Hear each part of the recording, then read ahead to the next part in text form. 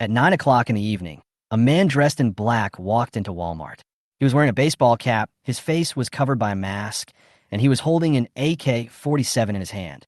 As soon as he stepped into the door, he raised his gun and fired several rounds into the air. Da-da-da.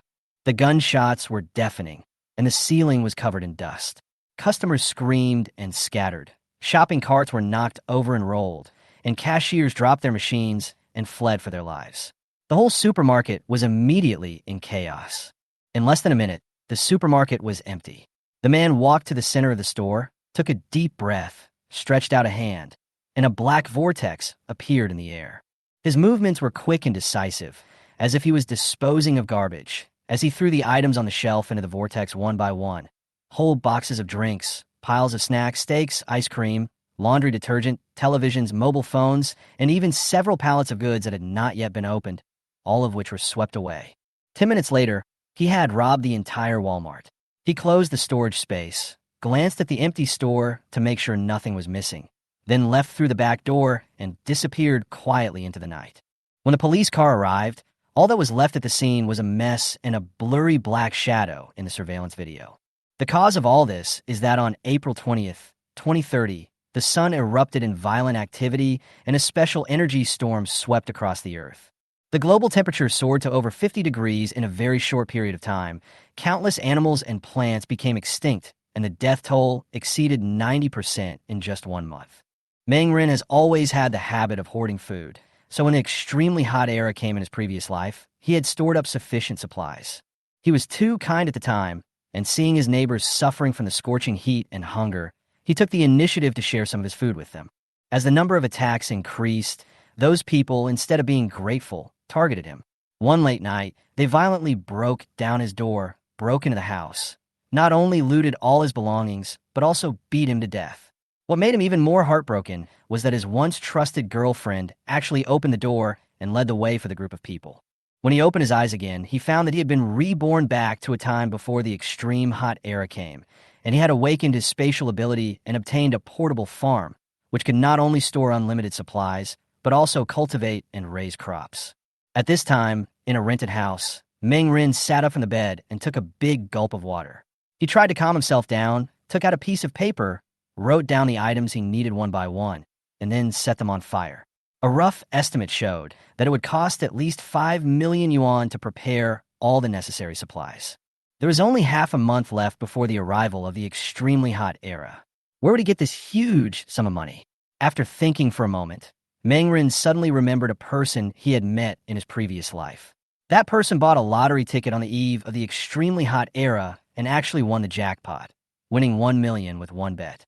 It was originally a lucky thing, but who knew that the extreme heat era came suddenly, and the man died in the heat and turmoil before he could enjoy his new life for a few days.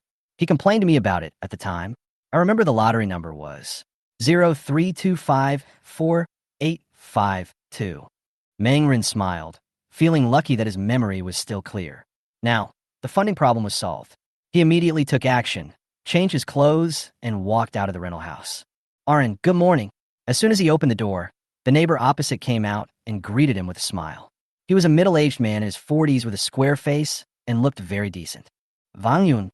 Meng heart was shocked, and he almost lost control of his emotions. The man in front of him was one of the people who killed him in his previous life. He remembered clearly that he had sympathized with Wang Jun because he had a wife and children and had given him a lot of supplies. But in that night raid, Wang Jun was among them, and he was the first to attack, hitting him hard on the head with a wooden stick in his hand. He still remembers the cruelty and greed at that moment. Meng smiled with a fake smile, his eyes suppressing murderous intent. "Good morning, Brother Wang. Are you getting ready for work too?" "Yes." Wang Jun still had a kind face. "Sometimes I really envy you. You don't have a wife and children to burden you, and you are free to do things." Meng sneered in his heart. He had already seen through the other party's true face, and now this hypocritical mask only made him feel disgusted. But he was not in a hurry for revenge. He wanted to taste and chew this fruit called revenge slowly. Meng said a few perfunctory words, and then separated from Wang Jun. Walking out of the community, he met many neighbors again. But he was tense and suppressed his anger throughout the whole process and did not talk to anyone. He hurried to the lottery station and without hesitation spent 10,000 yuan to buy 1,000 lottery tickets. This way, he could be sure to win the top prize of 10 million yuan. Not long after, he walked out of the lottery station with the lottery ticket with a look of anticipation on his face. But at this moment, a familiar voice came into his ears from the side. Meng Ren, why? Did you come out of the lottery station? The familiar voice almost made Meng Ren lose control of his emotions. He turned around and saw two women walking towards him, one of whom was Tian Wenxian. At this moment, Tian Wenxian was wearing a white casual outfit with a pair of black stockings wrapped around her legs, and her slender legs were particularly eye-catching. Her curvy figure was also unconcealedly displayed, immediately attracting the attention of passers-by. Tian Wenxian looks pure and lovely, and she is a college classmate of Meng Ren. In his previous life, he was bewitched by her pure appearance and pursued her hard. Who would have thought that such a seemingly kind woman actually hides a greedy and disgusting nature in her heart? In the last days of the world, Tian Wenxian suffered from heat stroke while searching for supplies outside and collapsed at the gate of the residential area where Meng Ren lived. Seeing that she was about to be killed by the scorching sun, Meng Ren felt pity and took her into the house to rescue her. After Tian Wenxian woke up, she was full of gratitude to him, and the two lived together for a month. Until one night, Tian Wenxian climbed into his bed, and they confirmed their relationship as lovers. After that, Tian Wenxian behaved extremely well, was gentle and considerate, and obeyed Meng Ren in everything. But Meng Ren never expected that this once warm and affectionate girlfriend would become an accomplice of the jackal in the future. He suppressed the murderous intent in his heart, walked forward, and forced a hypocritical smile on his face. It's you. I didn't expect to meet you here. Tian Wenxian and Xia Yu's eyes fell on Meng Ren, and both of them looked a little strange. Xia Yu said jokingly, Meng Ren, you actually buy lottery tickets? Are you hoping to get rich overnight and become successful? Xia Yu, don't say that. There's nothing wrong with Meng Ren buying lottery tickets. Tian Wenxian explained softly for Meng Ren, but if you look closely, you'll find that there's a hint of disgust and contempt in her eyes where she looked at Meng Ren. Listening to the two women's words, if it was the past Meng Ren, he would have blushed with shame. But now he has already experienced life and death and reincarnated, and his state of mind is completely different. He stared at Tian Wenxian, and he saw the contempt that could not be hidden. Meng Ren shrugged and admitted without hesitation, yes, I just want to get rich overnight. Every time the lottery is drawn, there will always be someone who becomes a millionaire or multimillionaire. Why can't that person be me? Ha ha! Xia Yu couldn't help laughing so hard that she almost bent over with laughter. Meng Ren, you are too funny. You actually have such fantasies. She turned to Tian Wenxian and said, Wenxian, look at this guy, he is so stupid. He doesn't even think about whether he has this fate. The contempt in Tian Wenxian's eyes became more and more obvious, but her tone remained gentle. Meng Ren, it's wrong for you to think like this. If you don't work hard, how can you change your destiny? I know your parents are gone, but that can't be an excuse for your downfall. You should work hard. If your parents were still alive, they would be sad to see you like this. If someone didn't know Tian Wenxian's true face, they would have been deeply moved by her words. She really knew how to be gentle. Meng Ren's heart was filled with sneers.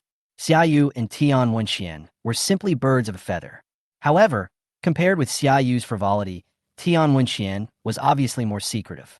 With her disguise, it was difficult for ordinary people to see through it. A hint of coldness flashed across Meng Ren's eyes. Originally, he just wanted to kill Tian Wenxian directly, but now it seems that it is too easy for her. How can he be willing to let a woman like her suffer? His eyes turned, and he had made up his mind. He showed a touched look on his face. Tian, thank you for your concern. I will definitely work hard to make money in the future. Just like you said, such a decadent life is really not what I want. This is the last time I buy a lottery ticket. I will never touch it again. Tian Wenxian nodded gently. It's great that you think so. We still have some things to do, so let's talk next time. She waved her hand and left with Xia Yu. Goodbye. We'll see each other again soon. Meng Ren watched the two leave. The touch of emotion on his face disappeared in an instant and was replaced by a face full of sarcasm and sneer. Tian Wenxian and Xia Yu quickly walked across the street. Xia Yu glanced back at Meng Ren and finally couldn't help but say, Oh my God, I'm so disgusted. Trash is trash, and he's still daydreaming. Did you hear what he said just now? He actually said we'll see each other soon. Haha, that really made me laugh. He didn't think we would take the initiative to look for him, did he?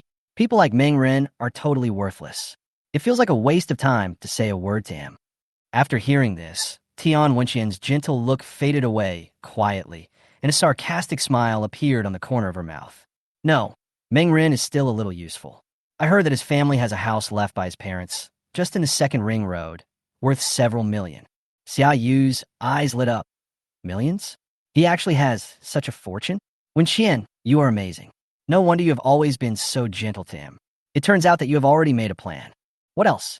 Meng Ren's only value lies in that house. Once he gets it, he will be completely useless, Tian Wenqian said calmly, as if she was just discussing what to eat for lunch. In a blink of an eye, 2 days passed, and it was finally the day of the lottery draw. In the morning, Meng Ren got up early and waited in front of the TV for the lottery draw. As the host read out the numbers one by one, Meng Ren immediately checked the lottery ticket in his hand, and his eyes flashed. Okay, I won. He was very excited. Even after deducting personal income tax, he could get 7 million in the end. This money was enough to support his next plan. He took a deep breath, tried to suppress his emotions, and then went out to the lottery center to claim the prize. As soon as he went out, he ran into Lu Mei, an old lady from the neighborhood committee who had just returned from buying groceries. She was still holding vegetables in her hands and looked at Meng Ren, who was smiling with confusion. Arin, why are you so happy? Did something good happen to you? Meng Ren stopped, smiling uncontrollably, and said excitedly, I won the prize, and it's 10 million. What? Lu Mei's eyes widened, and even the food in her hand fell to the ground. She then sneered. Arin, are you stupid? If you can win 10 million, then I can also win 100 million. Why would I lie to you? Look, the lottery ticket is right here. Meng Ren held up the lottery ticket. Seeing Meng Ren's confident look, Lu Mei was a little shaken. Her breathing became rapid. This is 10 million. This kid really has such good luck. 10 million is not a small amount. Lu Mei quickly denied this possibility in her heart. She didn't believe Meng Ren could be so lucky. Okay, Aunt May, I'm already old. How can you expect to win 10 million with that little luck? Do you think you can fool me with such nonsense? Lu Mei sneered, her tone full of sarcasm, and the look she gave Meng Ren was full of disdain. Hearing this, Meng Ren sneered in his heart. In his eyes, Lu Mei in front of him was eloquent and liked to make rumors and cause trouble. She was best at talking nonsense, and only 1 out of 10 words she said was true. She was especially good at saying bad things about people behind their backs. A few years ago, Meng Ren's parents died in a car accident. Lu Mei spread rumors that he was unlucky and had killed his biological parents. As a result, the whole community was talking about it, and people were talking about him behind his back. After the arrival of the extremely hot era in the previous life, Lu Mei was the first person to stir up chaos in the community. With the disguise and sweet talk she had practiced over the years, she bewitched 7 or 8 people to form a small group, specifically looking for excuses to rob and blackmail others. When she met Meng Ren by chance, she even identified him as an evil star and forced him out of the community. If Meng Ren had not locked the door tightly at that time, he would have fallen into her trap. At this time, his eyes flickered slightly, and he had quietly made a plan for revenge in his heart. Not long after, a slightly disappointed smile appeared on Meng Ren's face. Since you don't believe me, forget it. Since you have taken care of me for so many years, I wanted to give you a share of the 500,000 yuan bonus. Since you don't even have this little trust, then forget about the 500,000 yuan. As soon as he finished speaking, he turned and left. Lu Mei looked at his receding back, the sneer on her face becoming more intense. This kid is really a bad boy. He wants to cheat me with his little ability? What's the point of giving me 500,000 yuan? I'm afraid he just wants to blackmail an old woman like me. Fortunately, I saw through a long time ago. She muttered to herself and turned away triumphantly. Half an hour later, Meng Ren arrived at the lottery center. He walked in without any disguise or mask. I'm a first prize winner. How do I claim the prize? As soon as he said this, there was an uproar at the scene, and everyone's eyes were cast on him. The staff immediately stepped forward, and Meng Ren also calmly took out the winning lottery ticket. After verification, the other party's eyes flashed with envy. Sir, your lottery ticket is real. Congratulations on winning the first prize of this issue, with a total prize of 10 million. Wow, the scene was boiling again, and everyone was talking about it. Soon, reporters also rushed over after hearing the news, and swarmed around Mengren. Sir, what is your name? Why don't you wear a mask like other winners? A reporter asked curiously. Mengren smiled and said, My name is Mengren. As for not wearing a mask, I don't think it's necessary.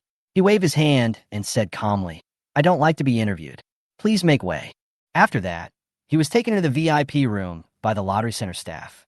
The reporters were very excited. A first prize winner without a mask was explosive news. The staff at the lottery center were also delighted.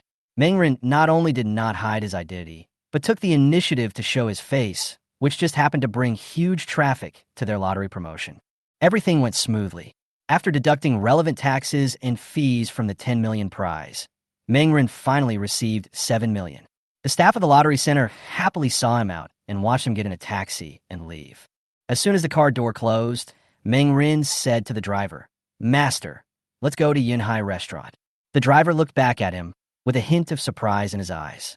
Yunhai Restaurant is the top high-end restaurant in the city, with an average consumption of more than 30,000. The customer in front of him was dressed in ordinary clothes, but he also went to such a place to eat. But he didn't ask any more questions. He stepped on the accelerator, and the taxi sped like an arrow, and soon stopped in front of Yunhai Restaurant. The doorman stepped forward quickly and opened the door for Mengren with a smile. Sir, welcome to Yunhai Restaurant. He bowed politely. Mengren took out 300 yuan as a tip and walked into the restaurant with his head held high. Under the guidance of the waiter, he chose a seat by the window, ordered the most expensive set meal, and added a bottle of imported red wine worth 10,000 yuan, with a total consumption of 54,000 yuan. Soon, exquisite dishes were served one after another, and the red wine was opened. The waiter poured him a glass. Mengren took a sip of the red wine and nodded secretly. The red wine worth 10,000 yuan was indeed worthy of its reputation. Anyway, the extreme heat era is coming soon, and by then, money will be nothing but waste paper. I should enjoy life before the end of the world comes. He thought to himself. Waiter! He waved again. A staff member walked over quickly and asked respectfully, Sir, what can I do for you? According to your hotel's standard set meal, I would like to order 100 servings. There was an uproar all around. 100 copies? This isn't a roadside food stall, but a high-end restaurant. Everyone looked sideways, staring at Mengren in disbelief. The waiter was stunned and looked at Mengren carefully, thinking he had heard wrongly. Sir, please don't make such a joke. Our ordinary set meal here costs 10,000 yuan. If you order 100 at a time, that's a full 1 million. Really? Is there any reason for your restaurant to refuse customers? Mengren said calmly, I'll pay a deposit of 200,000 first. Is that okay? As he spoke, he handed over his bank card. There was a sound of people sucking in their breaths of cold air all around. Just as the atmosphere was tense, a familiar voice suddenly came from not far away. Mengren, why are you here? Mengren looked up, and a sarcastic smile suddenly appeared on the corner of his mouth. It was really a narrow road for enemies to meet Tian Wenxian and Xiaoyu here. Of course I came here to eat and order a meal, by the way. He responded with a smile. Xiaoyu stared at Mengren in shock, while Tian Wenxian beside him was also stunned, with a look of disbelief in her eyes. Mengren, do you know where this is? This is Yunhai Restaurant. With your ability, do you dare to come here to consume? I remember that your monthly salary is only a few thousand yuan, right? A meal here costs at least several months' salary. You actually dare to open a bottle of top-notch red wine. As Xiaoyu spoke, his voice became a few decibels higher, and he could hardly believe his eyes. Mengren smiled lightly. I'm lucky. I won the first prize in the lottery 2 days ago. I won a full 10 million in one go. Ha ha ha! Xiaoyu laughed out loud on the spot, his face full of sarcasm and disdain, as if he had heard some huge joke. Mengren, you are so funny. How can you win the jackpot of 10 million? You might as well say that you sold the house to show off. She sneered, her words full of contempt. Tian Wenxian frowned and looked at Mengren. To her, Mengren's only value was the house. If the house was gone, his importance in her eyes would be greatly reduced. Mengren, did you really sell the house? She asked with a reproachful tone. The location of your house is so good, it will definitely appreciate in value in the future. How could you make the decision on your own without discussing it with me? She sighed, and her tone sounded as if she was disappointed in his success. I didn't sell the house. Mengren showed a bright smile on his face. I really won the first prize, 10 million. If you don't believe it, You can go and check out the latest news in Yanhai City. With the speed of those reporters, I think it should have been reported by now," he said with anticipation in his eyes. He couldn't wait to see their next expressions. Wasn't it because of this moment that he didn't accept the award with a mask on? What? Xiaoyu and Tian Wenqian were both surprised, seeing the serious and confident look on Meng Ren's face. They looked at each other, then took out their phones and quickly searched for local news in Yanhai City. Just after I clicked on a news front page, a conspicuous headline came into view. Loser Yu's luck is against the sky, and he won the first prize of 10 million yuan, and he turned the tide from then on. And under the headline, there was a big headshot of Meng Ren. "Impossible," Xia Yu exclaimed, and the entire page was almost occupied by this news. These reporters were really quick. It had been less than an hour since Meng Ren received the prize, and the news had spread everywhere. Behind this, I'm afraid the lottery center's promotion was indispensable. 10 million, you actually won. Xia Yu's face suddenly changed. Tian Wenqian's expression also changed. Originally, she looked at Meng Ren with disdain and contempt, but now it all disappeared, replaced by a face full of shock. 10 million. In a second-tier city like Yanhai City, this is definitely not a small number. Add to that the house in Meng Ren's hands. Doesn't that mean that this poor boy who was originally despised by her is now a rich man? The customers around were also shocked. It turned out that Meng Ren was not bragging when he said he wanted to order 100 meals. The waiter quickly reported this to the store manager, who came in person soon after with a warm smile on his face. "Sir, I'm the store manager of this store. Excuse me, did you want to order 100 meals just now?" "That's right." Meng Ren waved his hand casually. "The food here tastes good. I'm going to pack some to take back." His tone was understated, as if he was not eating in a high-end restaurant, but picking cabbage in the vegetable market. When the store manager heard this, he became even more excited. "No problem, sir. Don't worry. It will be ready for you on time in an hour at most." "Okay, remember to deliver to my house on time," Meng Ren said, handing over the address. The store manager nodded repeatedly, turned around, and went back to inform the kitchen. The kitchen immediately became busy. At this time, Xia Yu and Tian Wenqian's expressions became more exciting. What did they just hear? Meng Ren actually ordered 100 sets of meals in one go. Is this guy crazy? But as soon as they thought about it, their eyes changed immediately. "Meng Ren, congratulations on becoming a multi-millionaire. It looks like you won't have to worry about money anymore." Tian Wenqian blushed, straightened her clothes slightly, and then took the initiative to walk to Meng Ren and sat down. This had never happened before. Every time she saw Meng Ren in the past, she wanted to stay away from him. "It's only 10 million. Meng Ren said calmly. "I plan to deposit the whole money in the bank, and the annual interest will be about 200,000. This sentence immediately made Tian Wenqian's breathing quicken. Her annual income was only over 60,000 yuan, and she had to run around to earn it. She couldn't help but move closer to Meng Ren, and her eyes became gentler. Xia Yu, who was sitting opposite, was also overwhelmed with emotion when she heard this and immediately came over. "Meng Ren, you're so lucky.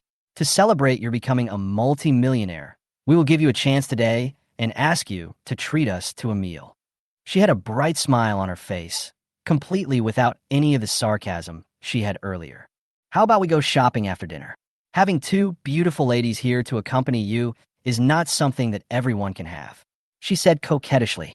Meng Ren smiled and narrowed his eyes.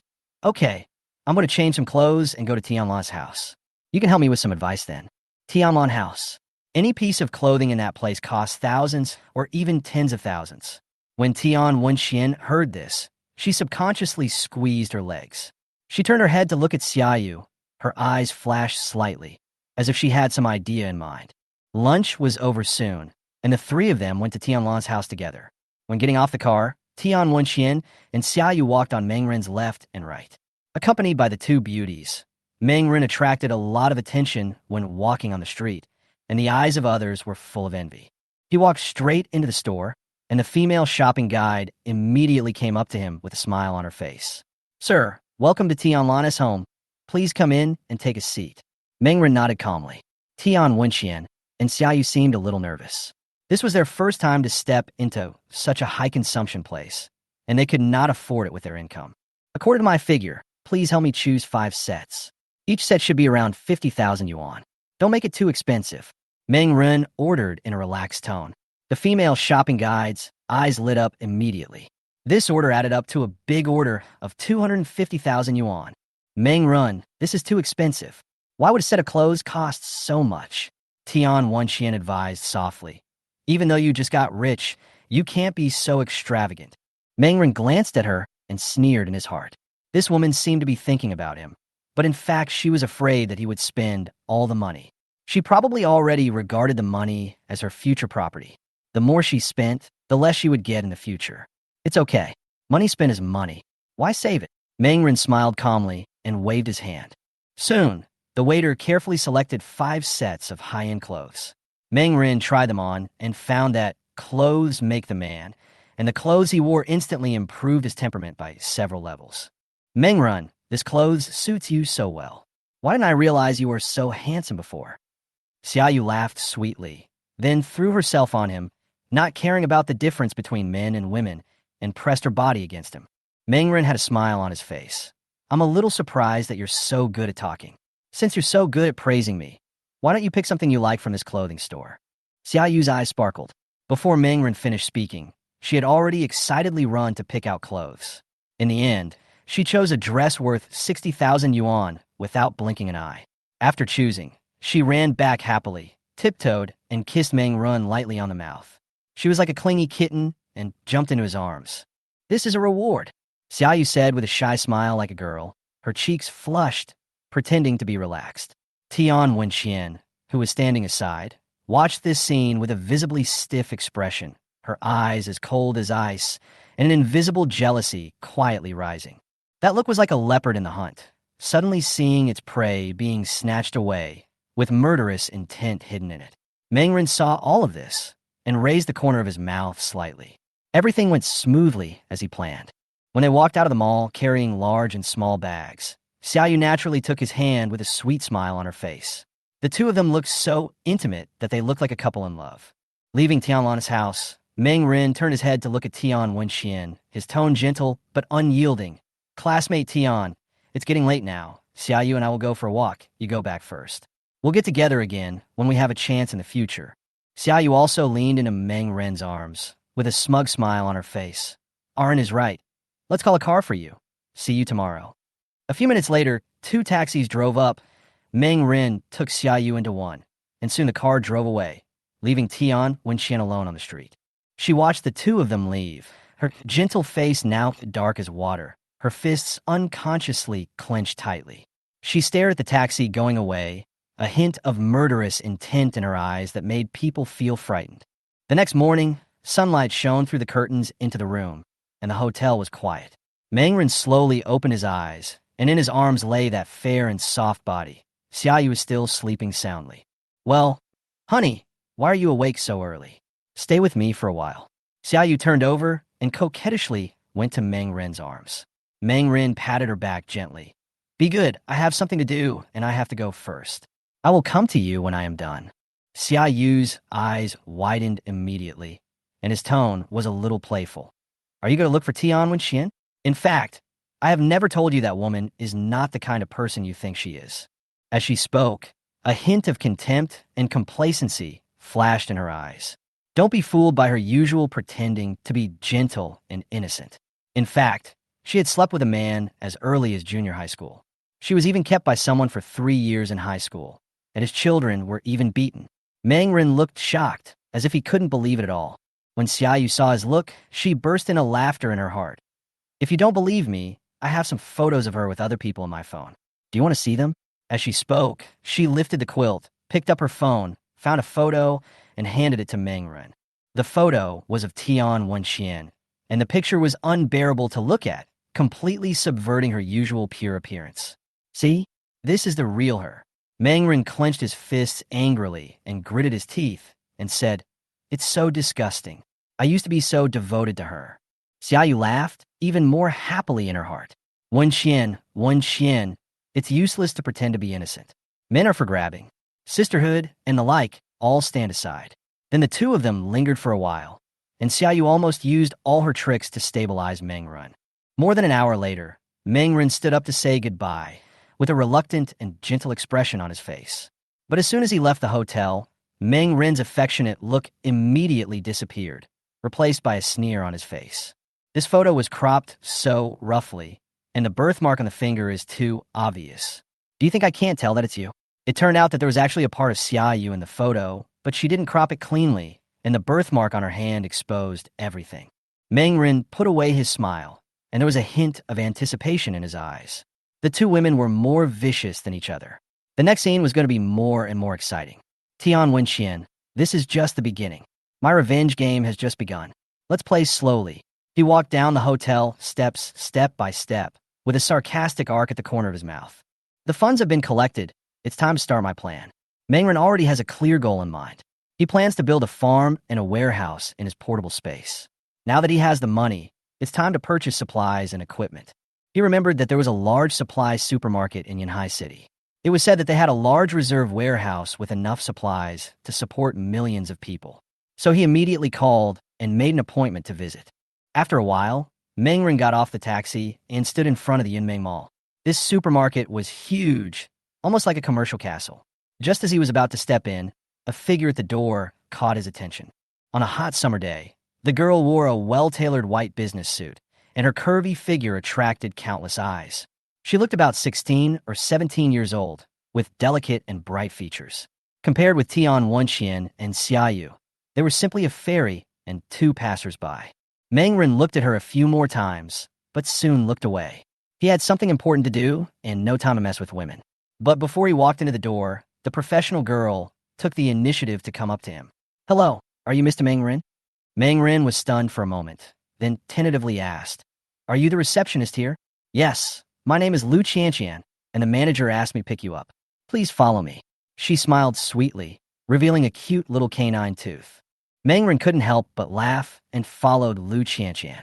From the back, the girl was young but had a slender figure, even more eye-catching than many mature women. The two walked through the mall and soon arrived at the office door. Lu Qianqian gently pushed the door open. A middle-aged man in a suit was sitting inside, seemingly waiting for them. "This is Mr. Meng, right? Please come in." As soon as the door opened, the receptionist came up to greet him warmly and took Mengren into the office. Inside the room, a man who looked to be in his 30s stood up and introduced himself as Zheng Min, the person in charge of Yunmeng Mall. He was smiling and looked quite friendly. Mengren didn't waste any words and went straight to the point, saying that he wanted to purchase a large number of supplies, not only food, but also seeds, medicines, clothes, water purifiers, etc. The list was very long. He said that the goods were worth about 20 million and that he could pay a deposit of 5 million immediately. He was frank, and there was no hesitation in his tone. An order of 20 million was not a small amount, especially for daily necessities. This surprised Zheng Min, who stared at Mengren for several times. The young man didn't look like a wholesaler, but rather like he was planning some big project or even opening a chain of supermarkets. However, Zheng Min quickly calmed down and nodded with a smile. He knew that the inventory of Yunmeng Mall could fully meet orders of this size. "No problem, I can arrange it." Zheng Min agreed on the spot. The conversation went smoothly, and the two signed the contract immediately. Mengren also paid 5 million as a deposit without hesitation. As for the remaining 15 million, he had already made a plan in his mind. He didn't plan to pay it at all. He knew that once the extreme heat era broke out and the world was in chaos, who would care about the contract and the final payment? At that time, money would be worthless, and survival would be the most important thing. Once the contract was signed, the materials were basically secured. Zheng Min smiled and told his secretary Lu Qianqian to send Mengren away, being quite polite to this straightforward big customer. Along the way, Lu Qianqian couldn't help but ask, "Mr. Meng, are you planning to open a large supermarket? You need so many things." Mengren didn't answer directly, but just smiled mysteriously, yes and no. Then he took out a piece of paper, wrote an address on it, and handed it to her. "Come to this address to find me in half a month. This may be your only chance to survive." He said it very seriously. His eyes were so serious that he didn't seem to be joking. Lu Qianqian blushed all of a sudden, thinking that Mengren was saying something ambiguous, and she got angry on the spot and was ready to question him. But when she saw Mengren's serious expression, she was stunned again. This didn't seem like flirting, but more like something really important. "Mr. Meng, are you kidding?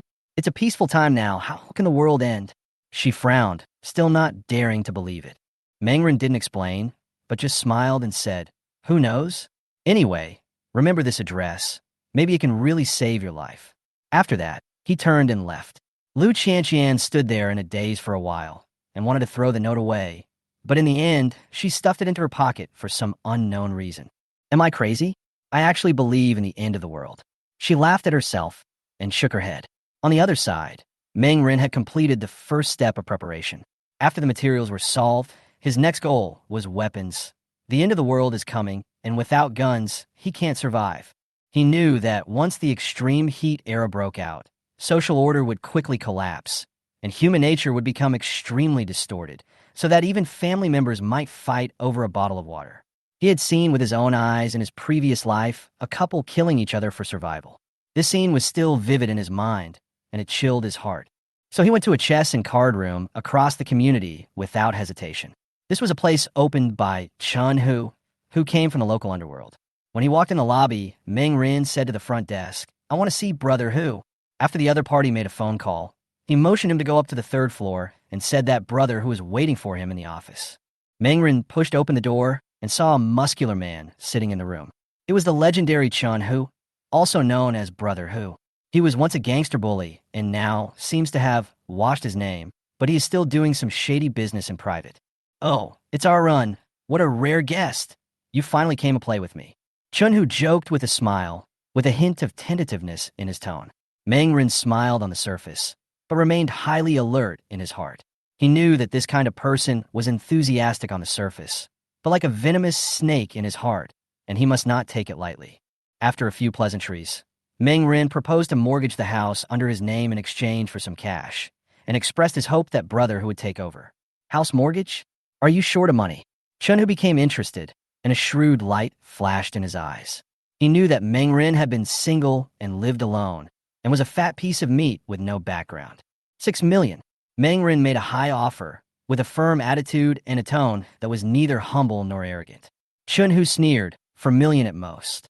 The two of them went back and forth, and finally agreed on a deal of 5 million, which would be credited to the account within 3 days. After the deal was done, Meng Ren made his second request. He wanted Brother Hu to help him get something special, and even made a gun gesture. Chun Hu's eyes suddenly tightened, and he stared at him without saying a word. "You kid, are you in trouble? Do you know how dangerous that thing is?" "Don't worry, you won't be involved." Meng Ren's expression was calm, but his tone was extremely firm. "I will leave this area next month and will not come back." Chun Hu was silent for a moment and looked at Meng Ren deeply, as if he really knew him for the first time. "Okay, since you are an old neighbor, I will help you this time. But I have to say this first, that thing is not cheap." "No problem." Meng Ren agreed without hesitation, and the two finalized the agreement on the spot. Meng Ren just finished his work and walked back to the community slowly. As soon as he entered the community gate, Lao Wang, the security guard, stopped him immediately as if he had heard something. "Arun, I heard that you won a big prize? Or 10 million. Old Wang's eyes looked as if they were about to burst into flames, full of envy and jealousy. Meng Ren said with a smile, "That's right, I didn't expect that I would actually win such a big sum. A lottery jackpot of 10 million yuan. Anyone would be excited to hear about it." And Lao Wang's breathing became rapid. Meng Ren continued to walk in, but he had already expected it. Sure enough, as soon as the news was exposed, the news of his winning spread throughout the community. He had just arrived home and hadn't even sat down when there was a knock on the door. Knock, knock. He walked over and saw that it was Lu Mei standing at the door, holding some fruit.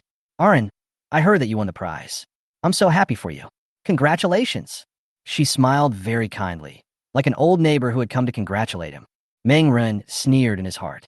He had just returned, and someone came to his door. He was not surprised that the news spread so quickly, but he did not expect Lu Mei to be so quick. "Oh, Aunt May, you are too polite.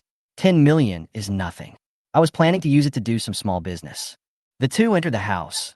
Lu Mei put down the fruit, exchanged a few pleasantries, and then changed the subject. "Arun, when you were a child, I took good care of you. You must remember this kindness in your heart." Meng Ren narrowed his eyes. Sure enough, this was the real purpose. Lu Mei continued to say that her son, who was not doing well, had a girlfriend who insisted on buying a house in the city before she would get married. But the girl also specified that it must be a house within the second ring road of the city. They went to inquire about the current housing prices in that area, and the price of a house was at least 6 million. "Arun, since you won so much, please help Aunt May and lend us some money. Meng Ren listened with a smile on his face, but the smile was obviously colder. Aunt May, how much do you want to borrow? Lu Mei was not vague at all. 6 million is enough. Once we buy the house, we will renovate it ourselves and won't bother you. This was said lightly, but Meng Ren sneered in his heart. Although 10 million sounds like a lot, after tax deduction, there is only 7 million left. She asked for 6 million right away. She's really greedy. Not to mention her son Lu Hua, who was in his 30s and idled all day long. He also liked to do shameful things. Once he stole a watch worth 100,000 yuan. When the owner came to his house, he refused to admit it, and Lu Mei even helped him to make a scene and beat him up. Meng Ren avoided such a family. Aaron, you can't spend that much money anyway, so it's okay to lend us some. Don't worry, we will definitely pay you back 7 million, including principal and interest. Lu Mei said as she did not notice the coldness on Meng Ren's face at all. Meng Ren's eyes suddenly turned, and he had an idea in his mind. Aunt May, 6 million is not a small amount. He pretended to be embarrassed. Hearing this, Lu Mei's face was not right. Don't you have money? You are not willing to lend this little. Meng Ren slowly opened his mouth and revealed a secret. In fact, I was able to win 10 million because I spent money to get access to the internal connections of the lottery center. So, I do have some inside information in my hands. After hearing this, Lu Mei's eyes lit up and she almost stood up in excitement. Aaron, you even know the next lottery number? Almost, but this kind of relationship is hard to get. It cost me 500,000 yuan to do it. If you really want, you can also go this route, but you have to pay for it yourself. Liu Mei was tempted. Although she knew that 500,000 was a lot, she started to calculate in her mind that the return would be 10 million. Aaron, how about you pay for it first? I will pay you double when I win the prize. Meng Ren spread his hands and said with embarrassment, I have invested all my money, and now I only have tens of thousands of yuan. So, you have to raise the 500,000 yuan yourself. Lu Mei thought about it for a long time and finally agreed. Okay, I will find a way. You must help me stabilize this line. Don't worry, I'll wait for you for 3 days at most. Lu Mei said goodbye and left in a hurry. Looking at her back, Meng Ren sneered. 500,000 is not a small matter for her. She has to scrape together the money, which will probably take a lot of trouble. But this was just foreplay. What Meng Ren really expected was the look on her face after she knew she was cheated. Ha ha! He was already laughing wildly in his heart. Lu Mei's matter was just a small episode, and Meng Ren quickly regained his composure. At this time, there were still 12 days before the end of the world. All he had to do was wait patiently. Suddenly, the phone rang. Meng Ren picked up the phone and saw that it was Tian Wenxian calling. Aaron, where are you? Tian Wenxian suddenly sent a message, her tone a little hurried. Then, she sent another message. Are you free at noon? Let's go out for dinner. This was the first time she took the initiative to ask for a meeting. Meng Ren narrowed his eyes slightly, with a hint of amusement on his lips. Sorry, I have to go out with Xiaoyu this afternoon. Let's do it another day. This answer made Tian Wenxian speechless for a moment, and it took a long time for her to utter. Are together? Meng Ren smiled and said jokingly, not yet, but soon. He had long guessed that Tian Wenxian would call him, and this initiative to contact him was actually within his expectations. He really wanted to see how she would react to this situation. Actually, there's something I didn't say before. It's about Xiaoyu. Tian Wenxian's tone became serious. If you really want to date her, you better think twice. She's not someone you can easily get along with, and she's not suitable for you at all. After that, she sent a photo. Meng Ren opened it and immediately said to himself, wow. In that photo, Xiaoyu was naked without any cover, which was much more explosive than the half photo she showed Meng Ren before. Xiaoyu had deliberately covered up a part before, but now Tian Wenxian had completed that part. These two sisters really have a lot of tricks up their sleeves. Although he had seen through it all, Meng Ren pretended to be shocked. Is this Xiaoyu? Yes, this is the real her. She is not worthy of you at all. Don't be fooled. Tian Wenxian's tone was full of anxiety. Meng Ren responded angrily. It's really abominable that I was deceived so badly. Seeing this, Tian Wenxian immediately became gentle. You are still young. It is normal to make the wrong choice. How about I go to your house to take care of you in the next few days since I have nothing to do? Meng Ren nodded in agreement, but still added, okay, but let's do it a few days later. I have something else to do recently. The moment he hung up the phone, the angry expression on Meng Ren's face instantly disappeared, replaced by a cold smile. He already knew what was going on. When he pursued Tian Wenxian for 3 years, she never gave him a clear attitude, and she didn't even hold his hand. But now that he has money, her attitude has changed drastically. Not only did she contact him, she even asked to come to his house to take care of him. Take care? Isn't this just a euphemism for cohabitation? Meng Rin snorted in his heart. Reality is indeed more exciting than TV dramas. But if she comes, that's even better. This game has just begun. It will be interesting when the actors are in place. 5 days passed in a flash. In the morning, Chunhu called and said that the weapons were ready. Meng Rin's eyes flashed with a cold light, and he quickly got up and went to the chess and card room to get the goods. There were many people in the community on weekends, and the garden was very lively. When Meng Rin walked by, many people looked at him with complicated eyes, and some people whispered, "Look, isn't that Meng Rin? I heard that he won a lottery worth tens of millions. He is simply the chosen one. Don't you know?" Lu Mei said that he got this luck at the cost of his parents. Indeed, he was unknown before, but he won the jackpot right after his parents passed away. It's so strange. These words were clearly heard by Meng Rin, and his face instantly darkened, and his eyes became as cold as a knife. Lu Mei, you are really good at making up stories. He cursed in a low voice, gritting his teeth, his eyes gloomy. A few days ago, Lu Mei came to ask him for help, but now she turned around and made up rumors. A dog can't spit out ivory. But now is not the time to get angry. He suppressed his anger because he knew that if he did it, it would attract police investigation, which would be extremely detrimental to his next plan. He walked quickly into the card room, took the backpack, and left quickly. The bag contained 2 1911 pistols, 200 rounds of ammunition, a compound bow, and 100 arrows. With these weapons, he would be able to handle any unexpected events in the future. After returning home, he locked the doors and windows and carefully took out the equipment for inspection. When he held the pistol in his hand, the cold metal touch made him feel more at ease than ever before. It's a pity that there are too few bullets. 200 rounds are not enough. He frowned and muttered. Then he entered his personal space with a thought. He picked up a stone as a target and tried to practice shooting. The first shot missed the target. Meng Rin looked a little embarrassed and could only comfort himself. It's normal to miss the target for the first time. He knew that if he really encountered a dangerous situation, he would need some shooting skills, so he had to practice now. A few days later, Zhang Min finally called and said that all the supplies he ordered were ready. Meng Rin immediately rushed to the neighborhood committee, rented a warehouse, and notified Zhang Min to start transporting goods. Soon, 20 large trucks drove into the community one after another. The scene was very shocking and attracted many residents to watch. Everyone was talking about it, with faces full of astonishment. What's going on? Who bought so many things? I heard it was Meng Rin. Really? Judging from the situation, how much did it cost? The security guard Lao Wang was also stunned, while Meng Rin calmly appeared in the crowd and walked straight to the front of the motorcade.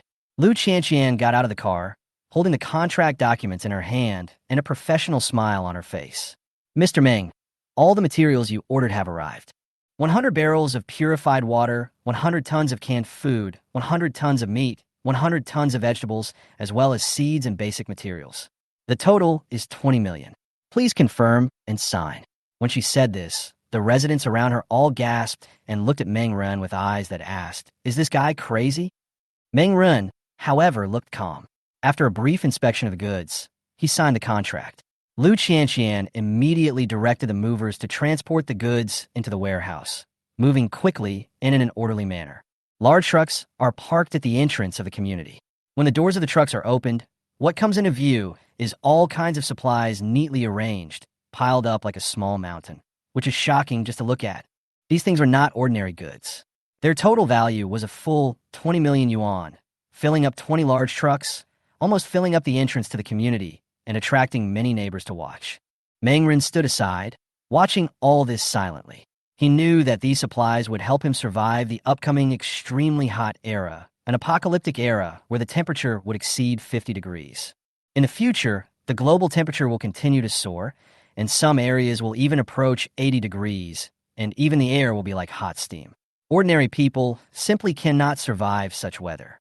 The porters shuttled back and forth, moving boxes of supplies from the trucks into the private warehouse that Meng Rin had prepared long ago. These people worked quickly, but they couldn't help but become curious. The neighbors in the community were even more stunned.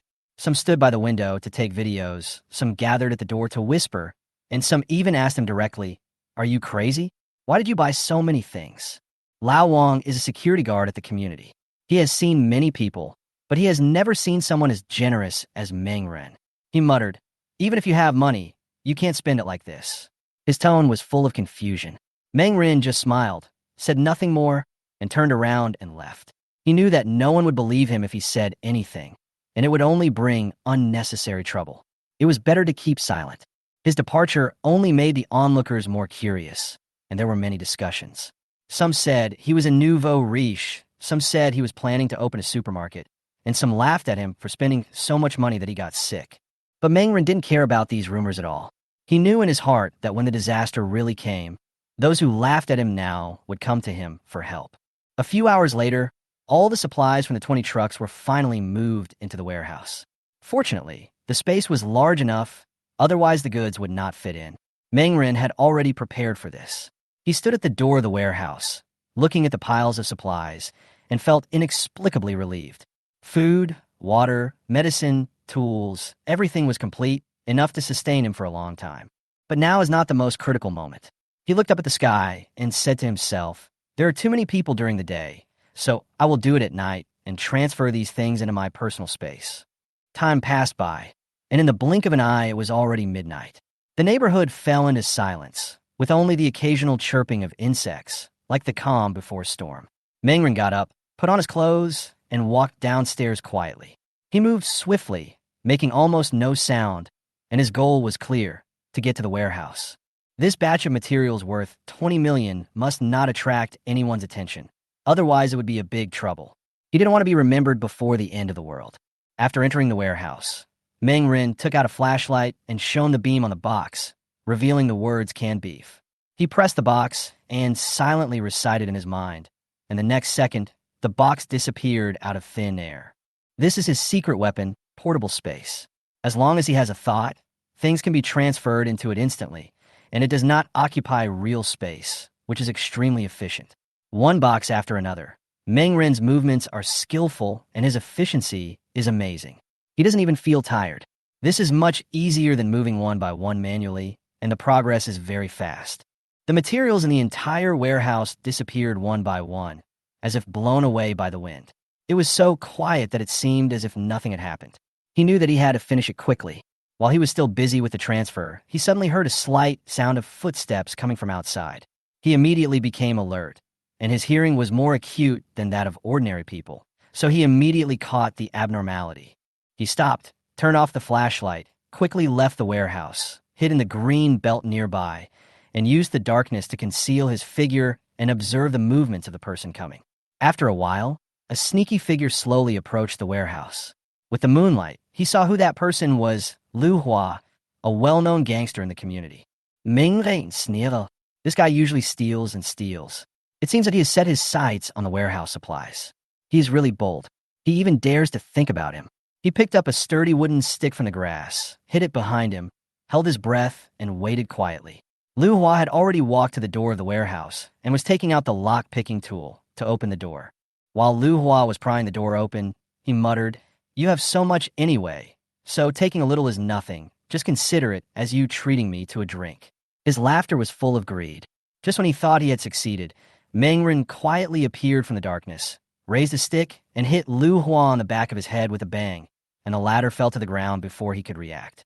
Meng Ren sneered as he dragged Lu Hua to a nearby lawn and left him there, whispering, "You should be thankful that I didn't kill you. I'll slowly settle the score with you when you wake up." The next morning, the community garden was bustling with activity.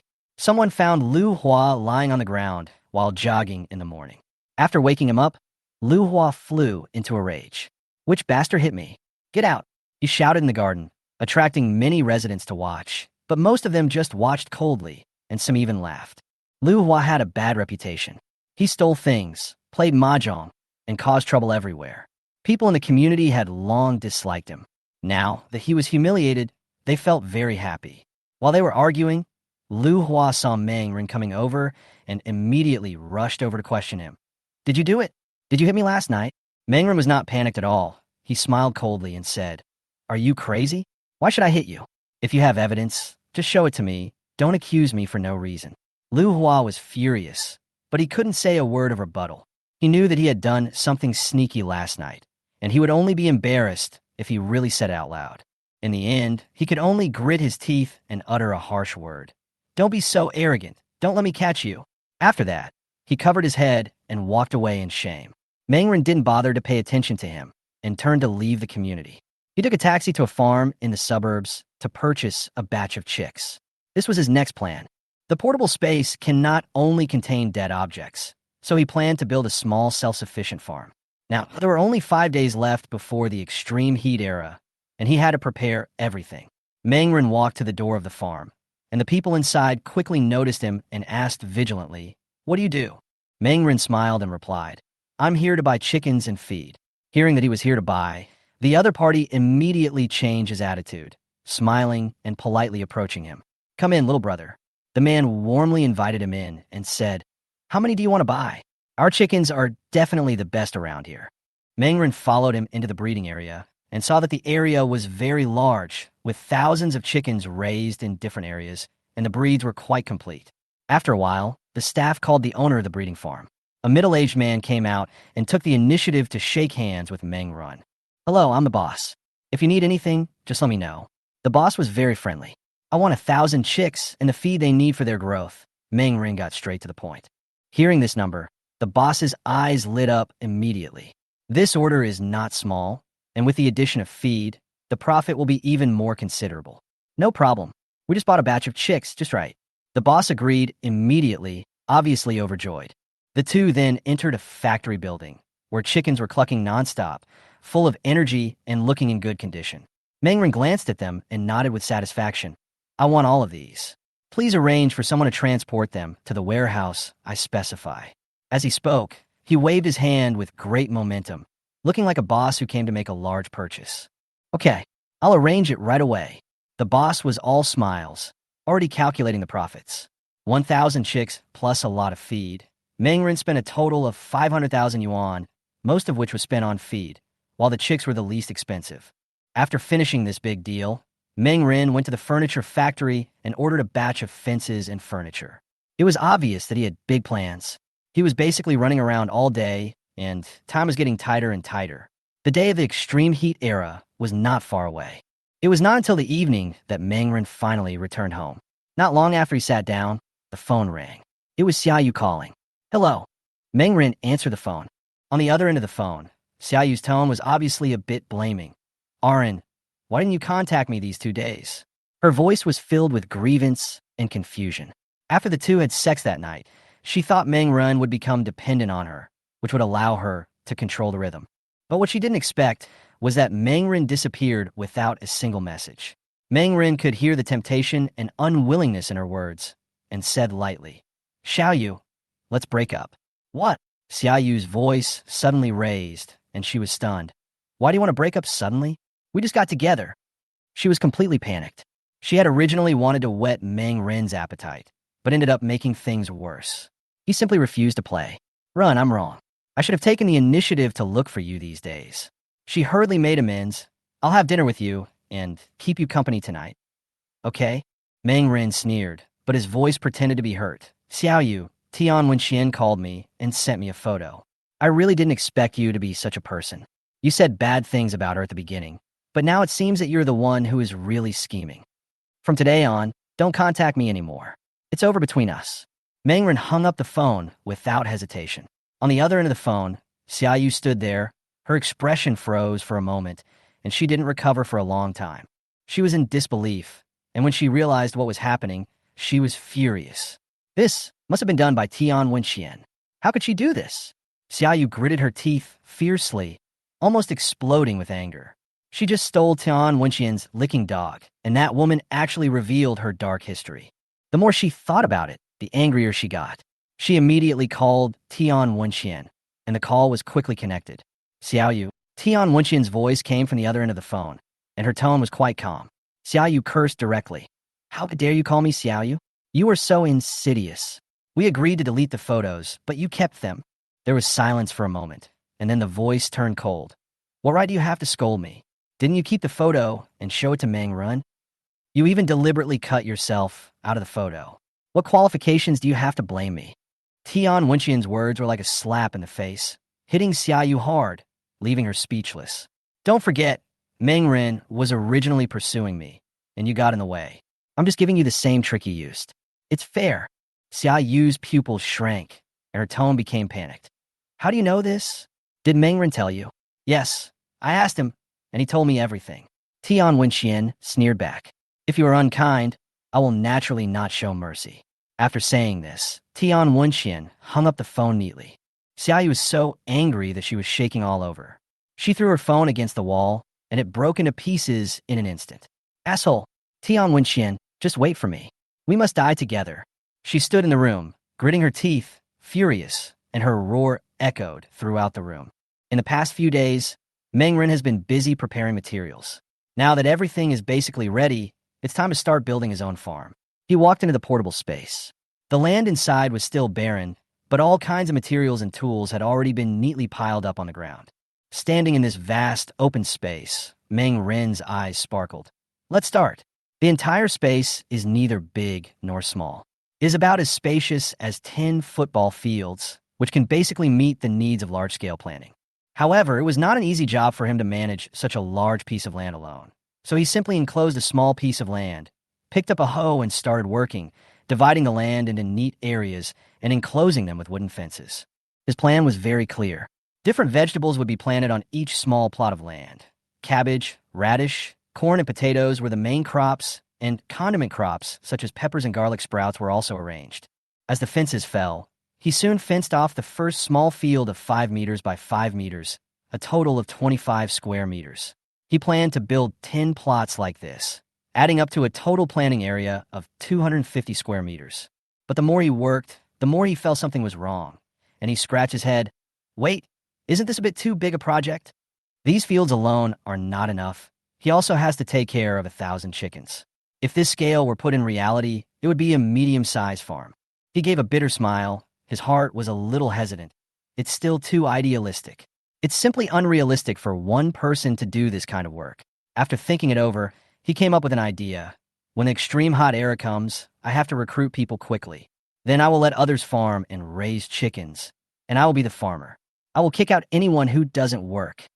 Imagining that scene, the corners of his mouth raised, and his expression was much more relaxed. He had enough confidence. This portable space was like spring all year round, warm in winter and cool in summer. No matter how bad the environment outside was, it would still be as comfortable as heaven. If someone knew they could live here in the future, they would kneel down to come in, because there would be no shortage of work. In the next 3 days, Meng Ren barely slept, busy building the farm and chicken coop in the space, building fences, turning the soil, and tidying up the area, having a lot of fun. 3 days later, he finally built the preliminary framework of the farm. The entire area was about 2,000 square meters, half of which, or 1,000 square meters, was reserved for the chickens. He also specially piled bags of feed next to the chicken coop and only needed to spread it once a day, which was basically enough for them to eat. Thousands of chicks gathered together, all furry and fluffy. Fortunately, the climate in the space was stable, so it was okay for them to sleep on the ground. He divided the remaining 1,000 square meters into 40 small plots, each of which was 25 square meters, to grow various vegetables. It took 2 full days to plant these crops, but when he looked at the whole green area, he felt a great sense of accomplishment. But the biggest surprise was yet to come. On the first day of planting the crops, he suddenly found that the cabbage seeds had sprouted and grown. Meng Ren's eyes lit up in amazement. There is actually an effect of accelerating the growth of crops in this space. He tried to estimate that the speed was about 3 times that of the outside world. In other words, a crop of cabbage can be harvested in about 20 days. Leeks and other vegetables are even more powerful, and it may not be a problem to harvest them every 2 days. Meng Ren was so happy that he couldn't close his mouth. He said good 3 times with a satisfied smile on his face. With this function, the problem of eating vegetables was completely solved. He suddenly had an idea. I wonder if chickens can also grow faster? If so, there will be no shortage of meat. With the farm, the next task was to wait for the arrival of the extreme heat era. He looked at the time and saw that there were only 2 days left. He packed up, changed his dirty clothes, and went to the bathroom to take a shower. As soon as he came out, there was a knock on the door. "Aaron, are you home?" It was Lu Mei's voice.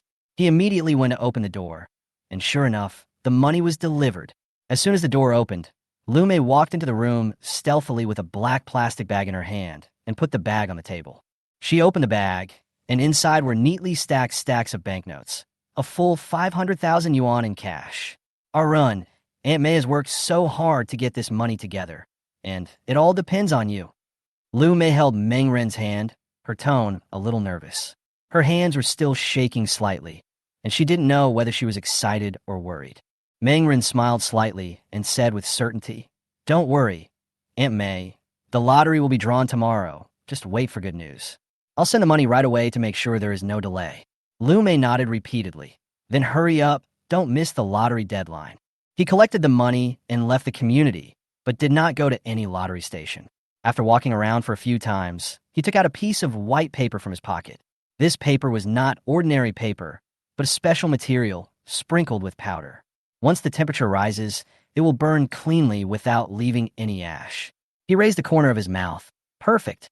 After returning to the community, he handed the note with the number written on it to Lu Mei. Lu Mei took the note and looked as excited as if she was holding gold. "Aunt May, you have to keep this paper. I will not be responsible if you forget the number." Meng Rei reminded. "Don't worry, I will definitely hide it." Lu Mei carefully put the note into her pocket. Her expression was so solemn. Looking at her leaving back, Meng Ren couldn't hide his smile. The good show is about to begin again. Lu Mei rushed to the lottery station in a hurry, and she didn't even catch her breath. When she arrived, she said breathlessly, "I want to buy 1,000 tickets." The staff was stunned for a moment. 1,000 tickets cost 100,000 yuan, and few people would buy so much at once. However, the process was the same as before, and the lottery ticket was soon printed and handed to Lu Mei. "The lottery will be drawn at 12 noon tomorrow," the staff reminded. Lu Mei took the lottery ticket, and her face instantly turned red like a boiled shrimp, as if 10 million yuan was about to fall into her pocket. She looked around, fearing that someone might be plotting against her, and quickly put the lottery ticket in her pocket, being extremely vigilant. When she got home, her son Lu Hua also came back. "Mom, where have you been? Brother who said you borrowed 600,000 yuan from him. Why did you borrow so much?" Lu Hua frowned. Lu Hua's eyes were full of doubts. 600,000 was not a small amount. He had nothing all day and had no proper job. His family depended on Lu Mei's salary, and she only earned 3,000 yuan a month working in the neighborhood committee. But now, Lu Mei actually borrowed 600,000 yuan from a loan shark, and the interest on the money was so heavy that she couldn't breathe.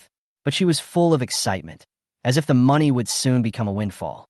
"Ahua, once the money arrives tomorrow, you could buy a house." Lu Mei's tone was full of excitement. Lu Hua was stunned, with shock in his eyes, wondering why his mother suddenly said she was going to get rich. Seeing Lu Hua's doubts, Lu Mei immediately told him the secret deal between herself and Meng Ren, and proudly took out the thick lottery ticket. She bought 100,000 lottery tickets in one go, and said it was an insider number that was sure to make money. "Once the prize is drawn tomorrow, we can get 10 million. Lu Mei said as she imagined how to use the huge sum of money. After hearing this, Lu Hua's eyes lit up. "Is this really a good thing? Mom, if this is true, then we are really lucky." Lu Mei patted her chest and assured that the information given by Meng Ren was absolutely reliable, and she also swore that the bonus was already in her pocket. Lu Hua nodded repeatedly, with uncontrollable joy on his face. But he also had some calculations in his mind, and his eyes became a little gloomy. "Mom, I think this could be a long-term business. Meng Ren's business must not be exposed. If he doesn't want to be exposed, we can always ask him for the number in the future. This is more than 10 million. We're going to make a fortune." Lu Mei also understood. Her eyes lit up, and the mother and son looked at each other. The excitement in their hearts was simply hard to conceal. The next morning, before dawn, Lu Mei dragged Lu Hua to the lottery center. The door was not open yet, so the two could only wait outside the door, counting the seconds as they passed, feeling nervous and excited. There were many people waiting for the prize draw, but no one was as confident as them. Lu Mei glanced at the crowd, feeling secretly proud, as if she was about to become a multimillionaire. At noon, it was finally time for the prize draw. "The prize has been drawn," someone in the crowd shouted excitedly. Lu Mei jumped up from her chair and rushed to the prize redemption window, her face full of pride as if she had won. I want a big prize of 10 million. Give me the money, she shouted very loudly, which immediately attracted a lot of attention. The onlookers immediately talked about it. Many of them were envious, and some were full of doubts. Lu Mei and Lu Hua stood in the crowd, as if they had already entered the rich life in advance. The staff member took the lottery ticket and swiped it on the machine, but frowned and his tone suddenly changed. Madam, your lottery ticket did not win the prize. This sentence was like a bolt from the blue, and the smile on Lu Mei's face froze instantly. Lu Hua jumped up on the spot, his emotions suddenly out of control. Are you kidding? My mother clearly won 10 million. Are you blinded by the money and don't want to give it to us? The staff member returned the lottery ticket calmly and explained in a calm tone. You can check the numbers yourself. They are not correct at all. Lu Hua did not believe it and immediately picked up the lottery ticket to compare it with the big screen. But the more he looked, the more disappointed he became. The numbers were completely different. There was no similarity at all. He muttered to himself, impossible. This is impossible. Lu Mei also came over to take a look and found that none of the numbers matched. Her face turned pale instantly. How could this be? How could it be that I didn't win? She asked in a trembling voice. At this time, the people around couldn't hold back any longer. It turned out to be a daydream. I thought I really won the jackpot. The lottery hall was filled with laughter, and the sound of ridicule and mockery was endless. Lu Mei's face was extremely ugly, and she could hardly stand. Didn't they say that we would definitely win? We spent 500,000 yuan to buy the numbers. Lu Hua still didn't give up and yelled at the staff. The staff spread their hands and said, It's impossible for us to sell the winning numbers. You've been deceived. Cheated. These 3 words hit Lu Mei's mind like a hammer. She froze, her face as pale as paper, and the debt of 600,000 yuan appeared before her eyes, almost suffocating her. Meng run, she murmured, her eyes full of anger. Then, with a scream, she fainted on the ground, clutching her chest with both hands. Mom! Lu Hua quickly hugged her, looking panicked. He finally realized that this was all a scam. The 600,000 yuan was all gone, and Meng Run was the mastermind behind it all. His face instantly became distorted, and the flame of revenge burned in his eyes. Meng Run, I will never let you go. He gritted his teeth and said. Meanwhile, Meng Run, who was far away, was lying comfortably on the sofa at home. The TV was showing the latest lottery results, and he smiled easily, as if everything was under control. I guess Lu Mei and her son should be going crazy at the lottery center now. He curled his lips and smiled very proudly. 600,000 is a fortune for them, but for Meng Ren, it is just an investment.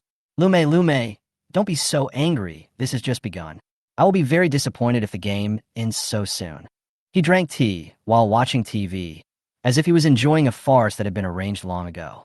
In the afternoon, the last batch of goods that Meng Rin purchased online finally arrived. A fully loaded truck slowly stopped at the gate of the community. The driver got off the car and made a phone call. A few minutes later, Meng Rin jogged down from upstairs in slippers. Seeing this, old Wang at the gate of the community couldn't help but sigh. This kid has been receiving express deliveries almost every day recently, and each time they are large items. He was both envious and puzzled, wondering what kind of strange things he had bought. A whole truckload of things like moving a warehouse. The driver stepped forward and handed over a list. Mr. Meng, the lithium batteries, air conditioners, refrigerators, generators, and gasoline you ordered have arrived. Please sign. Meng Rin took the documents and signed his name in a few strokes. Then, the driver and several workers began to unload the cargo, which included 50 large-capacity lithium batteries, 100 barrels of gasoline, and 10 high-power air conditioners and refrigerators, almost filling the entire carriage. The workers were very efficient and quickly moved the items into the underground warehouse. The neighbors passing by looked at the scene and couldn't help but talk about it. Some people murmured sourly that Meng Rin had too much money to burn. Some people even said that Meng Rin was crazy and that if he squandered all the 10 million yuan, he would have to beg for a living. But Meng Rin didn't take these rumors seriously and continued to arrange for the workers to move everything. After everyone left, he immediately transferred the supplies to his portable farm space. Looking at the neatly stacked resources, he showed a satisfied look in his eyes and whispered to himself, The last batch of resources has also arrived. The sun's energy will explode tomorrow. The end of the world is really coming. Mangren stood in front of the warehouse, a hint of coldness flashing in his eyes. The memory of the disaster in his previous life was returning to his mind little by little. The next morning, everything was normal in the community. Everyone went to work, cooked, and picked up their children as usual. No one realized that a disaster was about to happen. Everything seemed calm until noon, when the weather suddenly became extremely hot and humid. The sky looked like it was on fire, with a fiery red sun hanging in the sky, and the flaming sunlight shining down, as if the entire city was shrouded in a heat wave. The air seemed to begin to distort, and the ground seemed to be steaming. At noon, the temperature exceeded 45 degrees, making it hard to breathe. Some people walked on the street and complained that the weather was like being in a steamer, and even standing under the shade of a tree was unbearable. There were obviously fewer people on the road, as no one wanted to go out in such high temperatures. The streets were deserted. Even the supermarkets that were usually the busiest were deserted, and many shops were simply closed. At this time, Mangren was leisurely staying at home. The air conditioner in the room was turned on very high, and the cold wind was blowing. The temperature in the room was stable at 23 degrees. He lay on the sofa, holding an iced watermelon in his hand, feeling extremely comfortable. The news channel reported a weather report. According to the latest observations from the Meteorological Bureau, the country will usher in a rare heat wave today. The temperature will continue to rise, and the highest temperature is expected to be close to 50 degrees. Please try to avoid going out. Even though the air conditioner was on in the studio, the host couldn't help but sweat dripping down his forehead.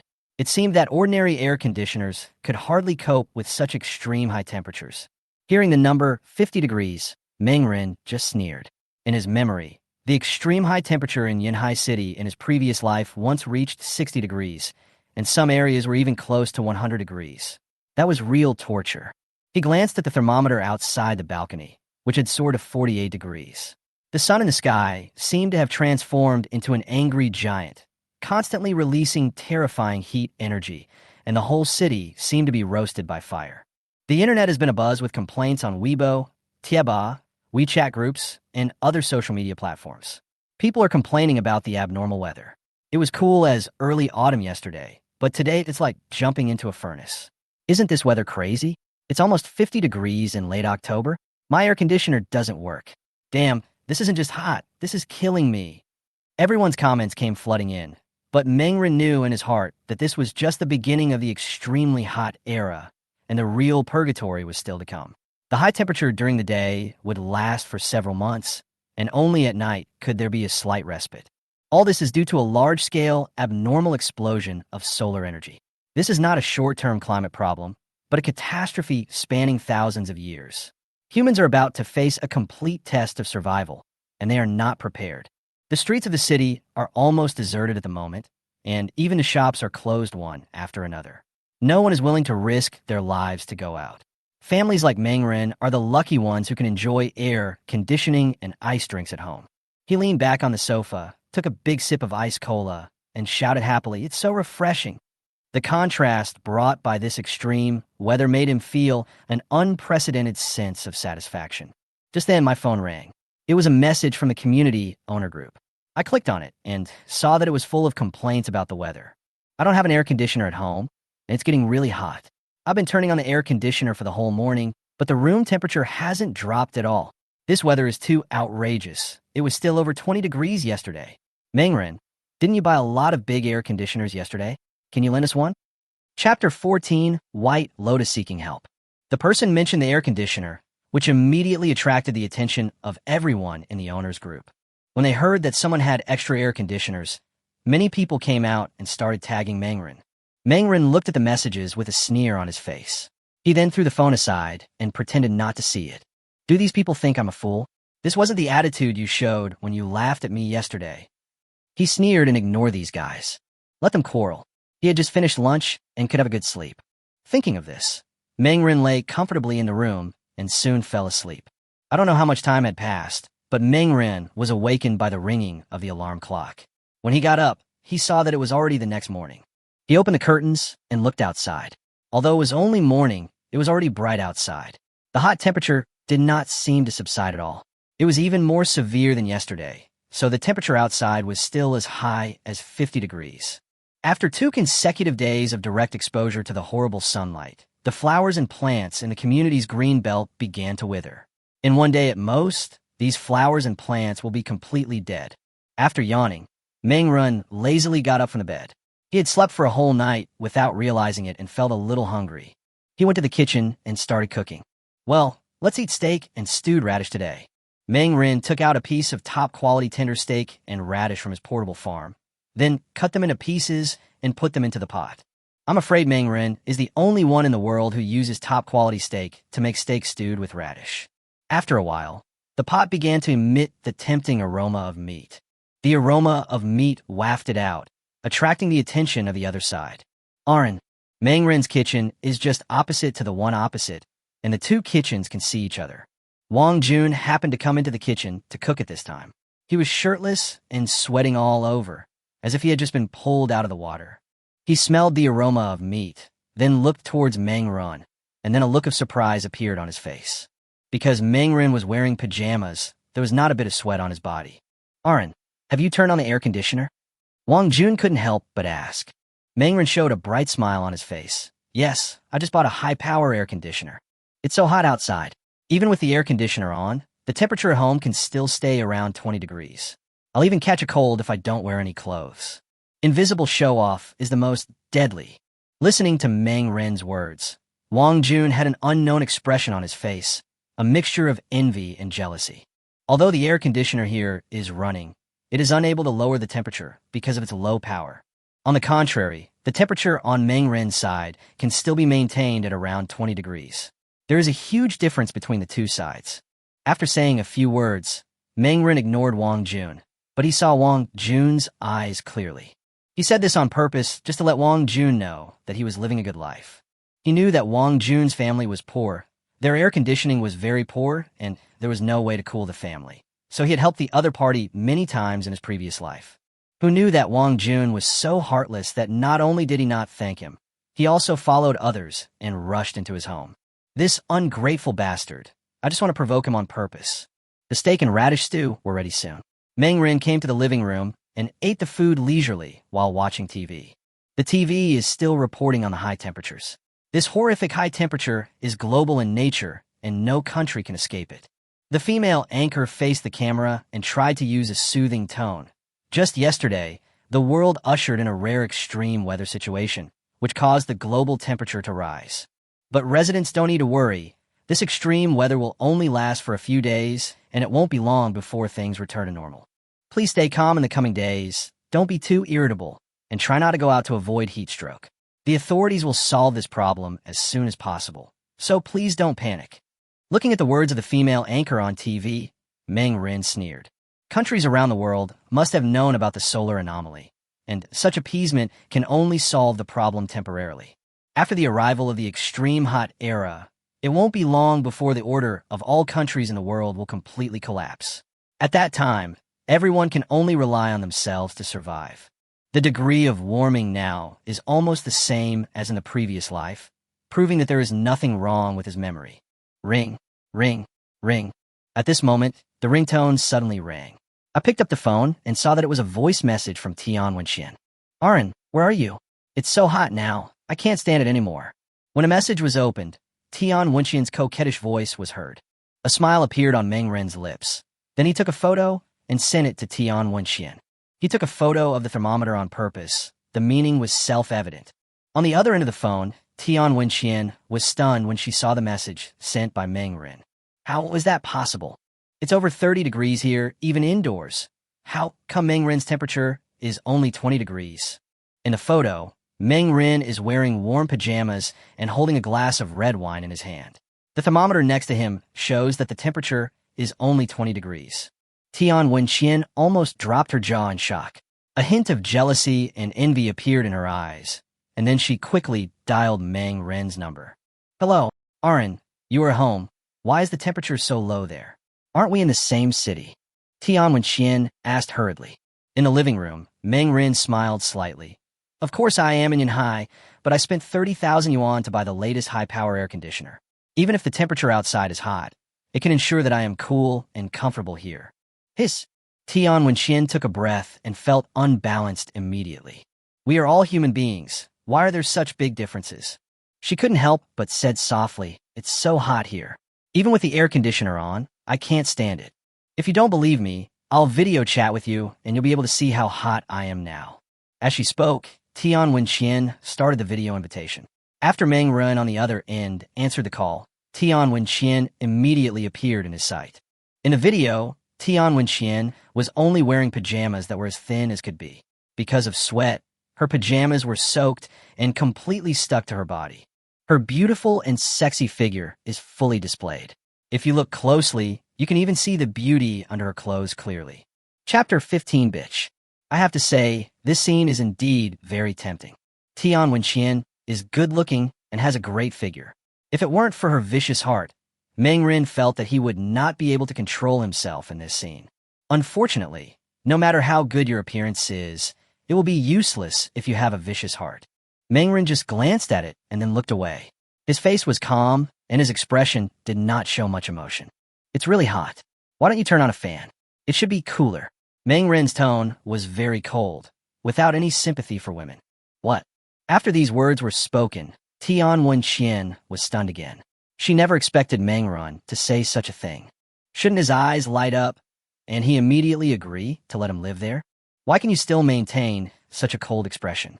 Is it because my body and face are not attractive enough? How is that possible? Tian Wenxian gritted her teeth and then showed a pitiful expression. "Aaron, didn't you promise to let me take care of you last time? It's so hot now. I'm afraid you can't take care of yourself at home alone. Why don't you let me go over there? I happen to be a good cook. I can cook for you every day in the future." Meng Ren glanced at her and said, "No, I'm afraid it's not suitable for us, so I need to think about it for a while. That's all for now. I'm going to play some games. Bye." After saying that, Meng Ren hung up the phone. Looking at the busy tone coming from the phone, Tian Wenxian was dumbfounded. "Damn you, man, you're fickle. It's just a photo, but you treat me like this." Tian Wenxian gritted her teeth. She thought it was because of the photo, but she didn't know that Meng Ren had seen through her a long time ago. The matter of Tian Wenxian was just a small episode. Meng Ren deliberately did not refuse explicitly, but said that he would consider it for a while, just to keep Tian Wenxian thinking about him. It would be too boring to just let her go. Next, I will wait until she is in despair, then take her in and give her hope, and then let her despair again. There was a cold smile on Meng Ren's face. The most painful thing in the world is to be betrayed by someone you trust. Tian Wenxian did the same thing to me in my previous life. Now I want to let her have a taste of what it feels like. Before I knew it, it was night. With the arrival of night, the world that was originally as hot as a blaze gradually cooled down. Although the temperature outside was still over 30 degrees, it was much better than the 50-degree blaze world during the day. The residents who had been hiding in their homes came out one after another, and when they came out they found that the world outside seemed to have changed. "Oh my God, all these flowers and plants are withered." People were shocked. Although the community is a bit old, the greening work has always been quite good, which is also something that makes many residents proud. But now, when I just walked out of the house, what I saw was a withered world. The trees and flowers that were once full of vitality have completely withered, without a trace of green. Even the red water in the community's lotus pond has completely dried up, and the bricks and stones on the ground are so hot that you can feel the scorching heat even if you step on them with shoes on. This amazing sight left many people stunned. Beep, beep, beep. The cell phone kept vibrating, which made Meng Ren a little annoyed. He opened it and saw that it was another message from the owner's group. It turned out that someone was tagging everyone. "My dear friends, does anyone have extra vegetables and fruits at home? I have nothing to eat at home." When this sentence appeared, many owners came out. Because of the hot weather, everyone has been hiding at home for 2 days, and some people who do not have the habit of storing food are now out of food. Here we go.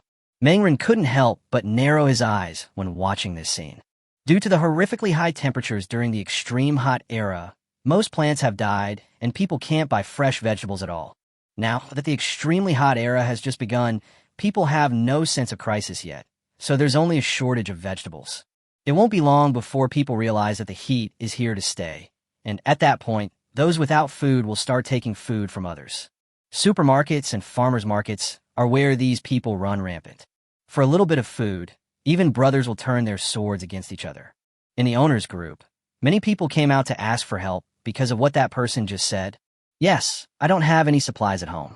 If any of my friends have extra supplies, I'm willing to pay double the price to buy them. I am also willing to pay double the price. At this time, Lu Hua suddenly appeared and said, I remember Meng Ren bought a lot of supplies, didn't he? You can buy them from him. This sentence reminded many people, and many people began to tag Meng Ren. Seeing this, Meng Ren sneered. Money? It's a joke. It won't be long before money can only be used to wipe your butt. Lu Mei also appeared in the owner's group, and she immediately occupied the moral high ground. Meng Ren, don't pretend to be dead. We all know you are online. Come out quickly. You bought so many supplies last time. Now that everyone is in trouble, what's wrong with you selling some supplies to us? It's not like we won't pay you. Lu Mei wildly wielded the sword of morality and slashed towards Meng Ren. Because of her words, many people in the owner's group turned their attention to Meng Ren. Many people have tagged him. Meng Ren watched these people's movements coldly and ignored them completely. He remembered clearly the faces of these people in their previous lives. Now you want him to be a saint? How is that possible? He completely ignored these people, letting them go crazy as if he didn't see anything. In the owner's group, everyone was very annoyed when they saw Meng Ren did not show up. Lu Mei even cursed at Meng Ren in the owner's group. Meng Ren, are you still a member of this community? Now, I order you as a member of the neighborhood committee to take out the things. Meng Ren still ignored it. Such threats had no effect on him. Even in peacetime, her so-called status as a neighborhood committee member would have been of no use, let alone now. It won't be long before these people find that no power is as reassuring as force and resources. Ignoring Lu Mei's mischief, Meng Ren came into the portable space. He took out his compound bow and began to practice archery. Meng Ren practiced every day during this period. In the end times, it is absolutely impossible to survive without the power of force, and excellent archery skills can make him more deterrent. Now that he has powerful military force, he wants to see who can kill him in this life. Chapter 16, Shameless People. It's a pity that the pistol has too few bullets. There are only 200 rounds. Good steel must be used on the blade. There was a hint of helplessness in Meng Ren's tone. The other party's control over firearms here was too strict. Otherwise, he would have to stockpile hundreds of thousands of bullets. After practicing archery for half an hour, Meng Ren's hands were extremely sore. Shooting arrows continuously requires a lot of physical strength, and his wrists were even a little red and swollen. After applying medicated wine and bandaging the wound, Meng Ren finally walked out of the portable space. He just came out and found that there was a commotion outside again. A group of people were coming towards the building where he was, and the leader was none other than Lu Mei. What are these people going to do? A cold light flashed in Meng Ren's eyes, and he took out the pistol from his personal space without hesitation. Snap! The bullet was loaded and the safety was turned off. Meng Ren's face was extremely cold. After a while, a burst of hurried footsteps was heard. Bang! Bang! Bang! Someone was knocking violently on the door outside. Meng Ren went over with a cold face and opened it.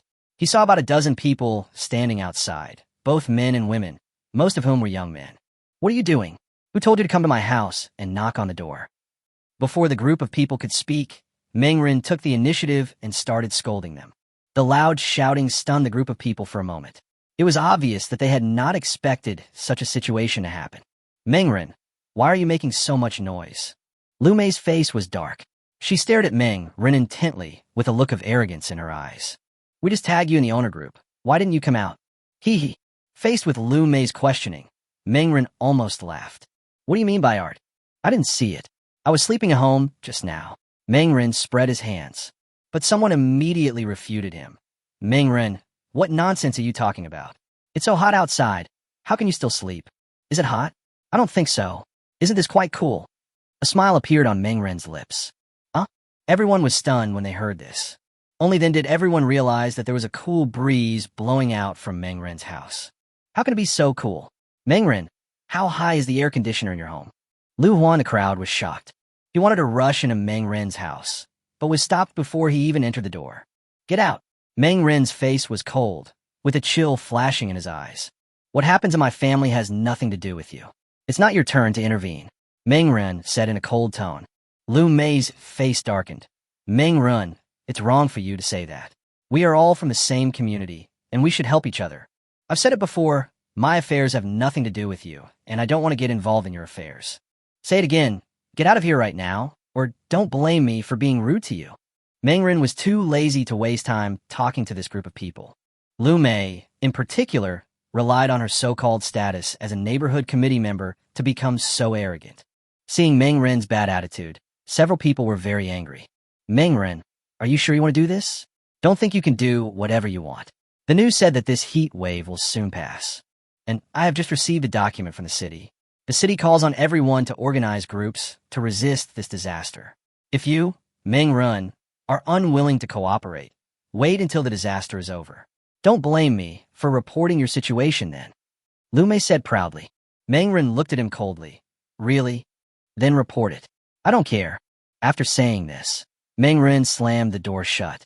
The people outside were stunned, and Lu Mei was even more shocked.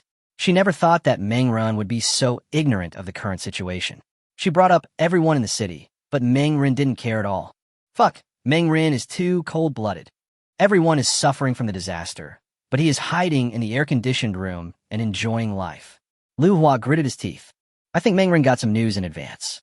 No wonder he bought so many supplies before. So this is the reason. Everyone looked at the closed door and was very angry, but facing Mengren, who refused to come out, they had no choice but to leave. Inside the house, Mengren sneered as he watched them all leave. He picked up his phone and took a look at the messages in the owner's group. Sure enough, Lu Mei spoke out again and even used herself as an opposite example for education. Disgusting guy. He's really taking chicken feathers as a token of authority. Mengren's words were full of sarcasm. He put his phone aside, walked to the TV, turned on the game console, and started playing games.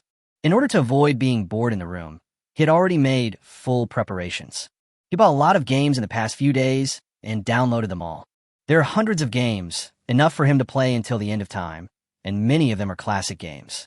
He had been reluctant to buy these games before, but now that he had money, he could buy whatever he wanted. He spent tens of thousands just on these games. Soon, the sound of game music was heard in the room. Mengren here is addicted to the game and cannot extricate himself, while the people outside are miserable. Even at night, the temperature outside was still high. The temperature of over 30 degrees made people who came out to enjoy the cool air sweat profusely. The whole city seemed to have become a huge steamer, and they were the buns that were about to be steamed. Lu Hua was sweating profusely in the community garden at this moment. Not only him, but several other people around him were also sweating profusely. They all looked as if they had just been pulled out of the water. Damn, this weather is too hot. I really envy that guy Mengren. I just saw that he has 2 high-power air conditioners in his house. This guy really knows how to enjoy life. Wang Jie said, gritting his teeth, but there was envy in his tone. After hearing this, Lu Hua's already gloomy expression became even more miserable. Watching Mengren enjoying himself was even more uncomfortable than seeing himself suffering. No, we must find a way to deal with this guy. Lu Hua gritted his teeth, his eyes turned, and a plan came to his mind. Why don't we destroy the electrical wires in Mengren's house? Without electricity, I wonder how Mengren can still act so arrogantly. Mengren will definitely come out to repair the electric meter by then. When he comes out, we will rush up and catch him. Lu Hua told his plan. The eyes of the other people lit up. Good idea, Brother Hua. You have an idea. Okay, let's do it when it gets dark. Chapter 17, Compound Bow. After making up their minds, the few of them prepared to wait until nightfall to start the action. Fortunately, it was already evening and they couldn't wait too long. Soon it was midnight. The community was dead silent. There was no sound at all in the huge community.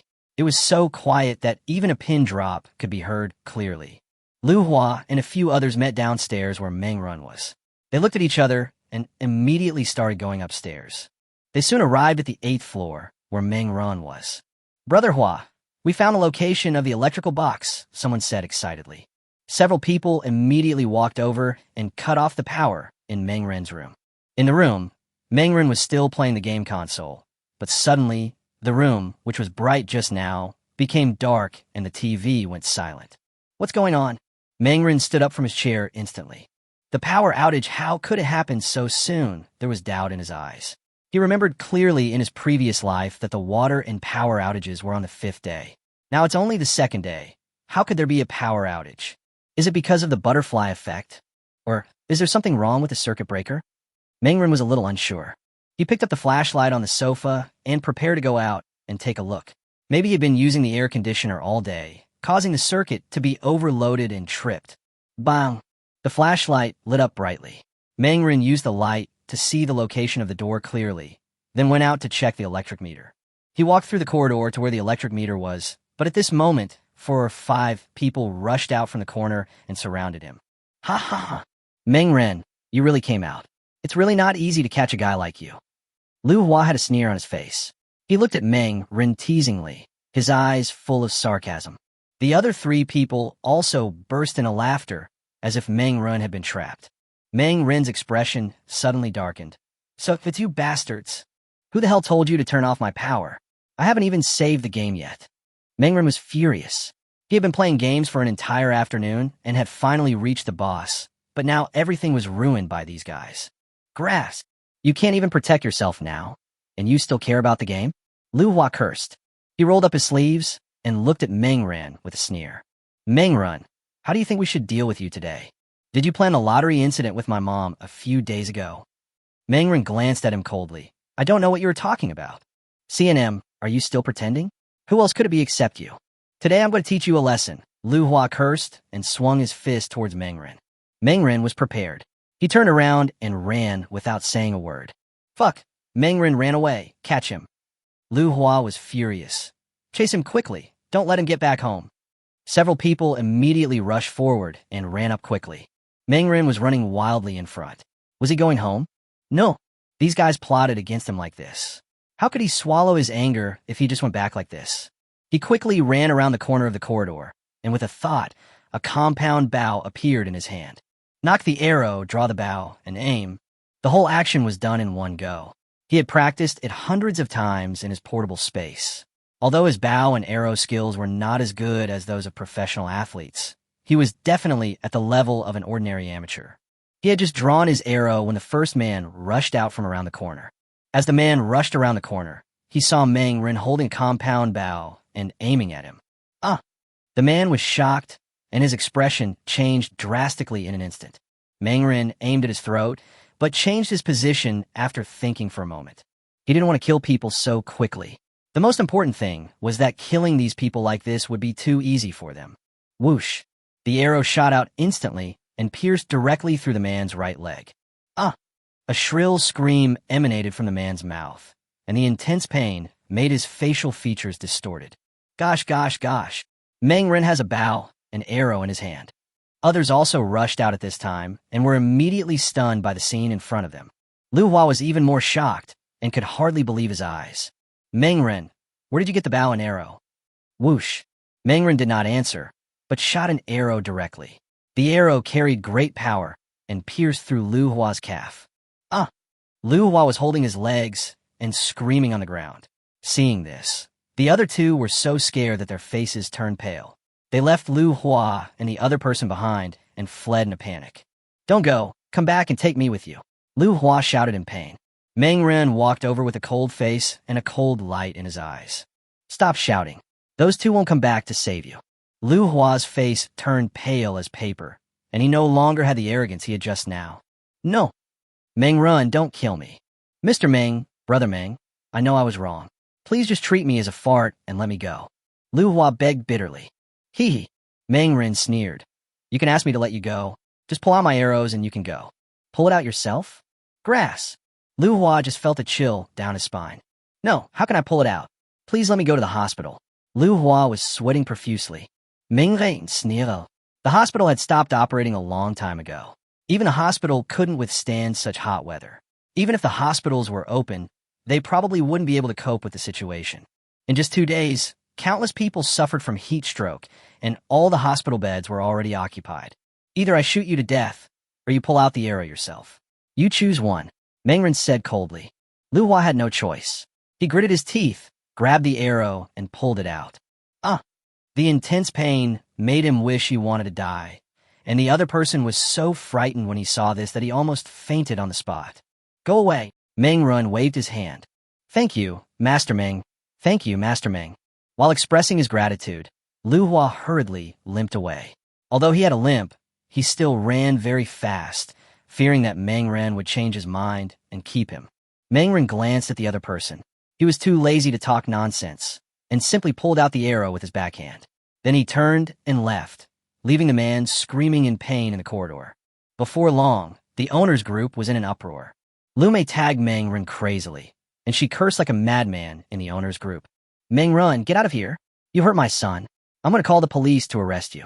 Chapter 18. Angry at Lume. Lume yelled in the owner's group and told them what had just happened. However, the truth was distorted in Lume's mouth. It was obvious that it was Lu Hua who brought people upstairs to attack him, but in Lume's hands, it was Meng-ren who used a compound bow to attack Lu Hua and others. Meng-ren, if you don't get out of here, I'm really going to call the police. You damned fellow actually shot and injured my Ahua. You must give me an explanation today. Lume gritted her teeth, her eyes filled with anger. Wow. The owner's group was in an uproar, and everyone was excited. No way. Meng-ren actually shot Lu Hua with a compound bow? Is he so brave? I never thought that Meng-ren, who usually looks gentle and polite, could be so ruthless in his actions. I think Meng-ren was just pretending before, but now that everyone is in crisis, Meng-ren no longer hides his true vicious face and shows his ugly face. Many neighbors were talking about it. They had long been dissatisfied with Meng-ren winning 10 million yuan, especially those who did not buy vegetables from Meng-ren just now. Now that they saw Meng-ren had committed a crime, they all jumped up and accused Meng-ren from their moral high ground.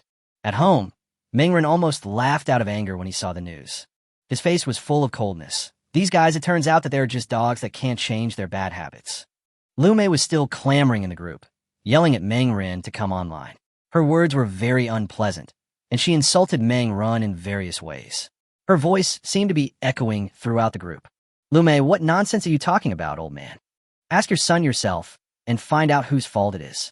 It was clearly them who deliberately cut off my power, intending to attack me while I was out for repairs, but now you're saying it is my fault.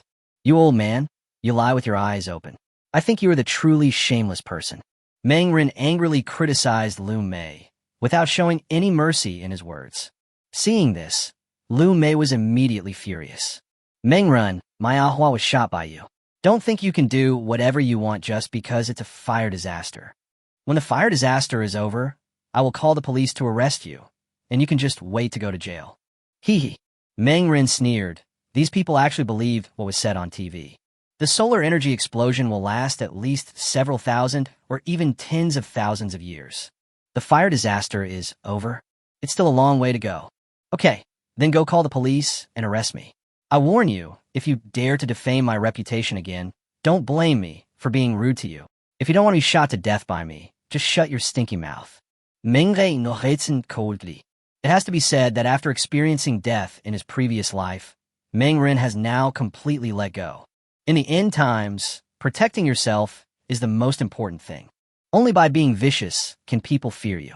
In the owner's group, everyone in the community was shocked when they saw Lume and Meng-ren arguing with each other.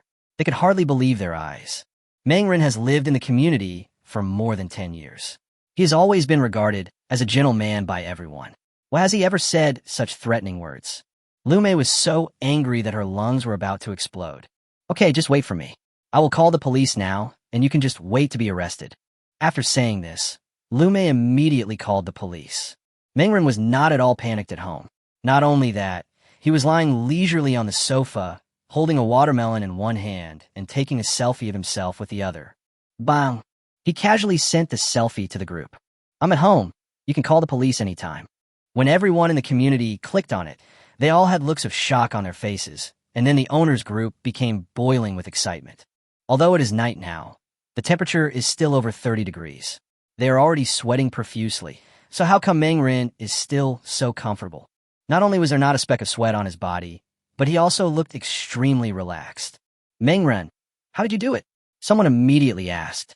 Meng-ren smiled slightly with a smug look on his face.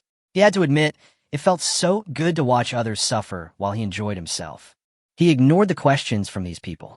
On the other side, Lume called the police. However, after calling for a long time, the lines were always busy and she couldn't get through. Faced with Lume's threat, Meng-ren didn't care at all. Because of the extremely hot era, the entire sea of clouds has begun to become chaotic, and the police are already too busy to handle it. Wait a few days, then the real chaos will come. How is it? Did you get through? Do you want me to make a call for you? Mangren sent a message and tagged Lu Mei. Lu Mei gritted her teeth as she read the message, her heart filled with rage. Mangren, don't be too arrogant. A villain like you who succeeds will be in trouble sooner or later. Don't think you can act recklessly. It won't be long before you are punished. Everyone, please help me judge. Look at how Mangren bullied us, an orphan and a widow. It is totally unjust. Lu Mei cried in the group. Phew. Mangren laughed out loud, and he couldn't stop sneering. Lu Mei can only be so helpless and furious now, but such tricks only make her look like a clown. He casually put his phone aside. It was already late, and he had to go to bed. He had no interest in talking any more nonsense with this guy. After a yawn, Mangren lazily returned to his room. He turned the air conditioner to 20 degrees and then covered himself with the quilt comfortably. I have to say, it was quite comfortable to sleep under the quilt in this temperature. Before he knew it, it was the next day. The next day, Mangren got up from the bed, went to the bathroom to wash up, and sneezed. It seems like I can't cover myself with a quilt while using the air conditioner in the future. Mangren looked a little embarrassed. He didn't expect that, after using the air conditioner all night, he would catch a cold.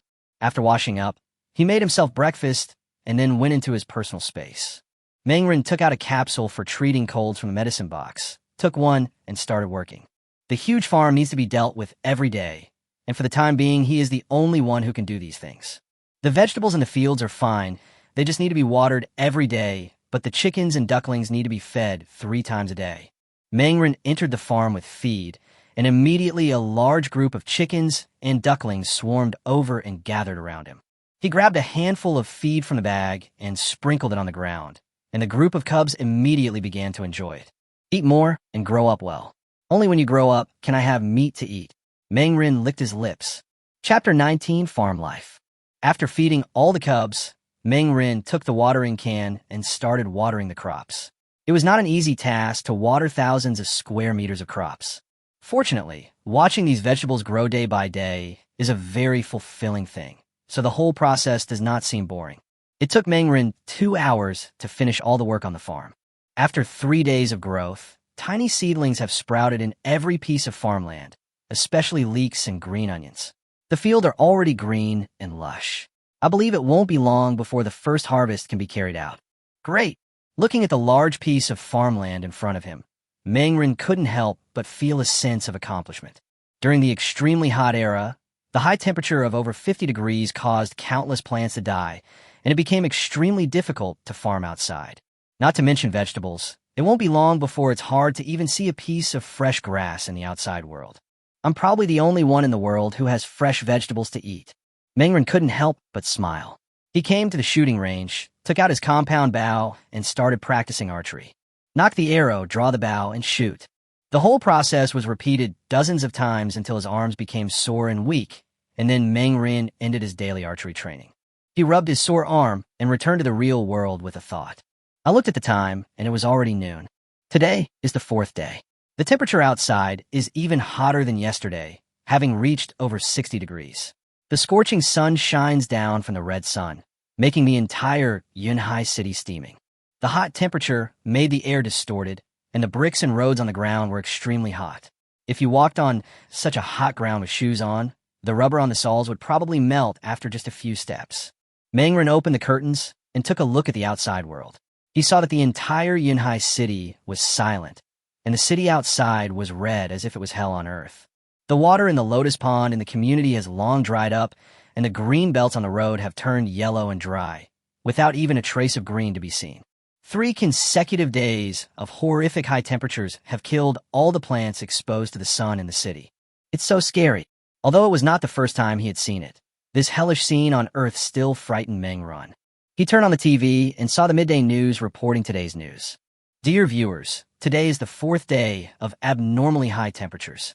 Due to 4 consecutive days of high temperatures, large areas of Antarctic glaciers have melted and sea levels have risen. So far, coastal cities have been flooded on a large scale.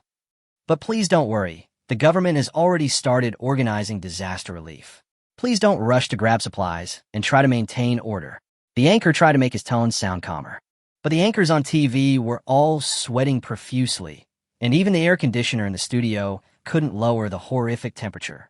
When Mangren saw the news, he couldn't help but shook his head. Although the authorities have been working hard to provide disaster relief, individual power is still too small in the face of the mighty power of nature. What's more, the extreme heat era is not a disaster for a certain city, but a global one. Even for soldiers with wills as strong as steel, how could they run around in a high-temperature climate over 60 degrees? Now, the society can still maintain order, but this order will not last for a few more days. Thinking of this, Mangren turned on his computer to check the information on the internet. Sure enough, due to 4 consecutive days of extremely high temperatures, many concerns and complaints have appeared on the internet. It's too hot. No, I really can't stand it. Who has supplies? I'm almost out of food at home. Who is willing to sell me some supplies? Didn't the authorities say that this extremely hot weather will soon pass? Why is it that it's already the 4th day and the temperature has not dropped, but is getting worse? Is the end of the world really coming? Cries of grief began to appear on the internet, and many people's words were filled with deep concern. Not everyone has hoarded huge amounts of supplies like him. 4 days are enough for those who don't have abundant supplies to start running out of food. Chaos is about to break out. According to my experience in my previous life, the entire social order will begin to collapse in 3 days at most. By then, there will be large-scale robberies in places like supermarkets across the country. Mangren narrowed his eyes. There was no wavering in his heart. In the Doomsday, everyone was busy with their own business, and no one could care about others. Beep, beep, beep. The phone rang, and it was another video sent by Tian Wenxian. The video was connected, and both of them appeared in front of each other. Tian Wenxian's eyes fell on Mangren, with an ugly expression on her face. She was wearing cooler clothes today, but she was sweating all over. She looked like she was sweating profusely, as if she had just been pulled out of the water. Arun, when are you coming to pick me up? Tian Wenxian looked at Mangren in the video. He was lying comfortably on the bed, watching a movie. They were both human beings, so why was there such a big gap between them? I am living in hell, but it feels like Mangren is living in heaven. A hint of jealousy emerged in Tian Wenxian's eyes. Mangren lay contentedly on the sofa. He frowned and asked, "Why did you call again?" "Arun, you really misunderstood me. The photo Xiaoyu showed you is not me at all. Xiaoyu deliberately slandered me. We have known each other for so many years. Don't you understand me yet? How could I do that kind of thing?" Tian Wenxian showed a weak and pitiful expression. There seemed to be tears welling in her eyes. She looked at Mangren with sad eyes. In the past, if she showed such a look, Mangren would definitely show a distressed expression and try to coax her. She used this trick every time during her 4 years in college, and it always worked. Hee. Mangren sneered in his heart. Did this woman really think he was a fool? She actually came up with such a crude excuse. "I'm sorry, I still can't accept this." Mangren shook his head and pretended to be sad. "Wenxian, although I am willing to believe you, the photos can't be fake. Let's just pretend we've never met each other, and don't contact me again." After saying this, Mangren pretended to hang up the phone. Tian Wenxian on the other end was anxious. She quickly said, "Arun, I really didn't lie to you. What do you want me to do to make you believe me?" Chapter 20 Power and Water Outage. As soon as these words came out, Mangren immediately laughed in his heart. If nothing unexpected happens, the time is almost ripe, but there is only one last step left. No need, it's because I'm not worthy of you. You should go find your own happiness. After leaving these words, Mangren decisively hung up the phone. As soon as the phone was hung up, the sadness and reluctance on his face disappeared completely in an instant and was replaced by a burst of laughter. Mangren felt very proud in his heart. Especially the expression on Tian Wenxian's face just now made him even happier. This woman's psychological defenses are about to collapse, but she's just missing the final catalyst. If nothing unexpected happens, the food in her house will be almost gone. Based on my experience in my previous life, the entire Yanhai city will be without power tomorrow. That will be the beginning of real despair. A smile appeared on Mangren's lips. He wanted to let Tian Wenxian experience the feeling of despair and then give her hope. Only in this way would Tian Wenxian be as obedient as a dog. I just want to let her know that you, Tian Wenxian, can only survive by being my Mangren's dog. If you don't listen, you will become a dead dog. Mangren sneered in his heart, but there was an expectant look in his eyes. He glanced at his phone and saw Lu Mei still chattering in the owner's group. You have all seen it. The news just said that the government has already started emergency rescue operations, and it won't be long before resources are delivered to our community. So please hold on a little longer.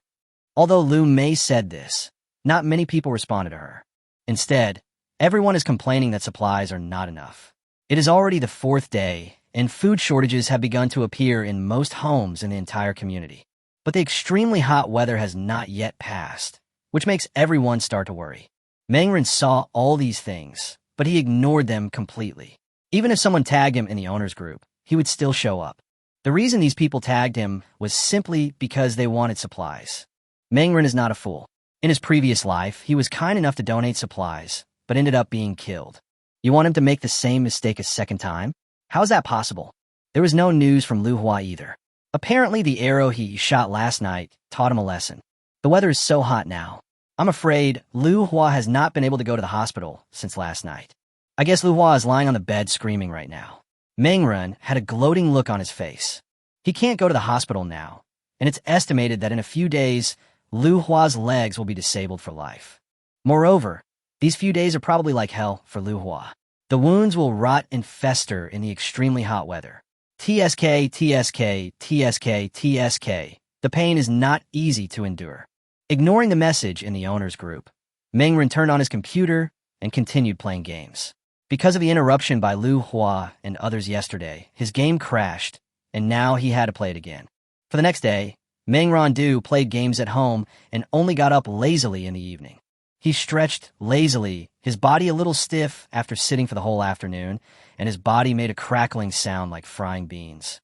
I looked at the time, and it was already 7 o'clock in the evening. Mangren made himself a meal of beef stewed with potatoes and ate happily while watching a movie. He didn't go to rest until late at night. Day 5. Mangren got up early in the morning and started waiting. Today was when the show would officially begin. He took out the beef and potatoes that he had not finished last night and ate while waiting. The time soon came to 10 o'clock in the morning.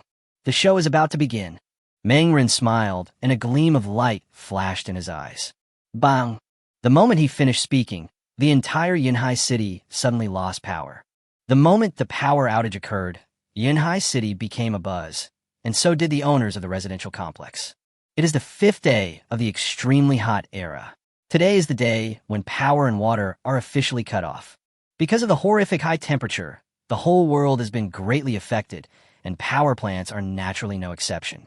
At the beginning, the power plant thought that the extreme weather would soon pass, but by the 5th day, even the power plant could no longer hold on. The terrifyingly high temperature melted the plastic of the exposed wires. Although most of the wires were buried underground, there were still some exposed parts. Because the plastic of the wires was melted, the wiring inside was directly exposed, and even the authorities could not solve this problem.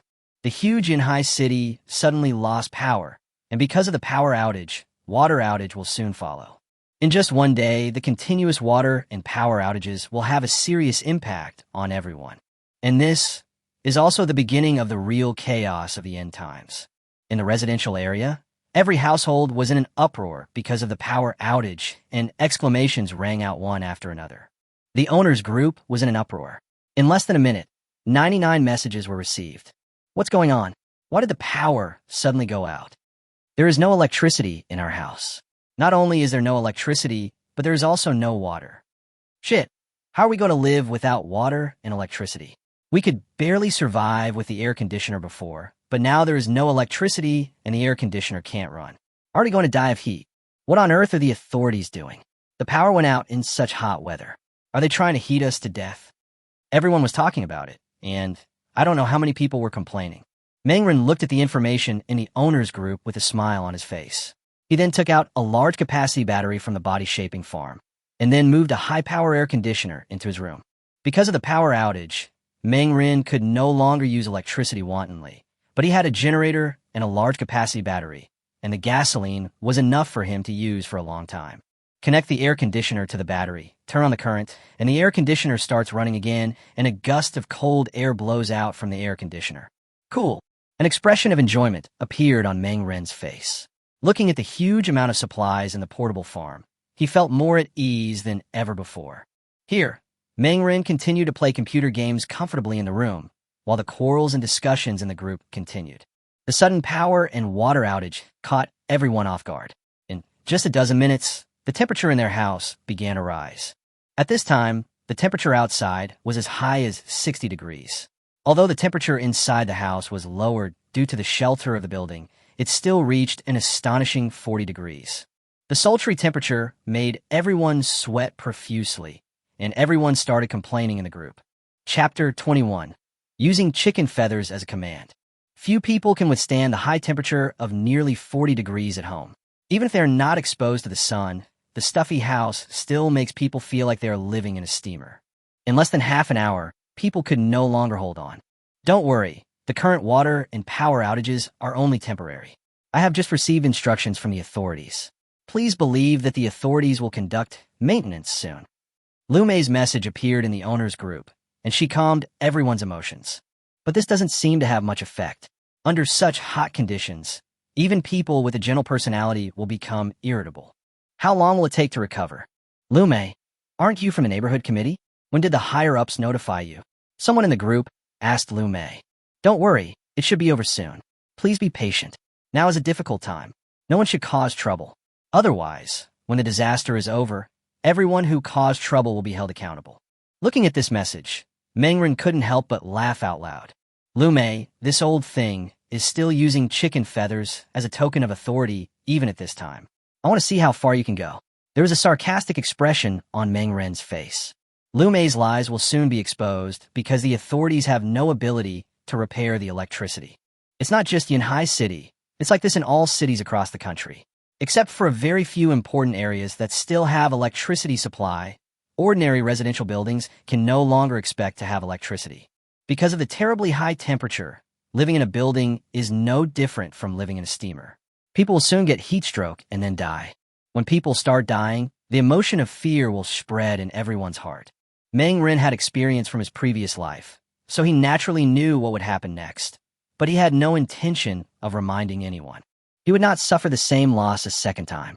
Moreover, even if he wanted to save him, it would be impossible for him to do so. In a few days, there will be large-scale deaths around the world. Within a month, the global death toll will exceed 2 billion. By that time, social order will completely collapse.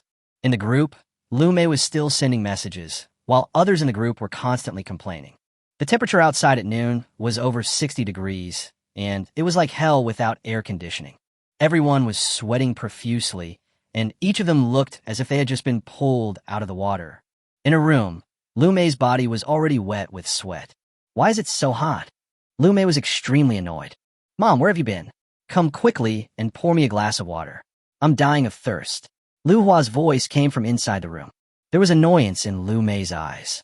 At this moment, her cell phone rang. It turned out that a message file had been sent to her. Surprise immediately appeared in her eyes. Great, the official document has come down. The electricity will definitely be restored soon. Lu Mei opened the file and took a look at the contents, but her face turned pale instantly. How was that possible? Due to force majeure, power and water supply cannot be restored temporarily. Please ask the neighborhood committee members of each community to do their best to appease the people. Let's work together to overcome the difficulties. Lu Mei was extremely shocked. She never expected that the authorities could not solve the problem. So doesn't it mean we don't know when the water and electricity will be restored? In such hot weather, it's okay to be without electricity, but what can we do without water and food? Lu Mei gritted her teeth. Her face looked quite ugly, and after a moment, a hint of ruthlessness and determination flashed across her eyes. Bang, bang, bang. Lu Mei typed a series of messages on her mobile phone and sent them to the owner's group. We just received a document from above. The official order is that people in every community should hand in their supplies starting today. The supplies will be distributed uniformly by the neighborhood committee. No one can keep any of them. Anyone who disobeys orders will be held accountable in the future. What? As soon as the news came out, everyone in the community was excited. What's going on? It would be fine if the authorities didn't quickly restore the power and water supply. But why are they asking us to hand over supplies? Yes, what does unified distribution mean? We don't even have enough food for ourselves. How can we hand it over? It is absolutely impossible to hand it over. I have no supplies at home. And when will the water and electricity be restored? Everyone started to resist, and the group was in an uproar because of Lu Mei's message just now. Lu Mei said coldly, "This is what the higher-ups said. Do you want to disobey the order? Now, it was a difficult time. Only by uniting can we overcome the difficulties together. Why are you so selfish? After hearing what Lu Mei said, some timid people couldn't help but hesitate and began to consider whether to take out the supplies for unified distribution. But more people are pretending to be dead. Now, everyone does not have enough supplies for their own use. So how can they distribute the supplies in a unified manner? Lu Mei's face suddenly turned unhappy when she saw that few people in the group responded to her. Suddenly, Meng Ren's figure appeared in her mind. I almost forgot that Meng Ren had purchased supplies worth 20 million yuan before. He must have a lot of supplies. Lu Mei's eyes lit up. Her heart was excited. And then she immediately said, Meng Ren, we all know that you purchased a large amount of supplies in the past few days. You need to take out all of your supplies for unified distribution to help everyone get through this difficult time. Meng Ren saw Lu Mei's message and sneered. As expected, Lu Mei did the same thing. He remembered very clearly that the official had never issued such an order. The so-called unified distribution of materials was simply Lu Mei's own idea. Her goal was to collect supplies and keep herself alive. In her previous life, Lu Mei lived a very comfortable life relying on this method. She also believed the other party and distributed the supplies, but in the end she found out that what Lu Mei said was a scam. Distribution? That's great. I just happen to be running low on supplies. Who among you is willing to distribute some to me? These words almost made Lu Mei angry to death. She had a gloomy face and started cursing at Meng Ren. Meng Ren, do you have a conscience? You clearly bought so many supplies before. I don't believe you didn't stockpile some at home. You are a young person. Why are you so selfish? What's wrong with you giving a little for everyone? As a member of the neighborhood committee, I now order you to take out the supplies. Chapter 22, Shameless Old Woman. Meng Ren was so angry that he almost laughed when he heard what Lu Mei said. This damn old woman actually gave orders to me. Does she really think she is something? Living his life over again, Meng Ren would not tolerate such a guy. He tapped on his phone and started to scold him. Lu Mei, who do you think you are to give me orders? Do you really think you are such a big shot? You're just a member of the neighborhood committee. What qualifications do you have to order me around? Holding chicken feathers as a token of authority. Are you worthy? After scolding Lu Mei harshly, Meng Ren laughed out loud. He only felt one word all over his body. Awesome. Meng Ren on this side was happy, but Lu Mei on the other side was going crazy. She never expected that Meng Ren would not give her any face at all and even dare to point at her nose and scold her like that. No supplies? You must be kidding. She saw the more than 20 million supplies with her own eyes. How could there be no supplies? Etc. Lu Mei suddenly thought that the supplies that Meng Ren bought seemed to be in the underground warehouse of the community. The warehouse was so large, and she had not seen any trucks transporting the supplies away in the past few days. This means that the supplies must still be in the warehouse. Very good. Lu Mei's eyes lit up, and her heart was filled with excitement. She sneered. Meng Ren, since you are unwilling to take the initiative to share supplies, don't blame me for forcibly requisitioning your supplies on behalf of the organization. I remember your supplies are in the warehouse, right? Let's go open the warehouse door later in the evening, and then take out the supplies so that everyone can use them together. After Lu Mei said this, she also specifically tagged everyone in the group. As soon as these words were spoken, the group immediately became excited. Lu Mei was very smart. She knew that if she went to get the supplies alone, Meng Ren would definitely catch her. So she specially invited everyone to go and open the warehouse together. In this way, Meng Ren will have to face so many people alone, and even if he opposes them, it will be useless. Sure enough, many people appeared in the group. These people didn't show up just now, but now when they heard that there were supplies to be taken, they all came out at once. Yes, I almost forgot about the supplies Meng Ren bought before. Yes, I remember it was in the warehouse. There were food, water, medical supplies, even generators, batteries, etc., worth tens of millions. Meng Ren, Lu Mei is right. Now is a critical moment. We should all unite to tide over the difficulties. Since you have so many supplies, please share some with us. We will give you money after the difficulties are overcome. Yes, this is all for the sake of the collective. We can only bear with you for a while, and we will compensate you in the future. Everyone stood up. In the room, Meng Ren looked at what these people were saying, his face becoming extremely gloomy. Okay. There was a cold light in his eyes, and the coldness in them was concentrated to the extreme. What a familiar scene. These people are so disgusting. What is for the collective? What is to overcome difficulties together? Pooh, they're just a bunch of robbers. In his previous life, these people used this excuse to break into his home, not only robbing his supplies, but also killing him. Now, this scene reappears. Hee hee. But this time, these people are destined to be disappointed. You are a bunch of idiots. Since you want the supplies so badly, go get them yourself. I want to see what you can get. I wonder what your expressions will be when you open the warehouse and see that it's empty. Ha ha ha. Manga left wildly. He was already looking forward to the changes in these people's expressions. Since you want it, go get it. I want to see how much you can get.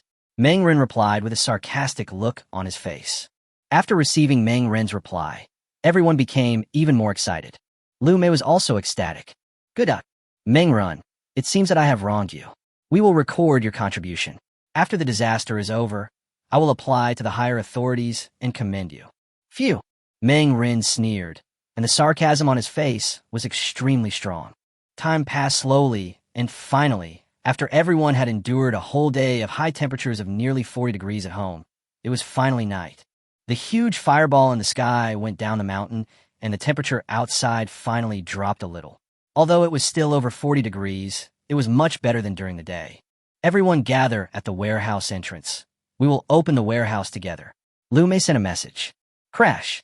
The entire community was in motion, and many people hurried downstairs, each with an excited look on their face.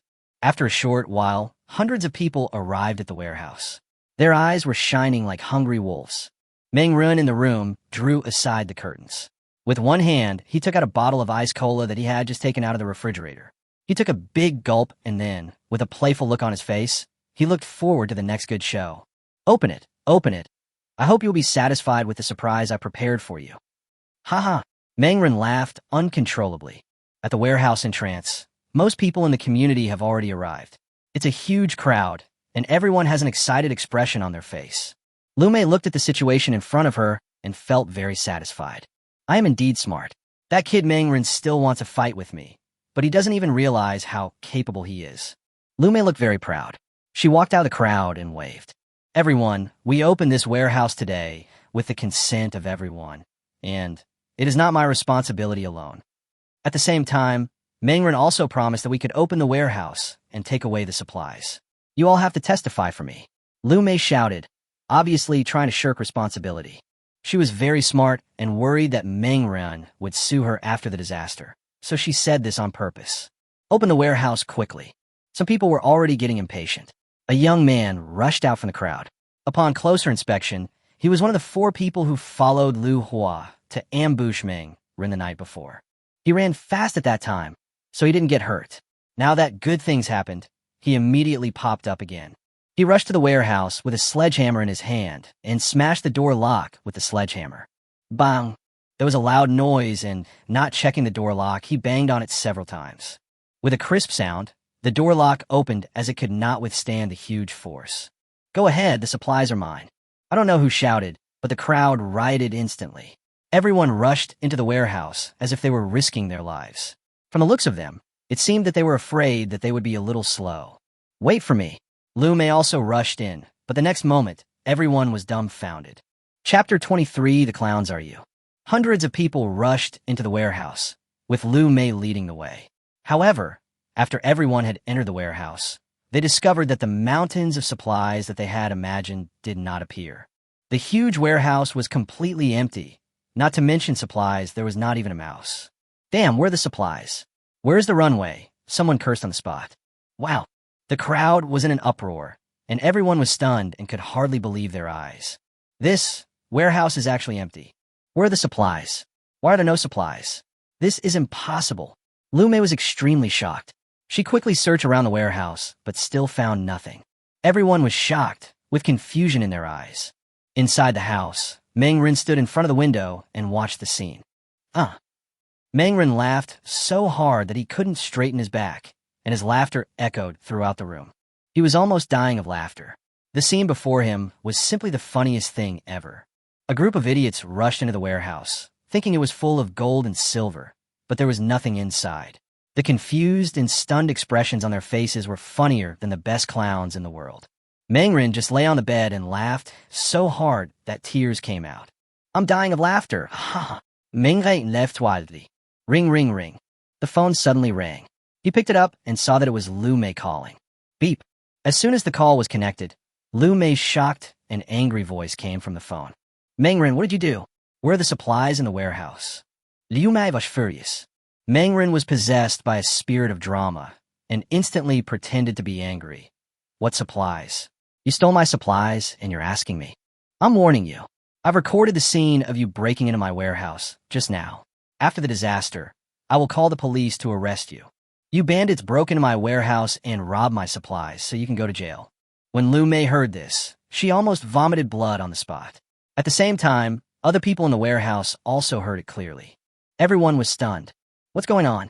The warehouse was completely empty, and they didn't find anything. Meng Run, stop talking nonsense. Your warehouse is empty. When did we rob your supplies?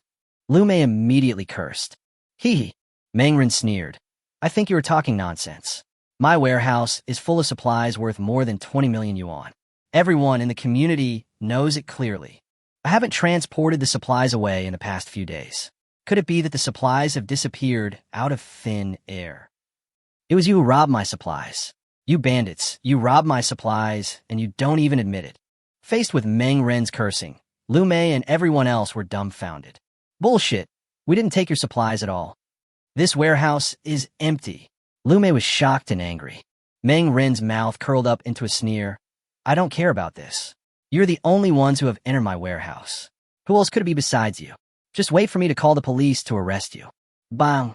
After saying this, Meng Ren hung up the phone. In the warehouse, everyone looked stunned. Everyone looked at each other, having no idea what was going on. What's going on? There are no supplies here at all. I didn't take anything from here. This matter has nothing to do with me. I'm going home first. Someone immediately wanted to get away and turned around and left without saying a word. Looking at that man's actions, others also realized that something was wrong. The warehouse was actually empty, but Mengren didn't have time to move the supplies away in the past few days. So where did the supplies go? They were the only ones who had entered the warehouse, and they broke in violently. Oops, this is hard to explain. Thinking of this, everyone left without saying a word. It has nothing to do with me. I was just passing by. This matter has nothing to do with me. I don't know what supplies it is. I just came out for a walk. I'm going home now. The people who were so aggressive just now all scattered like birds and beasts. Everyone looked a little panicked when they left. They all left quickly and did not dare to stay here. The team that was so aggressive just now was dispersed in an instant. Who could have thought that there were no supplies in the warehouse at all? And they were also caught by Mengren.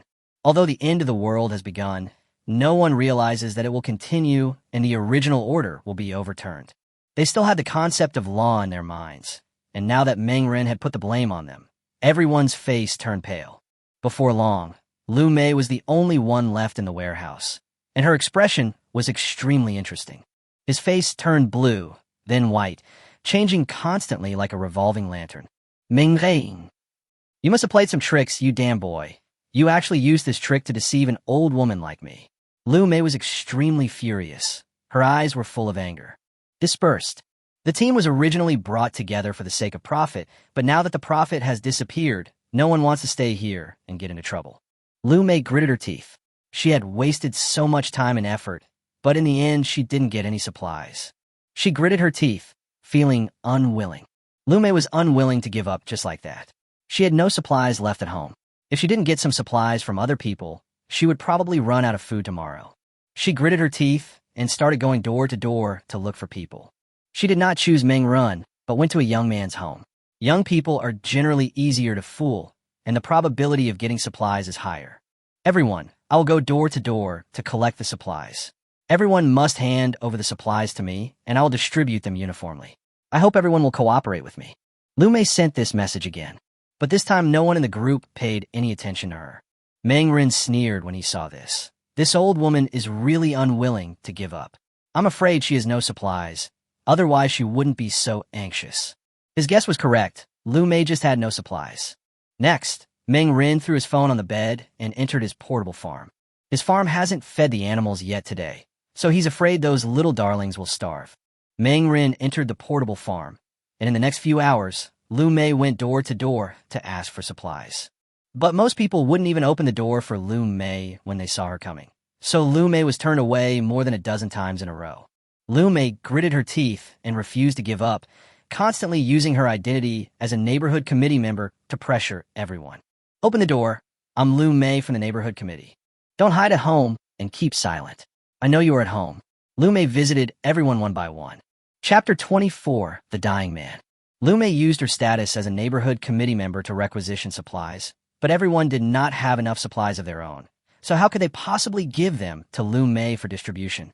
Most people simply ignored her, and only a few people with weak personalities gave some of their supplies to Lu Mei. At the end of the whole day, Lu Mei used this method to search all the people in the community who could be searched. She returned home with these supplies with an excited look on her face. Mom, are you back? Hurry up and cook for me. I'm starving. Lu Hua's voice came from the room. Hearing this, Lu Mei's face was filled with dissatisfaction. Why are you howling, little brat? Is it easy for me to go out and get some supplies? You useless guy used to lie around at home all the time, and now you can't help me. You might as well just die in your room. Lu Mei's tone was full of disgust, and it was obvious that she had long been fed up with this uneducated son. Inside the room, Lu Hua was burning with rage. He gritted his teeth and tried to get up, but his legs began to hurt unbearably as he moved. A few days passed, and because his leg had not received effective treatment, the wound had become festered and began to rot. I'm not going to die, am I? A feeling of terror welled up in Lu Hua's heart.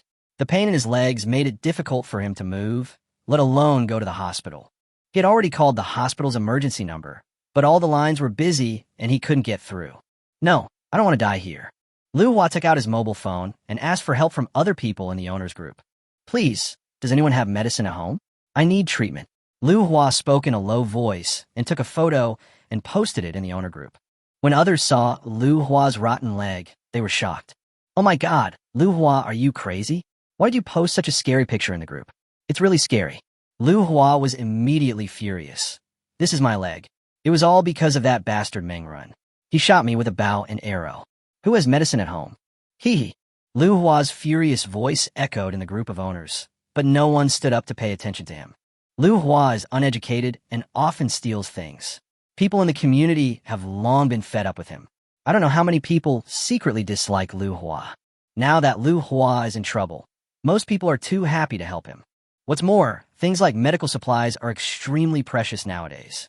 Who would be willing to share their precious supplies at home with such a guy? Meng Ren on the other side saw this scene and couldn't help laughing out loud. Retribution. Retribution has come for some people. He knew this would happen. Tut tut tut. Lu Hua's leg has rotted and festered, and because the temperature is too high, his wound has worsened. In a few days, Lu Hua would probably have a high fever and fall into a coma, and eventually die in pain. A smile appeared on Meng Ren's lips. He remembered how Lu Hua treated him in his previous life. Now Lu Hua had ended up like this. It was all his own fault. In the group, Lu Hua saw that no one was willing to help him, and the expression on his face couldn't help but start to panic. The anger just now had disappeared, replaced by panic and urgency. Even a guy like him who is uneducated knew that it was absolutely impossible to let the leg rot. Please, I really need medicine. Can anyone give me some? I will thank him after I recover. Lu Hua began to become humble.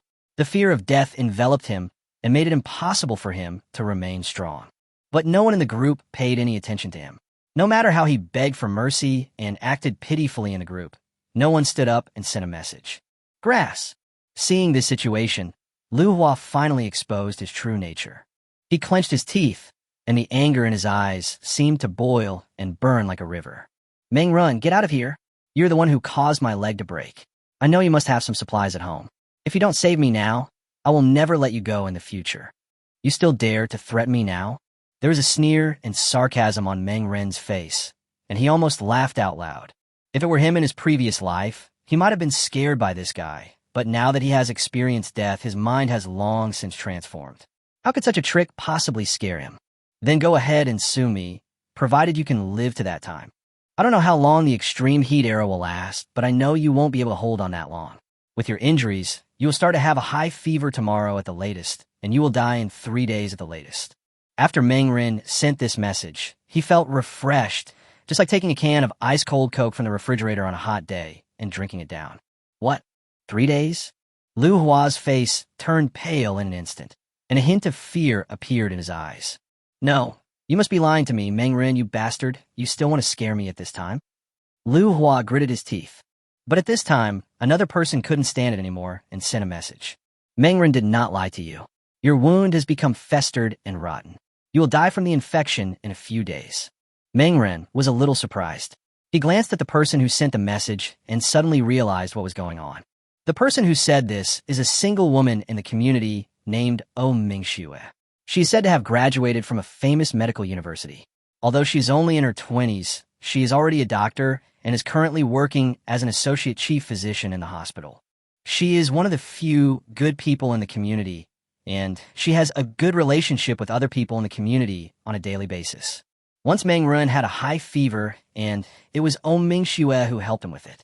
Mingxue's words were much more credible than Meng Ren's.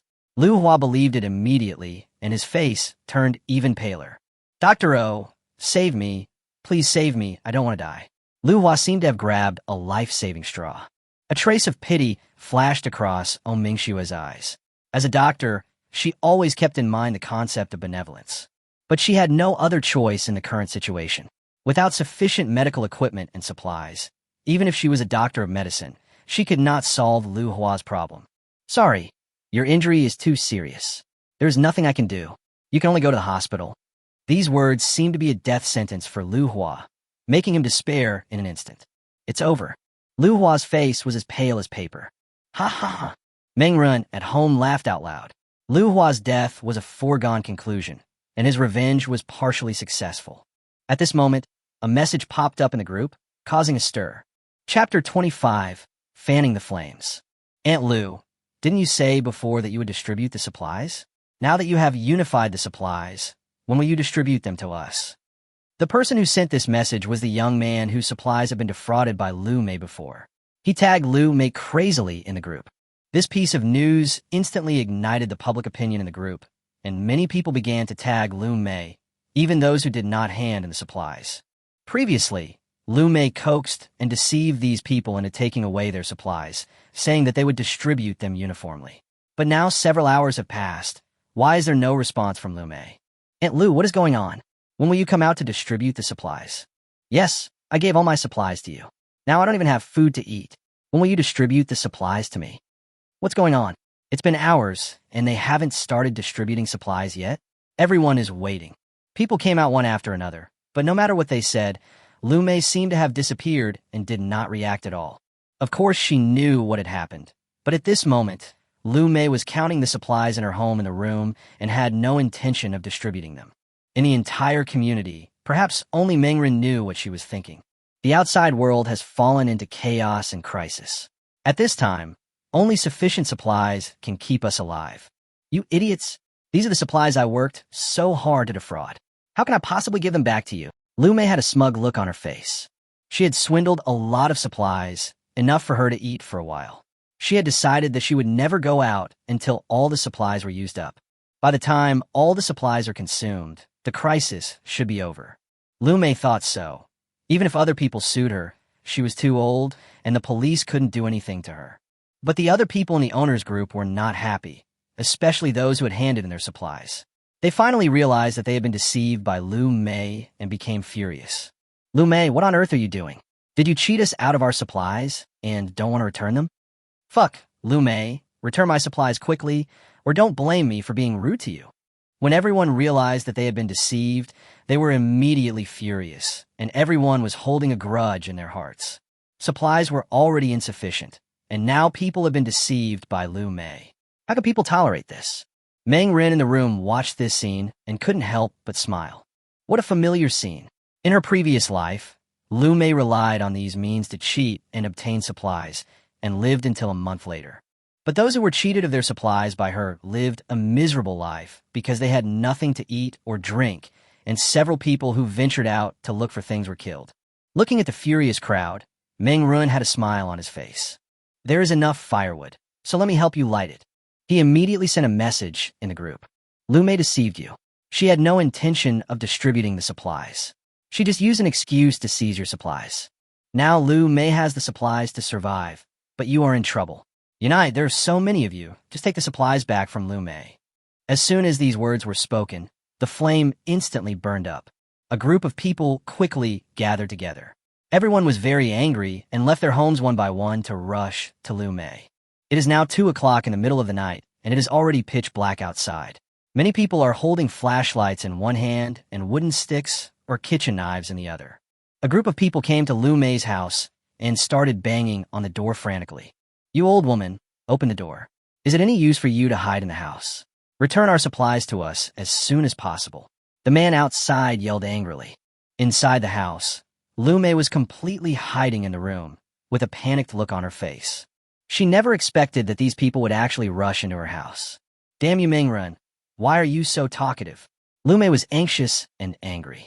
She simply hated Mingren. If it weren't for what Mingren said in the owner's group, these people would not have the courage to gather together. The smashing of doors outside continued, and everyone fought hard for their supplies. Filled with rage, a group of people banged on the door like crazy, and the loud banging sounds echoed throughout the corridor. The thick security door was shaking constantly. When Lu Mei heard the noise, she hid under the bed, praying in her heart that the people outside would not rush in. But for someone like her, who does so many bad things in her daily life, prayer is obviously of no use. Boom! With a loud bang, the sturdy security door was knocked open and a group of people rushed in from outside. "Where are the supplies? Where are my supplies? Get out here, old woman. Where have you been hiding? Give us back our supplies." A group of people rushed in aggressively and began to look for Lu Mei's whereabouts. But after searching around, they couldn't find Lu Mei. It was 2 o'clock in the middle of the night, and with the water and power outages, the house was completely dark, with no sight of one's hand in front of one's face. It was really difficult to find Lu Mei hiding under the bed with just the light of a flashlight. Lu Mei was hiding under the bed, trembling. She kept praying in her heart that she would not be discovered, and her face was already extremely panicked. "What's going on? Lu Mei isn't at home? Where did this old woman hide with the supplies?" Someone complained like this in the owner's group. Meng Rin was a little surprised when he saw it. "Didn't find anyone? It's unlikely. Where can Lu Mei hide with so many supplies? She must be at home." Meng Rin narrowed his eyes, and then an idea flashed in his mind. "Look for it in a corner, such as under the bed or inside a closet." While replying to the message, Meng Rin also called Lu Mei. Ring, ring, ring. A telephone ring immediately rang in the room. It was quite eye-catching in such a quiet environment and instantly attracted everyone's attention. "It's over. Damn Mingren. Why are you calling me at this time?" Lu Mei was furious, and her face was pale. "Found it. She's here." Someone immediately lifted the bed, and Lu Mei, who was hiding inside, was exposed. "The supplies are here." People were furious and looked at Lu Mei with vicious eyes.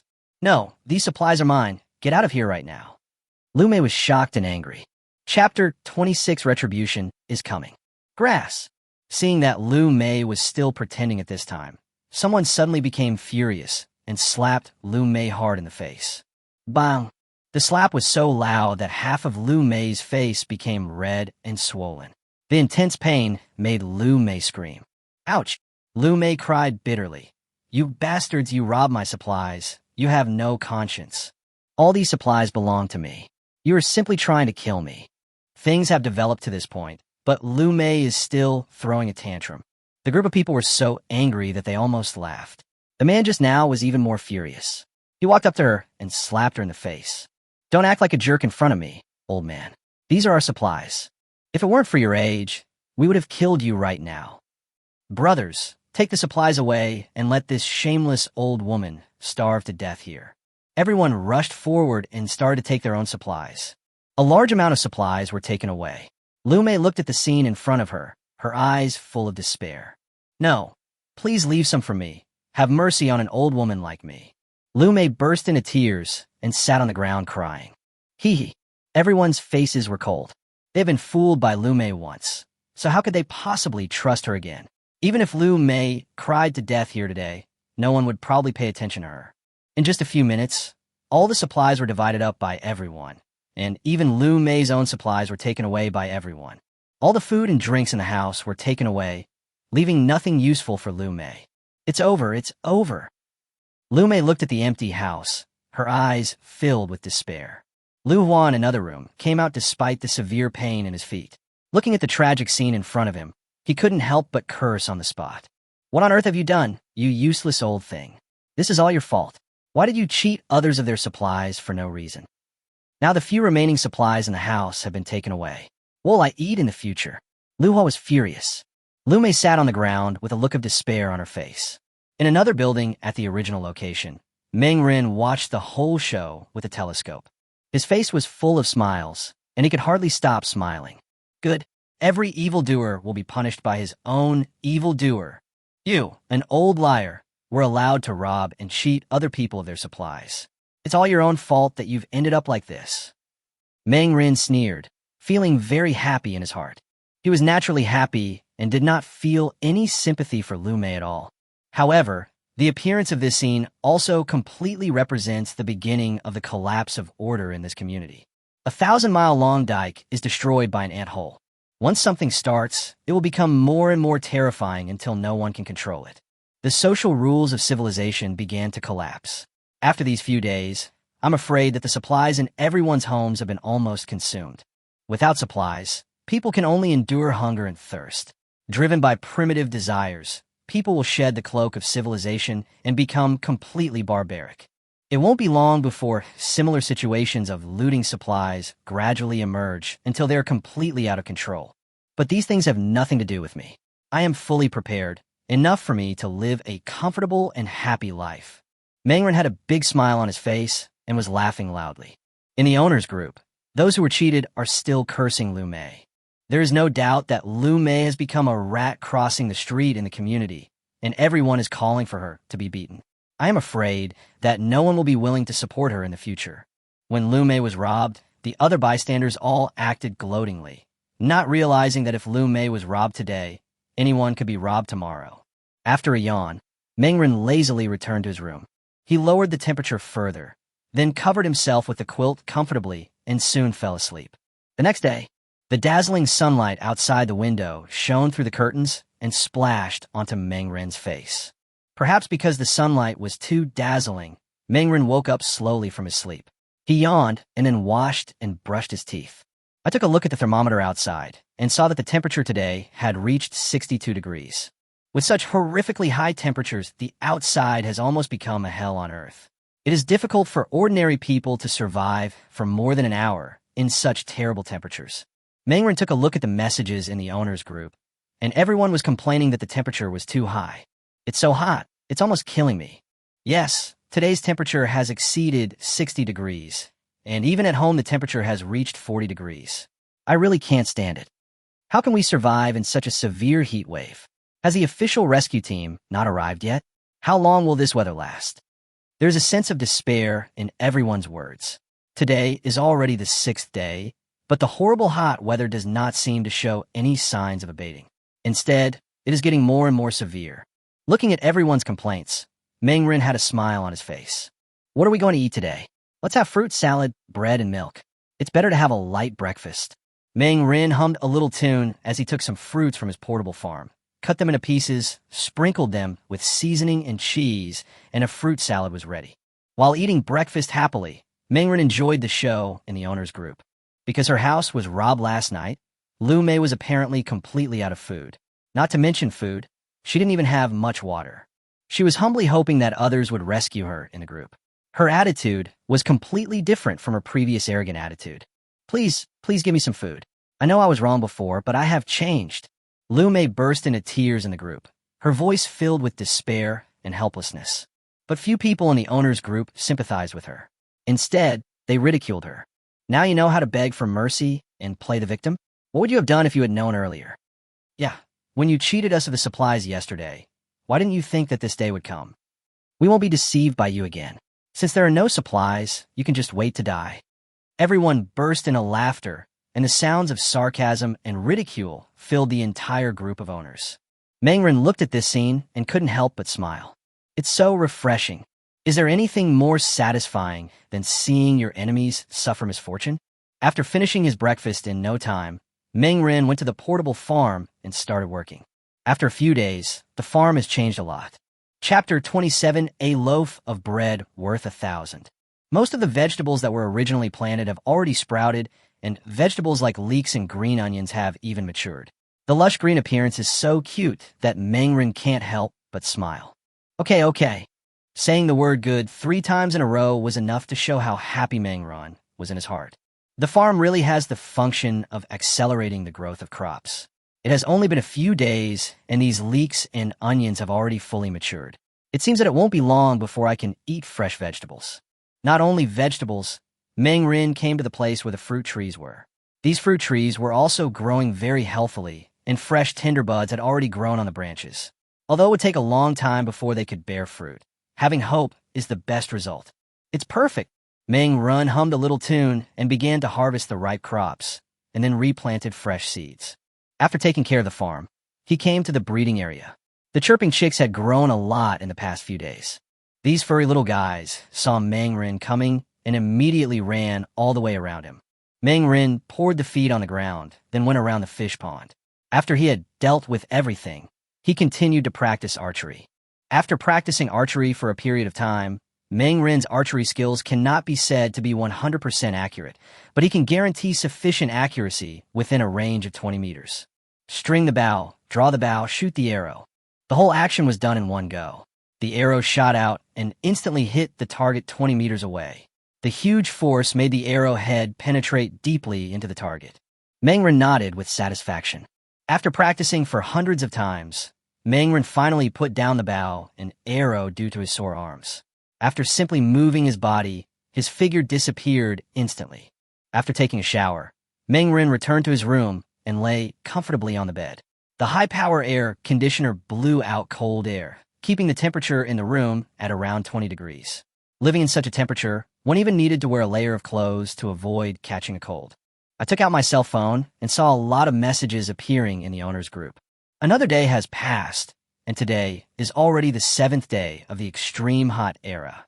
It is already quite difficult for an ordinary family to maintain food for 7 days. As of today, most people in the community have begun to run out of food at home. Who has extra food at home? Please give me some food. I have nothing to eat at home, but I have 2 children who need to eat. One person sent this message in the owner's group. This message was sent out, but everyone else pretended not to have seen it, and no one showed any intention of saying anything. It is now the 7th day. When the extremely hot era just arrived, everyone thought that the extremely hot weather would only last for a short time and would subside in a few days. But over the past few days, everyone has gradually become desperate, and people have learned a considerable amount of information from the internet. This is a horrific disaster that has swept the world. Every part of the country is affected, and the authorities are already overwhelmed. By the time rescue arrived, they didn't know what time it was. People have realized that they can only rely on themselves to survive this disaster. Food and water are their lifelines now. Who would be willing to share their life with others? Seeing that everyone in the owner's group was silent, the man couldn't help but beg even more.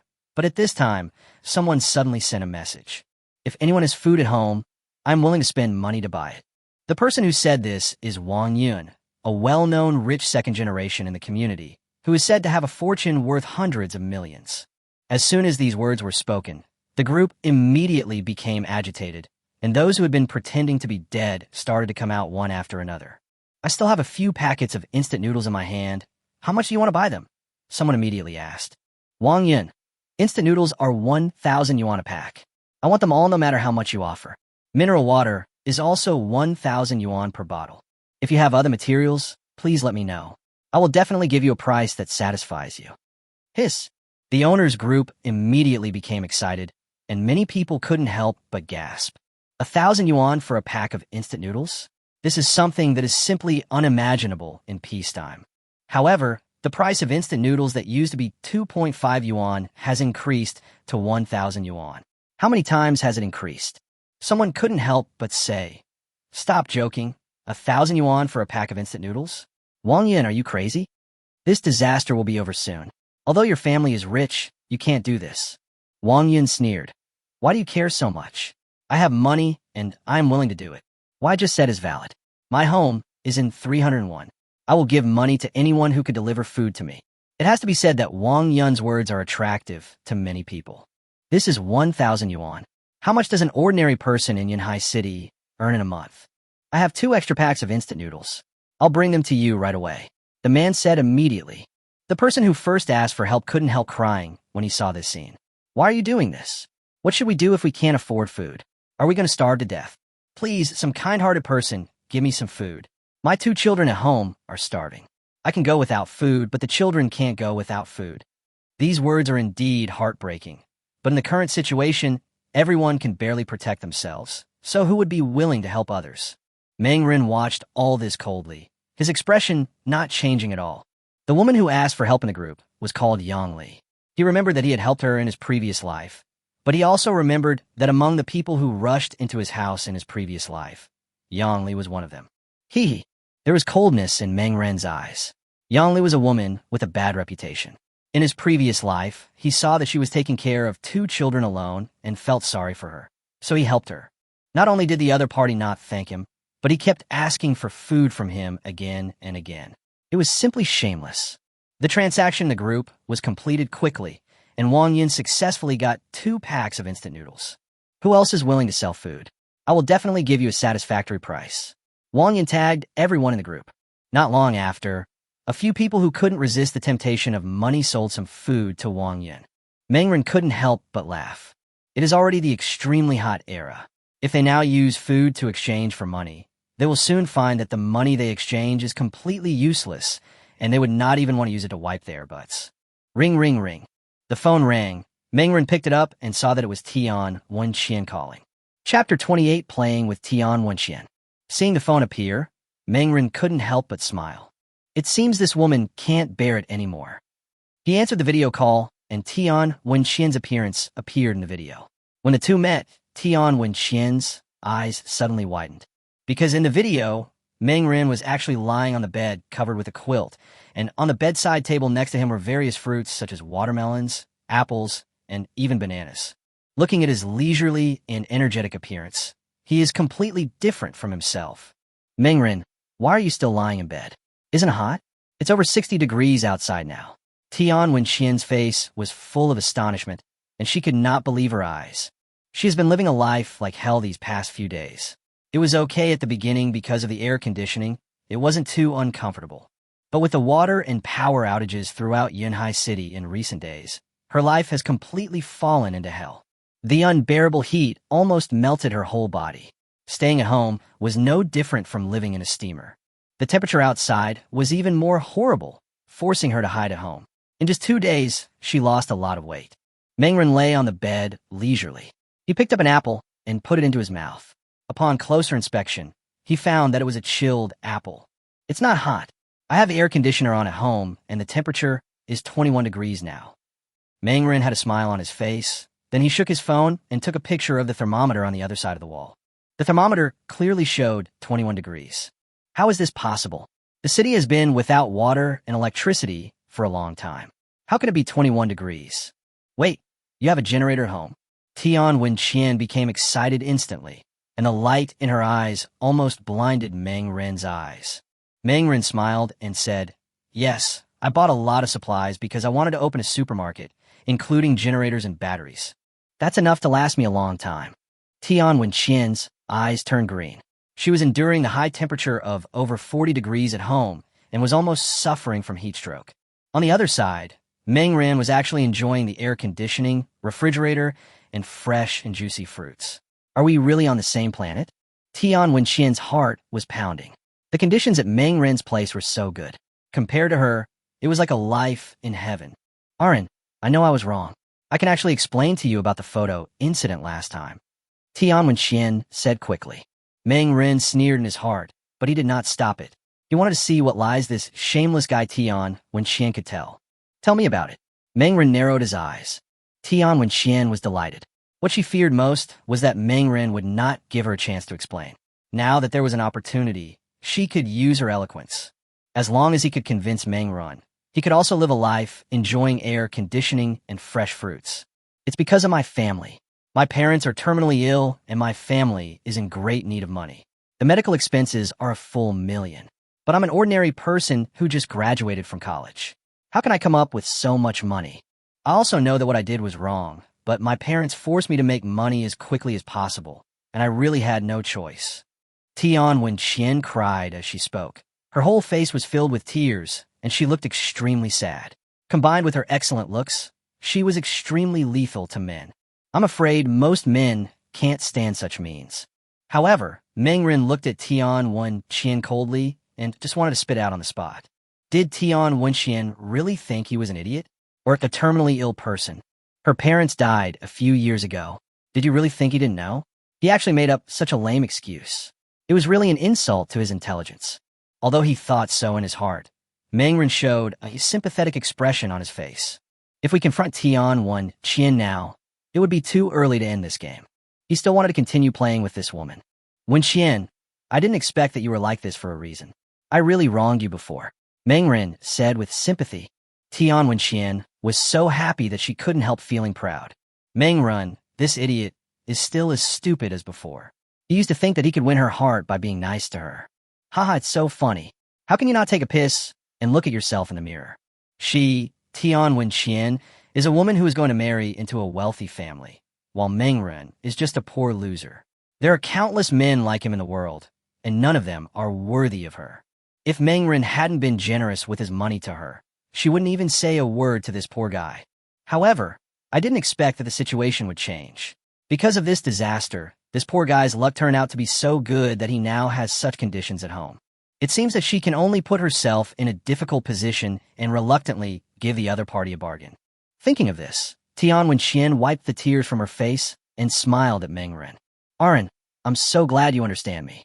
Let's be together from now on. I can't stand the heat here. When will you come and pick me up? Tian Wenqian's eyes were filled with excitement. Mengren blinked his eyes and said, Pick you up? When did I say I would pick you up? We haven't even gotten married yet. If I bring you here, wouldn't that mean we're living together? Sorry, I'm a traditional person. What? When Tian Wenqian heard this, she was stunned. I offered it to him, but this poor guy Mengren actually refused it. What a joke. She forced herself to keep smiling. Arun, what era is it now? Why do you still hold on to such old-fashioned ideas? What do you mean? Are you the kind of woman who can live with any man casually? Mengren's face turned dark, and his expression suddenly became gloomy. He looked very angry. Tian Wenqian panicked, and she quickly explained, No, Arun, that's not what I meant. Don't get me wrong. I'm not that kind of casual woman. Mengren's expression eased a little. I knew you wouldn't do that. Let's talk about living together after we get married. We'll get married after this disaster is over. What do you think? Tian Wenqian's smile froze, and she was almost mad to death. What the hell is this loser Mengren talking about?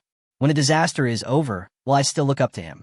Tian Wenqian wanted to say something, but when she looked carefully, she found that Mengren had hung up the video call at some point. Chapter 29, Tian Wenqian's Determination. Mengren. Tian Wenqian was stunned, and her face suddenly turned furious. She was furious and kept smashing things in the room, with a furious look on her face lasting a long time. This useless man actually dared to hang up on me. What kind of traditional man is he? I've already offered myself to you. Why are you still being so traditional? Tian Wenqian was furious. She gritted her teeth as if she wanted to tear Mengren apart. After a long while, Tian Wenqian finally calmed down. After calming down, she had to face the current stiff situation. There was no food in her house. She never had the habit of storing food. She had been staying at home since the extremely hot era came.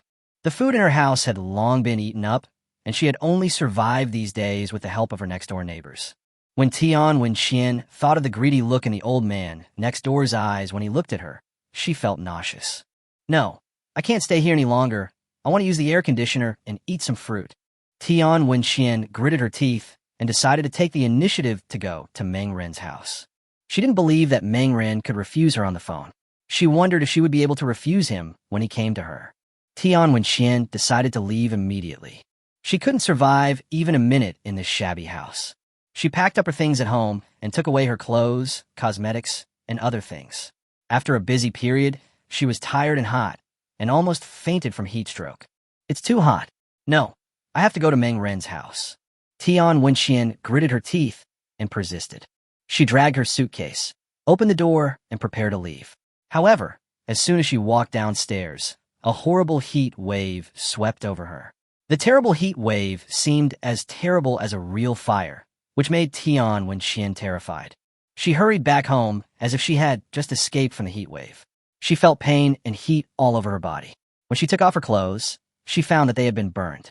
Grass! Tian Wenxian was furious and yelled at everyone. It's too hot during the day. It seems I can only wait until night to go to Meng Ren's house. Tian Wenxian gritted her teeth and had to endure it. On the other side, Meng Ren was laughing at home. When Meng Ren thought of the confused expression on Tian Wenxian's face after he rejected her, he couldn't help but roll around on the bed laughing, almost laughing to tears. It's really hilarious. This slutty woman is really shameless. You didn't have this attitude when you rejected me before, but now you rush over to me right away when you see the benefits. Hee hee.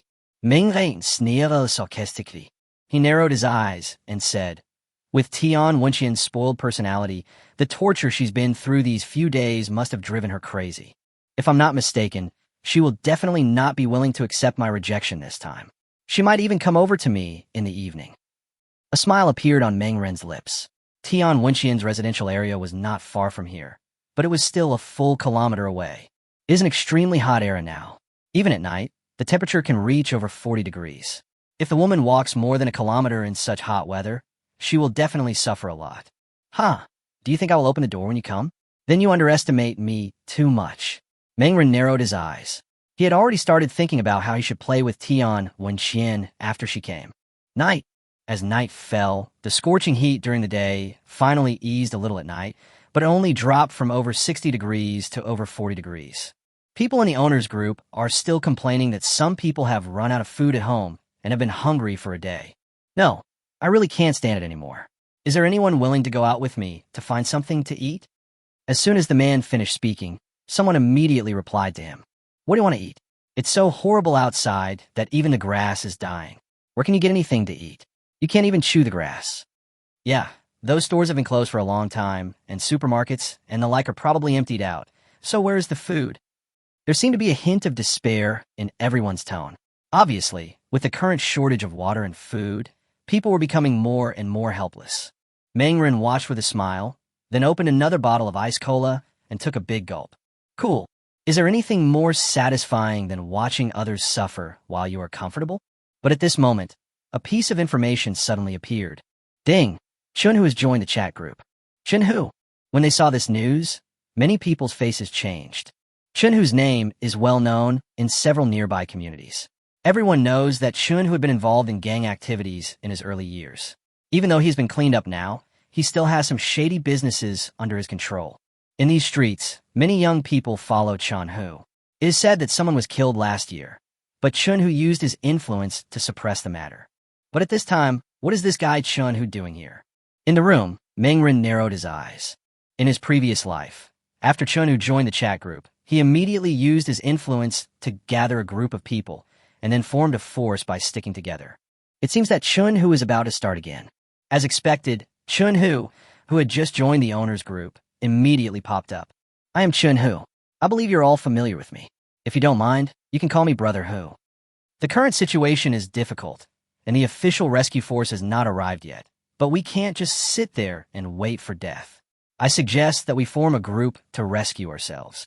I know you might have some concerns, so I'll be the first one to come forward. Who's willing to follow me? Although I can't guarantee anything, at least if we unite together, the chances of getting through this difficult time will be greater. As expected of someone who has been in society, he speaks in a very different way. Unity? It's easier said than done. This is how creatures like humans are. But now that a fierce character like Chun who has stepped forward to act as the leader, many people's thoughts have immediately changed. Many people have heard of Chun-Hu's methods, but in the current situation, it seems that banding together for warmth is the best option. What's more, Chun-Hu has already said that he will be the leader. Even if something happens, it will be Chun-Hu's trouble if the official investigates it. It probably has nothing to do with them. Thinking of this, many people immediately became interested, and then someone immediately spoke in the owner's group. Chapter 30 Recruitment from Chun-Hu. Brother Tiger, what are the benefits of following you? This statement can be said to be very straightforward, with almost no concealment, but it is also in line with the current situation. In this apocalyptic age, who would still play with those fancy things? If you want others to follow you, you must always come up with something of substantial value. Chun-Hu smiled, then took a photo and sent it to the owner's group. When everyone took a closer look, they gasped and many people's eyes lit up. It turns out that the photo shows a warehouse, but it is full of food and water. This is my capital. I have taken over a supermarket, so there is enough food and water. Not only that, I also have a generator. Although the power is not particularly sufficient, it can be used for a while. How is it? Can such conditions impress you? Because of Chun-Hoo's words, many people were moved, especially those who had run out of ammunition and food. They had been hungry for a day, and people can do anything when they are hungry. Now that there is food in front of them, some things are actually not difficult to choose. However, some people noticed something in Chun-Hoo's words. Took over a supermarket? What does this mean? Many people's hearts were beating wildly. Could it be that Chun-Hoo had robbed a supermarket? When they thought of Chun-Hoo's past, everyone felt that this possibility was very high. Given Chun-Hoo's personality and his daily behavior, even if he really robbed a supermarket, it didn't seem impossible. Inside the room, Mangren squinted his eyes and watched the scene. He knew very well that he could not stop Chun-Hoo. Chun-Hoo is a cruel and ruthless person. He is unwilling to have a conflict with him unless it is necessary. In my previous life, those neighbors who rushed into my house might have been instigated by Chun-Hoo. Besides, I still owe Chun-Hoo a lot of money in this life. Given his personality, I'm afraid he will attack me as well. Mangren narrowed his eyes. He was thinking about whether he should come out and disrupt the situation for Chun-Hoo. But after thinking it over carefully, he decided to give up. Unless he was willing to take out the resources, there would be no point in disrupting the situation. Instead, it would make Chun-Hoo target him. Thinking of this, Mangren decided to wait and see. In the owner's group, many people were tempted by Chun-Hoo's resources and began to be attracted. Some people can no longer bear the temptation. Brother Tiger, I will join you as long as you give me a bite to eat. As soon as the first person said this, there was a second person, then a third, and a fourth. In a short period of time, 7 or 8 people were willing to join Chun-Hoo's team. However, although most people are tempted, they are not yet at the point of desperation. Chun-Hoo's reputation is not good, and these people are obviously worried that if they follow Chun-Hoo, something unexpected will happen. Those 7 or 8 people basically had no other choice. If they didn't eat, they would probably starve to death. Instead of waiting to starve to death at home, you might as well give it a try. Seeing that there were only 7 or 8 people willing to follow him in such a huge community, Chun-Hoo seemed a little dissatisfied. Everyone, you have to think carefully. This extreme heat disaster has affected the entire world. The authorities are probably too busy to take care of themselves now. We don't know when rescue will arrive. And I'm not afraid to tell you that the official now seems to be a little broken, and they can't even solve their own problems. What? This statement shocked many people. How is this possible? This should be just an ordinary disaster. It will definitely be over soon. Someone said this in a trembling voice. Everyone in the owner's group was a little excited because of what Chun-Hoo said just now. The only hope in their hearts was rescue from the authorities. As a result, Chun-Hoo now told them that even the officials themselves were unable to stabilize the situation, which caused everyone to begin to waver. Hee. Chun-Hoo had a sarcastic smile on his face. You can doubt my words, but you can also verify them. You can try to make a phone call to see if you can get through to the official phone numbers. After these words were spoken, most people's hearts sank to the bottom. Call up? They had called countless times, but whether it was the hospital or the police station, the lines were almost always busy and could not be reached. Just when everyone was panicking, Lu Mei suddenly appeared.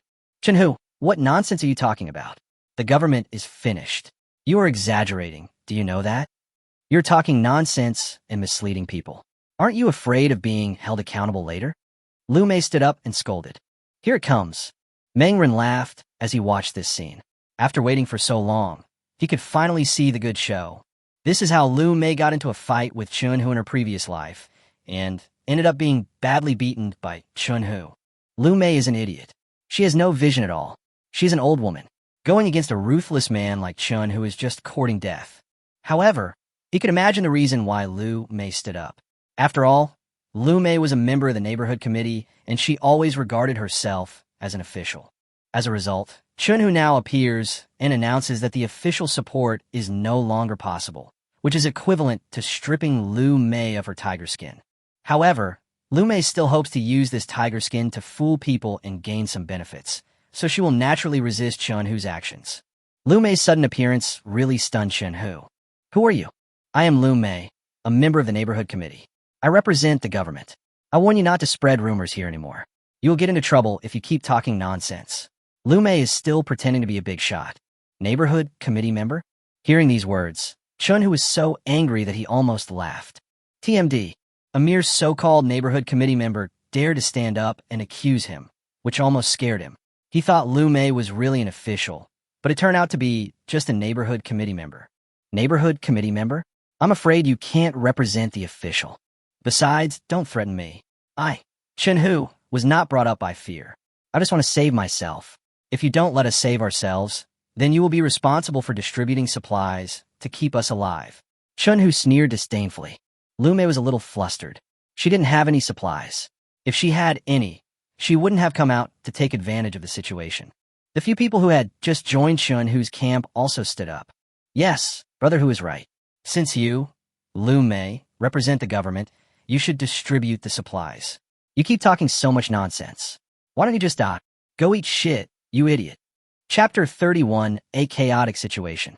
7 or 8 people yelled at Lu Mei, using very ugly swear words. Lu Mei was so angry when she saw the news that she was shaking all over. You actually dare to scold me. I will remember all of you. When the disaster is over, you will definitely suffer the consequences. Lu Mei threatened everyone viciously. Hee. But people's mouths were full of sneers. Ever since Lu Mei cheated every one of their supplies last time, her status in the community has become like a rat crossing the street, and everyone is shouting and beating her. Her threats had no effect at all, and no one seemed to care about her. Chun-Hu sneered, and the sarcasm in his eyes was extremely strong. Okay, brothers, ignore this clown and come over when it's night. I, Chun-Hu, can assure you that as long as I am alive, you will have something to eat. These words were like a reassurance to those who had come to him, and many people expressed their gratitude. Thank you, Brother Hu. Thank you, Brother Hu. Several people were delighted. Mangren watched the entire process. He squinted his eyes, and his expression was a little solemn. Chun-Hu is a very restless person. Perhaps for him, the current turbulent society is more to his liking. I remember this guy has gathered people in several nearby communities. He probably has dozens of people under his command now. With so many people, the resources consumed every day are not a small number. Even if Chun-Hu robbed a supermarket, he would not be able to hold on. It won't be long before he starts searching for supplies. Mangren recalled what Chun-Hu did in his previous life. He vaguely remembered that in his previous life, a few days before his neighbor broke into his house, Chun-Hu seemed to be doing something, but he didn't pay attention to what it was at the time, so he has no memory of it now. Trouble. It seems we must be careful with this guy. Chun-Hu must have a gun, and definitely more than one. He is the biggest threat to me around here. There was a strong sense of vigilance in Mangren's eyes. In the owner's group, Lu Mei was still lobbying everyone and loudly protesting against Chun-Hu, calling on everyone to obey official orders. But no matter what she said, everyone just treated her as a clown and ignored her, which made Lu Mei very embarrassed. After putting down her hand, Lu Mei gritted her teeth, her face full of anger. Gurgle. A feeling of hunger in her stomach made Lu Mei's face look painful. She hadn't eaten for a day and was in such a hot environment. She was already old and couldn't stand such a torture. These idiots, why don't they believe me? Lu Mei gritted her teeth. She was thinking about where to get some food, and her suspicion quickly fell on Mangren. She was sure that Mangren must have a lot of supplies at home, because she noticed that Mangren had not complained in the owner's group in the past few days. If it weren't for the abundant supplies, how could Mangren have no complaints at all? Mangren must have moved the supplies from the warehouse, but I don't know where he is hiding. Lu Mei's eyes were rolling around, thinking about how to get supplies from Mangren. Time passed unknowingly, and it was night. As night fell, the scorching sun in the sky gradually set. The world outside, which was originally like hell on earth, eased a little. At least people could barely move around outside. The ground was so hot that you could feel the burning sensation even when walking outside with shoes on. It was not until midnight that people began to go out and move around a little with the help of the moonlight. A group of people were enjoying the cool air in the community garden, compared to the steamer-like environment inside the house. Although it was also hot outside, at least there was some cool breeze occasionally. Inside the room, Mangren was lying on the bed, leisurely playing games. Compared to the people outside, his place was like heaven. Downstairs, a group of people gathered in twos and threes. Most of them looked very bad. They were weak and looked like they were about to die at any time. Hey, when will this damn weather stop? The security guard, Lao Wang, was shirtless, with so much sweat coming out of his body that he looked like he had just been pulled out of the water. Yes, the weather is too hot. If it continues like this, we might die here. There was a look of despair on everyone's face. At this moment, a voice suddenly sounded, attracting everyone's attention. I know where the supplies are. What? Everyone turned around and saw that the person who said this was Lu Mei. Lu Mei, where are the supplies? The rich second-generation Wang Yun asked immediately, and the others also looked at her. Lu Mei had a proud look on her face. If we talk about the person with the most supplies in our community, it must be Meng Run. Haven't you noticed that Meng Run has never complained in the owner's group since the extremely hot weather began? Every one of us has a sad face, but Meng Run is the only one who keeps diving. I bet this kid must have a lot of supplies at home. That's why he rarely appears in the group. As soon as these words were spoken, many people's eyes began to flicker. The security guard, Lao Wang, frowned. Even if Meng Run really has supplies, it has nothing to do with us. Lu Mei, what do you want to do by bringing this up? It doesn't matter. We all live in the same neighborhood. We usually take good care of Meng Run. Now everyone is in trouble. We are all suffering, but Meng Run is hiding in his room, enjoying himself. Since we are from the same community, shouldn't we help each other? And don't forget about the warehouse. The supplies in such a large warehouse disappeared. I absolutely don't believe it wasn't Meng Run who did it. Meng Run must have a lot of supplies at home, and Meng Run also bought a generator and even batteries and air conditioners. In my opinion, this kid probably knew about the extremely hot weather a long time ago, so he made preparations in advance. Wow, the scene suddenly became lively, and many people widened their eyes after listening to Lu Mei's analysis. The eyes of the rich second-generation Wang Yun flickered slightly. He swept his eyes over the many people present, and he smelled a breath of danger from their faces. Under extreme conditions, people can do a lot of dangerous things. Especially now after Lu Mei's fanning the flames. Is something going to happen today? Chapter 32. Come to the door. It has to be said that Wang Yun's guess was very accurate. Because of Lu Mei's incitement, many people present had bad thoughts in their minds. Lu Mei is right. We all live in the same community. Why can Meng Run hide in his room and enjoy himself while we can only suffer outside? This is unfair. A person stood up and responded to Lu Mei's words. His name is Tang Song. Like Lu Hua, he is an uneducated guy. He was among the 4 people who followed Lu Hua to launch a sneak attack on Meng Run last time. But he was lucky and was not shot by Meng Run's compound bow at that time. However, because of that incident, he had completely hated Meng Run. Now, listening to Lu Mei's instigation, he immediately stood up. Lu Mei was overjoyed. Seeing that someone supported her, she immediately smiled. Everyone, I didn't say these words just now to do anything. I just want Meng Run to take out some supplies. Anyway, Meng Run has a whole warehouse of supplies, so it doesn't matter if he gives us some. At worst, we can just buy it with money. Liu Mei shouted loudly. That's right. If we spend money to buy it, no one will say anything. I support Lu Mei's opinion. I support that too. One after another, people came out. Within just a few breaths, 7 or 8 people stood up. These people were the owners who had run out of ammunition and food and had no supplies. Without supplies, they have been hungry for a day. And now, after Lu Mei's instigation, these people are obviously out of control. Liu Mei was overjoyed. She raised her arms without hesitation and said, Okay, since everyone agrees, let's go to Meng Run and ask him to give us some supplies. A group of people immediately marched towards the building where Meng Run was. While the others watched this scene, some were hesitating, some were frowning, and some were showing moved expressions. At this time, Meng Run in the room saw the situation downstairs clearly. You Lu Mei are up to no good again in such a short time. It seems the lesson I taught you last time was not enough. There was a cold light flashing in Meng Ren's eyes, and a terrifying murderous intent emerged from his eyes. Old Lady Lu Mei is really restless. Fortunately, she has been paying attention to the actions of the people downstairs. Otherwise, she might not have noticed that they came to cause trouble again. He sneered, thinking that if this group of 7 or 8 people really wanted to rush in, he would not be able to resist them with the gate outside. He died for this reason in his previous life. Although these people now are not as crazy as they were in his previous life, who knows what will happen then? But now it's different. He has weapons in his hands, and he wants to see how brave these people are. Meng Ren took out the bow and arrow without hesitation and put the 1911 pistol on his waist. Snap! The safety of the pistol was taken off, and the bullet was loaded directly. The look in Meng Ren's eyes appeared extremely cold. After he finished all this, footsteps were heard in the corridor. Meng Ren's home is upstairs. Everyone should be careful. Meng Ren may have weapons in his hands. Tang Song said. His eyes flickered slightly. This boy was very smart. He deliberately did not reveal the news that Meng Ren had a bow and arrow in his hand, but instead said that he had a weapon. Although the bow and arrow is a type of weapon, there are more than just bows and arrows. The group listened to Tang Song's words and thought that the weapon in Meng Ren's hand was most likely just a wooden stick or a kitchen knife, and they all had expressions of disapproval on their faces. Don't worry, there's so many of us.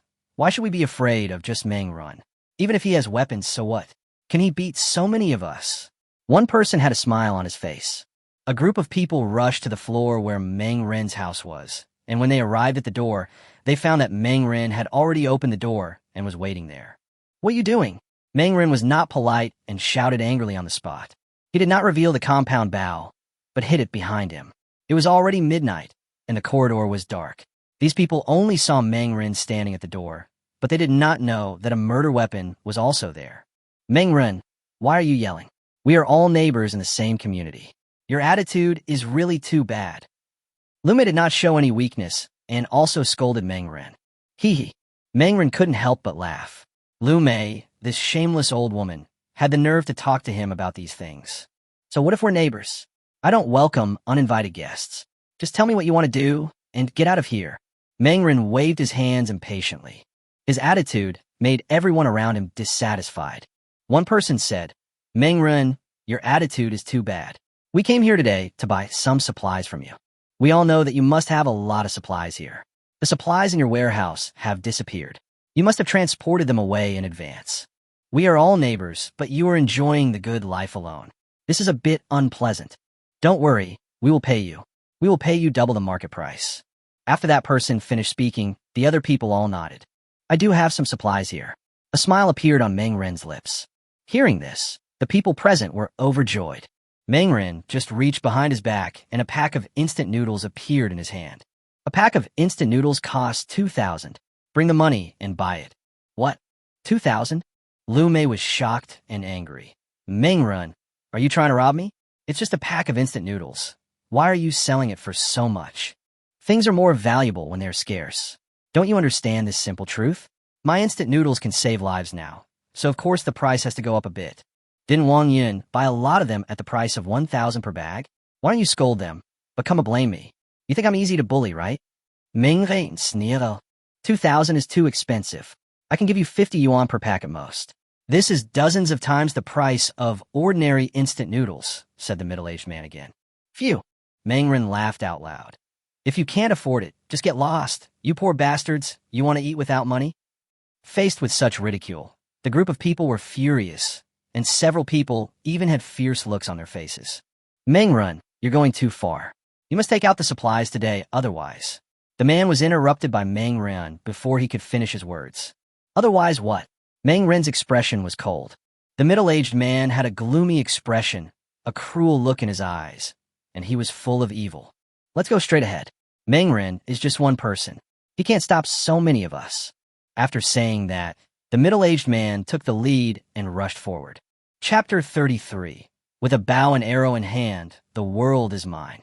The middle-aged man was very courageous, and it was not known whether it was because Meng Ren was alone or because he felt that he was very strong. He pounced in front of Meng Ren and was about to catch him. Hee hee. There was a sneer on Meng Ren's face. He had been sneering for a long time. How could he let this group of people succeed? Just when the middle-aged man was still feeling smug and thought he could catch Meng Ren soon, he was horrified to find that Meng Ren actually took out a compound bow from behind him, with the arrow already drawn and even aimed at him. Whoosh! Meng Ren released the bowstring without hesitation, and the arrow shot out instantly. The special arrowhead had great lethality and pierced the middle-aged man's shoulder in the blink of an eye. Ah! The triumphant roar from before disappeared, replaced by a shrill scream. The sharp and terrifying arrow pierced the middle-aged man's shoulder, and the intense pain made him scream miserably. A large amount of blood flowed out instantly, directly staining his shoulders red. Compound bow. Meng Run has a compound bow in his hand.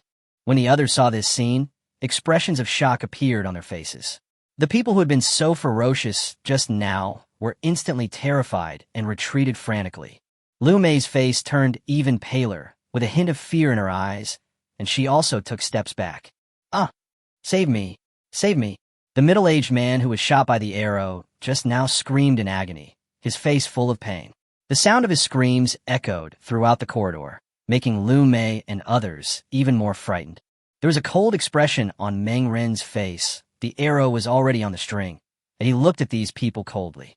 "Come on, aren't you going to steal my things? Come on if you're not afraid of death." Meng Ren sneered, the black compound bow arrow in his hand flashing coldly under the moonlight, as scary as the scythe of the god of death. Lu Mei's voice was trembling with fear. Now they no longer had the aggressive look they had just now. "Meng Ren, you actually secretly kept a compound bow, which is illegal." Even at this time, Lu Mei was still threatening and scolding Meng Ren. "Phew!" Meng Ren laughed out loud. "Are you stupid? Who told you that compound bows are illegal? Even if it's illegal, so what? Who can arrest me? What era is it now? The government can't even protect itself. So how can they control me? You are so brave. Who encouraged you to rob me?" Faced with Meng Ren's questioning, Tang Song and his companions did not hesitate and directly betrayed Lu Mei.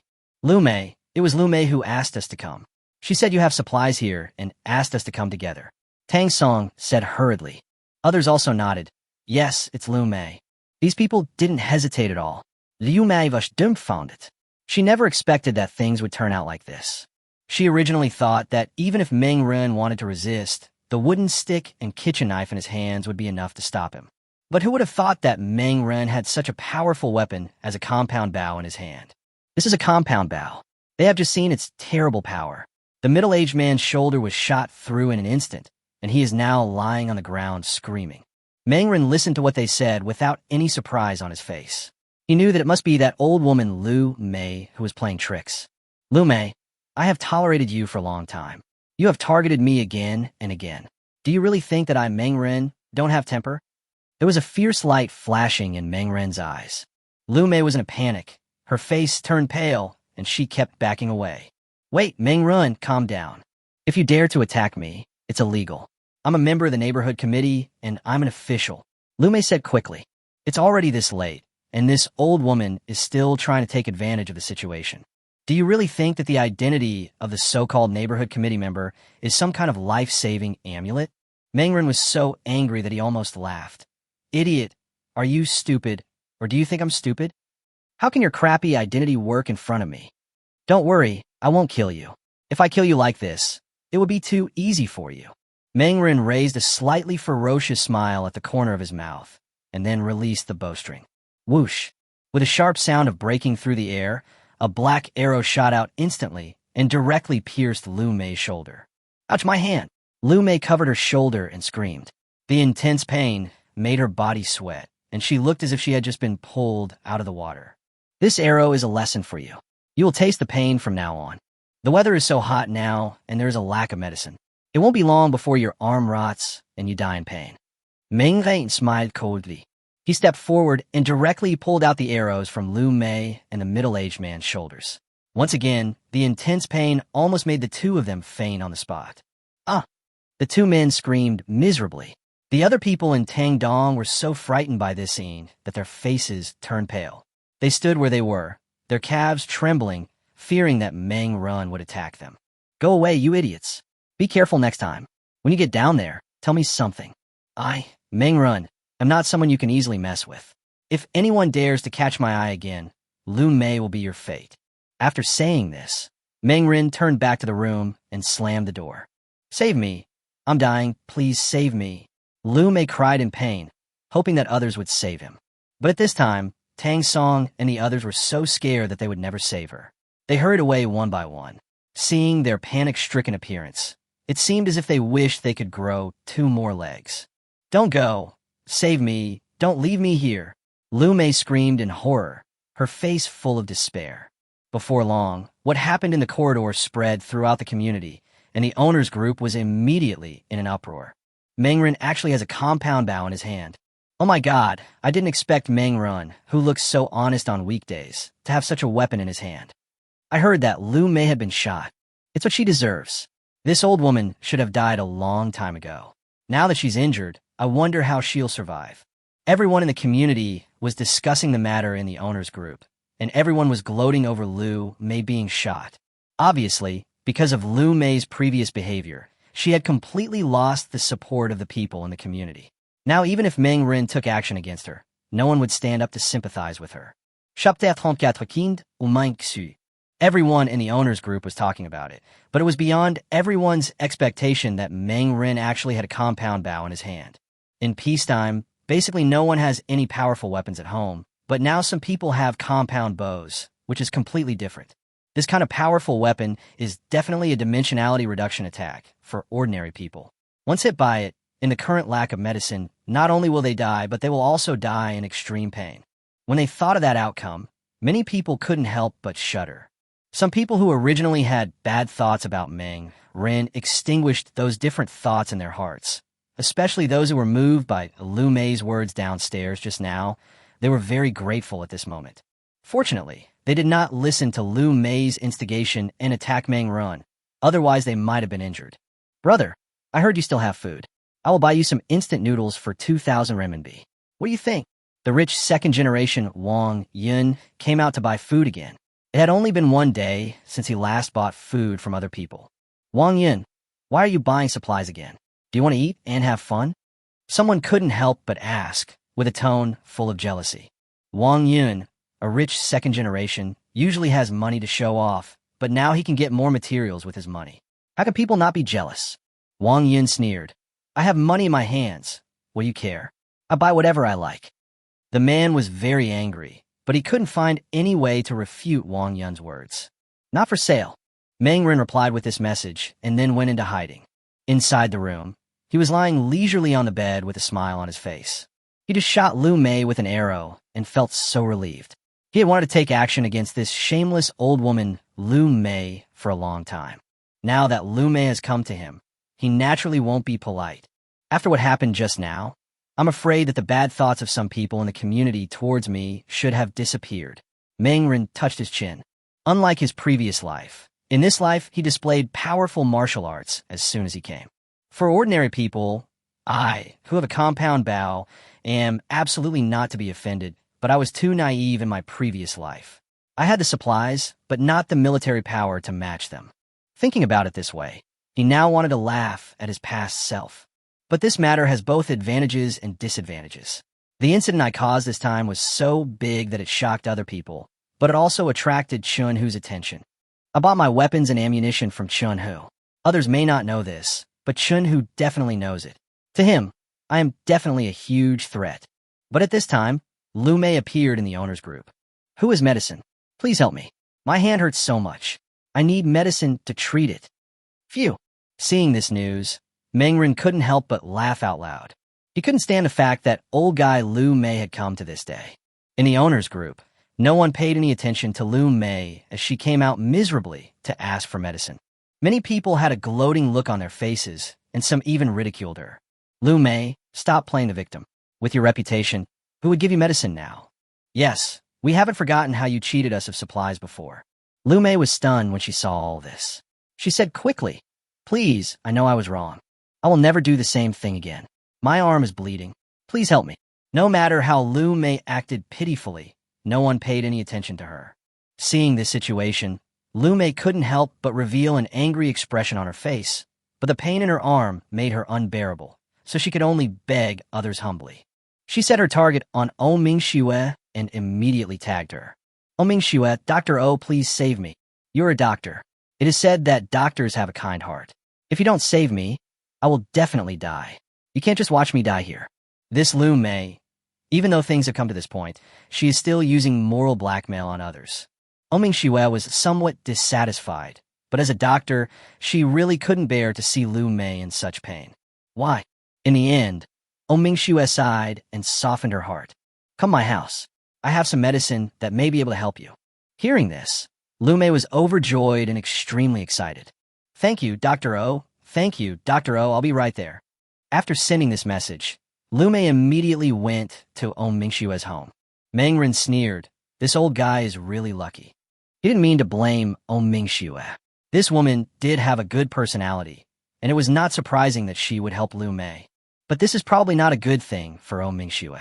The other party has revealed that he has medical supplies at home, and he might be targeted in the future. It was already late.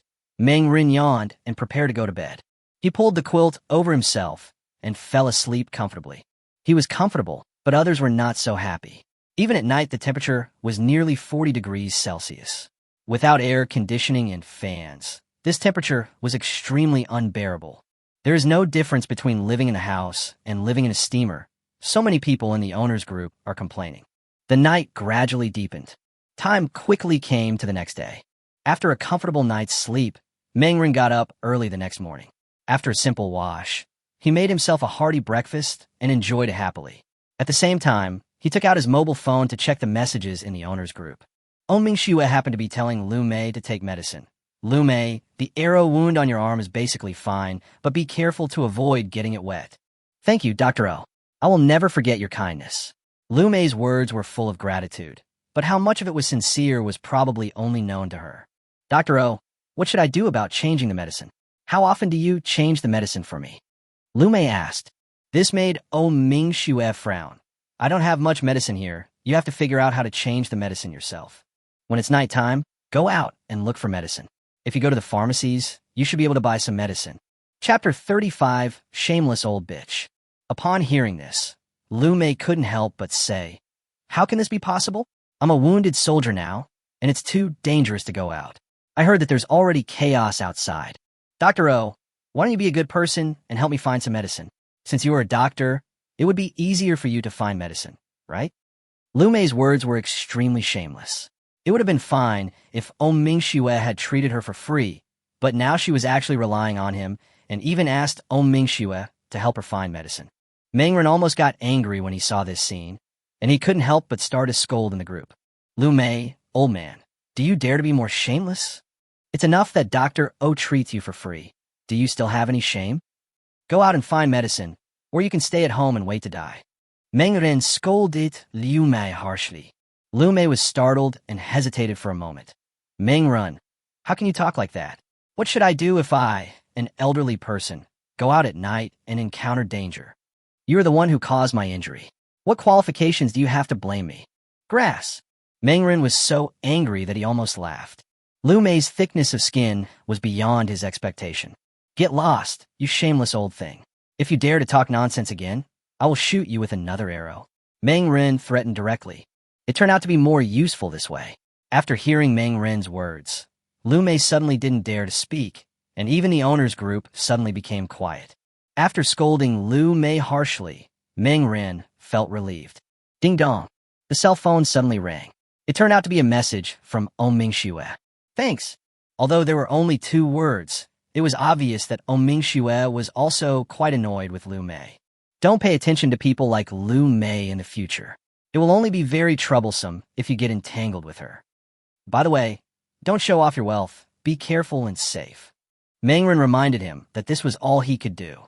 As for helping, Mingi. What a joke. How is this possible? In his previous life, he died because he was a bad person. In this life, he would never show any compassion. He was willing to give Mingxue a reminder because he had helped him in the past. If it were someone else, he wouldn't even look at them even if they died in front of him. Throwing his cell phone aside, Mangren quickly finished his breakfast and then went into his portable space to start his day's work. It took him a whole morning to finally manage the farm. Several hours of high-intensity work really made him tired. He came out of the bathroom after taking a shower, looking a little tired. "No, I'm afraid I need to recruit some people. The farm is already quite large, and taking care of the vegetable crops is not a big deal, but when the chickens and ducklings grow up, it will be no small matter. Especially if I'm delayed, won't there be problems?" Mangren thought so, but he didn't have a suitable candidate now. The portable farm is related to his biggest secret. He must be cautious about anything related to the portable farm. Otherwise, once the secret is exposed, he will definitely face a more miserable end than in his previous life. If you want to protect your portable farm, you either have to hire someone you can absolutely trust, or you have to be strong enough to ignore all threats. Both of these conditions are difficult to achieve. The human heart is unpredictable, and trust is difficult to measure. In his previous life, he trusted Tian Wenxian so much, but she still betrayed him. As for absolute strength, that is even more difficult. There are no superpowers. We all have one head on two shoulders. Where does the absolute strength come from? It seems I can only take one step at a time. At most, it will be a little harder. Meng Ren thought to himself. Ring, ring, ring. The phone rang, and it was Tian Wenxian calling again. Hee. Meng Ren sneered in his heart. He was a little surprised that Tian Wenxian did not come last night. Now the other party called again. I'm afraid he's going to cause trouble. He wanted to see what tricks Tian Wenxian was playing. The call was connected, and Tian Wenxian's weak voice was heard. Aren't, what's wrong? Meng Ren's tone was very calm. When Tian Wenxian heard this, she gritted her teeth. She never expected that Meng Ren would be so cruel. This man was not like this when he pursued her before. The gap between before and after was too big. She had originally planned to come to Meng Ren's place last night, but only remembered at night that her community was more than 1 kilometer away from where Meng Ren was. Such a long distance is simply a torture for a pampered person like her. In this apocalypse, there is not even a car outside, and the temperature at night is over 40 degrees. If she walked a kilometer under such conditions, she would probably faint from exhaustion before reaching where Meng Ren was. Arin, we are too far away and there are no cars outside. Why don't you come and pick me up? Tian Wenxian showed a pitiful expression and looked at Meng Ren with pleading eyes. In her impression, as long as she asked, Meng Ren would definitely agree to her request, just like before. However, this time Meng Ren changed. He glanced at Tian Wenxian and refused without hesitation. Don't want. What? Tian Wenxian found it hard to accept. Why? You always doted on me before. Didn't I agree to be your girlfriend? Now I just asked you to come pick me up. 1 kilometer is not far anyway. What's wrong with you coming over? Meng Ren sneered in his heart, but appeared embarrassed on the surface. No, 1 kilometer is too far. I'm used to staying at home with air conditioning. I'll die of heat if I go out. And didn't I tell you? We have to get married before we can live together. I'm a traditional person. It's so hot now. Let's go on a date after the heat wave is over. These words almost pissed Tian Wenxian off to death. She wanted to jump out of her phone and bite Meng Ren hard. TMD, I have been so humble, but I didn't expect that you were still so stubborn. Tian Wenxian wanted to say something, but the next moment Meng Ren hung up the phone, not giving her a chance to argue. Meng Ren, you damn bastard. Tian Wenxian was furious at home, and the whole person was furious. Ha ha ha. Meng Ren on his side laughed out loud. He wanted to laugh when he thought of Tian Wenxian's expression just now. This woman still has an arrogant attitude. It seems that we haven't succeeded in taming her. It doesn't matter. I have plenty of time. When she reaches her wit's end, she will definitely come to me for help. Meng Ren had an expectant look on his face. Ring, ring, ring. The phone rang again. Meng Ren looked at the caller ID, and his expression suddenly became solemn. Chapter 36, Chun Hu's phone call. The person who called was Chun Hu. Apparently, the fact that he shot Lu Mei with a compound bow was too conspicuous to be noticed by Chun Hu. However, it was only a matter of time before Chun Hu noticed him, so Meng Ren was mentally prepared.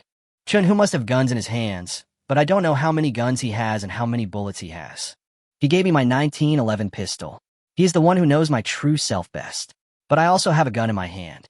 Chun Hu probably won't attack me directly, but he will definitely be wary of me in the future.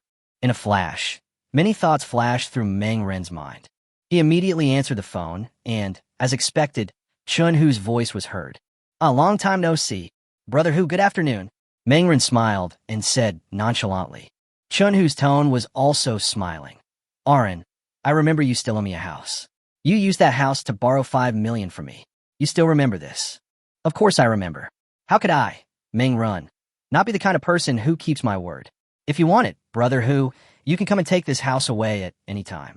Meng Ren patted his chest. His attitude was very generous. This made Chun Hu on the opposite side choke. The purpose of his calling today was not to ask for a house. Now that the era of extreme heat has arrived, houses are no longer useful. Who would want that thing? In fact, it won't be long before a large number of people die outside, and countless houses will be vacant. You can have as many as you want. Chun Hu could tell that Meng Ren was trying to deceive him, so he simply pointed out the truth and said straight to the point, Aaron, let's not beat around the bush. I think you should be very clear about the current situation in the world. The world is in chaos now. The original order has disappeared. The government is overwhelmed, and it is even a serious question how long it can survive. In this disaster, I think we should unite together. Arun, you are a capable person. Why don't we two brothers work together to create a new world in this apocalypse? What do you think? These words were quite straightforward, and for a moment Mangren really didn't know how to respond. Chun, who is a ruthless and capable man. Now he has gathered a group of people based on his abilities. If it wasn't necessary, Mangren absolutely didn't want to conflict with such a person. But now that Chun-Hu has come to our door, it will be impossible to avoid a conflict. Join Chun-Hu's team? This is absolutely impossible. With Chun-Hu's character, he will never settle down. He will definitely do something against the law and bully men and women. Although Mangren doesn't think he is a good person, he still disdains to bully others.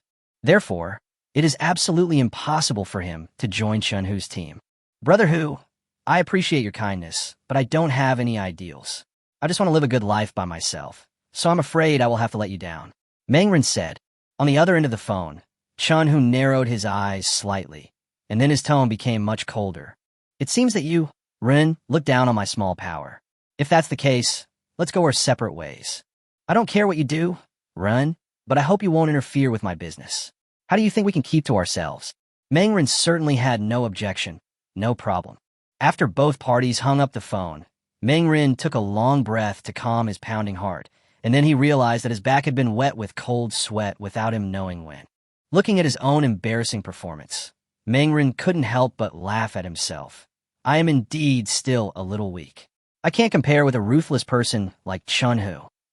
But I will definitely grow up slowly in the future. In this apocalypse, it is impossible to survive if you don't become a ruthless person. A gleam of light flashed across Mangren's eyes. Chun-Hu's phone call disrupted his peaceful life so much that Mangren had to start thinking about the future. It's really troublesome. Let's have a good sleep first and think about it after we wake up. Mangren looked annoyed. He crawled into bed and soon fell into a dream. He slept until night, and when he woke up, it was already dark outside. Mangren rubbed his eyes and yawned, then got up and finished making his own meal. He picked a piece of fresh pork and prepared to eat braised pork tonight. Although there are many prepared foods in the portable farm, Mangren still likes to cook for himself, which feels better. As for the meals ordered from the restaurant, they will be kept for use in emergencies. He had already tested it a long time ago, and his portable farm was very magical. The food in it would not rot at all, which meant that he could store the food forever. How wonderful! Have a delicious dinner and enjoy the happiness brought by delicious food. Is there anything in the world that can make people happier than this? Bang! At this moment, a gunshot suddenly rang out outside. In this quiet night, the gunshots were very conspicuous. Even if Mangren stayed at home with the doors and windows closed, he could still hear them clearly. What happened? Mangren was so shocked that he even dropped the braised pork he was picking up with chopsticks. He rushed to the window, drew aside the curtains, and looked out, but it was so dark outside that he couldn't see anything clearly.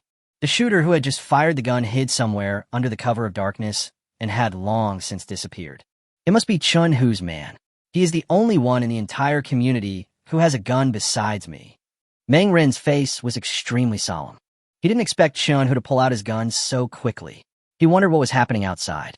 He quickly took out his phone to check the owner's group, and sure enough, the group was in an uproar, because the gunshots just now alarmed everyone in the community. China is a country with extremely strict gun control. It goes without saying what it means to be able to get guns in such a country. What happened just now? Why did I hear gunshots? The second-generation rich man, Wang Yun, sent a voice message, his voice even trembling a little. I heard it too. Is this just my illusion? Oh my God, there is someone in our community with a gun? Who is it? Who could get a gun? There are actually dangerous people like this in our community. Everyone was talking about it, and for a moment the owner's group was extremely lively. Chapter 37. The commotion caused by a gunshot. At this moment, someone said something in the chat group. Could it be Chun-Hu? He was a gangster in his early years. If anyone could get a gun, he would be the only one. As soon as these words were spoken, the chat group, which had been noisy just now, suddenly became quiet, and it seemed like deathly silence. At the same time, Chun-Hu also appeared here. Sorry, I scared you all just now. Something urgent happened, so I had to use some tricks. Please don't worry. I, Chun-Hu, am a person who abides by the rules. As long as no one provokes me, I will not hurt others. Also, let me say it again. If anyone wants to join me, feel free to come find me at any time. If we unite together, our chances of survival will be greater. After Chun-Hu said this, he directly left the chat group. As soon as he left, the chat group became lively again. Oh my god, it really is Chun-Hu. It's too dangerous. Chun-Hu actually has a gun in his hand. This guy really has a shady background and is not a good person at all. Everyone was talking about it. Some were terrified, some were panicking, some were at a loss, and some were silent. The expressions of the people in the owners group were different, and for a moment, it seemed like all the different kinds of human life were going on. Mangren saw everyone's performance, and his expression was extremely solemn. Why did Chun-Hu shoot? Was he showing his strength? Or was he warning me? Mangren couldn't sit still. He had a falling out with Chun-Hu during the day, and Chun-Hu shot him at night, which forced him to connect the two events together. Assuming that Chun-Hu was not trying to intimidate himself, what was his purpose in shooting? Who did he shoot at? Everyone in the owners group was still discussing when suddenly a woman said something. I think we shouldn't just sit there and wait for death. Chun-Hu has a gun in his hand. This is too dangerous. We need to fight back, otherwise he will definitely threaten all of us. The person who spoke was called Zhou Shui. She just graduated from high school this year. Because she didn't get into college, she likes to wander around every day. Occasionally, she can be seen hanging out with some questionable people. I heard that Zhou Shui even got pregnant before marriage when she was in the first year of high school. As a result, the man ran away, leaving Zhou Shui alone and having to have an abortion. Because of this incident, Zhou Shui's reputation in the community became ruined, and many gossipy people pointed fingers at her. Zhou Shui's proposal seemed to make some sense and immediately gained support from some people. I agree with Zhou Shui. I think we should unite together. Otherwise, there is no way to deal with the dangers that may arise in the future. The key is how to unite. We don't have any weapons, so we can't fight against Chun-Hu's group. The second generation rich man, Wang Yun, frowned. Zhou Shui popped up again. Doesn't Meng Ren have a compound bow in his hand? This is a long-range weapon. The compound bow has a very good range. Since Meng Ren has a compound bow, he should be able to shoot arrows. With Meng Ren as a deterrent, we may not be unable to fight against Chun-Hu and his men. Zhou Shui's words reminded everyone, and immediately many people began to tag Meng Ren. Meng Ren's face suddenly darkened when he saw this scene. This group of people are really whimsical. They actually wanted to deal with Chun-Hu. It's simply a dream. You guys handle your own affairs. It has nothing to do with me. Meng Ren directly stated his attitude. His words made some people dissatisfied, and Zhou Shui even criticized him on the spot. Meng Ren, what do you mean by this? Are you still a man? You are such a coward at such a critical moment. All of us are facing the threat from Chun-Hu. Shouldn't you stand up and protect us? Faced with Zhou Shui's accusations, Meng Ren was so angry that he almost laughed. Protect? Why should I protect you? Since you want to fight Chun-Hu, then go by yourselves. Zhou Shui, watch your mouth. If you dare to stir up trouble again, I will use you as a target. Meng Ren threatened directly, and it must be said that this intimidation made Zhou Shui a little scared. Meng Ren would really take action. Lumei was a lesson for him. Now Lumei still wails in the owner's group every day. Her painful look is seen by everyone. Zhou Shui was also very scared when she saw it. Thinking of this, she couldn't help but shrink her neck, not daring to confront Meng Ren head-on again. Zhou Shui quickly changed the subject. Are all the men in our community dead? Now that we are being bullied, shouldn't you stand up? Zhou Shui tapped on her phone with both hands and tagged a series of people at once, all of whom were male property owners in the community. What are you men hiding for? Come out and protect us women.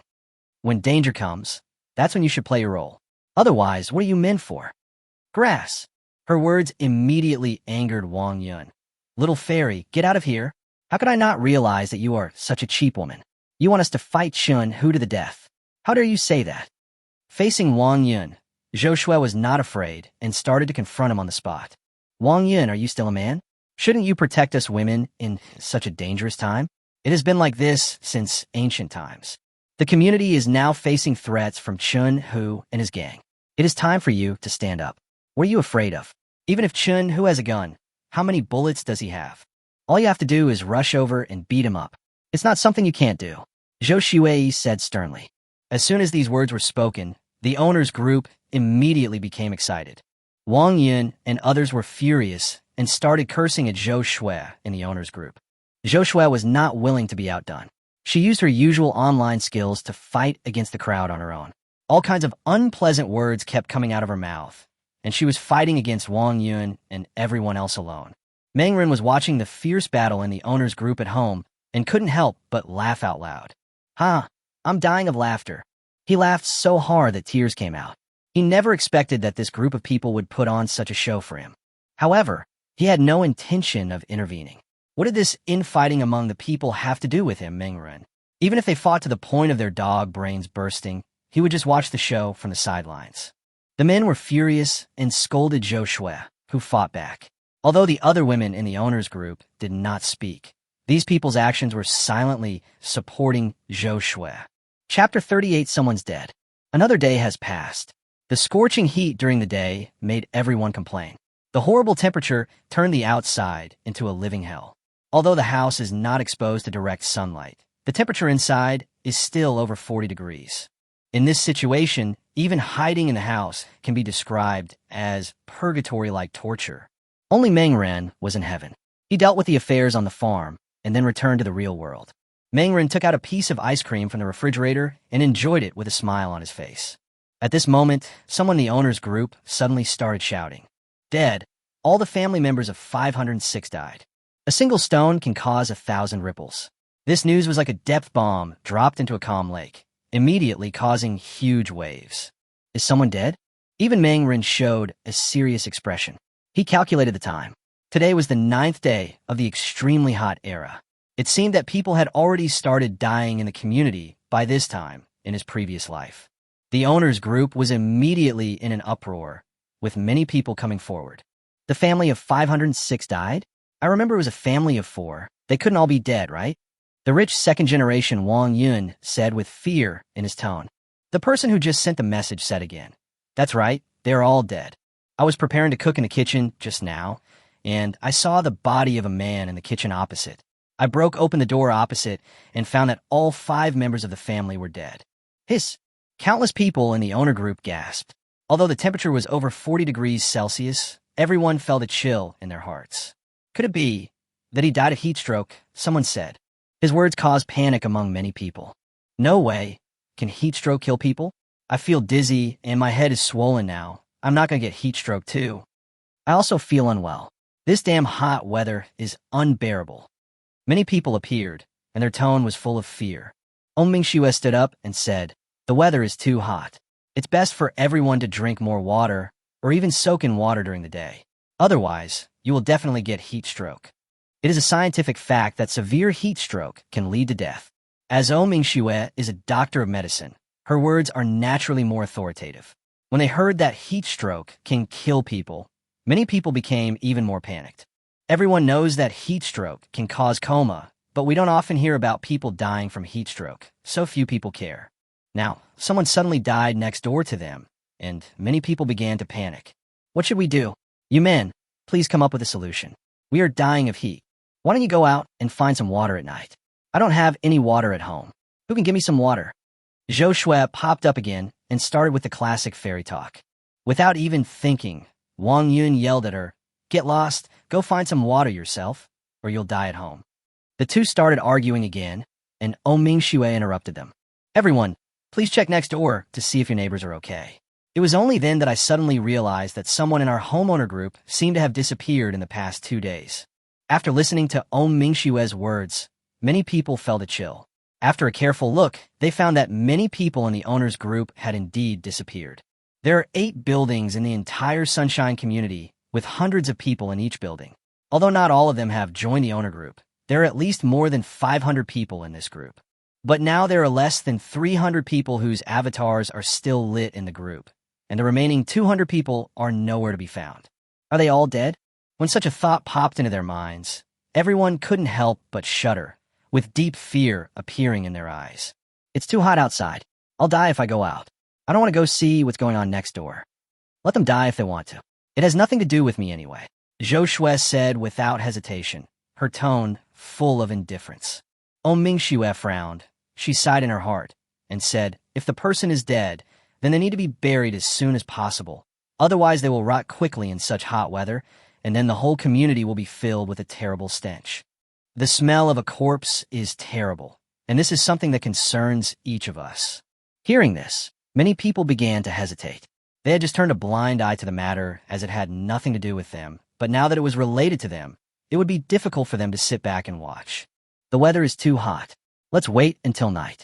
Otherwise, are we going to go out to cover the body in such hot weather? Wang Yun said.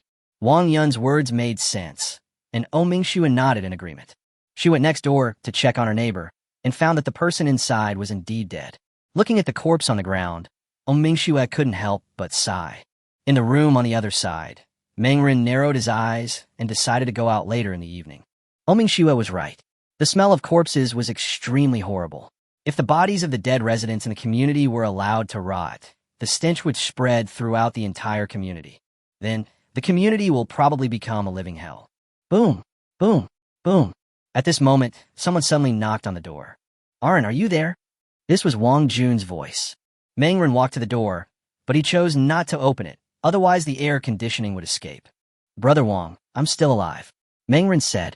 Wang Jun seemed to be relieved. I'm glad you're still alive. This damn weather is too hot. You'd better be careful not to get heat stroke. Thank you for your concern, Brother Wang. I'm fine. Mengren narrowed his eyes and smiled. Let's get started. He sneered in his heart. Sure enough, the next moment Wang Jun immediately said, Aaron, you should have some food at home. I want to borrow some from you. My family of 4 has been without food for a day. It doesn't matter if I don't eat, but my wife and children at home can't go without food. You have so much food stored in your warehouse, you must have moved a lot of it home. You must have food. If you don't have pity on me, please have pity on my sister-in-law and nephew. There was a hint of pleading in Wang Jun's tone. Listening to Wang Jun's words, Meng Rin felt sick. Wang Jun's family is extremely hypocritical. In his previous life, his house was attacked, but Wang Jun was the first to rush in. As soon as he saw him, he took action immediately. Before he could even react, Wang Jun hit him on the head with a stick.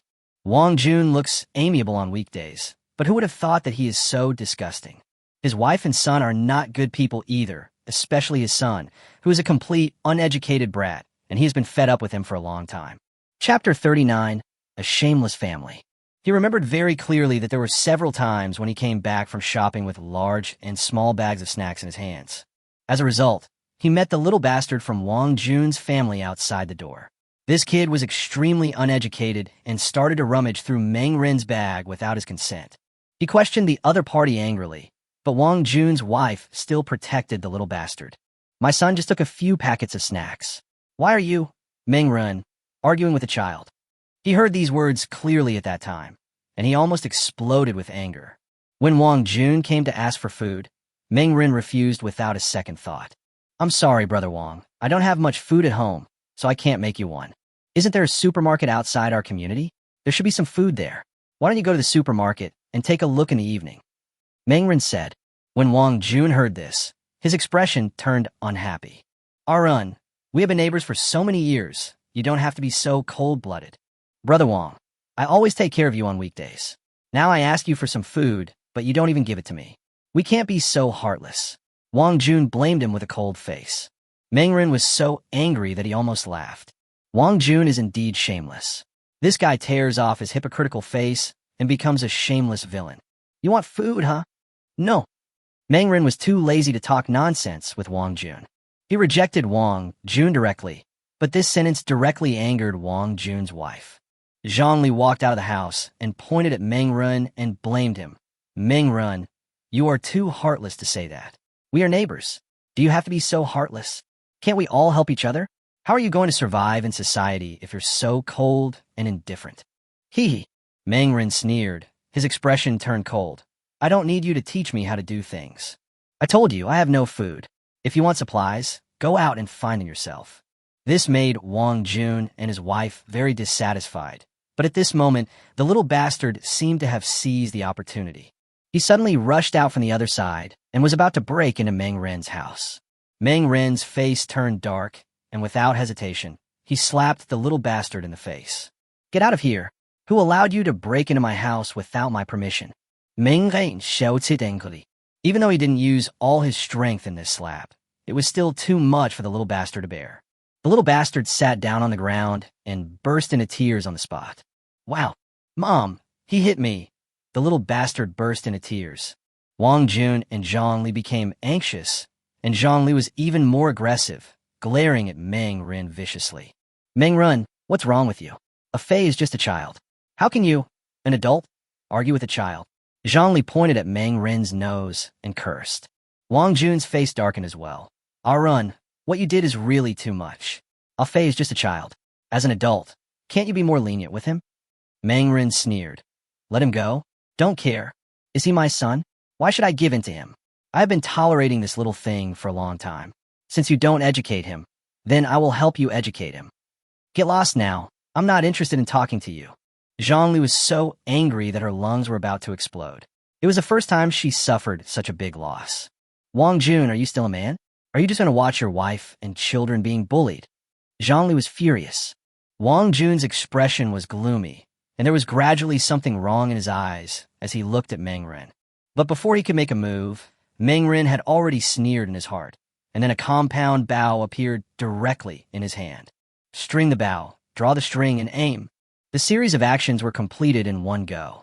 Meng Ren's eyes were cold, and he shouted, What? Are you going to fight me? Do you want to taste the power of my bow and arrow? Seeing Meng Ren take out the compound bow, the faces of Wang Jun and Zhang Li suddenly changed. Both of them couldn't help but take a step back, and there was a hint of fear in their eyes when they looked at Meng Ren. Only then did they remember that Meng Ren had a compound bow in his hand. If they wanted to fight with Meng Ren, what would that mean? They were seeking death. Arun, calm down. We don't mean to do anything. We were wrong about what happened just now. Don't take it to heart. We'll leave now. Under the threat of the compound bow, Wang Jun became intimidated. Facing the threat of death, he dared not be aggressive anymore. Zhang Li, who had been shouting just now, suddenly shut up. It seems that only force can calm people down. If he didn't take out his weapons, these people would really think he, Meng Ren, was made of mud. Roll. After saying this, Meng Ren turned and left. Saying any more words to someone like Wang Jun would be a waste of his energy. Bang, bang, bang. Wang Jun was unwilling to give up. He was still knocking on the door outside. Arun, don't be like this. It's just a little food. I will return it to you. Arun. Meng Ren sneered and went straight back into the room, ignoring Wang Jun, who was shouting outside. Time soon came to night again, and the burning fireball in the sky gradually set in the west. Without the direct sunlight, the temperature on the earth finally dropped a little. In the owner's group, Mingxue began to urge everyone. Everyone, the sun is set now. Go check on your neighbors, and if they are dead, take their bodies out and bury them. Listening to Mingxue's urging, many people looked a little dissatisfied. It was really uncomfortable to ask them to do such heavy work in such hot weather. But when they thought about the fact that if the bodies were not dealt with, the whole community would be filled with the stench of corpses in a few days, everyone had to go out again. Let the men handle the moving of the corpses. We women don't have that much strength, so we won't bother with it. Zhou Shui spoke in the group again. Her words immediately angered everyone. Wang Yun immediately yelled, CNMD, you little fairy, right? Hurry up and get down here to carry the body, or I'll smash your door and kill you. The other men also cursed at Zhou Shui. Zhou Shui didn't know how to restrain herself at this time. She thought she was arguing with others online and continued to speak nonsense in the group. Are you guys considered men? You want us girls to carry something so heavy and disgusting? You are useless and have no manliness at all. Of course you men should do this kind of rough and tiring work. If we have to do this kind of work, then what are you men for? Once these words were spoken, the anger in the hearts of Wang Yun and others was completely ignited. Chapter 40, the little fairy was beaten to death. A group of men were completely furious. Wang Yun said directly in the group, Fuck, I really can't stand it anymore. If I don't kill this SB woman today, I won't be able to sleep well. I remember Zhou Shui is in room 602. Who wants to go with me to settle accounts with her? Wang Yun raised his arms and called out in the group, and there were countless responses immediately. A group of men rushed towards room 602 where Zhou Shui was. After a while, Wang Yun and others arrived at Zhou Shui's house. Bang, bang, bang. A group of people were banging on the door frantically, making a lot of noise. Open the door. Is there any point in hiding? Today we must teach you a lesson, you idiot. Wang Yun cursed. Zhou Shui, who was in the room, heard the noise outside, and couldn't help but panic. In the past, when she was arguing with people online, the other party would never come to her. So she forgot the fact that she lived in the same community as Wang Yun and others. Not to mention that this is the extremely hot era. Order has begun to collapse, and without the protection of rules, how could she avoid being taught a lesson while still daydreaming about being a fairy? What are you doing? Get out of here. How can a group of men like you bully a weak woman like me? If you smash my house again, I will call the police. Zhou Shui was shocked and angry. Mengren almost laughed out loud when he saw this scene. This little fairy Zhou Shui has finally met her day. It really is true that evil will be punished by evil. Mengren directly opened a bottle of ice Sprite to celebrate, and then watched the show with a smile. Outside room 602, Wang Yun and others were still banging on the door. Seeing that Zhou Shui had no intention of opening the door, a group of people started to knock on the door. Boom! Boom! Boom! A group of men took turns knocking on the door. Even the security door could not withstand such strong damage. Seeing that Wang Yun and others were about to break in, Zhou Shui in the room was suddenly frightened. She began to regret it. She never expected something like this to happen. It was completely beyond her expectations. Go away quickly, don't come in. Zhou Shui shouted in horror. Her original aggressive look had completely disappeared, replaced by panic and fear. Boom! With a loud bang, the security door was knocked open from the outside, and a group of men as ferocious as wolves and tigers rushed in from outside. Ah! Zhou Shui screamed suddenly, and she huddled up in fear and hid in the corner. Alpaca, why aren't you so arrogant now? Weren't you very domineering in the group just now? Didn't you call us trash? Why don't you do that now? Wang Yun cursed loudly and walked forward quickly, slapping Zhou Shui's face several times with his round hands. Ah! Zhou Shui screamed in pain. Wang Yun was very strong. The slaps made her face swollen. She looked like a pig's head and looked extremely miserable. A group of people beat Zhou Shui to vent their anger. Looking at their crazy and violent appearance, it was probably not just because Zhou Shui insulted them, but because they wanted to vent all the frustration they had endured during this period of time on Zhou Shui. The evil of human nature was fully displayed at this moment, and several people had completely forgotten that they came here just to teach Zhou Shui a lesson. Oh no, please stop hitting me. It hurts, stop hitting me. I know I'm wrong. I was wrong. I really know I was wrong. Zhou Shui cried and begged for mercy, and continued to scream as she was beaten by a group of people. I don't know how much time passed, maybe a minute or maybe 10 minutes. After everyone had vented their rage, they finally regained their sanity. However, when I looked closely at this time, I saw Zhou Shui lying on the ground in the corner, motionless. This scene was like a bucket of cold water poured over everyone, instantly waking Wang Yun and the others up. Wang Yun's expression changed drastically. Fuck! What happened? He reached out his trembling hand and touched Zhou Shui's neck and was immediately frightened. Dead. Zhou Shui was beaten to death by you. What? The group of people panicked. They just wanted to teach Zhou Shui a lesson, but who knew they would end up beating her to death? Who beat him to death?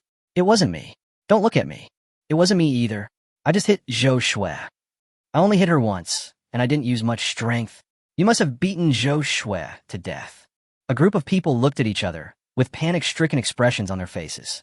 Although it is now the extremely hot era, the concept of order in everyone's minds has not completely collapsed, and they still know that beating someone to death is illegal. Now Zhou Shui's body was covered with scars, and she was beaten to death at home. How could they not panic?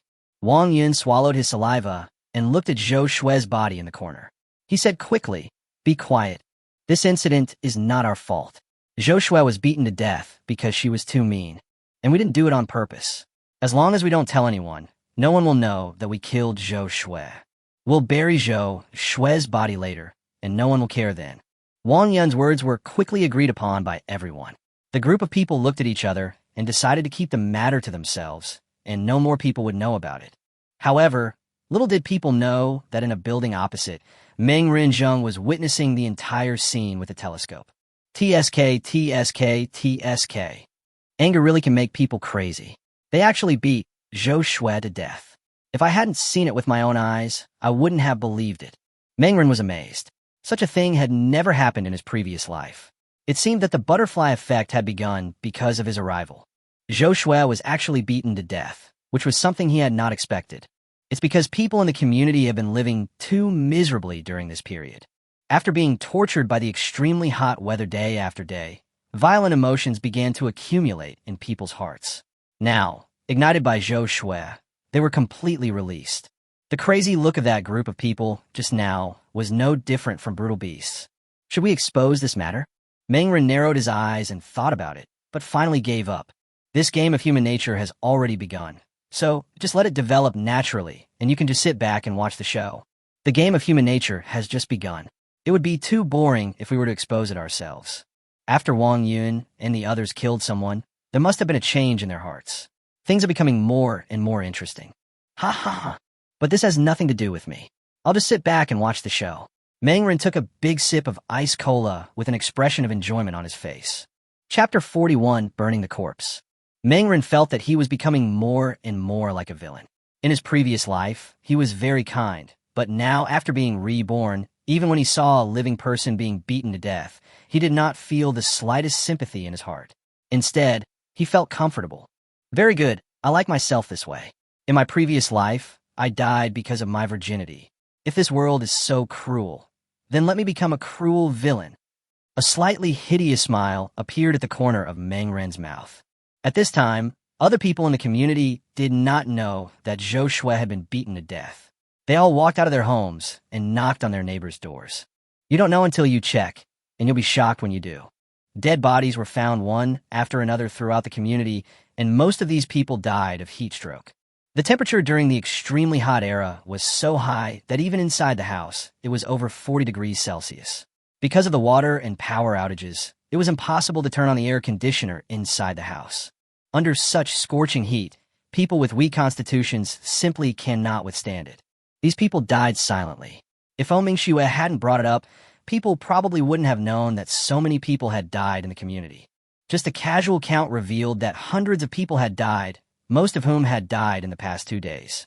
Some of the bodies had already begun to rot, and the horrible stench of the corpses was like the smell of hell.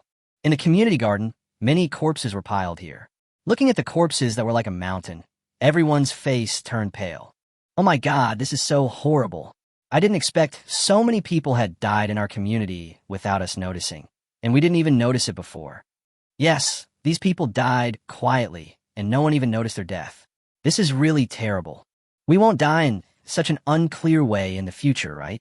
People were talking about it, and a feeling of uneasiness was spreading among the crowd. Mangren also carried down a few corpses. He didn't want the building where he was to be polluted by the stench of corpses. He would not be able to bear it at that time. He looked carefully and soon found Lu Hua among the corpses. Mangren was not surprised by this. It was normal for Lu Hua to die after being shot by him in such hot weather. Dr. O, there are too many corpses. We can't dig such a big pit. I think we should just burn them. The security guard, Lao Wang, stepped forward. Mingxue frowned and sighed her heart. There are indeed too many corpses. This is the only thing we can do now. Then let's burn it. Everyone, get some gasoline and burn the body. Everyone nodded and quickly got gasoline and poured it on the surface of the corpse. Boom! As a big fire was ignited, the gasoline burned instantly and spread to all parts of the corpse in a very short time. All the bodies were burning, and the raging fire illuminated the entire neighborhood, which was very bright in the dark night. As the body burned, a strong smell of meat wafted out. Many people present couldn't help swallowing when they smelled the aroma of barbecued meat. It smells so good. I don't know who said this, but the atmosphere at the scene suddenly became a little weird. Mingxue's expression changed. Don't talk like that. These are the corpses of our kind. But it is not known whether this sentence is useful or not. Anyway, the expressions of many people present have changed slightly. Mangren saw all these changes. He looked at everyone deeply, then turned and left. Since the body has been burned, there is nothing left for him to do here. It was so hot outside that he couldn't stand it. He needed to go back to his air-conditioned room at home and enjoy life. After Mangren left, other people in the garden also left one after another, but no one spoke and the atmosphere among the crowd seemed very depressing. Mangren looked at the backs of everyone leaving and a smile appeared on his face. Looks like the fun is about to begin. What would humans do in the case of extremely short-term hunger? I really can't imagine it. Today is the 10th day of the extremely hot era. Except for my own home, I am afraid that few households in the community have much food left. It is not an exaggeration to say that most people have begun to run out of food. 1 or 2 days is bearable, but what about 3 or 4 days? Will you be able to bear it then? Without food, what will they use as food? In ancient times, when there was famine, there were stories of people cannibalizing their own children. Although these stories are stories, they actually happened. Mangren shrugged his shoulders and stopped thinking about it. He was so hot after being busy outside. He immediately went into the bathroom, took a cold shower, felt comfortable for a while, changed his clothes, and returned to the air-conditioned room. Comfortable. There was an expression of enjoyment on Mangren's face. While Mangren was enjoying himself at home, several people gathered in another building. These people were all young men. Upon closer inspection, Tang Song was among them. "Brothers, we have been out of food for a day. If we don't eat any more, I'm afraid we will starve to death. If a tree is moved, it will die. If a person is moved, he will live. We must find a way to get some food. And in the community, I know someone's home has food." Tang Song spoke first. When he spoke, everyone else's eyes fell on him. "Brother Tang, the person you're talking about is not Meng Run, right? That guy is very fierce and has a compound bow in his hand. If we rush up to him to ask for food, we will definitely be shot into a hornet's nest. The example of Lu Mei is right in front of me. I don't want to break the law myself." Zui Xiangyu shrugged. Yang Ping beside him also nodded. "Yes, let's not provoke Meng Run, that evil star. That guy is a lunatic and dares to shoot arrows." Tang Song rolled his eyes. "I didn't say I was going to find Meng Run. Of course I know the guy is not easy to mess with. I was talking about other people. I'm talking about other people like Ong Mingxiu." "What?" Zui Xiangyu and Yang Ping were startled and both hesitated. "Dr. Wu, are you crazy? Dr. O is such a nice person. Should we take action against her?" Yang Ping frowned. Zui Xiangyu also nodded. Seeing that both of them were unwilling, Tang Song had to give up and set his sights on another family. After discussing for a while, the three of them decided on a plan of action. Yang Ping had a smile on his face. "Leave the unlocking to me. I have learned lock-picking from Master before. Ordinary anti-theft doors can't stop me at all." Chapter 42, Someone is Finished. After discussion, the three decided on the person for tonight's thief, a young woman living alone named Xianan. Her husband died in a car accident a few years ago, and she did not have any offspring. After losing her husband, perhaps because of the sadness, she hasn't looked for another man in the past few years. Because of her introverted personality, Xianan doesn't have many familiar people in the community and rarely appears there on weekdays. She's almost never seen except when she goes to and from get off work every day. It is precisely for this reason that other people in the community are also very unfamiliar with Xianan. Tang Song thought that given Xianan's situation, no one would notice if she died at home, so stealing from Xianan's house would be the most appropriate option. The most important thing is that Xianan is just a woman. Even if the three of them were discovered stealing, Xianan would not be their match.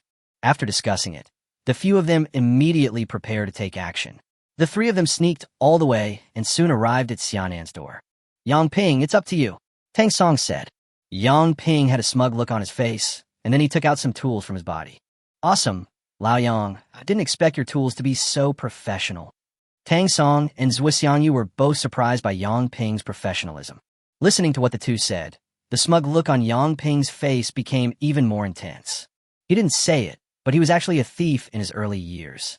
It was only after he was discovered and reported to the police that he was caught and imprisoned for several years. Only after he was released did he turn over a new leaf. "Although I am no longer a thief, I have not forgotten my old eating skills. Xianan's house only has an ordinary anti-theft door, and this level of anti-theft door could not stop him at all." Yang Ping fiddled with the security door with tools in his hand, and in less than a minute, the door opened without making much noise. Seeing the security door open, the three of them showed excitement on their faces and then tiptoed into Xianan's house. It was already 4 o'clock in the morning, and Xianan might have gone to bed. After all, there was no water or power outage, and there was no entertainment at night. The room was completely silent, without any sound. It was so quiet that even a pin drop could be heard clearly. The three of them walked into the house and began looking for food. They first came to the kitchen. "Look quickly, don't miss anything," Tang Song reminded. "Okay." The other two nodded repeatedly. The three of them searched carefully. Yang Ping opened the refrigerator and saw a large amount of raw meat inside. His eyes suddenly lit up and his face was full of excitement. Look, there's meat. This woman Xia Nan actually stored so much meat in the refrigerator. Yang Ping was very excited. However, when he continued to look down, the joy on his face disappeared in an instant and was replaced by deep shock. There's not only raw meat in the refrigerator, but also a pair of arms and dismembered thighs. This hand, this thigh. Seeing this scene, Yang Ping felt as if his scalp exploded instantly, and his breathing seemed to stop instantly. At this moment, a figure stood behind them, staring at them with cold eyes. The next day. Today is the 10th day of the extreme heat era. The atmosphere of panic and tension in the community is even more intense. Most people in the huge community have run out of food. In the absence of food and water, everyone's hearts are beginning to become panic. Mengren got up early in the morning. He took a look at the messages in the owners group. Many people were complaining and venting in the group. At the same time, Wang Yin continued to buy houses in the group. Buying supplies, instant noodles 2,000 a bag, mineral water 2,000 a bottle. I'll buy all other food if you have any. I'll definitely give you a satisfactory price. However, after this news was released, no one paid any attention to Wang Yin. If it were the previous 2 days, many people would have sold some of their supplies to him for money. But by the 10th day, the supplies had basically been used up, and there were still supplies left when sleeping at home. Wang Yin saw that no one was willing to sell supplies to him, so he sent another message. A bag of instant noodles costs 3,000 yuan, and a bottle of mineral water costs 5,000 yuan. The acquisition price skyrocketed, but even so, no one paid attention to Wang Yin. Seeing this scene, Mengren couldn't help but reveal a playful smile on his face. It seems that everyone's supplies have basically been used up. I'm curious about what you will do next now that you have no supplies. Mengren calculated the time. Today was the 10th day. It was about this time in his previous life when the supplies of many residents in the community were used up. It was also from this day that the order in the community began to become chaotic. If I remember correctly, that thing is about to begin. A gleam of light flashed in Mengren's eyes. Just as he said this, someone in the owner's group sent a message. Has anyone seen my Xiangyu? He has been missing since last night, and it's already morning, but no one has seen him. The person who sent this message is Zhuo Xiangyu's sister. Zhuo Xiangyu? Everyone in the community thought about it for a while, and then someone replied with a message. Last night, I saw Zhuo Xiangyu hanging out with Yang Ping and Tang Song. I don't know what the three of them were doing, but they seemed to be planning something.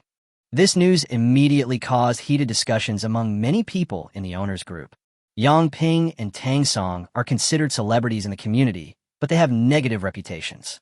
They are basically gangsters who idle around every day and do not do any serious work. So many people are impressed by them. I don't think the three of them would do anything good together. I remember Yang Ping was in jail before. Yeah, I'm afraid he wanted to do something sneaky. Many people were talking about it, and at this time, someone else sent a message. I know that the three of them broke into Xianan's house last night, probably to steal something. Wow.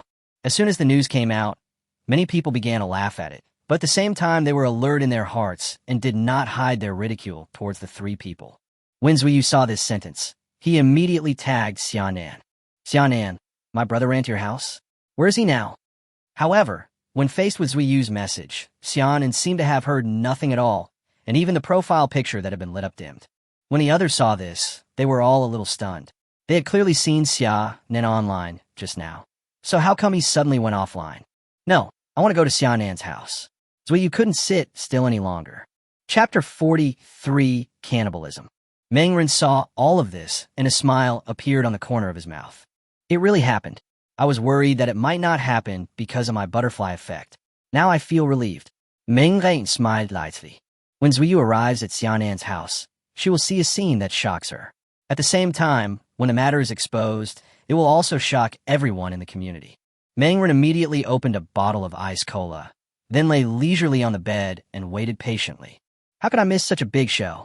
I estimated that we waited for a few minutes, during which time there was constant discussion in the owners group. Could it be that those three bastards did something to Xianan? Xianan is alone and has no one to rely on, and she is not bad-looking. Someone speculated. This speculation was supported by the vast majority of people, and many people began to curse Yang Ping and the other two. For a while, the group was filled with voices of condemnation. Mengren looked at it and wanted to laugh. Xianan was good-looking and had a great figure. Her husband had died, and she was left alone, so she became the object of admiration from many bachelors in the community, and many of them had pursued her.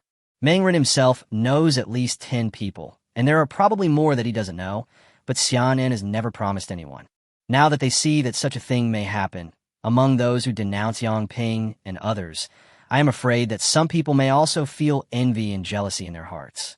Just as Mangren was thinking this, Zuiyu suddenly appeared and sent a voice message. Ah, someone is eating someone. Xianen is eating someone. Zuiyu's voice message was filled with fear and shock.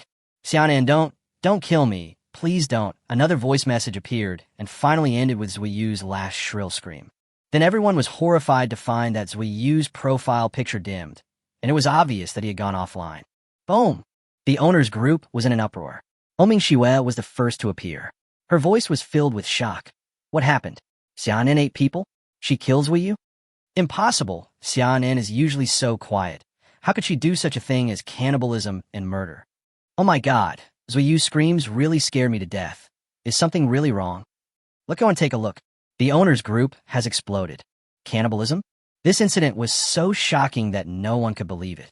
It was simply too shocking to describe. Even though the temperature outside was over 60 degrees Celsius, it couldn't stop everyone from being shocked. Many people walked out of their homes and hurried towards Xianan's home. When the group of people arrived, they were shocked by the situation in Xianan's house. There was blood splattered everywhere in the house, and there were 2 bodies on the ground. One of them was Zuiyu, and the other was Xianan. Oming Shiwe was shocked to the extreme. She walked forward quickly to check it out. Zuiyu was killed, and Xianan committed suicide. As a medical doctor, she quickly came to a simple conclusion based on the wound. A terrified cry from Lao Wang outside the kitchen was heard. When everyone went in, they saw 3 half-dismembered bodies in the kitchen. They were Yang Ping, Zui Xiangyu, and Tang Song. Not only that, there was also a mutilated corpse stored in the refrigerator. Most of the corpse had disappeared, leaving only 2 hands and 1 leg. Oh my god! Lu Mei screamed in surprise and felt her legs go limp, and she sat down on the ground. The strong visual impact is right in front of us, and anyone who is not a fool can see what is happening in this house. Xianan ate people, and the remains in the refrigerator were the remaining human corpses. It was probably that Yang Ping and the other 2 wanted to steal from Xianan's house last night, and were caught and killed by Xianan. Today, Zuiyu came again to investigate the situation, but was also killed by the crazy Xianan. In the end, Xianan knew that his secrets were exposed, so he committed suicide. The whole process of the incident was quickly analyzed by everyone, and such a horrific fact shocked everyone present. Crazy. Xianan is absolutely crazy. Lu Mei was extremely terrified. Although she also cheated and blackmailed, she didn't have the courage to do things like killing or even cannibalism. Not only Lu Mei, but everyone else present was also extremely shocked. Who would have thought that Xianan, who looked weak and gentle on weekdays, had the courage to kill and eat people? He was really insane. Quiet. The whole room was dead silent. No one spoke for a while. The scene was extremely quiet. On the outskirts of the crowd, Mengren watched this scene with great interest, a slight smile on his lips. Xianan actually committed suicide. This is different from the previous life. In his previous life, Xianan was also exposed because Zuiyu came to his door. Although Xianan was exposed after killing Zuiyu, he did not commit suicide.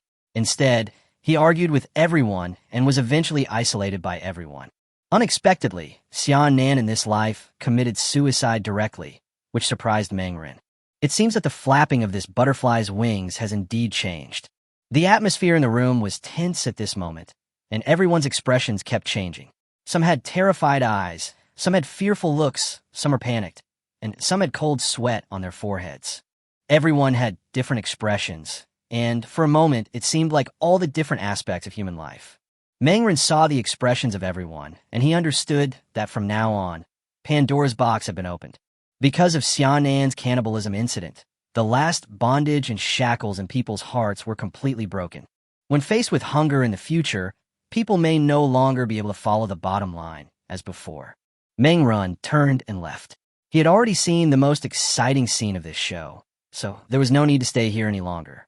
It was too hot outside, so he had to go back quickly to take a shower and have a good rest. After returning home, Mengren locked the door and went to the portable farm to start working. He spent the whole morning finishing the farm chores and also practiced archery. After going through the whole process, he was sweating profusely.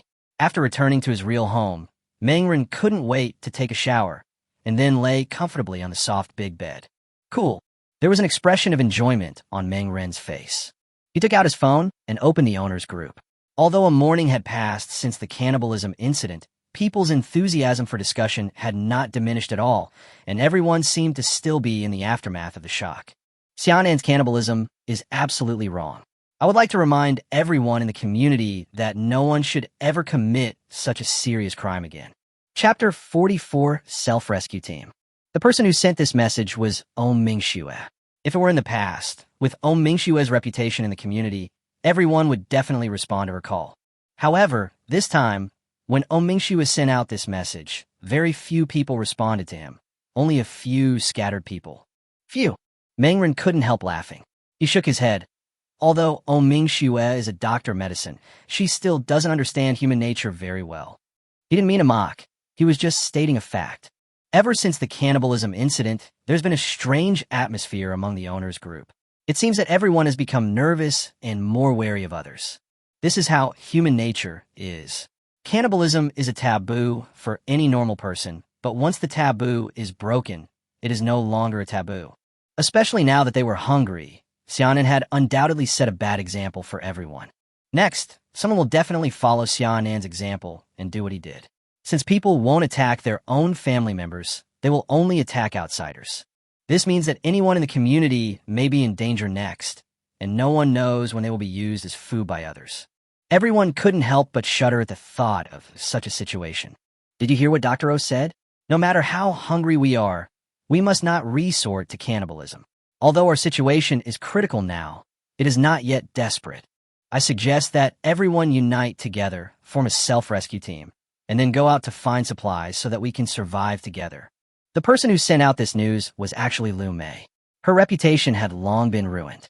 When people saw Lu Mei jumping out to make trouble again, they immediately started to mock her. Lu Mei, you don't want to be the leader of the self-help team, do you?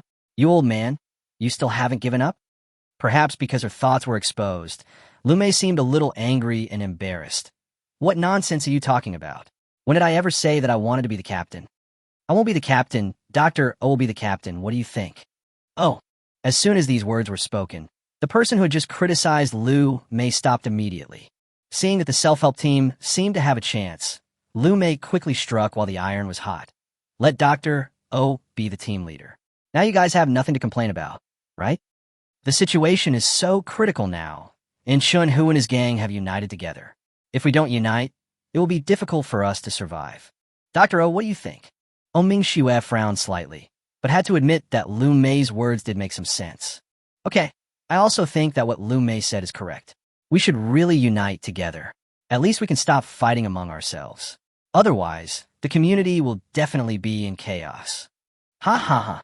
With Mingxue's consent, Lu Mei was very excited. Everyone has seen it. Dr. O has agreed. Who wants to join the team next? Everyone in the owners group was thinking about it for a long time, and after a long time, someone finally sent a message. I agree to join the self-help team. Since Dr. O is the captain, I will join as well. I believe in Dr. O's character. I join in too. Many people sent messages announcing their joining of this so-called self-help team until almost everyone had joined. Meng Run, lying on the bed, watched this group of people's behavior, and there was no change in his expression.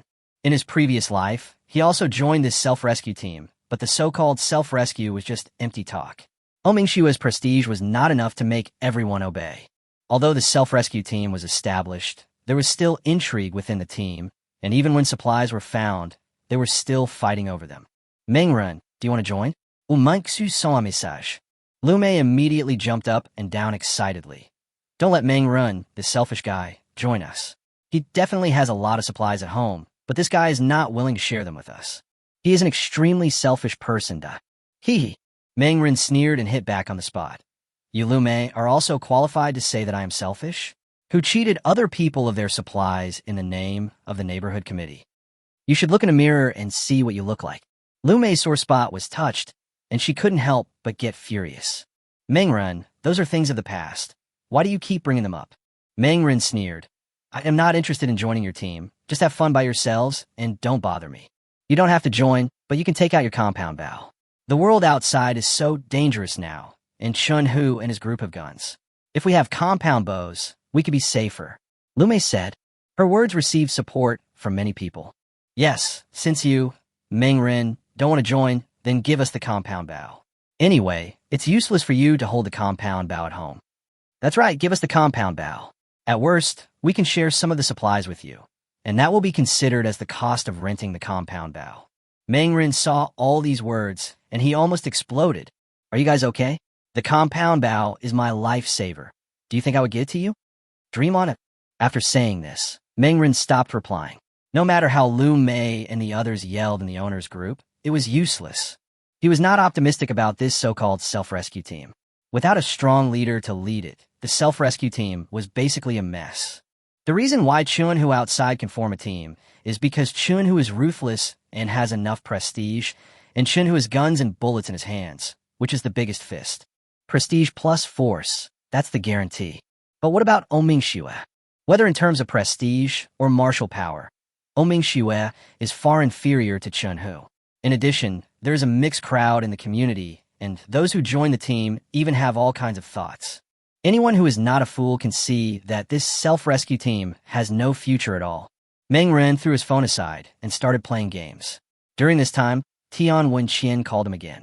But Meng Ren pretended not to see it and didn't answer it at all, which made Tian Wenqian on the other side very angry.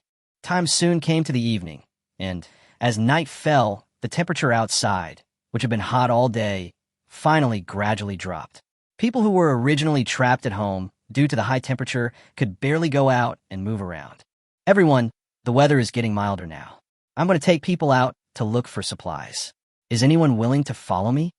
Oming-Shue sent a message in the group. Chapter 45, Crazy World.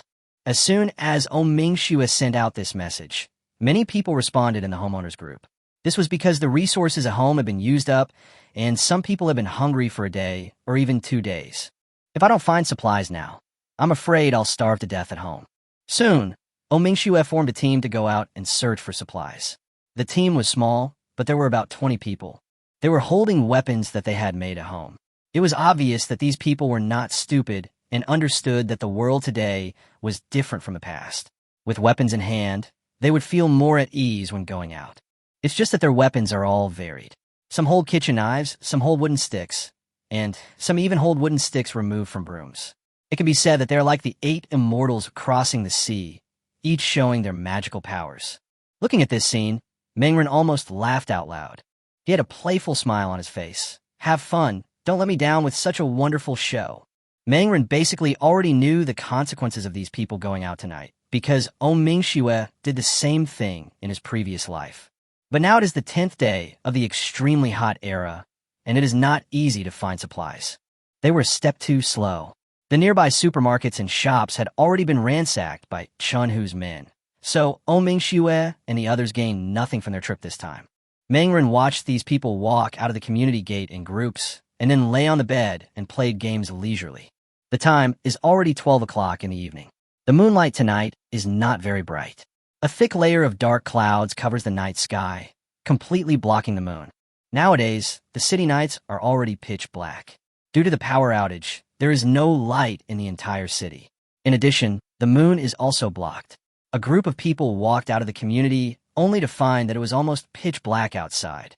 When you walk out onto the street, it's pitch dark, and even the road under your feet is hard to see clearly. It's too dark here. Who has a lighter? Come and shine some light, someone shouted. Bang! Several men took out their lighters, and with the help of the faint light from the lighters, everyone was finally able to move forward. Oming-Shue took the initiative to lead the way and walked in front. She saw Lu Mei in the crowd, but she was in a very bad condition. She hadn't eaten for 2 days and was so hungry that she even walked unsteadily. I remember there's a supermarket across from our community. Let's go there and take a look. There must be a lot of food in the supermarket, Wang Yun said with anticipation. Oming-Shue thought for a moment and nodded, but the expression on her face was not so optimistic. People who can pass the doctoral exam are not stupid, and Oming-Shue is naturally not one of them. She could already guess the situation of the supermarket. It was probably already emptied out long ago. Sure enough, The group crossed the road and came to the other side of the street. When they arrived in front of the supermarket, they were shocked to find that the entire supermarket was empty. The fully stocked bags of supplies that they had expected were nowhere to be found. Not to mention food, there weren't even many garbage bags. Grass. Where are the things? Were they all taken away? Lu Yun was stunned. Others also began to wail, and everyone's face was filled with disappointment. Ming Shue couldn't help but sigh in her heart. Let's go look somewhere else. It's only the 10th day now. We can always find some food. Her words elicited nods from the others, and the group continued walking forward, stopping to look at every store they passed along the way. But every time they look, they are disappointed because there is hardly anything edible in these stores. They finally came across a small restaurant, but the food inside had already rotted due to the high temperature. Lu Mei, who was the first to rush in, was so overwhelmed by the stench that she quickly ran out and almost vomited. Seeing this scene, everyone gradually felt a little desperate. The dark streets were deserted. The once prosperous city now seemed to have turned into a dead city.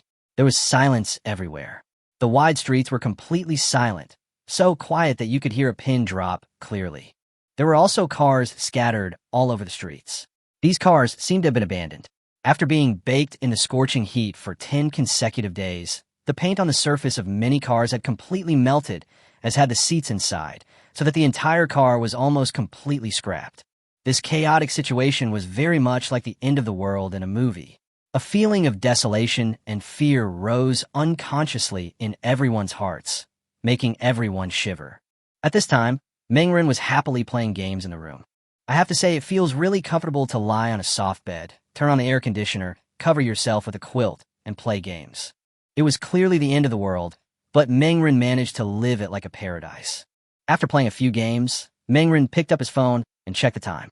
2 hours had passed. They should be back. He opened the owners group and found that the chat room was already in an uproar. There is no food. I searched for 2 hours, and all the supermarkets and pharmacies were out of supplies. There were some things in the restaurants, but they were all rotten.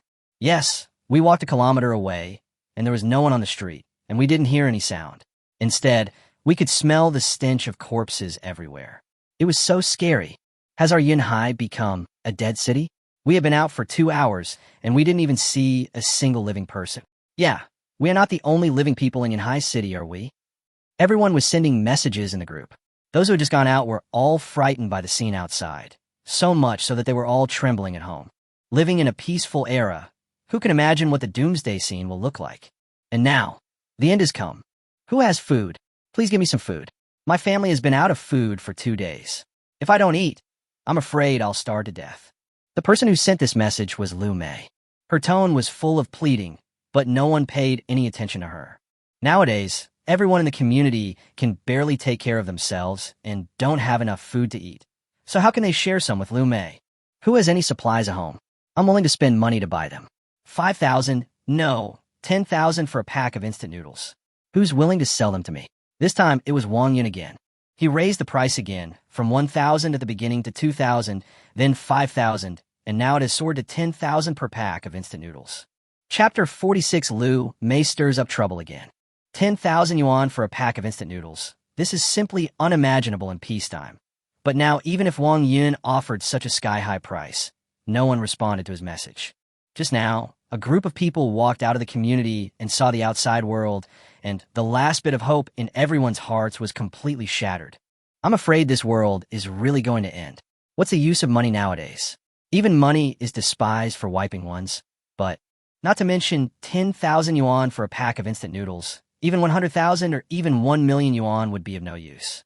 I need food. If anyone is willing to give me a full meal, I am willing to accompany him for a night.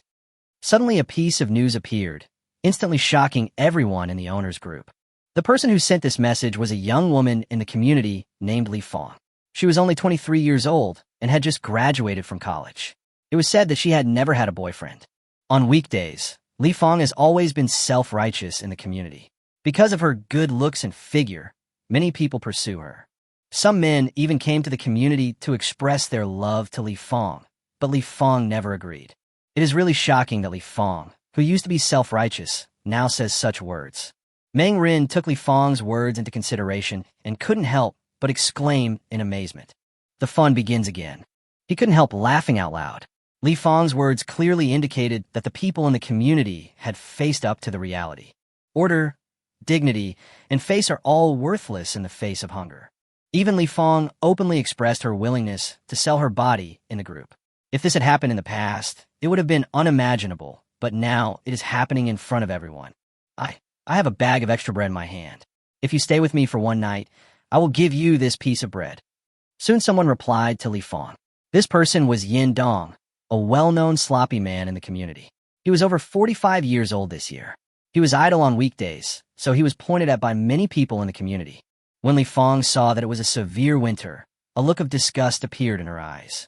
She tried hard not to reply, but finally sent a message. Okay, come to me. Boom. The owner's group was instantly in an uproar, and many people couldn't help but change their expressions. Someone stood up and condemned this behavior. Are you crazy? You're doing this openly. The current situation is not that dangerous. We will definitely be able to find food tomorrow. Maybe the official rescue will arrive tomorrow. As soon as the man sent the message, he was scolded by Yin Dong. It's none of your business, just mind your own business. As for the officials, they're probably already too busy to take care of themselves. There's not even a ghost in the city outside. God knows how many people are still alive. Maybe everyone is dead. The man was scolded by Yin Dong and couldn't help but grit his teeth and replied to a message. But Yin Dong no longer paid attention to him and obviously went to find Li Fang. In a room, Lu Mei was lying on the bed with a look of despair on her face. Lu Mei was already old and hadn't eaten for 2 days. She felt extremely weak, and it seemed difficult for her to move a finger. Someone give me something to eat? I'm really starving to death. Lu Mei sent another message in the group, but seeing that the message fell on deaf ears, the despair on Lu Mei's face became even more intense. She struggled to get up from the bed and prepare to see if there was anything to eat in the house, even if it was a mouse. However, after searching around, there was no trace of rats, let alone rat poison. It's over. Lu Mei cried out in grief. She looked outside, and, at this moment, she suddenly saw a burst of light. Although it was not very dazzling, the light was very clear in the dark environment. That's Meng Ren's home. That boy actually turned on the light. How is that possible? Lu Mei was shocked. She understood instantly that Meng Ren's supplies were in his home, including the generator and battery pack. Otherwise, it would be impossible for the lights to be on in Meng Ren's home after 4 days of power outage. No, if I go there alone, I will definitely be shot to death by him. I need more people. We didn't have enough people last time. If I can call on everyone in the community, then even if Meng Ren has 3 heads and 6 arms, he will definitely not be our opponent. Lu Mei was very excited. She immediately took out her mobile phone, took a photo of the building opposite, and then sent it to the owner's group. Hurry up and look, the lights are still on in Meng Ren's house. This guy actually still has electricity. When this photo was posted, it immediately caused a huge shock among the owners, and everyone was in an uproar. Everyone has been without electricity for several days, and their mobile phones can only be powered by solar energy. How can Meng Ren's family still use electricity?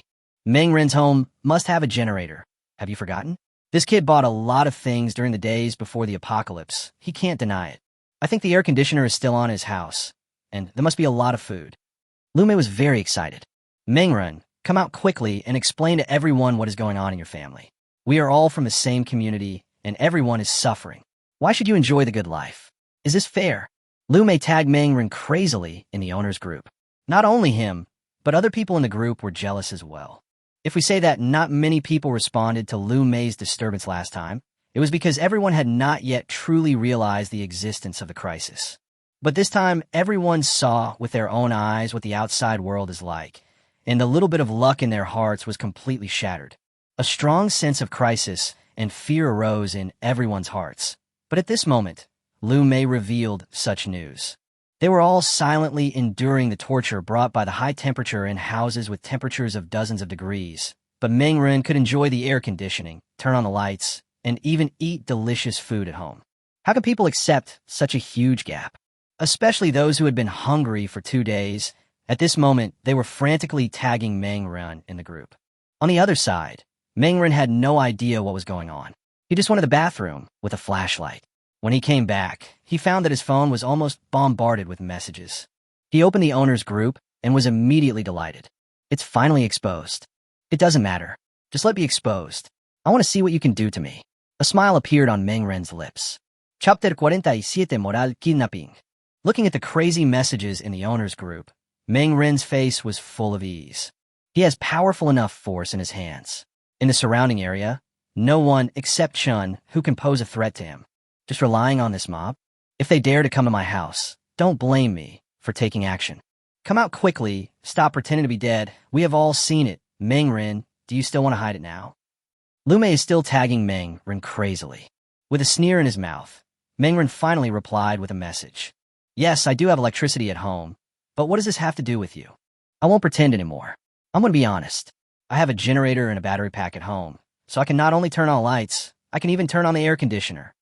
As he spoke, Meng Ren took a photo of the thermometer in his home and sent it to the owner's group. Boom! The owner's group was in an uproar, and the thermometer in the photo showed 21 degrees. One stone can cause 1,000 ripples. Meng Ren's photo was like dropping a depth bomb into a calm lake, instantly causing huge waves. The owner's group was in an uproar, and everyone's eyes were red. 21 degrees. They hadn't seen this temperature for a long time.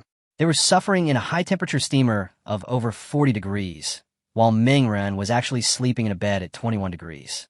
Why? Is this fair? Lume's eyes almost popped out. She said that Meng Ren was using the air conditioner. She originally just wanted to use exaggeration to attract hatred, but she never expected that Meng Ren was actually using the air conditioner.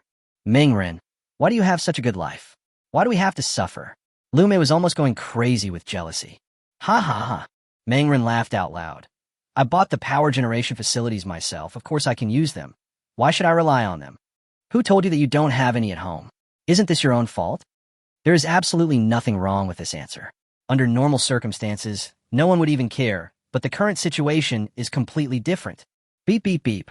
A series of private messages appeared, all sent by people in the community. Most of them were women, but there were also men. These people have only one intention, which is to move in and live with Meng Ren, and for this they are willing to let Meng Ren play around for free. Meng Ren chuckled and ignored these people. Want to get his air conditioner for free? What a joke. As for playing with women, what's so fun about it? Can it be more fun than playing your own games? It's physically demanding and harmful to your health. How can it be as exciting as playing games? When Lume saw that Meng Ren stopped talking, she couldn't help but grit her teeth. Meng Ren, you are so selfish.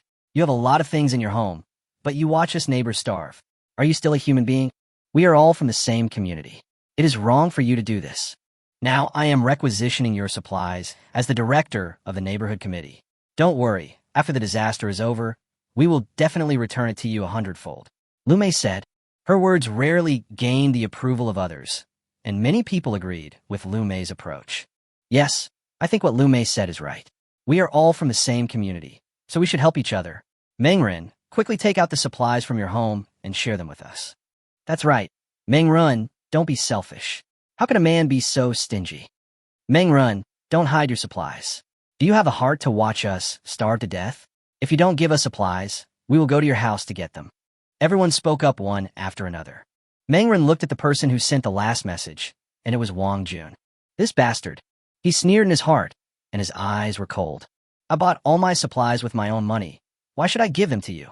Is there no supplies outside? If you need supplies, go out and find them yourself. Yanhai City is so big. I don't believe that we can't find supplies. Meng Ren sneered. It is only the 10th day of the extreme hot era. Just as he said, there must be supplies outside that have not been taken away. If these people go out and look for it, they will definitely find it. They're just lazy. Now seeing themselves enjoying themselves, these people are jealous. When I bought a large amount of supplies, they laughed at me a lot. Why are they jealous now? Faced with Meng Ren's scolding, many people felt a little embarrassed. Wang Jun was one of them. Meng Ren, you are too cold-blooded and heartless. We all live in the same neighborhood. We'll see each other sooner or later, so don't be so ruthless. Wang Jun's tone was somewhat threatening. Lume couldn't help herself. Okay, let's just go to his house. I think Meng Ren will definitely give us supplies. Extraordinary times call for extraordinary measures. At worst, I can give Meng Ren some compensation afterwards. Once these words were spoken, the beast in people's hearts was completely unleashed. Omingshua watched this scene and realized that things were completely out of control. She quickly said, "Wait, calm down." But unfortunately, Her persuasion was of no use at this time. Those residents in the community who had been hungry for a day or even 2 days came out of their homes and went straight to where Meng Run was. Wang Jun from next door was naturally the first to arrive, but he was very smart. He knew that Meng Run had a compound bow in his hand. If he broke in, he would definitely be shot to death by the compound bow. But when more people come and everyone rushes forward, Meng Run, who doesn't have 3 heads and 6 arms, will not be able to stop so many people. At home, Meng Run looked at the people outside who were already making noise, and the light in his eyes had become extremely cold. The scene from my previous life is now being played out in advance, but this time I'm not a lamb to be slaughtered. Next, I will help you wake up. The smile on Meng Ren's face was very cold. What happened tonight was intentional on his part. In fact, he could have simply not shown up and things wouldn't have escalated to this point. Just now, he even deliberately provoked Lu Mei and others just to anger them. I bought that treasure a while ago, but never used it. Tonight is a good opportunity to take it out and try it out. Meng Ren pulled open the curtains and looked downstairs, only to see more than 20 people gathering here from all directions and started to go upstairs. Just this few people. Meng Ren was a little disappointed. It seemed that most people had not lost their minds. Lu Mei was not capable enough and could only instigate such a small number of people. Who can fight with more than 20 people? Chenhu outside thought he was incompetent. Give me more. Meng Ren had already taken out his 1911 pistol, and with a click, the bullet was loaded into the chamber, and everything was ready. At this moment, there was a knock on the door outside. Chapter 48, Siege. There was a violent knock on the door, but the sound was a little loud, and it was more like banging on the door than knocking. Meng Ren came to the door. He looked outside through his observation glasses and saw that the corridor was already filled with more than 20 people. Lu Mei and Wang Jun were among them. There was a look of excitement on Lu Mei's face, and it was unclear whether it was excitement or anticipation. Meng Ren, open the door. We are already at your door. I'm just asking you for some supplies. Don't be so selfish. We are all friends living in the same community. Isn't it our duty to help each other? Liu Mei shouted loudly. Even at this point, she was still trying to morally blackmail Meng Ren. Meng Ren was so angry that he almost laughed. Lu Mei always managed to show him some new tricks. This old guy was really shameless. The other party's various means of moral blackmail were endless. It really opened his eyes to see that people could be so shameless. There were also a lot of other people outside. At this moment, there were more than 20 people crowded in the corridor. They surrounded the door of Meng Ren's house one by one, and many of them even had weapons in their hands. Just by looking at the way they hold their weapons, one can already see what these people are really thinking.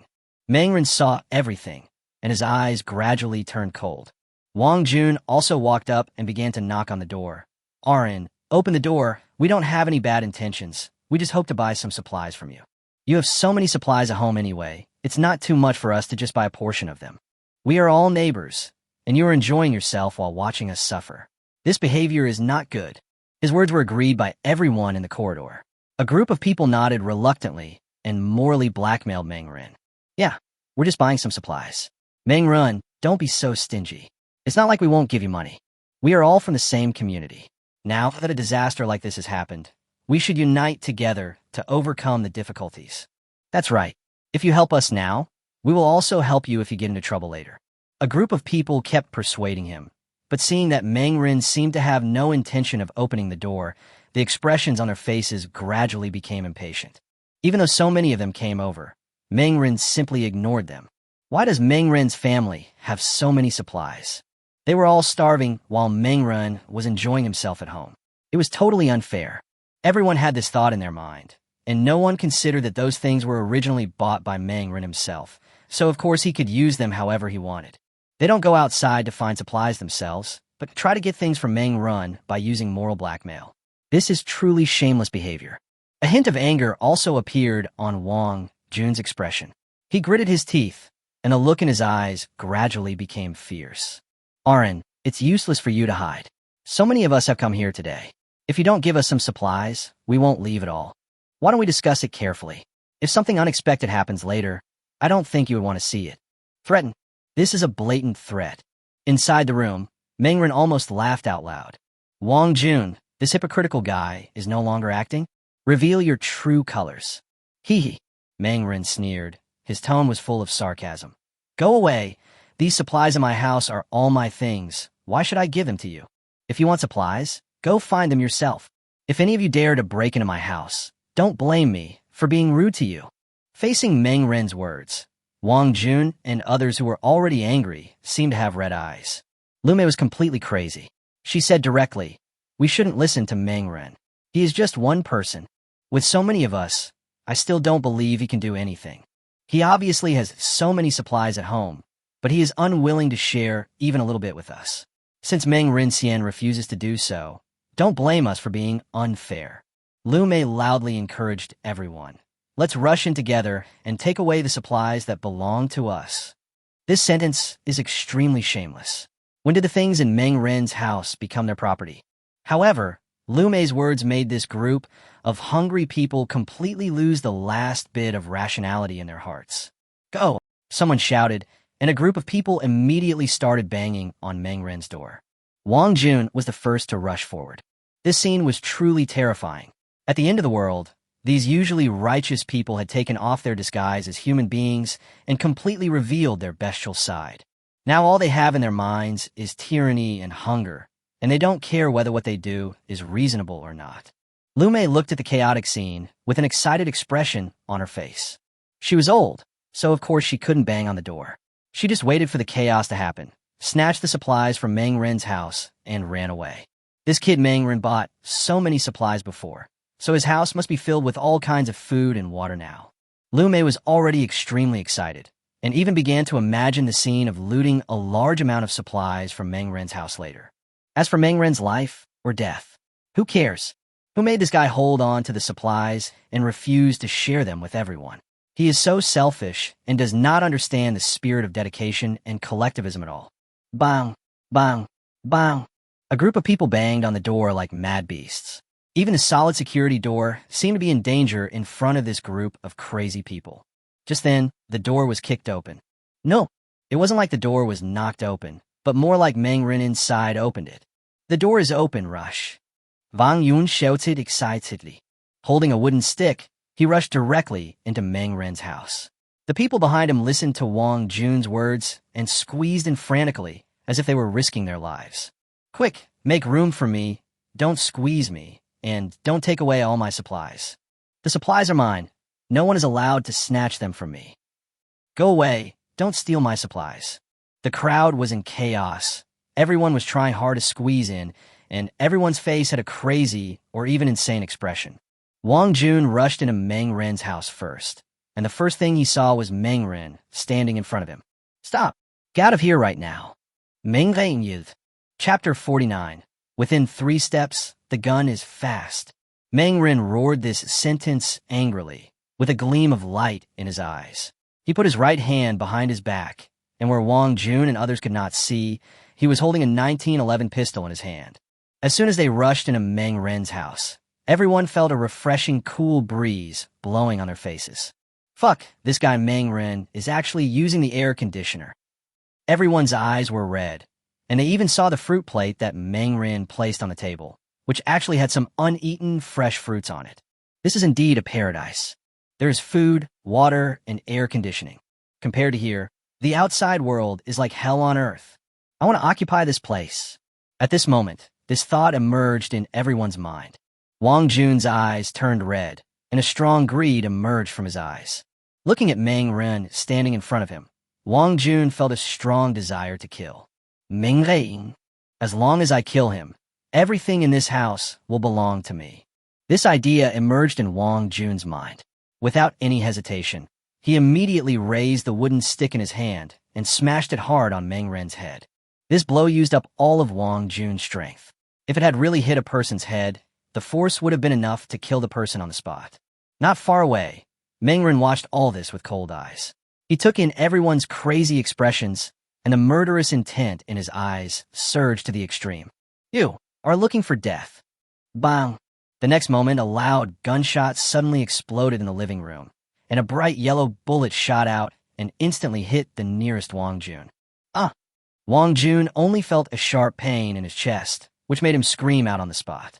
The sound of gunfire and screams startled everyone. Everyone looked carefully, and their eyes fell on Meng Ren. Ah! Meng Ren has a gun. This scene was like a basin of cold water poured directly on everyone's head. The people who were crazy just now felt their hands and feet suddenly turn cold all over. They were covered in cold sweat and were sweating all over as if they had just been pulled out of the water. They couldn't believe their eyes. There was actually a gun in Meng Ren's hand. This is China, a country with such strict gun control. Where did Meng Ren get the gun? Meng Ren is a madman. He actually hid a gun in his home. If this happened in the past, it would be a capital crime. They did not suspect that the gun was a toy. After all, they all heard the gunshot clearly. Everyone was shocked. They looked at Meng Ren as if they were meeting him for the first time. In everyone's mind, Meng Ren has always been an ordinary person, but now they are horrified to find that they have always underestimated Meng Ren. What kind of sheep is this? This is simply a ferocious beast, and a terrifying man-eating tiger at that. Can anyone who dares to hide a gun in this land be an ordinary person? On the ground, Wang Jun was lying with his chest covered in blood, screaming in agony, his face as pale as paper. I've been shot. Please save me. Please someone save me. I don't want to die. Wang Jun's eyes were full of fear. The severe pain in his chest made him feel as if all the strength in his body was rapidly draining away. Everyone else's faces were filled with fear, and Lu Mei's legs went weak, and she sat down on the ground. Don't be impulsive. Meng Ren, let's talk it over. Don't shoot. Lu Mei was sweating profusely, her expression full of fear. At this moment, the situation in the room has been reversed instantly. Just now, everyone was still aggressive, with faces full of madness and excitement, but now there is no trace of the previous expression on their faces. More than 20 people, each with a pale face, leaned against the wall and dared not move. Everyone raised their hands with fear on their faces. Hee. Meng Ren laughed because this scene was too funny. In his previous life, he was beaten to death on the spot by this group of people who broke into his home, but now the situation has been reversed. Crazy. Why aren't you crazy anymore? Don't you want to steal my supplies? Come on, I'll give you a chance. Come up and steal my supplies. Meng Ren had a sarcastic smile on his face. He just felt a burst of refreshment in his heart. This pleasure called revenge was so refreshing. Ha ha ha. Meng Ren laughed wildly in his heart, but appeared calm on the surface. Faced with Meng Ren's words, Lu Mei and her group dared not act arrogantly. No, Meng Ren, please let us go. We were blinded by greed just now, and that's why we did something worse than animals.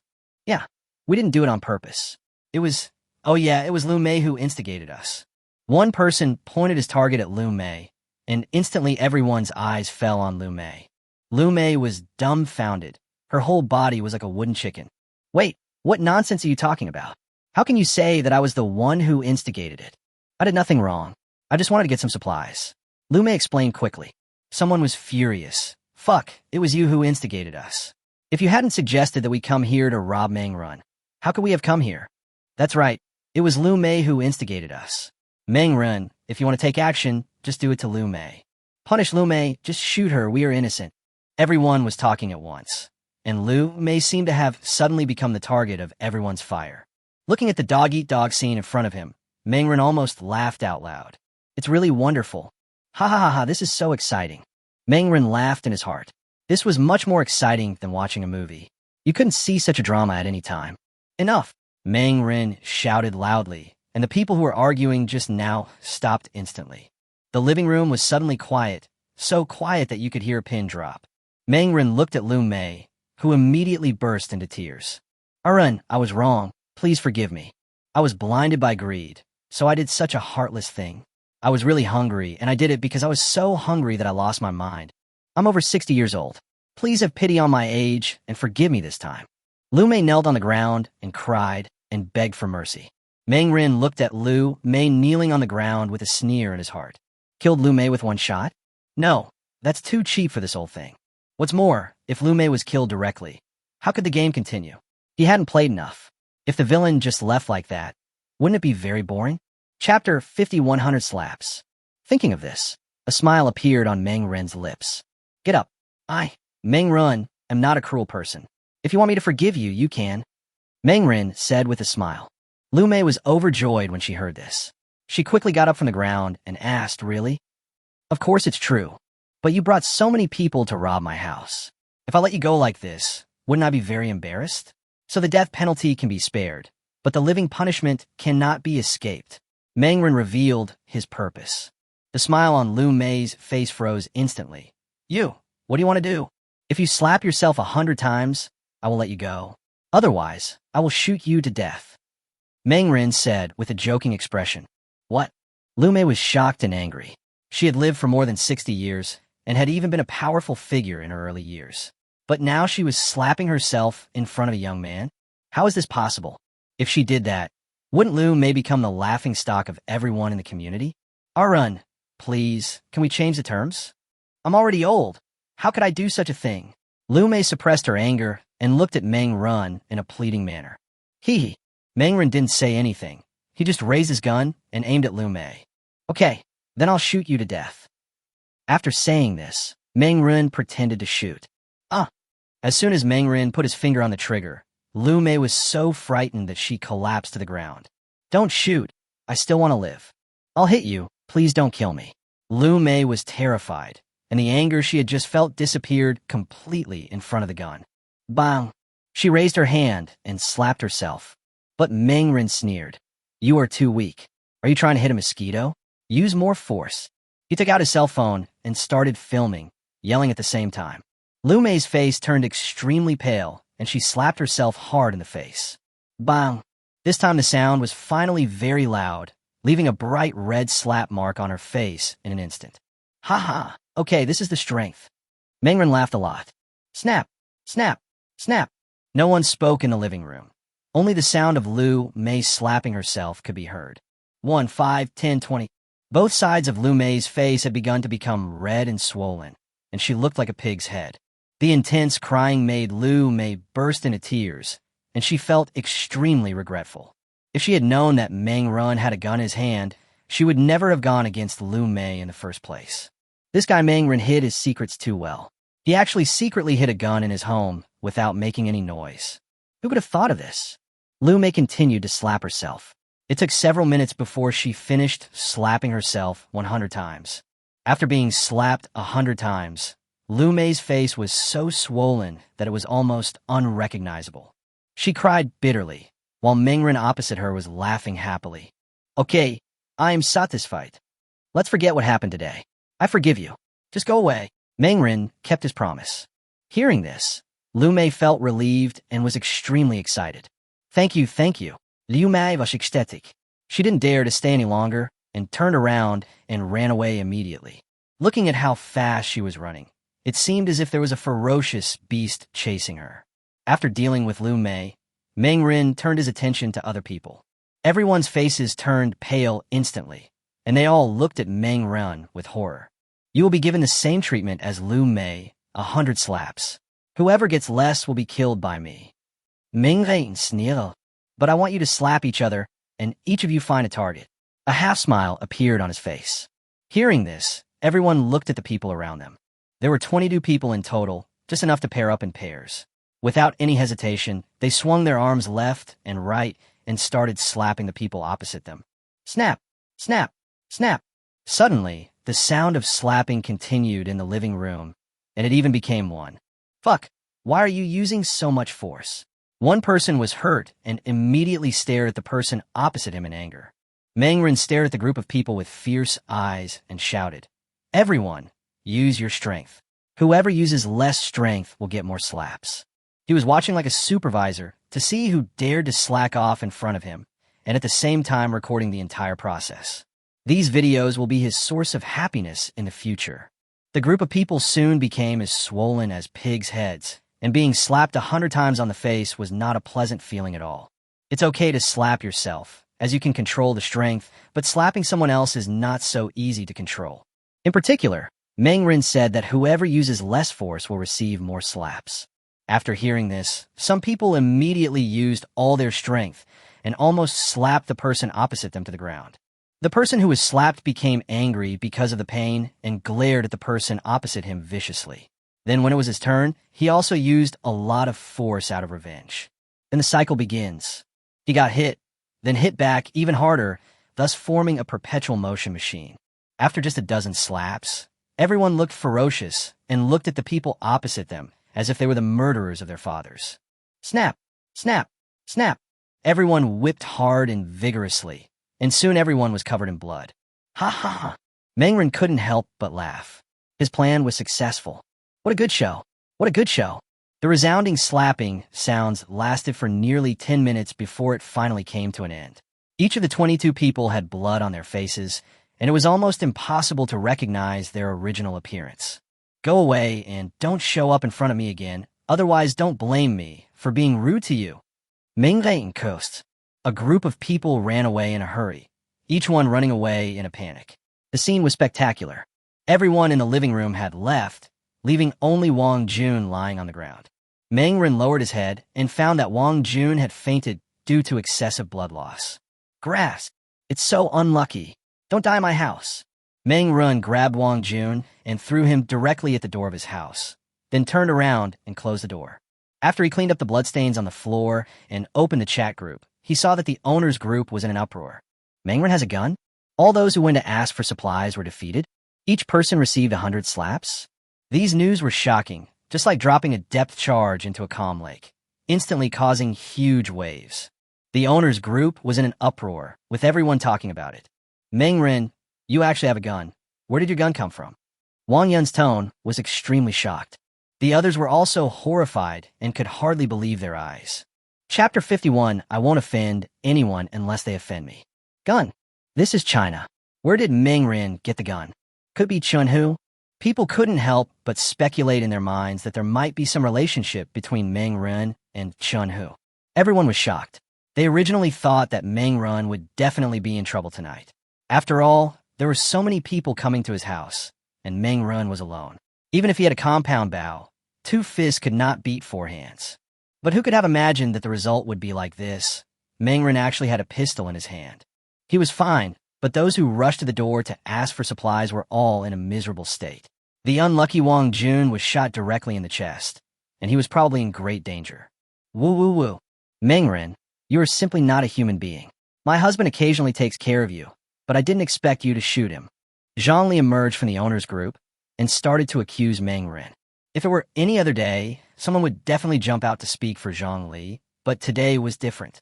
No matter how pitiful Zhongli acted, no one stood up to help her. Hee hee. Mengren looked at Zhongli's behavior in the owner's group and couldn't help but sneer. You also know that we are neighbors.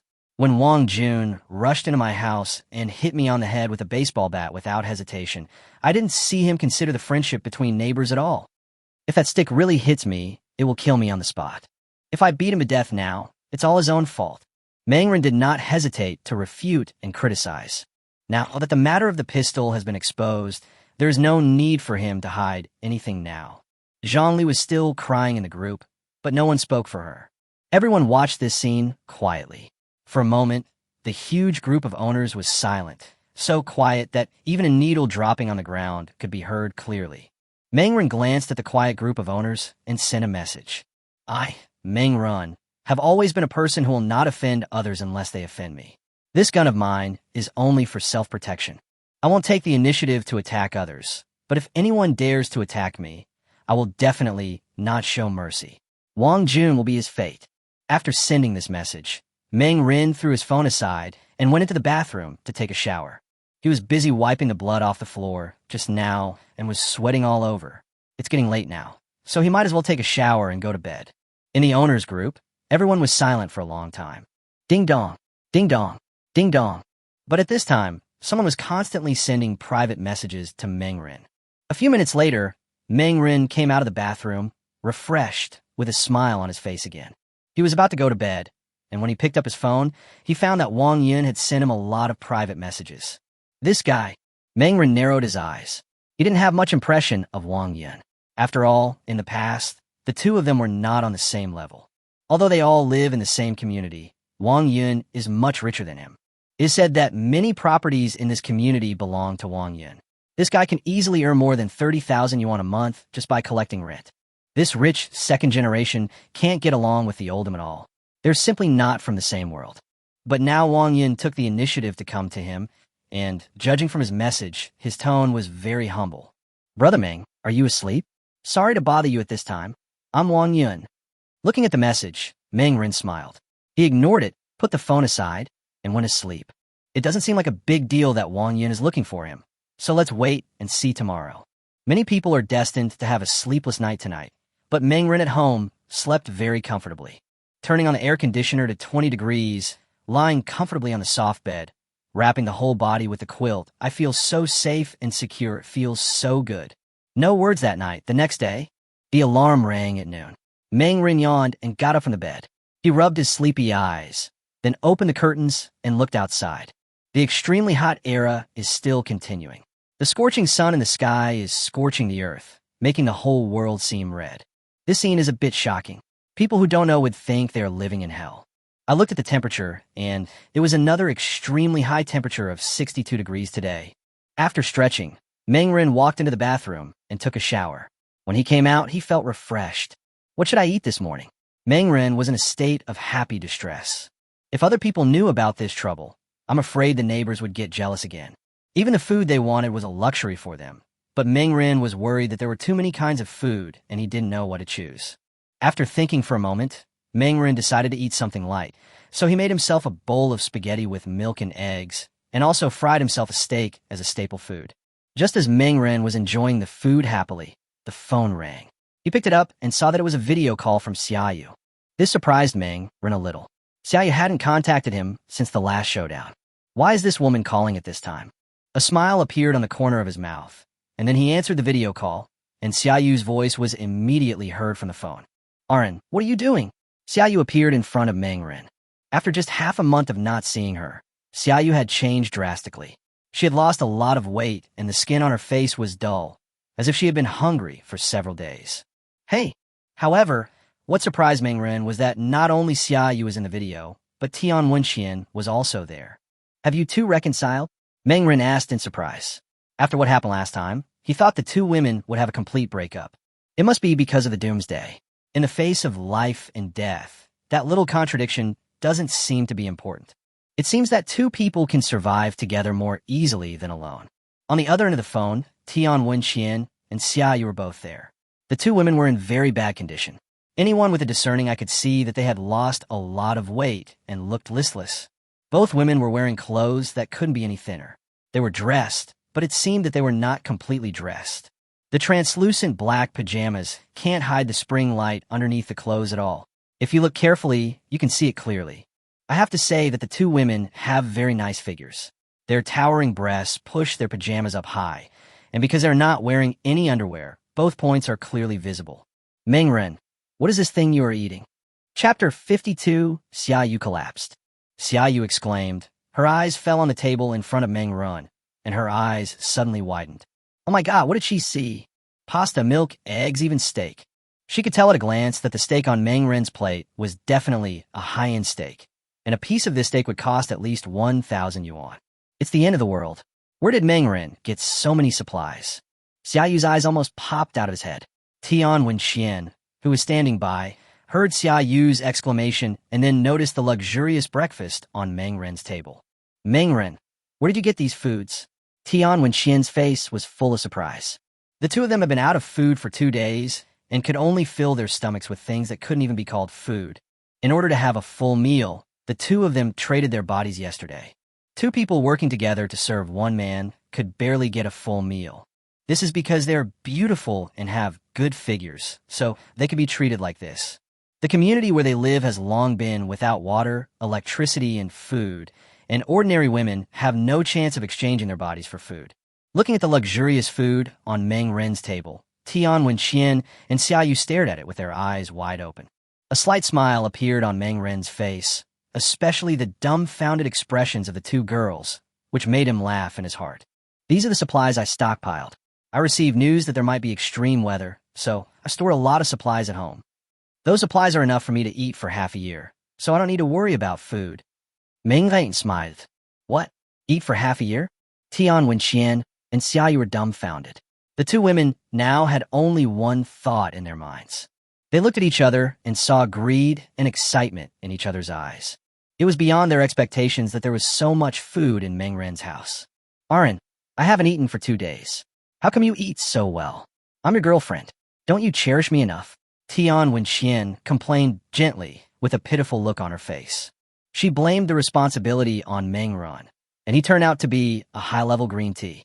If it were in the past, such memes would really work on Mang Run, but unfortunately the version has been updated now. This idiot woman hasn't even realized this problem. After hearing this, Mang Ren's expression did not change at all. Go out and find food. There should be supermarkets and shopping malls outside. Don't you have money? Just go buy some food. These words made Tian Wenqian's expression a little stiff. She gritted her teeth and tried to make her tone sound gentler, so as not to destroy her image as a good wife and mother. Arun, how long have you not been out? The supermarkets and shopping malls outside have long been closed. Now you can't buy anything even if you have money. And everyone treats supplies as treasures.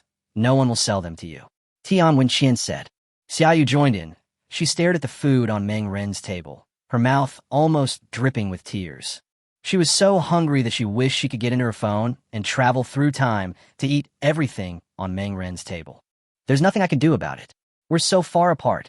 Mang Ren pretended to be crazy and stupid, showing an embarrassed expression. Damn it, how can you not do anything?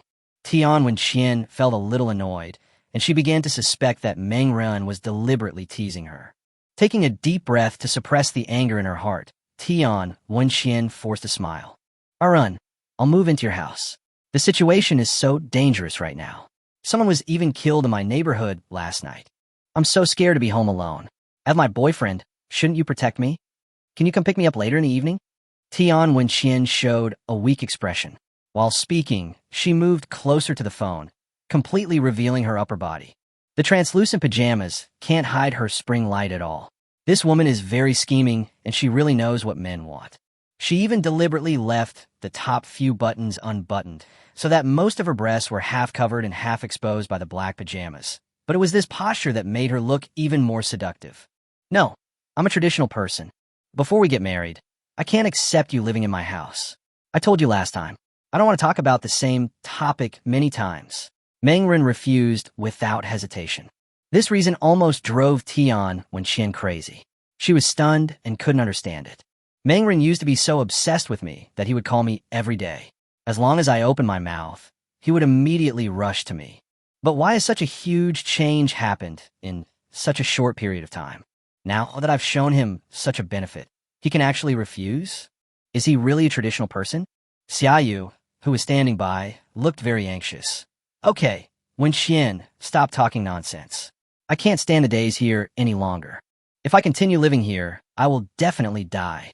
Having said this, she pushed Tian Wenqian away and said to Mang Run, I don't want to pretend anymore.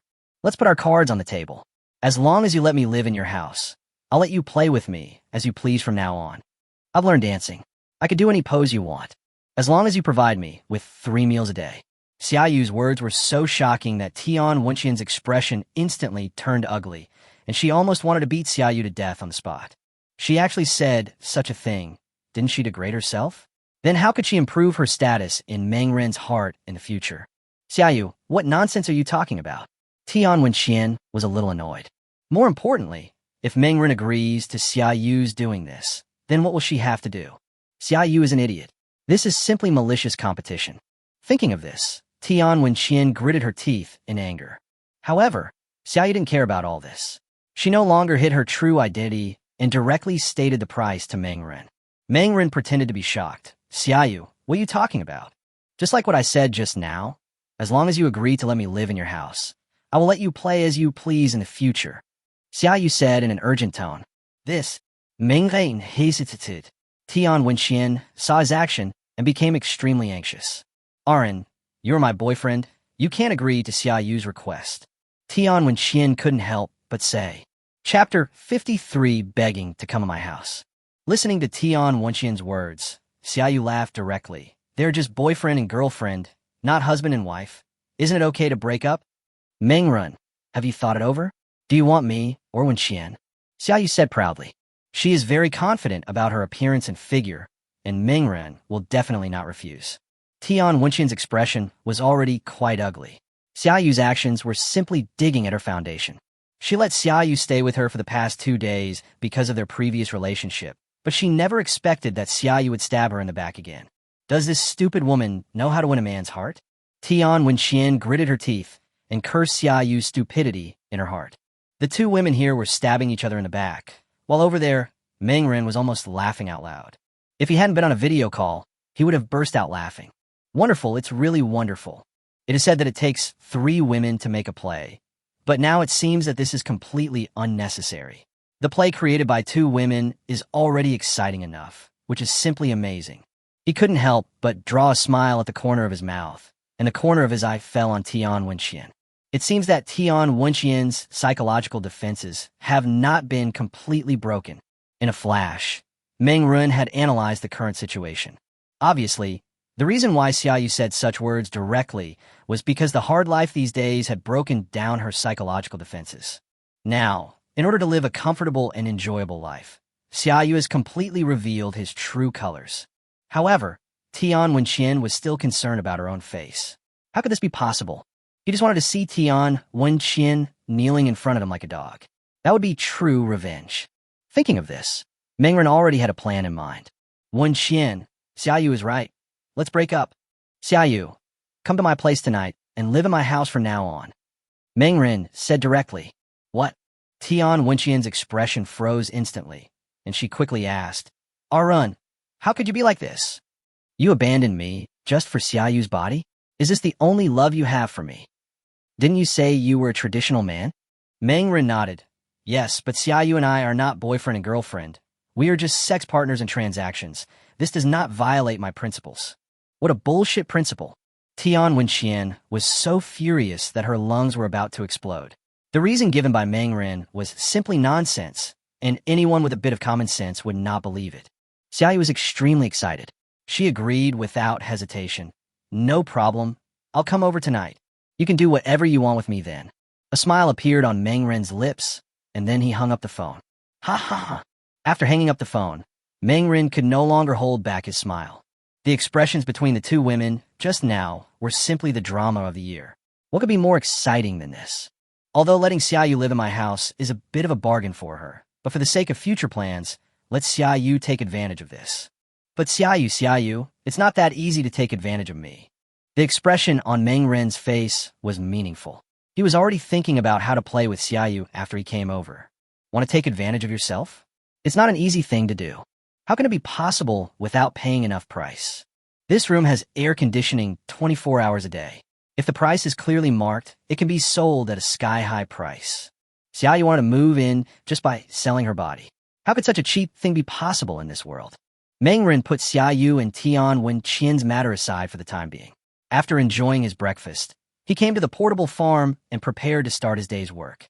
On the farm, many vegetables have grown almost completely, and some vegetables, such as leeks and green onions, have even grown a new crop. It's worthy of being the legendary leek. It grows really fast. Meng Ren exclaimed in amazement. After watering all the vegetables, Meng Ren came to the farm again. After finishing the work on the farms and breeding grounds, he went to the shooting range to practice bow and arrow. String the bow, draw the bow, and shoot. The 3 movements were completed in one go, as smooth as flowing water. The arrow shot out and instantly hit the target 100 meters away. Perfect, Meng Ren smiled. After practicing archery for 2 hours, Meng Ren returned to reality and only then opened his phone to check the messages in the group. The owner's group seemed much quieter today. Meng Ren took a look at the avatars of the group members. Compared with yesterday, it seemed that several more avatars had permanently dimmed today. Everyone in the group was complaining, and a dull and depressing atmosphere continued to permeate the entire owner's group. Many people are even feeling a little desperate. Ding dong. Someone sent a message, and upon closer inspection, it was Wang Yun again. Brother Meng, are you awake? Meng Ren smiled and sent a message back to Wang Yun. What's up? Beep beep beep. In just a moment, Wang Yun made a video call. Meng Ren answered the video call and heard Wang Yun's urgent voice. Brother Meng, you finally answered the phone. What's wrong? I just woke up and had breakfast. Meng Ren said lazily. He was lying on the bed, looking very lazy. Wang Yun on the opposite side was in a very miserable state. He was sweating all over and looked as if he had just been pulled out of the water. He looked very haggard. Comparing the 2 of them, the gap is extremely obvious. Brother Meng, I really envy you. Looking at Meng Ren's leisurely posture, Wang Yun couldn't help but say, if you have something to say, just say it. I still have time to play games. Meng Ren was a little impatient. Why was this guy talking nonsense instead of talking about business? Seeing that Meng Run was a little angry, Wang Yun hurriedly said, "No, wait a moment. It will only take you 5 minutes at most. Brother Meng, you can see the current situation in the world. The order of the entire society has collapsed. I have seen it online before. It is the same both at home and abroad. Many people call this era the extreme heat era and the end of mankind." Wang Yun's tone was somewhat sad. "But even though it's the end of the world, we still have to survive, right? So I thought about forming a group, just like in the movies and games, where we can help each other and survive together." Meng Ren narrowed his eyes. He was a little surprised. He remembered that Wang Yun didn't have this idea in his previous life. "No, Wang Yun might have had this idea in his previous life, but he just didn't invite me. Do you want to invite me to join your team?" Meng Ren said. Wang Yun quickly waved his hands. No, I don't have that ability. I mean you, Brother Meng, form the team, and we will follow you." Chapter 54. The Beginning of Troubled Times. Oh. Listening to Wang Yun's advice, Meng Ren's expression remained calm, but he had actually started to think about it in his mind. In fact, Wang Yun didn't need to make any suggestions. He also had a plan to form a team. Although the supplies he currently has are enough for him to live for a lifetime, theoretically, he can find a remote and uninhabited place to settle down. But doing so would be a bit too lonely. After all, humans are social animals. Meng Ren wasn't sure if he could live alone for several years or even decades. He has enough supplies to live alone for decades, but can he endure such loneliness? If all human beings really perish in the extremely hot era in the future, and I am the only one left in the world, what is the meaning of my life at that time? If you form a team, at least there will be the atmosphere of fireworks around you, and you won't be lonely and desolate. But after what happened in his previous life, he no longer trusts human nature. If he forms a team, what if someone betrays him? What if I experience the pain of my past life again? Thinking of this, Meng Ren couldn't help but fall silent. "I don't have any idea of forming a team for the time being, and you don't have to come to me. Find a way to survive on your own." Meng Ren shook his head and then rejected Wang Yun. "Hey, Brother Meng." Before Wang Yun could finish his words, Meng Ren had already hung up the phone. Because of what Wang Yun brought up, he was feeling a little irritated.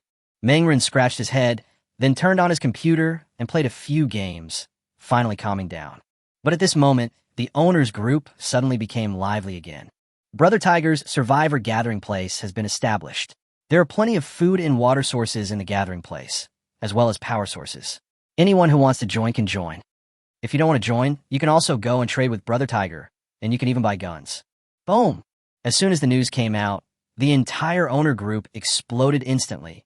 Everyone was boiling with excitement on the spot, and even some people who had been lurking started to bubble up. Can I buy supplies, or even weapons? Where did Chun Hu build a gathering place? Has the national order really collapsed now? How can I buy weapons and supplies? What do I exchange for? Money? How much does a pack of instant noodles cost? The owner's group instantly became lively, and everyone was shocked by the news. Chun Hu actually set up a gathering place for survivors. Not only could you buy supplies, you could even buy guns. Then if they buy a gun, can they protect themselves like Meng Ren? Thinking of this, many people became excited and tagged the person who had just sent the message. The man didn't say much and directly sent out a list. On the list was the purchase price of various supplies, from simple instant noodles to salt and seasonings to mineral water and cola. Until the end, there were even purchases of 1911 pistols and compound bows. Everyone became excited, their eyes shining. On the bed, Lu Mei was very excited. There can be supplies? Wait, what is this star coin? In the owner's group, many people quickly noticed that the currency needed to purchase these supplies was actually something called star coins. What is this? We're star coins. Chun Hu actually minted his own currency. That person said, of course now is the extremely hot era, who still needs money. Even using it to wipe ones, but is unacceptable. After much consideration, Brother Tiger minted a new currency, which we call star coin. You can collect supplies and sell them to us, and then use star coins to purchase various supplies. Hiss! When these words were spoken, many people gasped. There are hundreds of people in such a large community, and there are always people who understand economics. They were all shocked by Chun Hu's ambition. Chun Hu's actions show that he is going to do something big. By mastering the currency power, Chun Hu can make a fortune just by issuing and allocating currency, even if he does nothing in the future. Someone immediately expressed his objection. What is this? Chunhu's ambition is too big. He even sets the currency. Then, in the future, how much can we sell the materials we collect for? Doesn't that mean he has the final say? This is simply not fair. Chunhu's younger brother sneered. Yes, it's unfair. So what do you want? Do you dare to tell me your house number? I will come to your house and kill you right now. The person who had opposed just now disappeared in an instant. Chunhu showed his strength last time, making everyone afraid of him. Upon hearing the threatening news, people in the owner's group stopped talking. At this moment, someone suddenly sent a message. Mengren, please come out and speak up. Chunhu's behavior is too overbearing. You have a gun in your hand. We don't need to be afraid of them. Chunhu's younger brother was surprised. Who is Mengren? Why do you have a gun in your hand? Mengren looked at the news with an extremely solemn expression on his face. The little brother in the group was still tagging him, but Mengren ignored him. What the people in the group said is right. Chunhu is really ambitious. He actually wants to become a local tyrant. What a ruthless person. Mengren's face was very serious. If Chunhu succeeded, there would be no doubt that Chunhu would become the most powerful person around here. It is even possible that the territory will expand in the future and even dominate the entire Yanhai city. He is indeed a ruthless man, and he is really powerful. Mengren couldn't help but feel a sense of urgency in his heart. If he continued to let Chunhu develop, it would be very troublesome for him to expand his power in the future. But Mengren couldn't get over the hurdle in his heart when it came to forming his own power now. Grasp! If only there was some way to improve my strength. If I had the power to ignore bullets, then what would I need to be afraid of? Mengren gritted his teeth. He threw his phone away and ignored what was happening in the owner's group. At this time, Wang Yun sent another message. Brother Meng, Chunhu has already started to do something big. If you have any ideas, you should hurry up. Otherwise, this area will become Chunhu's territory, and it will be impossible for you to start business. Wang Yun's tone was full of urgency. Mengren frowned at the message. Don't worry. It's not easy for Chunhu to become a local overlord. It's not easy for him to convince so many people. I still have time, so let's wait and see for now. Mengren said. Time quickly came to evening, and late at night, Xiaoyu sent a message. Chapter 55, Xiaoyu arrives. Arin, I'm already at the gate of your neighborhood. Please come out and pick me up. Oh, Mengren was a little surprised. He didn't expect Xiaoyu to be so fast. It was only 10 o'clock in the evening, and Xiaoyu had already arrived. It seems that this woman is really impatient. But let him go downstairs. How is that possible? Come upstairs by yourself. My house number is 502.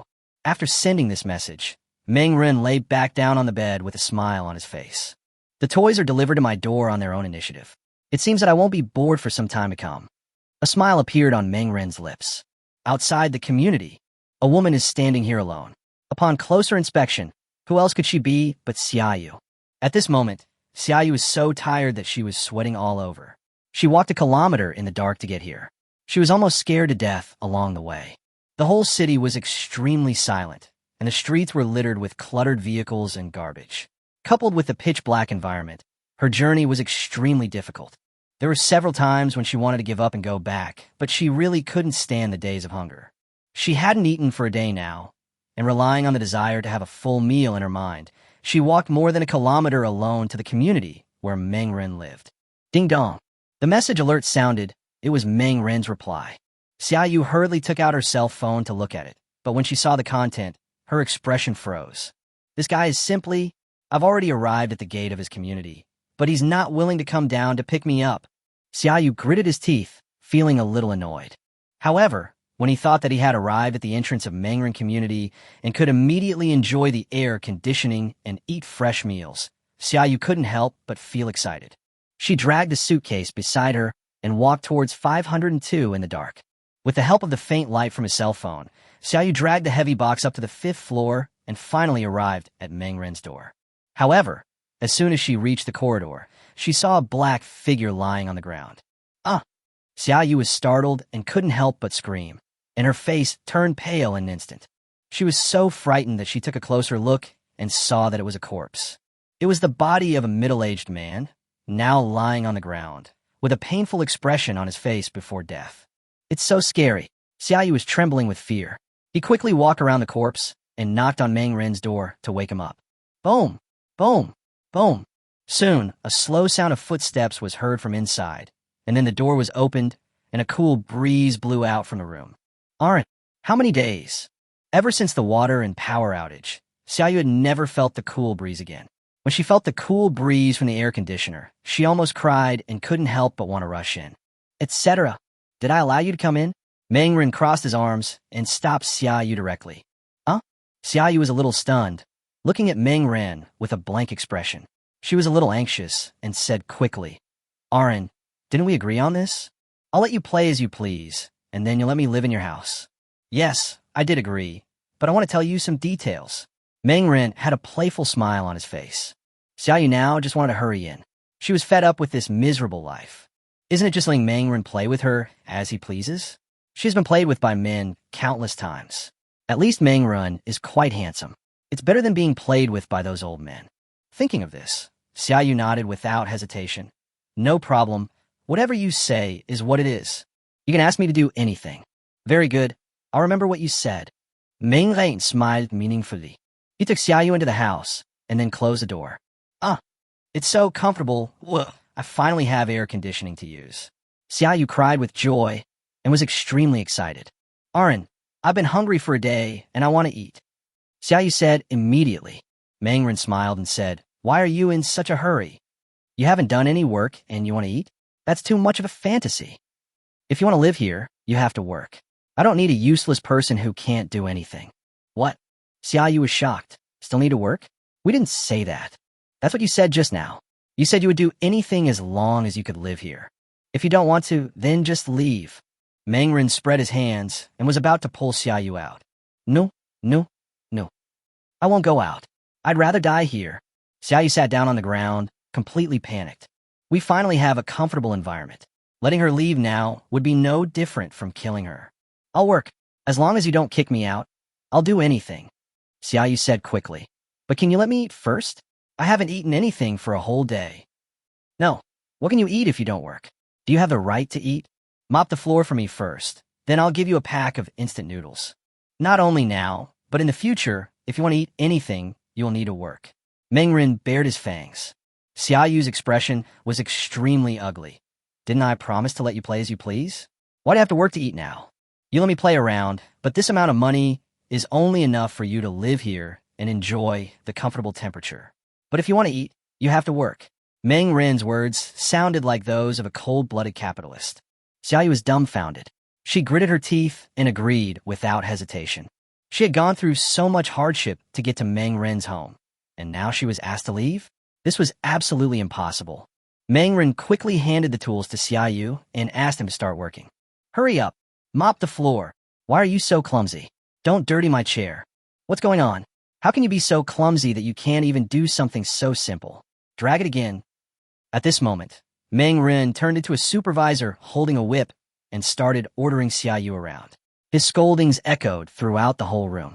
After working for a full hour, Xiaoyu finally cleaned the floor in the house and mopped it again. She has been the only daughter in the family since she was young.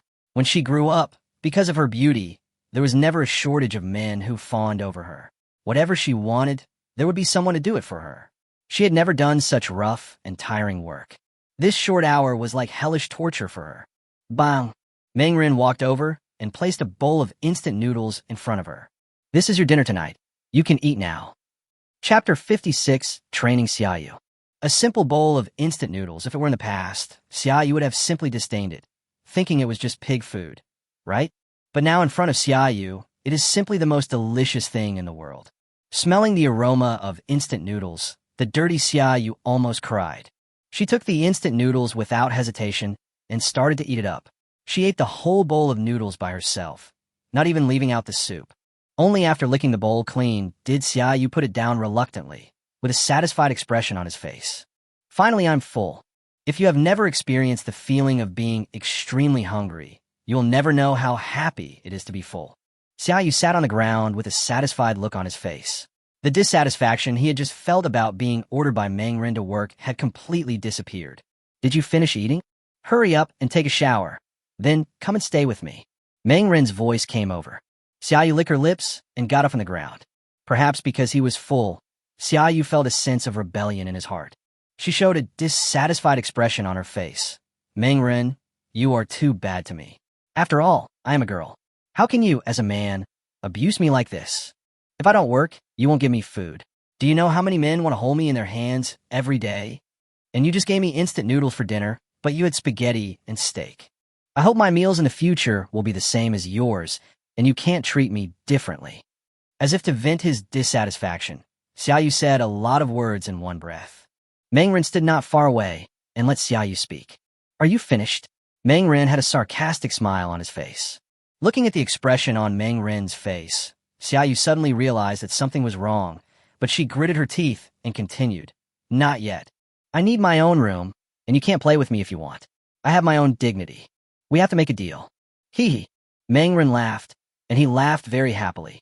This woman, Xiaoyu, is really interesting. She begged me so much before, but as soon as she was full, she immediately rebelled against me. Yes, it is this kind of training feeling that will allow you to have more fun. It would be boring if Xiaoyu showed submission right from the start. Meng didn't say anything. He just walked to the door and opened it. Then he returned, grabbed Xiaoyu's hand, and dragged her out. What are you doing? Let me go. Xiaoyu was horrified and struggled violently. But how could she be stronger than Meng? No matter how she struggled, it was useless, and she was dragged and thrown out by Meng. Bang! Xiaoyu fell heavily to the ground. Before she could react, Meng had already thrown her luggage out. Roll! Without any extra words, Meng slammed the door shut. Xiaoyu was dumbfounded, and the whole person was instantly frozen. She never expected that Meng would throw her out just because she protested. The hot temperature outside and the refreshing comfort in the house formed a sharp contrast. Xiaoyu panicked. The high spirits just now disappeared in an instant, replaced by panic and fear. In the pitch-black corridor, Xiaoyu quickly got up from the ground. Aren't, I was wrong. Please give me a chance. I shouldn't have said what I just said. I already know I was wrong. Please give me another chance and let me in. Xiaoyu's voice was filled with tears. She was extremely panicked. She never expected Meng to be so cruel and just threw her out. After enjoying the comfortable air-conditioned environment, she could no longer stand the hot weather outside. It is only the middle of the night, and the temperature is only around 40 degrees. By tomorrow morning, the temperature will be over 60 degrees, which will be enough to kill her. No. Aaron, I really know I was wrong. Please let me in. Xiaoyu kept knocking on the door. Bang! After a long time, the door opened again, and Meng looked at her with a cold face. Is it nice outside? Xiaoyu rushed over and hugged Meng with a pleading look on her face. I already know I was wrong. I will do whatever you ask me to do. Please don't kick me out. Hee hee. Meng sneered. Since you have come to my house, seeking my protection and enjoying a comfortable life, you must obey my orders. If you don't want to, then get out. I won't force you. Xiaoyu quickly shook his head. No. I will be obedient. Meng brought Xiaoyu back. After what happened just now, Xiaoyu calmed down instantly. She can only rely on Meng now. Without Meng she will lose her air-conditioned room, food, and water. Meng home is heaven, and the outside world is hell. As long as she makes Meng unhappy, he can kick her out at any time. After returning to the room, Xiaoyu went to take a shower without waiting for Meng to say anything. After washing, she walked into the room and lay naked on the bed waiting for Meng to come. Looking at Xiaoyu, who was so obedient, Meng showed a smile on his face. But he knew that this was only temporary. Xiaoyu had just been scared by him, so she was so obedient. Once this woman has enjoyed a comfortable life, she will definitely commit the same crime again. But it doesn't matter. He has plenty of time to train this woman slowly. He could just treat it as an entertainment activity. Aaron, come here. I'm already clean. Xiaoyu showed a charming look, then took the initiative to come forward and take off Meng clothes. Soon the sound of fierce fighting was heard in the room. In order to please Meng Xiaoyu tried her best. Just as she said, her body was very flexible and she could do all kinds of postures, which made Meng have a great time. An hour later, the battle finally ended. Xiaoyu lay on the bed with a tired look on her face. After an hour of tossing and turning, she almost fell apart. Aaron, you were so strong. You almost killed me. Xiaoyu lay in Meng arms, looking shy. Meng glanced at her and pushed her away. Okay, now go clean up the room next door and then go to sleep. Meng said. What? Go next door? Don't I sleep here? Xiaoyu was stunned. Meng sneered.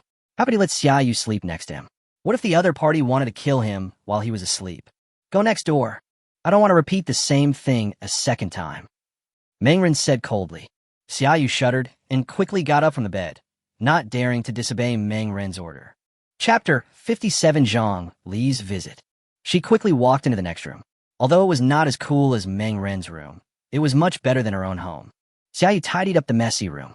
Feeling the cool and comfortable temperature, Xiaoyu couldn't help but smile.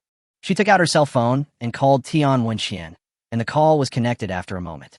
Tian Wenxian came over immediately and said, "Xiaoyu, how are you doing over there? Did Meng Ren bully you?" Tian Wenxian's words sounded as if she was concerned about Xiaoyu, but how could Xiaoyu not know that the reason she asked this was just to see that he was not doing well? Snort. Do you really think she can't see what Tian Wenxian is thinking? Thinking of this, Xiaoyu showed a distressed look on his face. I'm not living well. Meng Ren keeps ordering me around. Not only does he make me mop the floor, but he also makes me live in the guest room. The temperature here is still too high. It's a full 24 degrees. And I only had a bucket of instant noodles at night, which was barely enough to make me half full. As he spoke, Xiaoyu pointed the camera at the thermometer on the wall next to him, and the temperature displayed on it was 24 degrees. Xiaoyu had a sly smile in his heart. To Tian Wenxian, such words were definitely Versailles. Sure enough, the expression on Tian Wenxian's face was a little stiff. 24 degrees? The temperature here was not even over 34 degrees Celsius. Even though it was already midnight, the room was still very stuffy and even made her feel a little dizzy. As for food, there was even less. Not to mention instant noodles. Even a bottle of water was a very precious thing to her. Tian Wenxian gritted her teeth. They were clearly still sharing joys and sorrows during the day, but now Xiaoyu had obviously started to live a good life. This was more painful than letting her suffer. She forced a smile on her face. Xiaoyu, we are good friends. Since you have already gone to Meng Ren's place, why don't you go and tell him to take me over too? What a joke. Xiaoyu almost laughed out loud. Why did he ask Tian Wenxian to come over? Now she is alone with Meng Ren and can get good treatment. The supplies here in Meng Ren are definitely not unlimited. If Tian Wenxian is allowed to come, wouldn't it consume more supplies? Xiaoyu thought so. Her eyes turned, and she agreed on the surface. No problem. Wenxian, don't worry. I will definitely ask for you tomorrow. Xiaoyu, thank you so much. You really are my best friend. The two women apologized hypocritically, but immediately turned hostile after hanging up the phone. Pooh, shameless woman. You still want to snatch the treatment from me? Don't even think about it. Xiaoyu sneered. She was thinking about how to hold on to her current life. It would definitely not work to just rely on her body to please Meng Ren. When Meng Ren got tired of her, wouldn't she be kicked out? If I can make Meng Ren fall in love with me, then my life will be guaranteed, and I can also live a better life. Xiaoyu licked his lips, his face full of excitement and anticipation. Xiaoyu then began to plan how to make Meng Ren fall in love with her. Men are always unable to resist gentle and considerate women. Not to mention that she is now with Meng Ren day and night. With her own abilities, it is not a small problem for her to win Meng Ren's heart. As Xiaoyu thought about this, he couldn't help but smile. The next day, the sun was at noon. Meng Ren slept until noon before getting up. He came out of the room yawning and saw Xiaoyu had been waiting in the living room for a long time. Seeing Meng Ren coming out, Xiaoyu seemed very excited. She got up very early and was completely hungry. The bucket of instant noodles I had yesterday was not enough, and I'm already starving. But seeing that Meng Ren was still sleeping, she didn't dare to disturb him, for fear that she would anger Meng Ren and might be kicked out. Arin, I have already cleaned the house. I should have lunch today, right? Xiaoyu said. Oh. This surprised Meng Ren a little. He looked around the house and found that it had indeed been cleaned. TSK, TSK, TSK. It seems that Xiaoyu is not stupid. She knows that she can only have food if she pleases herself. Ugh. He was very generous. Since Xiaoyu did such a good job, he would not be stingy with the food. He took a bucket of instant noodles from the room and gave it to Xiaoyu, who was overjoyed. As soon as the noodles were ready, he started to eat them with great enjoyment. Meng Ren, on the other hand, made himself a meal of braised beef ribs. Soon, the aroma of meat wafted from the kitchen. Looking at the tender and juicy spare ribs, Xiaoyu's mouth was watering, and the originally delicious instant noodles seemed to have become tasteless. She felt a surge of irritation. Meng Ren, this bastard, ate braised beef ribs himself, but only gave her instant noodles. The gap was too huge. She couldn't help but look at Meng Ren with pitiful eyes, but such eyes had no effect at all. Meng Ren was enjoying the beef ribs by himself, and had no intention of sharing with her. After taking a big gulp of the iced cola, Mangren showed an expression of enjoyment on his face. Ah, so cool. Xiaoyu on the opposite side couldn't help but clench his fists. Mangren, you are going too far. You eat so well, but you let me eat instant noodles alone. Mangren glanced at her and said, why? Wasn't yesterday's lesson enough? As soon as these words were spoken, Xiaoyu closed his mouth instantly, and his mind couldn't help but recall the fear of being dominated by Mangren yesterday. She couldn't help but shudder, and the anger that had just risen up disappeared without a trace in an instant. She decided to be patient for the time being, and wait until Mangren fell in love with her. Then she could enjoy everything in front of her. Just at this moment, there was a knock on the door. Arin, are you home? Zhang Li's voice came from outside the door. Mangren walked over to open the door, and sure enough, he saw Zhang Li standing outside. However, Zhang Li was dressed very coolly at this time. The translucent pajamas could not cover her body at all. As long as you looked closely, you could see the spring scenery inside clearly. This woman is not wearing any underwear. Too hot? Mangren narrowed his eyes and sneered in his heart. Zhang Li really looked too hot. She kept pulling at her clothes to fan herself, but as she moved, her already half-covered and half-exposed body became even more exposed. From Mangren's angle, everything was completely visible. What are you doing here? Mangren didn't give a good look. Arun, I haven't eaten for 2 days. Since we are neighbors, please give me something to eat. I can use some things in exchange. Zhang Li walked forward while speaking, almost sticking to Mangren. Chapter 58, Angry Out of Shame. Dedication? How could Mangren not see Zhang Li's purpose? He couldn't help but sneer in his heart. Zhang Li and Wang Jun had been husband and wife for 7 or 8 years, and Wang Jun had just died in his hands. If the dead Wang Jun knew this, I wonder what expression he would have. He had heard before that Zhang Li's private life was not very clean, and she seemed to have had affairs with other men, and had even been caught by others. He used to think that the rumors were groundless, but now it seems that those rumors are not necessarily false. Go away, there's no food in my house. Go ask someone else for it. Mangren refused without even thinking. What? Zhang Li was a little surprised. Although she was already in her 30s, she had always maintained herself well. Many men in the community were drooling over her body. How could Mangren refuse her? Arin, are you shy? There's no need to be like this, Zhang Li wanted to say something. As she spoke, she walked towards Mangren. Mangren immediately stepped back, looking a little impatient. I told you, I'm not interested in you. After being rejected by Mangren twice in a row, Zhang Li's expression became a little stiff. Mangren, you are too cold-blooded. I won't bother with you if you kill Ajun. Now I just come here to ask for some food, but you are not willing to give it to me. I'm not taking your food for free. As long as you give me a box of instant noodles and a bucket of mineral water, I won't bother you about what happened to Ajun before. Is there anything else you don't want to do? Zhang Li looked a little unhappy. Hee. Mangren almost laughed. Zhang Li's theory made it seem as if she had taken advantage. It was simply a joke. In this extremely hot era, supplies are the most important things. With supplies in hand, why worry about not having women? It seems that Zhang Li is really naive and does not see the current situation clearly at all. I don't want to say the same nonsense many times. If you don't leave, don't blame me for being rude. Mangren's face had turned cold. Hearing Mangren's threat, Zhang Li couldn't help but change her expression. She had witnessed Wang Jun's tragic death before, but asking her to just leave like that is not an option. She was already extremely hungry and had eaten up all the edible food in the house. If she didn't eat, she would starve to death. She was going to die anyway, so she had to get food today. Zhang Li gritted her teeth and said, Mangren, you must give me food today, or you will kill me. I can't survive anyway, so it's better to be killed by you than to starve to death slowly. After saying that, Zhang Li even took off her clothes and showed off her body. Come and kill me. I don't believe that as a young man, you could do anything to a beautiful woman like me. Zhang Li was complacent. She was obviously confident about her figure, and a hot-blooded young man like Mangren would never lay hands on her. Seeing this scene, Mangren almost laughed out loud. I didn't expect Zhang Li would do such a trick. Since she couldn't get food, she just acted like a rogue, right? He sneered in his heart, thinking that Zhang Li was too naive. Did she really think that he couldn't deal with her? This is a good opportunity to take advantage of. He rolled his eyes, and then said to the room, Xiaoyu, come here.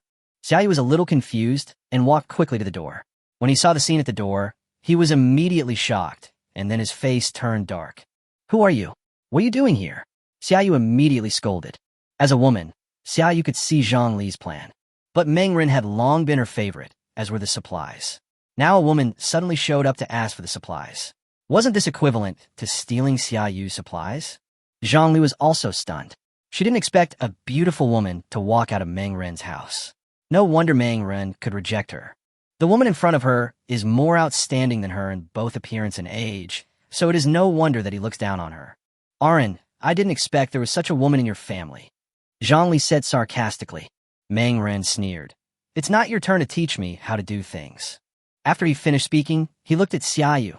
Xiaoyu, do one thing for me next. As long as you do it well, you can also eat braised steak tonight. Xiaoyu's eyes lit up, and tears were about to flow from his mouth. What's the matter? Get her away.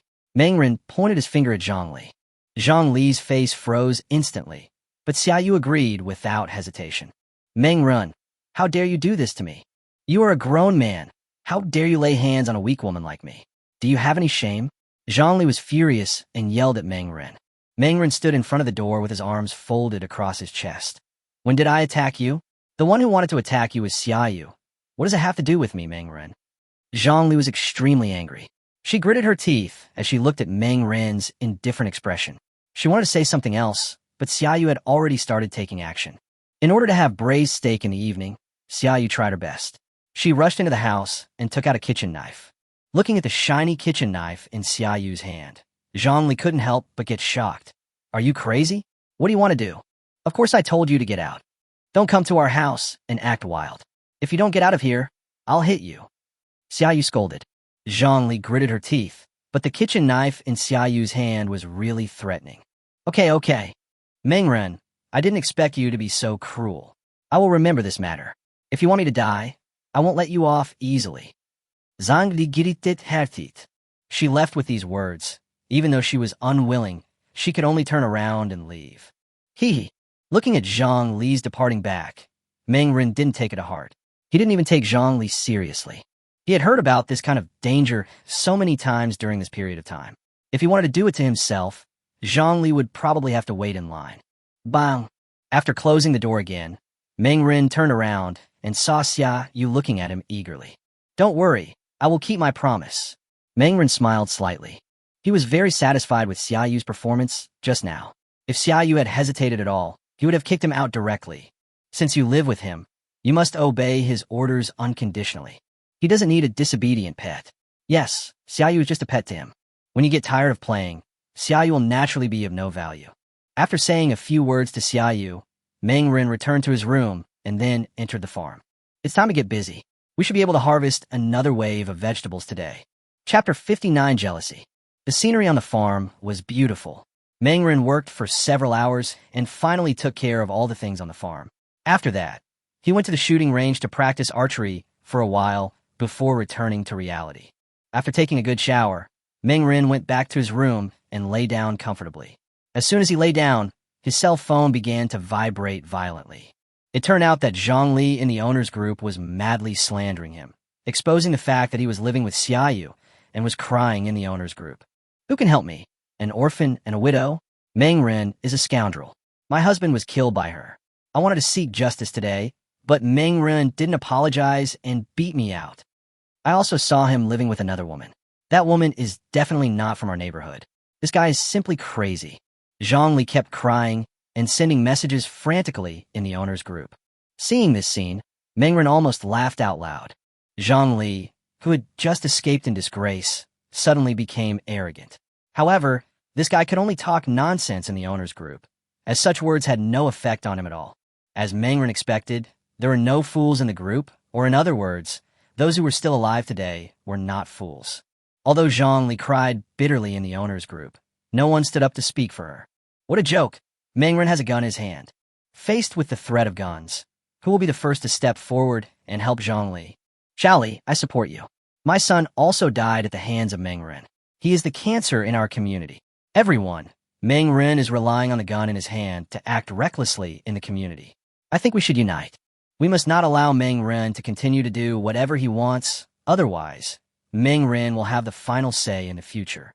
The person who sent this message was Lu Mei, who angrily accused Meng Ren of crimes. When Zhongli saw someone supporting her, she immediately stood up and joined Lu Mei. Aunt Mei is right. A cancer like Meng Ren should be eradicated. Even if he has a gun, so what? He is just one person. Are we afraid of him when there are so many of us? The two women were talking to each other in the owners group and seemed very excited, but in such a huge owners group, very few people paid attention to them, and no one responded at all. The two of them now look like clowns, so funny and ridiculous. Ha ha ha. Meng Ren left uncontrollably. Neither Lu Mei nor Zhang Li posed any threat to him. Putting his phone aside, Meng Ren began to play games leisurely. Time soon came to night. The sky had darkened, and people gradually became able to go out in the world that was once like a raging fire. The owners' group, which had been silent for an afternoon, became lively again. Everyone, today I decided to organize another team to go out and search for supplies. Is there anyone willing to join? The person who sent this message was Om Mingxue. As soon as she sent out this message, many people responded immediately, and Zhang Li and Lu Mei also quickly joined the team. There are probably not many people in the entire community who still have food at home now. Many people have even been hungry for a day or two. Without food, there is no way they can continue to survive. Even some people who don't want to go out have to go out now. Soon, dozens of people gathered in the community garden, each holding a variety of weapons or tools. A group of people formed an exploration team and soon set out in a mighty manner, looking quite imposing. In the room, Meng Ren watched this scene through the window, and a smile appeared on the corner of his mouth. Now that these people have been forced into a desperate situation, they will definitely work harder when they go out to search for supplies this time. Meng Ren couldn't help but smile. He remembered that in his previous life, everyone went out at about this time. However, unlike the last time, this time these people really searched many places and found some supplies. The extreme hot era has just begun, so it is not difficult to find supplies. However, as time goes by, the supplies produced in the old era will soon be consumed. At that time, if you still want to have enough food and drink, you will have to rely on your own abilities. But this has nothing to do with me. No matter how badly others are living, I have enough food and water. Meng Ren felt relieved. At this moment, there was a knock on the door. Arin, I'm so hungry. Can we have dinner now? Xia Yu's pitiful voice came in. Meng Ren touched his stomach, and it was indeed time for dinner. He packed up the games and walked out of the room. Xia Yu was waiting in the living room, wearing thin clothes. When she saw Meng Ren coming out, she hurried forward. You promised me before that we could have braised steak tonight. Xia Yu seemed to be afraid that Meng Ren would go back on his word. Meng Ren rolled his eyes. Don't worry, since I promised, I will not return. As he spoke, Meng Ren took out a piece of raw steak and handed it to Xia Yu. Here, this is your steak. Cook it yourself. Huh? I don't know how to cook steak. Xia Yu was a little dumbfounded. If you can't even do this, what's the use of you? If you can't cook it, then just eat it raw. Meng Ren was too lazy to pay attention. Such a grown-up man can't even cook. What a useless person. Meng Ren went to the kitchen and started cooking. Soon a sumptuous dinner was ready. After he started enjoying the food, it was Xia Yu's turn to go into the kitchen and start working. However, her cooking skills were poor, and after working for a long time, she ended up burnt the steak, making it barely edible. But for Xia Yu, this is already a rare delicacy. Looking at Meng Ren enjoying a fine steak and drinking high-end red wine not far away with an attitude of enjoyment, and then looking at the charcoal-like steak in front of him, Xia Yu's face looked a little unhappy. Hateful. Why should I eat this? I also want to eat high-end steaks and drink top-notch red wine. Xia Yu gritted her teeth. The huge gap made her feel extremely unbalanced. A bold idea began to slowly grow in her heart. Meng Ren returned to his room after dinner. After witnessing all this, Xia Yu also returned to his room and called Tian Wenxian. Wenxian, I have a plan. As long as we succeed, we won't have to worry about food and drink for a long time. Chapter 60, Human Inferiority. Time soon came to midnight, and just when Meng Ren was engrossed in playing games, his cell phone suddenly vibrated violently. He picked it up and saw that it was the team that had gone out to search for supplies and had returned. This time, the group had apparently found some supplies, so they all looked very happy, and the group of owners was filled with excitement. We found supplies, lots of supplies, enough for us to eat for a few days. Finally, I found some supplies, but unfortunately there is still not enough water. However, as long as I save some water next time, it will be fine. We survived. We can finally survive. Many people in the owner's group were very excited, and it was obvious that they had made a lot of money. Mangren looked at this scene and couldn't help but smile slightly. You guys, it's too early to be happy. The real show has just begun. There was a gloating expression on Mangren's face. He remembered very clearly that in his previous life, these people also found supplies, but that night they killed and robbed people. Although the supplies were found, they were only enough for them to survive for a few days. In order to survive, some people began to take action in the dark. If it weren't for the sudden scream that broke the silence of the night, no one would have known. In the following period of time, Mangren waited patiently. The excitement of many people in the owner's group lasted for a long time before slowly dissipating. But at this moment, a sudden scream broke through the darkness, disrupting the tranquility of the community. In such a quiet night, the scream was so clear that everyone could hear it clearly. Ah! The owner's group instantly became lively, with everyone talking about it. What happened? Whose scream was that just now? Wang Yun was the first to react. I don't know. The scream seemed to come from Building 4. Has anyone gone to see what happened? Could it be Chinhu's group? They saw that we had collected supplies, so they came to steal our things. Fuck, if it really is Chunhu's group, then we will fight them. Everyone was discussing this matter, and the good mood that had originally arisen from finding supplies disappeared without a trace in an instant. Everyone, the scream just now seemed to come from room 416. I'm going to go over and take a look. Is there anyone willing to come with me? Umainksu stood up. We are a team of survivors. Something has happened to our companions. We should go and take a look no matter what. Oming-Shue's words were seen by everyone, and soon someone echoed her. It was obvious that many people were worried. But what I'm worried about is not the person who is screaming, but who is doing it. Mangren saw all of this. He lay leisurely on the bed and drank a bottle of ice cola. On the other side, Oming-Shue and others quickly gathered together and came to room 416 together. I saw that the door was ajar, and it was obvious that someone had broken in. A group of people pushed open the door and walked closer to take a look, and suddenly everyone's expression changed drastically. Grass! Someone was killed. Everyone was shocked because there was a dead body in the living room, and the clothes on the body were in disarray. There were also traces of a fight at the scene. Isn't this Ma Jie? I remember he went out with us to look for supplies tonight, and he found a lot of things. Lu Mei recognized the body on the ground. Hiss! Some people couldn't help but gasp, and their expressions instantly turned ugly. Another person who had a grim look on her face was Ming-Shue. She had noticed when she entered the room just now that there were no signs of the door outside being pried open or violently smashed open. It was obvious that the victim Ma Jie knew the murderer. Perhaps the other party knocked on the door, and Ma Jie opened the door to let the murderer in when he saw that it was someone he knew. However, after the murderer entered the door, he suddenly attacked, not only robbing all the supplies, but also killing Ma Jie. Ming-Shue expressed her speculation, which surprised everyone. Wang Yun was stunned. He instantly realized the seriousness of the problem. So it wasn't Chunhu's people who did it, but one of us. Yes, that's what I think. What are you doing? Why are you still killing each other when the situation is so serious? We have already found supplies today, haven't we? Feeling ill place. Everyone looked at each other, and the expressions on their faces changed. Why are you looking at me? I didn't kill Ma Jie. One person found that someone was looking at him and couldn't help but scream. The man said, I remember you know Ma Jie. You seem to have a pretty good relationship. Su Dong's pupils shrank slightly, and a hint of panic flashed across his eyes. He rushed over in rage and grabbed the man by the collar. CNMD, what nonsense are you talking about? Do you suspect that I was the one who killed Ma Jie? I have enough supplies now. Why would I kill Ma Jie? Su Dong looked furious. The man who was grabbed by the collar also became angry, and seeing that the two were about to fight, the people nearby hurried to try to stop the fight, and in the end, everyone left in a bad mood. However, what happened tonight has obviously cast a serious shadow on everyone. I'm afraid everyone will be wary of each other from now on, and even if someone they know knocks on the door, they probably won't open it to let them in. After everyone returned home, they began to hide the supplies they had found. In the owner's group, Ming-Shue sent another message. Everyone, we are in a crisis right now. We should unite together instead of fighting each other. I hope what happened tonight won't happen again. Otherwise, if we continue like this, our team will definitely disband.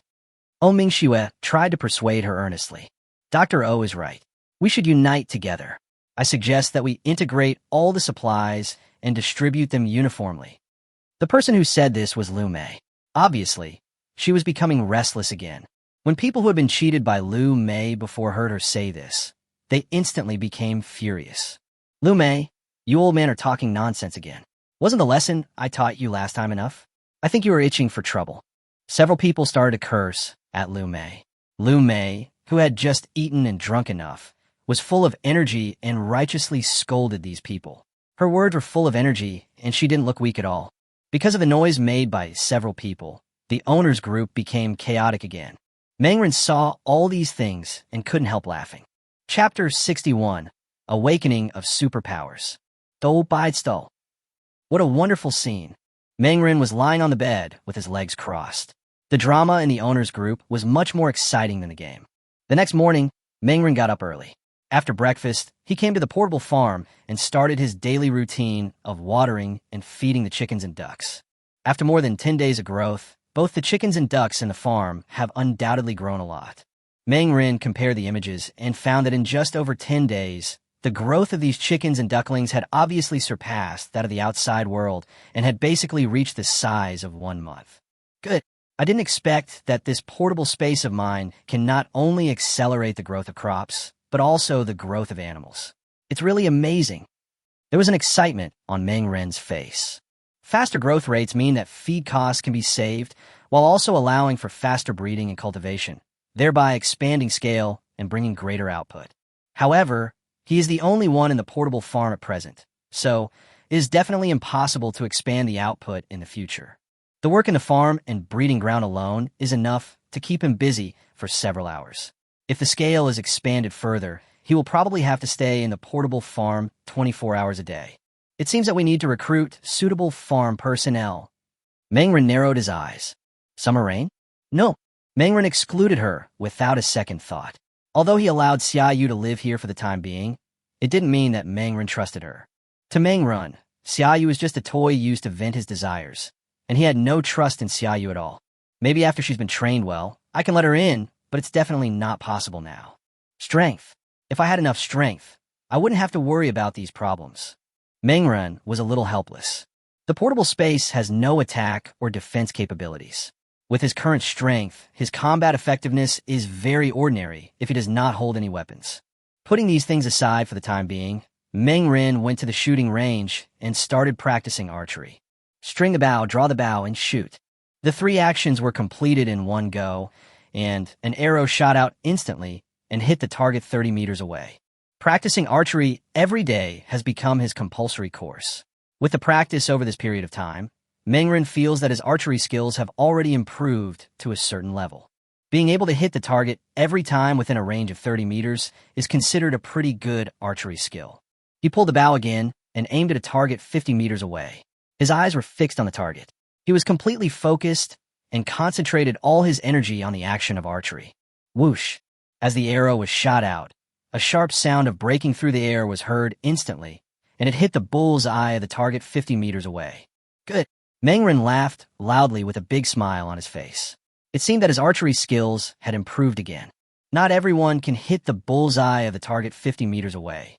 Just when Mangren was immersed in excitement, he suddenly found that his spirit seemed to be boiling, and he suddenly felt a headache. Ah! The intense pain made Mangren scream out loud, and at the same time, he couldn't help but feel a little panic in his heart. What happened? Mangren was shocked. The severe pain in his brain made it difficult for him to stand steadily. He could not help but half kneel on the ground. The pain was so severe that it felt like someone was madly squeezing his brain with a pair of hands. In a short period of time, Mangren was sweating profusely. So much sweat came out of his body that he looked like he had just been pulled out of the water. Mangren gritted his teeth and endured the pain. As the severe pain appeared in his mind, the space around him seemed to tremble slightly. The intense pain lasted for a full minute. Just when Mangren was about to pass out from the torture, the horrible pain finally dissipated slowly, and everything returned to normal, as if it had never happened. Wheezing, wheezing, wheezing. Mangren was breathing heavily. He stood up from the ground in a somewhat embarrassed manner, with confusion in his eyes. What on earth happened just now? Mangren's face was full of confusion. He almost thought he was going to die just now. At this moment, Mengren keenly noticed that some subtle changes seemed to have taken place in himself. This feeling is hard to describe, but it is real. He clearly felt that his mind seemed to be more focused, and an invisible force seemed to be deep in his mind. The next moment, as Mengren's thoughts moved, a force actually emerged. Grass! What is this? A hand coming out of my head. No, this isn't a hand. Mengren was shocked at first, but after looking carefully, he found that there was no hand at all, but a special power. This power does not seem to be very strong, but it is very real. He couldn't help but reach out and touch it. The feeling was very strange. Mengren studied it carefully and found that the invisible hand was moving as he thought. Lengthen, shorten, change. This feeling is very novel. A light bulb went off in Mengren's mind, and he was suddenly startled. It seemed like he had seen this situation in a movie before. Isn't this telekinesis? He remembered a movie he had seen called Chronicle, in which the three protagonists gained special and powerful powers by touching some mysterious crystal in a cave. Mengren suppressed the excitement in his heart and focused his attention on the bow and arrow next to him. With the surge of that strange power, an arrow floated in the air. Ha ha! Mengren could no longer contain his ecstasy and laughed excitedly.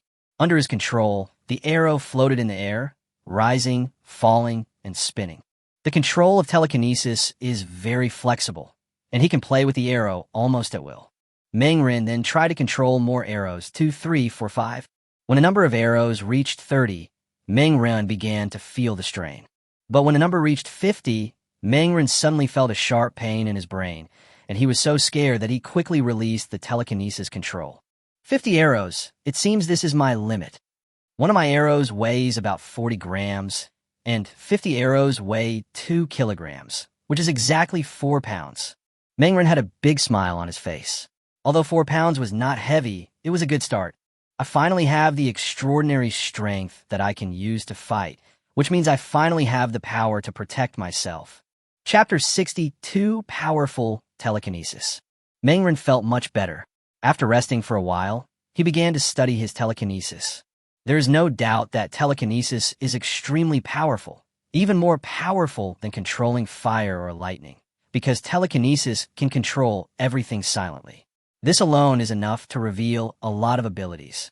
The reason why I can have telekinesis is probably because of the transformation of my spiritual power.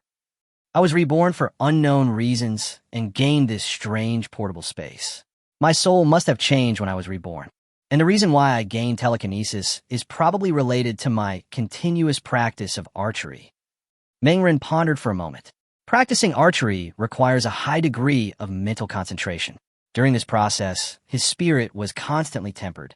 Until today, he finally reached a critical point and successfully broke through, thus giving himself telekinesis. Although this is just speculation, Mengren thinks it is very likely. I can't possess special abilities. Maybe other people can too.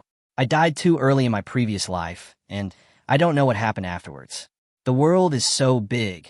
Maybe there are other lucky people like me who have acquired supernatural powers. Mengren narrowed his eyes.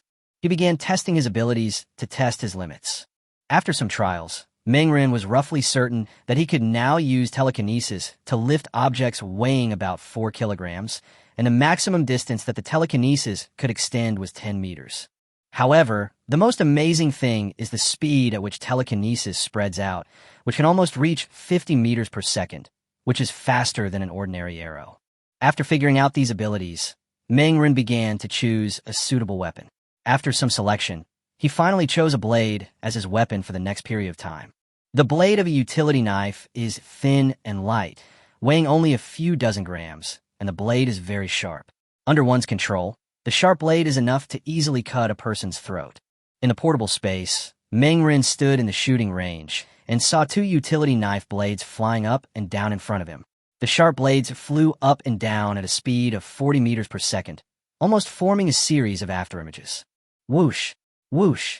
2 subtle sounds of breaking through the air were heard in succession, and in almost the blink of an eye, the blade that was just in front of him had hit the target 8 meters away, and the sharp blade penetrated deeply into the target. Okay. Saying the word good 3 times in a row was enough to show how excited Mengren was. With such an ability, my safety is undoubtedly greatly guaranteed. No one will suspect that I have two blades hidden on my body. The flying speed of the blades is 40 meters per second, which is enough to kill people without them being seen. Meng Ren had a big smile on his face. Perfect and comfortable. The portable space ensures one's basic survival needs, while telekinesis ensures one's safety. His telekinesis has only just awakened. He believes that it will become stronger and stronger in the future. If it grows to the level of being able to resist bullets, then there will be few people in the world who can threaten him. For the next few hours, Meng Ren practiced the skills of telekinesis control and only returned to the display when he was mentally exhausted. From now on, archery practice can be canceled and replaced with telekinesis practice. Back to reality, Meng Ren took a nice bath, then pulled Xiaoyu into the room and ravaged her. After venting, I felt refreshed and could hardly stop smiling. What good thing happened to you? Why are you smiling so happily? Xiaoyu lay on the bed tiredly. Looking at Meng Ren's smiling face, she was confused. It has nothing to do with you. Meng Ren refused without even thinking about it. Xiaoyu's expression looked a little unhappy, and she couldn't help but grit her teeth. Meng Ren, this bastard, didn't take her seriously at all. He just treated her as a doll to vent his desires. Damn guy. Xiaoyu was gritting her teeth in her heart, but she seemed to have thought of something. Her eyes rolled, and a bright smile appeared on her face in the blink of an eye. Aren't I contacted Wen Qian last night, and she has realized her mistake. She is really miserable now. Why don't you let her come and live with you? Xiaoyu said. Oh. As soon as she said this, Meng Ren burst into laughter. It was just not a happy smile, but a sneer full of murderous intent. Doesn't he know what kind of character Xiaoyu has? This woman is eager to occupy this house, so why would she take the initiative to help Tian Wenxian? It is not a good thing for her that Tian Wenxian moves in. He dialed Tian Wenxian's number, and the call was quickly connected. Tian Wenxian, looking embarrassed, appeared in front of Meng Ren. When he saw Tian Wenxian again at this moment, Meng Ren almost didn't recognize that the extremely embarrassed woman in the phone was her. Tian Wenxian? Meng Ren asked tentatively. Woo woo woo. Tian Wenxian burst into tears immediately. Arin, I know I was wrong. I shouldn't have ignored you before, and I shouldn't have done such shameless things. I have realized my mistake. Please forgive me, Tian Wenxian cried. At this moment, Tian Wenxian looked extremely miserable. She seemed to be dehydrated. Her originally plump and tender skin became extremely dry, and her plump body had become much thinner. This scene scared Meng Randu. He almost laughed out loud. He didn't need to think to know how miserable Tian Wenxian had been these days. Without food, water, and in temperatures of dozens of degrees, it must have been quite difficult for Tian Wenxian to stay alive. No wonder the other party immediately gave in to me and burst into tears as soon as the call was connected. Hee. Meng Ren sneered in his heart. Even though Tian Wenxian looked miserable now, he had not forgotten how Tian Wenxian betrayed him in his previous life. Soft-hearted? Not possible. His heart had long been dead, and now he was ruthless. Wenxian, what are you talking about? What do you mean by forgiveness? I have never been angry with you. Meng Ren blinked, showing a confused expression. Tian Wenxian was excited when she heard this. So you're willing to let me live there? No. Meng Ren refused without hesitation, which immediately made Tian Wenxian's expression a little stiff. Why? Tian Wenxian asked frantically. She was almost going crazy now. These past few days were like hellish torture for her. There were no supplies, no water or electricity, and her will was almost broken. Chapter 63, Protection Fee? Seeing Tian Wenxian, who seemed to be going crazy, Meng Ren felt so relieved. The more miserable the enemy was, the happier he was. Let Tian Wenxian live in? What a joke, but if Tian Wenxian stays there like this, she will probably die of heat stroke soon. If that happens, then this game will be a bit too boring. You can try to come over, but I won't open the door. Meng Ren said this suggestively and then hung up the phone. On the other side, Tian Wenxian's face was extremely ugly at the moment. She couldn't imagine why Meng Ren had changed so drastically. In the past, Meng Ren would always respond to her requests. Whatever she wanted, Meng Ren would find a way to get it for her, but she didn't know why it had become like this now. No, I can't stay here any longer. I want to go over like Xiaoyu did. I don't believe that when I arrive at Meng Ren's doorstep, he will be willing to turn me away. With this thought in her mind, Tian Wenxian immediately took action. When it was night, she set out for the community where Meng Ren lived. At this time, Mengren was playing games leisurely at home, but the game he played was not simple. In Mengren's hand, a ball of clear water was constantly changing in front of him. Under Mengren's control, this ball of clear water, about the size of a fist, changed into various shapes. Sometimes it was the number 1, sometimes it was a square or a triangle. The clear water kept changing for half an hour. Mengren waved his hand, and the clear water flew back into the cup beside him. He rubbed his temples, which were a little aching, and there was a look of fatigue on his face. Using this method to train telekinesis seems to be quite good. It seems that I still have great potential in telekinesis. As long as I continue to train, I believe that one day I will be able to block bullets. Although there was a tired expression on his face, Mengren's eyes were full of anticipation. It was already evening, and Mingxu has sent another message in the owner's group. Now that the weather has cooled down, does anyone want to go out and look for supplies together? After she sent out this message, unlike yesterday, when there were a lot of responses, it seemed that not many people showed up now. Wang Yin replied, Dr. O, we found a lot of supplies yesterday, enough for us to use for a few days. Why don't we take a rest today? As soon as these words were spoken, many people agreed with Wang Yin. Yes, it's too hot outside. Although it's nighttime now, the temperature outside is still close to 40 degrees. Anyway, we're not short of food now, so we might as well have a good rest. We have searched all nearby supplies yesterday. I am afraid there is nothing useful around here. If we want to continue looking for supplies, don't we have to go to a farther place? I'm too tired. I don't want to go out today. Everyone was complaining, and Mengren saw this scene, which made him almost laugh. These guys were so excited yesterday. Now, they have supplies in their hands. When they are well fed and have no urgent needs for survival, facing the harsh environment outside, these people retreat again. I guess they will wait until they have used up all the supplies they have before they start clamoring to go out. How stupid. There are only so many supplies. Why don't you go out and search for them now? In a few days, all the supplies will be taken away by others. Mengren sneered, with a sarcastic look in his eyes. At this moment, a message popped up from the owner's group. After Brother Tiger's decision, starting from today, every 3 days, everyone in your community will need to pay taxes to Brother Tiger. Otherwise, you must leave here and survive outside. What? When this news came out, the entire owner group exploded instantly, and everyone was boiling with excitement. Lu Mei was the most excited. She had finally found some supplies, and now Chun Hu wanted to collect taxes from them. What a joke. Collecting taxes? Why does Chun Hu collect taxes? And why should we pay taxes? Lu Mei cursed on the spot. Not only Lu Mei, but other people in the owner's group were also quite excited. Yeah, why should we pay taxes to Chun Hu? This is a joke. Pay NM taxes. Who the hell is Chun Hu? Does he think he is an official? He actually collects taxes from us. The crowd was excited, and Chun Hu's younger brother said, because brother, who protected you? You don't think it's still the peaceful times now, do you? What are you thinking? The reason you can still stay in the community safely is entirely because of Brother Tiger's protection. It was Brother Tiger who blocked people from other places. Do you know that society is now in complete chaos?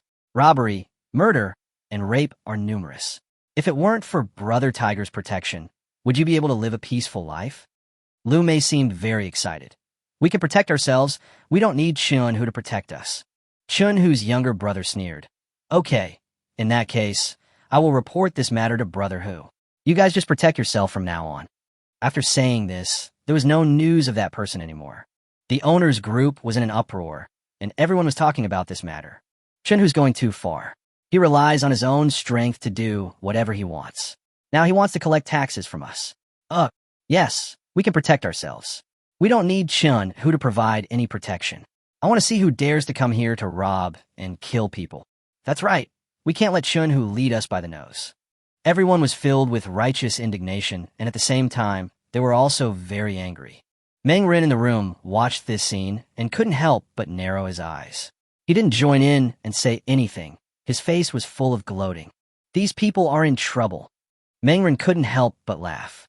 I remember that in my previous life, Chun Hu also came and claimed that he wanted to collect protection fees, but was also rejected by the people in the community. As a result, someone rushed into the community that night, directly robbed 3 households, and killed the people inside. I remember someone tried to rob me that night, but my door was relatively strong and the other person failed. Afterwards, Chun Hu's people claimed that the people who came to rob that night were from other communities. But now that I think about it, They might not be from other communities. Maybe it was a trick directed and performed by Chunhu himself. Mangren narrowed his eyes, feeling heavy in his heart. Chapter 64, 2 Unlucky Guys. Chunhu is indeed a very resourceful person. If the other party uses this strategy, there is no doubt that he can greatly increase his importance and make everyone in the community pay protection fees. As long as it happens the first time, paying protection fees will become a natural thing in the future.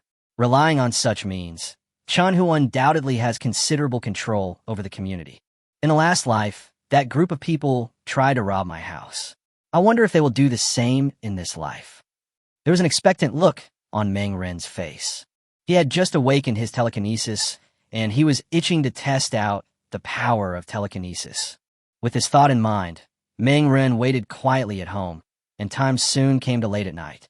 Because no one was willing to go out to search for supplies, Mingxue's plan to go out had to be shelved.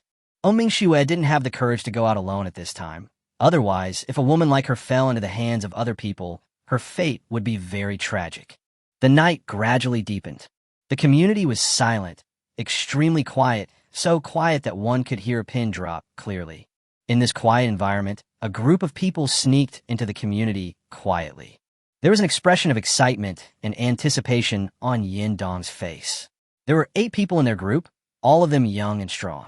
Lao Yin, you live in this neighborhood. Which one do you think we should go to first? After a group of people entered the community, the other 7 people's eyes fell on Yin Dong.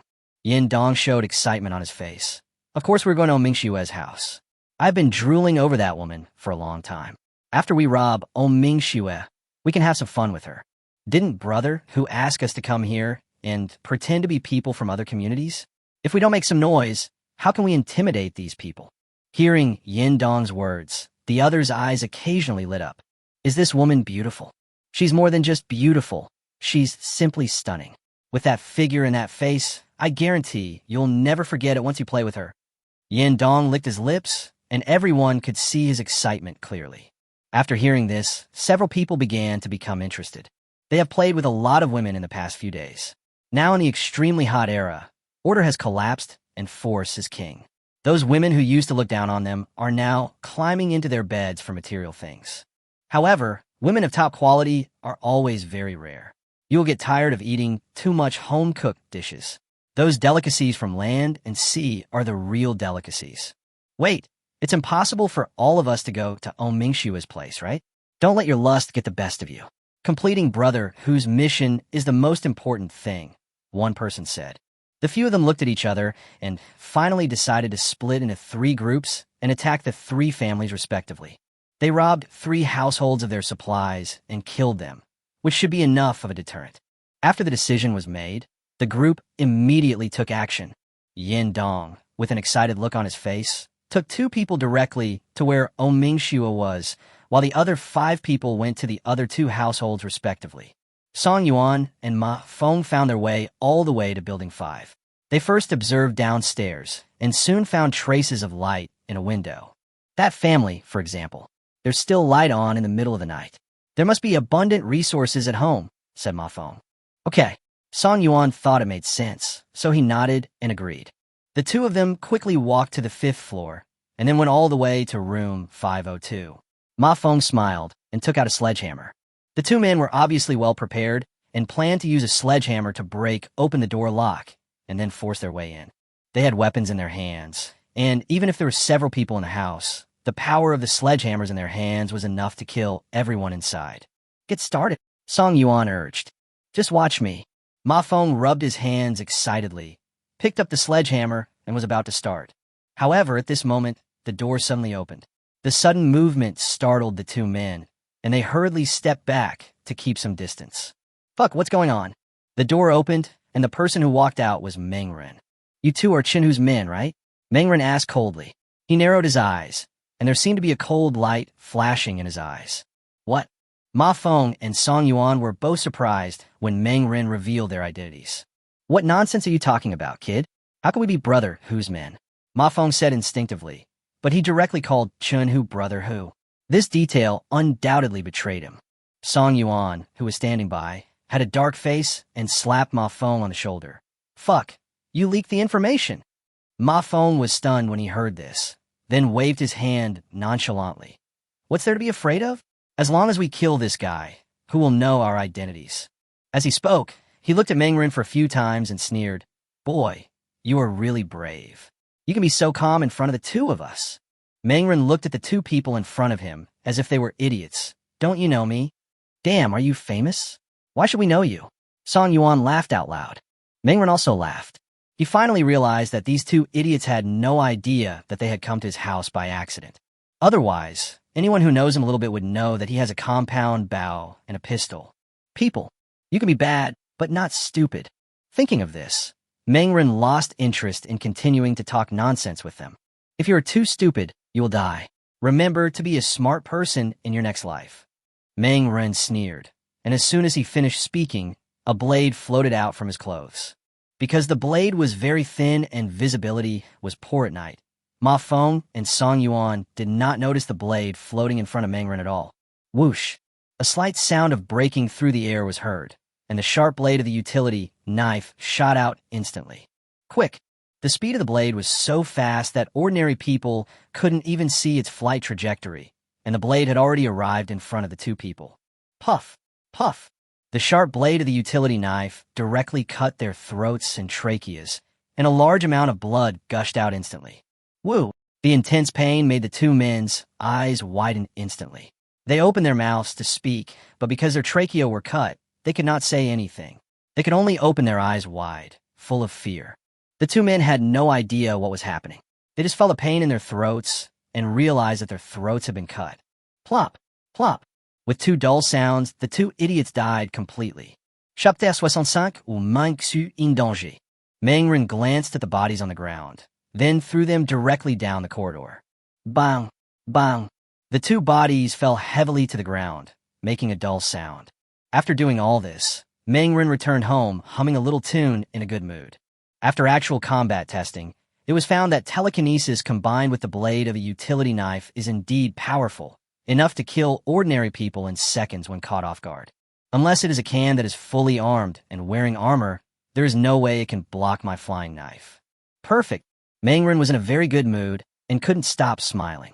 It must be said that this actual combat experience completely put his mind at ease.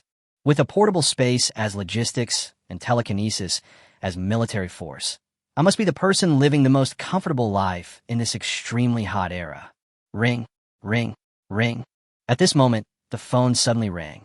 I picked up the phone and saw that it was Mingxue calling. Why did this woman call me? Mengren was a little confused. As soon as the call was connected, Mingxue's panicked voice was heard from the other end. Mengren, please come and save me. Someone outside is banging on my door frantically. They want to break in. Mingxue looked a little anxious at this moment, different from her usual calm and aloof appearance. What? Mengren was surprised. In his previous life, when Shunhu's men broke into the residential area, they did not attack Mingxue. Butterfly effect? Mengren was thinking about whether he should go and save Mingxue. He was not familiar with her. Although they lived in the same community, they did not interact much on a daily basis. He only went to the hospital a few times when he was sick, and it was Mingxue who treated him.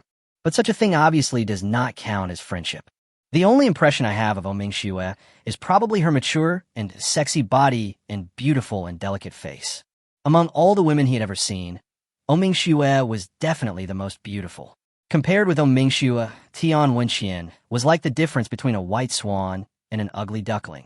After thinking for a moment, Mengren decided to save him. First of all, Mingxue is a professional doctor. Doctors are more popular in troubled times than in prosperous times. After all, there is no guarantee that you will not get sick in the future, and having a doctor around can give you more security. Secondly, Mingxue is one of the few good people in this community. If he saves the other person, Mingxue will definitely not forget his kindness. Maybe this favor will come in handy in the future. After making the decision, Mengren immediately said, find a way to hold them off for a while. I'll come right over with my weapons. Thank you. Please be quick. I'm afraid my security door won't be able to hold out for much longer. Mingxue's tone was grateful, and there was a hint of hope in her originally nervous and anxious tone. The reason why Mingxue called him at such a critical moment was probably because he had a gun in his hand. Meng set off immediately and hurried to the building where Mingxue was. The buildings they were next to each other. He was in Building 5, and Mingxue was on the 7th floor of Building 6. With Meng speed, it would take some time to go down the 5th floor and then up the 7th floor. On this side, Meng was rushing towards the 7th floor of Building 6, while on Mingxue's side, Yindong was banging on the door frantically with two people. Bang, bang, bang. Yindong was holding a hammer in his hand and was smashing the door hard. He smashed it more than 10 times in one breath and couldn't help gasping for breath. Damn, why is the door of Mingxue's house so strong? This woman actually used a special reinforced anti-theft door.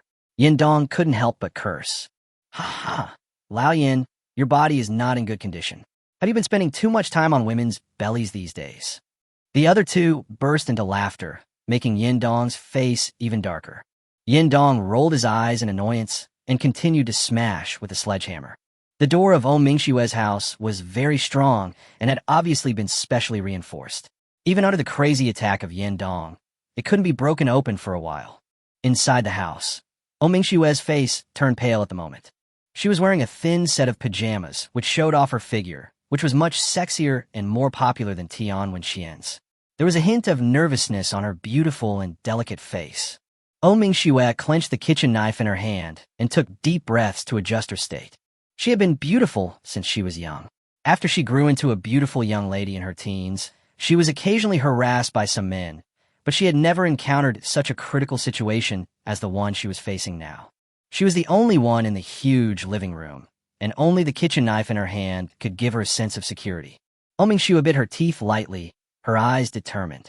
She had already decided that if Meng had not arrived yet and the people outside had already broken in, she would fight desperately with the thugs outside.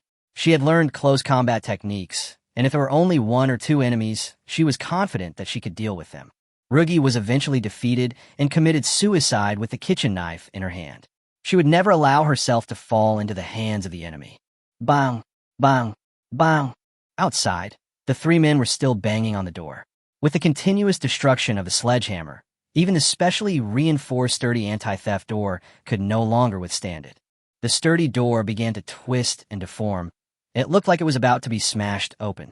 Boom!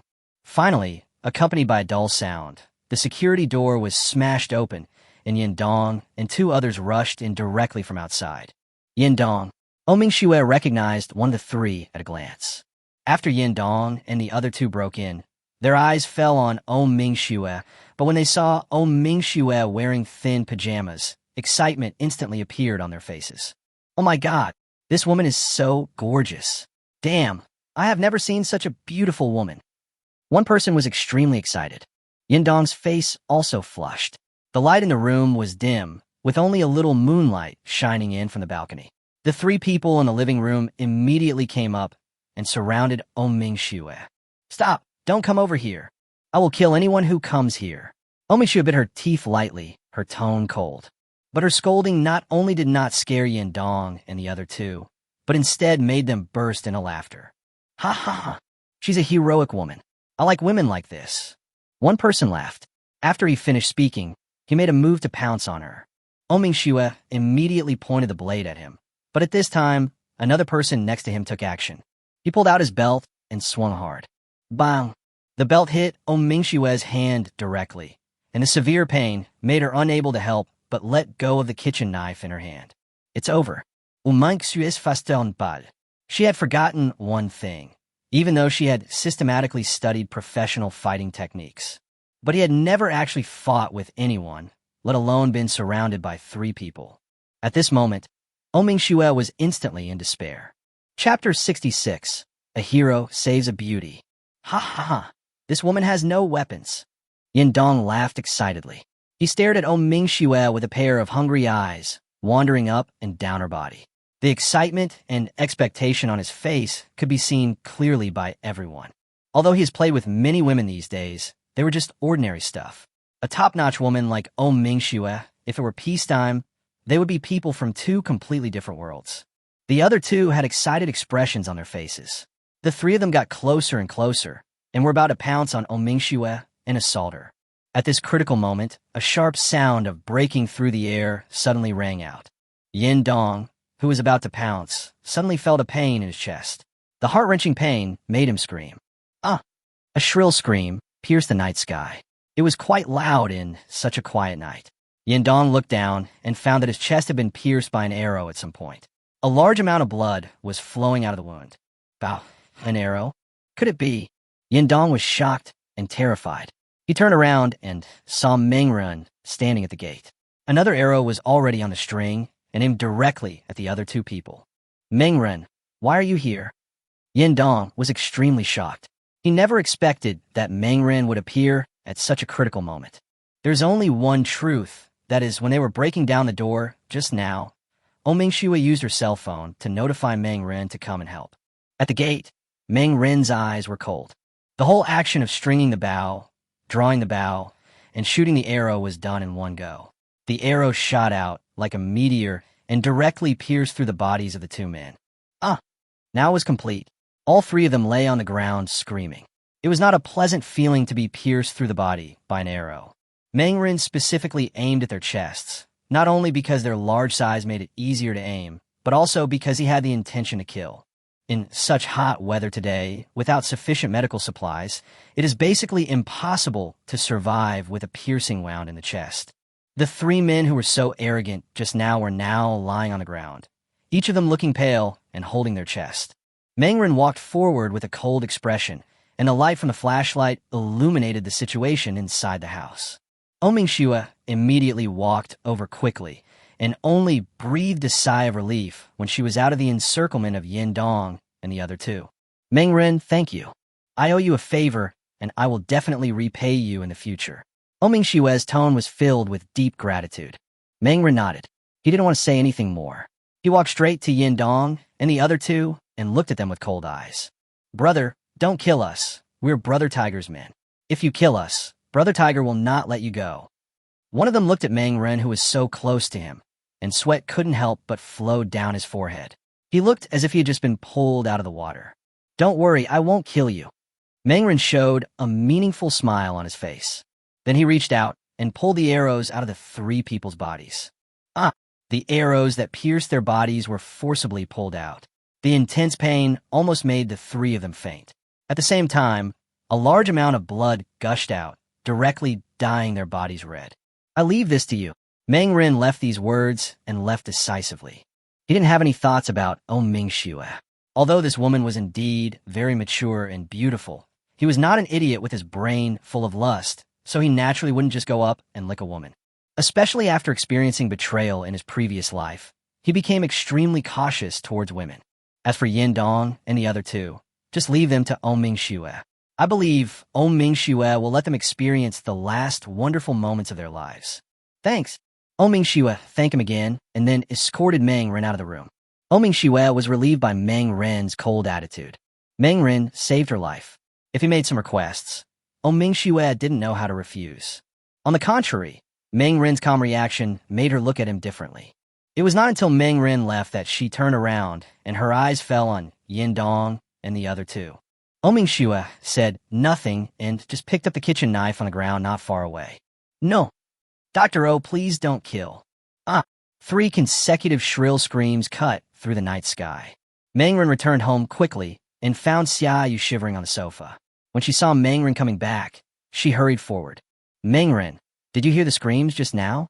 Something must have happened in the community. Xiaoyu was so scared that his face turned pale. She looked carefully and found that Mengren was holding a compound bow in his hand, and 2 of the arrows were stained with blood. Hiss! Xiaoyu was so shocked that he couldn't help but gasp and quickly took several steps back. He accidentally tripped over a chair and sat down on the sofa. Mengren, what did you do when you went out just now? Xiaoyu's face was pale, and he even trembled when he spoke. Mengren glanced at her, his expression very calm. Nothing, just went to do something. After saying that, Mengren wiped the blood off the arrow and returned to his room. He was very calm from beginning to end, but Xiaoyu could not remain calm. Mengren actually went out with a bow and arrow in the middle of the night, coupled with the screams outside. Xiaoyu couldn't help but start to imagine the whole process. Could it be that Mengren went out to kill someone? How could it be so terrifying? Xiaoyu was frightened by her own guess. In her impression, Mengren has always been a very honest and dull guy.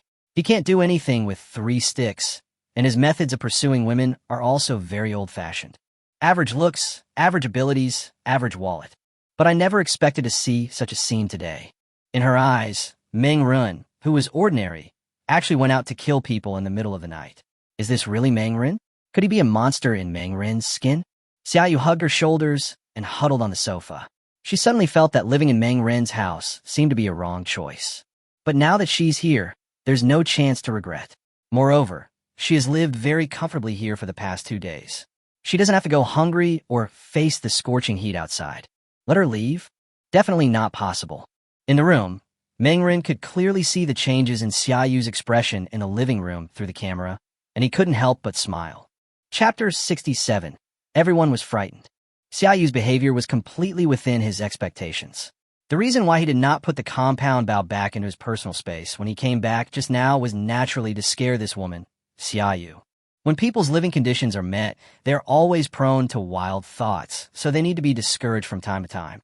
After what happened tonight, Xiaoyu should be well behaved for a while. Meng Ren had a very happy smile on his face. He took out his phone and opened the owner's group, and sure enough, the group was in an uproar. The sudden scream just now woke everyone up, and they all gathered in the group. Oh my God, what happened just now? Why is there a sudden scream? Did someone die? Or did something else happen? Everyone was talking about it, and at this time, Mingxue came out and sent a message. Just now, 3 of Chunhu's men tried to break into my house, but I killed them instead, which caused a little commotion. What? These words shocked everyone. There was so much information in Mingxue's words that the owner's group was silent for a moment, and then became even more excited. Dr. O, are you okay? Are you injured? Fuck, what are Chunhu's people trying to do? Are they planning to attack Dr. O? Dr. O, nothing will happen to you, right? Dr. O is so beautiful. Who wouldn't be moved by her? Someone broke into her house in the middle of the night. Could it be that? Everyone was talking about it. The men were all anxiously concerned, while the women were talking with a hint of gloating. Mingxue's beauty has reached the level that makes women jealous. Now seeing that Mingxue seems to be in trouble, those women are naturally excited. The men were heartbroken, and Wang Yun said hurriedly, Dr. O, I'll come over to help you now. Mingxue replied, No, thank you for your concern. The 3 Yindongs didn't hurt me. It was a friend of mine who came to help me in an emergency and saved me. I'm fine now, but you have to be careful. Chunhu's men are definitely more than just those 3. Maybe there are others who entered the community tonight. Friend? Everyone was stunned. Dr. O's friend? Who is it? Who saved Dr. O? This is a hero saving a beautiful woman. Wang Yun's tone was sour, and anyone could see the envy in it. However, everyone's attention was soon attracted by Mingxue's subsequent words. Fuck, Yindong is among them. Could it be that this bastard led the way? Damn, he is a member of the community. This bastard is a traitor. Someone immediately started cursing at Yindong. Now everyone, please report your presence and see if anyone is missing. If anyone is missing, they may be in trouble. Mingxue said. Everyone reported their names one after another, and after counting, it was soon discovered that one family was missing. Let's go over and take a look. It will be safer if everyone brings weapons with them. Mingxue suggested. People agreed one after another. Since it is a safety issue, even the most selfish people will take it seriously. Soon, everyone in the community gathered together and went to that house. After they arrived, they found that the 3 people in that family were all dead, and all the supplies in the house had been looted. Fuck, didn't that bastard Chunhu say he would protect us? Now he actually sent people to attack us. This is clearly a threat. Yes, Chunhu is really going too far. If he continues like this, then all of us will be threatened. Looking at the 3 bodies in the house, everyone was furious, and there was panic and fear in their tone. They were all worried that they would be like this family, who was killed in the middle of the night by someone who came to their doorstep. Their faces looked extremely ugly. Wang Yun's expression was also quite gloomy. He took a deep breath and said in a deep voice, Everyone, the current situation is too urgent. I suggest that everyone move to a building in the future and patrol every night to ensure that no outsiders break in again. This sentence made everyone's eyes light up, and Lu Mei was the first to stand up and support. I support Wang Yun's opinion. If those damn bastards Chunhu break into my house, I can't stop them with my old bones. We can only protect ourselves if we unite together. Mingxue also nodded in agreement. Wang Yun's suggestion is indeed good. Then let's move to the same building so that we can take care of each other. Wang Yun laughed and said, Dr. O, why don't I live with you? This way I can protect you better. His words were immediately opposed by other men. They were all men, and they couldn't tell what Wang Yun was planning by just sleeping with him. Thank you. I can protect myself. Mingxue refused calmly. Wang Yun shrugged. He hadn't expected to succeed in the first place. He was very curious about who saved Mingxue tonight. Being able to rush to Mingxue's home in the middle of the night and help her kill 3 of Chunhu's younger brothers is not something that ordinary people can do. Looking at the entire community, I'm afraid he is the only one. Wang Yun looked around, and it seemed that no one else had guessed the truth of the matter. Several people were still discussing who had saved Mingxue. In room 506, Mengren witnessed the whole thing. There was a faint smile on his face, an expression like that of a player playing an interesting game. In my previous life, Chunhu successfully completed his plan, and no one in the community realized that the person who took action was arranged by Chunhu. But tonight, because of my intervention, Chunhu's men died, and Chunhu exposed himself. Because Chunhu's methods have been exposed, the people in the community are now united as never before. So what methods will Chunhu use next? There was an expectant look in Meng Ren's eyes, but the unity of these people in the community was only temporary. Because of the great enemy Chunhu, they temporarily united together. But this unity was very loose, not to mention that everyone here had their own ulterior motives. Apart from Mingxue, there are probably not many people who really want to unite. Beep, beep, beep. The owner's group rang again. It turned out that Lu Mei was tagging him. Mengrun, stop pretending to be dead. You saw what happened tonight. Chunhu's tricks were too disgusting. We should unite together. After our discussion, we have decided that everyone will move to Building 8. You should move in as soon as possible. Otherwise, if you are alone in Building 5, you will soon become the target of Chunhu's attack. Chapter 68 Intersection with Mingxue. As soon as Lu Mei finished speaking, many people began to agree. Yes, Mengren, you should move over soon, so that we can all get together and take better care of each other. Lu Mei is right. Our common enemy is Chunhu. At this dangerous moment, we should unite together. Everyone was talking at once, trying to persuade Mengren. Ha ha ha! Mengren laughed out loud. These idiots, do you really think I can't see through your tricks? He sneered, and there was a sneer in his eyes. What solidarity? What help? These people just wanted him to pass so that they could take advantage of him. He could easily guess that if he really encountered danger later, these selfish and stupid guys would definitely force him to take action. To put it bluntly, he has weapons in his hands, and these people just want him to be a free security guard. Do you really think Mengren is so stupid? Can't you see? No need. I live very well at home. You guys can have fun by yourselves. Mengren sneered sarcastically. When he said this, Lu Mei was immediately unhappy. Mengren, what do you mean by this? Everyone is thinking about you. Why are you so unsociable? We are in the same team, and we are helping you now. Mengren almost laughed out loud. He answered bluntly. Who is your family? Lu Mei, you old thing have no right to say this. I remember clearly how you guys teamed up to break into my house and robbed it. Don't pretend to be a saint to me. I'm not a member of your team. Your affairs have nothing to do with me. Don't drag me into this. Mengren sprayed a lot of words without any hesitation and instantly felt refreshed, both physically and mentally relaxed. Lu Mei on the other end of the line was so angry that her face turned green. She was already old, but Mengren still pointed at her nose and scolded her like that, which really humiliated him. Mengren, you are too selfish. You have countless supplies hidden in your home, and you don't share them with us. We just want a little bit of supplies. What's wrong with us? Even if it's wrong for us to break into your house, don't you, Mengren, have any faults at all? Apart from the facts, shouldn't you, Mengren, share the supplies with us? Grass. Mengren was both angry and amused. The shamelessness of this old woman, Lu, may really open his eyes. MD, it is rare in the world to see a person so shameless. Old dog, get out of my way. I'll say it again. My supplies are my own. They have nothing to do with you. If you want supplies, go out and search for them yourself. Don't even think about getting them for free from me. Mengren sneered and cursed at Lu Mei. After scolding her, Mengren simply ignored Lu Mei and ignored her accusations in the group. After taking a few deep breaths, Mengren calmed down. He took a shower and prepared to go to bed. It was already 4 o'clock in the morning, and it was almost dawn. Beep, beep, beep. At this time, the cell phone rang again. I thought it was Lu Mei tagging me again, but it turned out to be Ming Xue calling. Hello. The phone was connected. Meng Run, thank you for what you did tonight. Ming Xue expressed her gratitude. Meng Run shrugged. It's okay. Dr. O, you helped me before. Let's just consider what happened tonight as my way of repaying you a favor. Let's put it this way. Saving my life is more important than anything else. It was my duty when you came to me for treatment. We can't mix the two. I'll find a way to repay you in the future. Ming Xue didn't expect that there was any joking in that. Meng Ren was a little surprised.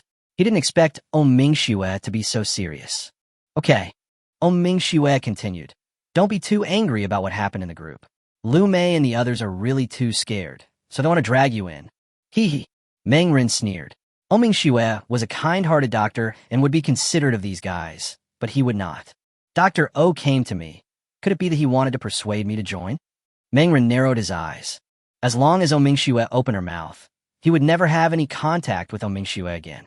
In the last days, the Virgin Mary must stay away from people like this, because such people will not only kill themselves, but also implicate others. No, I didn't mean to persuade you. Since you have the ability to protect yourself, the right thing to do is to keep yourself out of trouble, said Ming Xue. Meng Ren was slightly surprised, and a smile appeared on his face. Yes, it seems that Ming Xue is worth making friends with. With excellent medical skills and a rational mind, Ming Xue already has a very clear value, just with these two things. He is willing to make friends with such people. Thank you, Dr. O, for your understanding. By the way, if Dr. O has anything valuable, you can exchange it with me. Meng Ren said. Ming Xue on the other side was somewhat tempted, but after thinking carefully about what she had in her hands, she couldn't help but smile bitterly and shook her head. Apart from her own body, it seemed that she had nothing in her hands that Meng Ren needed. I'm sorry, I don't have anything to offer right now. If you need anything, please keep an eye out for it when I go out to search for supplies later. Ming Xue said. Meng Ren thought about it. Food, water, medicine, weapons. He didn't seem to be lacking anything, but since he was planning to make friends with Ming Xue, it would definitely be better to develop the relationship. I'll think about it tonight and give you a list tomorrow.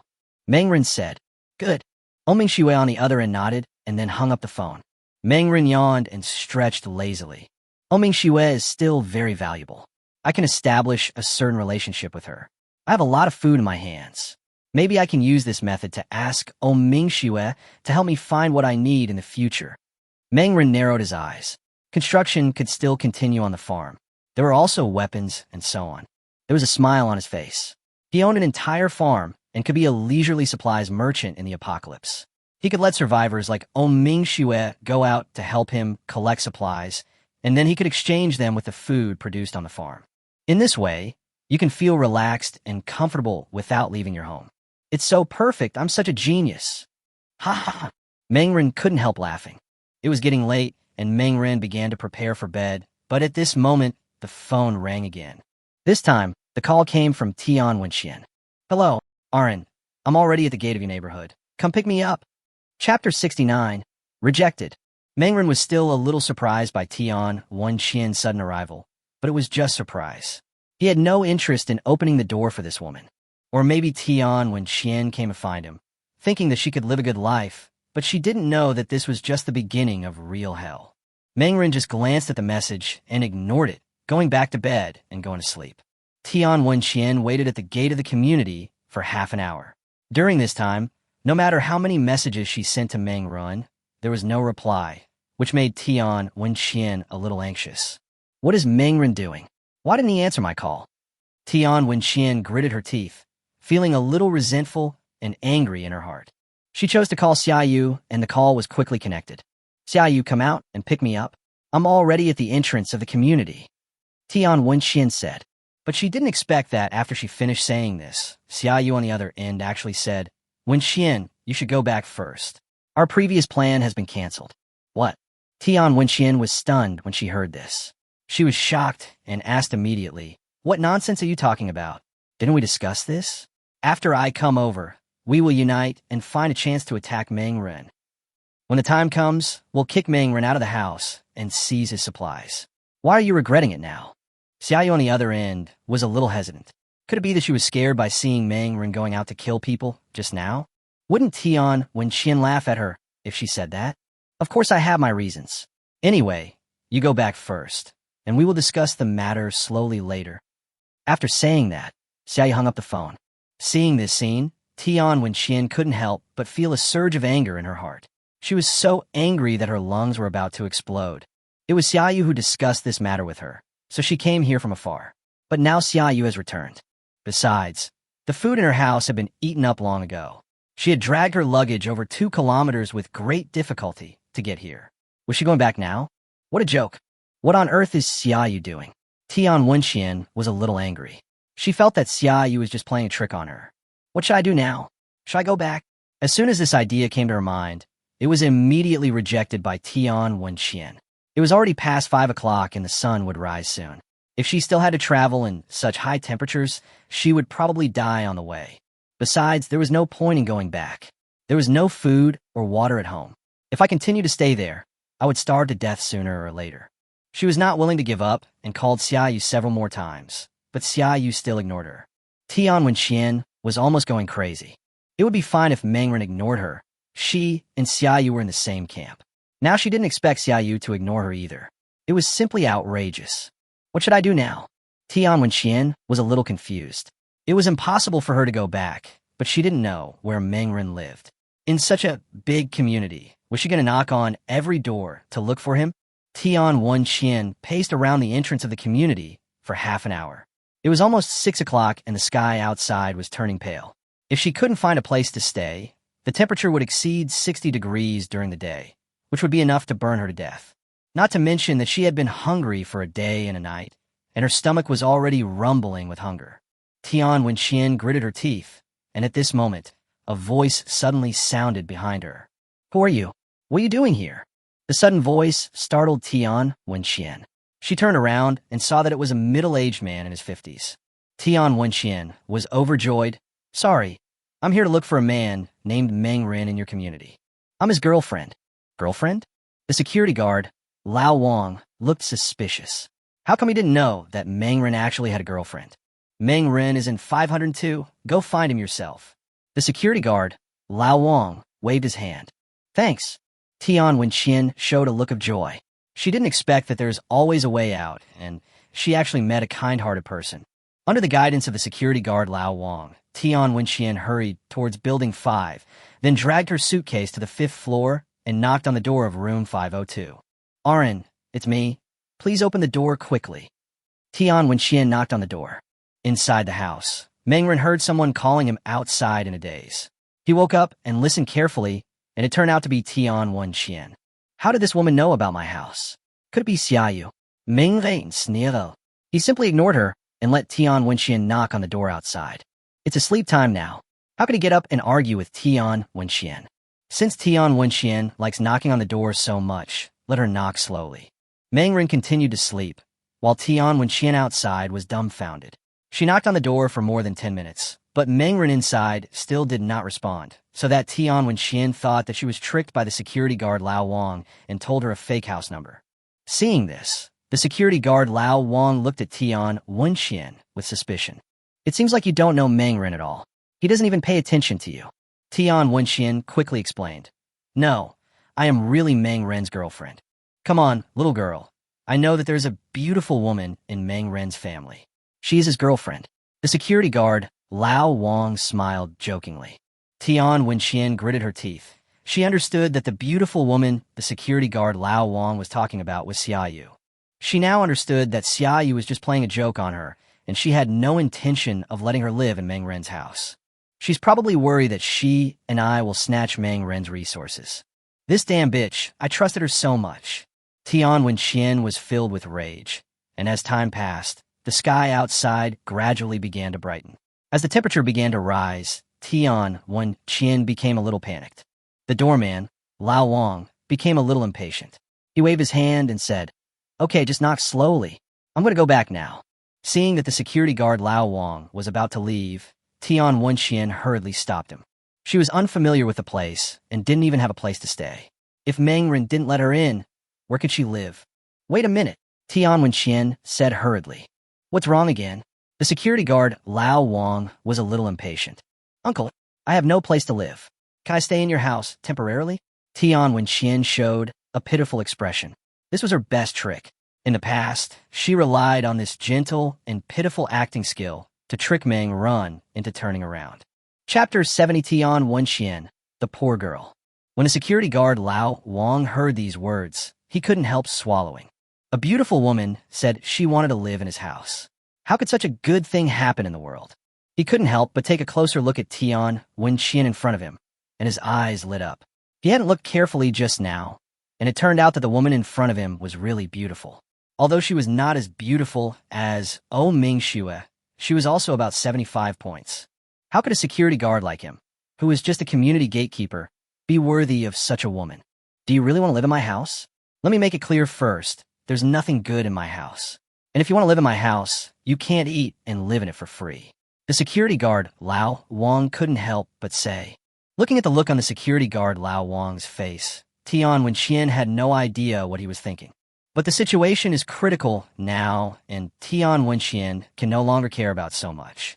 Anyway, in order to get food, she has already slept with several men these days, so this time is not a big deal. No problem, I can help you with some things, but you have to make sure I have food and drink. Tian Wenqian suppressed her disgust towards the security guard, Lao Wang. The security guard, Old Wang, was overjoyed and agreed without hesitation. Then he quickly stepped forward and began to hug Tian Wenqian's body. Don't worry, Uncle will take good care of you. Let's go home first. The security guard, Old Wang, was very excited, and his hands began to wander dishonestly on Tian Wenqian's body. Tian Wenqian forced herself to smile, but could only manage a sweet smile. The next day, when Mengren woke up, it was already 1 o'clock in the afternoon. He stretched comfortably, got up from the bed, and prepared to get up and eat breakfast. Xiaoyu, who was already waiting hungry in the living room outside, saw Mengren get up and immediately hurried over. Aren't, Xiaoyu said coquettishly and walked forward to act coquettishly, throwing herself into Mengren's arms, like a kitten begging for food from its owner. Mengren's attitude was cold. He pushed Xiaoyu away and said, "Did you work today? You didn't work and you want to eat?" Xiaoyu's expression was a little stiff, and he forced a smile. "There's not much work to do at home. I've already cleaned the place, and I have washed all the clothes you dragged down." Mengren thought about it, and it seemed to be true. There really wasn't much work for Xiaoyu to do at home, but if she just gave Xiaoyu food for no reason, this woman would soon become too demanding, and this was not a good habit. How about bringing her to the farm and having her work for you? Such a thought popped up in Mengren's mind. The situation was different now. He had mastered the ability of telekinesis. Someone as powerful as Xia, you could not pose any threat to him at all. And as time goes by, his strength will become stronger and stronger. No, Mengren rejected the idea of bringing Xiaoyu to the farm. At present, Xiaoyu had not been completely tamed, and this woman was not truly loyal to him. If he brought her to the farm, she would most likely tell others that she had a portable farm. At that time, you'll become the target of public criticism. Since there's nothing to do, then just give me a leg and shoulder massage, Mengren said lazily. Xiaoyu's smile became even stiffer, and he felt itchy in his heart as he faced Meng Renhen. With her outstanding looks, she could get good treatment no matter which man she was with. But with Meng Run, she became a laborer. Meng Ren treated her like a slave. If she was not careful, he would scold and punish her. He did not pamper her at all. After a few days, she thought she could use her charm to make Mengren fall in love with her, and then she could order him around at will. But unexpectedly, Mengren had no feelings for her at all. He just played with her once a day, and then kicked her out without mercy after he had fun. This hateful man really doesn't know how to be gentle and considerate to women. Xiaoyu was angry, but his stomach started to growl, which instantly made Xiaoyu lose his temper. "Okay, I'll do it, but can I eat first? I really have no strength left." Xiaoyu showed a pitiful expression.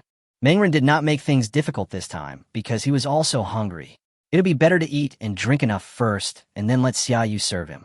Mengren returned to the room, took out the food, and then made lunch.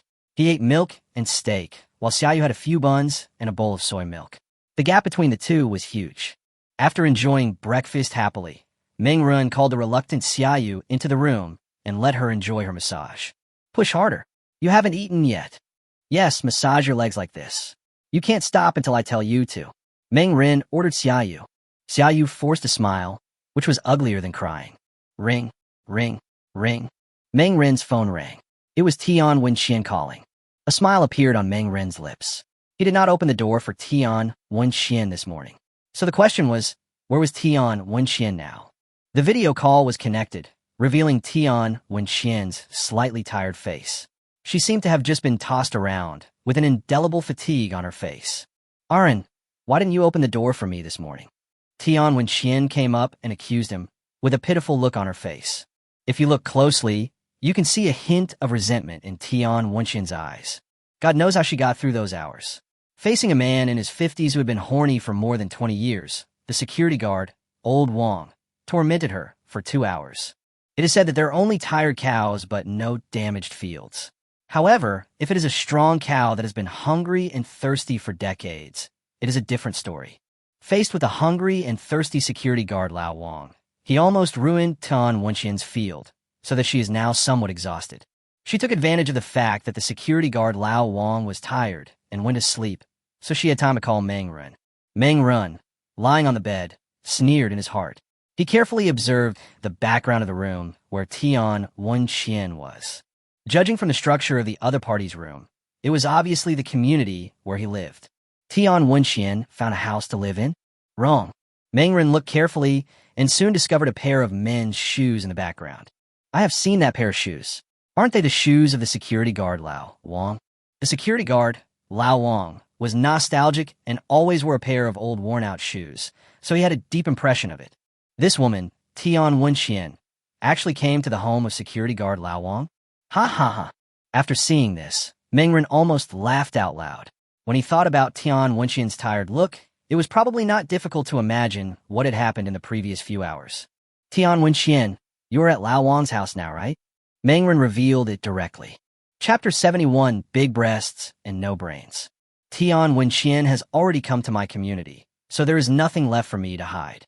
It's time to let Tian Wenxian feel despair. Therefore, Meng Ren revealed Tian Wenxian's current location without hesitation, with a sneer on his face. Tian Wenxian's pupils shrank, and she quickly denied. Aaron, what are you talking about? I'm home alone now. Because you didn't open the door for me, I could only find a room in this neighborhood to live in. Ha ha ha. Meng Ren sneered. Don't pretend. I can see Lao Wong's shoes behind you. Old Wong has been single for more than 20 years. Now he has met a woman like you. It must be like dry wood meeting a raging fire. I'm afraid you've been really hard over the past few hours. Once these words were spoken, it undoubtedly completely tore off the mask that Tian Wenxian had been wearing, causing her expression to change drastically in an instant. Tian Wenxian was horrified.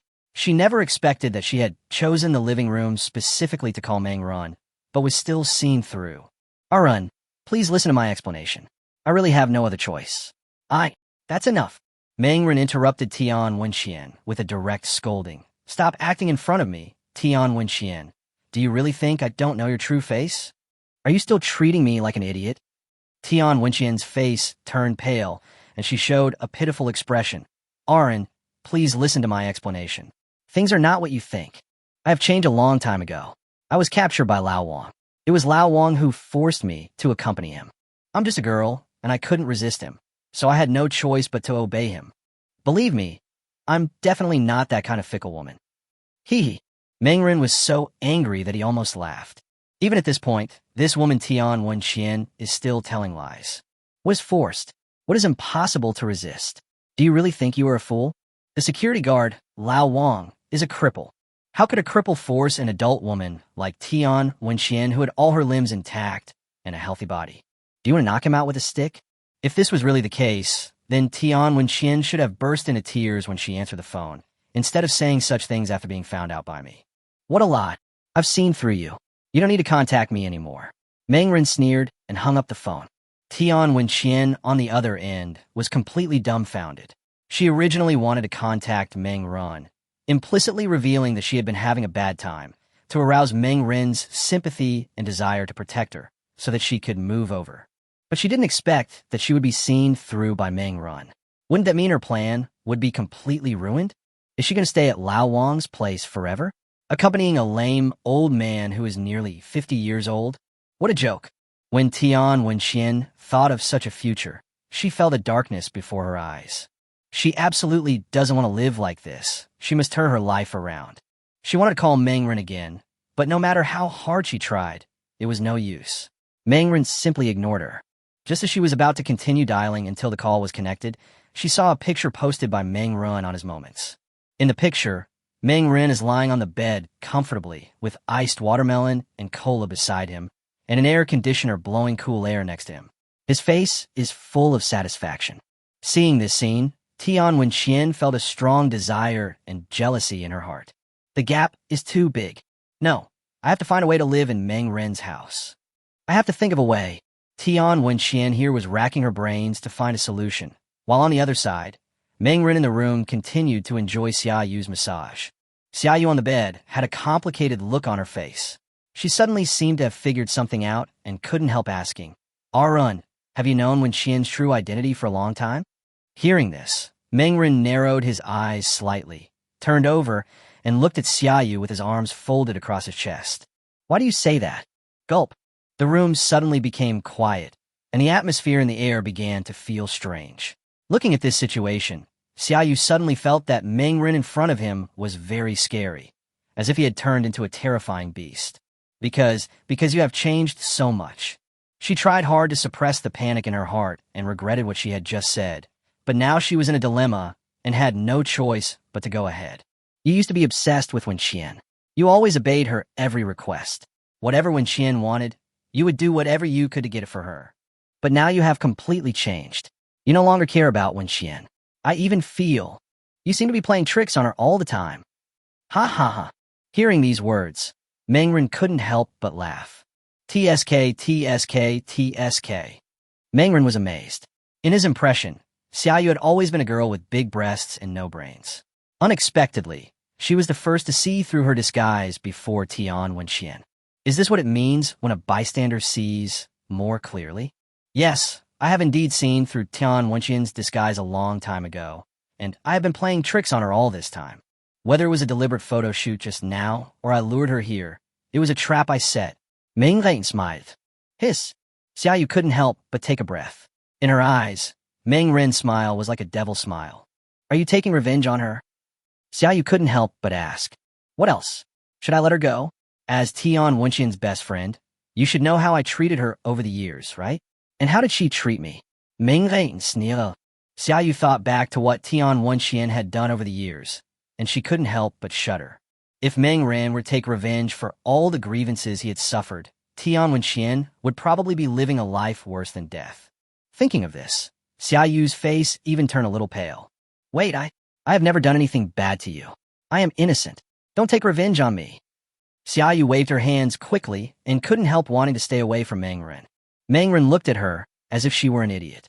It seemed that he had overestimated Xiaoyu. The saying of big breasts and no brains really suits her. The cleverness she showed just now was just a flash of inspiration. Idiot, I really overestimated you. Mangren sneered sarcastically. Xiaoyu's face turned pale. She recalled what she had done to Mangren over the years. She suddenly realized that she seemed to have mocked Mangren a lot. Mangren, I was wrong. Please forgive me. Don't kill me. You can ask me to do anything, just don't kick me out. Xiaoyu was extremely panicked, and his whole body was shaking violently. Mangren glanced at Xiaoyu and said, Don't worry, I won't kick you out. You can continue to stay here, as long as you behave yourself. But, do you want to be treated better? Mangren's words sounded like the whisper of a devil. Chapter 72 Showdown with Xiaoyu. Listening to Mangren's words, Xiaoyu's eyes lit up. Get better treatment?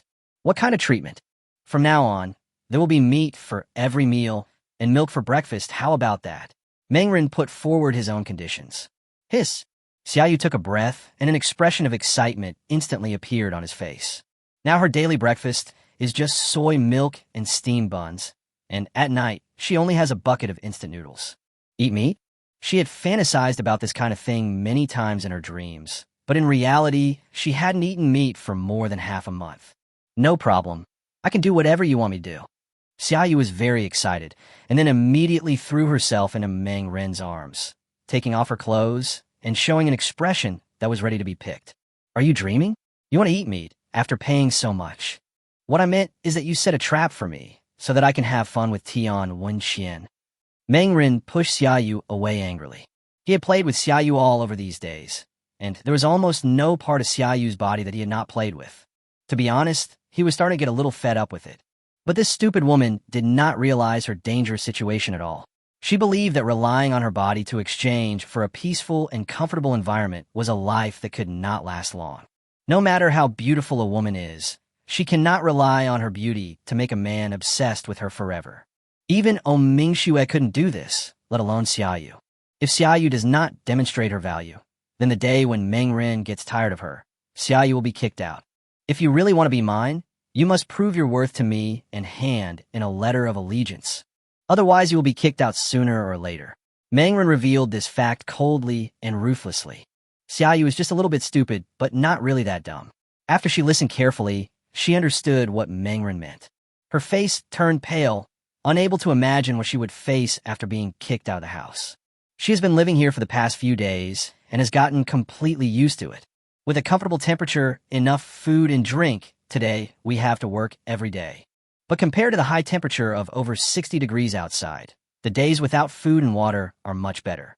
If Meng Ren drove her over, her life would immediately become hell.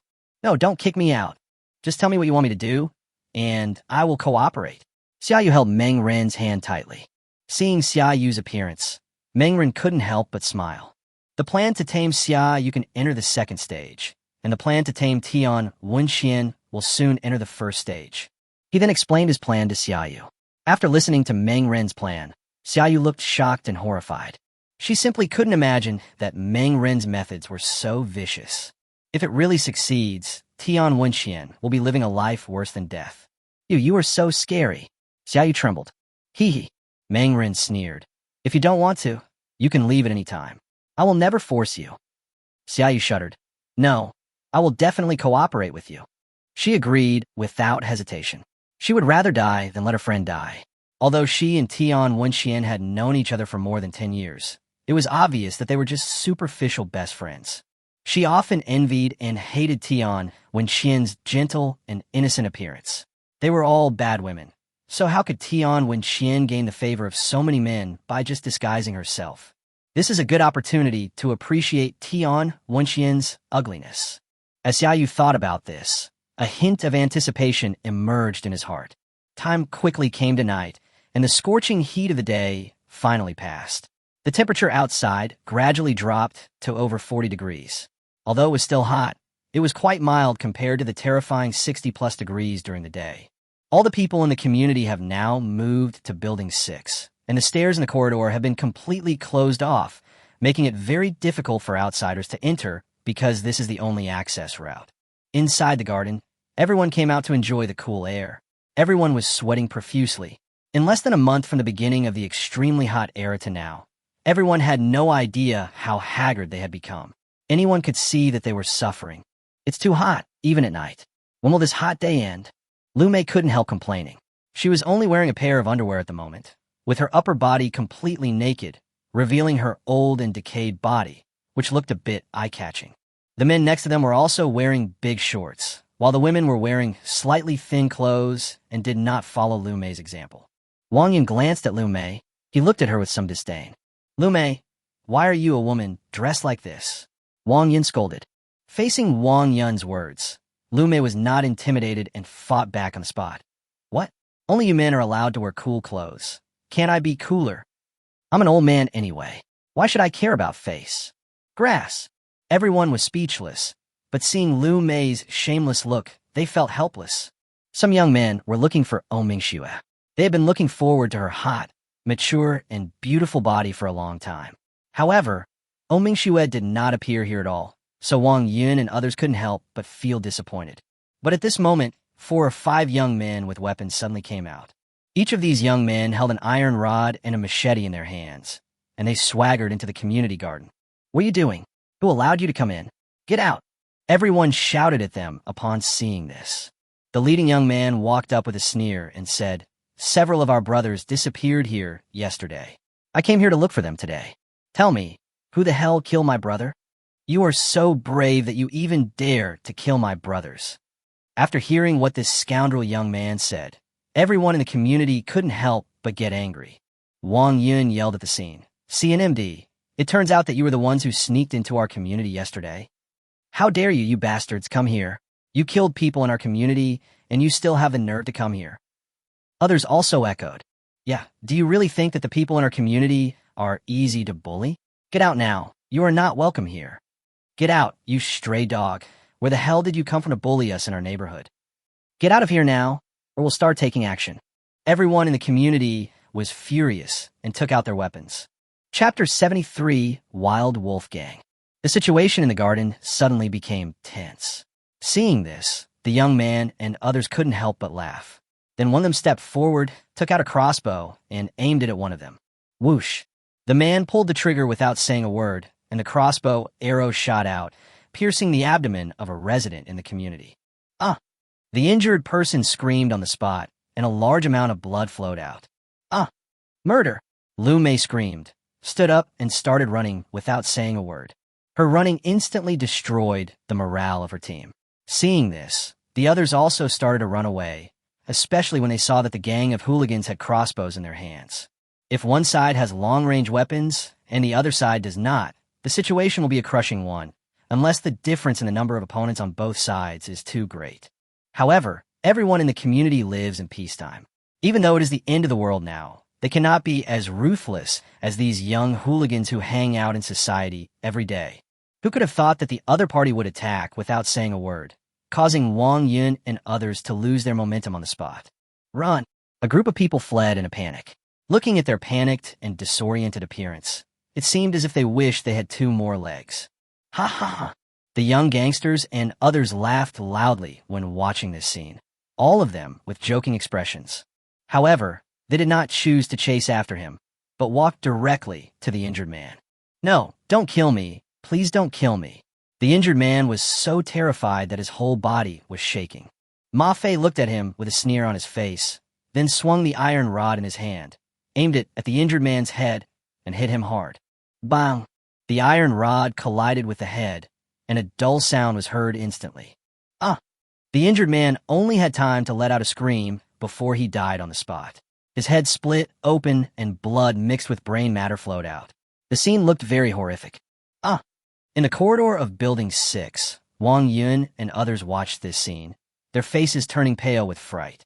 Fuck, this group of people is so cruel. They're simply not human beings. One person was shocked and angry. They never expected that this group of people would rush in and start attacking without saying a word. Thinking back on it now, they're horrified.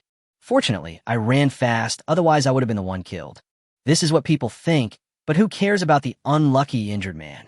Ma Fei and his men walked over directly, looking at the closed doors of the 6 buildings with a sneer on his face. Listen carefully, we are the Wild Wolf Gang, and I am the leader of the Wild Wolf Gang, Ma Fei. Remember my name. From now on, all of you must hand over supplies to me every day. If anyone doesn't give out supplies, don't blame me for being rude. Ma Fei laughed coldly. Wang Yun and others were furious. Handing over supplies? How is this different from robbery? Ma Fei, you are dreaming. Why should we hand over the supplies to you? Who do you think you are? Perhaps because of the gate, this group of people became tough again. Ma Fei laughed loudly. You can try not to hand over the supplies. Don't think that I can't do anything to you just because you hide in this building. I'll only give you one day to think about it. I'll come again at this time tomorrow. If you don't give me the supplies by then, I'll force my way into the building. When that time comes, I will kill all the men and use the women as slaves. Ma Fei said rampantly. Oh. The group of younger brothers behind him also shouted excitedly, and the scene looked very chaotic for a moment. Wang Yun and others were furious and glared at Ma Fei and his group. Suddenly, Lu Mei in the crowd seemed to have thought of something. She became excited and shouted to the outside, etc. It's pointless for you to rob us. I know someone who is very rich. There are a lot of supplies in her house, and there's also a beautiful woman in the house. Liu Mei shouted excitedly. As soon as she said this, everyone around her understood what Lu Mei meant. Wang Yun frowned and scolded. Lu Mei, what nonsense are you talking about? Lu Mei sneered. What are you afraid of? Meng Rin has a gun and a compound bow in his hand. These people can't do anything to him. If Meng Rin dies with them, it will be a good thing for all of us. After these words were spoken, Wang Yun could not help but fall silent, while the others became even more excited, their eyes shining. Lu Mei is right. Anyway, Meng Ren is just a selfish guy. He doesn't even want to help us, so we don't need to care about him. Well said. Let's lure the Wild Wolf Gang over there and let them fight with Meng Ren. Then maybe we can reap the benefits. When everyone thought about it carefully, they felt that this was a very good deal. Wang Yan suddenly fell silent and stopped talking. But this time, Ma Feek outside sneered. You bastards, do you think I don't know Meng Ren? CNMD, you still want to trick me into getting shot? Do you think I'm an idiot? Ma Fei was instantly furious. What? Everyone was stunned. They didn't expect that the people from the Wild Wolf Gang had heard of Meng Ren, and even knew that Meng Ren had a gun. It's all over now. The plan has been ruined. Since they knew that Meng Ren had a gun, they probably wouldn't provoke Meng Ren. After all, any normal person would not think of facing the muzzle of a gun. That is simply an act of seeking death. I will inform you one last time. You must prepare the supplies by tomorrow night. Each person will receive a pack of instant noodles or mineral water. This amount will be required every day from now on. If anyone doesn't pay, don't blame us for being rude. Of course, if it's a woman, then as long as she sleeps with my brothers for one night, she doesn't have to hand over the supplies. Ma Fei showed a sinister smile. Everyone was furious, but Lu Mei was overjoyed. Can we not hand in the supplies? Ma Fei looked at Lu Mei and almost vomited out the meal he had eaten the previous night. Roll. What are you thinking, old man? You must pay me double. Ma Fei was furious. Lu Mei's words were a blow to his heart. It was an insult to him. He was talking about beautiful women, not old men in their 70s. After leaving these words, Ma Fei turned around and left with his men, and soon disappeared from everyone's sight. As Ma Fei and the others left, everyone's face was filled with worry. What should we do? How can we hand over a pack of instant noodles or mineral water every day? We don't even have anything to eat. How can we hand over any supplies? Someone couldn't help but say. Chapter 74, Shameless. The people around him nodded repeatedly. Yes, what Wild Wolf Gang? These people are really too much. They're clearly bullying us on purpose. Why don't we fight them? We have enough people, and we may not be afraid of them. Someone suddenly suggested. But the opinion raised by this person made everyone silent. Beat? What if they get hurt? What if they die? This is not good. Those people are so brutal, and they have crossbows in their hands. How can we fight them? One person said. Everyone couldn't help but fall silent, and Wang Yun's face was full of worry. Lu Mei spoke again. We must ask Meng Ren for help and let him take action.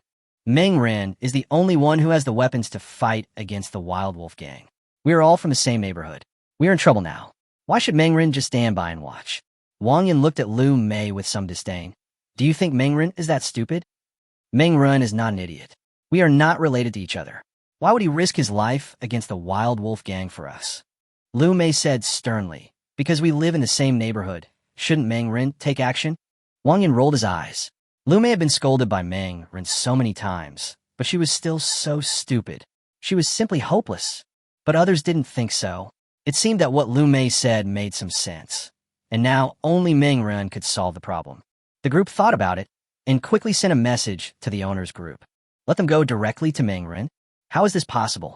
Not to mention that the Wild Wolf Gang might be lying in wait for them to come out. What if Meng Ren gets angry and shoots them after they get there? It's safer to send messages on your phone. With this in mind, everyone started to take action. At this time, Meng Ren was fighting with Xiaoyu in the room. The fierce battle was everywhere in the room. The woman's moans echoed in the room continuously and lasted for a full hour before stopping. No, I can't do it anymore. Xiaoyu looked pleading, his face full of fatigue. She couldn't help but beg, as she was really unable to bear the torture for a whole hour. The men who played with her before could only last half an hour at most, and some even only a few minutes.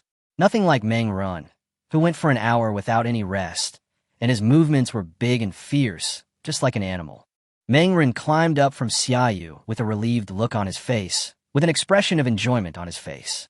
Seeing Xiaoyu looking tired, Meng Ren also discovered the problem. Have I become more and more vigorous recently? Although he has been exercising every day during this period, it is impossible for there to be such a big change in just a dozen days, right? Is it a problem with the portable farm?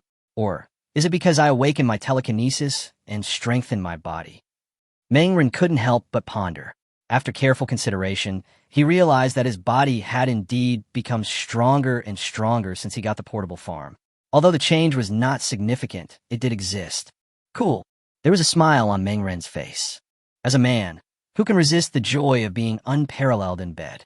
But now Xiaoyu is really not able to cope with it alone.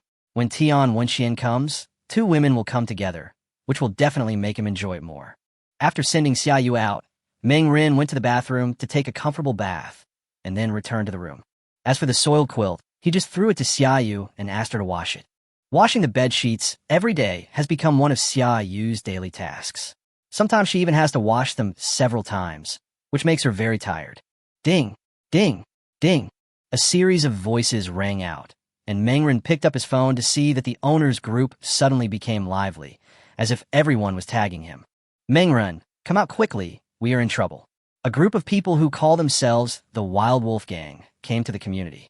Not only did they kill people, but they also asked us to hand over supplies every day. Each person must hand in at least 1 pack of instant noodles or 1 bottle of mineral water. Liu Mei. Others. Yeah, this behavior is no different from robbery. They are really going too far. Mengren, you can't just sit there and watch. We are all neighbors in the same community. Can you bear to watch us being bullied by outsiders? Mengren, you are the only one with a gun in your hand now. You should protect us. Many people were sending messages, tagging him crazily. Mengren almost laughed out loud when watching this scene. These guys really forgot the pain after the wound healed. Hadn't I scolded them badly before? Otherwise, how could they still have such unrealistic ideas? Let yourself take action? Why? Should we teach them a profound lesson and make them realize where the problem lies? Mengren narrowed his eyes, with a dangerous gleam in his eyes. Liu Mei was still tagging Mengren. Mengren, come out quickly, don't hide at home and pretend to be dead. She kept tagging Mengren, as if she would not give up until Mengren came out.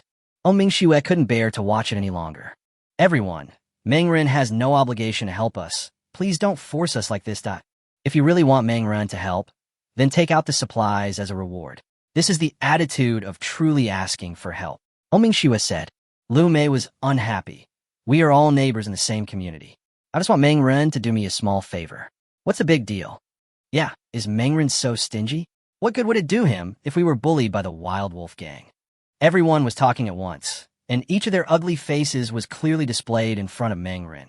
Mengren looked at these scenes, and the expression on his face had become extremely cold. What a disgusting bunch of guys, they deserve to die. He even had the urge to kill them all, but Mengren quickly suppressed it. These people are indeed disgusting, but he doesn't want to become a murderer. What's more, killing this group of people directly would be too easy for them, and I haven't had enough fun yet. Bang, bang, bang. Mengren's hands moved as fast as the wind, and he typed out a line of words in just a few strokes. Dr. O is right. If you want me to help you, then you have to pay me. If there is no reward, then get out. Mengren was not polite. Many people frowned instantly and blamed Mengren one after another. Mengren sneered. I have made it very clear. Either you take out the supplies and ask me to help you, or you hand them over to the Wild Wolf Gang yourself. I, Mengren, am not some philanthropic capitalist. You want me to work for you for free? Are you worthy? Show me how worthy you are. He cursed at these people on the spot, with violent outbursts coming from his mouth. Chapter 75, the show begins. Mengren had no intention of being polite, and just started to criticize these people. Did he really think that Mengren was an idiot, wanting to let him work for nothing? And he was fighting with the Wild Wolf Gang? It was simply hilarious. Wild Wolf Gang? This gang didn't exist in my previous life, but it may be because I died too early in my previous life. There was a hint of embarrassment on Mengren's face. In his previous life, because of his kindness, he was targeted very early on and did not even live for a month. The foresight that he gained after his rebirth has basically been used up by now. For example, he has never heard of the so-called Wild Wolf Gang. But the appearance of this Wild Wolf Gang is very strange. Chunhu's operation against the community suffered a setback yesterday, and today a Wild Wolf Gang appeared to take advantage of the situation and robbed us. Haha, if I'm not mistaken, this so-called Wild Wolf must be one of Chunhu's subordinates. There was a sneer on Mengren's face. Although his guess seemed a bit outrageous, it was indeed very much in line with Chunhu's style. Chunhu is a ruthless person. He wants to control the surrounding area. If he takes direct action, it will inevitably ruin his reputation. Then a group of people might jump out to resist him. But if he lets some of his men come out and pretend to be from a gang and force the people in the community, and when everyone can no longer bear the threat from the gang, Chunhu will then jump out and play the role of the savior. In this way, Chunhu can take over all the nearby communities without any effort, and his reputation will not be affected in any way. Everyone has been oppressed by Chunhu. Not only will they not resist him, but some people who have been kept in the dark may even be grateful to Chunhu. TSK, TSK, TSK. What a good trick. Mangren narrowed his eyes, and a gleam of light flashed across his eyes. He was thinking whether he should ruin Chunhu's plan. After all, he was definitely a thorn in Chunhu's side. Chunhu will take action against me sooner or later. If I take action to destroy his plan, I can prolong the time for Chunhu's power to increase, thereby making myself stronger. Mangren moved his mind, and the blade beside him floated up. The blade, weighing only a dozen grams, became a terrifying killing weapon in his hand. The sharp blade could easily cut a person's throat. Unless you are aware of his abilities and take precautions in advance, such as wearing a full set of tightly fitting armor, it is impossible for you to be his opponent. Mangren came to the portable farm and started today's work. Weeding, fertilizing, watering, and feeding were all things he had to do every day. While Mangren was busy, Xiaoyu had already started taking action in reality.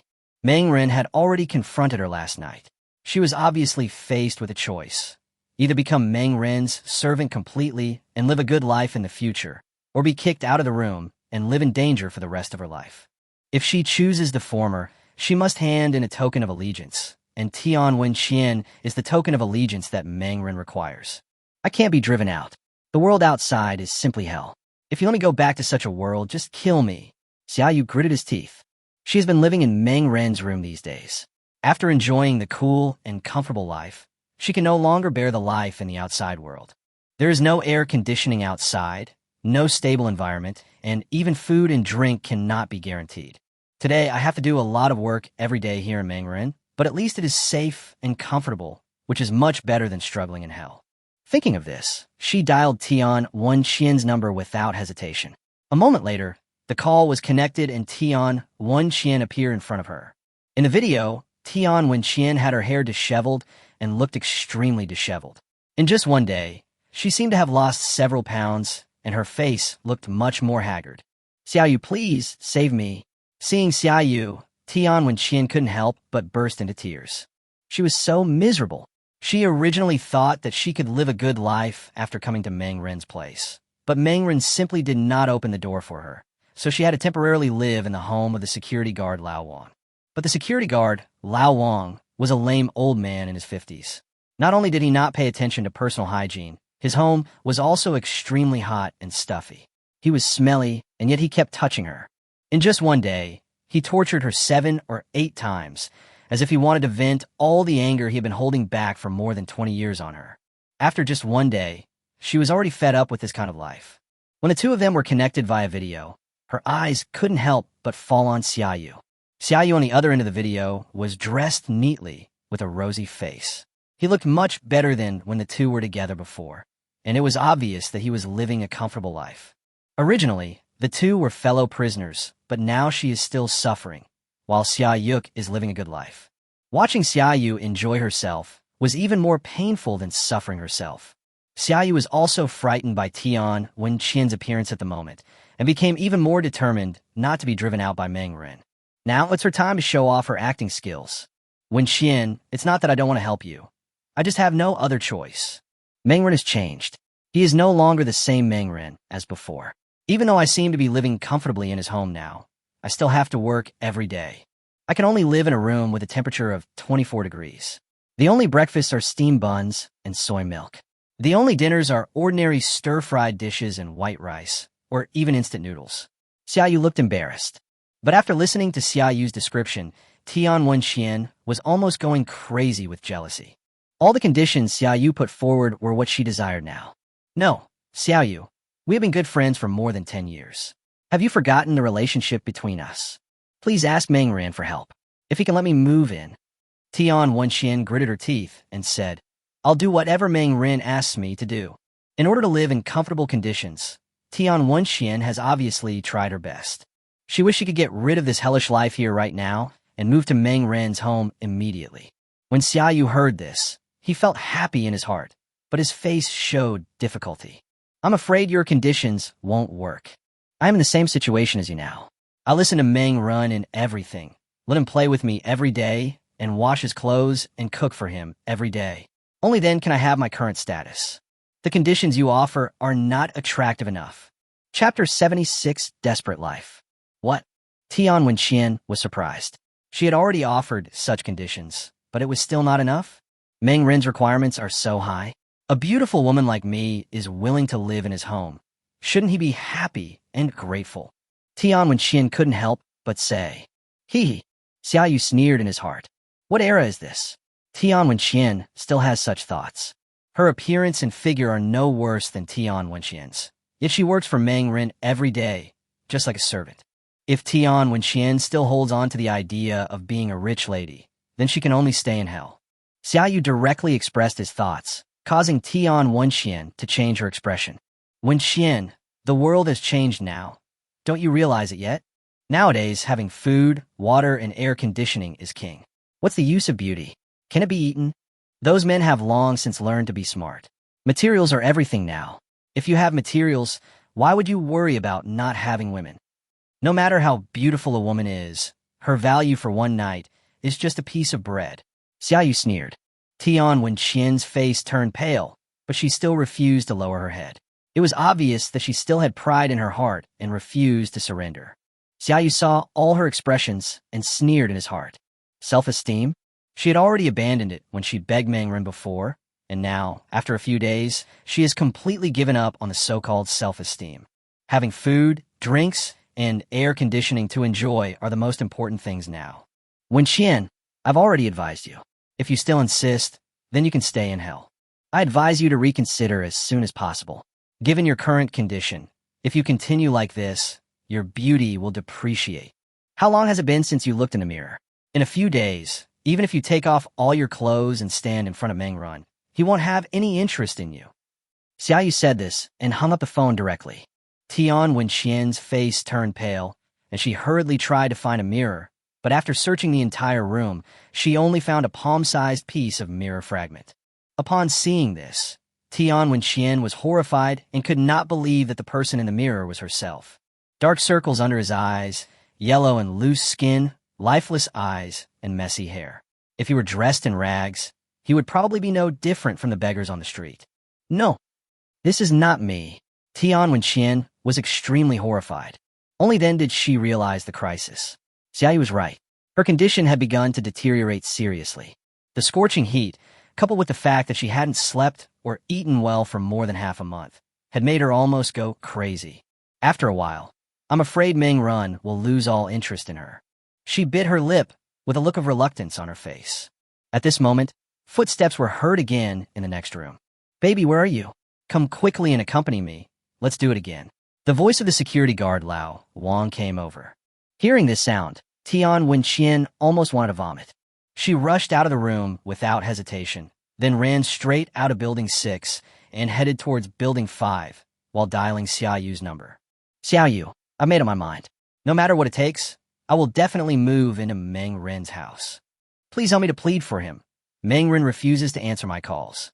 Tian Wenxian had a pleading look on her face. Seeing this scene, Xiao Yu couldn't help but smile, and a feeling of excitement rose in his heart. He looked at Tian Wenxian as if he was looking at an interesting toy. On the farm, Meng Ren worked for several hours to take care of the entire farm, and then he practiced telekinesis for a while until he began to feel tired, and then he stopped. After stretching, Meng Ren returned to his room in the real world, took a comfortable bath, and changed his clothes. Aaron, where have you been? Why didn't you respond when I knocked on the door just now? As soon as Meng Ren walked out of the room, Xiao Yu walked up to him with a strange look on his face. I was playing games, so I didn't hear anything. What's the matter? Meng Ren made up an excuse. Xiao Yu didn't think about it. She said excitedly, Tian Wenxian has given in. She has been waiting outside the door for 2 hours because you didn't ask, I didn't let her in. Now she is still waiting outside.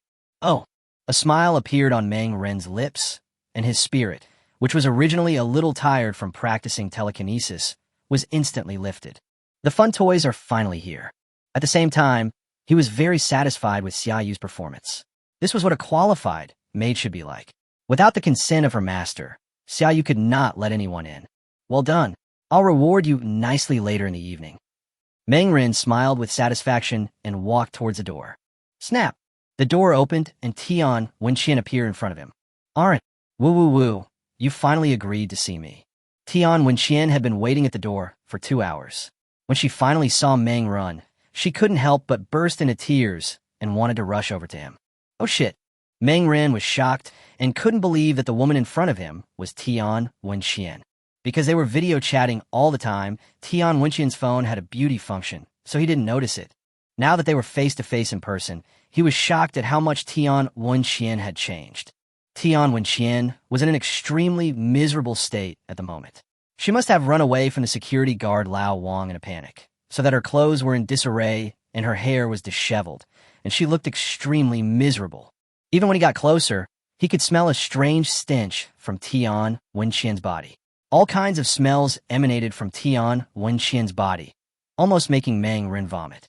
The security guard, Old Wang, is so hungry that he can kill someone like Tian Wenqian? Who the hell are you? Meng Ren pushed Tian Wenqian away and distanced himself from her. Tian Wenqian showed an aggrieved expression. Her face was wet with tears. If it were in the past, her pitiful appearance would have aroused the desire to protect most men. But now Meng Ren just wanted to retreat after seeing this. I'm Wen Qian. Arin, please let me live in your house. From now on, you can ask me to do anything. I can help you like Xiaoyu. I will do whatever you ask me to do. Tian Wenqian cried, with a pleading expression on her face. She now looks just like a beggar on the street. There is no trace of the majestic goddess she was before.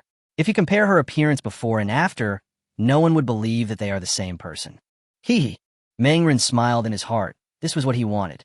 Chapter 77. Tian Wenqian became a slave girl. Meng Ren just felt a sense of relief in his heart and wanted to laugh out loud. Tian Wenqian, Tian Wenqian, I never thought that you would have this day. He looked at Tian Wenqian with a grim smile. He did not agree to her request immediately. Instead, he crossed his arms across his chest and looked at her with a sneer. I'm sorry, I already have Xiaoyu at home, and I don't need an extra maid. Xiaoyu can do what you can do, and she is more obedient than you.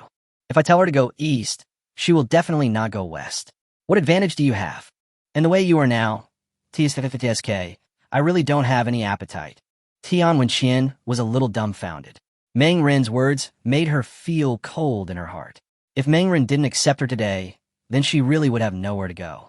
No, Arun, I'm still very beautiful. I just don't clean my body, so I look dirty. I just need to take a shower. Tian Wenqian quickly showed a gentle and sweet smile, but this smile looked a little distorted at the moment. Not like a beauty, but more like a female ghost. Meng Ren still sneered. So what? Why do I need so many women? Xiaoyu is enough to satisfy me. Your beauty overlaps with Xiaoyu's. I only have one living room at home. I don't need 2 TVs. Tian Wenqian's body was trembling slightly. She gritted her teeth, and her face showed some grievance and urgency. Arin, I could do better than Xiaoyu. I could do everything that Xiaoyu can do for you, and I will definitely be better than Xiaoyu. Besides that, I will do all the work in your house from now on. I just want to live in your house. As long as you let me move in, you can ask me to do anything. Tian Wenqian's face was full of pleading. The hellish life of the past 10 days completely crushed Tian Wenqian's self-esteem. If it were in the past, she would never have said such words. Meng Ren laughed, and he laughed very happily. That's what you said. Since you were so pitiful, you should come to my house and be a slave girl in the future. Xiaoyu, from now on, Tian Wenqian will be under your management. You will be in charge of directing and supervising her work. Take her in to take a shower now and wash all the dirt off her. Meng Ren waved his hand, then turned and went back into the house. He turned around and walked back like a big lord, leaving the place to Xiaoyu. A smile appeared on Xiaoyu's face, and if you looked closely, there was a hint of excitement in that smile. Leave it to me. I will definitely train Wenqian well. Xiaoyu nodded excitedly like a chick pecking at rice. Tian Wenqian cried with joy. She would finally no longer have to endure hunger. When you walk into Meng Ren's home, you are greeted by a cool breeze. The temperature in the living room is only about 24 degrees Celsius. Compared to the high temperature of at least 40 degrees Celsius outside, this place is simply like heaven. Air conditioning. She couldn't remember how long it had been since she had used it. At this moment, Tian Wenqian just wanted to burst into tears. She finally got her reward after all the hard work. Come with me. I'll help you take a bath. You stink so much. Not only Arun, but even I hate it. Xiaoyu covered his nose and looked at Tian Wenxian with a look of disgust. Xiaoyu, thank you. I will never forget your kindness. Tian Wenxian's face was filled with excitement. Xiaoyu sneered in her heart, but on the surface, she looked like a sister with deep affection. Wenxian, don't worry. You will be safe after living here. Apart from working and serving Meng Ren every day, our lives are quite comfortable. As he spoke, Xiaoyu took Tian Wenxian into the bathroom. Soon, the sound of running water was heard, and Xiaoyu washed Tian Wenxian inside and out. Tian Wenxian, who had not taken a bath for more than 10 days, was extremely dirty, and a layer of mud was rubbed off her body. It took half an hour to wash Tian Wenxian clean inside and out. Tian Wenxian, who originally looked like a beggar, finally regained 80% of her beauty at her peak. Looking at herself in the full-length mirror, having regained her beauty, Tian Wenxian couldn't help but smile. Xiaoyu, I'm hungry. When are we going to eat? Tian Wenxian couldn't wait. But this time, Xiaoyu showed a slightly teasing smile. What to eat? You haven't worked yet. First, clean the whole house, then wash my and Meng Ren's sheets. After you finish these tasks, you can have a bucket of instant noodles. What? The smile on Tian Wenxian's face froze instantly. She was already starving, so why did she have to work first? I'll finish my meal and then work. It's all the same anyway. Xiaoyu sneered. This is different. This is the rule here. If you want to eat, you must work. In addition, you must serve Meng Ren well every day. Only then can you stay here. Remember the rules. If you don't work, you won't have food to eat. Xiaoyu crossed his arms over his chest and raised his chin excitedly. Cool. It's really great. So this was how it felt when Meng Ren trained her. No wonder Meng Ren was so excited at that time. Haha, now it's finally her turn to train others. Tian Wenxian's expression was completely frozen. Xiaoyu, we are good friends. How could you do this? You actually stood on Meng Ren's side and spoke. Aren't we good friends? Tian Wenxian was a little excited. She didn't expect Xiaoyu to change his expression so quickly. We are indeed good friends, but this does not prevent me from teaching you how to do things. Hurry up and start working. Don't waste time dawdling, otherwise I will tell Meng Ren that you are lazy and then kick you out. Xiaoyu threatened with a sneer. Tian Wenxian couldn't help but tremble. Being kicked out? No. She had finally managed to start a new life as a human being, and she would never be a beggar again. Tian Wenxian gritted her teeth and said, I'll work. Then, under the supervision of Xiazai Xiaoyu, the supervisor, Tian Wenxian, started to work. She first cleaned the room, then began to mop the floor, and then wipe the furniture. At the end, Meng Ren's sheets had to be washed, but at this time Xiaoyu also took her own sheets and threw them in front of Tian Wenxian. Wash my sheets too, Xiaoyu said bluntly. Tian Wenxian looked stunned. Why should I wash your sheets? Of course you should wash your sheets yourself. Why are you asking so many questions? Don't forget that you are just a slave girl. As the lowest person in this family, you have to do these jobs. Hurry up and do it, otherwise there will be no food to eat. Xiaoyu snorted. Faced with Xiaoyu's oppression, Tian Wenxian felt angry and aggrieved. Chapter 78, Why Women Make Things Difficult for Women. But under Xiaoyu's threat of starving her of food, she had no choice but to swallow her grievances and start working. It took more than 2 hours of work before all the work was done. At this time, Meng Ren also walked out of the room. Looking at the house that had been renovated, he couldn't help but nodded with satisfaction. Not bad. Your hands and feet are quite nimble. It's getting late. Let's start making dinner. Tang Dong had a smile on his face.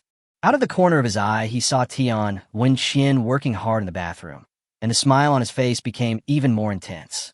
Xiaoyu is indeed a good supervisor. With Xiaoyu's supervision, it can be predicted that Tian Wenxian's life will not be easy in the future. Now Tian Wenxian is only willing to stay with him out of helplessness, and this woman has not been completely tamed by him. But it doesn't matter. He has plenty of time and can play with Tian Wenxian slowly later. It would be so boring to kill Tian Wenxian directly. His goal was to completely tame Tian Wenxian and make her his own slave girl. Seeing the person who once betrayed and toyed with him now crawling at his feet, this was the real happiness. Ha ha ha. Meng Ren laughed heartily in his heart.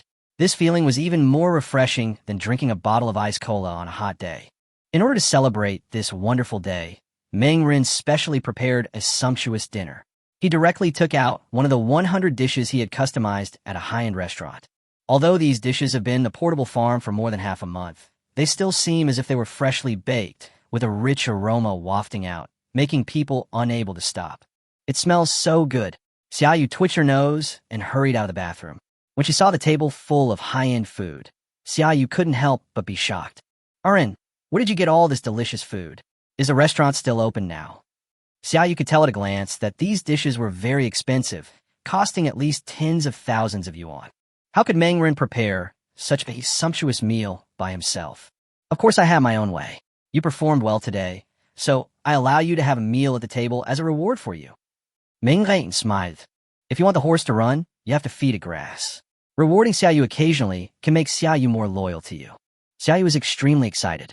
Such a sumptuous table of high-end dishes was something she had rarely been able to eat even in the past, let alone in this extremely hot era. Tian Wenqian couldn't help but run out. Her eyes lit up as she looked at the food on the table. She wanted to go forward, but was stopped by Xiaoyu. What are you doing? Are these high-end delicacies something a slave girl like you can eat? Hurry up and work. I'll give you instant noodles later, Xiaoyu said without any hesitation. Tian Wenqian showed an angry expression. Why do you guys get to eat high-end food, while I can only eat instant noodles? Xiaoyu was stunned. This sentence sounded so familiar. She remembered that she had said this to Meng Run before, and then she was taught a lesson. Hee hee. Xiaoyu sneered and grabbed Tian Wenqian and tried to pull her out. Since you don't want to stay here, then leave. You're a slave girl. It's good enough that you're given something to eat, but you are still picky. If you don't want to eat instant noodles, get out and go out to starve. Xiaoyu pulled Tian Wenqian forcefully. Tian Wenqian had been hungry for several days and was now starving. She was no match for Xiaoyu and was about to be dragged out. Arun, save me. Xiaoyu wants to throw me out. Tian Wenqian asked Meng Rin for help with a pitiful expression. However, at the dinner table, Meng Rin was elegantly enjoying the beauty in front of him. He poured himself a bottle of red wine worth 10,000 yuan and savored it carefully, as if he did not hear Tian Wenqian's cry for help at all. Seeing this, Xiaoyu became even more proud. Do you think asking Arun for help will work? Besides, as a slave girl, what right do you have to call Arun by his name? You should call him master. Xiaoyu excitedly bullied Tian Wenqian as if he wanted to vent all the grievances he had suffered from Meng Ren on Tian Wenqian. Seeing that she was about to be kicked out, Tian Wenqian gave in. I'm sorry, I was wrong. I shouldn't have asked for too much. I'll just eat instant noodles. Don't kick me out. Wow, wow, wow. Tian Wenqian cried, her tears flowing like a kite with a broken string. Seeing this, Xiaoyu finally showed a satisfied smile. Then why are you still standing there? Go, and continue washing the sheets. Finish the work quickly and don't dawdle, Xiaoyu scolded. Tears were streaming down Tian Wenqian's face. She kept looking back, hoping that Meng Rin could speak for her. But unfortunately, Meng Rin completely ignored her, which made Tian Wenqian's heart fall to the bottom. Tian Wenqian was locked in the bathroom to continue working, and Xiaoyu came to Meng Rin as if to ask for credit. Arin, how did I do? Xiaoyu asked with anticipation. Meng Rin raised the corner of his mouth and showed a satisfied smile. Well done. Keep it up and come to the table for dinner. Xiaoyu was so excited that he immediately started to move his body, looking extremely excited. She imitated Meng Rin's methods to tame Tian Wenqian, but now she is also being tamed by Meng Rin, and Xiaoyu is still unaware of it. Another half an hour passed before Tian Wenqian finally washed all the sheets. After working for several hours, the weak Tian Wenqian was already exhausted with back pain, but she finally got her dinner. A bucket of instant noodles. Although it was just a bucket of instant noodles, Tian Wenqian still ate it ravenously, as if this ordinary bucket of instant noodles was some kind of delicacy. After eating a full bucket of instant noodles, Tian Wenqian showed a satisfied expression on her face. She didn't know how long it had been since she had eaten so much since the extreme heat era. This feeling of having my belly wrapped is so blissful. But this time, she heard a sound. After listening carefully, she found that the sound came from Meng Ren's room. Meng Ren's room was wide open. Tian Wenqian went over to take a look and saw Xiaoyu being held down by Meng Ren and being tossed around violently. The sound of fierce fighting echoed throughout the room, and the huge room was filled with the battlefield between the two. Tian Wenqian couldn't help but be shocked. She had never thought that Meng Ren was so fierce. Xiaoyu under him was like a small boat in a storm, and it seemed that it might collapse at any time. I can't take it anymore. I can't take it anymore. Please let me go. Xiaoyu begged for mercy with a mixture of pain and enjoyment, looking at Meng Ren with a pleading face. Meng Ren let Xiaoyu go reluctantly, then looked at Tian Wenxian outside the door. Come here, Meng Ren said. Tian Wenxian couldn't help but clamp her legs together, and then walked inside involuntarily. A new war has begun again. Chapter 79, Wang Yun's Request. The battle between one dragon and two phoenixes lasted for nearly 2 hours before it finally stopped. Meng Ren walked into the bathroom to take a shower with a refreshed look on his face, while the two women, Tian Wenxian and Xiaoyu, on the bed had been exhausted and hugged each other to catch their breath. Xiaoyu supported her tired body and climbed out of bed. She patted Tian Wenxian and said, Okay, hurry up and get up. You have to wash the sheets next. These sheets are dirty. They all need to be washed. Tian Wenxian looked tired. I can't do it anymore. I need to rest for a while. Why are you resting? Get up and work quickly. Do you want to eat tomorrow? Xiaoyu scolded, completely ignoring Tian Wenxian's tired body after several climaxes. He looked like a capitalist who exploited workers. Under Xiaoyu's scolding, Tian Wenxian did not dare to disobey, so she had to force herself to get up despite her exhaustion and tidy up and wash the sheets. By the time she was done, she was so tired that she could hardly move a finger. I'm so tired. I want to sleep. Where should I sleep? Tian Wenxian looked at Xiaoyu. Xiaoyu pointed to a mat in the corner of the room and said, Just sleep there. Xiaoyu, you're going too far. You've been ordering me around for the entire night. We all rely on Meng Ren to live our current lives, but why do you step on my head? I've been doing all the work today, and now you're asking me to sleep on the floor. You're really going too far. Tian Wenxian couldn't help it anymore and exploded. She glared at Xiaoyu as if she was going to pounce on her and bite her hard. What? Are you going to hit me? It was our run who arranged for me to supervise your work. As a female slave, you have the lowest status in this family, so of course you have to do all the work. As for my job, it is to supervise you in your work. If you're not convinced, then you can surpass me. If you can get Meng Ren's favor, then you don't have to work anymore. Xiaoyu looked at Tian Wenxian with a teasing look on his face. Tian Wenxian gritted her teeth and said, Okay. Xiaoyu, since you are so ruthless, let's wait and see. I won't lose to you. You made me suffer so much today.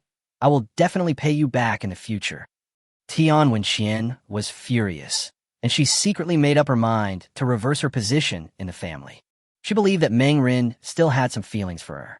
Just now when they were in bed, Meng Ren was obviously more concerned about her. From this point, it can be seen that Meng Ren definitely has her in his heart.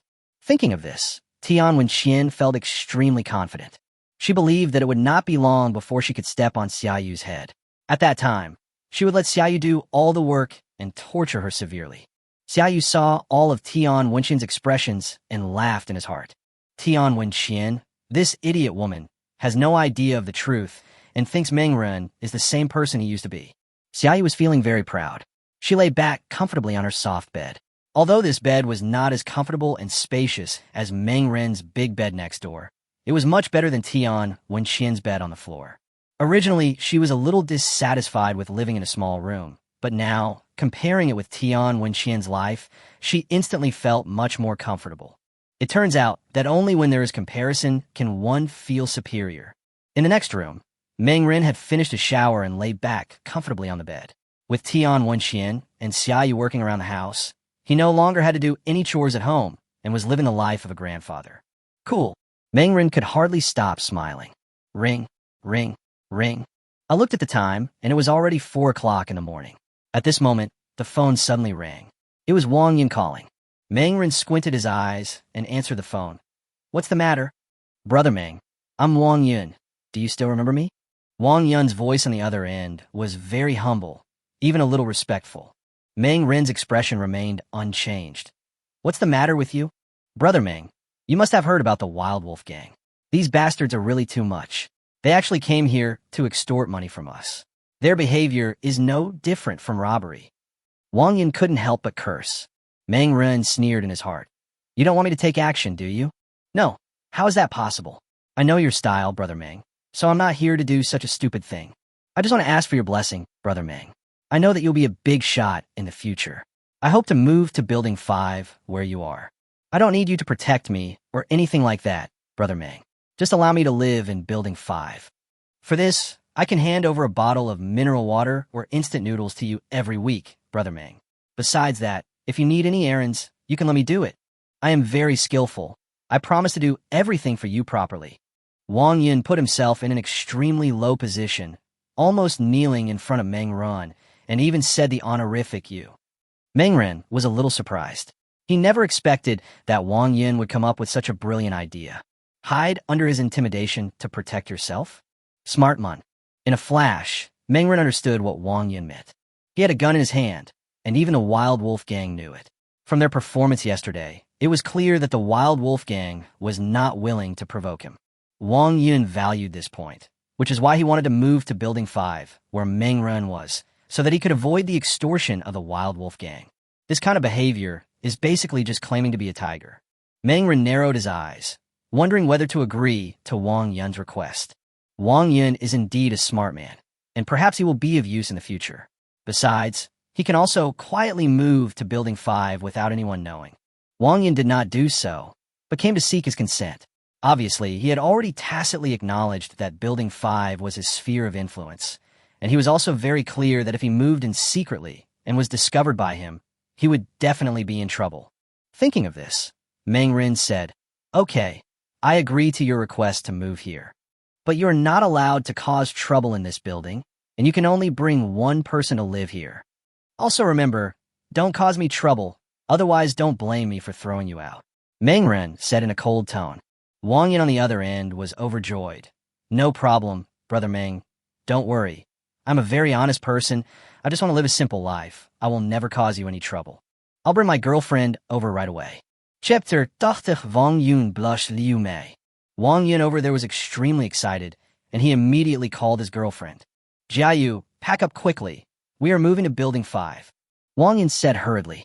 Chi Jiayu walked out of the room, sweating profusely. The hot weather made her sweat all over, and she looked like she had just been pulled out of the water. "Why are we going to Building 5? Isn't that Meng Ren's territory?" Chi Jiayu was confused. Wang Yun rolled his eyes and said, "You stupid woman.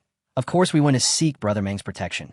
In this extremely hot era, whoever has the fist is the boss. And Brother Meng, who has a pistol and a compound bow, is obviously the most powerful person in our community. People like Liu Mei are so stupid. They want to blackmail Brother Meng morally. They are simply overestimating their own abilities." Wang Yun sneered sarcastically. "Then what price do we need to pay? Meng Ren is probably not an easy person to talk to. Chi Jiayu is not stupid. She has already seen through Meng Ren's character. The other party is not a saint. How about he provide them with shelter for no reason?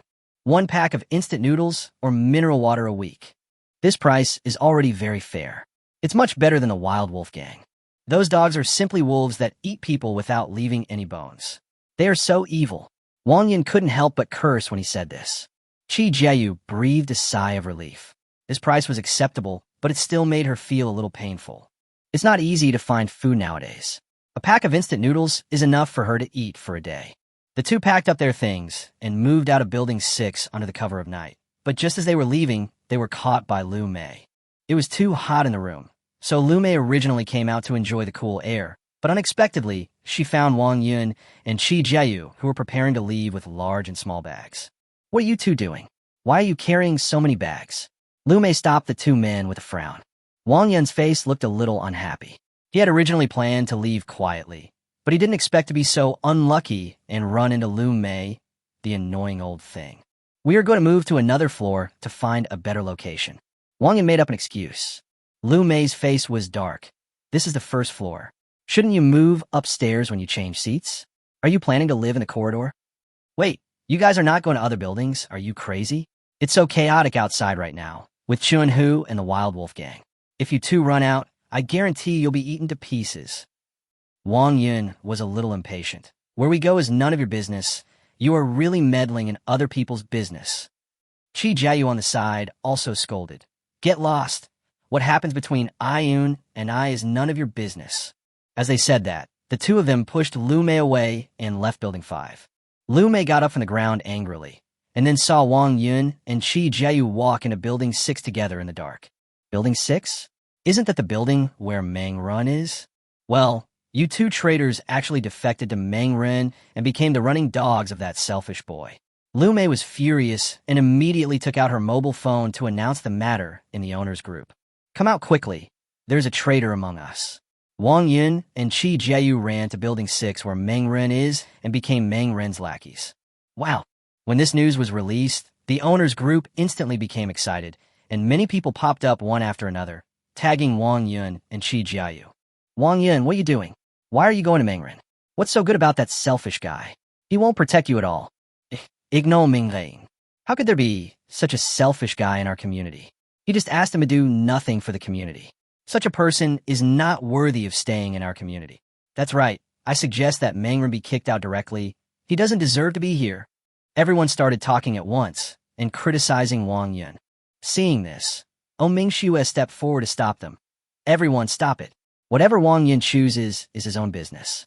We have no right to stop him. Lu Mei was very dissatisfied. Dr. O, how can you say that? If Wang Yun's behavior is not stopped, how can we unite? I suggest that everyone work together to drive Meng Ren out of the community. A scum like him has no right to stay here. Grass. Wang Yun, who was diving, was furious. He had just joined Meng Ren. If Meng Ren was driven out, wouldn't all his efforts be in vain? Lu Mei, you old thing, shut up. Why is it your turn to tell Brother Meng what to do? Why don't you just die at your age? You might as well commit suicide and leave the supplies to us. Wang Yun's words were very vicious, and Lu Mei was so angry that she trembled all over. The two immediately started a war of words in the owner's group, and the scene was extremely intense. Inside the room, Meng Ren saw this scene and couldn't help but smile. What happens in the owner's group is pure fun for him. Apart from training Xia Yu and Tian Wenxian, his daily hobby now is to watch this group of people eating spectacles and watching the show in the community. He actually wanted to know what the final outcome would be for this group of selfish guys. After a yawn, Meng Ren also felt tired. He had just fought a fierce battle with two women, Tian Wenxian and Xia Yu, which was a great drain on his physical strength. He stroked his chin, thinking back on the battle just now. My body is not strong enough now, so it's a bit difficult for me to fight two people alone. It seems that I need to exercise well in the future and strive to be like Emperor Huangdi and have 3,000 women. Meng Ren laughed with an expectant look on his face. However, it is definitely impossible for him to have sex with 3,000 women. He would be satisfied with 30 women. When he woke up, it was already 2 o'clock in the afternoon of the next day. Meng Ren stretched and climbed out of bed comfortably. In the living room, Tian Wenxian was already being directed by Xia Yu to work. When they saw Meng Ren coming out of the room, the two women hurried over. Arun, can we eat now? Master, I'm so hungry. Tian Wenxian looked pitiful. I have to say, hearing the word master really made Meng Ren feel happy. It seems like a good sign to have such a good thing happen just after getting up. Then let's eat yesterday's leftovers. Xia Yu, go and heat up the food. Meng Ren waved his hand. Xia Yu was overjoyed and quickly opened the refrigerator to take out the leftover dishes from yesterday. Tian Wenxian on the side looked at him pitifully. She walked forward, her delicate face full of pity. Master, Xia Yu has been bullying me. She makes me do all the work and makes me sleep on the floor. Tian Wenxian complained without hesitation. Chapter 81, Telekinesis Enhancement. Listening to Tian Wenxian's complaints, Meng Ren almost laughed out loud. Should he tell Tian Wenxian that the reason Xia Yu bullied you like this was because I deliberately arranged it? How is this possible? Meng Ren sneered in his heart. He narrowed his eyes and looked at Tian Wenxian, but his expression did not change at all. Wenxian, since you are here at my house, you must abide by the rules here. You have the lowest status in this family now. If you want to get a better status, then perform well, Su Qing said with a smile. Tian Wenxian showed an incredible expression, seemingly shocked by Meng Ren's cold-bloodedness. Is this really Meng Ren? Where is Meng Ren, who would bring her food in the middle of the night whenever she said she was hungry? She originally thought that Meng Ren was unwilling to let her in because she had been having a miserable time these days and her appearance was not as beautiful as before. But she dressed up specially this morning. Her current condition has not yet recovered to her peak, but it is enough to surpass most women. And last night in bed, Meng Ren obviously preferred her more, which was enough to prove that Meng Ren had feelings for her. But why was Meng Ren still so cold to her today? Tian Wenxian was anxious. If Meng Ren no longer loved her, wouldn't her position in this family always be inferior to Xia Yu? How? Is this acceptable? Tian Wenqian was extremely anxious. She wanted to say something, but Meng Ren interrupted her with a wave of his hand impatiently. Okay, let's get ready to eat. I'm already a little hungry. Don't waste my time. After leaving these words, Meng Ren drove Tian Wenqian away. Tian Wenqian was a little distraught. As soon as she turned around, she saw Xia Yu's smug look. That expression seemed to say, "What? I've already told you, accept your fate." Seeing this, Tian Wenqian couldn't help but grit her teeth, feeling extremely unwilling. He was unwilling to be stepped on by Xia Yu, but he was also unwilling to accept that Meng Ren was so cold to him. How could Tian Wenqian accept that the man who used to be her bootlicker had now become the object of her pursuit? She clenched her fists so tightly that her nails dug deeply into her palms. Meng Ren began to enjoy his breakfast happily. He lay on the sofa with Tian Wenqian on his left and Xia Yu on his right. Two women stood on his left and right, both wearing sexy maid outfits, serving him breakfast like real maids. "Master," Xia Yu called sweetly, with a smile on her delicate face, and then she fed the milk to Meng Ren mouth to mouth. Meng Ren was enjoying the treatment of an emperor at this moment. He felt extremely happy. In this extremely hot era, he was probably the only one who could live such a life. Comfortable temperature, plenty of food, and hugs from all sides. Who could compare to this? Ha ha ha. Meng Ren felt relaxed. He enjoyed a delicious breakfast and then returned to the room. He ignored the open and secret struggles between the two women and disappeared from the room with a thought. A few hours later, he reappeared with a tired look on his face, but he couldn't stop smiling. 3 days.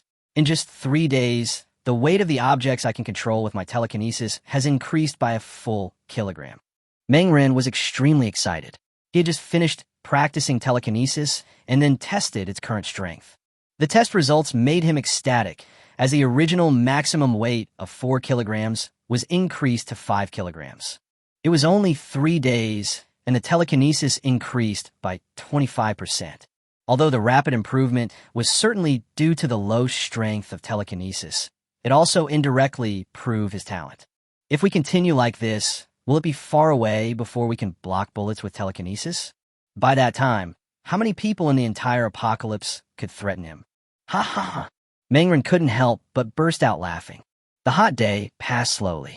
Meng Ren was lying comfortably on his bed, enjoying the air conditioning and life.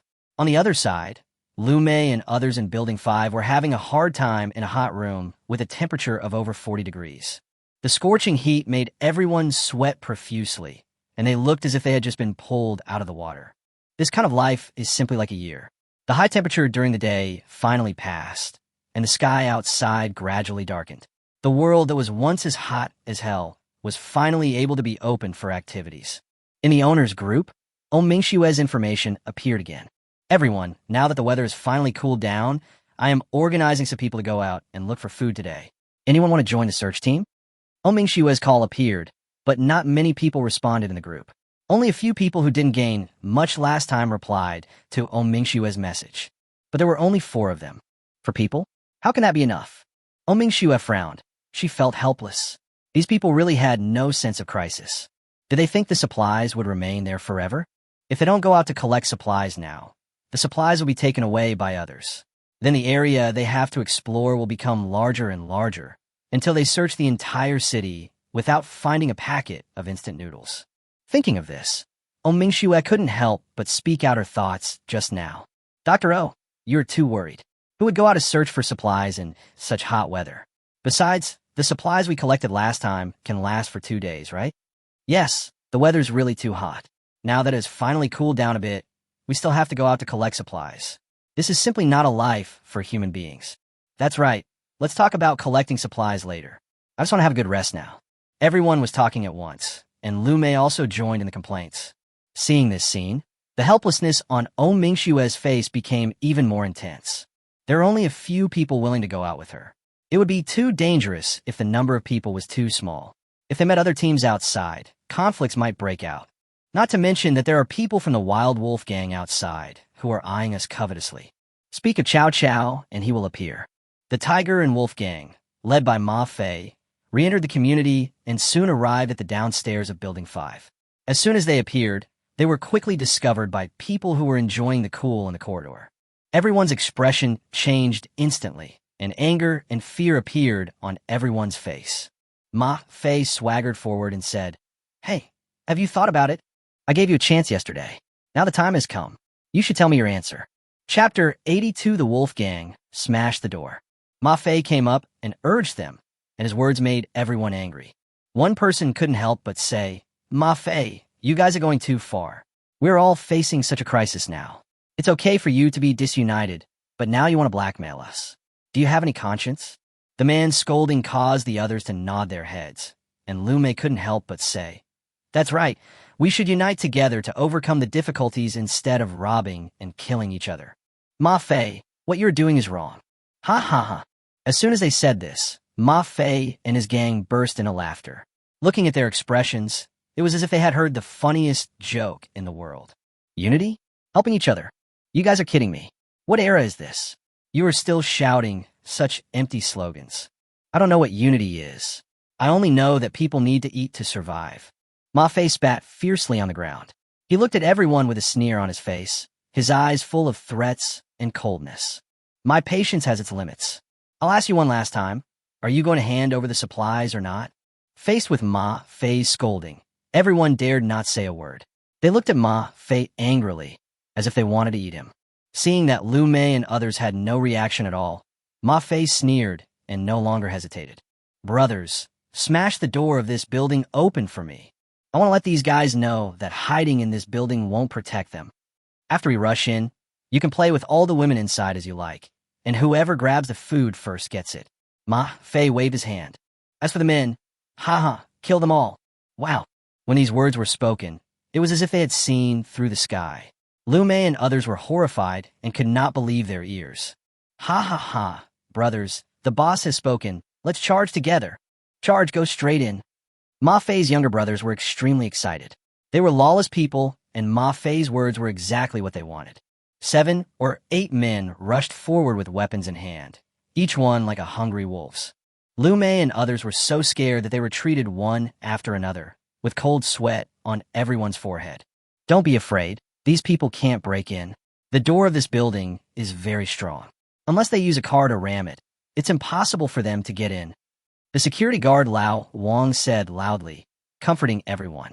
He pointed to the door in front of him with a confident expression on his face. He has been watching over the gates here for 7 or 8 years. How could he not know how sturdy these doors are? When this community was first built, the developer saved on a lot of materials, except for the security doors of each building. As a result, these security doors are very sturdy, and it is basically impossible for ordinary people to break in by force. As soon as the security guard Lao Wang finished speaking, the people from the Wild Wolf Gang outside had already rushed to the security door of the building. Bang! A man took a sledgehammer in his hand and smashed it hard on the door, which immediately made a loud roar. Ah! Lu Mei screamed in fright, and the others also looked terrified. But everyone soon discovered that although the hammer just now made a loud, thunderous sound, it actually did not cause much damage to the security door. There was only a tiny mark on the sturdy security door. Ha ha ha! They really can't get in. Everyone was ecstatic, and excitement appeared on everyone's face. Lu Mei was overjoyed and danced with joy. That's great, I was really scared just now. They couldn't get in at all. Inside the corridor, the tension and fear instantly dissipated, replaced by joy and laughter. Outside, the people from the Wild Wolf Gang were also a little stunned. They had done the same thing in other communities before. The security doors of those buildings were just a layer of iron sheet and could be smashed open with a sledgehammer in just a few hits. But I didn't expect to hit a wall here. Grass! Who the hell is the developer of this community? Why did they build this sturdy anti-theft door? The guy with the sledgehammer cursed with a dark face. The people inside laughed loudly. Lu Mei couldn't stop laughing. It seems that you can't get in, so get out of here. You can't bully the people in our community. Faced with Lu Mei's ridicule, the members of the Wild Wolf Gang all turned black-faced and showed angry expressions on their faces. Ma Fei walked over with a frown on his face. He took a closer look, and his expression was a little gloomy. Boss, this security door is very strong. We can't break it open at all. Yeah, even if we break it open, we'll be exhausted and won't be a match for the people inside. Several younger brothers spoke up. Ma Fei felt a little embarrassed. He had just made such a bold statement, but now he was blocked by the security door. Wasn't he completely embarrassed? His face turned livid, and he sneered, "All of you step back. I'll take those things back. I don't believe this mere iron gate can stop me." After saying that, Ma Fei turned and left. Watching Ma Fei leave, Lu Mei and others in the corridor cheered in victory, with excitement on their faces. In a room on the 6th floor of Building 5, Meng Ren was observing the situation here through a telescope. When he saw the group of people led by Wild Wolf banging on the door frantically, but to no avail, he couldn't help but laugh out loud. It's just as I guessed. Everything about this community is bad, but the anti-theft door in the corridor is really solid. It is basically impossible to open it without the help of tools. However, the Wild Wolf gang cannot enter Building 6, but this does not mean that Lu Mei and the others are safe. If you really want to destroy that gate, there are ways.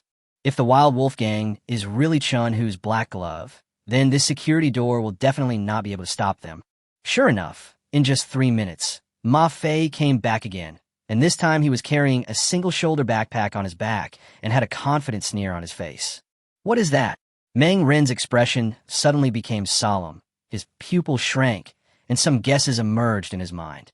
Ma Fei quickly arrived at the security door of Building 6, carrying a shoulder backpack. When Lu Mei and others saw Ma Fei coming back, they all smiled. "Ma Fei, take your men and leave quickly. You can't get in at all, so don't embarrass yourself here." Liu Mei sneered sarcastically. Ma Fei sneered after hearing this. "Old man, remember what you said? I hope you can still laugh later. No one can stop me from going anywhere I want to go." Chapter 83 Detonateur Explosion. Ma Fei spoke confidently. Lu Mei and others wanted to ridicule him, but the next moment, Ma Fei took something out of his shoulder bag. It was a small cylindrical package. No one knew what was inside. Only a fuse was seen extending from one end. Explosives.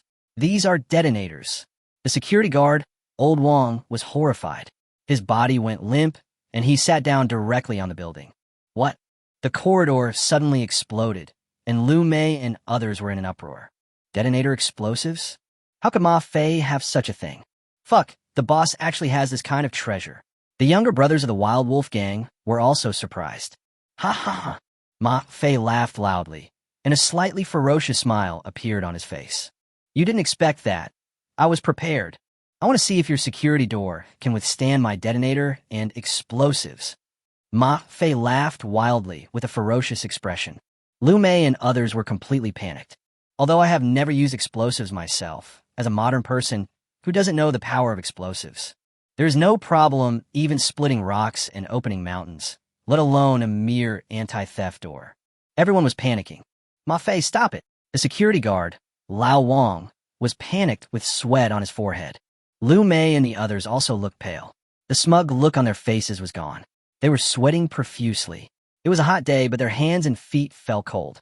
Ma Fei ignored what Lu Mei and others said. He directly stuck the detonator explosive on the security door, then took out a lighter and lit the fuse. Sizzle. The fuse burned instantly, making a series of sounds. Ha ha ha. The explosives are about to explode. Ma Fei shouted excitedly, and he and the members of the Wild Wolf gang quickly left the area around the security door. Lu Mei and others in the corridor were all frightened and ran upstairs in panic. The dynamite is going to explode. Run. Get out of the way. Let me go first. Get out of the way. I want to go up first. I don't want to be blown to death. The corridor was in chaos, and everyone was trying hard to squeeze upwards. This group of selfish people were just talking about unity and helping each other, but now they were in danger, and they were running faster than anyone else. Lu Mei accidentally tripped and fell heavily to the ground, with a bloody head. Ouch, don't squeeze me. You heartless young people, do you know how to respect the elderly and love the young? You actually bully an elderly widower like me. Liu Mei cried. But at this moment, no one paid any attention to him, and everyone was running desperately to the second floor. Boom! A huge roar suddenly sounded, and the explosion resounded throughout the entire community. The powerful impact force was many times more terrifying than that of a hammer. For a moment, dust was flying around the security door. In room 502, Mengren couldn't help but startle. Tian Wenxian and Xiaoyu in the living room were also frightened. What happened outside? Why was there such a loud explosion? Mengren didn't have time to pay attention to the two panicked women. He stared at the location of Building 6 through the telescope, but because of the heavy dust, he couldn't see clearly what was going on inside. On the second floor of Building 6, Lu Mei and others all lay on the ground, expressions of fear on their faces, and it took them a while to get up from the ground. What happened? The door wouldn't have been blown open, someone asked in a horrified tone. Who goes to see what's going on down there? Lu Mei also shouted. She didn't dare go to the first floor to check the situation of the gate, for fear that she would be killed by Ma Fei and others who rushed in. Who? Someone go and take a look, and then remind us. Someone echoed Lu Mei's words. One of them looked at the security guard, Lao Wang. Lao Wang, you're the gatekeeper security guard. Now it's your turn to check the situation, the man said. The security guard, Lao Wang, was furious. CNMD, do you want me to die? Do you have any conscience? Let me, a cripple, check the situation. Why don't you go by yourselves? You're all afraid of death, right? The security guard, Old Wang, scolded them and their thoughts were exposed. Lu Mei and the others were embarrassed.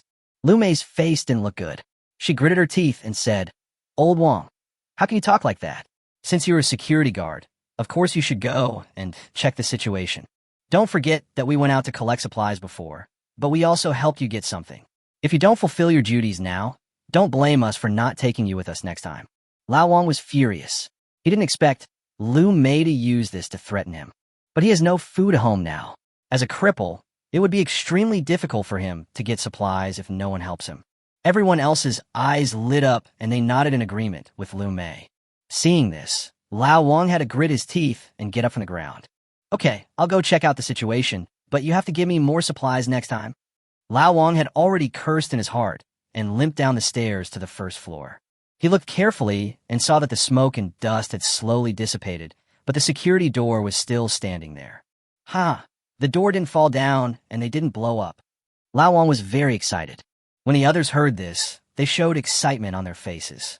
Very good. Everyone was very excited and rushed to the first floor.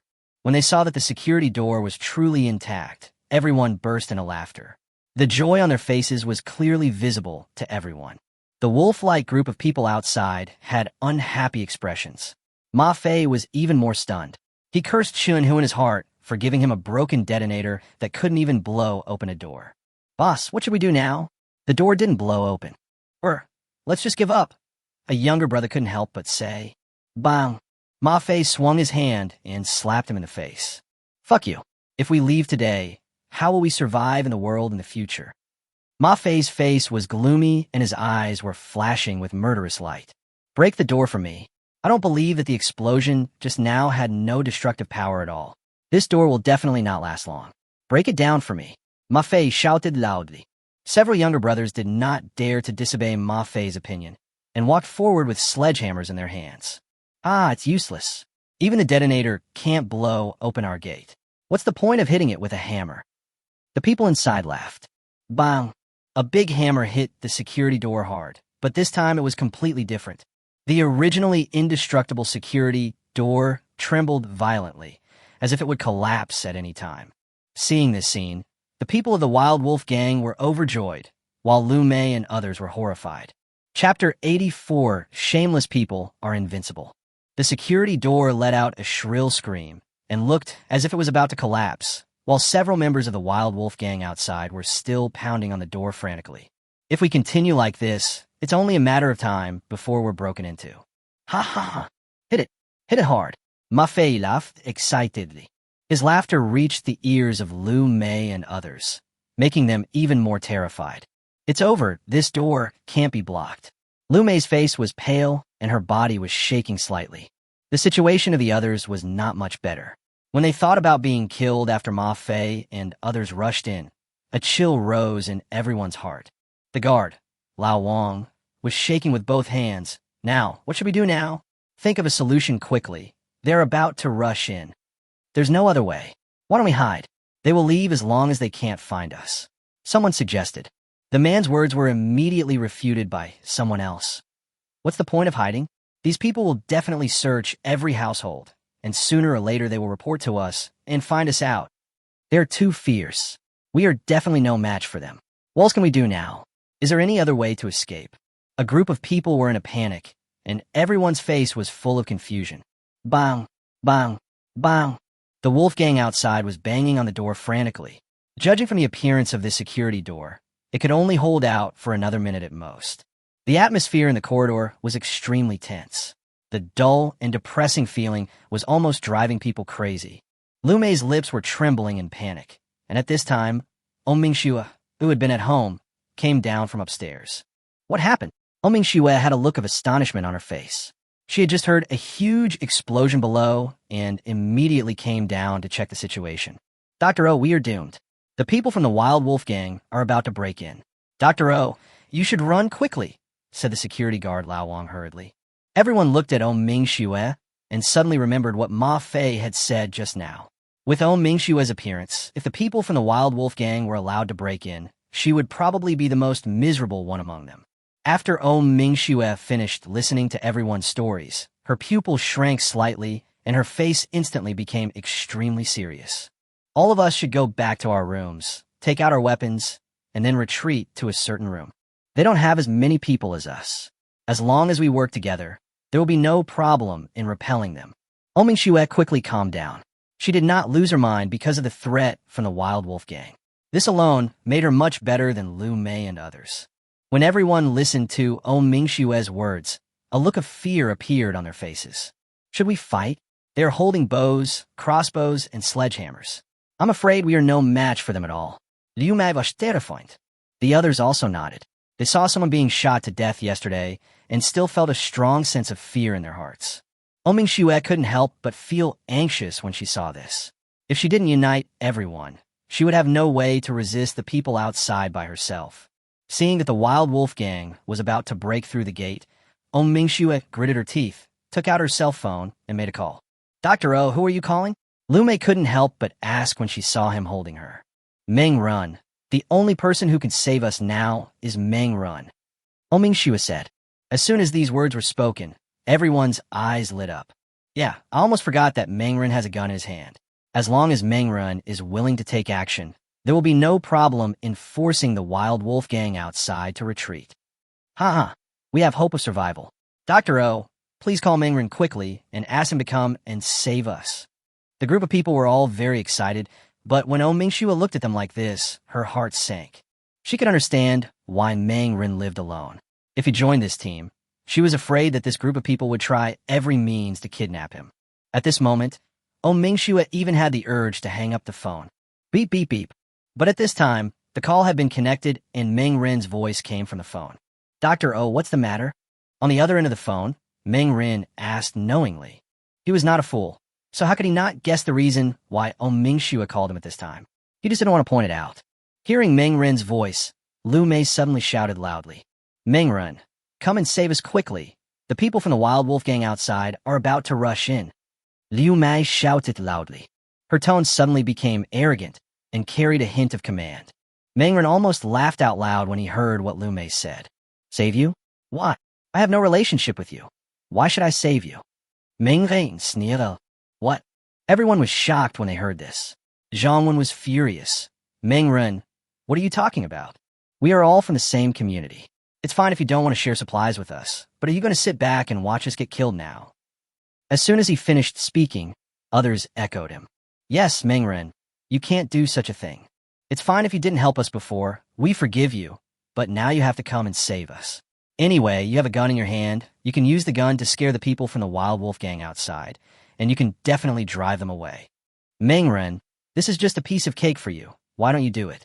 Come here quickly. The door can't hold up anymore. These neighbors started scolding one after another, as if Meng Ren owed them something. Meng Ren was so angry that he almost laughed. These selfish bastards really refreshed his worldview time and time again. He had never seen such a shameless person. How could human hearts be so dirty? Mingxue couldn't bear it any longer. She got angry for the first time. Shut up. Her voice drowned out everyone's voice at once, and everyone was stunned as they looked at the angry Mingxue. This was the first time they saw Mingxue angry after knowing her for so long. Do you still have any shame? Meng Ren is not your dog. It is we who need his help now, not him who owes us anything. How can you say such shameless words? Mingxue's face was full of anger, and there was deep disappointment in her eyes when she looked at everyone. Everyone looked at each other and seemed to be speechless. In the room, Meng Ren couldn't help but smile. It seems that there are still normal people in this world. He couldn't help but narrow his eyes. Just because of Mingxue's words, He wanted to go and save her. But as for the others, Mangren hung up the phone immediately, picked up his weapon, and set off. Chapter 85, Betrayal. In the corridor, Lu Mei and the others all looked unhappy at the moment. Zhang couldn't help but said, "Dr. O, we did this just to survive. What's wrong with us? And Dr. O, you're the most dangerous person." Ma Fei and his group have already said that when they rush in, they can do whatever they want with women, but they will kill men. As beautiful as you are, Dr. O, if you fall into the hands of the Wild Wolf Gang, you will be countless times more miserable than us. Omingshue's face was calm. Don't worry, if they really rush in, I will definitely commit suicide first. All they got was a body. Hiss. Hearing Omingshue's emotionless words, everyone couldn't help but gasp and looked at her in horror. And at this moment, the gate finally couldn't hold on. Boom! Accompanied by a dull sound, the security door of Building 5 was smashed open, and Ma Fei immediately rushed in from outside with his men. Ha ha ha! We finally got in. Whoever was laughing at me just now, get out here. Ma Fei laughed sarcastically and rushed directly into the corridor. Lu Mei and the others all screamed in fear. The expressions on their faces were extremely panicked, and they all retreated frantically. Stop! If anyone dares to run away, I will shoot him to death. Ma Fei took out the crossbow and pulled the trigger instantly. Whoosh! The sharp crossbow arrow tore through the air and hit the wall in an instant. The crowd that had been in a panic just now suddenly dared not move, and everyone's face turned pale. Don't kill me. I didn't say anything just now. I'm innocent. Liu Mei screamed in horror. Ma Fei recognized Lu Mei's voice at a glance. He laughed angrily and slapped Lu Mei in the face. Bang! The heavy force caused half of Lu Mei's face to become red and swollen, and she fell to the ground in a mess. Damn it, I recognized your voice. It was you, the old dog, who had been scolding me just now, right? Ma Fei cursed loudly and kicked Lu Mei hard. Lu Mei screamed miserably and lay on the ground in a miserable state. When the others saw Lu Mei's miserable condition, their faces turned even paler and their bodies were shaking. Ma Fei admired the frightened expressions on everyone's faces, with a smug expression on his face. He swept his eyes over everyone and soon saw Omingshuo. Hiss! When Ma Fei saw Omingshuo, his eyes widened. Fuck! Boss, look! This woman is so beautiful! The younger brother next to him almost popped his eyes out, his face flushed with excitement. Bang! Ma Fei slapped him awake and yelled, "Get out of here! This woman belongs to me." The younger brother, who was not beaten, dared not say anything and could only stand aside. Ma Fei stared at Omingshuo with greedy eyes, his face full of excitement. Great! You actually have such a beautiful woman hidden here. No wonder you refused to open the door just now. So this is the reason. As he spoke, Ma Fei couldn't help but walk forward. Omingshuo, who was not far away, was definitely the most beautiful woman he had ever seen. Even the stars on TV were far inferior to her.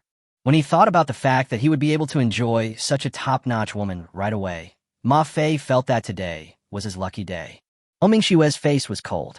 She watched Ma Fei walk towards her. A dagger had been hidden behind her at some point. But at this moment, Lu Mei, who was lying on the ground just now, saw the dagger hidden behind Omingshuo and immediately guessed her intention. Liu Mei was overjoyed. She seemed to have thought of something, and then she said without hesitation, "Boss Ma, be careful. This woman wants to kill you. She has a dagger hidden behind her." What? Ma Fei was shocked and stepped back quickly. Omingshuo showed a look of shock and anger. "Lu Mei, what are you doing?" Lu Mei got up from the ground with a red and swollen face. She showed a flattering expression on her face. "Boss Ma, it was really too dangerous just now. I remind you that you must have been hurt by this woman, Omingshuo. Since I just saved your life, can you let me go?" Ma Fei was stunned for a moment. Then he burst into laughter. "Okay, you did save my life just now, so I'll let you go." Omingshuo couldn't believe it. Lu Mei actually betrayed her just to let her survive. If she had succeeded in killing Ma Fei with the dagger just now, she could have taken advantage of the chaos in the Wild Wolf Gang to repel them. In this way, she could still survive and not have to bow down to them. When the others looked at Lu Mei's actions, their expressions changed. The next moment, something strange happened again. Zhang Wen, who was standing behind Omingshuo, suddenly attacked and snatched the dagger from Omingshuo's hand. Mingxue had no idea that the attack would come from behind, and the dagger was taken away before she knew it. It's over. Mingxue is fast bad. Her weapon was taken away. How was she going to resist next? Zhang behind him jumped out excitedly. Boss Ma, I got the dagger. Please let me go too. Ma Fei laughed, and he laughed very happily. The scene before him was really interesting. So much so that an idea came to his mind. Well done. Since you have done a great job, I will let you go. Then the rest are you. Ma Fei looked at Lao Wang and the others and said, whoever of you brings this woman to me, next will let him go. This statement was like a bolt from the blue. Mingxue's face changed drastically, and she immediately wanted to run up the hall. But just after she took one step, the person behind her stood up and stopped her. Not only this person, but other people in the corridor also stood up and surrounded Mingxue. Dr. O, I'm sorry. We just want to survive. The security guard, Lao Wang, looked helpless, but his actions were very firm. Yeah, I don't want to die. Boss Ma has already said that as long as we catch you, we can survive, said another person. Dr. O, you are a doctor. As the saying goes, a doctor has a kind heart. I think you can understand our feelings. Now, if we sacrifice you, we can save all of us, so we have no choice but to do this. Everyone was talking at once, and the words they spoke were extremely vicious. Mingxue couldn't help but shake her body.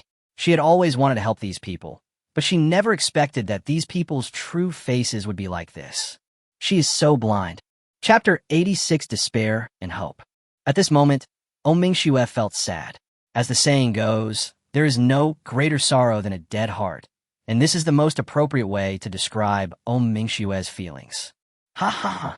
Ma Fei, who was not far away, laughed excitedly. Wonderful, really wonderful. Ma Fei couldn't help but applaud. He is really smart. He can easily get others to do things for him with just one sentence. It's so cool. A group of people had surrounded Mingxue so that she didn't even have any chance to escape. Everyone looked at Ma Fei flatteringly and said, Boss Ma, we have captured Mingxue for you. Can we survive? Ma Fei nodded with satisfaction. Don't worry. I am a person who keeps my promises.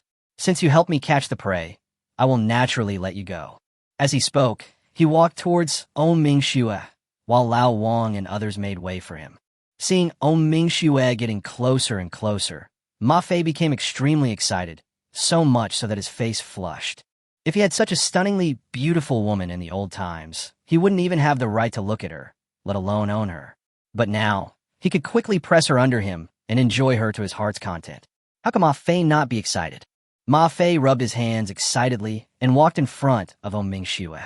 At this moment, Mingxue suddenly rushed towards the wall and hit it with her head. Still want to bang your head against the wall? Ma Fei sneered, grabbed Mingxue's clothes, and pulled them towards him fiercely. Tear! Accompanied by the sound of clothes tearing, Mingxue fell to the ground with a thud. Her face turned pale instantly. It was unclear whether it was because of despair or pain. Ma Fei was extremely excited, especially when he saw Mingxue's beautiful body faintly visible under her thin clothes, which made him even more restless.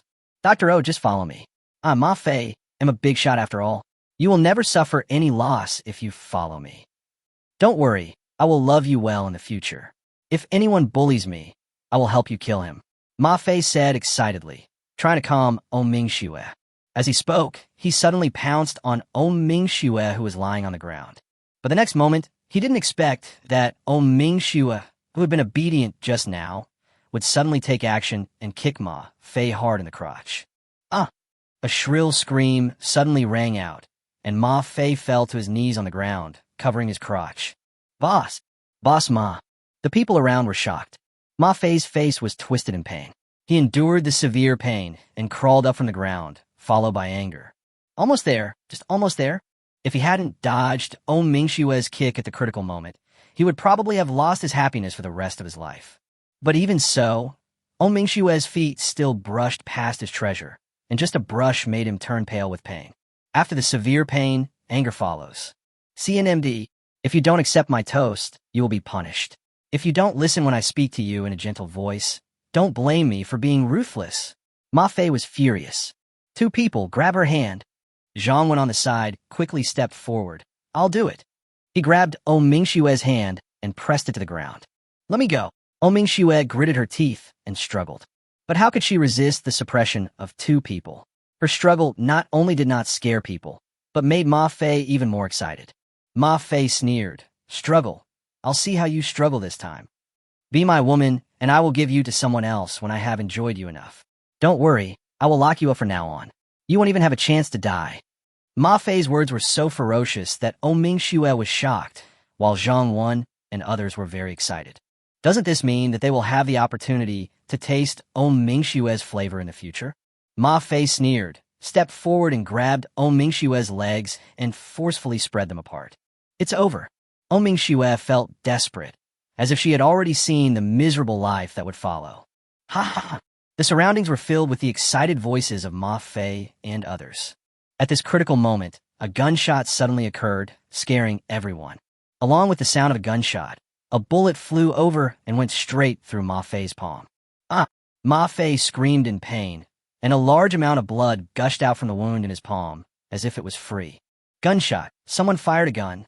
The sudden gunshots scared everyone instantly. The members of the Wild Wolf Gang, who had been laughing ferociously just now, instantly fell to the ground, desperately looking for cover to hide. Zhang Wan, Lu Mei, and others also hurriedly hid themselves, and in a blink of an eye, Mingxue was the only one left in the corridor. Hope emerged in Mingxue's originally desperate heart. Gunshot! In this community, she is the only one who owns a gun. Mingxue opened her eyes and saw a figure rushing toward her not far away. Upon closer inspection, it was Meng Run. Mingxue held back her tears of joy and got up from the ground. She grabbed her clothes that were revealing her body and ran towards Meng Ren. "Dr. O, are you okay?" Seeing Mingxue with her clothes torn, Meng Ren was shocked and thought he was late. "I'm fine, I just accidentally tore my clothes." Meng Ren, thank you. Thank you. Mingxue tried hard to hold back her tears. From despair to hope, such a huge gap. Even a strong woman like Mingxue wanted to burst into tears at this moment. Meng Ren breathed a sigh of relief after confirming that Mingxue was fine. Not far away, Ma Fei and others also reacted. "It's Meng Ren. The person who fired the shot is Meng Run." Lu Mei shouted. Ma Fei was shocked and angry. The severe pain made his heart burn with rage, and he was even more angry that Meng Run had ruined his good thing. "Meng Run, my Wild Wolf Gang has nothing to do with you. What are you trying to do? Don't think you're great just because you have a gun. My Wild Wolf Gang is not someone you can easily mess with." Ma Fei shouted loudly. Hee hee. Meng Ren stood there, playing with a black 1911 pistol in his hand, aiming the muzzle at several people from time to time. Everyone he aimed at shrank back in fear. "Yeah. Then why don't you come out of the bunker? Why are you hiding? Since you're not afraid of the gun in my hand, then come out bravely and see if I will shoot you to death with one shot." Meng Ren sneered. These words were like a slap in the face, slapping Ma Fei hard, making him even angrier. CNMD. "Meng Ren, what's the point of bullying others with a gun?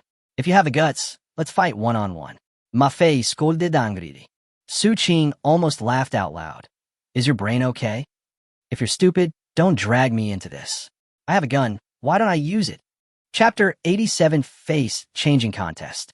There was a sneer on Meng Ren's face as he played with a 1911 pistol in his hand. This action was a huge threat to the members of the Wild Wolf Gang. Ma Fei's face was extremely ugly.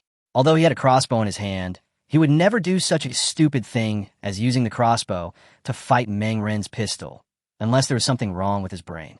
He gritted his teeth and said, "Meng Ren, what do you want to do?" Meng Ren narrowed his eyes and swept his gaze over the Wild Wolf Gang and Lu Mei and others, with a sneer on his face. "Don't worry, I have no intention of fighting with you. It's just that Dr. O helped me before, so I'm here to protect her this time. I don't care about Lu Mei and the others, but I want to take Mingxue away," Meng Ren said without hesitation, with an unquestionable tone in his voice. Grass. Ma Fei was so angry that his lungs were about to explode. If a beautiful woman like Mingxue was taken away by Meng Ren, wouldn't there be no place for him anymore? It's like there's a mountain of gold right in front of you, and you're about to take it, but then suddenly someone jumps out and carries the gold away. Anyone would be so angry that they would want to vomit blood if they were in this situation. Ma Fei instinctively wanted to refuse, but after taking one look at the pistol in Meng Ren's hand, he could only grit his teeth and agree. Otherwise, Meng Ren would definitely fight with him.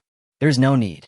Although Mingxue is very beautiful, and he may never meet such a perfect woman again in the future, her life is obviously more important than his own. Thinking of this, Ma Fei could only accept the loss and swallow his grievance. Okay, I promise you. Take Mingxue and go. I will never stop you, Ma Fei said loudly. After he said this, Lu Mei and others became anxious. Not only Lu Mei, everyone else also had anxious expressions on their faces. They didn't want to stay here any longer. Who knew what Ma Fei and his brothers would do to them later? Thinking of this, a group of people hurriedly said, Meng Run, take us away with you. Lu Mei shouted immediately. The people around him also echoed, yes, we are all neighbors in the same community.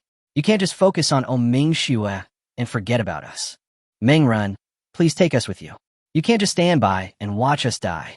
A group of people talked at once, and all asked Meng Run to take them away with him. Meng Rin was so angry when he saw this scene that he almost laughed. Shut up, everyone. You bastards, you still have the nerve to ask me to take you away with me. Why did I save you? Are you going to betray me in the future? Dr. O, as the team leader, has done a lot for you these days, right? So what did you do just now? You are such a heartless bunch. You betrayed Dr. O without hesitation just to save your own lives. Now you dare to ask me to rescue you. How can you be so shameless? Just wait to die here. Meng Rin cursed at Lu Mei and others, scolding them harshly. Cool. After cursing harshly, Meng Rin felt relaxed all over. These ungrateful scums still expect me to save them? It's just wishful thinking. Lu Mei and others were pointed at by Meng Rin and cursed at, and the expressions on their faces were quite ugly. Others argued, we were just trying to survive, we did nothing wrong. The man's words made Meng Rin shake his head. He looked at Ma Fei and said, Boss Ma, you can deal with these people as you please. They have nothing to do with me. Dr. O, let's go. After leaving these words, Meng Rin turned around without hesitation and took Mingxue away. Everyone watched Meng Rin leave and became very anxious. Meng Rin, please come back soon. We were wrong about what happened just now. We shouldn't have betrayed Dr. O. Please come back soon. Lu Mei started to panic. The expressions on the faces of the others were not much better. The security guard, Old Wong, was even paler. Arun, I'm your Uncle Wong. Have you forgotten that one time when you came back in the middle of the night, I opened the door for you? You can't just stand by and watch you die now. Meng Rin, come back quickly. We all live in the same neighborhood. How could you be so cruel and abandon us? A series of panicked and urgent voices kept ringing and reached Meng Rin's ears. But Meng Rin had no intention of stopping and took Mingxue away from the area. Seeing that Meng Rin was really about to leave, the people who had been begging just now finally revealed their true colors. Meng Rin, you are such a cold-blooded person. You actually left us here. You will die a miserable death. A group of people started swearing at Meng Rin. The insults were so harsh that they were almost unbearable to hear. When Meng Rin, who was about to leave, heard these words, his steps became more determined. He did not choose to go back and teach these guys a lesson, because these scum were not worthy of wasting his bullets. Ma Fei would teach them a lesson for him anyway, and then he would just watch these guys fall into hell. Meng Rin couldn't help but smile, and his eyes were filled with anticipation. Meng Rin and Mingxue finally left and soon disappeared completely from the sight of Ma Fei, Lu Mei, and others. Seeing that Meng Rin really left without mercy, Li Mei and others felt a little desperate. On the other side, Ma Fei and his men came out of the bunker. Several younger brothers walked up to Ma Fei with expressions of regret on their faces. Boss, this Meng Rin is really too much. Such a top-notch woman actually slipped away from our hands like this. The expressions of the other people were also full of heartache. It felt as if they had lost hundreds of billions. Ma Fei had already clenched his fists. He looked at Meng Rin's departing back with coldness and anger in his eyes. Don't worry, I will remember this account. I only retreated temporarily because Meng Rin had a gun in his hand. But don't worry, I just wanted to let Meng Rin be proud for a while. Sooner or later, I will trample this bastard Meng Rin under my feet. Ma Fei sneered. After saying this, he looked at Lu Mei and others. A group of people hurriedly came to Ma Fei, with flattering expressions on their faces, but at the same time they were nervous in their hearts. Lu Mei hurriedly said, Boss Ma, I just saved your life, and you promised to let me go. She said this with a West Wing look on her face. However, the next moment, a loud slap was heard. Chapter 88 Regret. Bang! Ma Feiluan rounded his palm and slapped Lu Mei hard on the face. The latter screamed instantly and fell headfirst to the ground. "Damn it, you bastards! You still dare to bargain with me?" "Pooh!" Ma Fei spat on the ground and looked at Lu Mei and others with disgust. He saw how Lu Mei and others betrayed Oming Xue just now. Although Ma Fei was a thief and an incompetent person on weekdays, he believed that he would not do such a thing as betraying his own brothers. These people's behavior made even a scumbag like him realize it was not too late. Lu Mei and others were dumbfounded when they saw Ma Fei turn against them. Ma Fei looked at them with cold eyes and sneered. "From now on, you will hand over supplies to me every other day. The basic unit is a pack of instant noodles. No one can be left out. As long as you stay in this community, you must pay. If anyone doesn't pay, don't blame me for being rude." What? Everyone was dumbfounded. Why did they still have to hand in the supplies after all this time? Then wouldn't their previous behavior make them clowns? "Boss Ma, your request is too high. We can't possibly do it. Yes, we don't even have enough supplies for our own use. So how can we have extra supplies to give out?"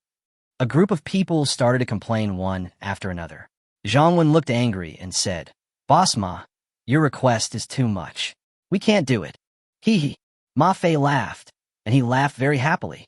The next moment, Ma Fei, who was originally standing in the same place, suddenly took action. He suddenly raised the crossbow in his hand, aimed at Zhang Wen, and pulled the trigger instantly. Whoosh! A sharp sound of breaking through the air was heard instantly, and then the crossbow arrow tore through the air and directly pierced Zhang Wen's chest across a distance of several meters. Under such close-range shooting, the arrow shot from the crossbow was almost indistinguishable from an ordinary pistol. It pierced Zhang Wen's body directly in an instant. The intense pain made Zhang Wen scream miserably, and his facial features were distorted. He looked like a ghost that had just crawled out of hell. Zhang Wen lay on the ground screaming, a large amount of blood flowing out, staining his chest red. Zhang Wen. The people around were horrified and retreated in panic. Ma Fei sneered and scolded.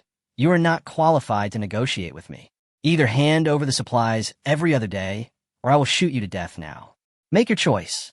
Everyone was shocked and angry, and everyone had an expression of humiliation on their face. But after taking a look at Ma Fei and the few younger brothers around him who were eyeing them covetously, everyone's face turned pale. The security guard, Old Wong, was trembling all over. If he was young, he might have fought with Ma Fei, but now he has long lost the sharpness he had in his youth. So how could he have the courage? I'm handing over the supplies. Don't kill me," the security guard Lao Wang said hurriedly. His words seemed to set off a chain reaction. With Lao Wang's surrender, some people who lacked courage also began to surrender. Even if the remaining people were brave and wanted to fight, now that everyone had surrendered, there was no point in their insistence. "Surrender. I surrender too. Don't kill me. I'm willing to pay the supplies. I'm also willing to hand over the supplies. Please don't kill me." The guys who were showing off in front of Mengren just now were now like dogs that had lost their homes. They were trembling, and their faces were extremely pale, and their eyes were filled with panic and fear. Ma Fei was very satisfied looking at the reactions of the crowd. It seemed that the self-esteem that he had just lost from Mengren was regained from these people. "I will come here to collect the supplies at this time tomorrow. If anyone can't give out their supplies by then, don't blame me for being rude." Ma Fei showed a ferocious smile, then turned around and left with his men. Watching Ma Fei and the others leaving, Lu Mei and the others wiped the sweat dripping down their foreheads in embarrassment. "Save me. Someone save me." Zhang Wen had a pleading look on his face. He endured the pain and asked the security guard Lao Wang for help. But when everyone saw Zhang Wen's miserable condition, they all took a step back at the same time. "Zhang Wen, you're already beyond help, so you might as well go in peace. Don't blame us for being cruel. We actually don't have any medicine in our hands. If you want to blame someone, blame Mengren. It's because he didn't save us. Otherwise, we wouldn't have fallen to this point." Lu Mei gritted her teeth. Zhang Wen's expression was full of despair. If his injuries had happened in peacetime, they would naturally be nothing. But now, it is an extremely hot era, and all the pharmacies within a 1-kilometer radius have been looted. Even if it had not been looted completely, I'm afraid no one would go out to look for medical supplies for Zhang Wen. Zhang Wen was in such a miserable state. His chest was pierced by Ma Fei's crossbow arrow, and blood was still flowing from the wound. If he was left here, he would probably die in pain within half an hour. The others watched this scene. The security guard, Lao Wang, coughed lightly, then found an excuse to leave. The people around followed suit, and soon everyone left, leaving the seriously injured Zhang Wen alone on the ground waiting to die. Come back soon," Zhang Wen shouted in pain and despair, but no one paid any attention to him. Room 502. Meng Ren and Oh Mingxue have returned here at this moment. They walked into the living room and were greeted by bright lights. The water and electricity had been cut off in the community for a long time, but Meng Ren's home was brightly lit. Not only that, when she walked into the living room, a cool breeze suddenly blew over her, and Oh Mingxue suddenly felt as if she had come from the Sahara Desert to the northeast, and the cool and comfortable feeling instantly surrounded her. Although it was already 9 o'clock in the evening, the temperature outside was still over 35 degrees, but inside Meng Ren's home, it was probably less than 25 degrees. The huge temperature difference made Oh Mingxue look surprised. Meng Ren, you actually have air conditioning here? Wait, what those people in the homeowners group said is true. You actually still have electricity in your house. Oh Mingxue's face looked very shocked. It has been nearly 10 days since the water and power outage. People in the community have almost gotten used to going out in the dark every evening. Except for some people who have solar flashlights at home, everyone else has to move around in the dark at night. Arun, you're back. Before Meng Ren could say anything, the voices of Xia Yu and Tian Wenxian were heard from the room. Chapter 89, Oh Mingxue joins. The door of the room opened, and the two women came into the living room at the same time and immediately took a photo with Oh Mingxue. A hint of astonishment flashed across Oh Mingxue's face, and then it returned to normal. She was obviously not too surprised. The two women in front of her were both good-looking. Although they were still a little behind her, they were definitely at the 75-point level. Such beauty would definitely be pursued by many men in the past. Given Meng Ren's circumstances, it is quite normal for him to have a woman at home. Oh Mingxue is not a woman who is out of touch with the world. She has seen some changes in the community in recent days, especially the fact that many women are selling their bodies in order to survive. Although Oh Mingxue was very helpless about such things, she knew very well that there was no other way around it. Those women just want to survive. There is nothing shameful about that. In the living room, the three women met. The expression on Xia Yu's face instantly seemed as if she was facing a great enemy, and she became alert. Pretty. She is so beautiful. Compared with Oh Mingxue in front of her, she and Tian Wenxian combined are incomparable. Meng Ren actually brought back such a beautiful woman. So are there still any use for the two of them? Thinking of this, Xia Yu felt an unprecedented sense of crisis. Tian Wenxian next to him also had a very ugly expression on her face.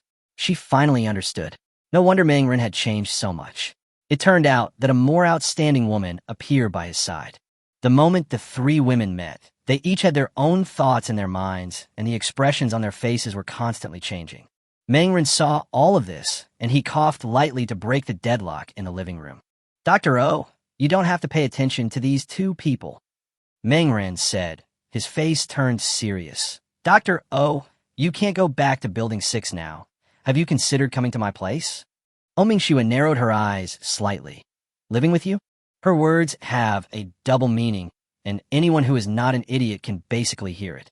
It has to be said that Meng Ren was indeed very moved. Oh Mingxue was definitely the most beautiful woman he had ever seen. She had a supermodel figure, a sexy and mature charm, and her abilities were also outstanding. Such a woman is almost perfect, even he can't find any fault with her. It is definitely impossible to say that he has no feelings for Oh Mingxue at all. I'm afraid that even if he said it, Oh Mingxue wouldn't believe it. But having an idea doesn't mean putting it into action.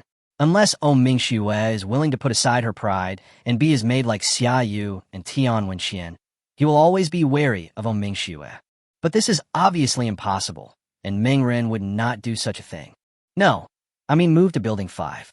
In fact, Wang Fei and his girlfriend moved here 2 days ago. They both accept my protection to a certain extent, and in return they need a pack of instant noodles every 3 days as protection fee. Meng Ren said. Hearing this, a light flashed in Oh Mingxue's eyes, and she was also a little surprised. She didn't expect that Wang Fei had come here. Is there anyone else besides Wang Fei and his girlfriend?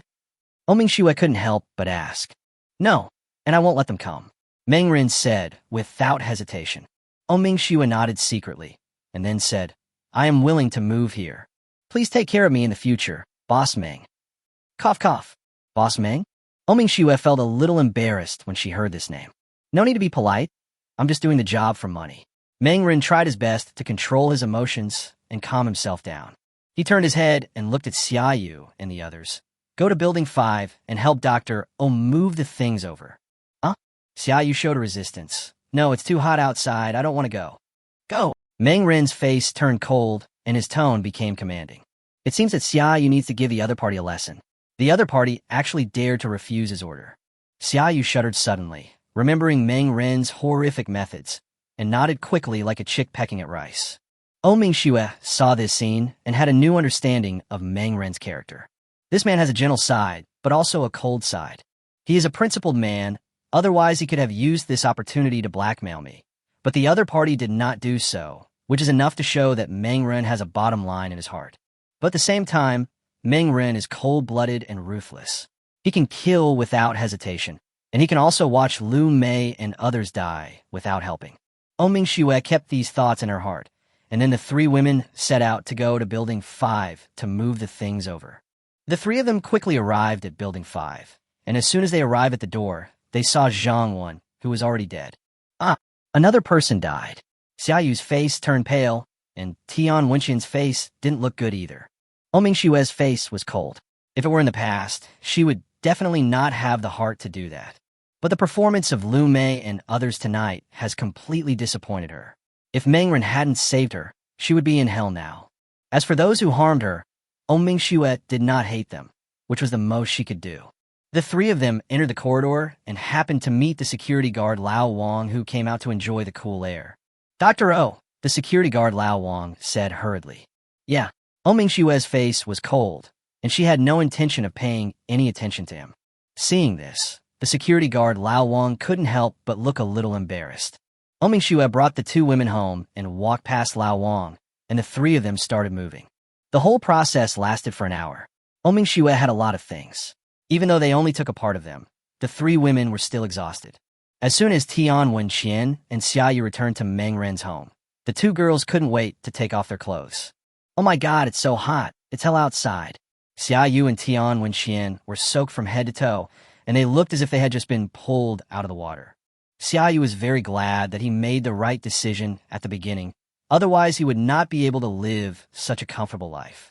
Especially when he saw Ming Shua busying herself in the room opposite, a smile appeared on his face.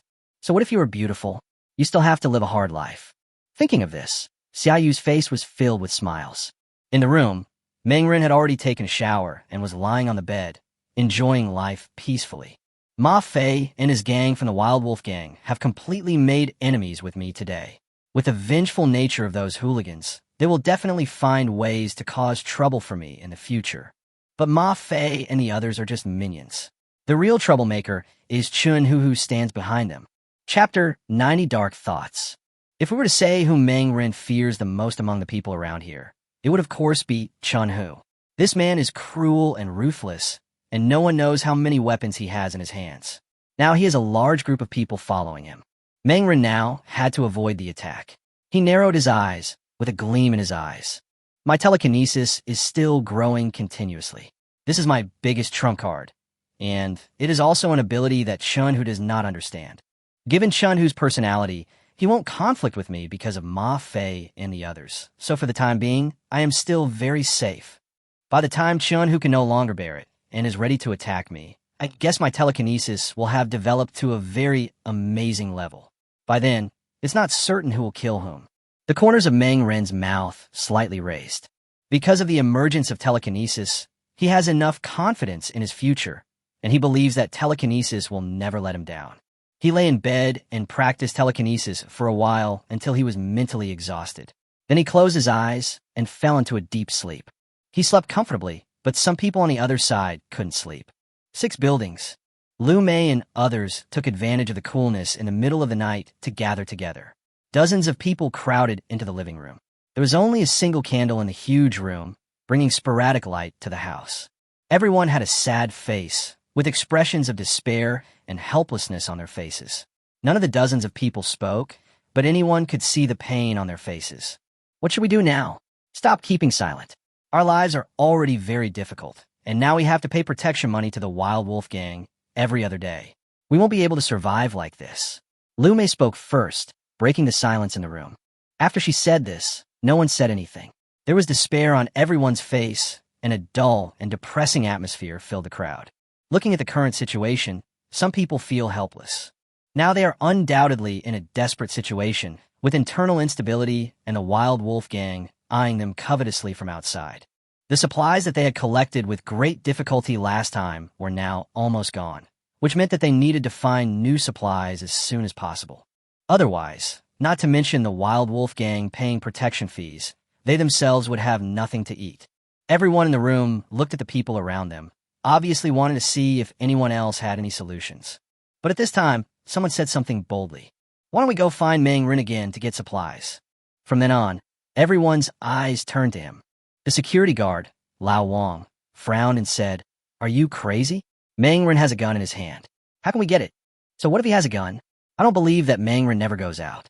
As long as he goes out, we have a chance. Don't forget how much supplies Mangren bought before. I bet there must be a mountain of supplies piled up in his house. As long as we can kill Mangren, all his supplies will be ours." The man became more and more excited as he spoke, and by the end he had completely failed to conceal the motives behind his actions. Everyone present couldn't help but fall silent for a moment. Some people shook their heads repeatedly. "No, it's too dangerous.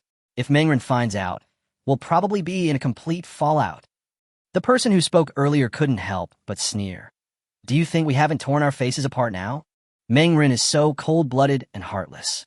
He has so much food at home, but he is so stingy that he doesn't want to share even a little with us. Why should we suffer hunger and bullying here, while Mangren can be comfortably at home with girls on his side?" The man's words were like a candle, lighting up the thoughts of many people. Jealousy is a natural instinct for many people, especially when you see people around you living a comfortable life. It makes you feel even more uncomfortable than if you were living a bad life yourself. Many people's eyes began to flicker. In the crowd, the young man who had been talking saw this scene and continued to fan the flames. "As long as we work together, it may not be impossible to do this. As long as we can lure Mangren out, we can set up a trap and attack him immediately. Unless Mangren has 3 heads and 6 arms, he will definitely not be our opponent. Besides, now that we have guns, we don't have to be afraid of the Wild Wolf Gang anymore. We can even seek revenge on them later." It must be said that the last sentence was a killer move, which immediately got most of the people present moving. Yes, as long as Mangren is killed, not only can a large amount of supplies be obtained, but most importantly, guns and compound bows. With these things, who can bully them in the future? Many people's hearts suddenly beat fast, and a look of excitement appeared on their faces. Lume was even more excited. Her eyes sparkled, and she looked very excited. "Zhao Cheng, what is your plan? As long as the plan is reasonable, we will definitely follow it." Many people nodded and then looked at Zhao Cheng. There was an expression of pride and joy on Zhao Cheng's face. He smiled and then told him his plan. The next day, Mangren slept until noon. This time he got up leisurely, yawned, climbed out of the bed, washed up, and then walked out of the room. Xiaoyu and Tian Wenqian had already been waiting in the living room. As soon as they saw Mangren come out, the 2 women immediately got up from the sofa. "Arin, what are we eating today?" Xiaoyu couldn't wait. Mangren glanced at her and said, "Why are you in such a hurry? Let's eat something light today. Give me some pickled fish." Gulp. Xiaoyu couldn't help swallowing his saliva. Tian Wenqian beside him looked even more eager, but she knew that she would not get a share of the pickled fish. Although she had been in Mangren's home for 2 days, she had never eaten meat. On the contrary, Mangren had fish and meat every day, as if the supplies were too much to eat. Sometimes Tian Wenqian was very curious about where Mangren got those vegetables and meat from. It has been a month since the beginning of the extreme heat era. How can Mangren still produce fresh vegetables? But soon Tian Wenqian had no time to think about these things, because waves of fish fragrance were wafting out from the kitchen. Smelling the tempting aroma, Tian Wenqian swallowed wildly. Mangren personally cooked a meal of pickled fish, and the aroma filled the whole house immediately. The pot was filled with 3 pounds of fish. Mangren brought the prepared pickled fish into the living room. The 2 women were already looking forward to it. Chapter 91 Meng Ren's Treat. Xiaoyu's eyes almost popped out of his head, staring straight at the pickled fish. Arin, can I eat today? Xiaoyu showed a pitiful look.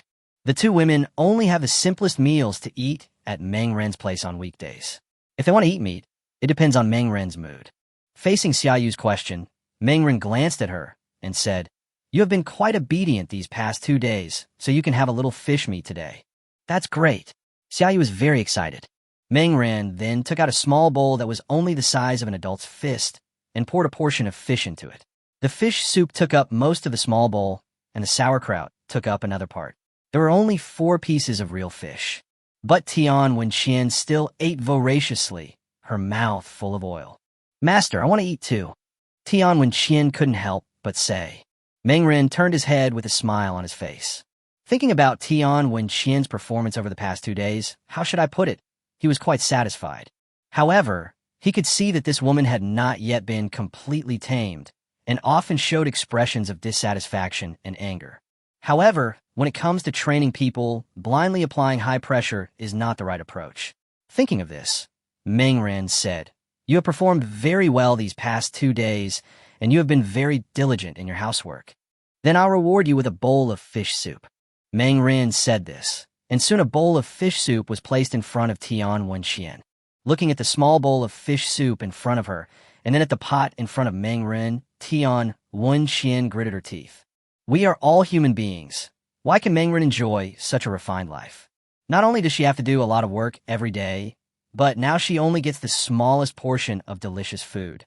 Tian Wenqian didn't dare to say these words out loud.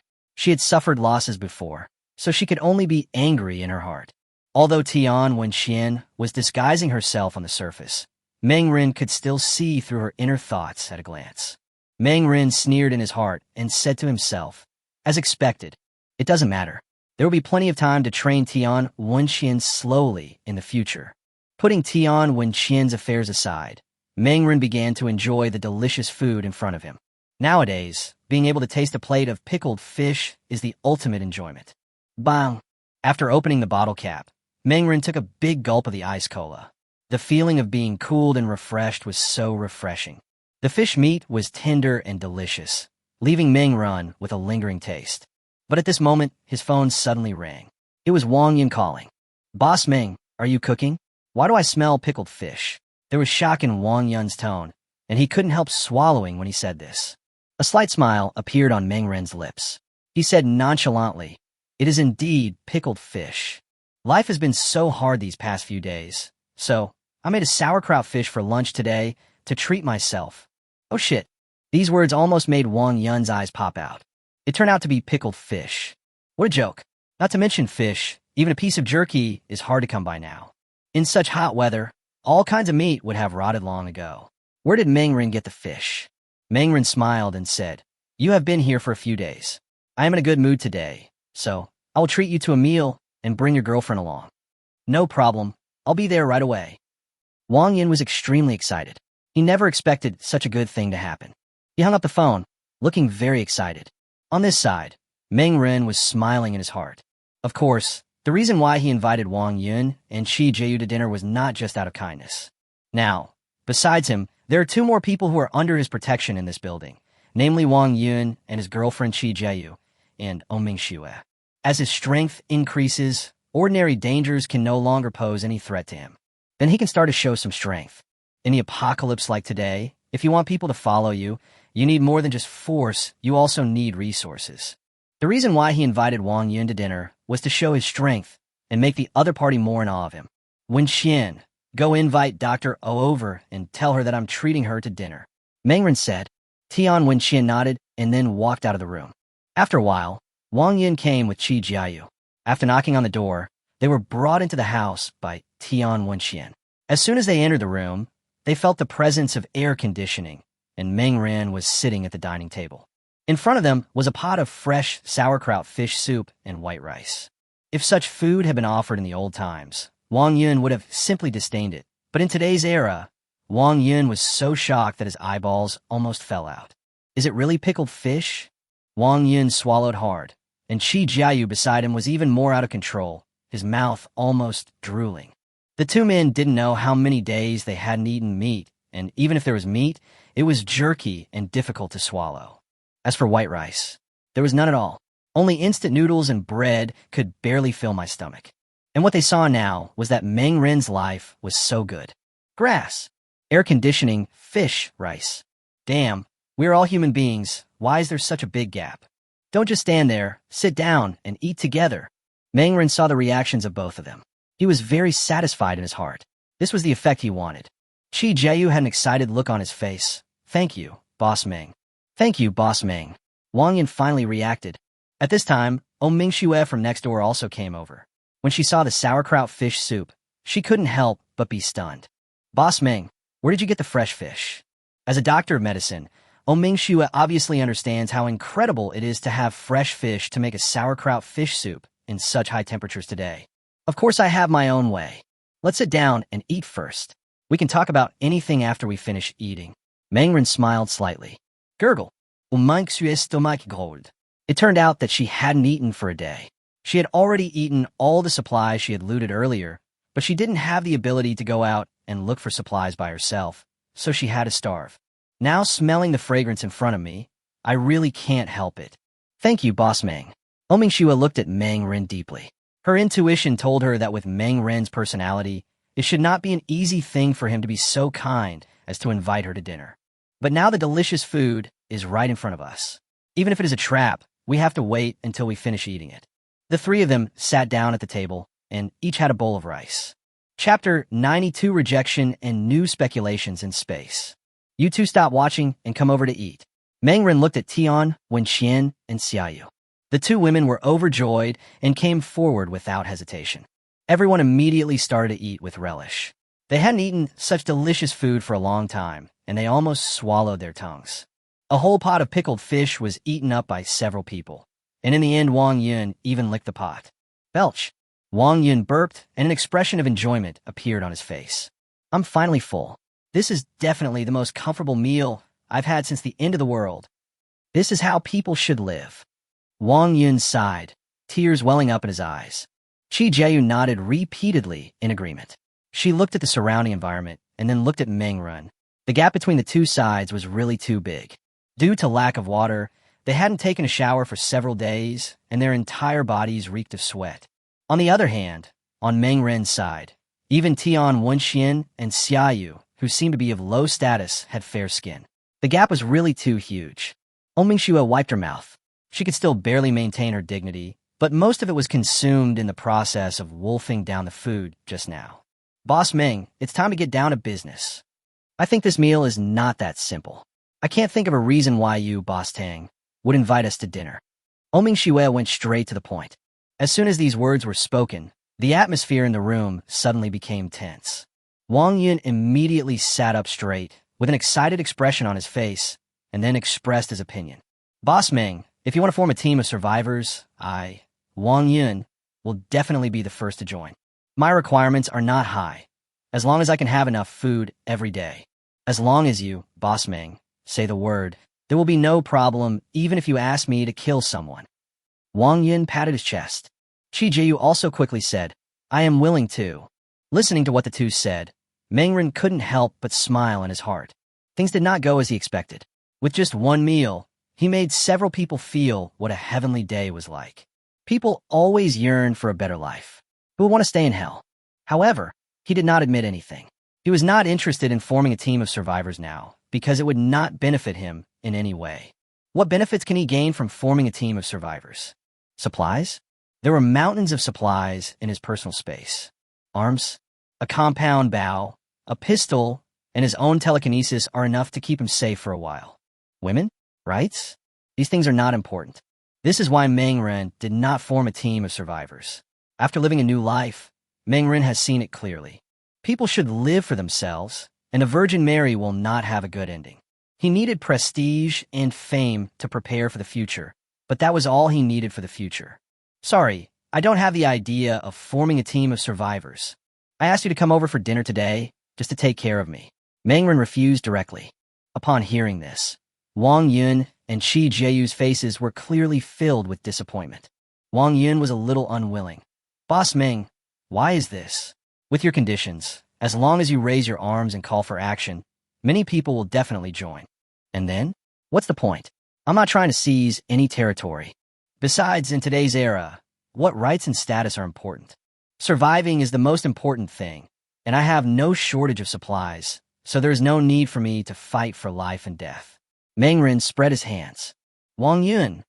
Although he didn't want to admit it, what Mengren said was indeed right, which made Wang Yun extremely disappointed. Not long after, the three of them left. As they were leaving, they looked unsatisfied and were obviously savoring the taste of the delicious meal they had just had. Watching the three people leave, Mengren had a smile on his face. You guys wash the dishes. After saying this, Mengren went straight back to his room. He still had a lot of things to do today. Coming directly to the farm, Mengren began his daily busy work, weeding, watering, fertilizing, feeding.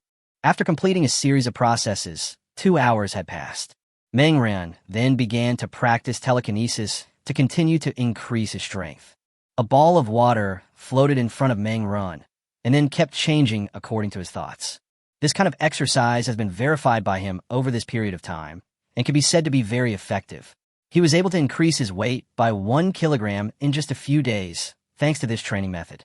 After exercising for 2 hours, Mengren was already very tired. He waved his hand, and the water ball in front of him instantly jumped out and then fell into the bucket. He rubbed his temple, which was aching from the excessive consumption of telekinesis, and then lay on the ground to rest.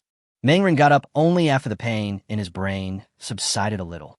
My spirit has grown a lot now compared to when I first started. So the question is, will this space grow as my spirit grows? This thought popped up in Mengren's mind.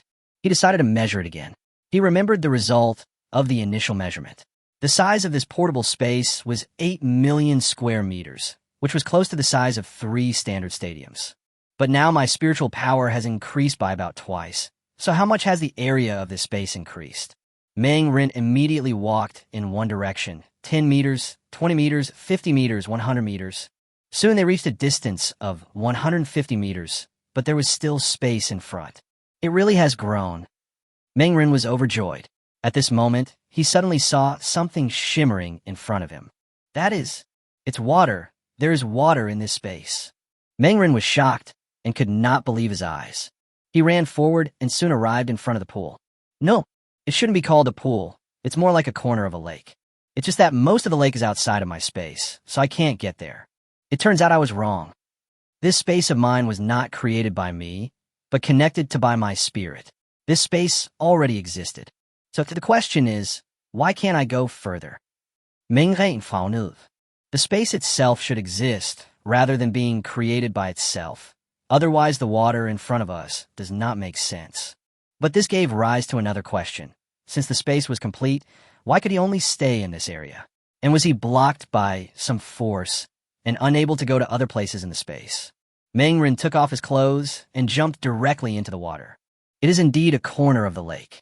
Chapter 93, something is wrong. Whether it is a lake or a pool, Mengren can still tell the difference. The area in front of him was obviously a lake, but the water was very clear. He dived all the way and soon reached the bottom of the lake. Perhaps because this place is close to the shore, the lake is not very deep, only about less than 5 meters. Mengren continued to swim in front of the Chauha River and soon arrived at the edge of the space. It seemed as if there was an invisible wall blocking his way. The water here was flowing normally, but he had no way to get through. It's so strange. It seems that this space has many secrets that I don't know. But the appearance of this lake is a good thing for me. With the existence of such a lake, even if it is only a corner, it means that I can get water from most of the lake through this corner. Will I still be short of water in the future? Thinking of this, Mengren smiled happily. The real world is in the hottest era, so what is the most important thing? Of course, food and water. Water is even more important than food. A person can go without food for several days, but if he does not drink water for a day in hot weather, it is enough to destroy most of that person's fighting power. It is foreseeable that the entire world will become desertified in the future. The scorching high temperatures will make it almost impossible to have water sources anywhere, and obtaining fresh water will become extremely difficult. But now, he directly owns the fresh water resources of an entire lake, which is equivalent to controlling an endless supply of gold. Perfect, it's really perfect. Ha ha ha. Meng Ren laughed excitedly, and then he explored the entire space. His guess was correct. As his spiritual power increased, the space he could explore would become larger and larger. Before, it was only the size of 3 standard gymnasiums, but now it had skyrocketed to the size of 5 gymnasiums. The exposed corner of the lake is about 200 square meters, which is more than enough for one to swim in. He took a pleasant bath and then returned to the real world. Time quickly came to night, and the hot temperature during the day gradually dropped. At this time, the people in the owner's group also began to move around. The resources collected during the last outing have basically been eaten up, and some people have even been hungry for a day. If they don't go out to look for supplies, they will definitely start again. In the owner's group, Lu Mei started to yell, "Is there anyone who wants to go out and look for supplies with us? We had to go out today." As soon as she finished speaking, many people responded. Meng Ren saw everything and had a smile on his face as if he was watching a good show. I wonder if these people can find food when they go out today. If they can't, it will be very interesting. Meng Ren narrowed his eyes. He ignored what these people were doing and went into the living room to start cooking dinner. After enjoying a delicious dinner, Meng Ren returned to Fang's house and started playing games. He played for 3 hours. Just when he was about to finish, Lu Mei and others who had gone out to search for supplies came back. A group of people came back with some supplies. Meng Ren looked at them through the window. He took a closer look and couldn't help but laugh. More than 20 people went out, but the supplies they brought back were very few. Nearly half of them didn't even gain anything and returned empty-handed. Sure enough, the owner's group was already in an uproar, and some people were complaining. "Shit, all the supplies outside have been snatched away. We wandered around for 3 hours and only managed to find a few supplies. Yes, this amount of supplies is not even enough for us to split equally. How can we continue like this? We arrived too late. All the supplies around here have been looted by others, leaving us no chance at all. Who can give me some supplies? I didn't find anything just now. I haven't eaten for a day. Who can give me a pack of instant noodles?" Everyone in the owner's group was talking about it, and the group was filled with an atmosphere of despair and helplessness, and some people even started to pray. Meng Ren looked at this scene with a big smile on his face. It's just as I expected. These people were so lazy before, and they only think of going out to search for supplies now. It's strange that they still have food to eat. Meng Ren sneered, with a strong sense of sarcasm in his tone. If it was as he expected, it would be difficult to find supplies now. The obvious places such as shops, supermarkets, and convenience stores had already been looted. If you still want to find supplies now, you can only conduct a carpet search, and you may barely find something. Considering how stupid these people are, I guess they are just looting supplies from convenience stores, supermarkets, and other places. It would be strange if they could find anything. Meng Ren had a sarcastic expression on his face. He put his phone on the bed and prepared to go to sleep. But at this moment, Wang Yan called. "Boss Meng, I have good news." Wang Yan's tone sounded very excited. Meng Ren was a little curious. What good news? Didn't Lu Mei's group go out to search for supplies just now? When Zhao Cheng came back, he called me and said he found a place where a large amount of supplies might be stored. Wang Yan said excitedly. Oh, after saying this, Meng Ren's expression became a little subtle. Zhao Cheng? He thought about it in his mind, and it seemed that there was indeed such a person in the community. But Zhao Cheng is not a good person. He is also idle all day long and lives off his parents. Such a person would actually tell others after discovering a place where a large amount of supplies might be stored. Shouldn't he share it himself? Where? Meng Ren did not express his doubts. The warehouse of Huayan Supermarket. Wang Yun said excitedly. Huayan Supermarket is a very famous supermarket chain in Yunjiang.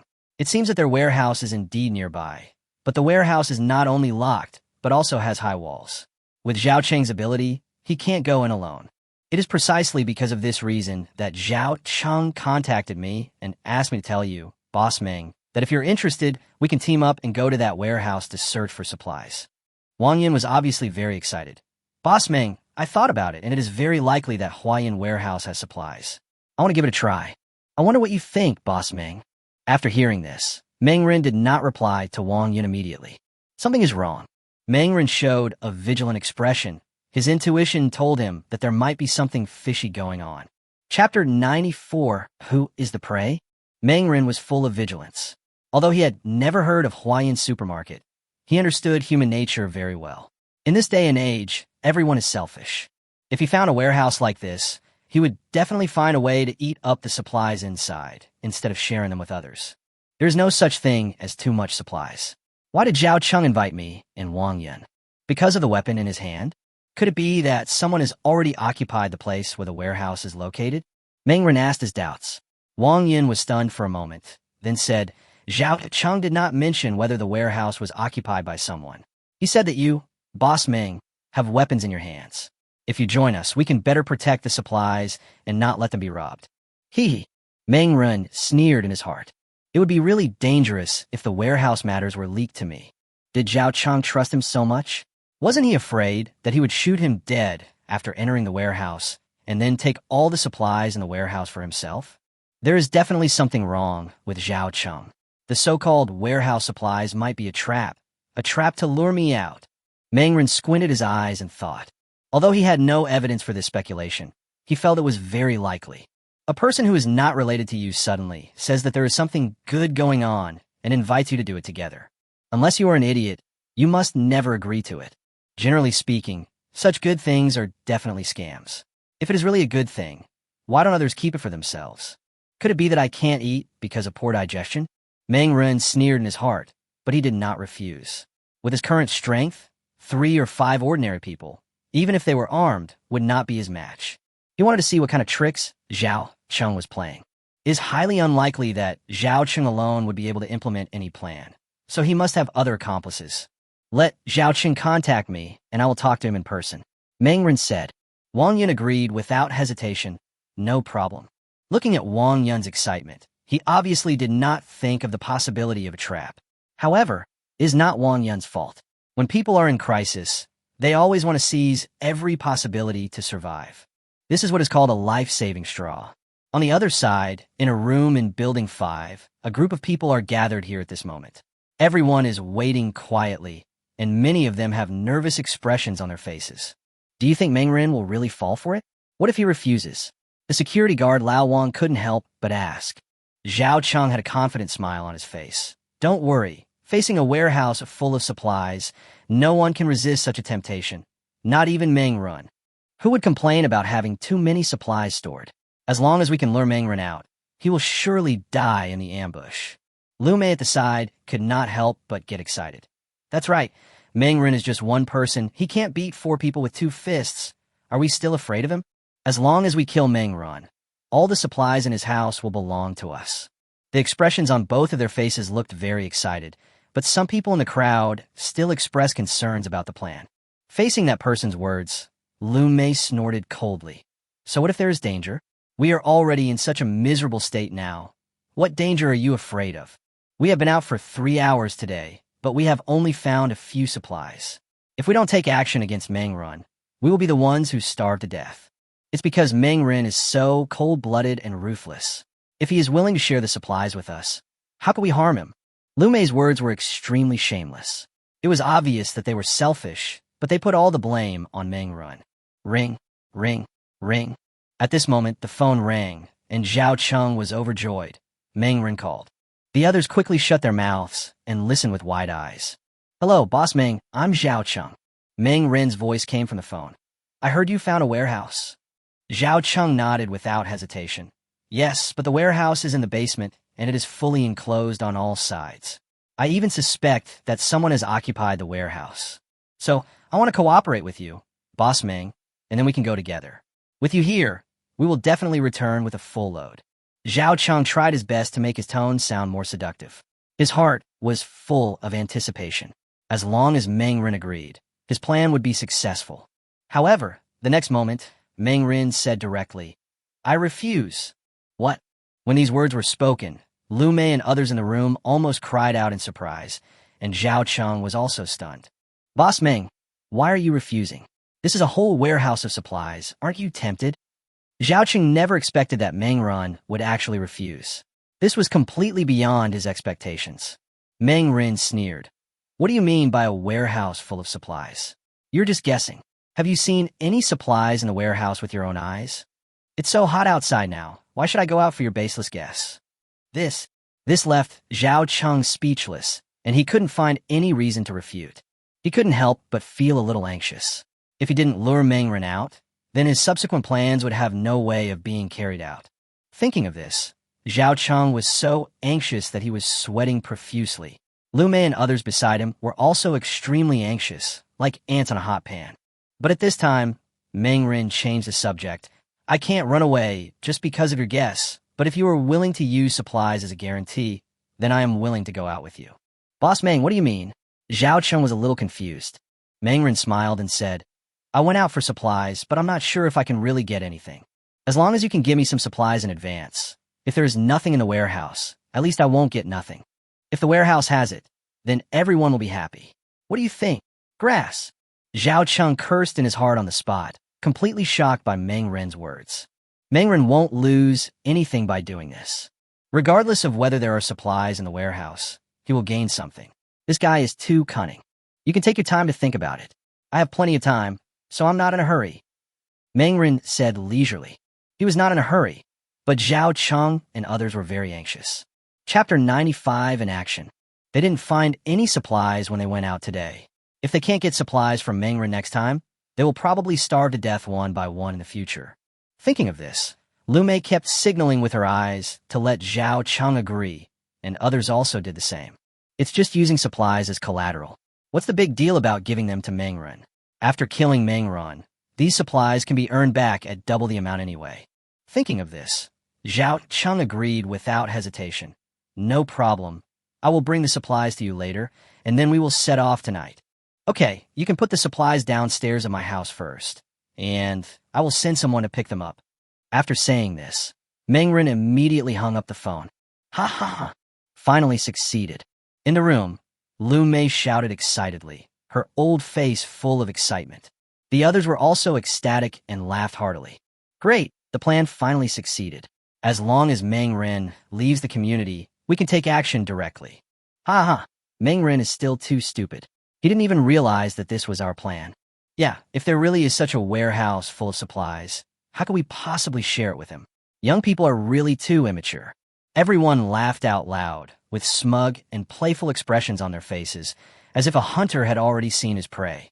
Zhao Cheng was even more proud because he had planned all of this, and he would be able to get the most supplies at that time. Lu Mei couldn't wait any longer.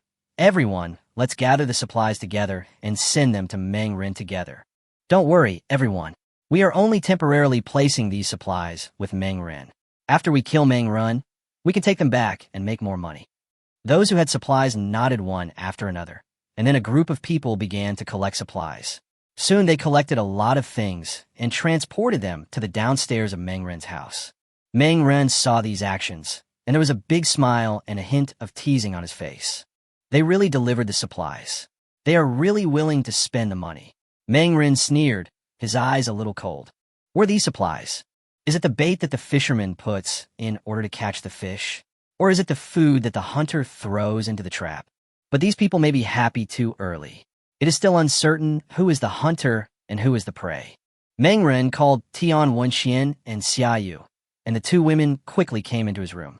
As soon as Xia Yu entered the room, she began to take off her clothes. In no time, she was naked and lay on the bed in a sexy pose. Bring it on. Seeing how skilled she was, a frown appeared on Meng Ren's forehead. Obviously, she misunderstood Meng Ren's purpose of calling them over. Hurry up and get up. The two of you go downstairs and bring up all the supplies at the door. Meng Ren's face was dark. When he heard that he had to go downstairs, Xia Yu showed a reluctant expression on his face. Even at 12 o'clock in the morning, the temperature outside is over 30 degrees Celsius. It would be torture for her to go out.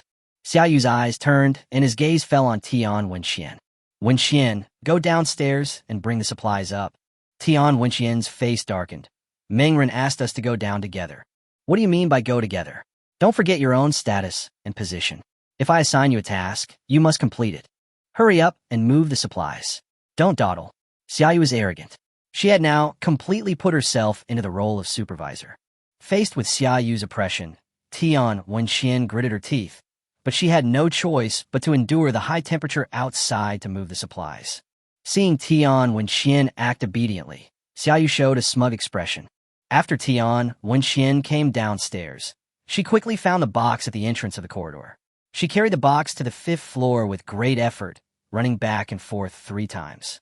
The heaviest item here is mineral water, which weighs dozens of kilograms and made her exhausted. Master, all the supplies have been brought up. Tian Wenqian showed a pitiful look, then looked at Meng Ren. Good job. Meng Ren responded indifferently and walked over to check the supplies. His attitude made Tian Wenqian very angry, and she clenched her fists without knowing when. Dem Ming Ren, why you treat me so coldly? How have I ever done anything wrong to you? Didn't I just play tricks on you for 2 years? Why do you hold such a grudge against me? Tian Wenqian gritted her teeth. She had completely seen through Meng Ren's behavior during these few days. Meng Ren has changed completely and no longer loves her. She has tried her best to act pitiful in front of Meng Ren these past 2 days, but this man has no reaction at all. Tian Wenqian is not stupid. If she still can't see that Meng Ren is deliberately making trouble for her at this time, then she must be a fool. But Tian Wenqian couldn't leave here either. If she left, she would be back to hell. Although she was bullied here in Meng Ren and had to work every day, at least she could eat enough and didn't have to worry about her safety. She endured it. Meng Ren didn't care about what Tian Wenqian was thinking.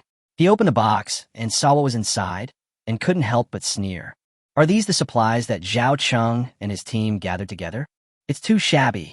A dozen packets of instant noodles, a box of mineral water, some condiments, and some snacks. He doesn't care about these things at all. He had originally thought that he could make some money for free, but it seems that he overestimated Lu Mei and her group. After carrying the supplies back to the room, Meng Ren threw them into the corner. At this time, Zhao Cheng called again. Boss Meng, you have received the supplies, right? When are we leaving? I need to prepare something. You guys wait for me at the gate of the community. I'll come downstairs in half an hour and we'll set off together. Meng Ren replied. Okay. Zhao Cheng and others on the other end were ecstatic. Lu Mei and the others were extremely excited at the thought that they would be able to kill Meng Ren and get his supplies in half an hour, and each of their faces was filled with anticipation. Meng Ren hung up the phone with a sneer on his face and then called Ming Xue. Soon Ming Xue came to Meng Ren's room. She frowned slightly, and there was a hint of vigilance in her eyes. Boss Meng, what do you want to talk to me about? Looking at Meng Ren sitting on the bed, Ming Xue was obviously distracted. The next moment, Meng Ren took out a compound bow from under the bed, which instantly scared Ming Xue. Boss Meng, what are you doing? Ming Xue's face changed drastically, thinking that Meng Ren was going to attack her. Meng Ren smiled and said, Don't be nervous, Dr. O. I'm not going to attack you. I haven't even strung my bow yet. Chapter 96. Who is the hunter? After listening to Meng Ren's words, Ming Xue finally breathed a sigh of relief and realized that her reaction was a bit too extreme. After calming down, Ming Xue was a little confused. Why did Meng Ren take out the compound bow? To show off his martial arts? Or for some other reason? Meng Ren didn't beat around the bush and directly told the story of Zhao Cheng and the others.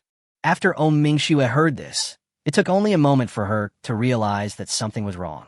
Boss Meng, this might be a trap. If Zhao Cheng and his group really discovered a warehouse full of supplies, they would never tell you about it. Ming Xue's face was serious. Ming Xue saw through it at a glance and immediately reminded herself. Meng Ren was very satisfied with this reaction. I know it's a trap, but I want to see what tricks they're playing. Facing the enemy's moves, it is meaningless to just dodge blindly. Moreover, I don't think Zhao Cheng and his group can pose any threat to me. Meng Ren's expression seemed very confident. If nothing unexpected happens, they should want to lure me out before attacking, and they may also attack this house at the same time. Next, this compound bow is given to you, Dr. O. If any one of them really wants to break in, Dr. O, just shoot them to death. As he spoke, Meng Ren handed the compound bow and arrow to Ming Xue.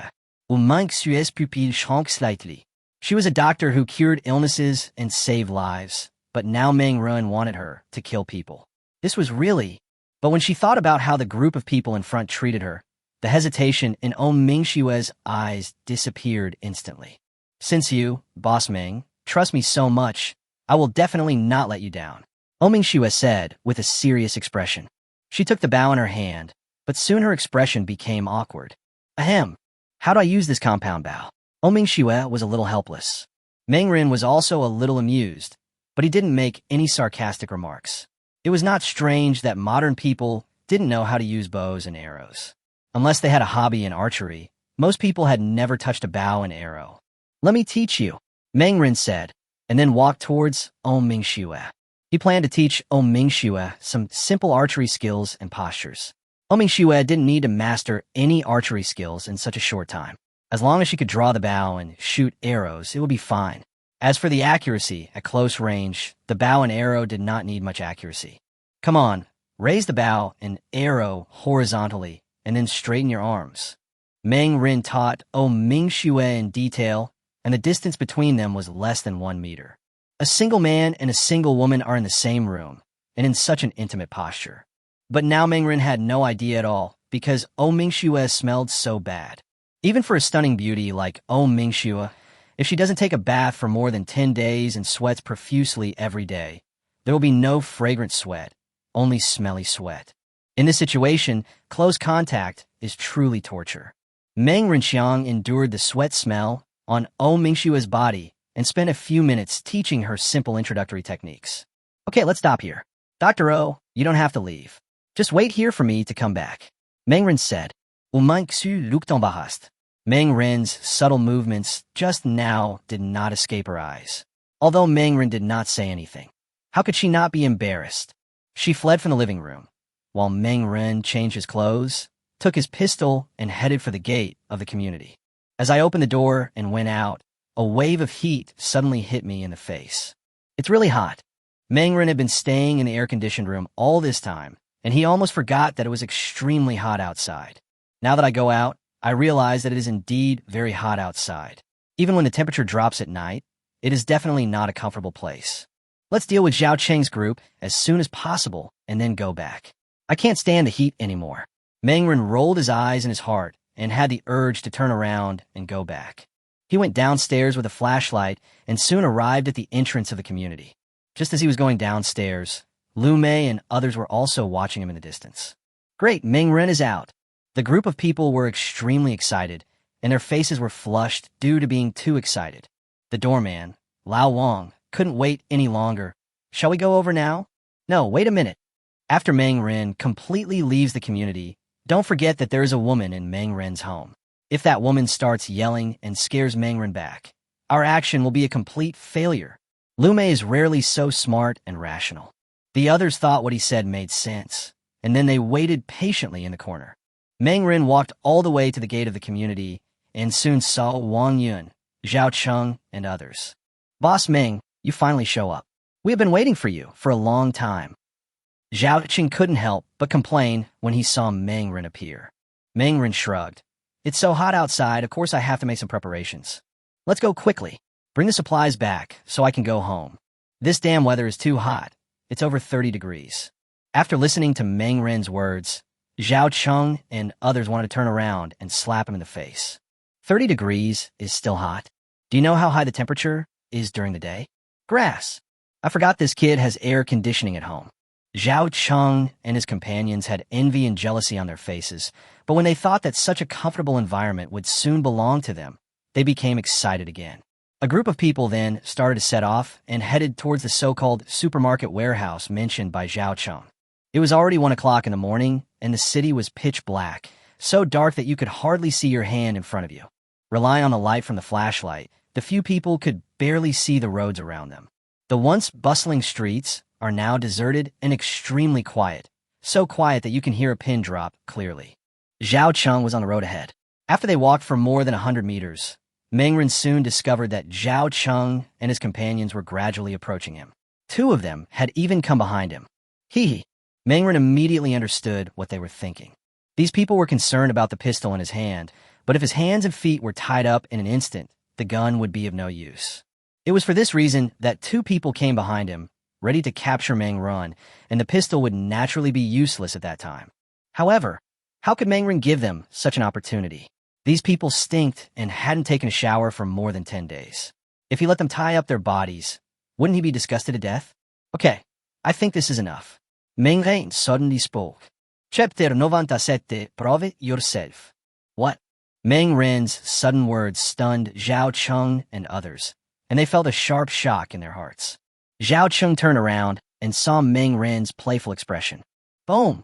He felt his scalp explode instantly and immediately realized that his and others' plan had been seen through. Hurry up, Zhao Cheng shouted, gritting his teeth and rushing towards Meng Run. At this time, the two people behind Meng Ren listened to Zhao Cheng's words and immediately realized the problem. The two looked at each other and then pounced on Meng Ren at the same time. "Idiot!" Meng Ren sneered, with a look of deep sarcasm in his eyes.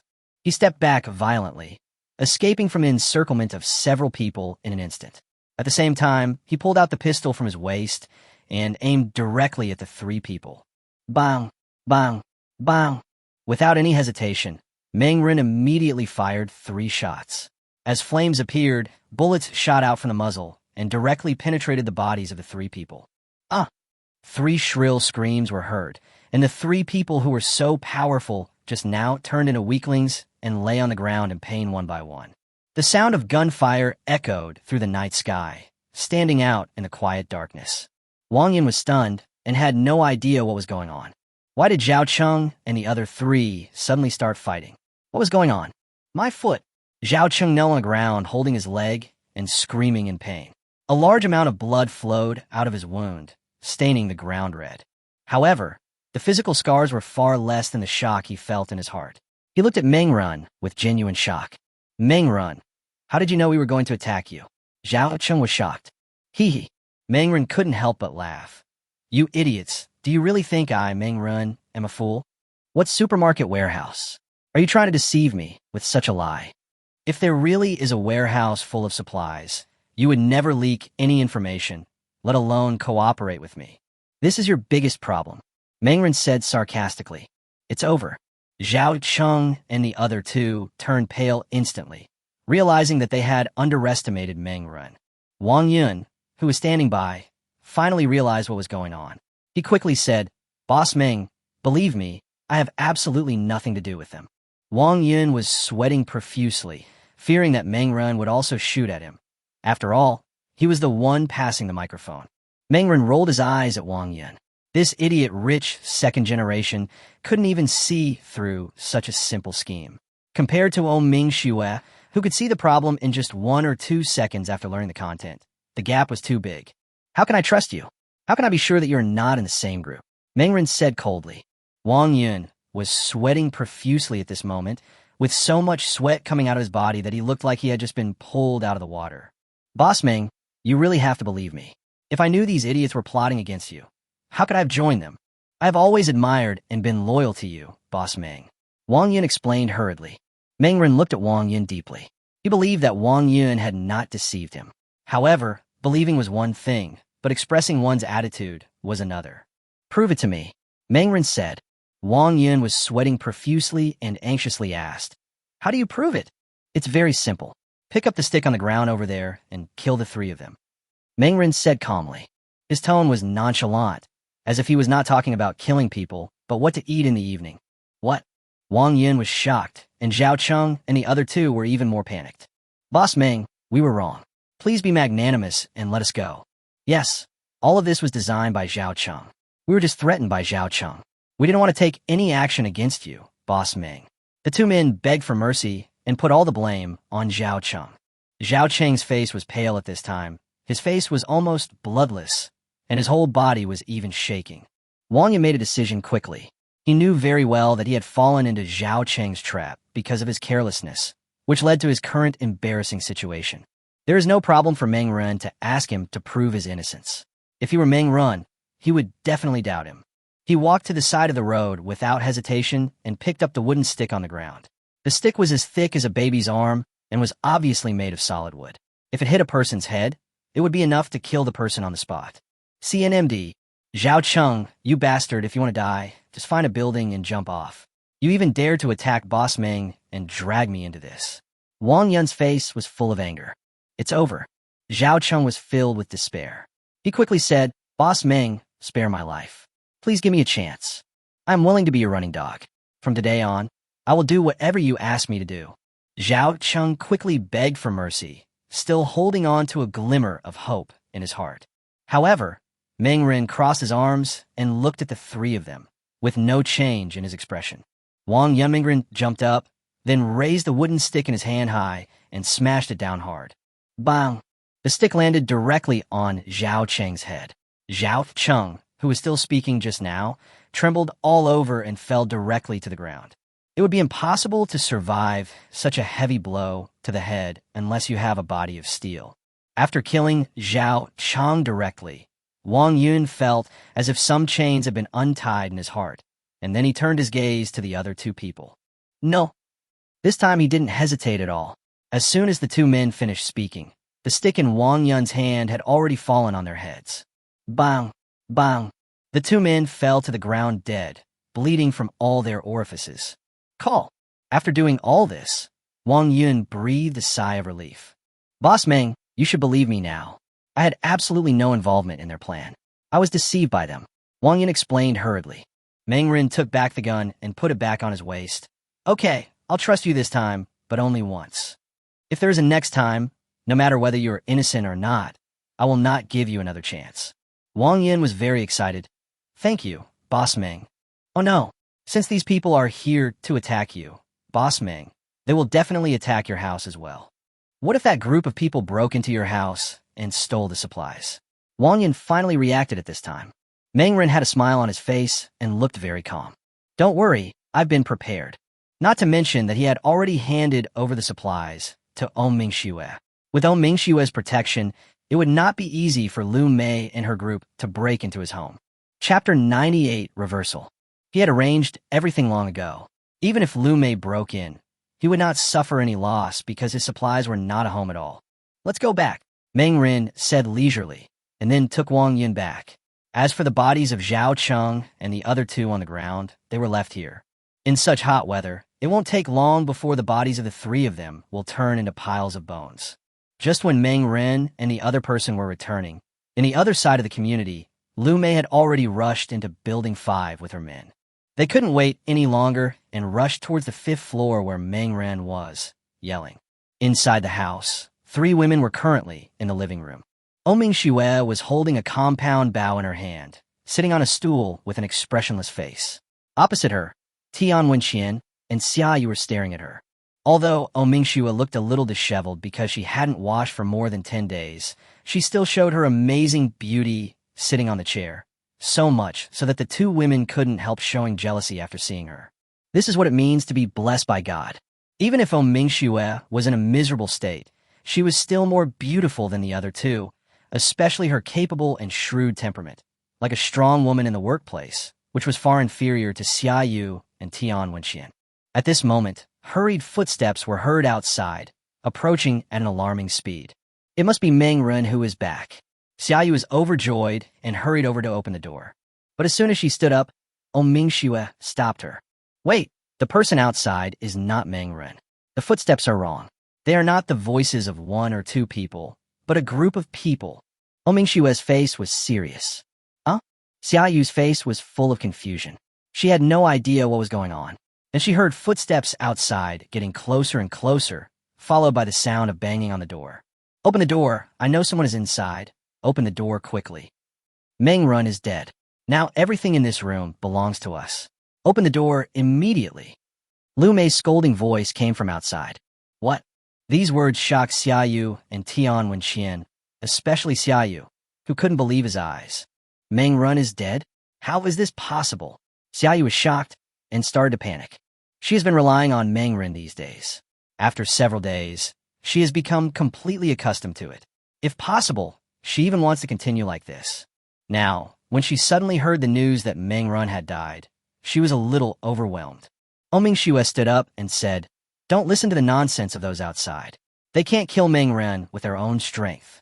After that, Mingxue walked to the door and said to the people outside, I am Mingxue. Lu Mei and others outside were shocked after hearing this and didn't understand why Mingxue was in Meng Ren's house. Soon they thought of something, and several men instantly showed expressions of jealousy and envy. Mingxue is so beautiful, but I didn't expect that a beautiful flower would be stuck in cow dung. Thinking of this, they banged on the door even harder. Dr. O, open the door. Meng Ren is dead. There is no need for you to stay with him any longer. We just saw him being killed. We came here to count Meng Ren's inheritance. Meng Ren is dead anyway, and no one is using his supplies. Are we going to leave them there forever? Lu Mei, this extremely shameless guy, even found a seemingly reasonable reason for his robbery. Mingxue had already frowned. Although she had known for a long time that Lu Mei and others outside were very shameless, this sentence just now still opened Mingxue's eyes. Lu Mei, you are such a disgusting person. Don't think your plan is perfect. In fact, Mengren has already seen through your plan. You probably want to lure him out and kill him, but unfortunately you underestimate Mengren. Mingxue's tone was tinged with sarcasm. What? These words shocked Lu Mei and others, and they could hardly believe their ears. Our plan has been seen through. How is this possible? Lu Mei became a little flustered. They never expected that their plan had been discovered by Mengren, which meant that the plan was likely to fail. At this moment, several gunshots were heard outside. Shooting. Someone fired a gun. It must be Mengren. The security guard, Old Wong, was horrified. According to their plan, after luring Mengren out, they would find an opportunity to tie him up so that he would not have the chance to use guns. But now the gunshots still rang out, and combined with what Mingxue had just said, it was obvious that the real intention was about to come out. I'm afraid that Zhao Cheng and the other two have really failed. The 3 gunshots, don't they just correspond to Zhao Cheng and the other two? It's over. Zhao Cheng and the other two are probably dead. What should we do now? Someone immediately started to panic. The people who were full of confidence just now suddenly became discouraged, and their faces changed drastically. The guard, Old Wong, began to tremble. I'm afraid that Zhao Cheng and the other two have been shot dead by Mengren. When he comes back, he will definitely attack us. What should we do now? Lu Mei's face also turned pale. Suddenly, she gritted her teeth, as if she had thought of something. No matter what, we will just smash the door, and after we force our way in, we will rob Mengren's house and then flee overnight. It will definitely take some time for Mengren to come back, but this time is enough for us to finish these things. We have no way out now. We have to do this alone. Lu Mei gritted her teeth, her eyes full of ruthlessness. Her words reminded everyone, and the group immediately determined their goal. Now, they have only this one way to go. Instead of waiting for Mengren to come back and kill them one by one, it would be better to steal some supplies and then escape. As long as they escaped, they didn't believe that Mengren would come to hunt them down one by one. Thinking of this, a group of people began to bang on the door desperately, trying to break it open before Mengren came back. However, at this moment, the door suddenly opened and Mingxue's figure appeared in front of them. When they saw the door open, everyone's faces were filled with excitement. But the next moment, when Mingxue took out the compound bow, the excitement on the faces of Lu Mei and others disappeared instantly and was replaced by fear and panic. Run! I don't know who shouted, but the people who were so full of energy just now instantly scattered like birds and beasts and started to run away frantically. Chapter 99. Movie Emperor Lu Mei. The scene was too exaggerated for a moment. These people were so arrogant and full of vigor just a second ago, but the next moment they seemed to be defeated. They retreated one after another, with expressions of fear on their faces. Compound bow. Mingxue actually has such a powerful weapon in her hand. Damn, it must have been given to Mingxue by Mengren. Everyone was shocked and angry. Who could have imagined that such a thing would happen? They originally thought that they could lure Mengren out and then break into his house with impunity, but they didn't expect that Mengren actually had such a backup plan. Stop right there. If anyone tries to run away, I will shoot him to death.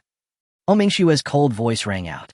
All those who were originally preparing to escape stood still stiffly. Their faces were extremely ugly, and they looked as if they had eaten shit. Don't shoot the arrow. Lu Mei's face turned pale, her forehead was covered with sweat, and she looked as if she had just been pulled out of the water.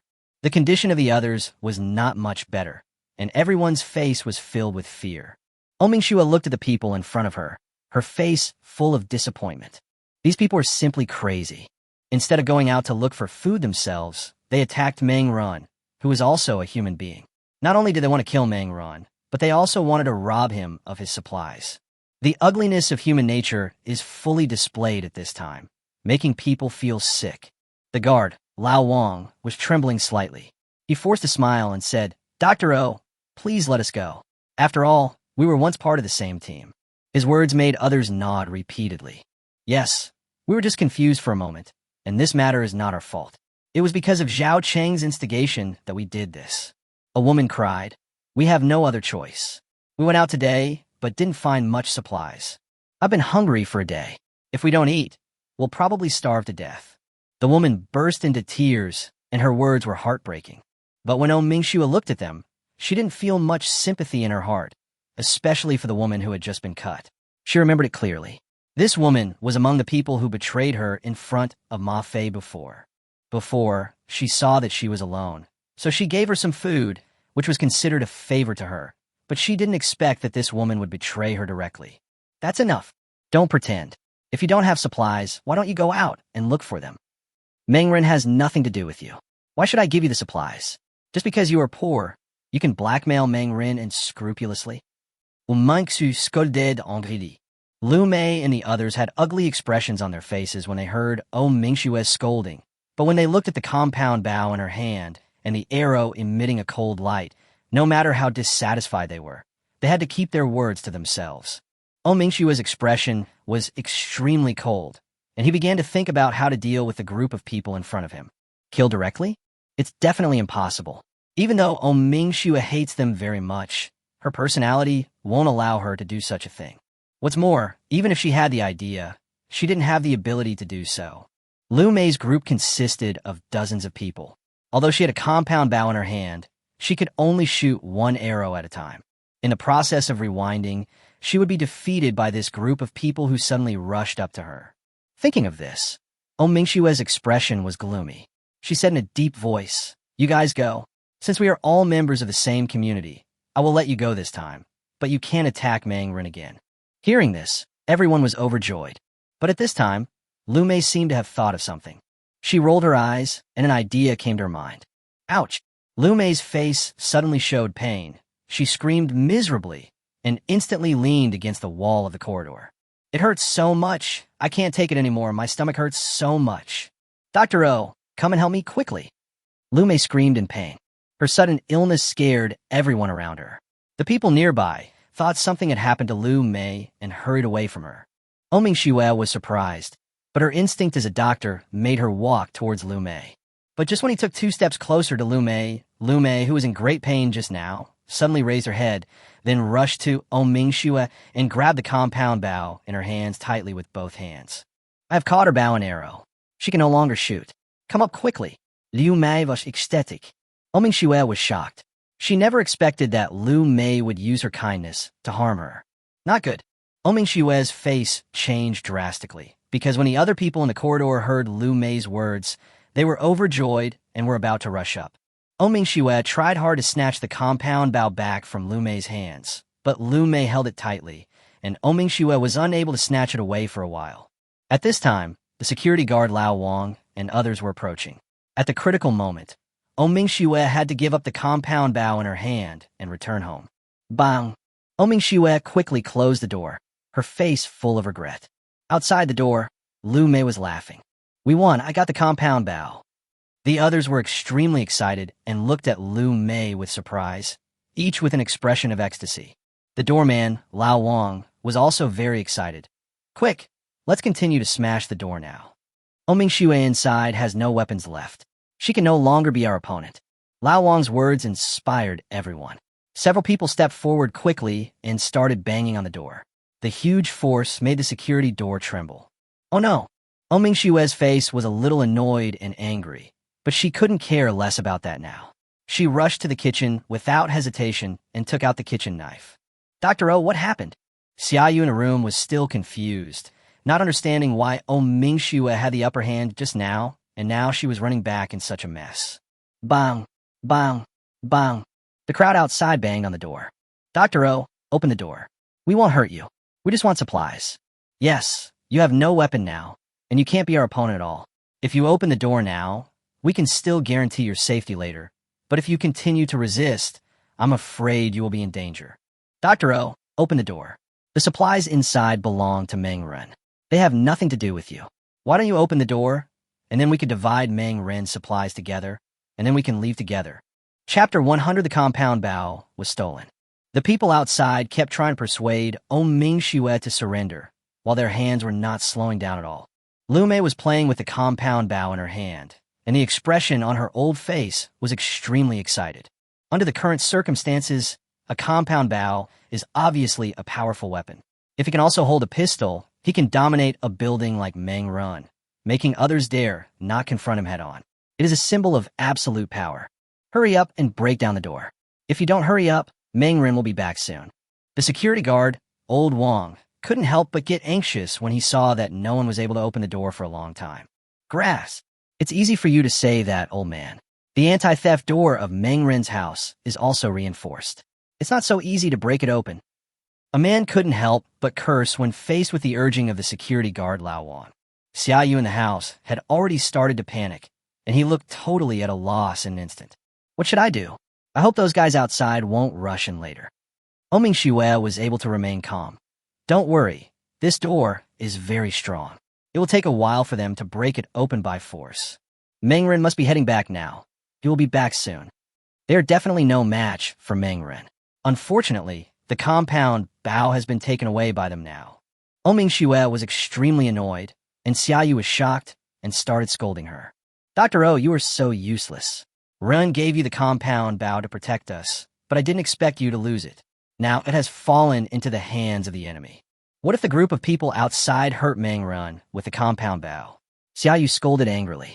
Oming Shue showed a look of shame on her face and did not refute Xiaoyu's scolding. The sound of knocking on the door outside was getting faster and faster, and it seemed that the door was just around the corner. At this time, Meng Ren and Wang Yun finally returned to the corridor of Building 5 in the community.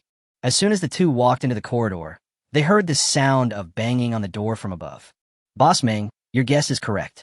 Lu Mei and her group did try to break into your house. Meng Ren sneered, but there was no surprise in his eyes. Lu Mei and the others knew very well what kind of people they were.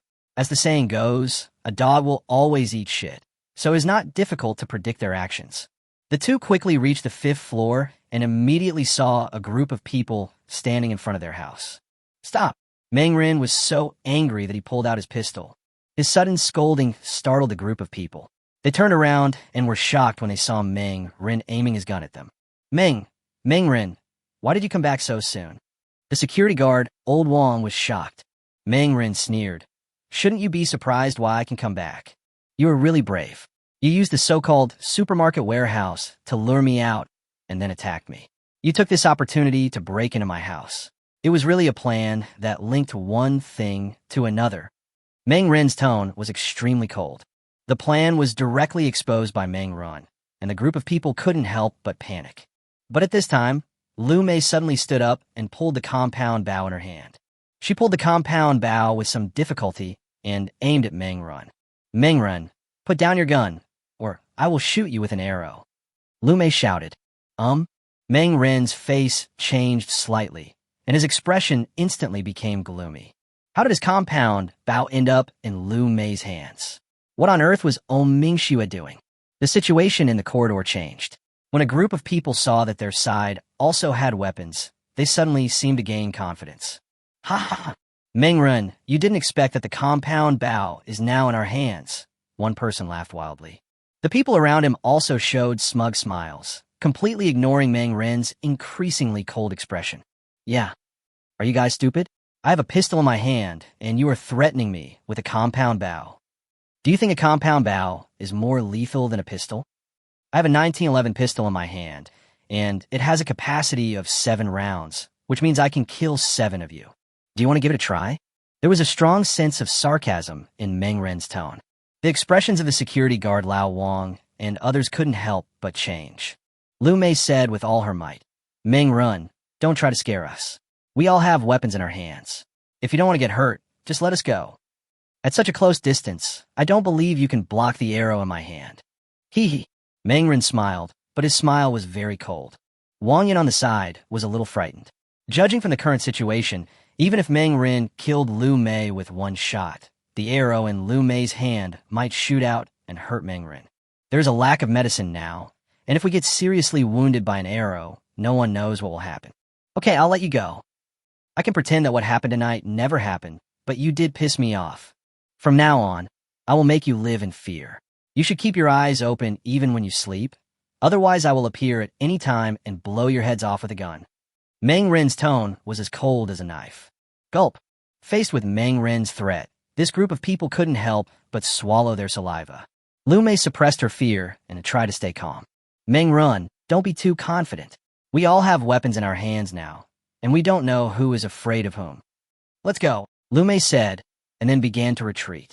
A group of people kept retreating, but Meng Run did not chase after them. Lu Mei and others came with great momentum, but now they could only leave in disgrace. Soon they completely disappeared from Meng Ren's sight. Wang Yin tried his best to hold his breath. He could guess without thinking that Meng Ren must be in a very bad mood. Mingxue lost her compound bow, and she was afraid that she would be in trouble next. Wang Yin, you go back first, Meng Ren said lightly, and then went straight back home. Boom, boom, boom. Open the door. Meng Ren's tone was a little cold. The door opened with a creak, and Mingxue appeared in front of him with a stiff expression. Ren, Dr. O lost your compound bow. As soon as the door opened, Xiaoyu couldn't wait to complain to Meng Ren. Mingxue's expression became even stiffer. She said, I'm sorry, Meng Ren, I did lose the compound bow. I will find a way to make up for your loss this time. Meng Ren folded his arms and looked at her. In today's world, you know how valuable a compound bow is. How are you going to compensate me? Chapter 101, Mingxue's surprise. Mingxue stammered and was unable to speak. She felt helpless, but didn't think of explaining anything. It was indeed she who lost the compound bow. Given Mingxue's personality, she would not make such an excuse. But Meng Ren didn't do what he said. However, in today's era, a compound bow is definitely worth a lot of money. After all, such a powerful weapon is enough to carry out a dimensionality reduction attack on ordinary people. It is no exaggeration to say that it is priceless. Ting. Mingxue didn't know what to say. She had no supplies at home now, and she couldn't even use them to compensate Meng Ren, not to mention that Meng Ren didn't lack supplies at all. After much thought, she realized that the only thing she could offer now was probably her body. This thought popped up in Mingxue's mind, and Xiaoyu beside her obviously thought of it as well, and her face changed drastically in an instant. Not good.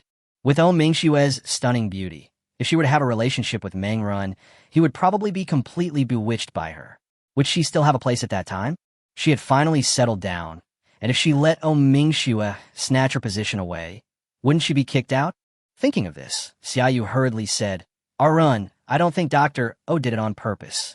Why don't we just record this matter for now and let Dr. O pay it back slowly in the future? Mingxue was a little surprised. She didn't expect that Xiaoyu, who had always been hostile to her, would speak up for her. Meng Ren glanced at Xiaoyu. He was not a fool, so how could he not see what Xiaoyu was thinking? But I have to say that asking Mingxue to compensate him with her body is indeed very tempting. Mingxue's looks are at least 90 points. Both her appearance and figure are top-notch, and she is also very capable. How many men can resist such a woman? But Meng Ren thought about it and decided to give up. Although Mingxue's body was extremely tempting, he didn't want to become a useless person obsessed with a woman's body. He believed that given Mingxue's personality, if he asked her to repay the debt with her body, she would definitely not refuse. But doing so would undoubtedly make Mingxue feel uncomfortable, and it might end up being counterproductive. Moreover, he didn't want to do anything like taking advantage of others' misfortune. Otherwise, what would be the difference between him and people like Lu Mei? Xiaoyu's words make sense. Dr. O, let's just put this debt aside for now, and you can pay it back slowly in the future. Meng Ren said. Mingxue raised her head and looked at Meng Ren with eyes full of surprise. She couldn't believe that Meng Ren actually agreed. This was a great opportunity for a man, but she didn't expect that Meng Ren would resist the temptation. Thanks. Mingxue's heart was filled with gratitude, and there was a strange gleam in her eyes when she looked at Meng Ren. Meng Ren waved his hand and let Mingxue go back by herself. He then returned to the room, and the expression on his face instantly became solemn. We must get the compound bow back. I won't be able to sleep well if this powerful weapon is left in the hands of Lu Mei and her gang. Meng Ren narrowed his eyes. His compound bow was of very high quality. If his archery skills were good enough, he could easily kill someone even from 100 meters away. Now that the compound bow is in the hands of Lu Mei and others, this means that whenever Meng Ren goes out, he must always be on guard against hidden arrows. If he is not careful for a moment, the arrow from behind may pierce his body at any time. Although he seldom goes out on weekdays, he has to be on guard against such threats. There is only a thief who can steal for 1,000 days, but you can never guard against thieves for 1,000 days. He would never feel at ease tonight if he didn't get the compound bow back. But the question is, how do we get the compound bow back? Mengren narrowed his eyes, feeling a little troubled. The reason why he let Lu Mei and others go just now was because of the threat of the compound bow. Lu Mei had already pointed the bow at herself at that time. If she shot, she would be able to hit Lu Mei, but the arrow in her hand would also be shot out after Lu Mei died. At that time, the distance between the two was less than 10 meters, and there was a high probability that he would be shot at such a short distance. He didn't want to experience the feeling of being pierced by an arrow, so for safety reasons, he had no choice but to let Lu Mei go. Safety is the first priority, but now how to get the compound bow back has become a problem. Although he knew that the compound bow was in Lu Mei's hands, he didn't know where Lu Mei was in Building 5. Even if he wanted to steal it back at night, he had no way to do so. It seems that I can only leave the compound bow with Lu Mei temporarily. Mengren narrowed his eyes. Although he felt a little helpless, he had no choice but to do this now. Boom, boom, boom. There was a knock on the door, and then Xiaoyu walked in a sexy outfit. Arun, I'm here to accompany you. I know you must be very unhappy now, so just torture me severely. It will be fine as long as you vent your unhappiness. Xiaoyu, wearing sexy pajamas, came forward and hugged him. Mengren glanced at Xiaoyu. This woman is quite cunning. He is indeed in a bad mood now, and this is the time when he needs to vent. Wait until I finish my shower, Mengren said. Okay, I'll wait for you in bed. Xiaoyu was delighted and proud of herself. She even began to admire her own cleverness. Mengren had just lost his compound bow, so he must be in a bad mood. Now that I am considerately offering him comfort, shouldn't Mengren be touched? Xiaoyu couldn't help laughing. 5 buildings. Lu Mei and others returned here dejectedly, with ugly expressions on their faces. Today's plan failed, which was something no one expected. We were full of confidence when we set out, but now we can only come back in disgrace. It's depressing just thinking about it. Grass. What the hell did those 3 idiots from Zhaocheng do? 3 of them couldn't handle Mengren alone, and they were actually killed by Mengren, putting us in such an embarrassing situation. Jiang Gaoyuan gritted his teeth, his face full of anger and unwillingness. Lu Mei held the compound bow tightly in her arms, as if it were a treasure, and looked at the other people around her with vigilance. It's getting late now. You guys can discuss anything among yourselves. I have to go back first, Lu Mei said. After saying this, she wanted to turn around and leave, but at this moment, Jiang Gaoyuan stopped her. Etc. Lu Mei, why are you in such a hurry to leave? You can leave, but the compound bow must be left behind, Jiang Gaoyuan said. Lu Mei was furious. Xiao Jiang, what do you mean by that? Do you want to steal my compound bow? This is the trophy I got. Chapter 102 Archery Master Jiang Gaoyuan.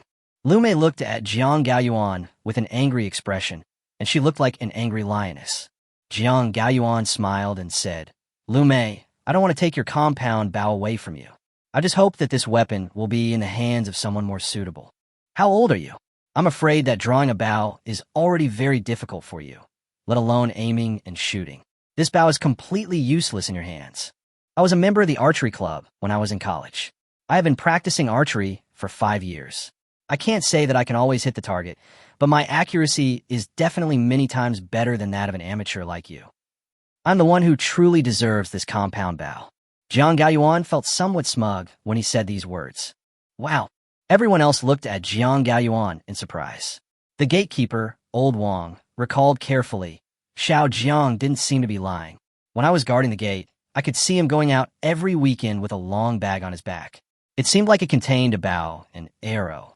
With the security guard Lao Wang testifying for Jiang Gaoyuan, the credibility of his words undoubtedly increased rapidly. Lu Mei was furious. So what if he can shoot arrows? I told you this bow and arrow is mine. Jiang Gaoyuan still kept a smile on his face. Lu Mei, don't be so persistent. Give me the compound bow, and then I'll find a chance to assassinate Mengren. This is an opportunity for all of us. The reason why the plan to ambush Mengren today failed must be because Zhao Cheng and the other 2 were too stupid. Mengren has a gun in his hand. It will be very difficult for the 3 of them to kill Mengren. But if I use a compound bow to shoot Mengren from a long distance, the result will be completely different. It has to be said that Jiang Gaoyuan's words were very attractive. When everyone thought about it carefully, their eyes couldn't help but light up. The guard, Lao Wang, was also surprised. Yes, if we shoot Mengren directly with a bow and arrow, the success rate will definitely be much higher.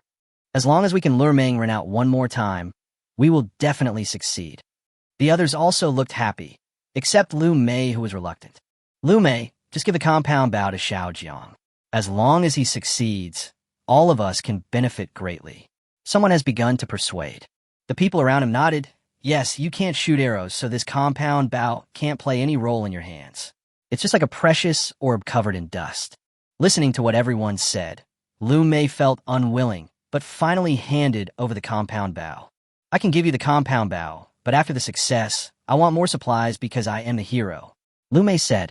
Jiang Gaiyuan took the compound bow from Lu Mei, nodded with a smile on his face. Don't worry, as long as I shoot Meng Ren, you'll be the biggest hero. After comforting Lu Mei, she was finally satisfied. Everyone then began to discuss how to lure Meng Ren out, but after discussing it, they realized that it was very difficult. Meng Ren has already suffered a loss today. He is not a fool. It is probably impossible for him to use the same trick on Meng Ren a second time. The security guard Lao Wang was in a dilemma. The others also sighed and began to blame the dead Zhao Cheng. If the three of them had not failed in their mission today, they would not have fallen into the current embarrassing situation. Wait, it seems we are losing money. One person suddenly screamed. He discovered a serious problem. Because we wanted to lure Meng Ren out, we gathered all the supplies and sent them over. Now we don't have any supplies left. As soon as these words were spoken, everyone's expressions changed drastically. Damn, it's all the fault of that loser, Zhao Cheng. Someone gritted his teeth. The group of people were dumbfounded. All their supplies had been sent to Meng Ren, and now they had nothing to eat. In other words, if they don't find a way to kill Meng Ren and get the supplies as soon as possible, they will starve to death first. And tomorrow the people from the Wild Wolf Gang will come to collect the supplies. Old Wang said dimly. Jiang Gaiyuan smiled confidently. What supplies do you want to hand over? We have compound bows in our hands, so why should we be afraid of the Wild Wolf Gang? If they dare to pass by tomorrow, we will just kill them. Lu Mei was a little worried, but we only have one arrow. It's not a big problem. I have some arrows at home that I left over from my previous training. Originally, I couldn't use it without a bow, but now that I have a compound bow in my hand, it's naturally not a problem. Jiang Gaiyuan smiled happily. Good. Everyone's eyes lit up, and there was excitement on everyone's face. Time quickly came to noon of the next day. Meng Ren yawned and got up from the bed refreshed. He threw back the quilt, got out of bed, washed up, and then walked out of the room. Xiaoyu and Tian Wenxian were still waiting outside. These two women got up earlier than Meng Ren every day and had been waiting for dinner for a long time. They were truly heartless eaters. Arin, I want to eat steak today. Xiaoyu threw herself into Meng Ren's arms coquettishly. What are you thinking about? Can you eat steak? Meng Ren retorted without hesitation. Xiaoyu's face suddenly froze. What's going on? She took great pains to serve Meng Ren comfortably last night, but why is it the same today? Hee. Meng Ren noticed Xiaoyu's expression. This woman thought too highly of herself. Want to eat steak? Then come up with something that proves your worth. Tian Wenxian, who was standing by, saw all this. She had no expression on her face and looked a little numb. She has completely faced the reality and no longer has any unrealistic fantasies. Counting on Meng Ren to change his mind? Impossible. Soon, Meng Ren began to enjoy his breakfast happily, while Tian Wenxian only had steamed buns and soy milk to eat. Smelling the tempting fragrance coming from Meng Ren, Tian Wenxian felt extremely unbalanced. Why can I only eat these things while Meng Ren can have meat and fish every meal? We are both human beings, but the gap between us is too big. No, I have to find a way to change this. If I continue to be Meng Ren's maid, I will always have to live at the bottom of society and never have a good life again in this life. I need to find a way. Tian Wenxian gritted her teeth. But she could not overthrow Meng Ren by herself. In other words, if she wanted to change her current situation, she could only rely on some external force. Chapter 103, Lu Qianqian calls. After having a happy breakfast, Meng Ren returned to his room, slammed the door, and went to his personal space. Xiaoyu couldn't help but look over. She couldn't help but ask, Wenxian, what do you think Meng Ren does in his room every day? Is he playing games? But he doesn't have to play for hours every time. He basically stays in his room all day long. Are those games really that fun? Tian Wenxian glanced at her and said, Do you want to find out Meng Ren's secret? Xiaoyu was alert instantly. What nonsense are you talking about? I didn't try to find out Meng Ren's secrets. I was just curious. After saying that, Xiaoyu left immediately. She was smarter now and could tell at a glance that Tian Wenxian's behavior just now was to set a trap for her. If she admitted it, Tian Wenxian would probably go to Meng Ren to complain immediately. She knew very well that Meng Ren hated people prying into his secrets. If she made Meng Ren angry, her good life might be ruined. In the portable farm, Meng Ren has already started to get busy. After taking care of the entire farm, he began to practice telekinesis. When everything was finished, it was already 6 o'clock in the afternoon. The scorching temperature outside had begun to gradually subside. Meng Ren took a bath in the lake before returning to the real world. He picked up his phone and opened the owner's group, and sure enough, it was full of complaints. Who still has food at home? Is there nothing left? When Meng Ren saw the news, he almost laughed out loud.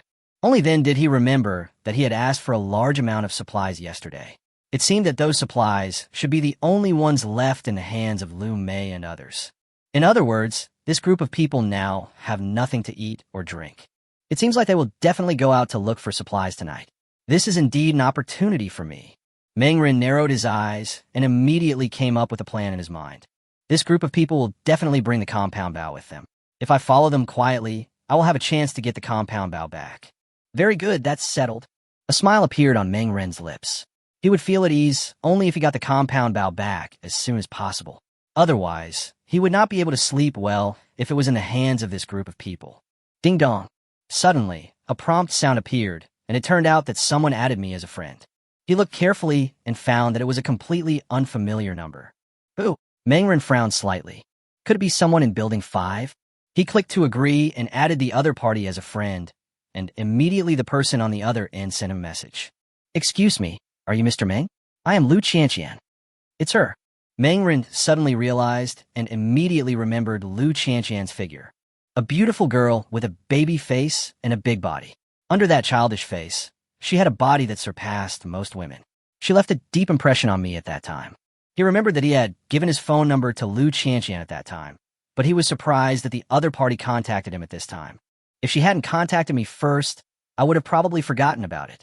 I'm Meng Ren. Long time no see. It's been a long time since we last met. I have something I want to ask Mr. Meng. Lu Qianqian, on the other end, seemed a little afraid to ask. Meng Ren couldn't help but smile, having already guessed what the other party wanted to ask. That's not important. How are you doing now? Meng Ren changed the subject. He didn't want to dwell on it too much. Sometimes it's better to keep a little mystery around yourself. It's not too good. I can only say that I barely survived, but I'm not sure how long I can live. There is a hint of despair in Lu Qianqian's words, and she was obviously exhausted both physically and mentally. Meng Ren was not surprised at all. In this extremely hot era, except for people like himself who had made a lot of preparations in advance, how many ordinary people could live comfortably when they suddenly encountered huge changes? Lu Qianqian is definitely no exception. I just don't know how this girl has been getting through these days. You contacted me today because you want supplies? You are one of the few people who know that I have hoarded a large amount of supplies. This should be the reason why you called today. Meng Ren said bluntly. Lu Qianqian. Yes, I have run out of food at home. I have been hungry for 2 days. These days I have also been out searching for supplies alone, but all the supplies nearby have been searched out, so I want to beg Mr. Meng to sell me some supplies. Selling? Meng Ren nodded secretly. Lu Qianqian did not ask him for anything, but asked him to sell her the supplies. This behavior is obviously good. If Lu Qianqian asked him directly for supplies like Lu Mei and the others did, he would delete Lu Qianqian without saying a word. I do have supplies. What can you buy with me? Meng Ren said. After sending this message, Lu Qianqian on the other end did not respond for a long time. Obviously, Lu Qianqian was in a dilemma and didn't know what to offer as a deal. Meng Ren couldn't help but shake his head. I'm afraid Lu Qianqian can't come up with anything that would interest me.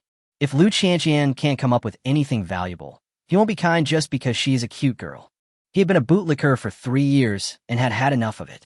Several minutes passed before Lu Qianqian sent a message. I don't have anything valuable in my hand. Really? Meng Ren shook his head. I'm sorry. I'm afraid I can't help you. You should be very clear about the importance of supplies right now. If you can't produce something valuable, then I won't help you. LV Qianqian. I can help you with chores, such as washing clothes, cooking, folding quilts, and cleaning. What do you think of these? Meng Ren smiled. I have 2 maids at home now. Seeing this news, Lu Qianqian couldn't help but feel even more desperate.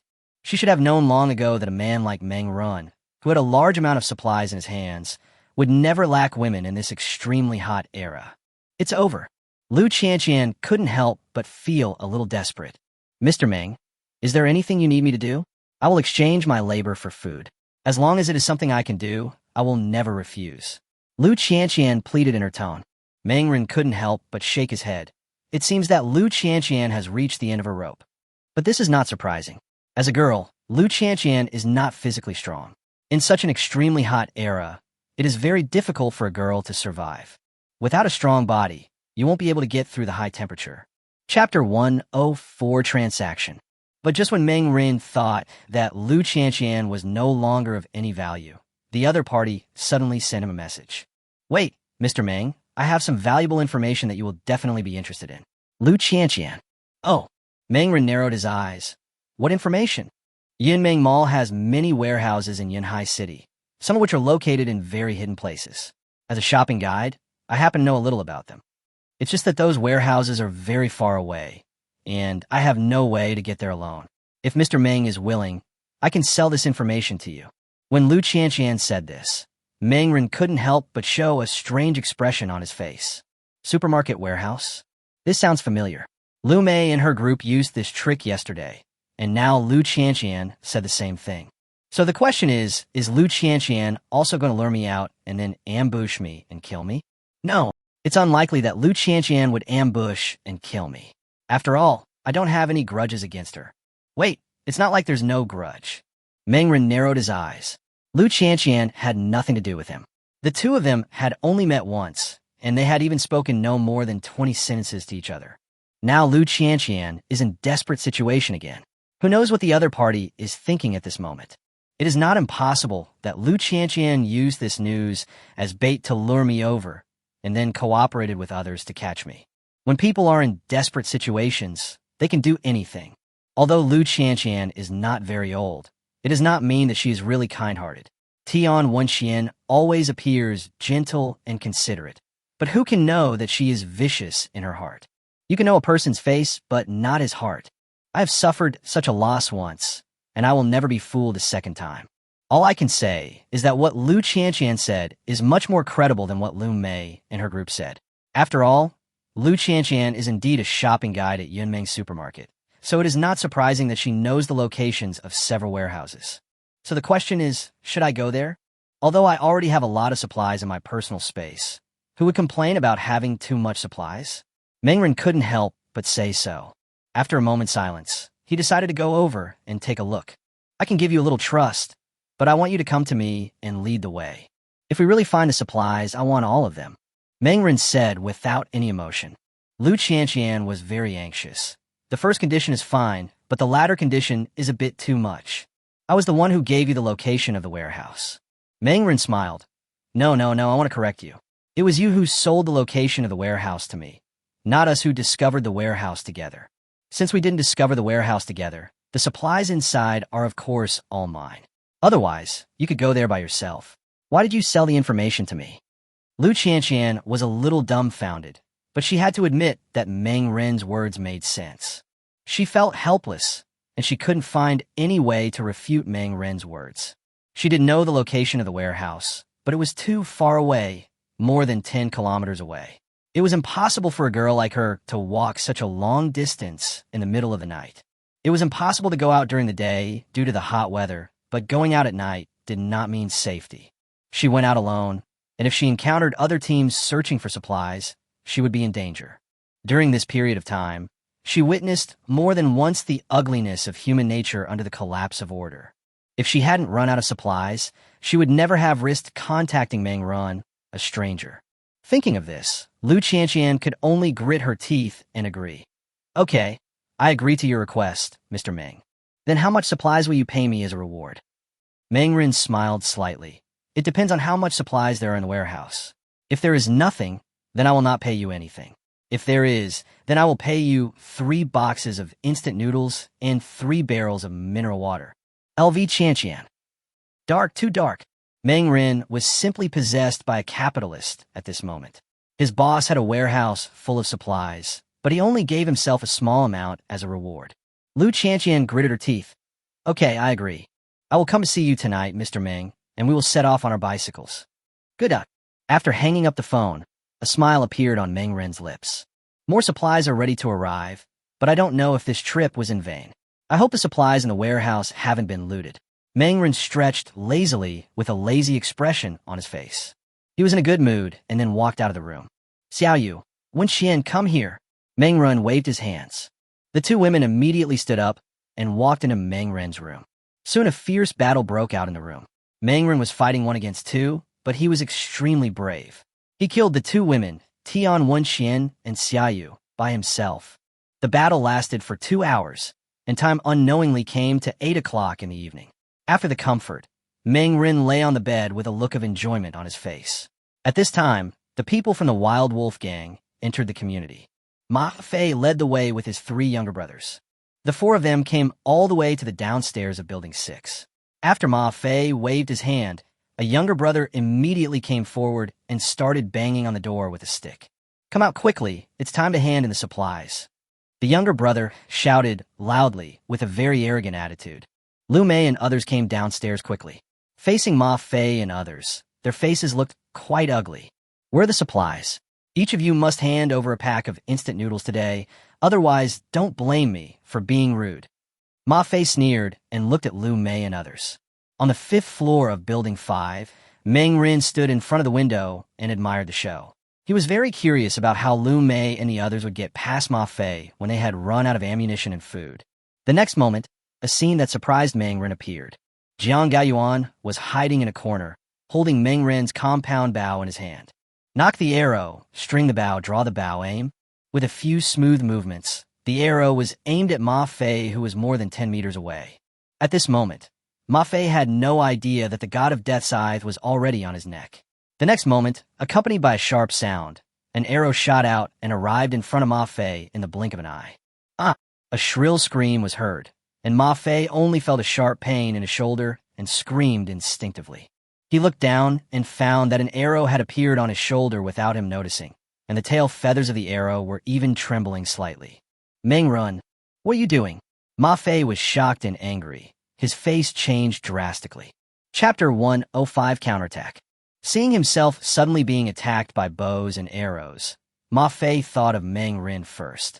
After all, Meng Ren was the only one in the community who had a weapon in his hand. Ma Fei was furious. He never expected Meng Ren to hide and attack him. Didn't he have a conflict with this group of people?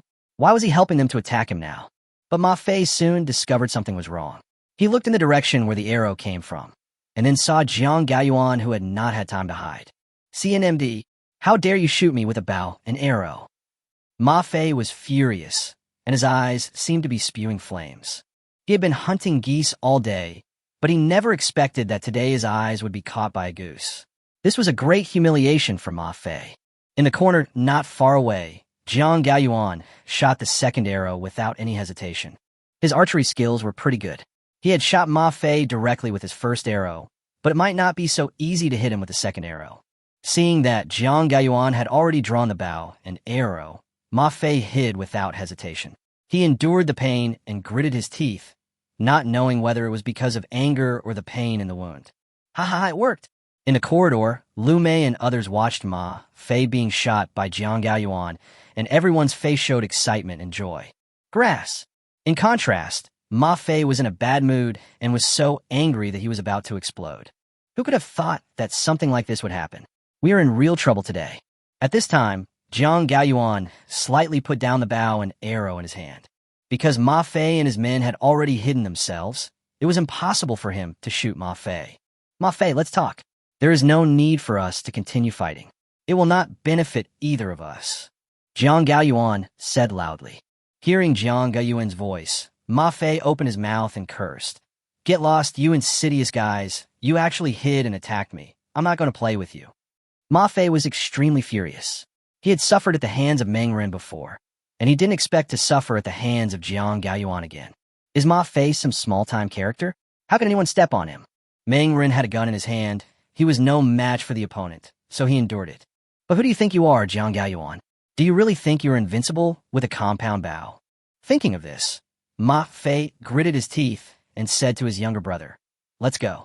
Ma Fei didn't say any nonsense and just left with his men. Seeing this, Lu Mei and others all cheered excitedly. "Great, we won. Ha, what wild wolf gang. They don't look that powerful. Now, they can only escape from our hands in disgrace." Lu Mei and the others were all very proud, and there was excitement on everyone's face. Building 5, 5th floor. Mangren witnessed the whole process at home, and he was quite surprised. Originally, he thought that Lu Mei and her gang would be unable to produce supplies today and would definitely be taught a lesson by Ma Fei. But he did not expect that this group of people would have the courage to attack Ma Fei directly with the compound bows snatched from him. Because it was a sneak attack, Ma Fei was completely caught off guard. But a compound bow alone is far from being invincible. The person who shot the arrow just now should be Jiang Gaoyuan. I remember that he seemed to be a member of the archery club and had practiced archery for several years. No wonder he dared to attack Ma Fei. Mengren laughed out loud. Although he was a little surprised by the actions of Lu Mei and others, he was just surprised. Ma Fei suffered such a great loss today. A bow and arrow alone cannot intimidate a man like Ma Fei. Ma Fei will definitely take revenge, and a compound bow is far from invincible. If you just make a simple shield with wooden boards, the compound bow will basically be of little use. Not to mention that Ma Fei has Chun Hu's support behind him, so it's only a matter of time before Jiang Gaoyuan is eliminated. But it's better this way.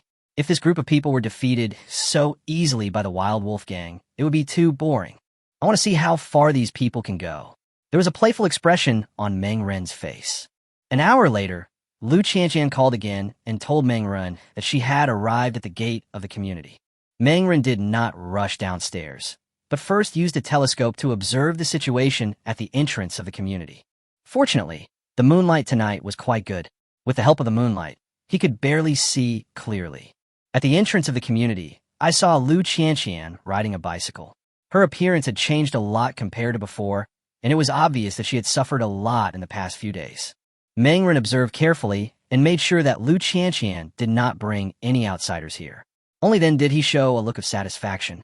He then changed his clothes and prepared to go out. Of course, he carried the most important thing, a pistol, with him, as well as a utility knife blade. "You two stay at home. I'm going out for a while," Meng Ren said.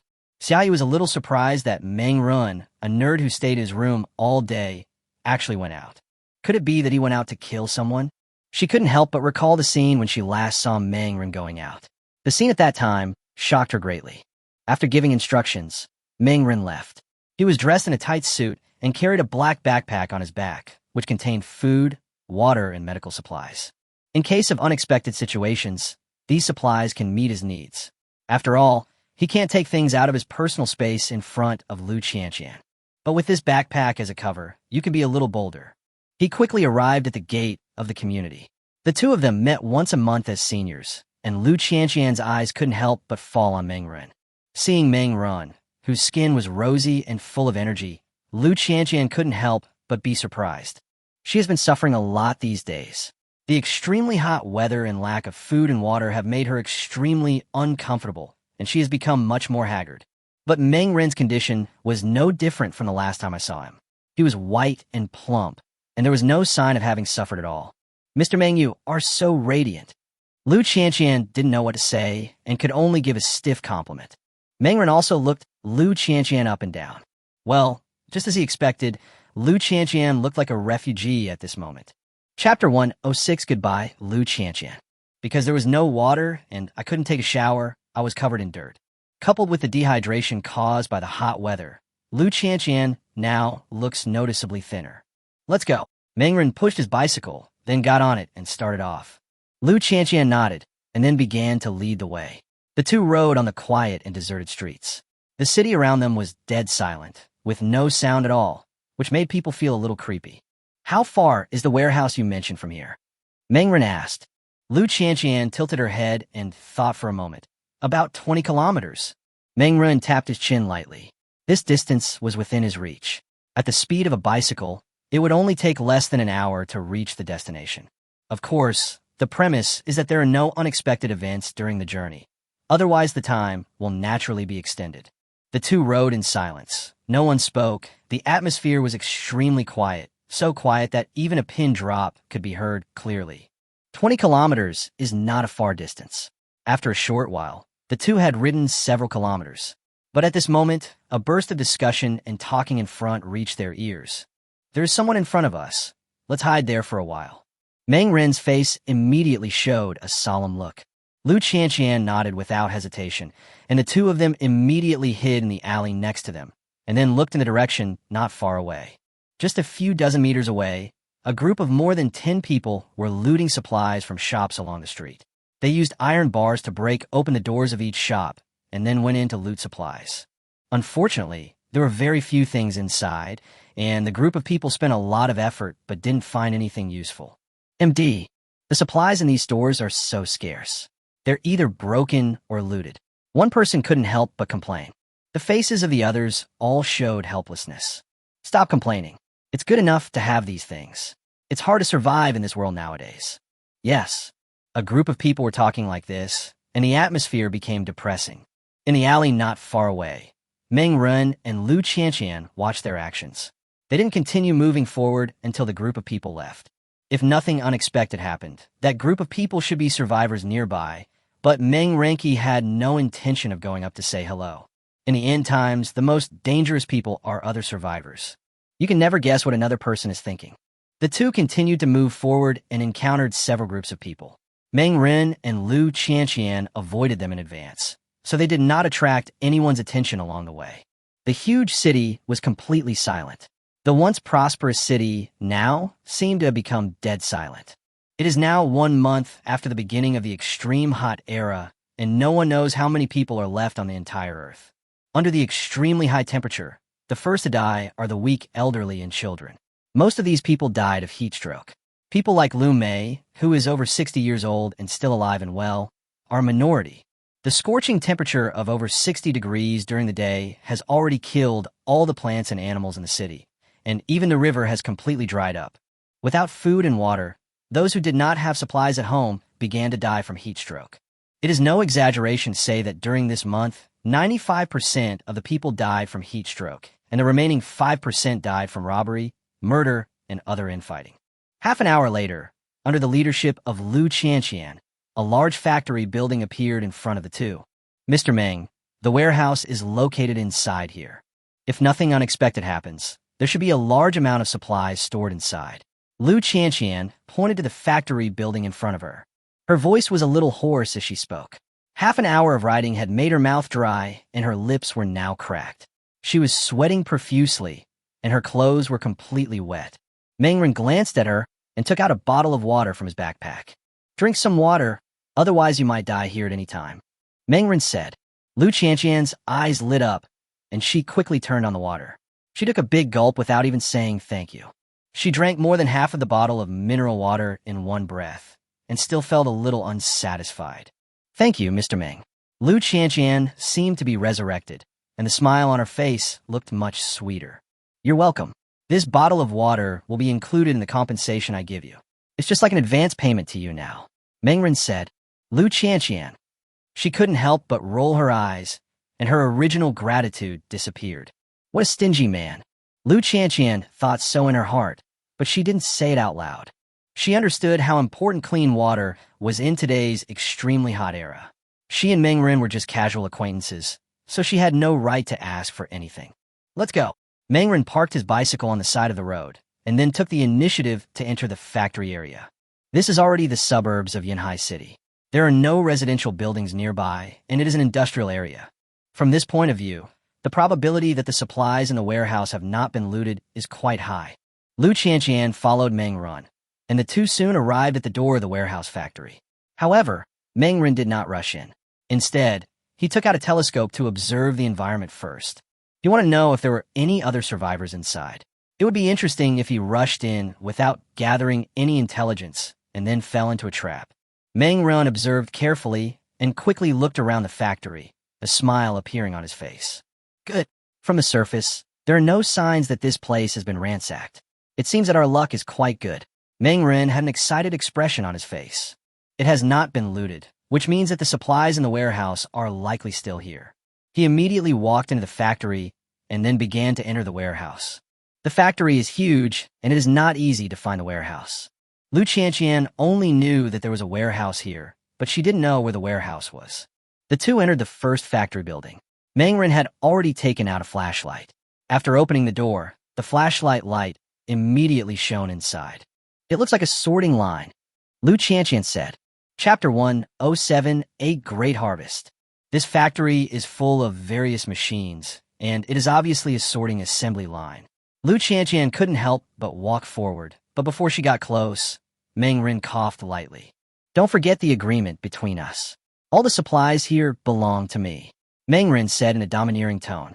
Lu Qianqian looked somewhat helpless. I understand. Looking at her pitiful appearance, if it were anyone else, they would probably not be able to bear it.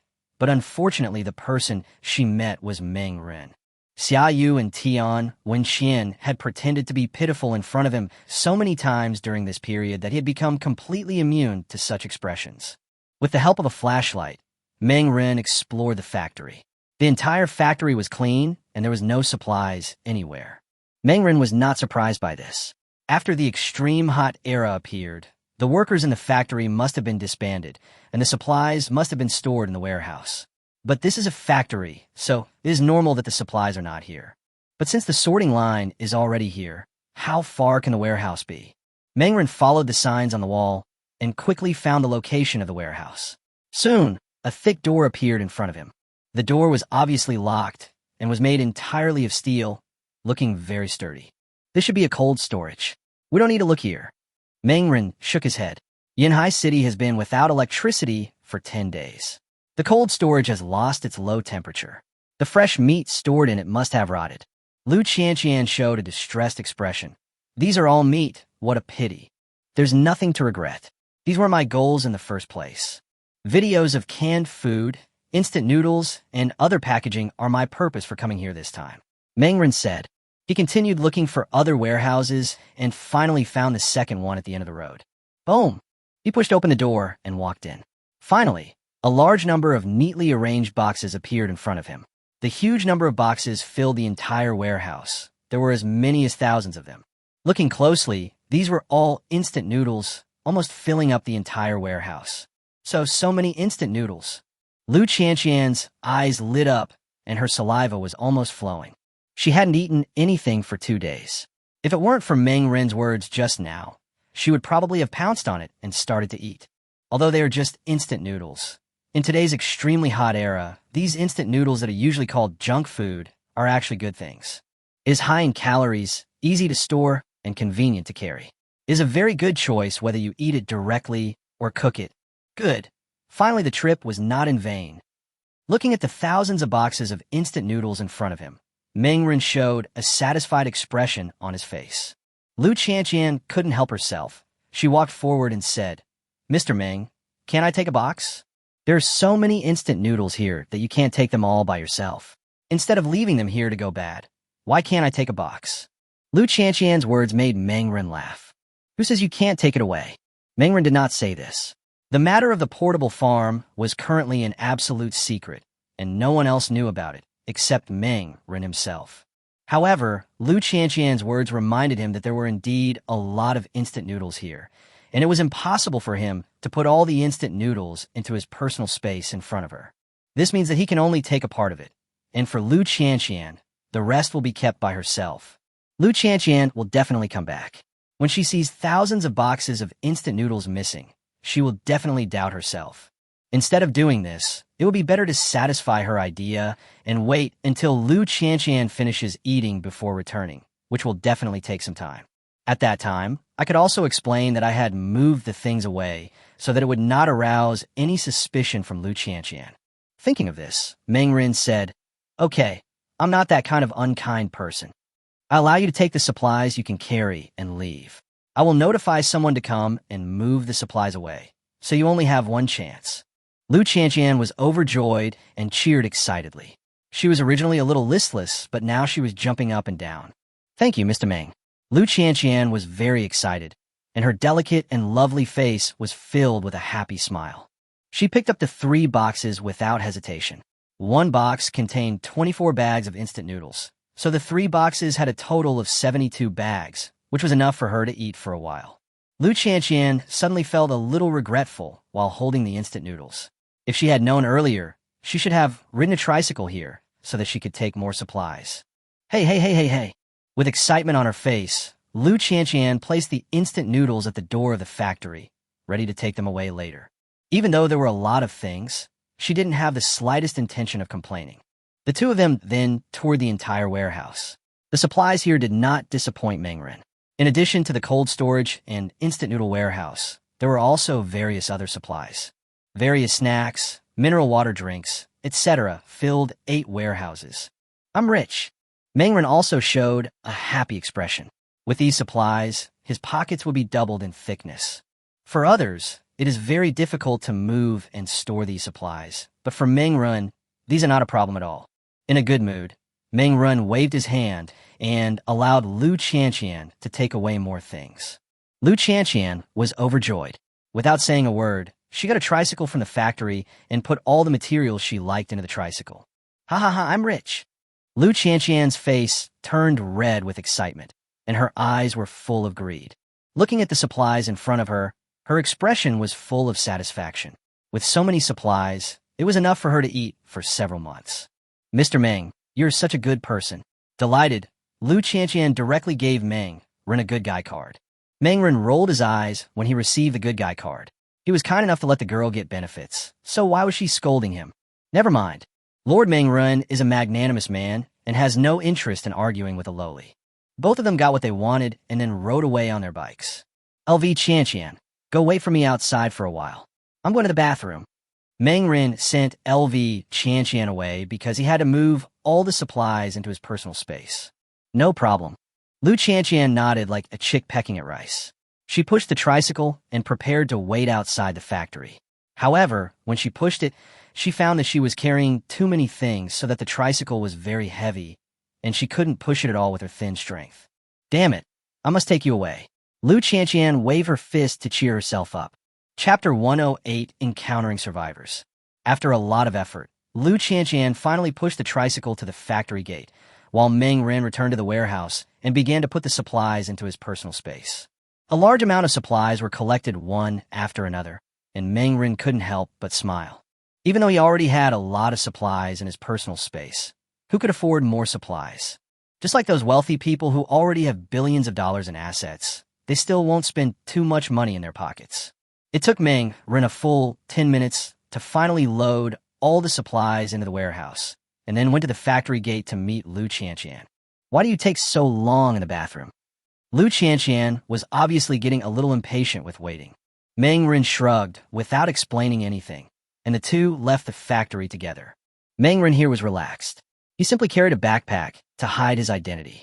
Although it looked bulging, there was actually not much stuff in it. But Lu Qianqian was different. In order to take away more supplies, she directly got a tricycle. It took her a lot of effort to push it all the way to the factory gate at the beginning. At this moment, she was still riding this heavy tricycle to go home. It was a journey of more than 20 miles, and just thinking about it made people despair. Lu Qianqian gritted her teeth all the way, using all her strength to stare at the tricycle as it moved forward, but the speed was as slow as a turtle. Before long, a lot of sweat had already appeared on Lu Qianqian's forehead. She was sweating like water and looked like she had just been pulled out of the water. In comparison, Mengren next to him seemed much more relaxed, and the two of them formed a sharp contrast. But even so, Lu Qianqian did not ask Mengren for help, which was affirmed by Mengren. It has to be said that Lu Qianqian's character is what an independent person should possess. If it were Tian Wenxian or Xiaoyu, they would have asked for help a long time ago. The two walked for several kilometers on the dark streets, and Lu Qianqian was already exhausted. Seeing how hard she was working, Mengren almost couldn't bear it. But at this moment, a group of uninvited guests appeared not far away. A group of people who were out searching for supplies appeared on the street not far ahead. Mengren quickly spotted them. He frowned slightly and immediately wanted to avoid the crowd with Lu Qianqian. However, there was a sharp-eyed person in the crowd over there. At the same time Mengren discovered them, that person also saw where Mengren and Lu Qianqian were. Look quickly, there are two people over there. The man immediately reminded his companions. A group of people immediately noticed Mengren and the others and immediately walked over here. In trouble. Seeing this scene, Mengren couldn't help but frown. Lu Qianqian's tricycle was carrying a bunch of supplies. If it was discovered by these people later, it was obvious what would happen. He didn't want to have a conflict with these people and waste his bullets. You two, are you out here to search for supplies? I wonder what you got. Before Meng Ren could take any countermeasures, the group of people had already walked to a place not far from the two of them. Stop! What are you doing getting closer? Lu Qianqian immediately issued a warning. Her face was full of vigilance, and she stopped the group of people from getting closer. Obviously, Lu Qianqian is not a naive person. She was obviously wary of this group of strangers who suddenly appeared. There were about a dozen people in this group. Most of them were men. Each of them was carrying a homemade weapon, including iron rods, kitchen knives, homemade spears, and one of them was holding a homemade bow and arrow. Such weapons are only ordinary among the survivors, but they are completely sufficient for killing people. Excuse me, we are survivors from nearby. We came out to search for supplies tonight. From the looks of you, you should have returned. If you have supplies, we can exchange them with each other. A middle-aged man with a smile on his face walked out of the crowd. My name is Lu Jun, and I'm the leader of this team of survivors. If you want to exchange supplies, we will never let you down. Lu Jun smiled slightly, and his smile made people feel like a spring breeze, which easily made people like him. His eyes were always on Meng Ren. Obviously, compared to the thin and petite Lu Qianqian, Meng Ren was more threatening. Lu Qianqian didn't say anything, but looked at Meng Ren. Meng Ren's face was calm. One of his hands was behind his back, and a 1911 pistol appeared in his hand. However, the light on the street was dim, and Lu Jun and others did not see Meng Ren's little movement. I'm sorry, but we have no interest in exchanging supplies. My companions are still waiting for us to go back. If possible, could you please give way to them? Meng Ren said in a light tone. Upon hearing this, Lu Jun and his group seemed a little reluctant. Several people set their eyes on the tricycle behind Lu Qianqian and immediately saw the various supplies piled inside. Although these things were packed in boxes, the boxes containing instant noodles could be recognized at once. Boss, look, there are so many boxes of instant noodles in that tricycle. There must be at least 20 boxes, someone exclaimed. What? 20 boxes? The group of people were immediately in an uproar, and everyone's eyes fell on the tricycle. When they saw that it was full of supplies, the expressions on their faces changed immediately. Gulp. I don't know who swallowed, but the sound was quite loud in the silence. Lu Qianqian was extremely alert and immediately pulled out an iron rod from the tricycle behind her. What do you want? Do you want to steal my things? Lu Qianqian shouted loudly, waving the iron rod in her hand, trying to make herself look more difficult to mess with. But her petite body is really not intimidating at all. The expressions on Lu Jun and others' faces changed slightly. In this extremely hot era, it is not easy to find some food. However, there are so many instant noodles in the tricycle of the girl in front of them. If they take them down, it will obviously be enough for them to eat for a while. Cough, cough. Lu Jun coughed lightly and said, Everyone be quiet, don't be impulsive. Lu Jun stopped everyone, and after listening to him speak, the people around him became a little quieter. A kind smile appeared on his face. Chapter 109 Conflict. My two friends, please rest assured that we will not rob you of your supplies. But we'd like to buy some if we can. To be honest, we are out of ammunition and food. Several people in the team haven't eaten anything for a day. In this great disaster, we should help each other. What do you think? As soon as Lu Jun finished speaking, the people around him nodded in agreement. Yes, we should help each other. You are carrying so much supplies. You definitely can't eat them all in such a short time. Why don't you share them with? No, sell some to us. We have no intention of robbing. We just want to buy some supplies. A group of people were talking at once. Although they said they had no intention of robbing, their actions seemed to be involuntarily moving forward. It's over. After listening to these people's words and looking at their expressions, Lu Qianqian panicked. She felt like crying because she had gotten these supplies with great difficulty. What buying? These people are clearly targeting her. If I don't sell it myself, they will definitely snatch it away. What if she was robbed by this group of people? Wouldn't she starve to death?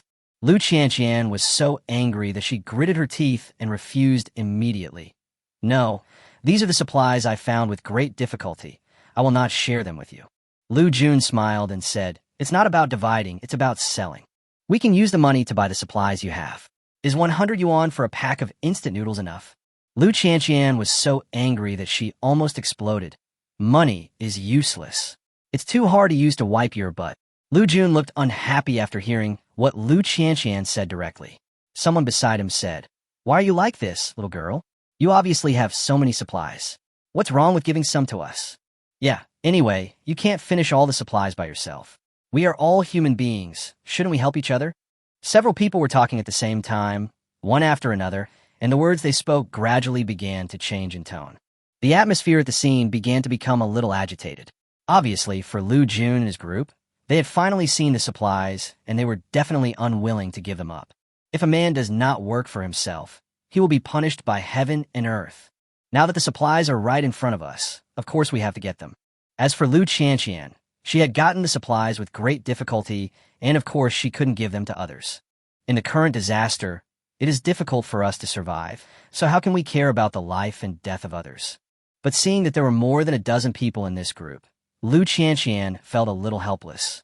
She definitely couldn't deal with so many people. Now she could only place her hope on Meng Ren.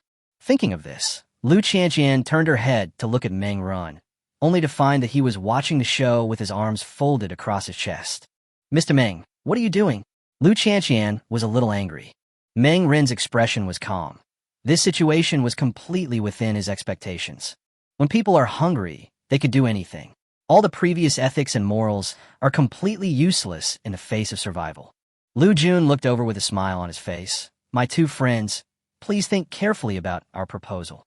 Even though it was a smile, anyone could see the threat in it. There was no change on Meng Ren's face, but he was already sneering in his heart. "What do you want in exchange?" "We currently only accept weapons, ammunition, or medical supplies." Meng Ren said. "Weapons and ammunition? Medical drugs?" "The latter is easy to deal with, but you really dare to ask for the former." "Sorry, we don't have these two things." Lu Jun seemed a little embarrassed. "Then there's nothing we can do. We found these supplies with great difficulty. We can't just give them to you for no reason. Please make way, we still have to go back," Meng Ren said directly. However, after he said this, the group of people in front of him remained unmoved and had no intention of giving way. Among the crowd, one person was getting really impatient. "Grass, you two are so shameless. We're talking to you politely. Can't you just take out the supplies, honestly? Why do you have to tear each other apart?" The man cursed on the spot. After saying that, he rushed out from the crowd and was about to rush in front of Lu Qianqian. This sudden situation seems surprising, yet also seems quite normal. Lu Qianqian looked at the young man who had rushed in front of her.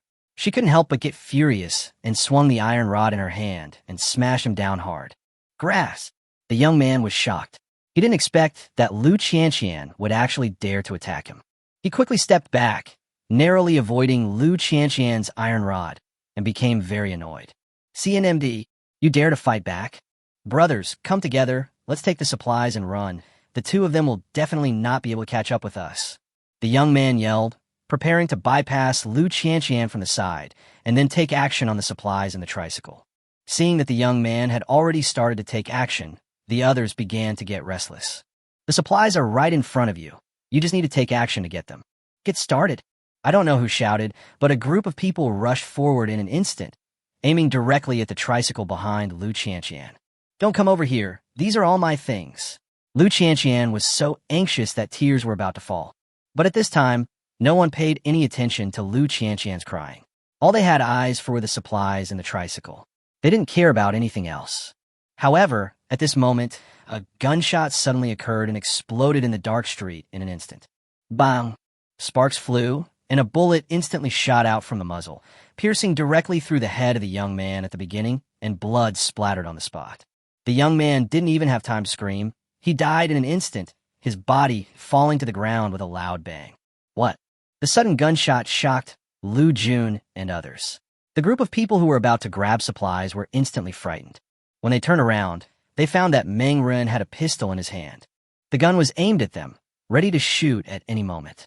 "Oh my God, it's a pistol. He has a gun in his hand. Run!" I don't know who shouted, but the people who were so full of energy just now suddenly scattered like birds and beasts, fleeing in a panic. Seeing their panic-stricken appearance, it seemed as if they wished they had two more legs. It's over. It seems so simple. From the moment Meng Ren opened fire to the moment these people fled in a panic, the whole process took only a few breaths.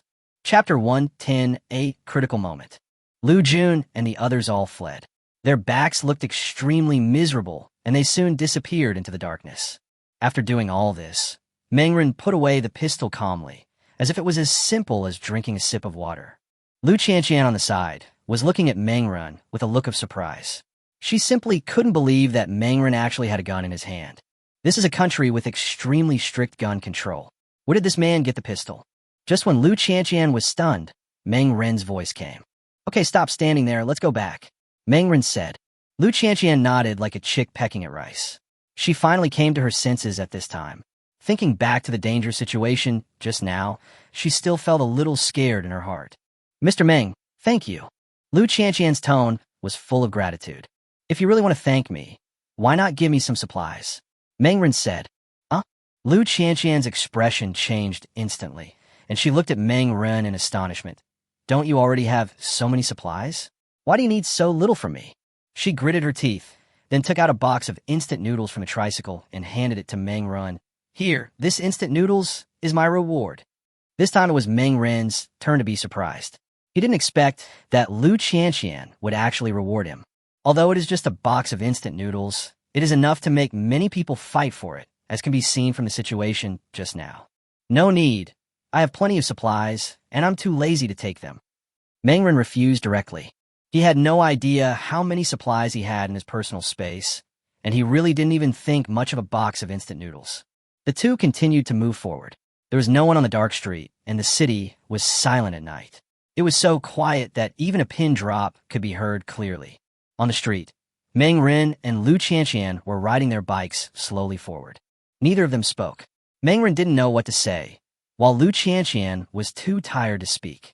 The tricycle was too heavy, and her small body could only barely push the pedals, making the tricycle move forward at snail's pace.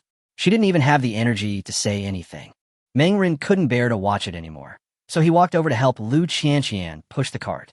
Lu Qianqian only felt her feet lighten, and when she turned around, she found that it was Mengren who was helping her. Thank you. Lu Qianqian was overjoyed, with joy and gratitude in her eyes. Mengren was too lazy to respond, and helped Lu Qianqian push the cart forward. With Mengren's help, Lu Qianqian felt much more relaxed. And at this moment, Mengren suddenly found something wrong. Ever since he acquired telekinesis, Mengren found that his perception was becoming stronger and stronger. This perception was not one of the five senses, but a mysterious sixth sense. And now, his sixth sense sensed that something seemed to be staring at him in the dark. Could it be the group of people led by Lu Jun just now? Mengren's face turned cold. He felt that this possibility was very high. Just now, Lu Jun's group wanted to rob Lu Qianqian's supplies, and I shot and killed one of them directly. The reason why I didn't continue shooting and chasing them was, on the one hand, because the visibility was poor at night, and on the other hand, because I didn't want to waste bullets on those people. But he didn't expect that this group of people would dare to follow him and intend to attack him again. Thinking of this, Mengren's heart couldn't help but turn cold. He narrowed his eyes slightly and used his sixth sense to the fullest, trying to find out where the group of people were. However, after searching for a while, Mengren still couldn't find it. It seems that my sixth sense is still too weak. Mengren thought so and then gave up this approach. After knowing that there was a group of wolves following him, Mengren became very nervous. In the current dark environment, it is not easy to deal with a dozen hiding people. Although he had guns in his hands, as the saying goes, 2 fists are no match for 4 hands. Just finding them was already a hassle. Where are they? How do they plan to attack me? Mengren narrowed his eyes. The primary target of this group of people is definitely himself. After all, he has a gun and is definitely the biggest threat. Suddenly, Mengren remembered that when he was observing the group of people just now, he saw that one of them had a simple homemade bow and arrow in his hand. Would these people not shoot me with bows and arrows? This thought popped up in Mengren's mind, and suddenly, a strange feeling reappeared in Mengren's consciousness. In almost an instant, Mengren instinctively dodged to the side. The next moment, an arrow shot past where he was just now, almost glancing at Mengren's body. Grass! Mengren was shocked and angry. He only felt a burning pain in his arm. He looked down and saw that his arm was grazed by an arrow, leaving a bloody wound. Be careful of arrows. Use the tricycle as a cover and hide well. Mengren reminded loudly and hid himself as well. What?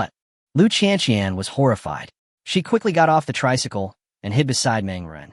When she got closer, she immediately smelled blood. After a closer look, she found that Meng Ren's arm was injured. "Mr. Meng, are you okay?" "It's okay, just a little scratch." Meng Ren's face turned pale and his voice was low. It was a critical moment just now. He underestimated this group of people, or rather, he overestimated himself. Meng Ren found himself a little proud. Because he had gained telekinesis and had guns in his hands, he had not taken that group of people seriously before.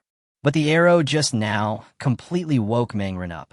He is still far from being invincible, and just a simple homemade bow and arrow can pose a threat to him. If it weren't for the darkness of the street, which prevented the archer in the dark from aiming at him, and if it weren't for his sixth sense, the arrow would probably have hit him directly. God knows what ingredients are added to this homemade bow and arrow. Although he has a lot of medicine stored in his personal space, there is no guarantee that there will not be problems. "Call." Meng Ren took a deep breath, and a hint of anger appeared in his eyes. Lu Qianqian felt somewhat guilty and flustered. She couldn't help but say, "Mr. Meng, why don't we just forget it? Let's just throw the supplies to them. You're alone. What if something happens to you if a fight breaks out?" Meng Ren's face was calm. "No, I was just ambushed just now. If a real fight breaks out, I may not be afraid of them. Today we gave away the supplies because of the threat. Will we do this every time in the future? How can we survive in this era without facing threats?" Chapter 111, The Burning Stick performs a meritorious service. There was a hint of ruthlessness in Meng Ren's eyes. He admitted that he was indeed careless just now. This group of people undoubtedly taught him a lesson. Fortunately, the cost of this lesson was not high. He only had some scratches on his arm. The expression on his face had turned completely cold, and his eyes began to search for the killer hiding in the darkness. The streets at night are too dark, especially in the gaps between buildings. Because there is no moonlight, it is extremely difficult to find those hiding in the darkness. In contrast, Meng Ren and Lu Qianqian were on the street, where the moonlight was shining, and their figures could be seen clearly to a certain extent. Meng Ren understood this. He was very aware that he had fallen into a disadvantage. If he wanted to solve this problem, he had to find a way to turn the situation around. However, although the enemy is now in the dark and he is in the light, Meng Ren is not completely without advantages. The only long-range weapon in the hands of Lu Jun's group is a simple homemade bow and arrow. Compared to the 1911 pistol in his hand, the gap between the two weapons is obviously huge, not to mention that he also has the unexpected ability of telekinesis. The biggest problem now is how to find the other party. As long as the whereabouts of Lu Jun and others are found, this group of people will pose no threat to him at all. Lu Qianqian on the side had already widened her eyes. She wanted to help Meng Ren see clearly where Lu Jun and others were hiding in the dark. But because the night was so dark, it was pitch dark inside those buildings, and there would be no problem at all for a few living people to hide inside. "Mr. Meng, it's too dark over there. I can't see anything clearly," Lu Qianqian said helplessly. Not far away, Lu Jun and others were hiding in the darkness with smiles on their faces. The group of people looked at Meng Ren and Lu Qianqian as if they were looking at prey trapped in a trap. "Boss, your method is really brilliant. We are hiding in the dark now, and those two idiots over there can't find us at all. If we keep dragging on like this, victory will be on our side sooner or later." Someone fled at Liu Yunya. At this moment, Lu Jun was squatting and hiding in a shop. The simple bow and arrow was in his hand, and there was a slight smile on his face. That man was too confident. He really thought he could be invincible with a pistol. Little did he know that a pistol is not omnipotent, at least not in the current situation. Lu Jun was very satisfied with the situation at the scene. In his opinion, the two people on the street not far away were no match for him. Although he only had a bow and arrow in his hand, it was a long-range weapon after all, so he had the advantage. As long as they can delay the enemy and leave, the supplies and the tricycle will belong to them. This was Lu Jun's idea, and at the tricycle, after a minute of thinking, Meng Ren had come up with a solution to the current dilemma. "What exactly do you want to do? I've already given you a way out, so don't go too far." Meng Ren scolded Lu Jun and others. Someone wanted to answer Meng Ren's words, but before he could open his mouth, he was stopped by Lu Jun. "Don't answer him, idiot. He deliberately asked to test us.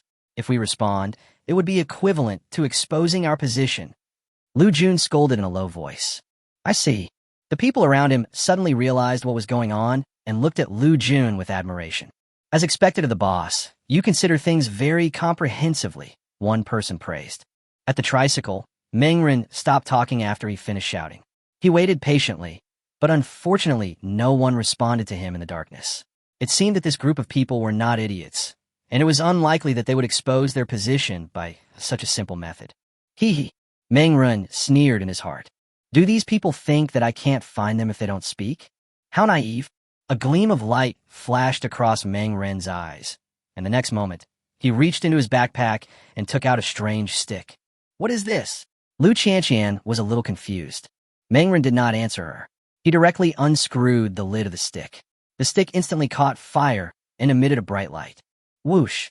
Mengren estimated the direction from which the arrow had just been shot, and then suddenly threw the burning stick in his hand out. The burning stick released a bright light, instantly illuminating the surrounding space and completely lighting up the area at once. Not good. The moment Lu Jun saw the burning stick, his expression changed drastically. Hide your position quickly. He shouted quickly. Unfortunately, it was too late. He reacted quickly and hid the moment Mengren threw the burning gang at him, but others were not so lucky. When the burning thing flew over, the light it emitted directly exposed the figures of several people. Mengren raised his gun without any hesitation. Bang! Bang! Bang! He pulled the trigger 3 times in succession, and 3 bullets shot out directly, instantly crossing a distance of more than 10 meters.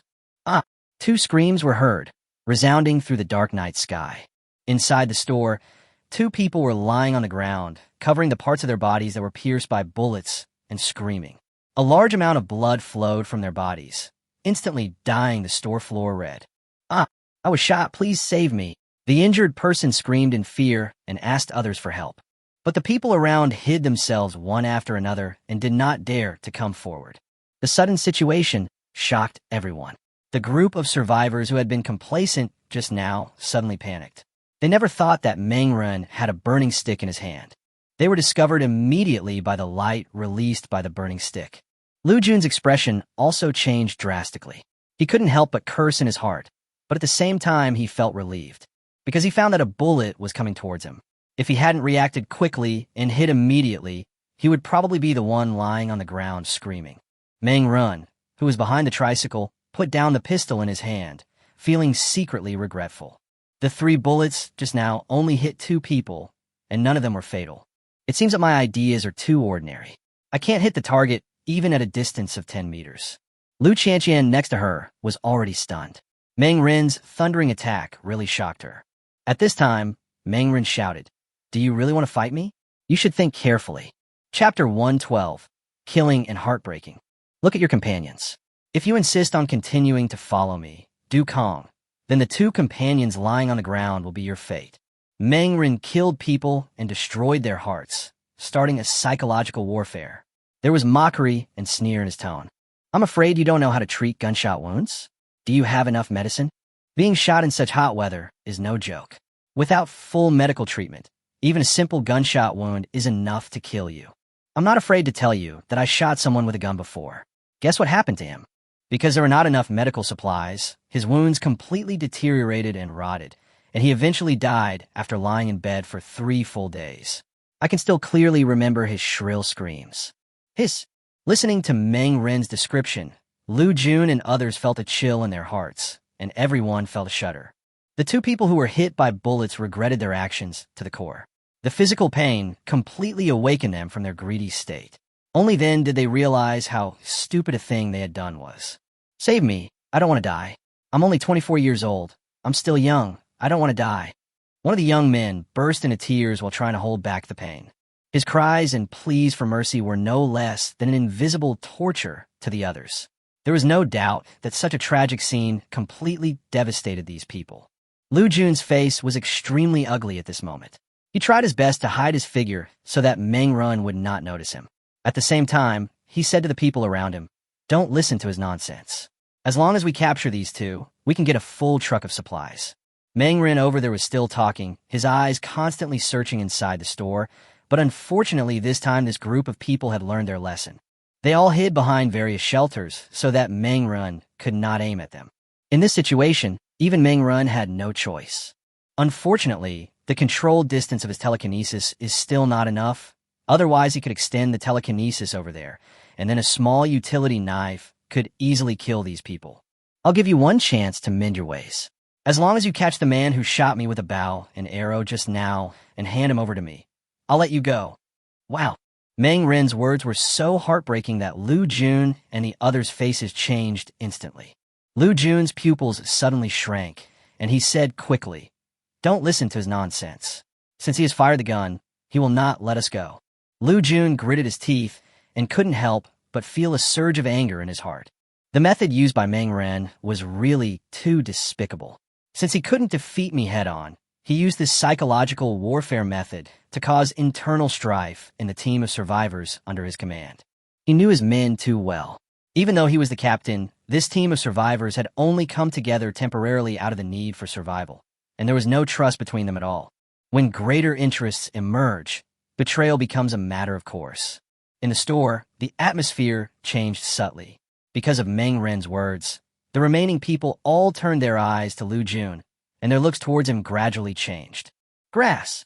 Lu Jun couldn't help but curse in his heart. He took a deep breath and forced himself to calm down. Don't trust him.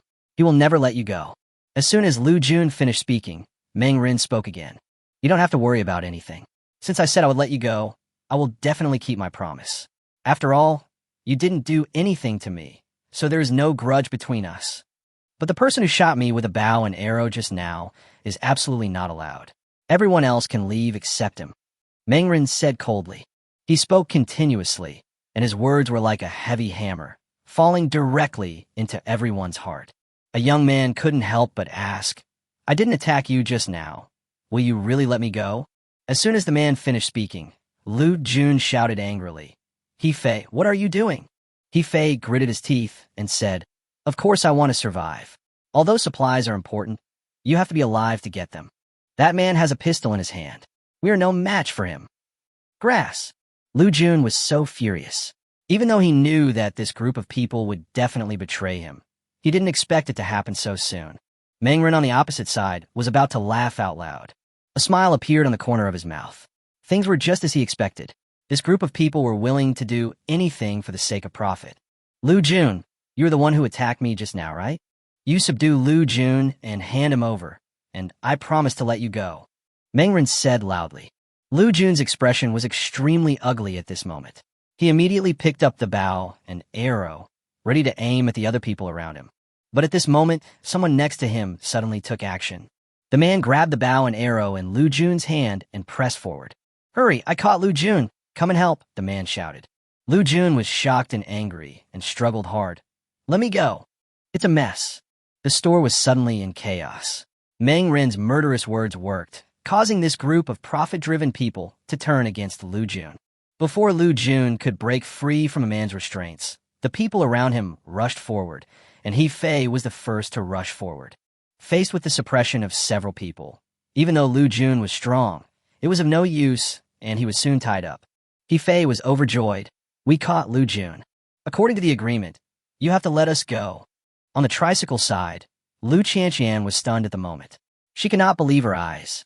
Meng Ren actually turned the tide, and did it so easily. It only took a few words to cause an internal conflict among the other side, and their own captain was arrested. Meng Ren smiled. He squinted his eyes and watched carefully for a whole day. After he was sure that Lu Jun had indeed been arrested, he walked out from behind a tricycle. He walked straight forward and met the group of people. Lu Jun's demeanor had completely changed. His hands and feet were tied up with ropes, and he was thrown directly to the ground. He looked extremely embarrassed. Hearing the footsteps, Lu Jun looked up and saw Meng Ren standing in front of him. Friend, I'm sorry. I apologize for my behavior just now. You are a magnanimous person. Please forgive me this time. Lu Jun was sweating profusely. Chapter 113, Lu Qianqian joins. Lu Jun's entire back was wet with sweat, and he looked as if he had just been pulled out of the water. Hee. Meng Ren sneered. No need to apologize, I will forgive you. After saying this, Meng Ren took out his pistol. Bang!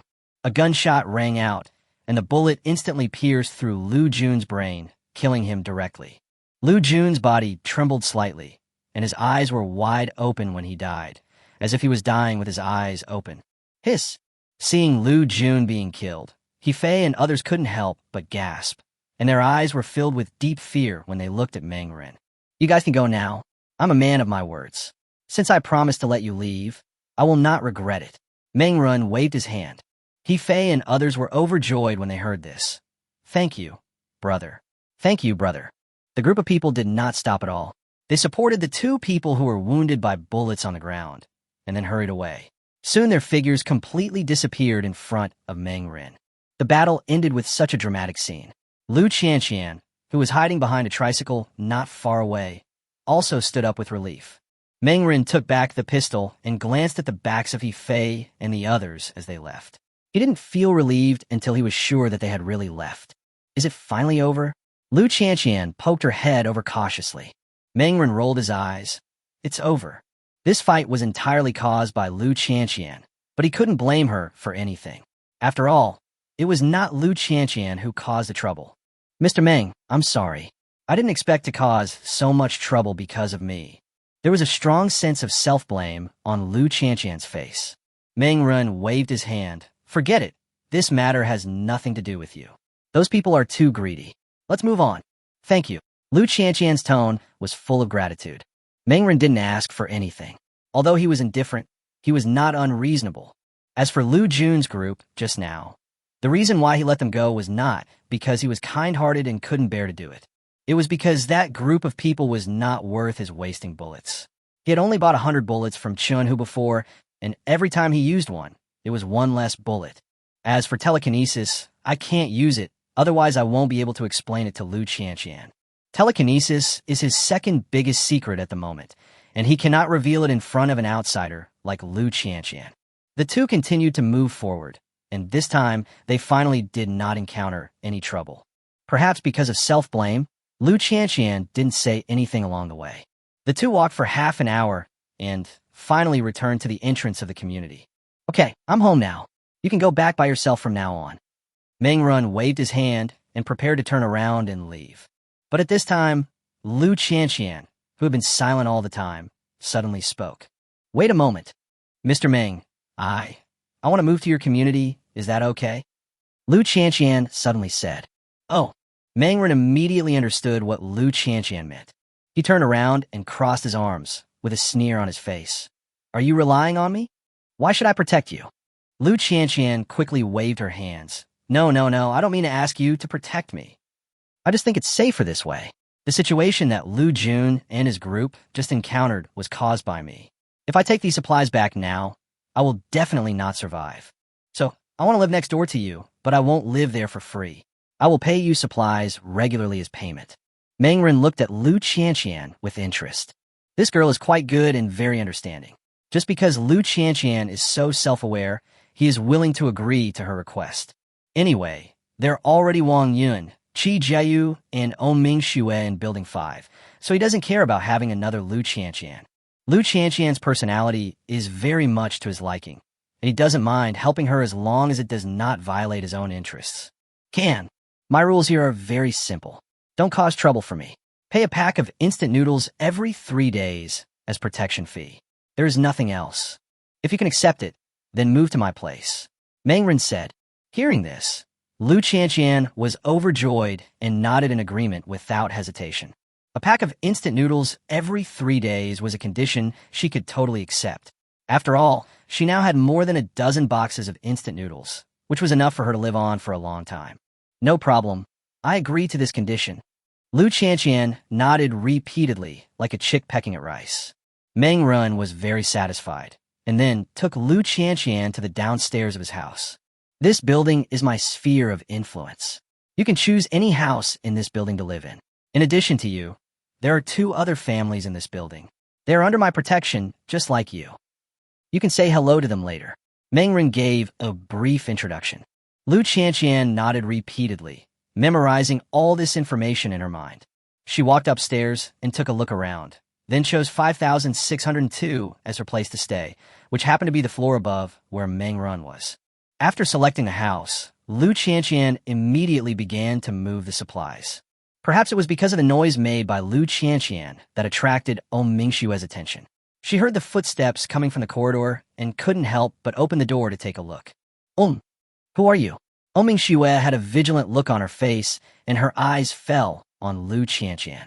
Looking at Lu Qianqian's childish face, estimated to be no more than 15 or 16 years old, Mingxue's tense nerves relaxed a little. Hello, sister. I just moved here. My name is LV Qianqian. Hello, LV Qianqian, gritait Mingxu enthusiastically. Mingxue narrowed her eyes and asked, Did Mr. Ming agree to let you move in? Of course. Lu Qianqian nodded. Mingxue's expression became completely calm, and then she closed the door. Forehead. Seeing Mingxue's somewhat indifferent look, Lu Qianqian touched her nose and felt a little embarrassed. She didn't expect that the other party had no reaction despite her enthusiasm. She didn't say anything and continued to move her supplies. After moving everything to 5602, Lu Qianqian went back and moved her clothes and personal belongings here. Time quickly came to the next day. As usual, Mengren slept until noon before getting up. He climbed out of the comfortable big bed with full of energy, his face full of enjoyment. Get up, wash up, then go out of the room and make yourself a hearty breakfast. Well, let's eat sweet and sour carp with iced watermelon juice today. Mengren had a smile on his face. Soon, an enticing fish aroma wafted out. Xia Yu and Tian Wenxian in the living room almost drooled at the smell. Chapter 114 Thoughts. Soon Mengren came out of the kitchen with a sumptuous breakfast. The steaming sweet and sour carp was still emitting an enticing aroma. But the two women could only watch helplessly. Since Mengren didn't say anything, they had no chance to sit at the table. Boom! Boom! Boom! At this moment, there was a knock on the door. Mr. Meng, are you home? Lu Qianqian's voice came from outside. Mengren gave Xia Yu a look and asked him to go over and open the door. After the door opened, Lu Qianqian poked her head in from outside. When she saw Xia Yu and Tian Wenxian, two women in the room, she couldn't help but be stunned for a moment, and soon a look of understanding appeared on her face. She didn't have any strange expression. In this extremely hot era, she had seen many scenes in the community before. Those men or women with resources basically had several women. It is very normal for a man like Meng Run, who not only controls a large amount of resources, but also has military power, to have women. Hello, I'm a new resident. My name is LV Qianqian. LV Qianqian greeted Xia Yu enthusiastically. However, Xia Yu's expression was not so good-looking, and she couldn't help feeling crazy in her heart. What's going on? Another beautiful woman is here. She couldn't help but look up and down at Lu Qianqian in front of her. Although she was unwilling, she had to admit that she was no match for Lu Qianqian. The Lu Qianqian in front of him looked about 16 or 17 years old. Although she was not yet an adult, her body had already grown into a graceful and elegant lady, especially the huge peaks on her chest, which were more than one size larger than her. Small branches bear great fruit. This word is the most appropriate to describe Lu Qianqian, coupled with her delicate, cute, and childish face. Such a Lu Qianqian is very attractive to men. When and where did Meng Ren find such a woman? At this moment, Xia Yu looked at Lu Qianqian with hostility in his eyes. Mingxue had already made her feel a sense of crisis, and now Lu Qianqian came along. If this continued, Meng Ren would probably abandon her. What are you doing here? Xia Yu stared at Lu Qianqian warily. Faced with Xia Yu's sudden hostility, Lu Qianqian couldn't help but be stunned for a moment, not understanding why Xia Yu was so fierce toward her. At this time, Meng Ren came over from inside the room, and Lu Qianqian hurriedly said, Mr. Meng, I seem to smell the scent of sweet and sour fish. As she spoke, she couldn't help swallowing her saliva. Looking at her greedy look, it was self-evident what she meant. Meng Ren felt amused. He didn't expect that Lu Qianqian was also a foodie. It is indeed sweet and sour fish. If you want to eat it, exchange it for supplies. Meng Ren said. Lu Qianqian's eyes lit up, and she nodded without hesitation. In the end, she exchanged 10 packets of instant noodles for a small bowl of sweet and sour fish. Although the sizes of the two didn't seem to match at all, Lu Qianqian gritted her teeth and made the exchange in the end. At worst, I could just save money for the next few days. Lu Qianqian gritted her teeth as she thought this, then took the sweet and sour fish home as if it were a treasure and enjoyed it to her heart's content. Lu Qianqian's incident was just a small episode. Mangren quickly enjoyed his breakfast, then returned to the room, as usual, entered his portable space, and started working. Taking care of the farm every day has become Mangren's daily routine. After more than a month of growth, the chickens and ducks in the farm have grown a lot. As their size increases, the amount of food that these more than 1,000 chickens and ducks need to consume every day is not a small number. Not only food, but these chickens and ducks also urinate and defecate at will, so that the air near the farm is filled with the smell of feces. No, I have to find someone to help me deal with these things. Mangren pinched his nose, thinking that it was really disgraceful for him, a wealthy landlord with vast resources, to have to do such dirty and tiring work himself. The figure of Xiaoyu immediately appeared in his mind. Among the people around him, the one who had followed him for the longest time was undoubtedly Xiaoyu. This woman has been with him for basically a month. Based on his observations during this period, Xiaoyu has basically started to enjoy his current life. If she kicked Xiaoyu out at this time, the other party would definitely not be able to bear it. Moreover, he saw clearly just now that Xiaoyu's sense of crisis became even stronger because of Lu Qianqian's appearance. Thinking of this, Mangren couldn't help but narrow his eyes. It seems that Xiaoyu can enter the portable space. This woman is completely dependent on me. Even if I drive her away, she won't leave. Mangren thought that since Xiaoyu could be initially trusted, he could consider letting her come to the farm every day to help him take care of farm affairs. This way he could free his hands and completely live the life of a large landowner. After 2 hours, Mangren finally finished his work on the farm. He began to train his telekinesis and only stopped to rest when he felt a little tired. Mangren was busy until almost evening, and then he came out of the portable space again. He picked up his phone and took a look and was surprised to find that he had not been kicked out of the owner's group. Logically speaking, after what happened last time, he thought he would be kicked out of the owner's group. In the owner's group, Lu Mei and others were complaining. They were now out of ammunition and food. Even though they had shot Ma Fei with Mangren's compound bow last time, they had not dared to go out in the past few days for fear of Ma Fei's revenge. But if we don't go out to search for supplies, where will we get food and drink? Because of this reason, many people have run out of food and water. Beep, beep, beep. Suddenly, someone tagged Mangren in a private message. Mangren, I am Zhu Mingyue, who used to live in room 302, building 4. My daughter Hui called me. Do you still remember me? After seeing this message, Mangren thought about it for a while, and then found that he had no impression of it. I don't know him. He replied directly to this message. Zhu Mingyue, on the other end, couldn't help but sigh, obviously not expecting Mangren to reply like that. Zhu Mingyue then sent a photo. Mangren took a closer look, and a look of sudden enlightenment appeared on his face. The photo shows a girl of about 13 or 14 years old. The girl is pretty and looks well-behaved and cute. When he saw this girl, Mangren remembered who she was. Zhu Mingyue.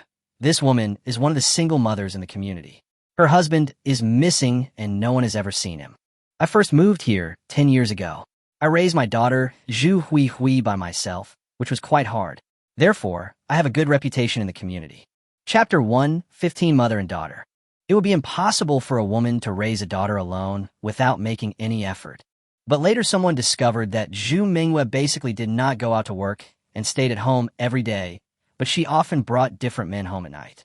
Since then, some rumors began to spread in the community, and now everyone knew what Zhu Mingyue did for a living. However, unlike Zhu Mingyue, Zhu Hui's daughter is well-behaved and cute. Not only does she perform at the top of her class, she also often helps others on weekdays, and therefore has won praise from many people in the community. However, Mangren was a little curious. Zhu Mingyue sent him the photo of her daughter. What did this woman want to do? He didn't say anything, but sent 3 question marks. Then I saw Zhu Mingyue sent me an explosive message. My daughter Hui is still a virgin, and we are really out of food. I just want a box of instant noodles and a box of mineral water. As long as you agree, I will let Hui stay with you for one night. Seeing this message, Mangren's face couldn't help but become slightly gloomy. Is there any mother who would do such a thing? Zhu Mingyue really refreshed his worldview. Roll. Mangren had a cold face and sent a message directly to Zhu Mingyue, then blocked and deleted the other party. His face looked a little ugly. His good mood was now completely ruined by this woman, Zhu Mingyue. He rolled his eyes, then walked out of the room and started cooking dinner.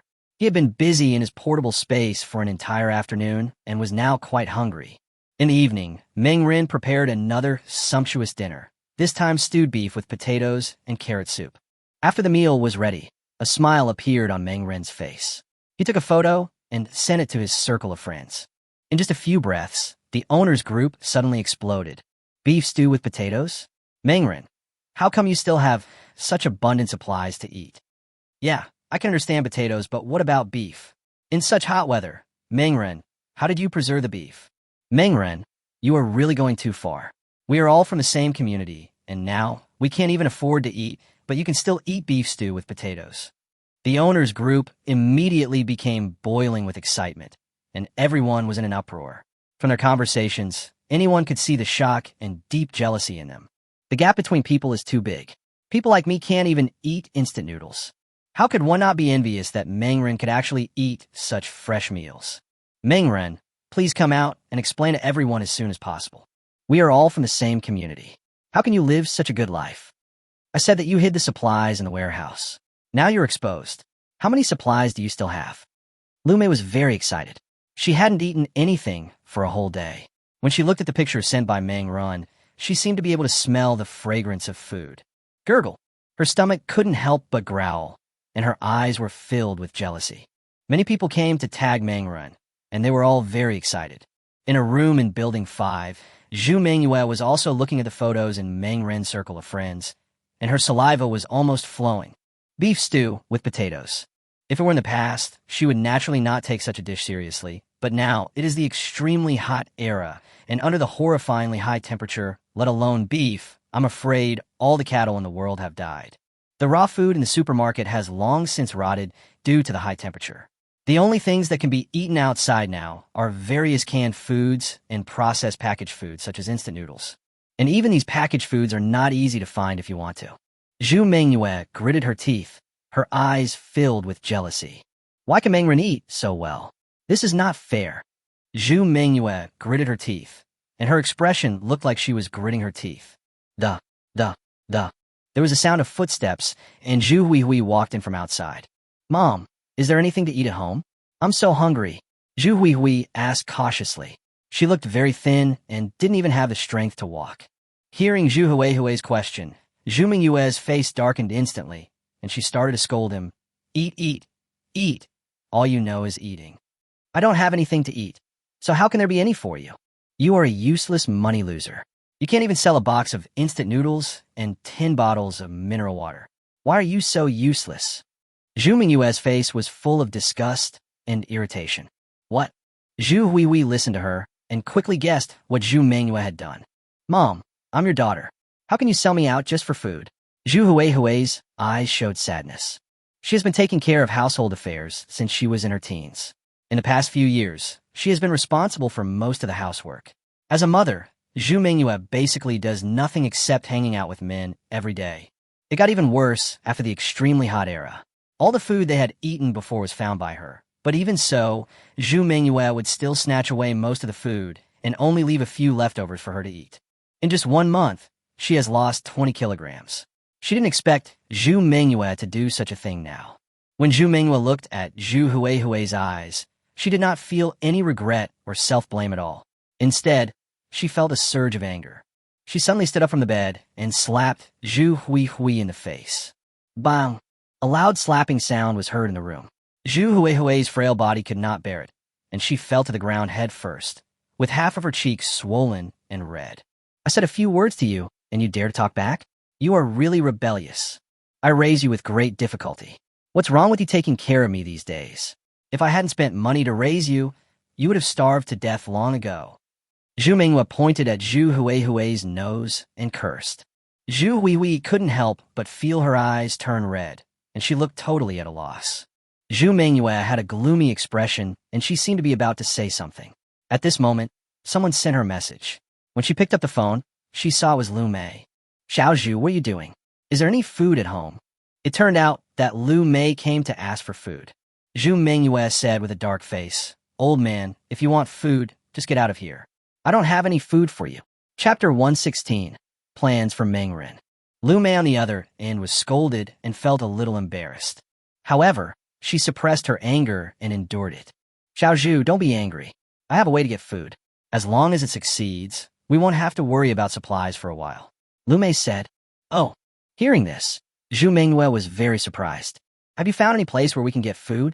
Zhu Mingyue swallowed and couldn't help asking. Lu Mei on the other end shook her head. No, it's not convenient to talk on the phone. Come over first. We are at 6304. By the way, bring Hui Hui along as well. That child is the most important. Zhu Mingyue was a little confused, but she still did as Lu Mei said. Get up and come with me to room 6304. Zhu Mingyue pulled Zhu Hui Hui up from the ground, with an impatient look on her face. She took Zhu Hui Hui over there and found that most people had already arrived. The living room was crowded with people, but after a closer look, Zhu Mingyue discovered that several faces were missing. She immediately understood that these people might be dead. People die in Building 6 every day now, and Zhu Mingyue has gotten used to it. Without food and water, people suffer from heat stroke every day. Under the current circumstances, once you have heat stroke, it basically means death. Hui Hui is here. Come and sit here with Auntie Zhu Hui Hui. Liu Mai warmly entertained Shu Hai Hai. Zhu Hui Hui shrank her neck. She was a little scared because everyone's eyes were on her at the moment. Seeing this scene, Zhu Hui Hui couldn't help but feel a little scared. The eyes of these people were really fiery, as if they were looking at a prey. Jiang Gaiyuan sat in the absolute core position with a smile on his face. Ever since he got the compound bow and forced Ma Fei to retreat with one arrow, Jiang Gaiyuan's status in Building 6 has skyrocketed, and he has now become a person who has the final say. Relying on the compound bow in his hand, Jiang Gaiyuan has already established his own voice in this team. What are you doing? Do you have any new plans? Are we going out to search for supplies at night? Zhu Mingyue asked 3 questions as soon as she came up. Lu Mei had a smile on her face. We do have a new plan, but it's not to go out and plunder supplies. You all saw the result of our last search for supplies. The supplies around here have long been looted by others, so there's no chance for us to get any. Zhu Mingyue frowned. What is our plan then? Of course it's Mengren. Jiang Gaiyuan took over the conversation. As soon as the word Mengren was uttered, the atmosphere in the living room changed instantly. You all saw Mengren's circle of friends before, right? He definitely has plenty of supplies. Mengren is even cooking beef stew with potatoes. Being able to eat such fresh food shows how rich the supplies in Mengren's home are. I swear, Mengren knew the secret news that the extreme heat era was coming a long time ago, so he bought a large amount of supplies and stockpiled them. That's millions of supplies, filling up an entire warehouse. If we can get them, then we can live comfortably for a long time to come. Jiang Gaoyuan's tone was full of incitement. Listening to her words, the eyes of the people present gradually became fanatical. Zhu Mingyue frowned and shook her head. No, Mengren has a gun in his hand. We are no match for him. Jiang Gaoyuan nodded. Mengren does have a gun in his hand. It would be irrational for us to confront him head-on, so we need to outsmart him. We originally planned to wait for Mengren to go out and then assassinate him, but who knew that Mengren would never go out? He stayed at home all day. If this continues, I'm afraid we won't be able to hold on before we wait for Mengren to leave the house. So we need to find a way to lure Mengren out. Temptation? Zhu Mingyue was a little confused. At this time, she found that Lu Mei's eyes were all on her daughter, Zhu Hui Hui. Lu Mei looked Zhu Hui Hui up and down with a smile on her face. Hui Hui has been beautiful since she was young. Before I knew it, she has grown into such a beautiful lady. Zhu Mingyue was not a fool. After hearing what Lu Mei said, how could she not understand what they meant? She shook her head. No, I've already asked Mengren. I originally wanted Hui Hui to go over and accompany him for a day in exchange for some food, but I didn't expect Mengren to directly refuse and even scold me. As soon as she said this, many people looked at her unkindly. Lu Mei was immediately furious. Xiao Zhu, why did you go to Mengren privately? Didn't we agree that no one is allowed to contact Mengren? Oops. Zhu Mingyue secretly said, oh no, and then realized that she had let the cat out of the bag. She hurriedly tried to explain, but Jiang Gaiyuan waved his hand and said, all right, let's just let this matter go for now and talk about it later. I think Mengren refused because Zhu Mingyue asked for a high price. But what if we let Hui Hui come for free? I believe Mengren will never refuse. Jiang Gaiyuan smiled, and everyone present couldn't help but laugh. They have already thought of the next plan. As long as Zhu Hui Hui can infiltrate Mengren's inner circle, she will be able to cooperate with them from inside and outside. At that time, It will definitely not be a problem to successfully capture Meng Ren. Zhu Mingyue's eyes lit up. Yes, why didn't she think of this? Careless. If she had known earlier, she should not have made any request to Meng Ren. Then she could have implemented the plan by herself. At that time, all of Meng Ren's supplies would have been hers. Lu Mei on the side smiled. That's right, let's let Hui Wei go, and then contact us secretly, as long as we can catch Meng Ren. Then we can all live a good life easily in the future. Yes, Hui Wei is such a cute and beautiful child. Meng Ren will definitely not refuse her. Yes, this plan is really brilliant. It will definitely succeed. When the time comes, as long as we catch Meng Ren, we can force him to tell us where the supplies are stored. By then, all the supplies will be ours. Everyone was talking at once, with excitement on their faces. Inside the crowd, Zhu Huihui listened to what everyone was saying, her face full of resistance. I don't want to do this, Zhu Huihui said, gritting her teeth. Zhu Mingyue glared at him and said, What nonsense are you talking about? If you don't do this, do you want to starve to death? Or do you want to watch me starve to death? Chapter 117 Choice. Zhu Mingyue started scolding Zhu Huihui with an expression of deep anger on her face. Zhu Huihui was scolded, with fear and dread clearly revealed on her face. She was only 14 years old and obviously didn't want to do such a thing. But facing Zhu Mingyue's scolding, Zhu Huihui did not dare to resist. Lu Mei, who was standing by, stepped forward to play the good cop.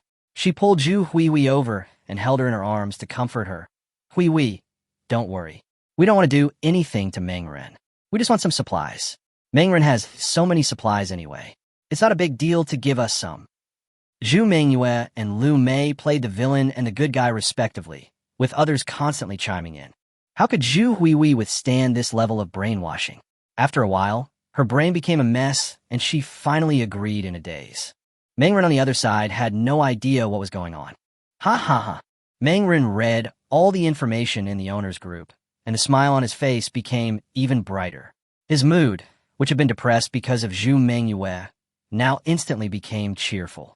Sure enough, happiness comes from comparison. When you see others suffering, you will be happy. Meng Ren completely ignored the people who were roaring in the owner's group. Let them quarrel. The happier they quarreled, the more comfortable he felt. Putting his phone aside, Meng Ren called Xiaoyu over. Xiaoyu, come over and have dinner. Xiaoyu, who was eating instant noodles not far away, was overjoyed. Can I eat it? You have performed well during this period, so I'll reward you with a good meal. Meng Ren had a smile on his face. That's great. Xiaoyu was pleasantly surprised and quickly walked over with the instant noodles in his hand. Tian Wenxian next to him was drooling and couldn't help but look at Meng Ren eagerly. Master, what about me? I have performed very well during this period. I also want to eat beef stewed with potatoes. Tian Wenxian tried hard to hold back her saliva. Meng Ren glanced at her and couldn't help but sneer in his heart. Tian Wenxian is a woman whose acting skills are indeed good. But does she really think that I can't see it? Tian Wenxian only temporarily surrendered to him due to the need to survive. After spending some time together, he had completely realized that Tian Wenxian was an ungrateful person who could never be tamed. This woman is not trustworthy at all. No wonder I was so good to her in my previous life, but Tian Wenxian still betrayed me without hesitation. Your performance can only be described as average, Meng Ren said in a cold tone. When Tian Wenxian heard this, the smile on her face froze instantly, and she couldn't help but grit her teeth. Xiaoyu came to Meng Ren with joy and began to enjoy the rare delicacy. After they finished dinner, Meng Ren called Xiaoyu into the room. Xiaoyu smiled slightly and immediately understood what Meng Ren meant. She had just eaten and her physical strength was at its peak, so she could have a good fight with Meng Ren. Aren, do you want a hand over Wenxian? Xiaoyu asked. No need, it's just you. Meng Ren said. Huh? The expression on Xiaoyu's face instantly became bitter. Meng Ren's physical strength was so abnormal. It seemed that she would be severely tortured again soon. But on second thought, this is a good sign. At least Meng Ren still likes her body. It doesn't matter if it's a little harder. It's not a problem. Thinking of this, Xiaoyu immediately came to Meng Ren's room, full of energy. As soon as she entered the room, she immediately began to take off her clothes, then threw herself into Meng Ren's arms with a charming smile. Honey, come on, I'm ready. Xiaoyu pouted and acted coquettishly in Meng Ren's arms. However, Meng Ren pushed her away. Stop. I'm not calling you over here to do anything. but I have something else to tell you. Huh? Xiaoyu couldn't help but be stunned for a moment, not understanding what was going on. What do you want to tell me? Xiaoyu was a little surprised. Mangren narrowed his eyes and looked at her. Of course, it's some secrets. I think you should be curious about where my supplies come from. How did I preserve all those fresh potatoes, fish, and beef in such hot weather? Hearing this, Xiaoyu showed a panic expression on her face, and she waved her hands quickly. Arin, don't get me wrong. I don't mean to pry into your secrets. I have been very honest during this period and have never done anything to cross the border. Mangren crossed his arms and said, Don't worry, I don't blame you for anything. It's because you have been very honest during this period of time that I decided to give you a little trust. Then it's time for you to make your final choice. First, continue to live your current life. After I get tired of you, I will discard you. Second, become mine completely. I will share some of my secrets with you, but from now on you cannot betray me. Otherwise, even if you run away to the ends of the earth, I will definitely kill you. When Mangren said this, a terrifying murderous intent emanated from him, causing Xiaoyu's face to turn pale. Gulp. Xiaoyu couldn't help but swallow her saliva. She understood what Mangren meant. Now a choice is presented to her. If she chooses to go one step further, she will have a better life in the future and will also be able to know some of Mangren's secrets. If she chooses to refuse, then things will go back to the way they were before. When Mangren gets tired of her and discards her, she will return to her precarious life. Does this still require a choice? Xiaoyu said without any hesitation, I choose to go one step further. I will never betray your secrets. Xiaoyu patted his chest, and a fawning smile appeared on his face. Mangren nodded with satisfaction. From the beginning till now, he had been observing Xiaoyu's expression. As long as the other party showed any sign of abnormality, he would kill Xiaoyu immediately. His secrets cannot be known to outsiders, even the secrets themselves. Very good, you have my trust. Now, give me your hand, and I will take you to a new place. Mangren grabbed Xiaoyu's hand. Xiaoyu had no idea what Mangren meant by this, but she soon understood. As soon as she put her hand in Mangren's, Xiaoyu felt a flash before her eyes. She was originally in the room and instantly came to a whole new world. Fuck, where's this place? Xiaoyu was shocked to the extreme and could hardly believe his eyes. There was a completely new space in front of me. Wasn't I clearly in a room just now? My God, what did she see? Chapter 118, Xiaoyu Shock. Xiaoyu looked carefully and immediately saw a large number of farmlands arranged neatly, planted with a large number of fresh crops, including tomatoes, potatoes, corn, onions, peppers, and so on. Dozens of daily crops are all grown here, not just agricultural crops. There are even farms not far away where a large number of chickens, ducks, and piglets live. The whole world is like a combination of a breeding farm and a farm. Because the space is very flat, many places can be seen clearly at a glance. However, what shocked Xiaoyu the most was that a corner of the space actually contained a huge amount of supplies. Instant noodles, canned food, mineral water, melon seeds, bread, and so on. A large number of supplies were piled up like a mountain taller than her. At the other end of the farm, there was a small pool with clean water. Hiss! Seeing this scene, Xiaoyu couldn't help but take a breath, his eyes filled with horror. This. Xiaoyu was trembling, and she was so shocked that she couldn't utter a word for a long time. The shock in her heart was simply beyond words, which was enough to show how shocked she was. Ah, Arin, where exactly is this place? Xiaoyu turned around and looked at Mangren with shock. This is a space connected to my spiritual consciousness. I was born with some special abilities, so I knew about it before the extreme heat era arrived. So I bought tens of millions of supplies in advance and placed them here and built simple farms and breeding grounds. The supplies here are more than enough for me to use for 10 lifetimes. Mangren had a confident and proud smile on his face. Oh my God! Xiaoyu was so frightened that she almost fell down. She suspected that she was hallucinating, so she pinched herself hard. Ouch! The pain woke Xiaoyu up, and she also realized that she was not hallucinating. I see. No wonder you can come up with fresh ingredients. Those potatoes, fish, and beef all come from this place, right? After the shock, Xiaoyu felt excited. Oh my God, this place is simply amazing. There are so many supplies, and she will never be short of supplies again. No wonder Tang Dong never went outside to look for supplies, and no wonder he didn't panic even when facing the extremely hot era. With such a paradise-like place as a backup, she wouldn't panic if she were here, Xiaoyu couldn't help but let her eyes fall on Meng Ren.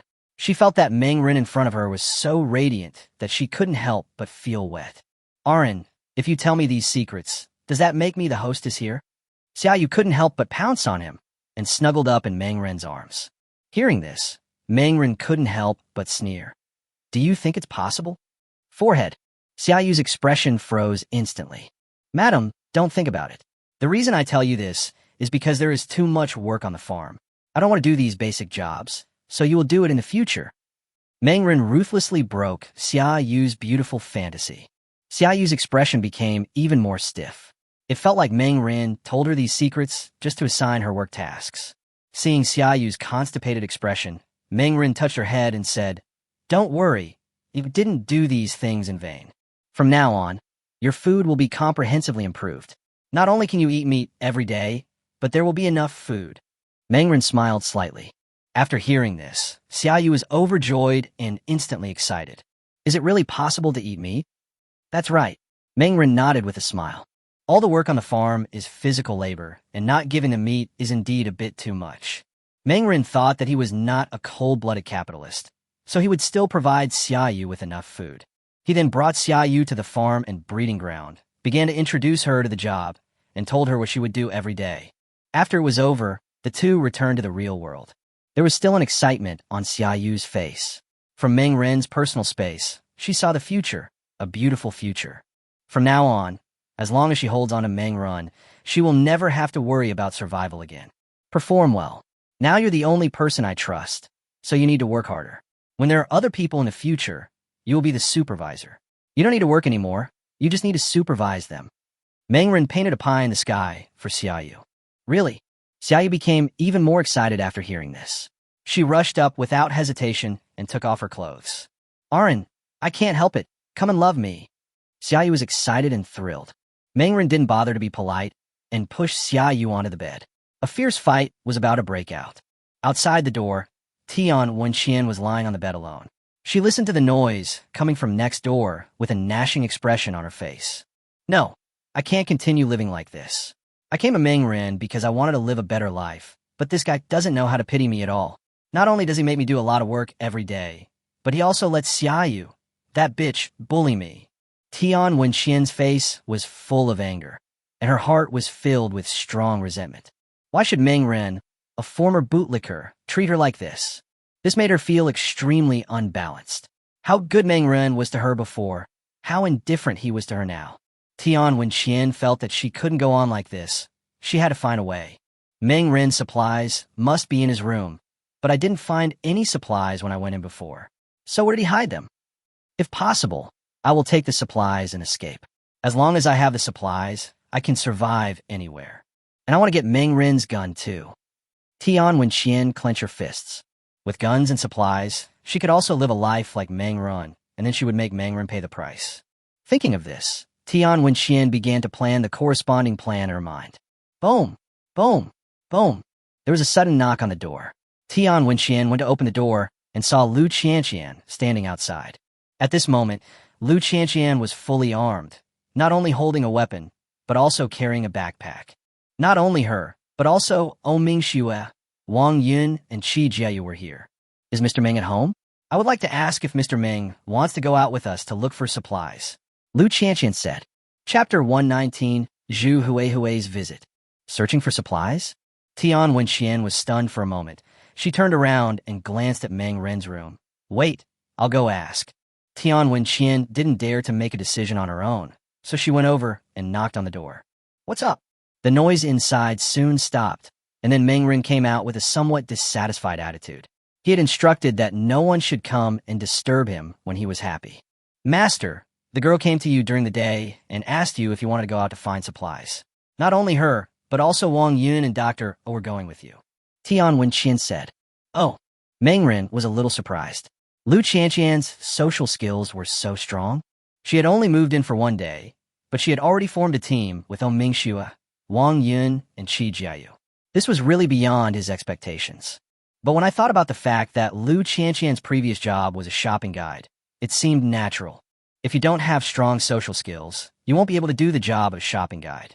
However, Lu Qianqian obviously had a lot of supplies, but she still went out to search for them. It seemed that she was preparing for a rainy day. No need. Let them go out by themselves. Meng Run refused directly, then returned to the room and continued fighting with Xiaoyu. The four people at the door waited patiently, and soon Tian Wenxian came out to deliver the message. Hearing that Meng Run did not go out, Wang Yun and the other two were not surprised at all, but Lu Qianqian was a little disappointed. Let's go. The four of us will set out and take care of each other. There shouldn't be too much danger. Mingxue said. The others nodded and then set off together. The four figures quickly disappeared into the night, and Tian Wenxian returned to her room. An hour later, the battle on Meng Ren's side finally stopped. The expression on his face seemed a little unsatisfied, as if he wanted to fight another round. But Xiaoyu on the bed was obviously overwhelmed, and the whole room was full of traces of the fight between the two. Xiaoyu dragged his tired body out of bed, then asked Tian Wenxian to come and clean up while he went back to rest. Tian Wenxian had a blank expression on her face. She glanced at Meng Run, who was playing games not far away, and began to look around other places out of the corner of her eyes. Where are the supplies hidden? Tian Wenxian was a little confused. Every time she cooked, she saw Meng Run go back to the room to get ingredients. She had never paid attention to it before, but now after looking carefully, Meng Ren's room was not very big. So where did those ingredients come from? When making sweet and sour fish during the day, Meng Ren took out a live fish, but there was no bathtub for fish in this room. Is there a hidden room? Tian Wenxian thought so in her heart, and her face showed an expression of contemplation and confusion. She was thinking, but she didn't notice that the reflection of her expression and movements were imprinted on the window glass. Meng Run, who was playing games, had already stopped and could see Tian Wenxian's expression clearly. He sneered in his heart. Tian Wenxian is indeed unwilling to give up. Meng Ren immediately guessed that Tian Wenxian was looking for where her supplies were hidden. She probably would never have dreamed that her supplies were actually in the portable space. Any normal person would not think of such a thing, so Xiaoyu's expression was so shocked before. Meng Ren looked at Tian Wenxian's reflection on the window glass with cold eyes. He sneered in his heart, but did not expose her. The main reason is that he needs Tian Wenxian now. Xiaoyu is now responsible for the work on the farm, while the work at home in the real world has to be done by Tian Wenxian. Looks like I need to find a new maid. Tian Wenxian, this traitor, is obviously not up to the standard. Meng Ren thought so in his heart, and once he found a new maid, Tian Wenxian could leave. He had already begun to wonder what expression Tian Wenxian would show after she was kicked out. I believe the scene at that time will be very exciting. Just when this thought popped up in Meng Ren's mind, there was a knock on the door. Hearing the voice, Tian Wenxian immediately put down the quilt in her hand and went to open the door. When the door opened, a skinny little girl with a pale face and skinny body was seen standing outside. The girl looked to be about 13 or 14 years old, 2 or 3 years younger than Lu Qianqian before. However, she was thin at the moment and looked extremely thin. Her clothes were tattered and dirty, and she looked like a beggar on the street. A smell of sweat came, and Tian Wenxian couldn't help but cover her nose. Who are you? Tian Wenxian frowned. My name is Zhu Huihui, and I want to find Brother Meng. Zhu Huihui lowered her head and crumpled the corners of her clothes with her hands. Tian Wenxian couldn't help but sneer in her heart when she heard this. She was guessing in her mind the purpose of the girl in front of her looking for Meng Ren. She knew without thinking what the matter could be for a girl to come running over to find a man in the middle of the night, especially in the current situation. She looked Zhu Huihui up and down, but unfortunately Zhu Huihui lowered her head, so Tian Wenxian couldn't see her appearance clearly. Who's outside? Meng Ren's voice came from inside. Brother Meng, I'm Huihui. Zhu Huihui immediately shouted loudly upon hearing this. Meng Ren, who was playing games, was a little surprised that Zhu Huihui actually ran over to find him. I'm afraid it was that woman Zhu Mengyue who instructed it. He stood up and walked to the door. When he saw Zhu Huihui's appearance, he couldn't help but hold his forehead and sneered even more in his heart. Zhu Mengyue is a really good woman. When she couldn't get food herself, she sent her 14-year-old daughter to ask for food. Such a woman has brought shame to all mothers in the world. Brother Meng, I came here to exchange some food. We have been out of food for 2 days. My mother is so hungry that she is lying in bed and can't get up. I beg you, Brother Meng, to help us and give us some food. I can exchange something. Zhu Huihui stammered. When she said this, her face was as red as a ripe apple. Meng Ren had a blank expression on his face, and his eyes were full of coldness. But this coldness was not directed at Zhu Huihui, but at Zhu Menghua. He had a very good impression of Zhu Huihui. Although he didn't have much communication with her, they were from the same community after all, so he had some understanding of Zhu Huihui's situation. Although Zhu Huihui is not very old, with an irresponsible mother like Zhu Menghua, Zhu Huihui has to take care of herself since she was 10 years old. Zhu Huihui is also the one who takes care of all the housework at home. Meng Ren has seen Zhu Huihui more than once selling vegetables, cooking, and doing housework in addition to studying. She is busy until very late every day before she can rest. Chapter 1, 20 Lowly Maid? It's a pity that Zhu Huihui, such a well-behaved and sensible girl, has to have Zhu Menghua as her mother. Sometimes God is really unfair. Meng Ren retracted his scattered thoughts and ideas. He was not a fool, so how could he not understand what trick Zhu Menghua was playing? But Zhu Huihui in front of him was only 14 years old. Was he so short of women? That was why Zhu Menghua had such thoughts in her mind. Meng Ren glanced at Zhu Huihui, who looked very nervous, and said, "Come in first." Meng Ren is still willing to maintain goodwill towards Zhu Huihui, but how long this goodwill can last depends on what choice Zhu Huihui ultimately makes. He did sympathize with Zhu Huihui, but that didn't mean he would really take good care of her. If Zhu Huihui was really smart, he wouldn't mind giving her a hand and helping her escape from the quagmire of Zhu Menghua. But if Zhu Huihui is too stupid, then I can't blame myself. He closed the door, and then his eyes fell on Zhu Huihui. Seeing that she was dirty and looked like a street stalker, Meng Ren couldn't help but hold his forehead. "Xiaoyu, take her to the bathroom to take a bath." Meng Ren waved his hand with some disgust. Hearing this, Xiaoyu couldn't help but look at Meng Ren with a strange look, as if he was looking at a beast. Meng Ren couldn't help but roll his eyes. No matter how beastly he was, he wouldn't harm a 14-year-old girl, right? He has no interest in the undeveloped washboard. After saying that, Meng Ren turned around and went back to his room.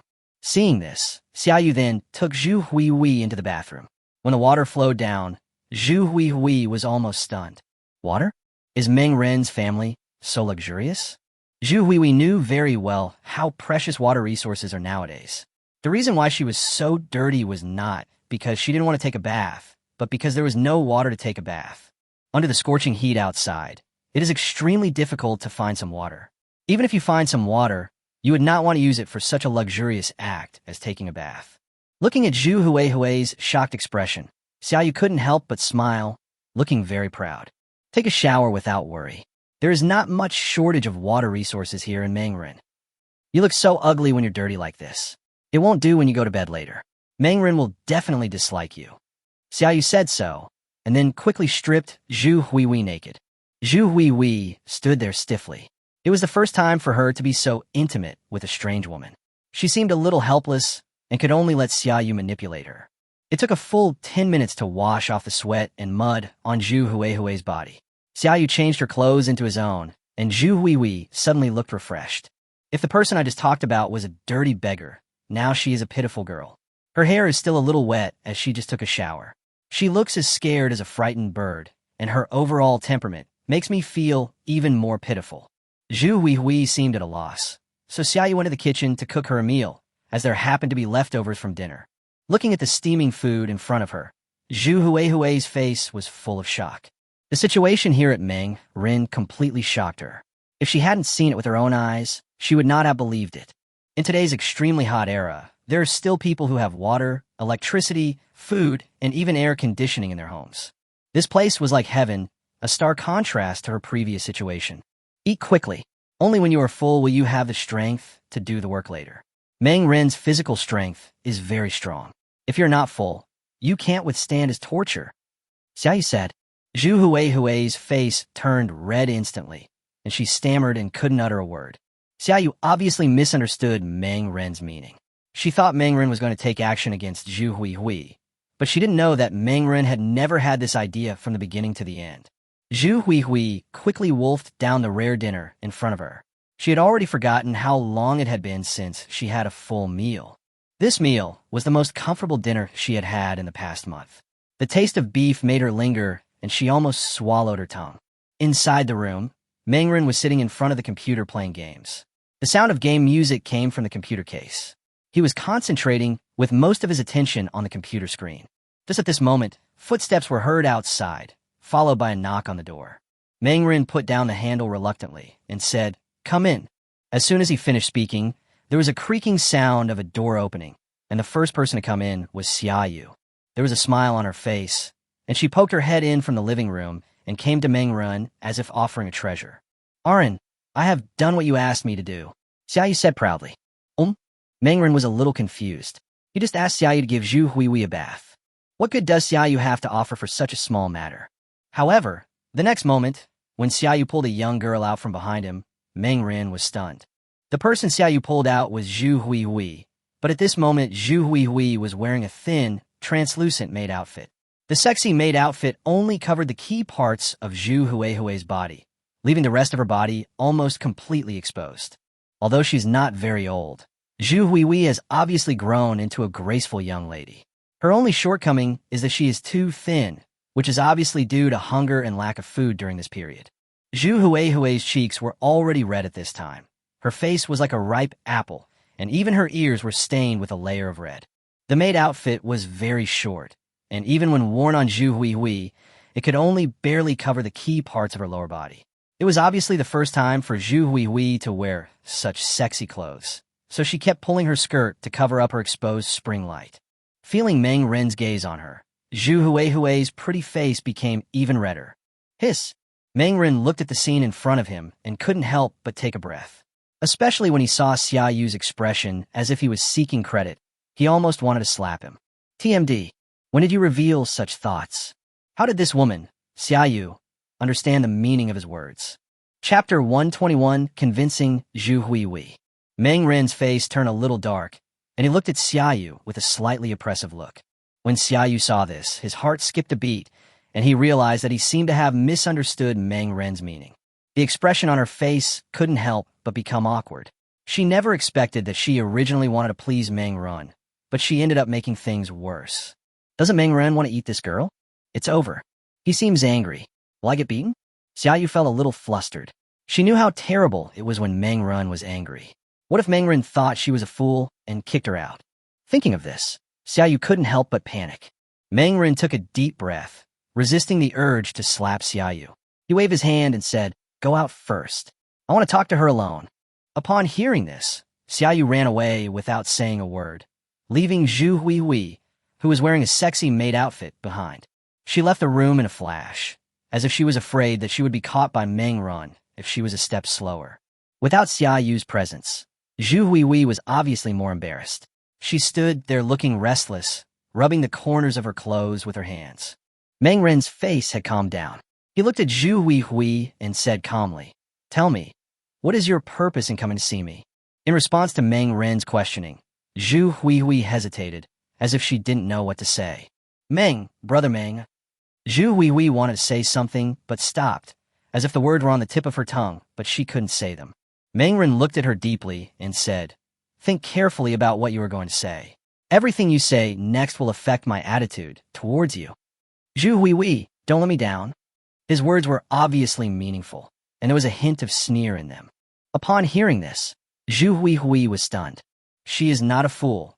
Otherwise, she would not be able to take care of the housework by herself and achieve top grades in school at the same time. Hearing what Meng Ren said at this moment, she couldn't help but look up at Meng Ren's expression. When Zhu Huihui saw Meng Ren's meaningful expression, she felt as if a basin of cold water appeared out of nowhere and poured over her head. Meng Ren saw through the purpose of my coming here. Such thoughts popped up in Zhu Huihui's mind, and her hands and feet suddenly felt cold. She wanted to escape from here immediately, but she forced herself to control this behavior. I'm sorry, Brother Meng." Zhu Huihui's eyes suddenly turned red. "I didn't want to come either, but my mother insisted that I come." "Really?" Meng Ren was not surprised by Zhu Huihui's return. He guessed that Zhu Huihui must have come here, because Zhu Mengyue forced her to do so. This woman's character is really low.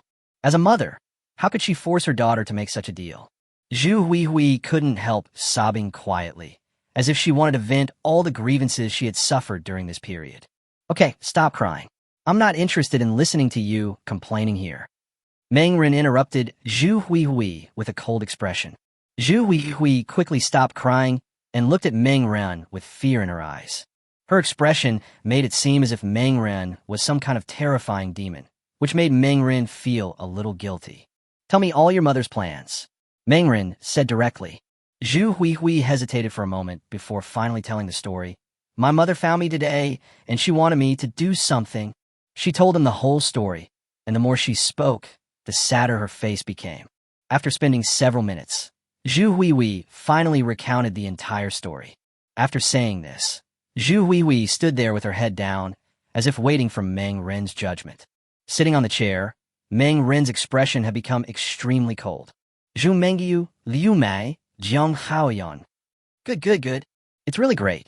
Meng Ren's eyes were full of coldness. He didn't expect that he had ignored Liu Mei and her group for the past few days, and they would plot against him so soon. Sure enough, my previous actions were too kind and gave them an illusion. It was as if I was a soft persimmon, allowing these idiots to think that they could control me with such a simple trick. Hee. Meng Ren sneered in his heart, his eyes turned, and he began to plan how to give these people a little shock. It just so happens that they want to plot against me, so I will treat them in their own way and give them a surprise. Thinking of this, Meng Ren looked at Zhu Huihui.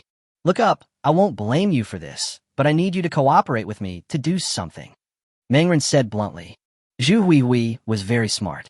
She quickly guessed what Meng Ren wanted to do. She hesitated and couldn't help asking, Brother Meng, are you going to kill them? Please, can you let my mother go?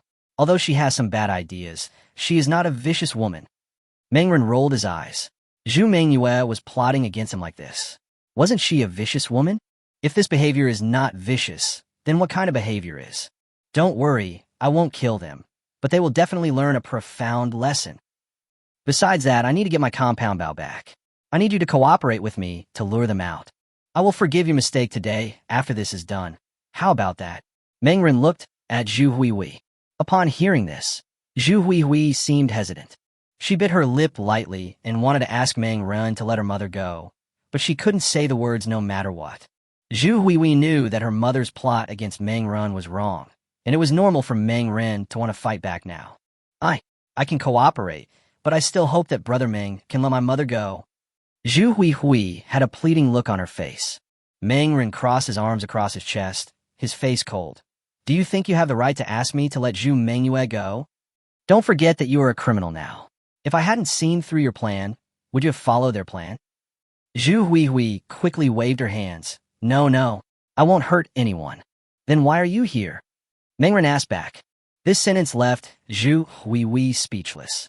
She didn't know how to explain it for a moment and was so anxious that she almost cried. Tears streamed down Zhu Huihui's face. Zhu Huihui was at a loss and didn't know what to say for a long time. Seeing this, Meng Ren stopped forcing her. It is normal for Zhu Huihui, a 14-year-old girl, to find it difficult to cope with the brainwashing of a group of people in such a situation. Meng Ren is not a devil and can understand Zhu Huihui's difficulties. Chapter 122, the show begins.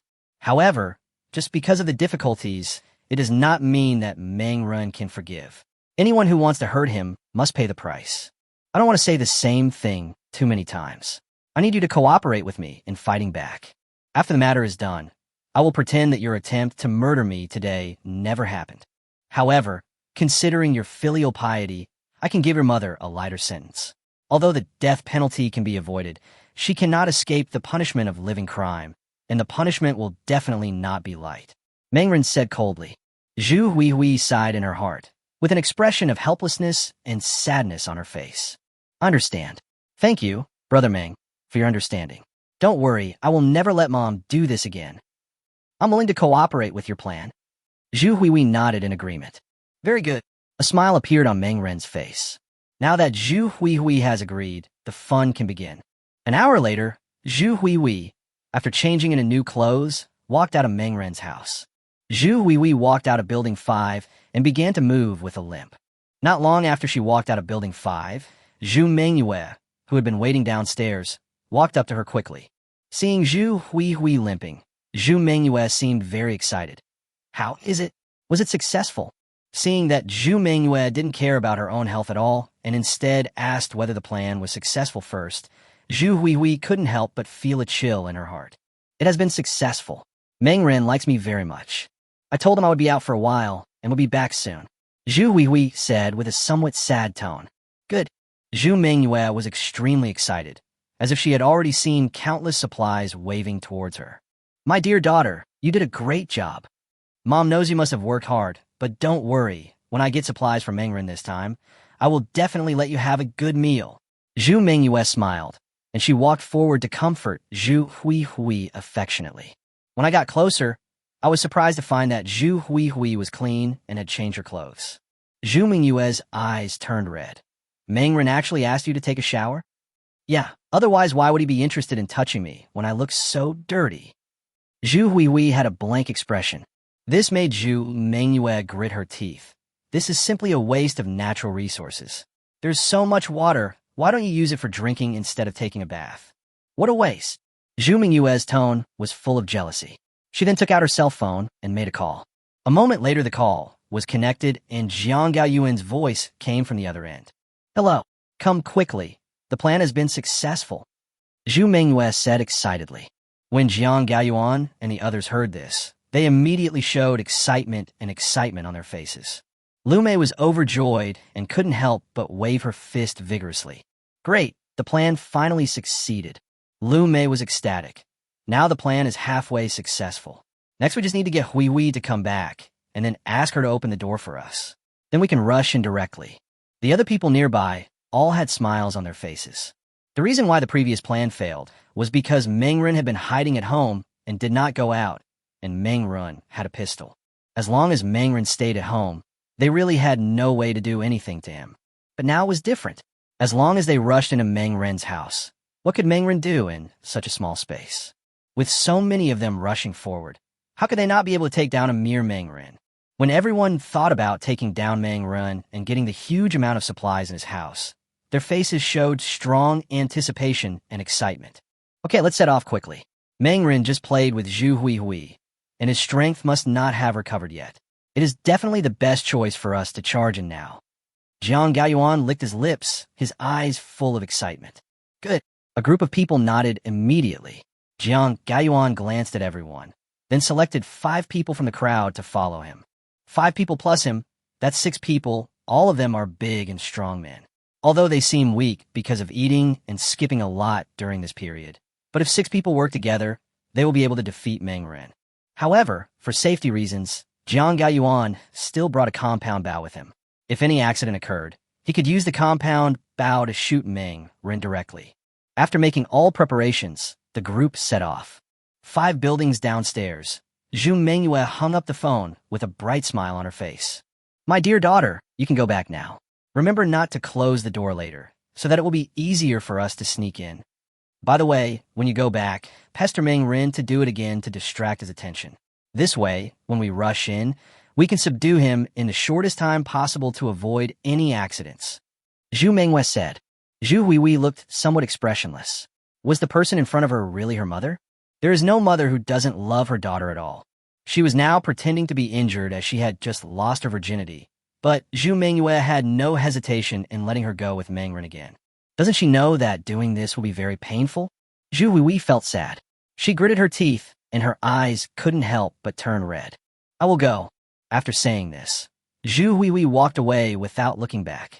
When she entered Building 5, her limping appearance disappeared in an instant, and then she quickly returned to the 5th floor. After a while, Jiang Gaoyuan and 4 others came to Zhu Mengyue. Where is Zhu Huihui?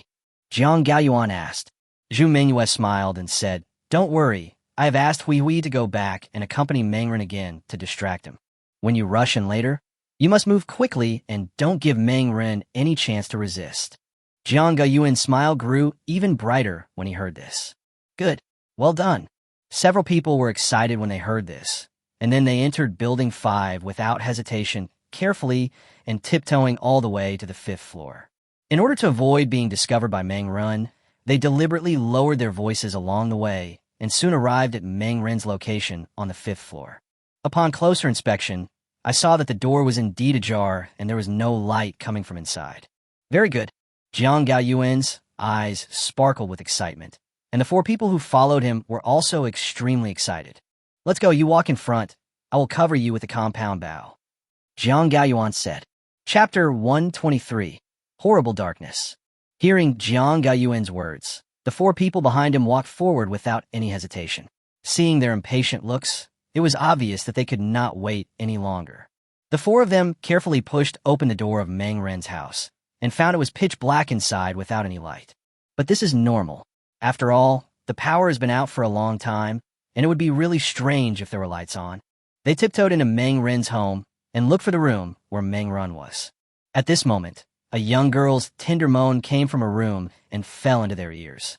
The four of them looked at each other and immediately realized that Meng Ren was in that room. Shoo, let's go over carefully, then push open the door and take action directly to control Meng Ren first.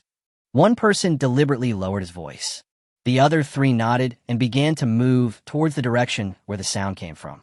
At the door, Jiang Gaoyuan, holding a compound bow in his hand, slowly walked in. The room was so dark that there was no light at all. It seemed that Meng Ren had drawn the curtains so that the moonlight could not shine in. As soon as the few people walked in, they were utterly struck by darkness. They couldn't even see their companions who were nearby. It was so pitch dark that they couldn't see their hand in front of them. Relying on the moans of a young girl not far away, they were able to barely locate Meng Ren's room. Jiang Gaoyuan, holding a compound bow, also walked in carefully. He tried to reduce the noise of his footsteps as much as possible so as not to disturb Meng Ren in the room. Once Meng Ren was alarmed and took out his pistol, their plan would be declared a failure. He had put in a lot of effort to achieve this moment of success. Now that he was about to reap the fruits of victory, Jiang Gaoyuan would never allow himself to fail. The four of them moved forward cautiously in the dark. The pitch-black environment in the room did not allow them to see the figure standing in the corner. In the dark corner, Meng Ren was standing there, staring at the five people who had just walked in with cold eyes. The chillness in his eyes seemed to be boiling like a river. Hee! Meng Ren sneered in his heart. Because he had been in the dark, he could barely see the figures of several people at this moment. The cautious and smuggling manner of these people undoubtedly made them look like clowns in his eyes. He had already sentenced these people to death in his heart. Invisible telekinesis emerged, and a moment later, an extremely sharp blade floated in the air and instantly flew towards the four people like a sword drawn from its sheath. Puff! The sound of a sharp weapon cutting flesh was heard, and the sharp blade of the utility knife cut a person's throat and trachea in the blink of an eye, and a large amount of blood gushed out instantly. The man didn't understand what was happening. He just felt a pain in his throat, and the intense pain made his eyes widen instantly. He opened his mouth and wanted to call out, but because his trachea was cut by the sharp utility knife, he couldn't make any sound. A large amount of blood poured into his trachea, causing him excruciating pain. He struggled frantically, his face full of pain. Such a violent action touched other people, which immediately made them feel dissatisfied. What are you doing? What is such a violent movement alarms Meng Ren? Such thoughts emerged in the minds of several people, and they were completely unaware that their companions were on the verge of life and death. Seeing this man struggling frantically as if he had seen a ghost, the three of them simply went up together and held him down. The man's hands and feet were immediately tied up, and he was in extreme pain. Don't move, what are you doing? Don't alarm Meng Ren. Someone lowered his voice and whispered in the man's ear. The man's throat was cut, and he couldn't make any sound. He struggled frantically because of the pain of suffocation. The three of them then realized something was wrong. Why is there such a strong smell of blood? His struggle was too intense. One person couldn't help but say. He touched a handful and sniffed it, and immediately the smell of blood came into his nose. Blood. So much blood. The man was extremely shocked and was about to scream when another cold light flashed in the darkness. Puff! Blood gushed out, and the hot blood dyed the man's clothes red. Hey! The man's eyes widened instantly, and he struggled in pain to make a sound. At this moment, he finally understood why this person had struggled so violently.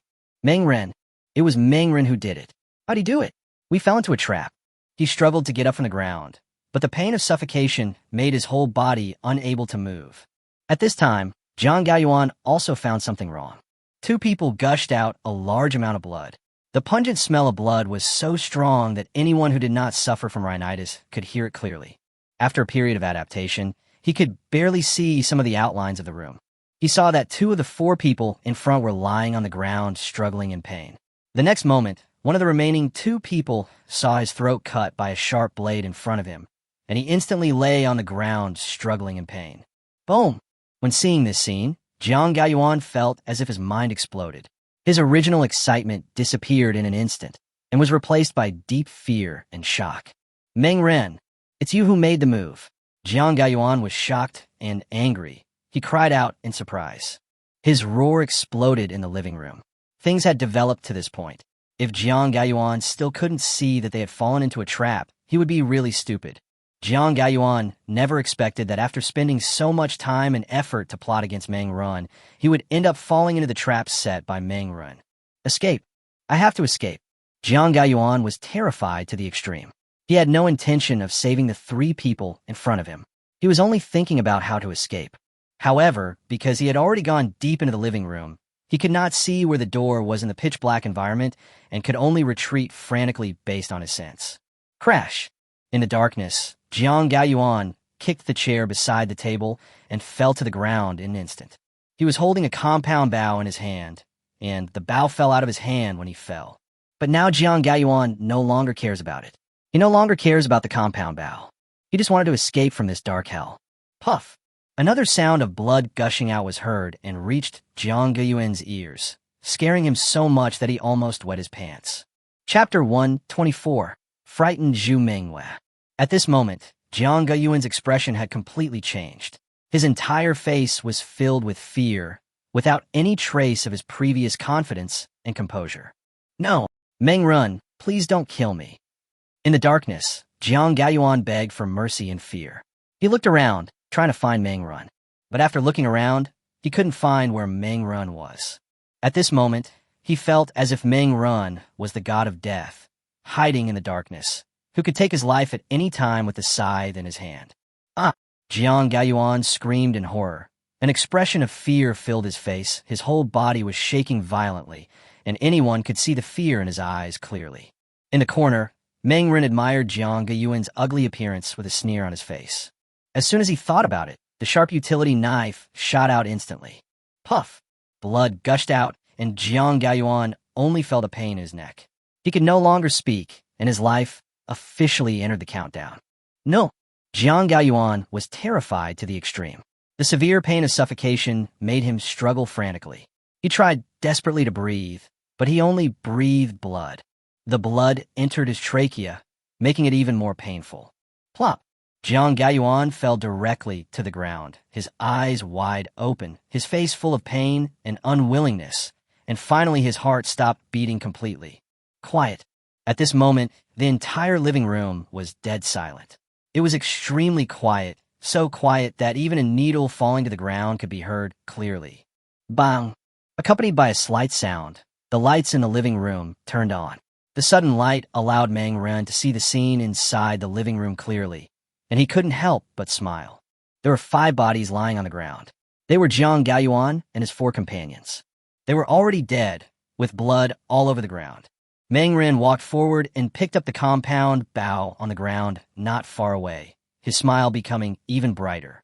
My baby, you are finally back. The compound bow was successfully recovered and Meng Ren was in a good mood. Come out, he shouted, and the doors of the 2 rooms opened at the same time. Xiaoyu, Tian Wenxian, and Zhu Huihui walked out at the same time. When looking at the 5 bodies on the ground, the 3 women couldn't help but gasp. Arin, you killed them all? Xiaoyu couldn't help but feel frightened. Meng Ren glanced at her and asked, why keep him alive if you don't want to kill him? Gulp. Xiaoyu couldn't help but swallow hard, while Tian Wenxian's face turned pale. She was obviously frightened. Meng Ren was so ruthless that he killed 5 people directly. Oh my god, this is too scary. Zhu Huihui standing by also had a pale face.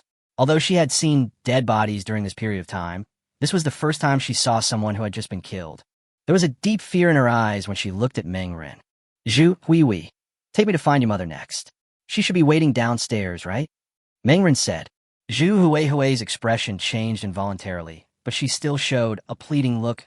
Brother Meng, don't kill my mother. I beg you. She treated you like this, and you're still willing to beg me? Meng Ren glanced at her. Zhu Huihui recalled how Zhu Mengyue had treated her over the years, with a wry smile on her face. No matter what, she is my mother. If she wasn't there, there would be no me. I don't want to watch her die. Meng Ren sneered. People like her will die sooner or later. Even if I don't kill her today, she will die at the hands of others. But for your sake, I can spare her life. But some punishment is inevitable. Meng Ren sneered. Come with me. Take me to see her. Zhu Huihui nodded, then took Meng Ren downstairs. At this time, Zhu Mengyue didn't know what had happened upstairs. She was still fantasizing that Jiang Gaoyuan and his 4 companions' actions would go smoothly. Then, they would be able to get all of Meng Ren's supplies and live a comfortable life from then on. At this moment, she heard footsteps and then saw Zhu Huihui walking towards her with a man. Zhu Mengyue was overjoyed and thought that the man was Jiang Gaoyuan, so she went to greet him immediately. However, when she got closer, Zhu Mengyue discovered that the man was not Jiang Gaoyuan at all, but Meng Ren. Meng Ren. You, why are you here? Zhu Mengyue was shocked to the extreme and could not believe her eyes. Shouldn't Meng Ren have been subdued by Jiang Gaoyuan and his men by now? Why was he here, and with Zhu Huihui? I'm sorry to inform you that your plan has failed. Want to plot against me? Hee hee. Meng Ren sneered. Are you worthy enough? Do you think you could deceive me by asking Zhu Huihui to come and sacrifice herself? That's underestimating me. Boom! It was as if a thunderclap exploded in Zhu Mengyue's mind. She was shocked to the extreme. She could not have imagined that things would develop in this direction. Meng Ren actually saw through their plan. Etc. Where are Jiang Gaoyuan, and the others? Zhu Mengyue's voice trembled. Dead, Meng Ren said indifferently. When Zhu Mengyue heard this, she felt her legs go limp, and she fell to her knees on the ground. Don't kill me. Meng Ren, I beg you not to kill me. I am just an innocent woman. Jiang Gaoyuan and the others forced me to do this. Zhu Mengyue showed Meng Ren what it meant to change her face. She directly put all the blame on the already dead Jiang Gaoyuan. Seeing her crying with a wronged look on her face, if Meng Ren didn't know what happened, he would probably have been deceived by her. Bang! Meng Ren took a step forward and slapped Zhu Mengyue directly on the face. That's enough. Why are you pretending in front of me? Do you really think I, Meng Ren, am a fool? Can you fool me with this little trick of yours? Meng Ren sneered. He grabbed Zhu Mengyue and slapped her on the face several times. Ah! Zhu Mengyue screamed miserably, and when Meng Ren stopped, her entire face had swollen like a pig's head, and it was almost impossible to recognize her original appearance. Meng Ren threw Zhu Mengyue to the ground with a cold look on his face. Don't lie on the ground and pretend to be dead. I can spare your life. Next, follow me, Meng Ren said coldly, then turned and walked upstairs. Zhu Mengyue was extremely frightened. She hurriedly followed Meng Ren, and the 3 of them went to the 5th floor together. As soon as Zhu Mengyue entered the door, she saw the bodies of Jiang Gaoyuan and 4 others lying on the ground. This scene completely shattered the last bit of hope in Zhu Mengyue's heart. Chapter 125 Declaration of War. Move the bodies of these 5 people out of here. I'm not interested in leaving 5 bodies in my home, Meng Ren said coldly. Zhu Mengyue was already trembling at this time. She couldn't believe that her well-planned plan had failed. She now understood that she and others had underestimated Meng Ren too much, and this plan would never work. I'll move it. Zhu Mengyue walked forward with a trembling body. She struggled to lift Jiang Gaoyuan's body, and then carried it out of the room. A man is quite heavy, and it is not easy for a spoiled woman like Zhu Mengyue to carry him. She struggled to carry Jiang Gaoyuan's body down from the 5th floor, and she was almost exhausted. When Zhu Mengyue thought that there were 4 bodies waiting for her to move on the 5th floor, she almost fainted on the spot. It took Zhu Mengyue half an hour to finally move all 5 bodies away. She didn't dare to go back and hurriedly left Building 5 without looking back, not even caring about Zhu Huihui. 5,502. The 5 bodies had been carried downstairs, but the blood was still on the ground. Xiaoyu immediately directed Tian Wenxian to start working. Wenxian, it's your turn. Hurry up and wipe all the blood on the floor. Xiaoyu was arrogant, looking down at Tian Wenxian with his chin raised. Faced with Xiaoyu's attitude, Tian Wenxian couldn't help but grit her teeth and hated Xiaoyu in her heart. Inside the room, Meng Ren had finished everything and went to the bathroom to take a shower. I just worked up a sweat and played a real game. It really made me feel happy, both physically and mentally. Mangren was so happy that he couldn't help humming a song in the bathroom. After this lesson, Lu Mei and her group probably won't dare to come and provoke me in the short term. But just because they don't come to cause trouble doesn't mean that today's matter will just end like that. I've been too good to them before, so they actually have the energy to plot against me. Sure enough, I am still too kind. Meng Ren sneered in his heart and decided to find something for Lu Mei and the others to do next. Time to keep these guys busy. Thinking of this, Meng Ren couldn't help but smile. He was happily humming a little tune while taking a bath, but at this moment, someone knocked on the bathroom door, and then Zhu Hui's voice came from outside. Meng, Brother Meng, can I come in? Forehead. Meng Ren rolled his eyes. He was taking a shower. What was Zhu Hui doing in there? Was she still here?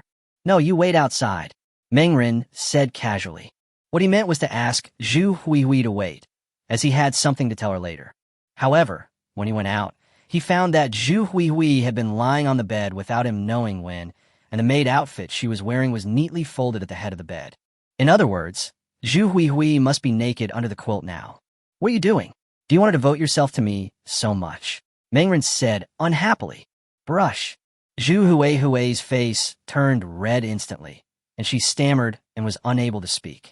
Meng, Brother Meng, I just want to apologize to you. Zhu Hui blushed. Meng Ren rolled his eyes. How old are you? I have no interest in little girls. Let's wait until you grow up.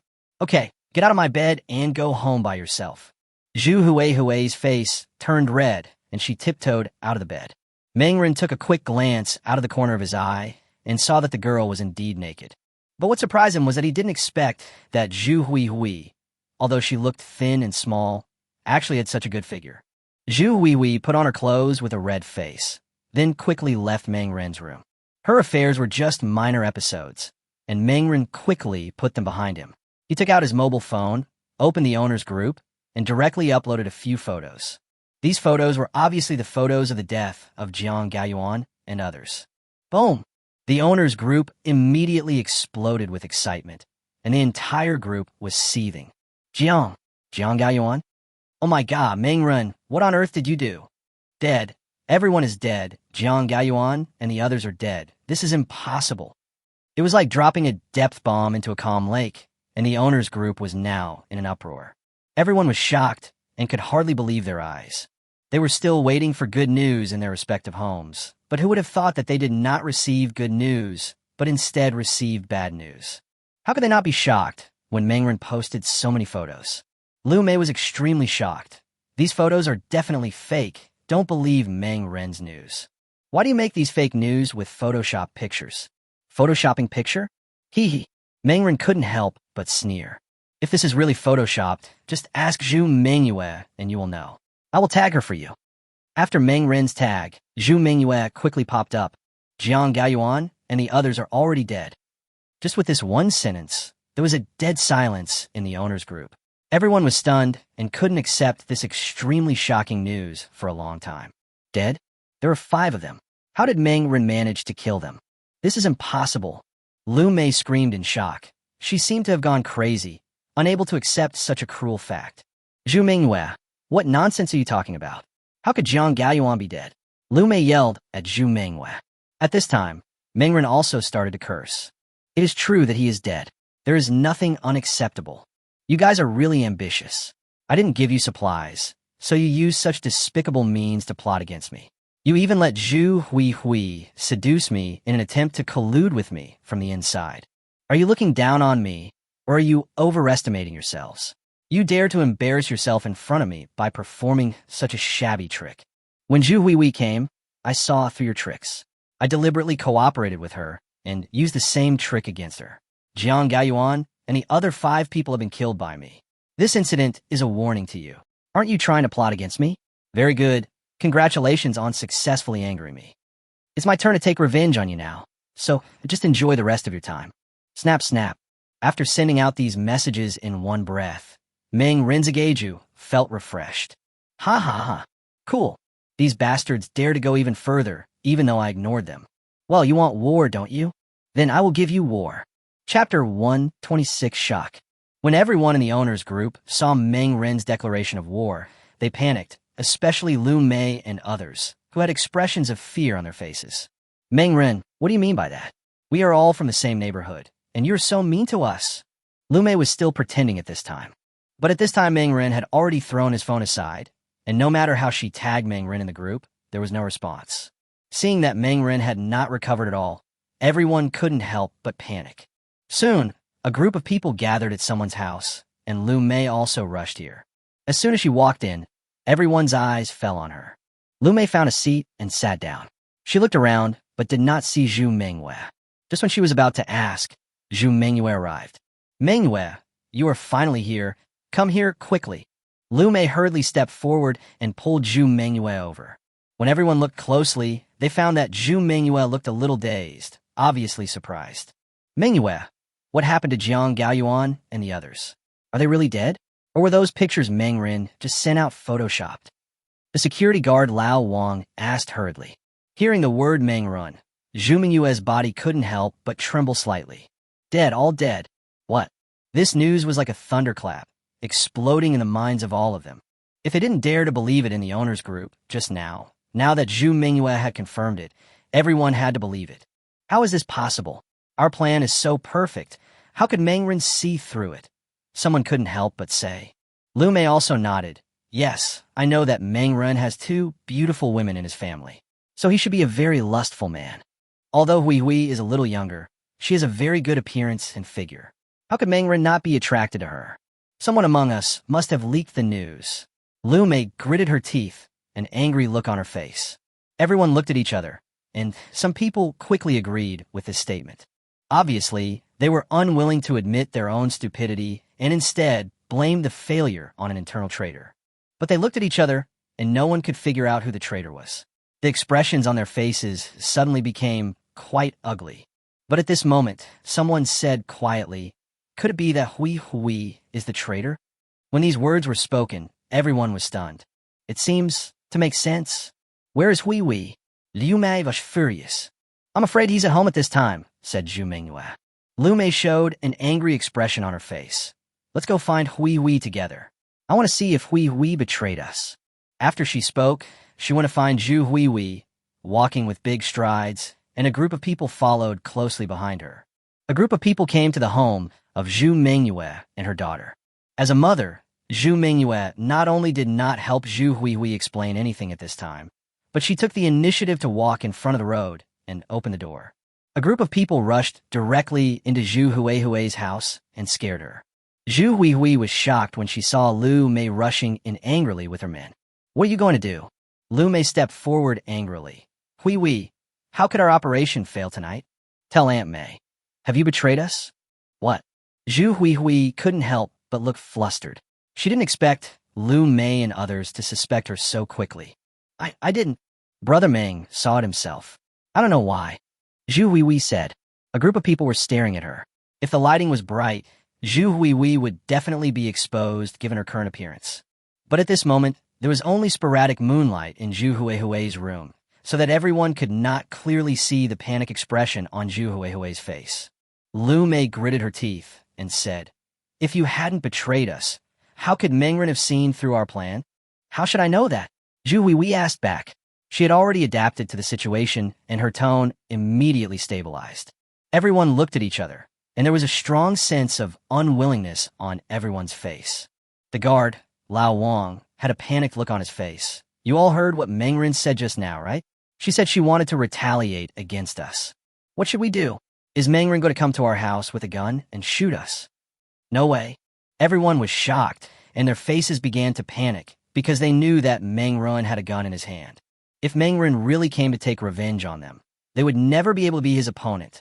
Lu Mei and others could no longer sit still when they thought that Meng Ren might rush over at any time. Think of a solution quickly. How should we solve Meng Ren's problem now? Lu Mei's old face was filled with extreme panic. The other people around had the same expression. The tragic scene of Jiang Gaoyuan and others' death in the photo was still vivid in their minds. They didn't want to die at Meng Ren's hands. In the crowd, one person couldn't help but say, how about, let's apologize to Meng Ren. As soon as that person said this, the people around him looked at him angrily. Lu Mei was furious and slapped the man in the face with her hand. What nonsense are you talking about? Meng Ren has caused us so much trouble. Why can Mangren live a good life while the rest of us have to live in fear? We are all neighbors in the same community, but Mangren is so stingy that he doesn't even want to share a bit of food with us. Apologize? That's simply impossible. Lu Mei gritted her teeth. When she said this, there was a strong hatred towards Mangren in her eyes. Mangren has made her suffer too many times. If you were to ask who hates Mangren the most among everyone, it must be Lu Mei. Anyone could give in, but I'm afraid Lu Mei is absolutely impossible. Listening to Lu Mei's words, everyone else had different expressions. Some people had angry faces, some looked frightened, some were terrified, and some were trembling. There were different expressions on everyone's faces at this moment, just like all the different kinds of human emotions. The room suddenly became quiet. None of the dozens of people spoke. The scene was extremely silent. People looked at each other, and no one could do anything. Suddenly, the security guard Lao Wang said, "Maybe we can go to Chunhu to find a solution." What? When these words were spoken, everyone was shocked. Chapter 127. Driving the Tiger to Devour the Wolf? Everyone's face was filled with shock. They couldn't believe that the security guard, Old Wang, would say such a thing. Join Chunhu. What's the difference between this and walking directly into the tiger's den? Is someone like Chunhu so easy to get along with? I'm afraid that if these people join, they will soon be teased by Chunhu, and then they will probably become the direct targets of Chunhu's exploitation. What a joke. We asked Chunhu for help, but Chunhu will definitely not help us for free. Liu Mei shouted. The doorman, Lao Wang, frowned and said helplessly, "But now we can't find anyone to help us except Chunhu. Chunhu has many people under his command, and he also has powerful weapons in his hands. Only Chunhu can make Mangren afraid. If we don't ask Chunhu for help now, what should we do when Mangren starts to retaliate against us?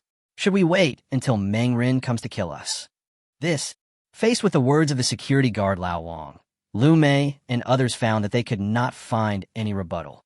Yes, apart from Chunhu, they couldn't find anyone else to help. Although they would be drained of blood if they asked Chunhu for help, they would die miserably if they didn't ask Chunhu for help. They have plotted against Mangren several times, and now that Mangren has started to fight back, he will definitely not let them go. Thinking of this, everyone's expression couldn't help but change. Everyone looked at each other, and the expressions on their faces were very interesting. One person couldn't help but ask, "Who among us should go find Chunhu?" As soon as these words were spoken, everyone looked at the security guard, Lao Wang. Lu Mei said confidently, "Lao Wang, since you are the one who proposed Chunhu's solution, then you should go find Chunhu. It just so happens that you were a soldier before, so Chun will definitely give you some respect. Then maybe Chunhu will directly help us without us having to pay any price." The guard Lao Wang's face darkened when he heard this. He couldn't help but yell, "Lu Mei, are you okay? I'm a useless cripple. Why should Chunhu give me face? Besides, how can a crippled person like me go over to negotiate? Since I proposed the idea, you should naturally execute it. You can't ask me to do everything. That would be too unfair to me." The security guard Lao Wang directly expressed her attitude. No matter what others said, she would never go to Chunhu.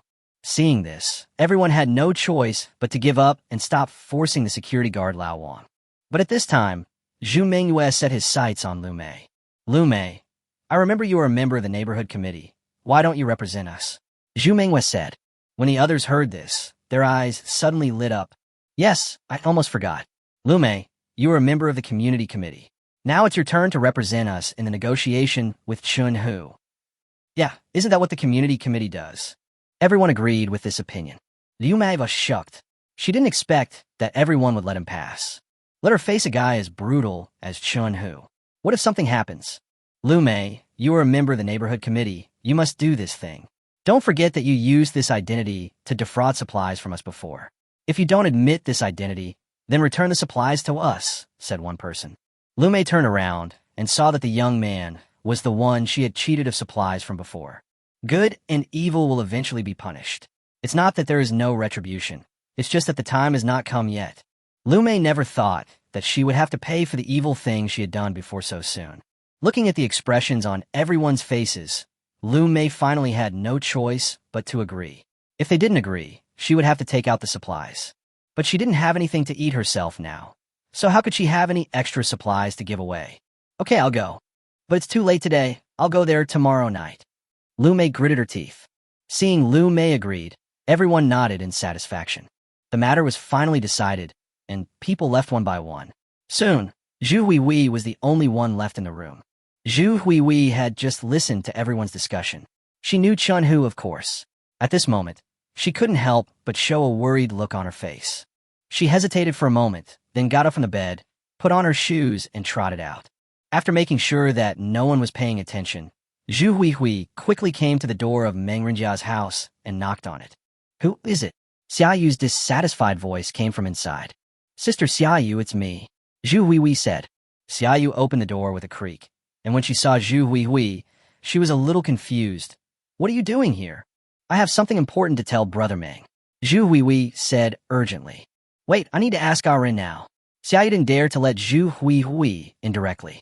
She told the news to Meng Ren, which surprised Meng Ren a little. He didn't understand why Zhu Huihui came over again. "Let her in," Meng Ren said. Xiaoyu nodded and quickly took Zhu Huihui to his room. "Brother Meng, something big has happened." There was an anxious look on Zhu Huihui's face. She did not hide anything and told everything she had just heard. "Oh." Hearing this news, Meng Ren's expression became a little more serious. He didn't expect that his words would scare Lu Mei and the others to such an extent that they were willing to go find Chunhu at the risk of courting death. Interesting. Meng Ren narrowed his eyes. He was indeed very wary of Chunhu, but he was not yet afraid. What's more, Lu Mei's group might not be able to invite Chunhu. Chunhu is a man who never does anything without profit, but last time he had already cheated Lu Mei and the others of their last supplies. How could Lu Mei and the others have anything to eat now? Given Chunhu's character, it was unlikely that he would go against him for Lu Mei and her group. However, this idea is just an idea after all, and Chunhu may still take action. Thinking of this, Meng Ren decided to make preparations early. It is always better to prepare for a rainy day than a cram at the last minute. Since Lu Mei and others have invited Chunhu to take action, I must be prepared to deal with it. Otherwise, if he waited until Chunhu showed up to kill him before making preparations, he would be in a rush, and this was not Meng Ren's character. After suppressing these thoughts, Meng Ren set his gaze on Zhu Huihui. Meng Ren was very satisfied that Zhu Huihui came to him in the middle of the night to give him the news. He felt that his high regard for Zhu Huihui was worth it, as this girl really knew how to repay a favor. "Thank you for tipping me off." Chapter 128 Tools in Place. "Are you interested in being my insider?" Meng Ren smiled slightly, then changed the subject, revealing a cunning light. "Huh?" Zhu Huihui was a little surprised. She didn't expect Meng Ren to make such an invitation. Internal support? Isn't this the trick Lu Mei and the others used to deal with Meng Ren before? I didn't expect that Meng Ren would use it now. Zhu Huihui couldn't help but hesitate. She always felt that if she became Meng Ren's accomplice, it would be tantamount to betraying the other party. Seeing Zhu Huihui's hesitation, Meng Ren couldn't help but smile. "Why? Do you still have fantasies about that group of people? Have you not seen clearly what their faces are like?" Zhu Huihui couldn't help but fall into silence. Just now in the room, she listened to the entire discussion of the security guard Lao Wang and others, and felt shocked. After hesitating for a moment, Zhu Huihui couldn't help but ask, "Are you going to kill them?" "No, I generally don't kill people casually," said Meng Ren, who had just killed 5 people. Zhu Huihui. She always felt that Meng Ren's words had no persuasiveness. Seeing that Zhu Huihui was still hesitating, Meng Ren took out his trump card. "I can pay for your revenge. How about a pack of instant noodles every day?" Meng Ren Kai said generously. Gulp. Hearing such a reward, Zhu Huihui couldn't help swallowing. "Isn't this reward too generous?" Zhu Huihui couldn't help but say. "Hee." Meng Ren had a smile on his face. "It's just some instant noodles. I have plenty here. Just tell me whether you are willing or not." Meng Ren waved his hand. Zhu Huihui couldn't help but feel her heart beating fast. She was completely disappointed with Lu Mei and her group. Their behavior really made her sick. Now that Meng Ren has offered such a condition again, Zhu Huihui really doesn't know how to refuse. This is a packet of instant noodles every day. If other people offer such a reward, I'm afraid many people will fight for it. In this extremely hot era, even a packet of instant noodles is very precious, let alone a packet every day. Isn't that too much? I didn't show any expression at all. Zhu Huihui couldn't help but say. She really felt uneasy taking the salary of a packet of instant noodles every day. Hee hee. Mangren couldn't help but chuckle in his heart. Zhu Huihui was such a simple and cute girl. Xiaoyu on the side also laughed. Zhu Huihui had no idea how much instant noodles were stored in Meng Ren's personal space. Just one pack a day was a drop in the bucket for Meng Ren. Okay, I agree. Zhu Huihui agreed. Meng Ren nodded with satisfaction. Very good. Then remember to collect all the information. At the same time, you must also pay attention to your own safety. Otherwise, if Lu Mei and her group find out that you're my accomplice, you'll probably end up in a miserable situation. Zhu Huihui nodded repeatedly and kept these words in mind. She left quickly, and Xiaoyu walked Zhu Huihui out of the house before coming back. However, she did not return to her own room, but went directly to Meng Ren's room. Arin, let me accompany you tonight, Xiaoyu said softly and tenderly, then took off her pajamas and got straight into Meng Ren's bed. Meng Ren rolled his eyes at her, but since Xiaoyu had already come to him, Meng Ren did not refuse. The sound of a fierce battle soon rang out in the room and lasted for a long time. The next day, it was noon when Meng Ren leisurely got up from the bed. He stretched, washed up, and then walked out of the room. The two women had already been waiting in the living room, and Xiaoyu walked forward impatiently. Arin, I'm so hungry. Can we eat? Xiaoyu looked at Meng Ren pitifully.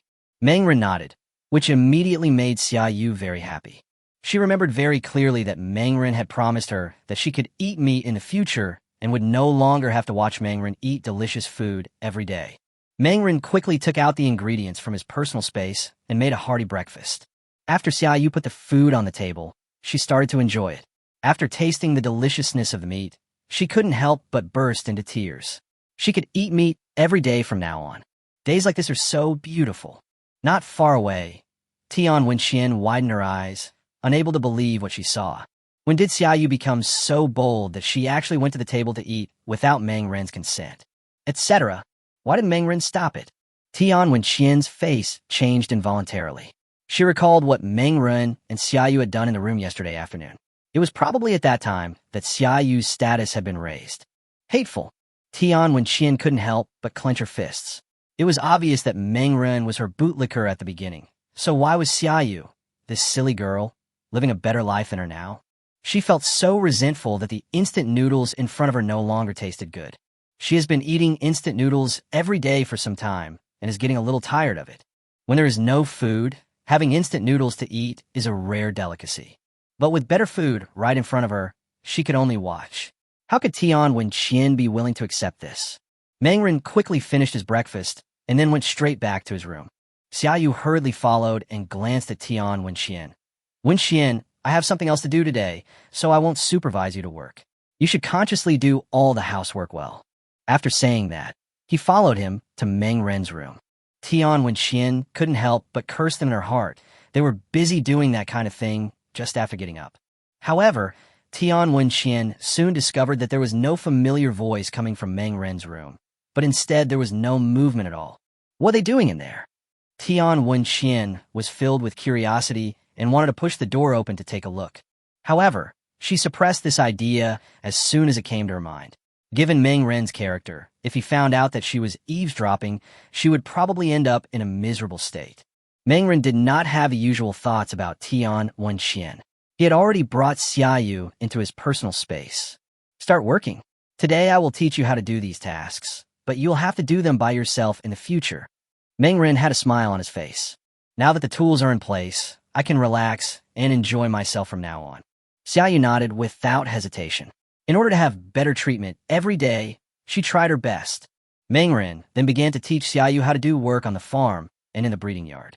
After Xiaoyu learned it, he walked aside and began to practice telekinesis. It took Xiaoyu nearly 4 hours of hard work to finally finish the farm work, as it was his first time doing farm work. After finishing the job, Xiaoyu was so tired that he collapsed and didn't want to move even a finger. Arun, I can't do it anymore. I'm so tired. Can you find someone else to help me share the work? Xiaoyu looked pitiful. Chapter 129, Are you kidding me? As someone who grew up in the city, Xiaoyu had never done farm work, and today was her first time doing such a thing. Meng Ren assigned her a lot of work right away, and after several hours of farm work, she was almost exhausted to death. Xiaoyu only felt sore all over his body and was extremely tired. He wished he could lie down and have a good rest immediately. Meng Ren, who was not far away, glanced at her and said, "If you want to live a better life, you must pay more. If you think this is too hard, just go back to the old days." When Xiaoyu heard Mengren say this, she immediately panicked and waved her hands quickly. She finally got to eat meat today. After tasting the flavor, it would be absolutely impossible for her to live on instant noodles every day. Xiaoyu quickly denied it, patted the weapon, and said that he would work hard. Then he grunted and finished the finishing work on the farm. After Xiaoyu finished all this, Meng Ren walked over to check it, then nodded with satisfaction. Yes, with Xiaoyu's help, he won't need to pay attention to the work on the farm every day. This way he has more time to do other things. The two took a bath in the lake and then returned to the real world. It was time for dinner. Considering that Xiaoyu had worked very hard today, Meng Ren was merciful and prepared 2 dishes and a soup for her. 1 serving of sweet and sour fish, 1 serving of pumpkin soup, and 1 serving of mapo tofu. Although this level of food was nothing in previous eras, in today's extremely hot era, it can be regarded as the supreme delicacy. It smells so good. Xiaoyu had an excited expression on her face. Smelling the fragrance of the food, she felt that her hard work for several hours today was completely worth it. Tian Wenxian, who was not far away, was watching all this eagerly, swallowing her saliva from time to time. Xiaoyu picked up the bowl and chopsticks and started to eat. The two of them enjoyed a wonderful dinner, and Meng Ren then returned to his room. Just at this time, Zhu Huihui sent a message. "Mr. Meng, Lu Mei has already left." Oh. Seeing this message, Meng Ren showed an interested expression. He touched his chin and said, "Lu Mei has already left. Should I go and stop him?" "No, forget it. I can't keep an eye on Lu Mei and the others 24 hours a day. If they want to find Chunhu, there must be a way. But whether Chunhu will help them is another matter." Meng Ren narrowed his eyes. Lu Hu is not a pushover. Lu Mei and others have nothing in their hands, but they want Chunhu to take on such a tough guy. I'm afraid Chunhu will not do such a thing. While Meng Ren was thinking about this, Lu Mei had already started to go out on the other side. She walked out of the community and headed to the street across the community. According to the information they obtained after observation, Chunhu and his men are now entrenched in the shopping mall opposite the community. The scale of this mall is not small. Since the extremely hot era, Chunhu and his men have occupied this mall. This is why Chunhu and his men have sufficient resources. Lu Mei quickly arrived at the entrance of the mall, but before she could get close, she was stopped by a young man holding a machete. "Stop, what are you here for?" The younger brother narrowed his eyes and looked Lu Mei up and down. Seeing that Lu Mei was an old woman who was powerless, the nervous expression on the younger brother's face obviously eased a little. Looking at the fully armed younger brother in front of her, Lu Mei swallowed with some fear. "My name is Lu Mei, and I'm from the Lijiuan community across the street. I want to meet Brother Hu." Lu Mei said cautiously. The younger brother nodded. "Wait, I'll go up and inform Brother Hu." "Okay." Lu Mei stood obediently on the main road, not daring to make any move that would overstep the mark. The current Lu Mei is completely different from how she was in the community, proving once again that she is a bully who only cares about the weak and fears the strong. He was very tough in front of ordinary people, but now in front of Chunhu, he immediately turned into a coward. It was really ridiculous. Soon, the younger brother upstairs came down. "Brother Hu has agreed to see you. Come with me." "Thank you. Thank you." Liu Mei was overjoyed. She followed the little brother and went into the mall. The mall was pitch black due to the power outage, but with the help of moonlight, Lu Mei could barely see some scenes in the mall. The entire mall has undergone a simple renovation and seems to be divided into different areas. Under the guidance of her younger brother, Lu Mei came to the top floor of the mall and finally stopped in front of the door of a room. Boom! Boom! Boom! I knocked on the door, and soon a steady and powerful voice came out from inside. "Come in." With a slight creaking sound, the younger brother opened the door and let Lu Mei walk in. Lu Mei walked in and was immediately surprised. The decoration inside this room is very luxurious, and it has electricity. Not only is the lighting bright, it even has air conditioning. As soon as she walked into the room, a cool breeze blew, making Lu Mei feel comfortable.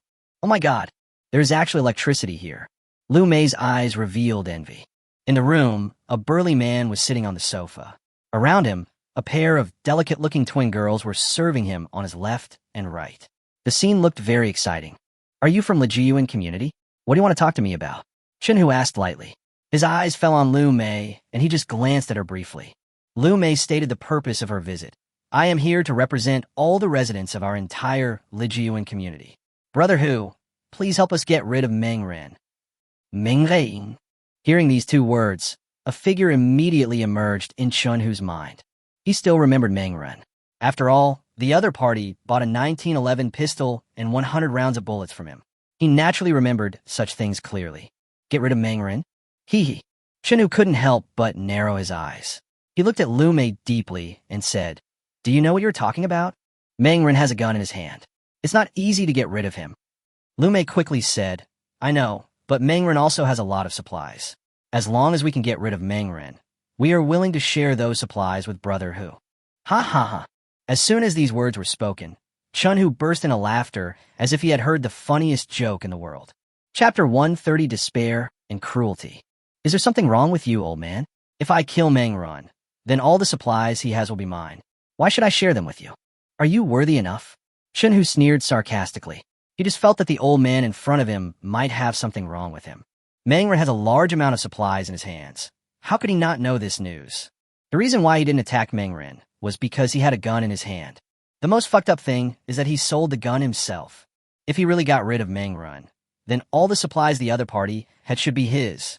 The old guy in front of him wanted to share supplies with him, which made him laugh out loud.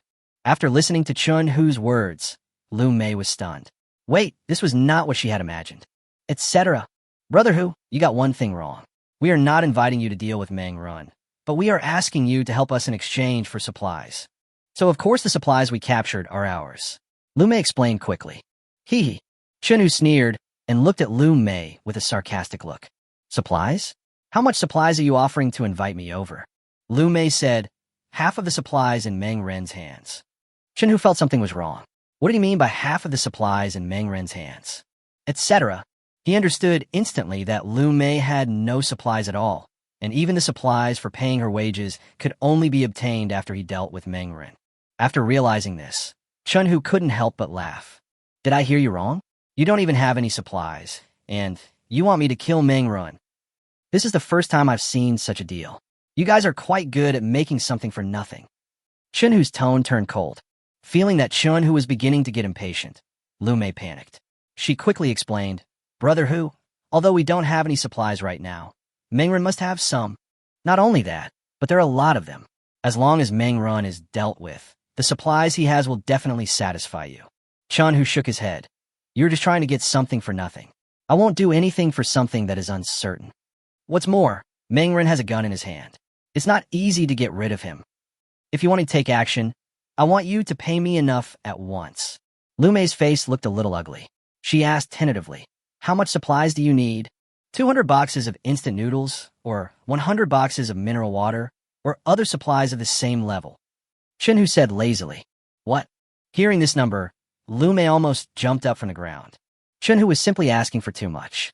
If they had so many supplies, there would be no need to attack Meng Ren. It is because there is no supplies that we need to kill Meng Ren and steal the supplies. By doing this, Chun Hu clearly does not intend to do their business. Lu Mei was anxious. She quickly said, Brother Hu, your request is really too exaggerated. We can't possibly come up with so many supplies. If you don't have supplies, why are you looking for me? Are you wasting my time? Chun Hu, have been in society for so many years, and I have always been the only one who has gotten something for nothing. No one can treat me like this. When he said this, Chun Hu's tone had turned impatient. He felt like he was being fooled. This old guy Lu Mei was simply daydreaming. He actually wanted to use a method of getting something for nothing to get him to deal with Meng Ren. Not even willing to pay a small amount in advance. Even if he's a killer, he still has to collect a deposit. Someone come. Chun Hu was no longer interested in continuing to talk nonsense with Lu Mei and immediately called someone over. As soon as he finished speaking, the person outside walked in immediately. Kick her out. Chun Hu pointed casually. The man came forward immediately, and Lu Mei was completely dumbfounded. Wait a minute, Tiger. You want too many supplies? We can't give them to you. Can you give us some leniency?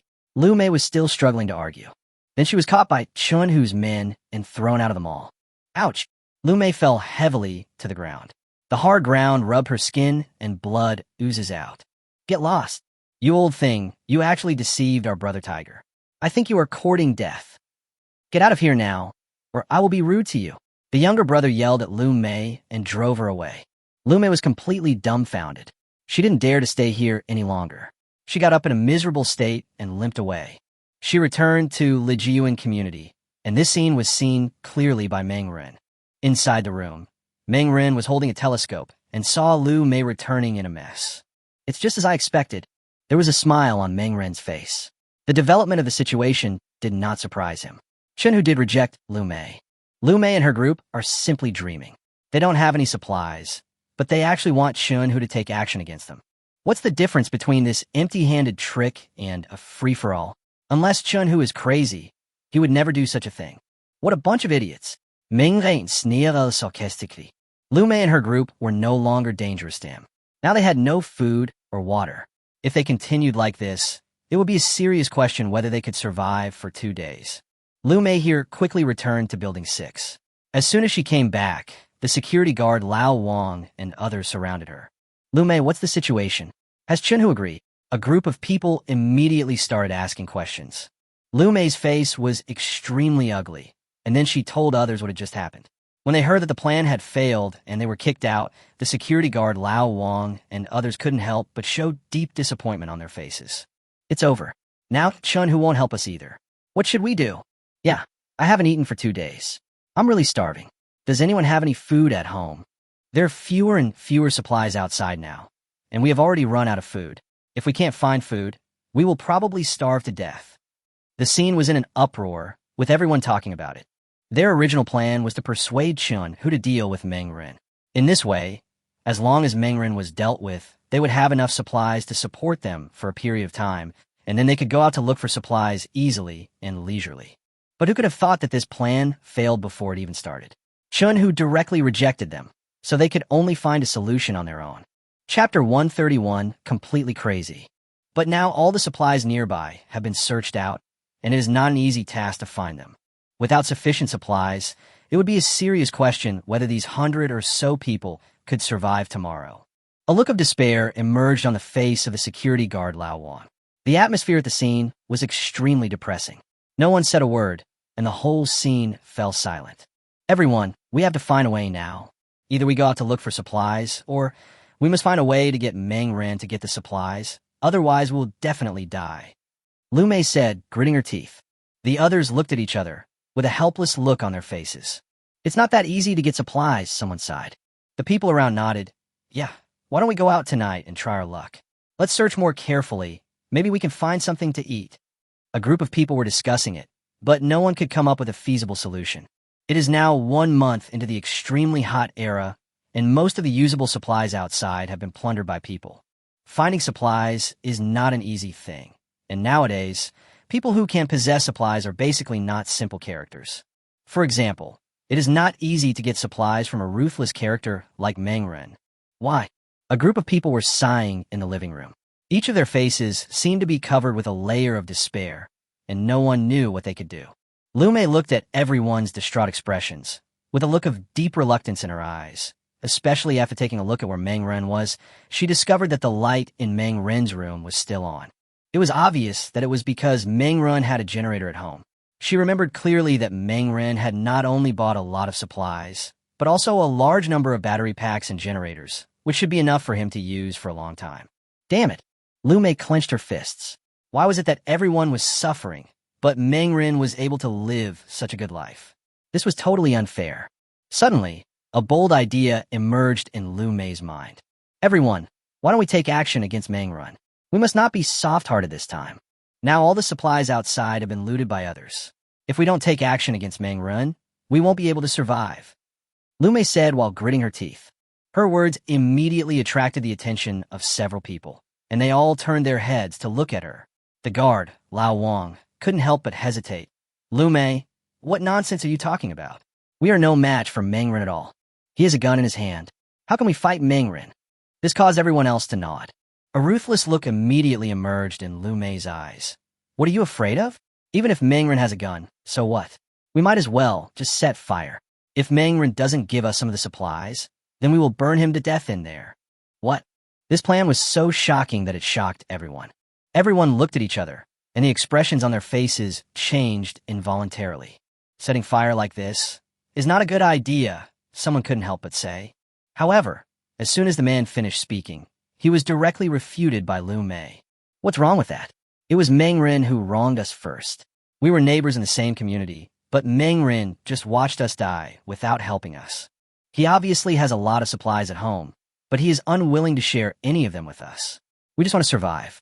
What have we done wrong? Lu Mei's words were stern, as if what she did was natural and right. Done. What Lu Mei said is right. Why can Meng Rin live such a good life? I have been hungry for 2 days. If I don't eat, I won't be able to survive tomorrow. Since Meng Rin doesn't want us to live, then we must kill him too. At worst, we could die together. The man gritted his teeth. The first person to speak was like the last straw that broke the mule's back. At this moment, there was a wolf-like light flashing in the eyes of Lu Mei and others. In a corner, Zhu Huihui watched this scene, an expression of panic and fear emerging on her face. She felt that the people in front of her were no longer human. They had gone completely crazy, like mad beasts. On the other side, Meng Rin was watching a movie leisurely in the room. I have to say, this kind of leisurely life every day without having to go out to work is really refreshing. Sleeping until you wake up naturally every day and living a leisurely life like a pig is really a joy.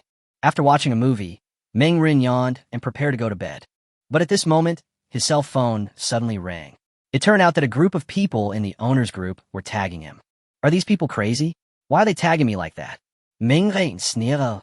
He opened the owner group on his phone, and his expression suddenly became gloomy. Meng Rin, stop pretending to be dead and come out quickly. We are all neighbors. We have nothing to eat now. You need to help us with supplies. Seeing this, Meng Rin almost laughed out loud. The person who sent the message was Lu Mei. Are you finally done pretending, old man? Now you're asking me for supplies blatantly, but my attitude is always the same. Roll. Meng Rin scolded Lu Mei without hesitation. Liu Mei was furious. Meng Rin, don't think we don't know. You must have a lot of supplies at home. What's wrong with you sharing some with us? At worst, we can just return to you later.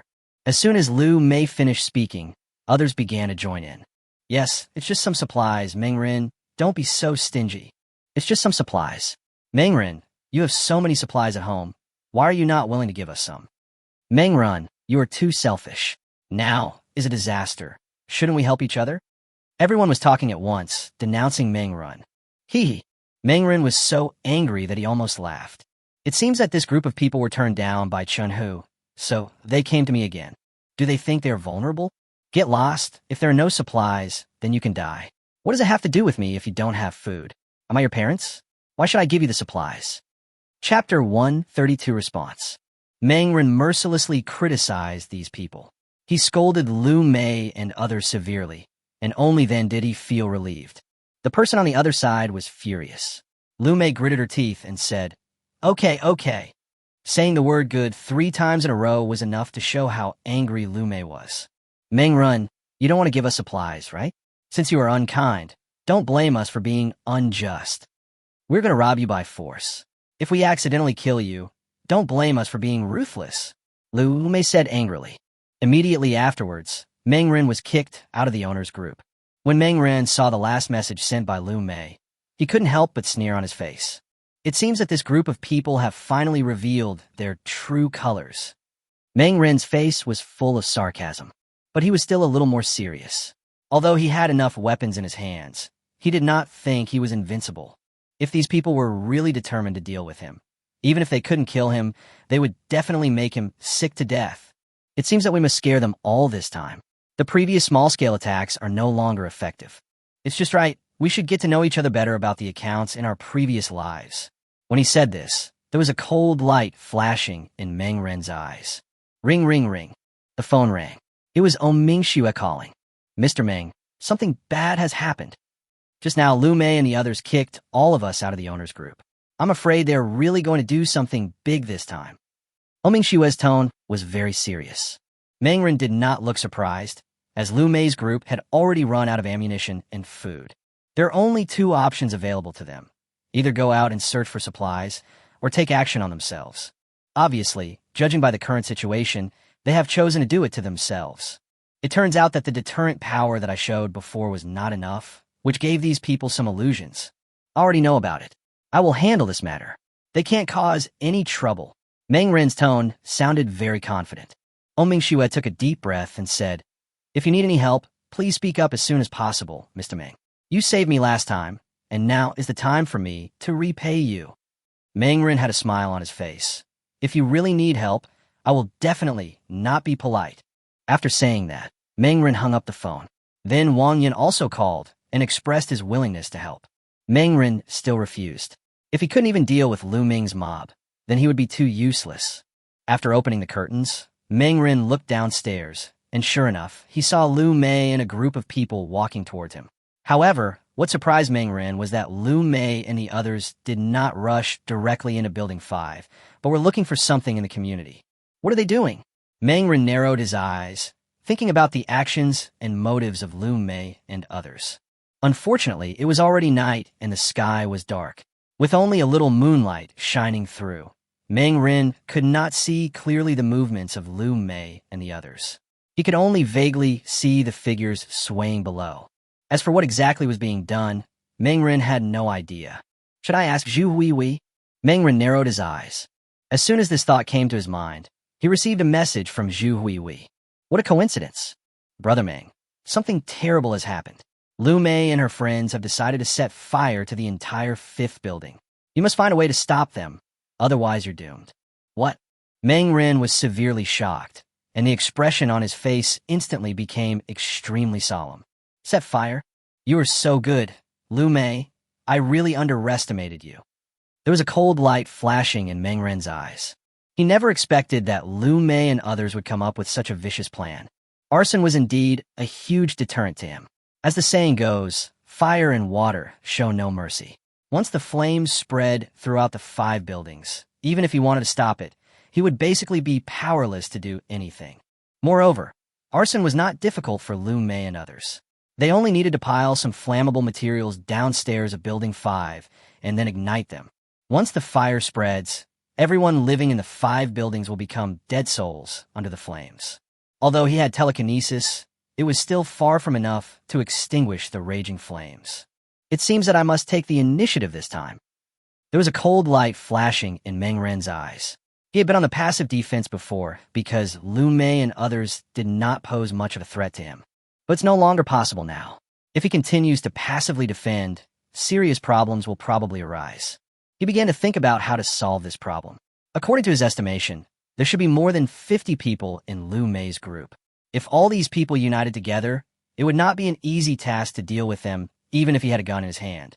However, these people are basically selfish, and it is basically impossible to make them completely united.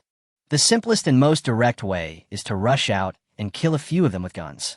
Under the threat of guns, these people will soon scatter like birds and beasts. But this method is not particularly safe. It's dark now. It's difficult to target those people in this situation. Meng Ren narrowed his eyes. His marksmanship was far from being perfect. It was difficult to kill someone with a pistol in the pitch-black night unless it was at close range. Once the gun is fired, the huge noise will alarm other people. If Lu Mei and others start a guerrilla war with him, it will be quite troublesome. Although it is unlikely that Lu Mei and the others would have such a strong will to resist, we must always prepare for the worst. Meng Ren narrowed his eyes and saw that he was about to be slapped in the face. I just said that I didn't need Mingxue's help, but I didn't expect to slap myself in the face so soon. It's really embarrassing. Now that he had made the decision, Meng Ren quickly took action. Lu Mei and her group have already started preparing flammable materials. If they don't act quickly, once the fire spreads, it will be very troublesome. He immediately got up, changed his clothes, and then woke up Xia Yu and Tian Wenxian who were sleeping. Get up. I have something for you to do next. Meng Ren said bluntly. Xia Yu was still a little confused. What happened? Hurry up and put on your clothes, and go notify Mingxue, Wang Yun, and the others to come over. Meng Ren said. Chapter 133 Counterattack. The 2 women were woken up by Meng Ren's call in a daze, and then they heard his serious voice.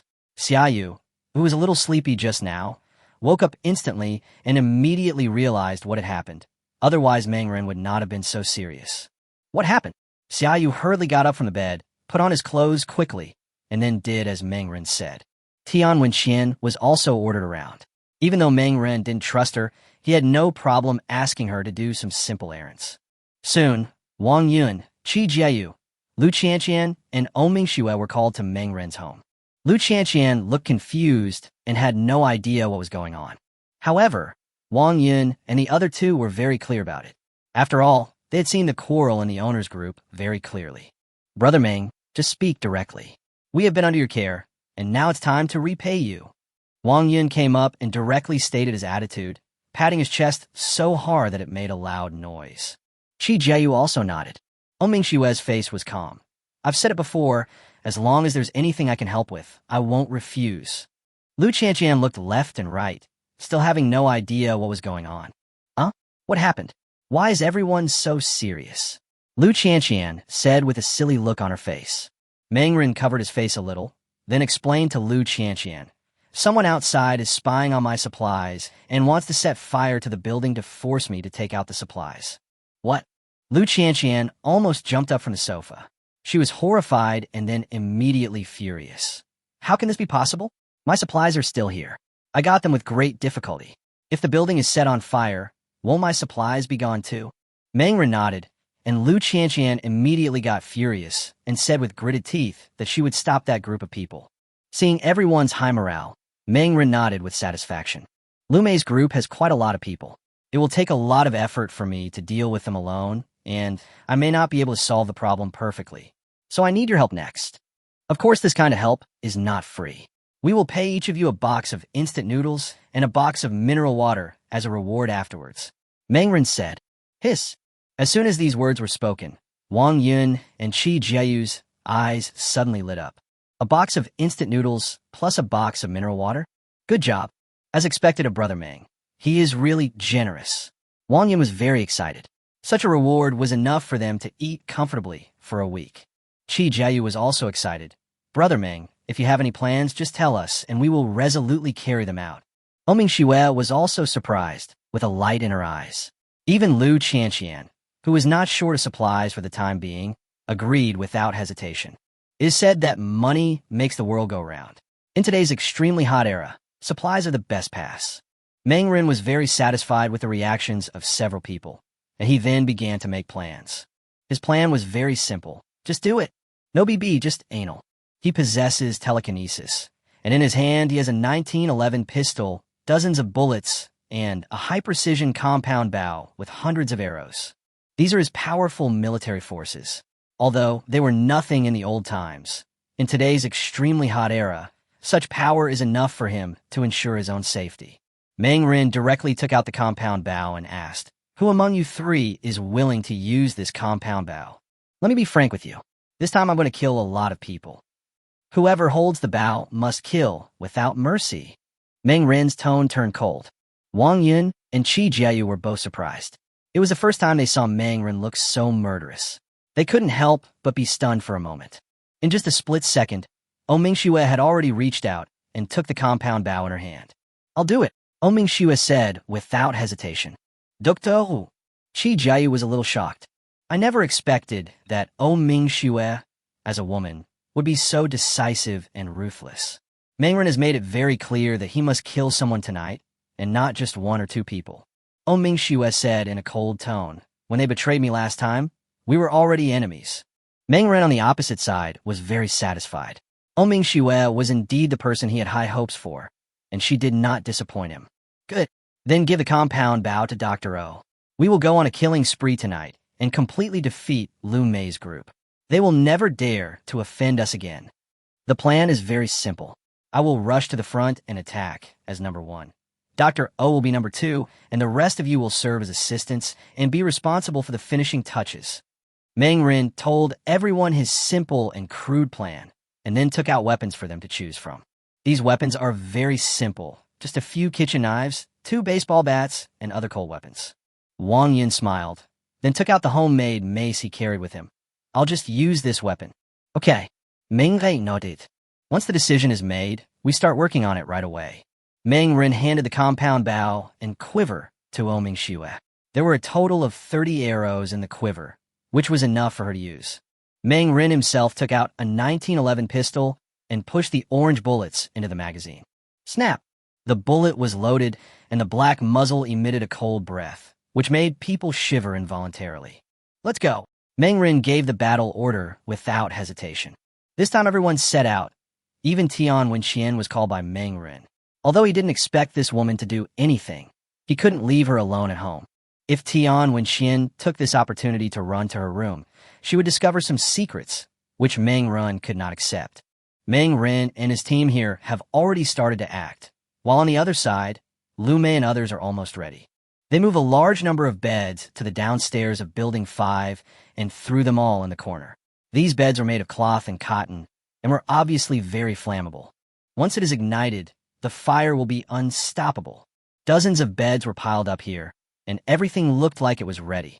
Lu Mei and others gathered downstairs of Building 5, then took out a loudspeaker and shouted, Meng, come out quickly and see what we have done. We have prepared a big surprise for you. Lu Mei was very proud, with excitement and ruthlessness in her anticipation. Don't shout, I'm already out. As soon as she finished speaking, Meng voice was heard, and then he was seen walking out of the corridor. Chapter 134, the attack begins.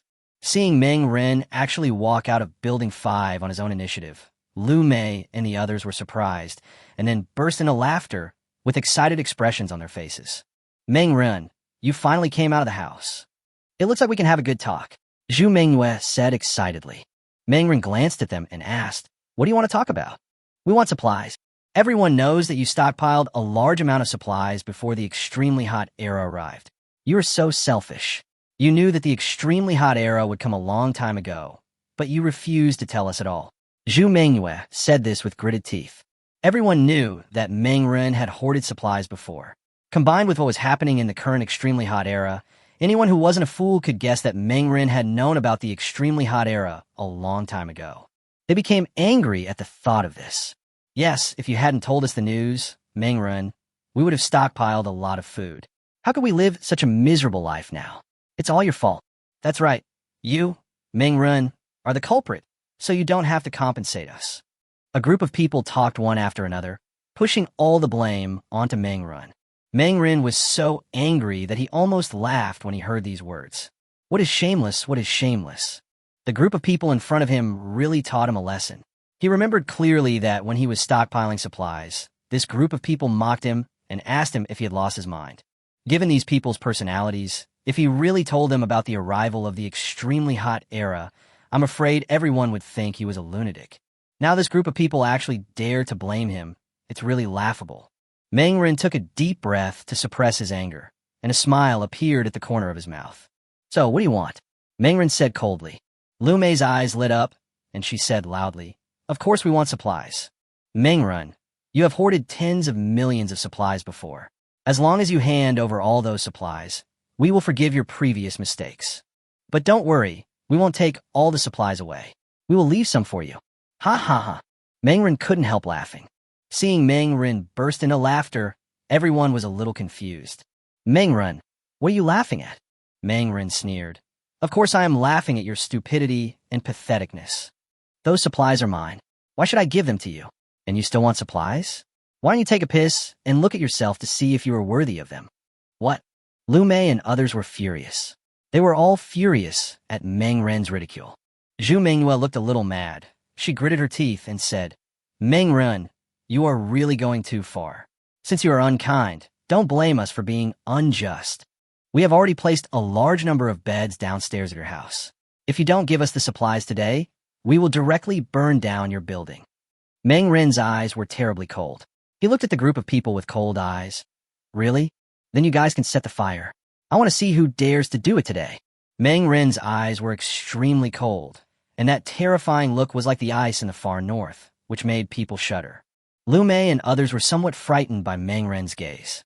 They were all a little scared, and some timid people even couldn't help but take a step back. Seeing this scene, Meng couldn't help but sneer. Aren't you going to set a fire? Why are you backing down at this point? Do you want me to hand you the lighter? Meng was sarcastic, and his words were like an invisible slap in the face of this group of people. CNMD, one man was extremely furious. He walked out of the crowd with gritted teeth. Meng, you are too arrogant. Why can you live so comfortably while we all have such a hard life? Today I'm telling you that you must take out the supplies." The man was furious. He took out a lighter from his pocket and threatened, "Give us the supplies, and we can live in peace from now on. If you don't give us the supplies, we will fight to the death." He, Manga left taken. He glanced coldly at everyone in front of him and said, "No, there is another possibility." "What's possible?" Lume couldn't help but ask. Mangren opened his mouth and revealed a slightly ferocious smile. "Then I will kill you all, and that will solve everything." When these words came out of Mangren's mouth, the next moment, he had already started to take action. A 1911 pistol appeared in Mangren's hand and was aimed directly at the person who had just taken out the lighter. Bang!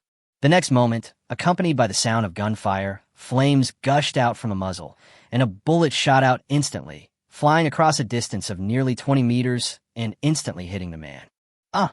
The feeling of a bullet piercing through flesh was not pleasant. The man screamed in pain, covering the injured part of his body. "Be careful, Mangren is shooting." As the gunshots rang out, the scene suddenly became a mess, and everyone began looking for a place to hide. "Don't be afraid. Mangren only has one gun. Let's attack him together. As long as we capture Mangren, we can survive." Zhu Menghua shouted. Lume was also shouting. "That's right. As long as we catch Mangren, we will have more food than we can eat. We're all injured together, and he only has one gun. He can't possibly take on all of us." When the others heard this, a hint of ruthlessness flashed in their eyes.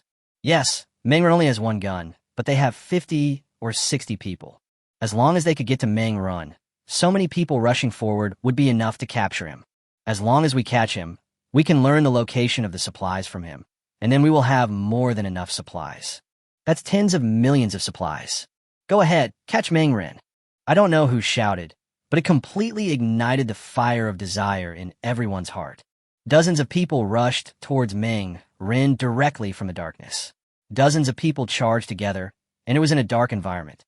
Just as they said, although Mangren had a gun in his hand, it was impossible for one person to deal with so many people at the same time. But at this moment, a sharp sound of breaking through the air was heard, and from a hidden position, an arrow shot out and directly hit a person. Accompanied by a shrill scream, the arrow pierced the man's waist, and a large amount of blood immediately dyed his clothes red. Chapter 135, Fierce Battle. The man rolled on the ground in agony. The intense pain made his features distorted, and he screamed miserably. "I was shot by a compound bow." "What? An archer's?" Everyone was shocked. They looked carefully and saw that the only person standing at the entrance of Building 5 was Mangren. He only had a pistol in his hand, no bow or arrow. So the person who shot the arrow was not Mangren, but someone else? Bang! Just when this group of people were stunned by the sudden arrows, Mangren did not give them a chance to be stunned. He aimed his pistol at the second person and shot directly. The bullet whizzed out and pierced the man's arm. Another shrill scream sounded in the darkness, and the painful sound made people's scalps numb. At this time, Mangren had already started to move around. His shooting skills were not very good, and it was a dark environment. It was not easy to hit a living person 20 or 30 meters away in this situation. There is no need to think about killing him with one blow. You can only injure him.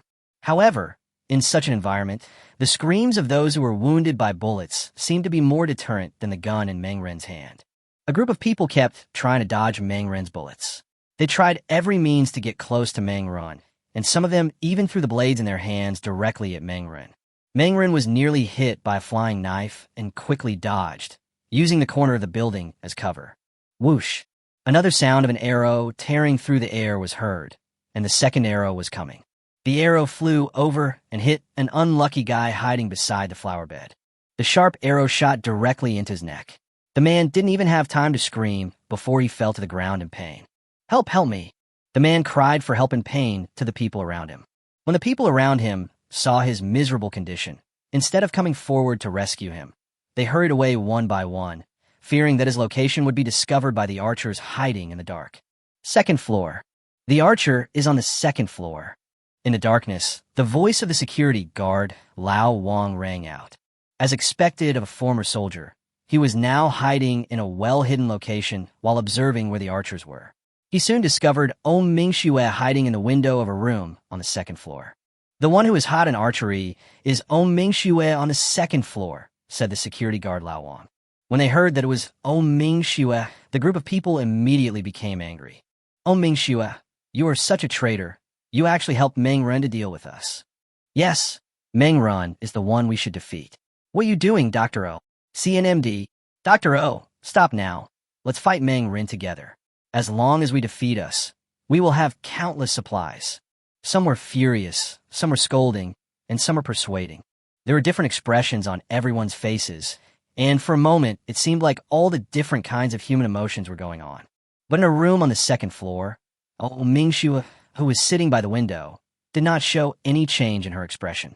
Or rather, as she listened to these people's words, the coldness on her face became even more intense. String the bow, draw the bow, and shoot. The 3 actions were completed in one go, and the arrow shot out, heading directly towards the third person. Another scream was heard, and Mingxue proved her attitude with practical actions. Grass.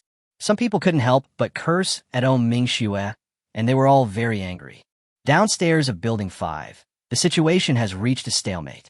Meng Ren is guarding the entrance to the corridor, while Mingxue, an archer, is aiming on the second floor.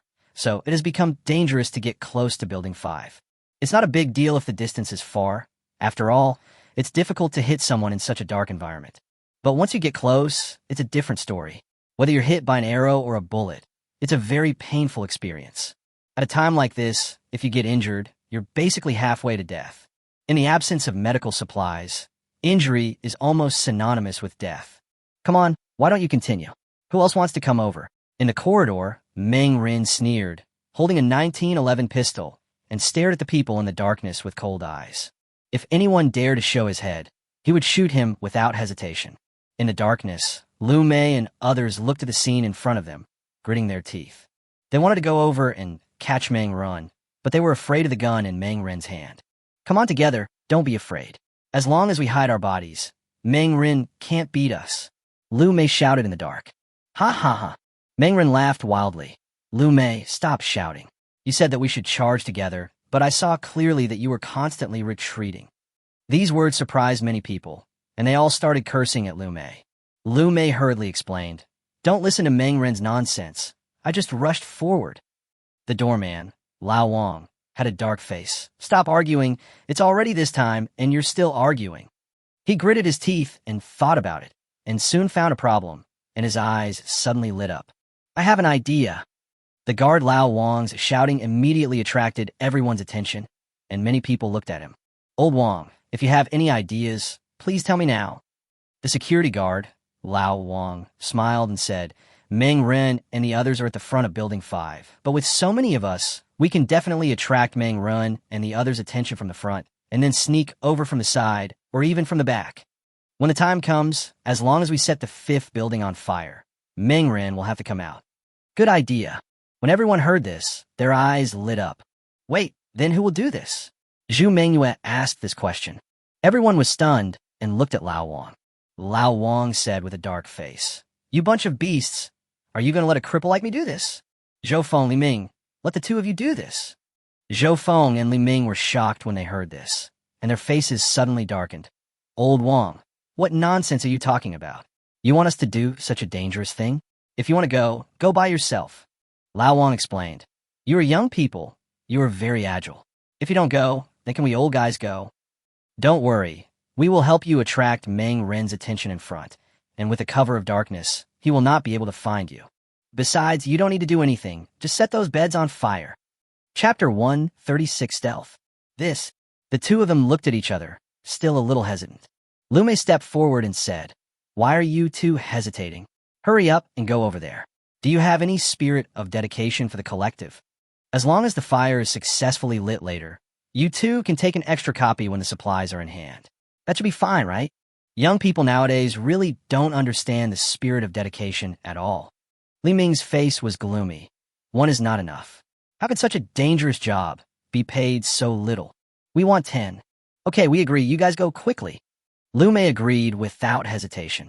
After hearing this, the two nodded, then gritted their teeth and decided to get started. They followed what the security guard Lao Wang said and started circling, hoping to get to the back and side of Building 5 so that they could ignite the flammable materials they had placed there before, thus setting the entire house on fire. After the two of them started to act, Lu Mei and her team also began to attract Meng Ren's attention according to the plan. Meng Ren, you can't escape. We have surrounded 5 buildings. Unless you never come out, you'll be trapped to death inside. Zhu Mengyue said loudly. Phew. Meng Ren laughed out loud when he heard such a threat. Are you okay? You trapped me? How shameless. I have plenty of supplies at home, but what about you? How many of you have not eaten for a day? How long can you last? After hearing these words, Lu Mei and others became even more angry. Damn Meng Ren. He actually hoarded so many supplies at home. Meng Ren, we are all neighbors. Why make the situation so awkward? We can coexist peacefully as long as you give us some of the supplies. There's no need for us to make such a fuss. The security guard, Lao Wang, stepped forward to persuade. These words made Meng Ren just want to laugh. The lesson from his previous life was right in front of him. How could he possibly believe such words? He would never forget that in his previous life, he took out supplies to share with these people, and eventually this group of people rushed into his house because they wanted more supplies and killed him. Speaking of which, this scene is so similar to the previous life. It was just that I was too naive in the previous life, which led to my death. But in this life, he will never do the same thing again. It is so stupid that these people still want to deceive him with this kind of rhetoric. Meng Ren sneered, his sharp eyes searching for these people. He didn't want to drag out the time with Lu Mei and the others for too long. Otherwise, if it dragged on for too long, Chun-Hu might have some ideas. If Chun-Hu and the others also joined the battle, then I would probably have no choice but to run away. Thinking of this, Meng Ren couldn't help but narrow his eyes. The situation between the two sides was obviously in a stalemate. Lu Mei and others could not get close to Building 5, and Meng Ren was unable to find them in the dark. However, the current situation is obviously favorable for Meng Ren, so it is already 3 o'clock in the morning. If we continue to delay, the sky will soon become bright. Once it's daybreak, the darkness will no longer exist, and that will be the real time for hunting. Wang Yin and his men sneaked over quickly with weapons in hand. Brother Meng, what should we do next? Wang Yin and others asked eagerly. Once the fight started, they found themselves seemingly useless. This won't work.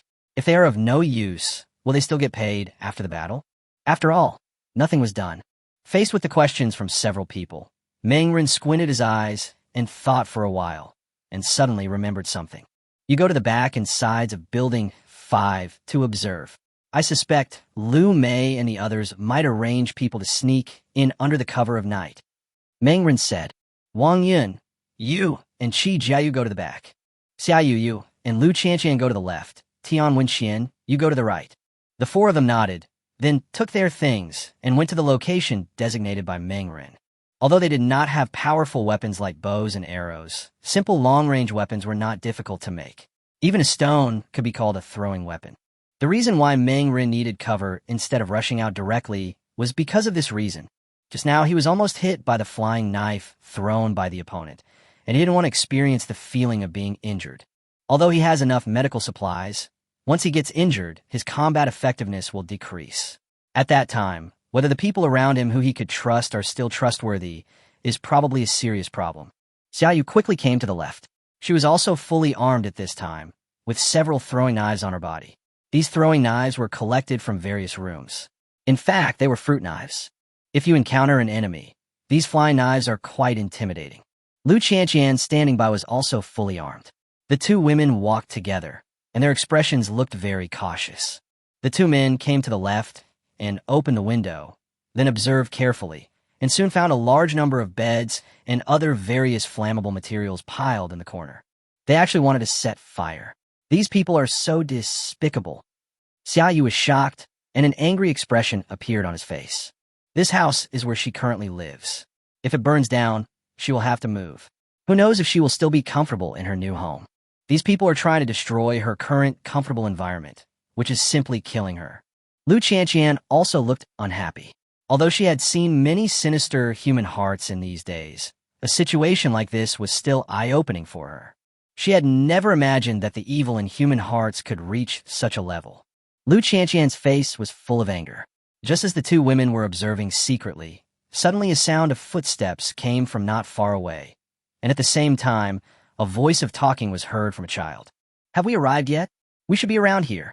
The voices of Li Ming and Zhou Feng were heard, which instantly attracted the attention of two women, Lu Qianqian and Xiaoyu. They looked over immediately and saw two sneaky figures walking towards them with flashlights and lighters in their hands.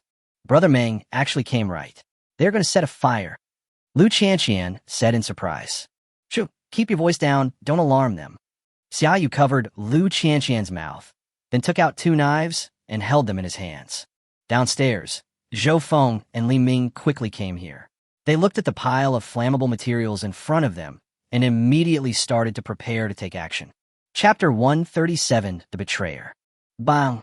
Li Ming lit the lighter and squatted down, ready to light the beds and other combustible materials in front of him. But at this moment, a sharp knife suddenly fell from the sky and stabbed him hard. Ah! Li Ming couldn't help but scream. He felt a pain in his shoulder. He turned his head and found that a knife had been stabbed into his shoulder without him noticing. Fuck, what happened? Li Ming was horrified and quickly stepped back, suppressing the pain. Zhou Feng next to him was not in a much better situation either. Lu Qianqian brought a stone from somewhere and smashed it hard at him. The stone, weighing more than 10 pounds and falling from the height of the third floor, fell directly on Zhou Feng. Ah! Zhou Feng screamed even more violently as the stone hit his head hard. Zhou Feng only had time to scream before his head was bleeding and he fell to the ground. Zhou Feng. Li Ming was shocked and quickly looked up. He finally saw two women standing on the third-floor window with knives in their hands. The moonlight reflected on the blade, making it look as if it was flashing with cold light. He turned pale with fear and said in a shocked tone, "Why are there still people here? Where did you come from?" Lu Qianqian waved the kitchen knife in her hand and shouted, "Get out of here! Don't set fire here, or we will be rude to you." Grass! Li Ming didn't even care about Zhou Feng and quickly retreated. He was so angry that he smashed the stone in his hand at Lu Qianqian and Xiaoyu on the third floor. The two women watched his movements and knew what he was going to do, so they dodged in advance, leaving Li Ming with nothing to hit. Lu Qianqian picked up the second stone and threw it down. Li Ming was startled and looked like he was gritting his teeth.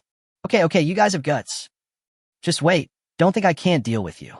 Li Ming was furious, then hurried away in embarrassment. However, he did not leave. Instead, he changed direction and came to the left side of Building 5. Looking at his clever moves, Li Ming couldn't help but get excited. Those two women definitely didn't expect that I would come here again. I don't know if there's anyone here. I need to be careful. Li Ming walked out from the dark corner and observed carefully along the way. Then he saw a scene that made his heart stop. He actually saw a woman standing by the window on the second floor, and she quickly discovered his location. MD. Li Ming cursed in his heart. He had already suffered a loss once, and he didn't want to suffer a second time. So he turned around and prepared to leave. But at this moment, the woman by the window on the second floor suddenly spoke. "Wait, I didn't mean to hit you. I am not one of Meng Ren's gang." The person who spoke was Tian Wenxian. Li Ming was overjoyed after hearing this and quickly turned around and asked, "What do you mean by this?" "My name is Tian Wenxian. I was captured by Meng Ren. He saw that I was pretty, so he captured me and played with me. He also made me do all kinds of hard work every day. I couldn't stand it anymore. I can let you in, and we can work together to steal Meng Ren's things. I know where his things are," Tian Wenxian said. Li Ming was extremely surprised. He never expected that his hardship would end and his happiness would come to him so soon. Okay. Saying the word good 3 times in a row was enough to show how excited Li Ming was. He never thought that he would have such luck to meet a woman captured by Meng Ren. In a flash, Li Ming came up with a plan. He was not going to burn the house down. He was going to team up with this woman to sneak into Meng Ren's house, steal the supplies, and leave. This way there would be no risk at all, and they would still be able to get the supplies. "Do you really know where Meng Ren's supplies are? I can come and save you, and then we can leave together with the supplies. What do you think?" Li Ming said excitedly. Tian Wenxian agreed without hesitation.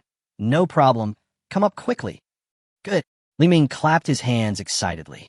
After a quick run, he successfully climbed over the wall and entered the corridor. When he saw Tian Wenxian at a close distance, his eyes suddenly lit up. She is indeed a beautiful woman. This bastard Meng Ren really knows how to enjoy himself. Li Ming's eyes lit up. What was even more commendable was that there was no sweat smell on Tian Wenxian's body at all. Instead, she looked clean, You have to know that the water and electricity have been out for more than half a month now, and people don't even have drinking water, let alone taking a bath. Therefore, whether men or women, they basically all smell of sweat. A clean woman like Tian Wenxian is like a fairy in Li Ming's eyes. However, this may not be the case for Li Ming in Tian Wenxian's eyes. He looked at Li Ming, who was as dirty as a beggar and emitting a foul smell, and he immediately regretted his decision. I shouldn't have called Li Ming in. Unfortunately, it was too late to regret now, and Tian Wenxian could only force a smile. Come on, I'll take you there. Let's not waste time, otherwise if Mangren finds out, none of us will be able to escape, Tian Wenxian said. Li Ming nodded, then suppressed the fire of desire in his heart, and quickly followed Tian Wenxian to the 5th floor. Tian Wenxian led people directly into the house. Looking at the bright and cool house in front of him, Li Ming was completely stunned. Damn, Mangren's house actually has an air conditioner? Li Ming's eyes turned red with jealousy. Yes, and there's also water and food. You have been suffering outside during this period, but Mangren has been living a very comfortable life. Not only does he have women serving him every day, but he also eats steak and red wine, and has meat for every meal, Tian Wenxian said. Hiss. Li Ming took a deep breath, and the shock on his face became more intense, followed by ecstasy and excitement. Tian Wenxian hurriedly urged him. Okay, let's not waste time. Let's take our things and leave. As they were talking, Tian Wenxian brought Li Ming to the room where Meng Ren was. She reached out to open the door, but found that it was locked. I'll knock it out. Li Ming went over to knock on the door without hesitation, but was stopped by Tian Wenxian. No, don't knock on the door. The noise is too loud. The door of Meng Ren's room is very solid. If you try to break it, it will definitely make a lot of noise. If the noise is too loud, it will definitely alarm him. Li Ming was a little annoyed. What should we do now? Chapter 138, Flying Man. Just climb in through the window from the outside. There are no such equipment in Meng Ren's room. You could just break the window and climb in from the outside, and then open the door from the inside, Tian Wenxian said. Li Ming thought about it and nodded in agreement, but when he came to the window, he immediately regretted it. This is the 5th floor, and there are no protective measures near the windows. It is not easy to enter the next room through the window on the balcony of the living room. It's so high. I will die if I fall down. Li Ming's face turned pale. Tian Wenxian gritted her teeth and urged him. If you want to get the supplies, how can you do it without enough courage? I betrayed Meng Ren to help you. Please don't let me down. Tian Wenxian was extremely anxious and kept urging Li Ming. She had had enough of Meng Ren's home. Watching Meng Ren live a good life every day was even more painful than letting herself suffer. Meng Ren's family clearly had enough supplies, but he was unwilling to share them with her. He made her eat instant noodles every day, and the work she did was very tiring. Now Meng Ren was confronting the people outside at the entrance of the corridor on the 1st floor. There was no one at home. For Tian Wenxian, this was an opportunity. She believed that there must be a large amount of supplies in Meng Ren's room. As long as she could take these supplies away, she would be able to live a good life and get rid of Meng Ren's control. Under Tian Wenxian's urging, Li Ming also understood the seriousness of the problem. He gritted his teeth and decided to take the risk and climb through the window. Fortune and wealth are achieved through risk. As long as he gets enough supplies, he can leave in style, and he can also take the beautiful woman, Tian Wenxian, with him. This is a wonderful new life. For a better life, just try your best. Li Ming was very cautious. He crossed over the balcony and tried to open Meng Ren's window. The distance between the two windows was about 2 meters, which was nothing for those who were agile. But Li Ming hadn't eaten for 2 days, and his hands and feet were already weak from hunger. The run up to the 2nd floor, just now, was already his limit, let alone the current operation. Li Ming was extremely cautious along the way and used up all his strength to barely get out of the balcony. He was holding onto a metal pole and hanging on the outer wall, with a height of more than 10 meters below. If he fell down, the consequences would be self-evident. Looking at the ground below, Li Ming couldn't help swallowing. He was very cautious, and on the balcony, Tian Wenxian kept urging him. Neither of them realized that a hidden camera was watching them, recording everything they did at the moment. In the corridor on the 1st floor, Meng Ren was holding his mobile phone and looking at the pictures inside. The pictures showed the scene on the balcony. Tian Wenxian, I've already given you a chance, but you still betrayed me. Meng Ren's gaze was extremely cold. He had already installed various monitoring devices at home, all of which were linked to his mobile phone. The reason why he had called Tian Wenxian along just now was as a test. As long as Tian Wenxian returned, he would know immediately, but he never expected that Tian Wenxian would not only return by herself, but also bring outsiders with her. This stupid woman, doesn't she think that she can live a good life after she colludes with outsiders to steal her things? This kind of behavior is like walking out of a tiger's den and into a wolf's lair. On her side, although she has to work every day, at least she has instant noodles to eat every day, air conditioning and water and electricity at home. But after leaving, can I still continue to enjoy this kind of life? Hee. In this extremely hot era, I wonder how many people would sell their bodies for a bucket of instant noodles. I just asked Tian Wenxian to do some work, but she was not satisfied. She was extremely stupid. Through the surveillance footage, Meng Rin had already seen Li Ming climbing up the metal pillar. A sneer then appeared on his face, and he directly pressed a button. At the moment Meng Rin pressed the button on the balcony on the 5th floor, Li Ming only felt that the metal pillar he was holding had changed, and a strong electric current surged out instantly. Just at this moment, Li Ming was about to climb over the window. The electric current penetrated into his body. Under the stimulation, Li Ming only felt his arm twitching, and his right hand loosened uncontrollably, and the whole person fell from the 5th floor in an instant. Ah!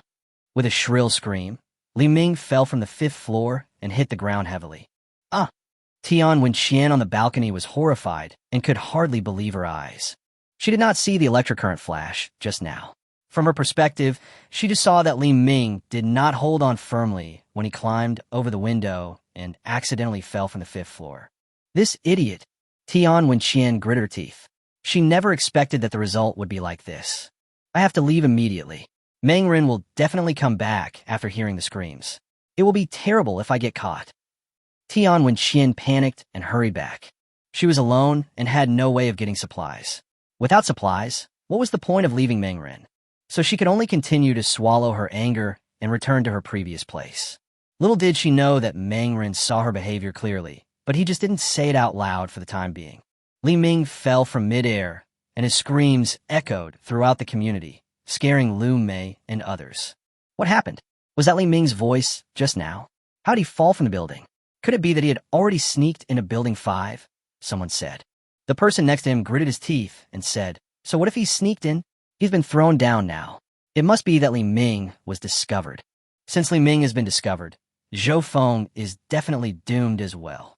The security guard, Lao Wang, frowned. Didn't I ask them to set the fire? What are they sneaking for? They are more likely to cause trouble than to help. Everyone fell silent.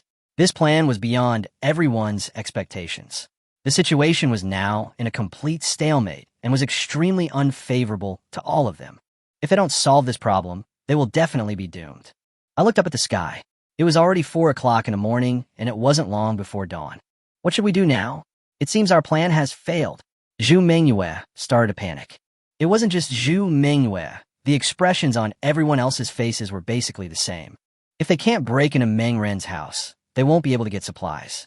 Without supplies, how can they survive? In a corner, Zhu Huihui saw all of this. She felt happy and sent a message to Meng Ren. Brother Meng, their morale has been severely damaged. I think they may have to retreat. Chapter 139 discovered.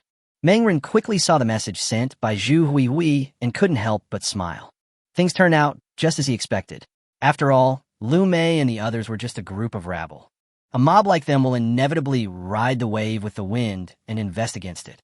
When they have the upper hand, they howl like wolves, but once they fall into a disadvantageous position, they will start to have all kinds of different thoughts, and their morale will plummet to the bottom. This is not surprising at all. Even ordinary people would retreat when faced with a desperate situation, let alone this group of selfish people. However, just because Lu Mei and the others have retreated, it doesn't mean that I will let them go. Today we must completely defeat this group of people so that they will never dare to offend us again.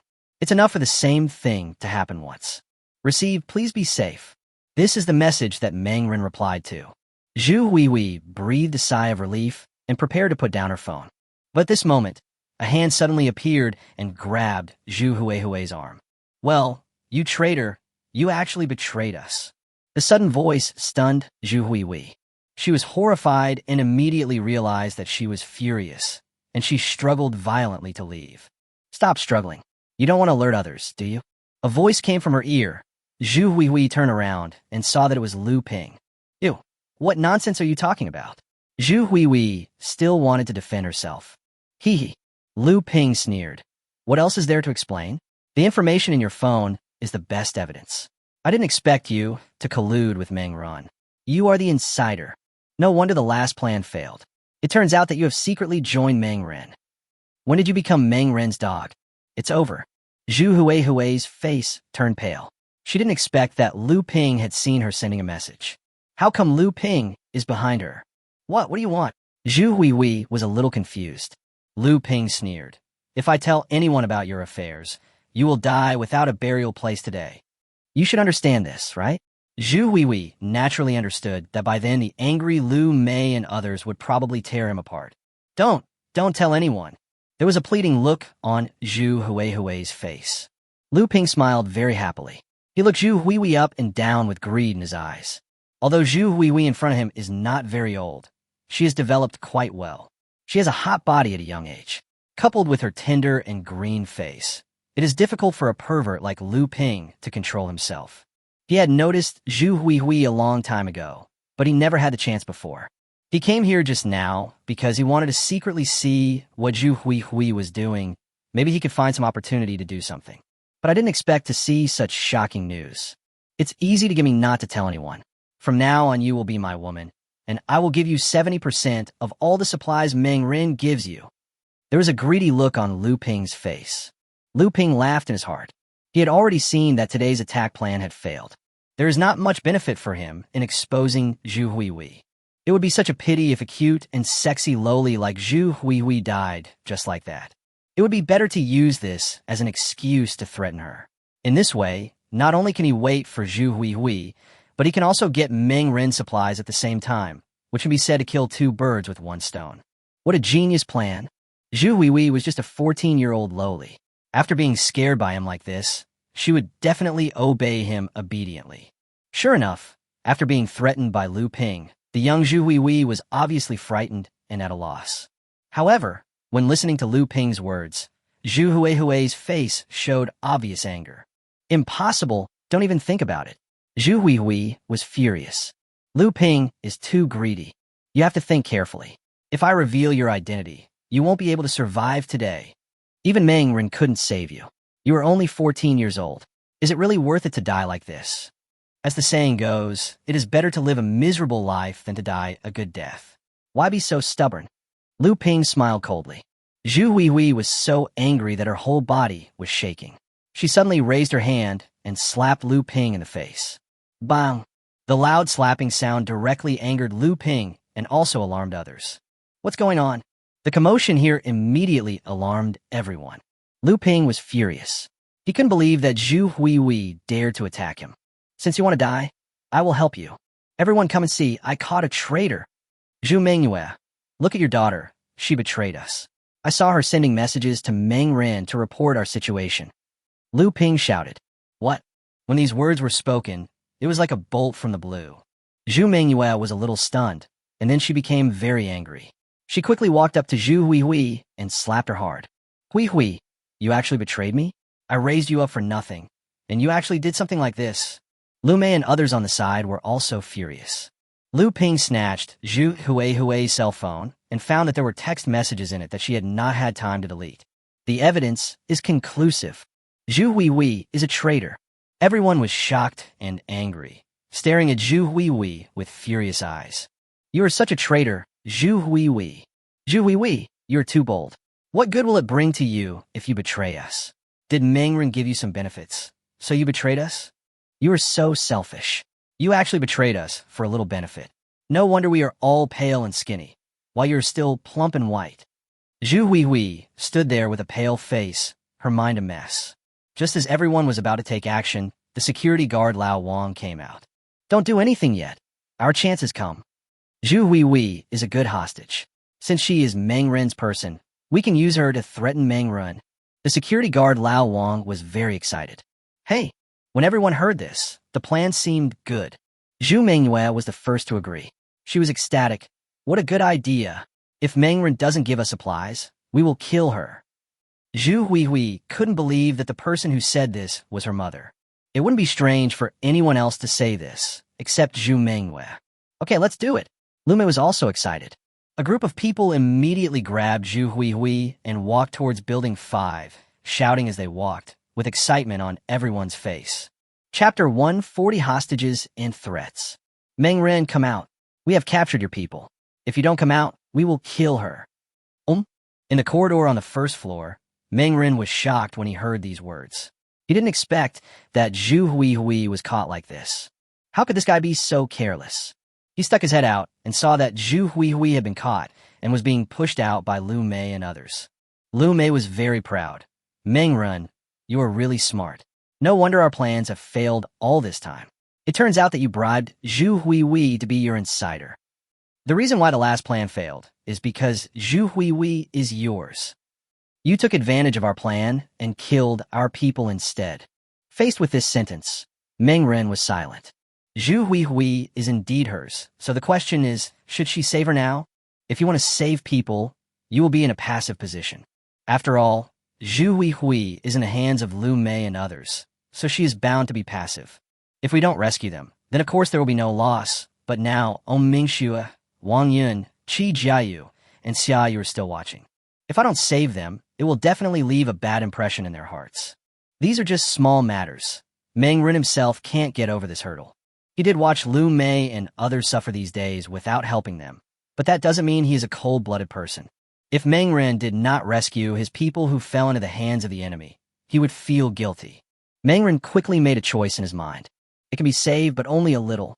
As long as the demands of Lu Mei and others are within a reasonable range, he can redeem Zhu Huihui.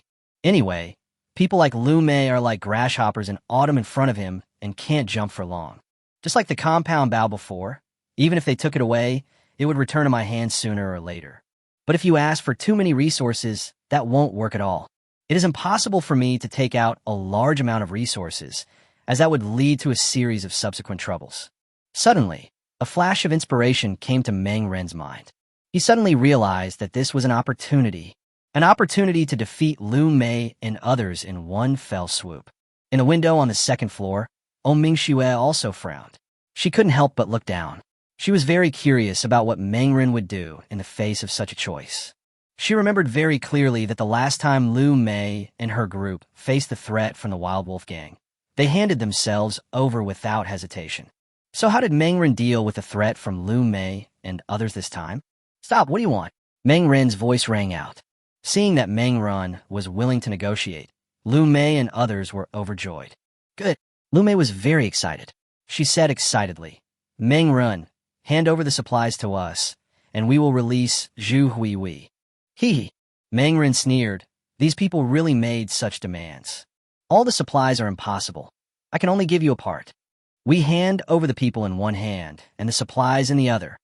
Lu Mei and the others looked at each other. The excitement on their faces could not be wiped off. We want half of your supplies, and we want them now, the security guard Lao Wang shouted. My supplies are all in another warehouse. I only have some simple things in my hands now. I'm the only one who knows the location of my warehouse. How about this? I'll come over and exchange with Huihui and become your hostage, and you release Huihui. Meng Ren said loudly. What? This surprised Lu Mei and others. Their faces were filled with astonishment, followed by ecstasy. There is such a surprise. Meng Ren was actually willing to exchange himself for Zhu Huihui. If Meng Ren could be captured, then he would have the final say on how much supplies he could get. Zhu Huihui's face was full of astonishment. She couldn't believe that she was so important to Meng Ren. Meng Ren was actually willing to put himself in danger for her. Thinking of this, Zhu Huihui's heart was moved and her eyes became red. Meng Ren, I didn't expect you to be so infatuated and willing to do this for Zhu Huihui. The security guard Lao Wang was also shocked.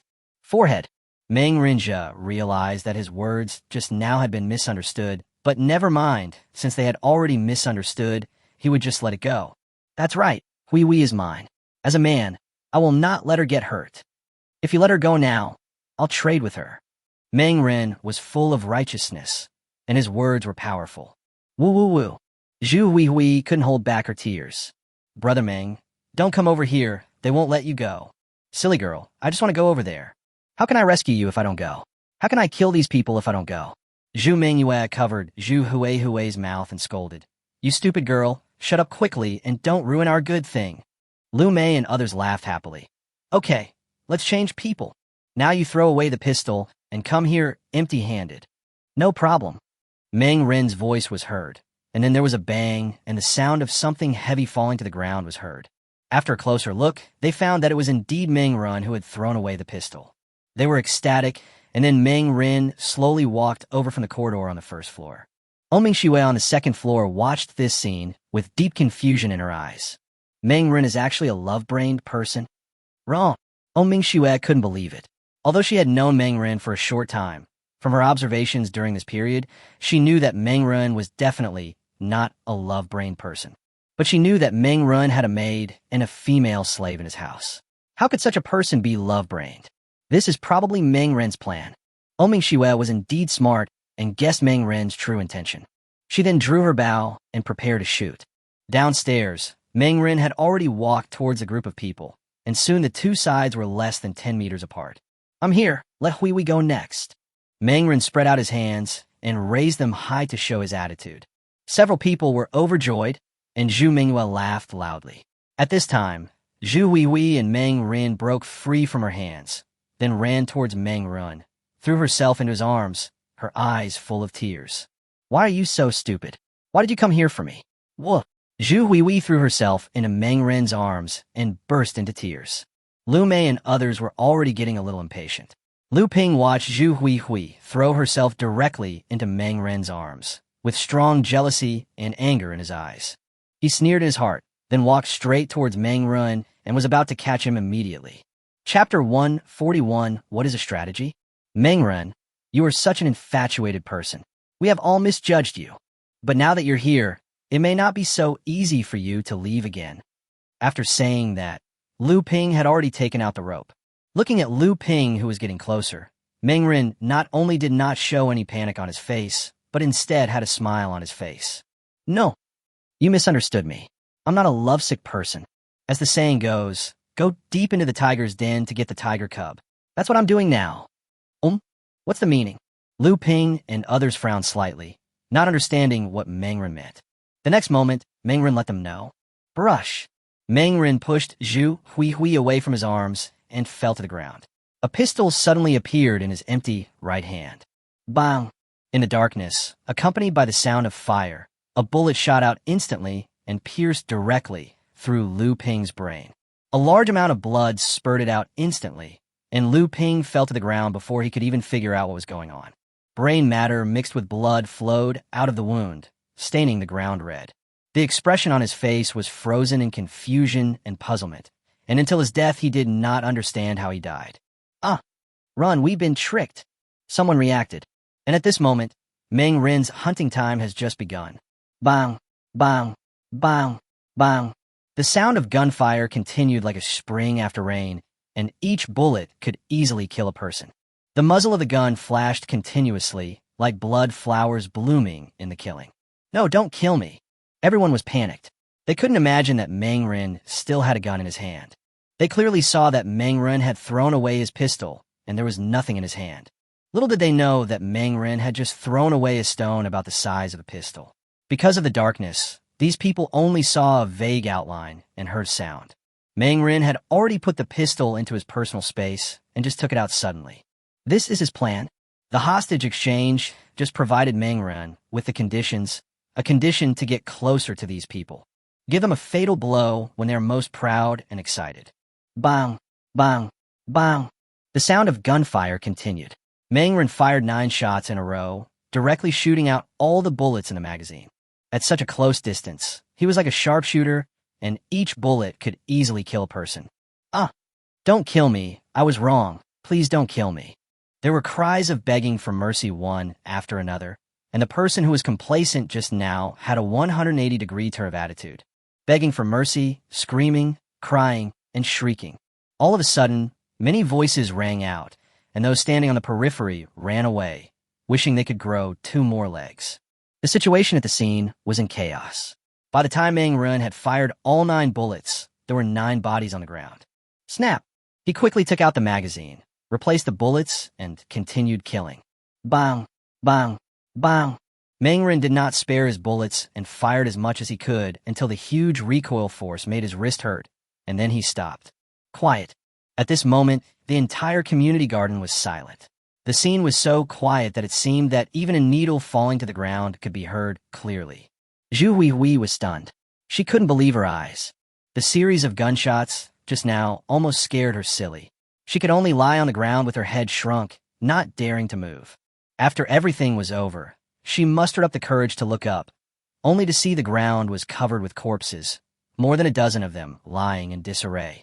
The person closest to her was Lu Yun. Get up, the battle is over. Meng Ren's voice rang out, awakening Zhu Huihui from her dazed state. Zhu Huihui staggered to her feet from the ground. The scene before her shocked her so much that she was speechless.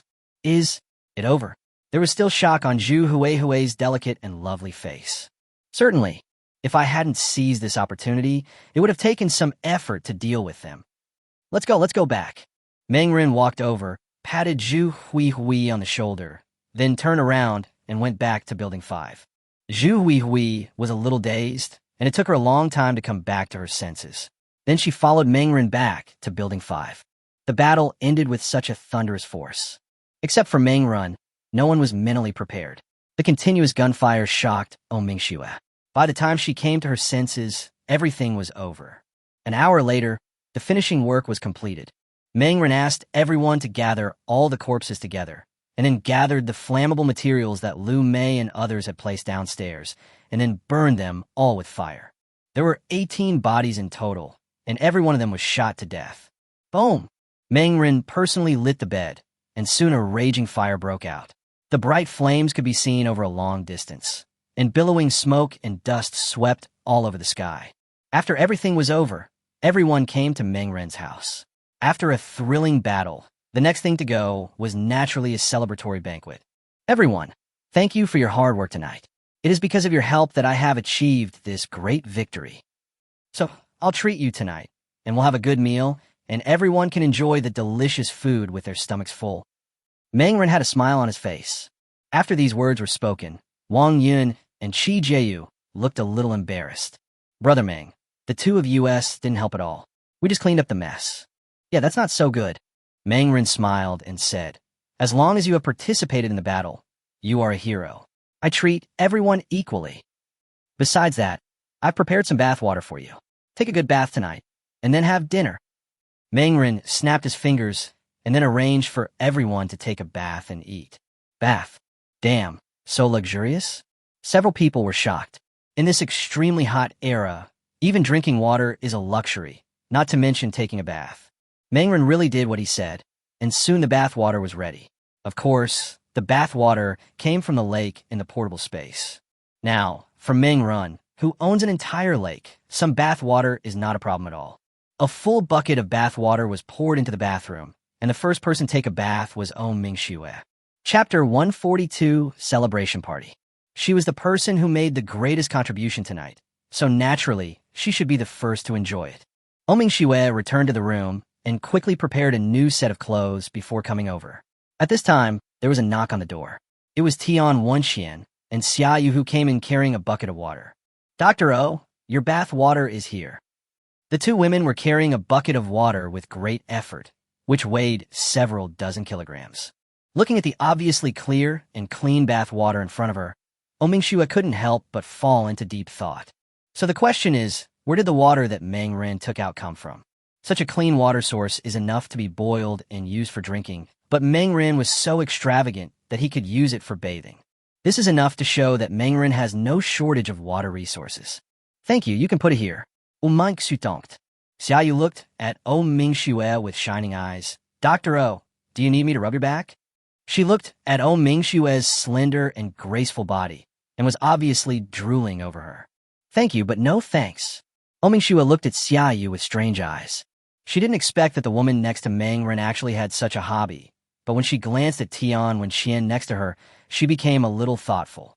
Seeing Mingxue's refusal, Xiaoyu was obviously disappointed, and then he left the bathroom with Tian Wenxian. Mingxue reached out and touched the clear water, then took off her clothes. As her clothes were taken off one by one, her almost perfect body was revealed. Mingxue put the towel into the bucket to wet it, then wiped her body bit by bit. It was too luxurious to just wash the body with water. She felt bad, even taking a bath like this. So much water, it would be great to drink it. After wiping his entire body, his originally dirty body instantly became as white as snow, which was a world of difference from his previous beggar-like appearance. 10 minutes later, Mingxue walked out of the bathroom, looking completely refreshed. Although he had been through hard times for more than half a month, the hard life did not seem to have left too many traces on Mingxue. Hiss! Seeing Mingxue walking out in a brand new look, Wang Yun couldn't help but take a breath and his eyes almost popped out. Qi Jieyu, who was standing by, had an unhappy expression on her face and pinched Wang Yun's waist. Dr. O must be Brother Meng's woman. How dare you look at her for too long? Qi Jieyu said in a low voice. Wang Yun shuddered when he heard this, and quickly came to his senses and looked away. Lu Qianqian ran out excitedly at this time. It's my turn, it's my turn. Sister Yu, let's take a shower together. Xia Yu's eyes lit up, and he agreed without hesitation. The two women had just successfully sniped 2 people and had the second greatest contribution, so it was their turn to take the second shower. Lu Qianqian had been waiting with clean clothes in her hand.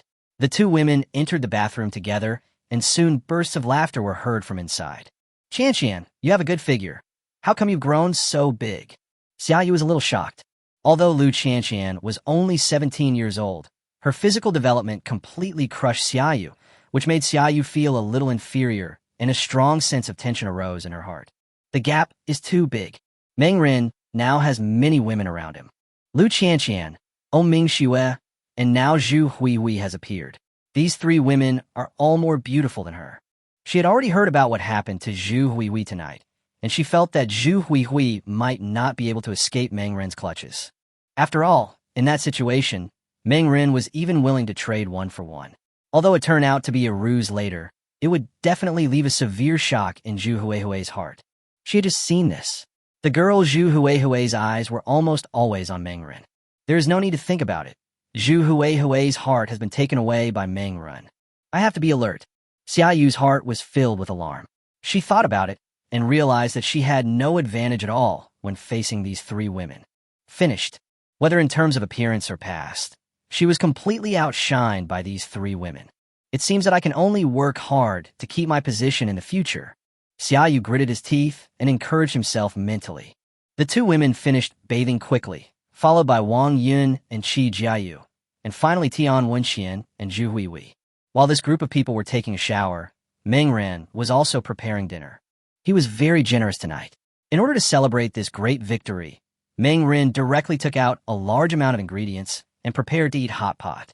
Beef slices, mushroom slices, potato slices, ham slices. Meng Ren took out more than 20 kinds of ingredients from his personal space and made a hot pot that was enough to fill them all. When they came out of the shower, they were stunned when they saw the table full of prepared ingredients. Fuck. Wang Yin was shocked. Meng, Brother Meng, do you usually eat these things? Wang Yin was shocked to the extreme and could not believe his eyes. If it were in the old days, this hot pot would be nothing. As a rich second generation, he had eaten all kinds of delicacies from land and sea. But now is the extremely hot era. How much supplies did Meng Ren stockpile before that he can enjoy it like this? What are you thinking about? Today is a celebration, so we can eat so well. Normally, we just have 1 ordinary dish and 1 soup. Meng Ren said, 1 dish and 1 soup? Wang Yun was speechless for a while, not knowing whether to be envious or jealous. Come, sit down and eat together. Everyone, don't be polite tonight. Eat as much as you want. It's fine as much as you want. Meng Ren was generous and open-minded. Several people were extremely excited, and then they sat around the table and started to eat. Even Tian Wenxian was allowed to sit at the table and have a good meal. Meng Ren even took out a few bottles of red wine. Several people poured a glass and smelled the mellow aroma of the wine with happy smiles on their faces. Cheers! The other side, Lu Mei and others gathered in the living room of a house in Building 5. The atmosphere in the living room was dull and depressing to the extreme. They all looked like drowned rats, desperate and distraught. Lu Mei sat on the chair with blood all over her face, her expression full of despair. Now, what should we do? Zhu Mengyue spoke with difficulty. She was in a very sorry state. She had run so violently that she fell to the ground several times. Now her hair was disheveled, and she looked no different from a beggar. The other people present were not much better off. They had been confused since Mangren opened fire. Chapter 143, Darkness Falls. The situation has continued until now, and they're still unable to recover. They just can't understand why the situation, which was obviously very good, has turned out like this. Strategy, all of it is a strategy. The one-for-one exchange was totally fake. It was all because they were too naive and mistakenly trusted Meng Run, this sinister and vicious guy, and thus fell into his trap. If they had not chosen to believe Meng Run, the situation would definitely be completely different now. Quiet. The entire living room was dead silent. No one, including Lu Mei, spoke.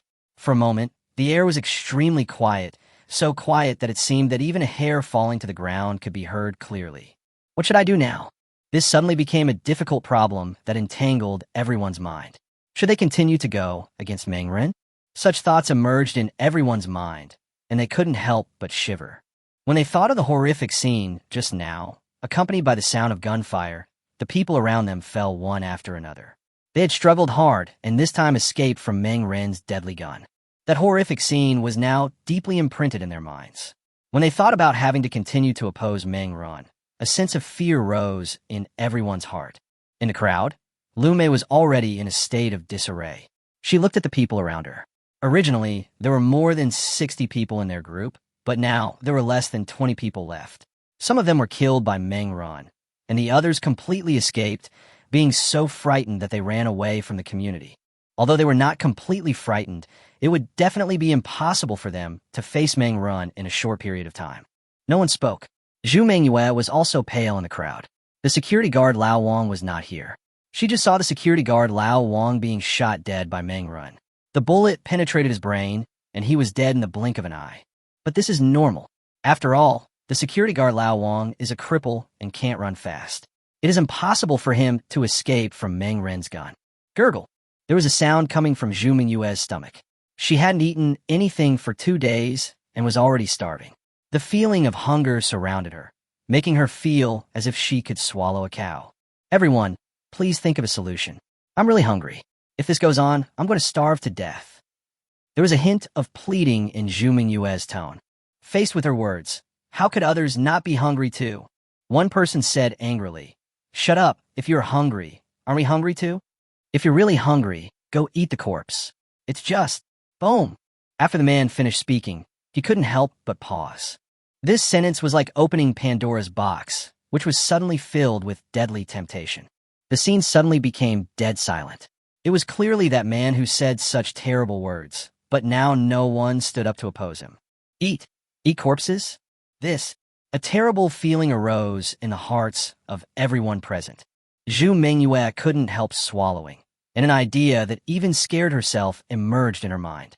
It seems that eating corpses is not unacceptable. Since we are all going to die anyway, why should we care about human moral concepts? People are about to die. Why bother about taboos? I have something to do. I'll leave first. Zhu Mengyue couldn't help but say this, then turned around and left in a panic. Everyone looked at her leaving back, not knowing what they were thinking. Zhu Mengyue returned to her home in a panic. She went to the kitchen, hesitated for several times, finally picked up the kitchen knife and walked out of the house. It's just once. As long as I can get through this difficulty, I will go out to search for supplies tomorrow. Zhu Mengyue comforted herself in her heart.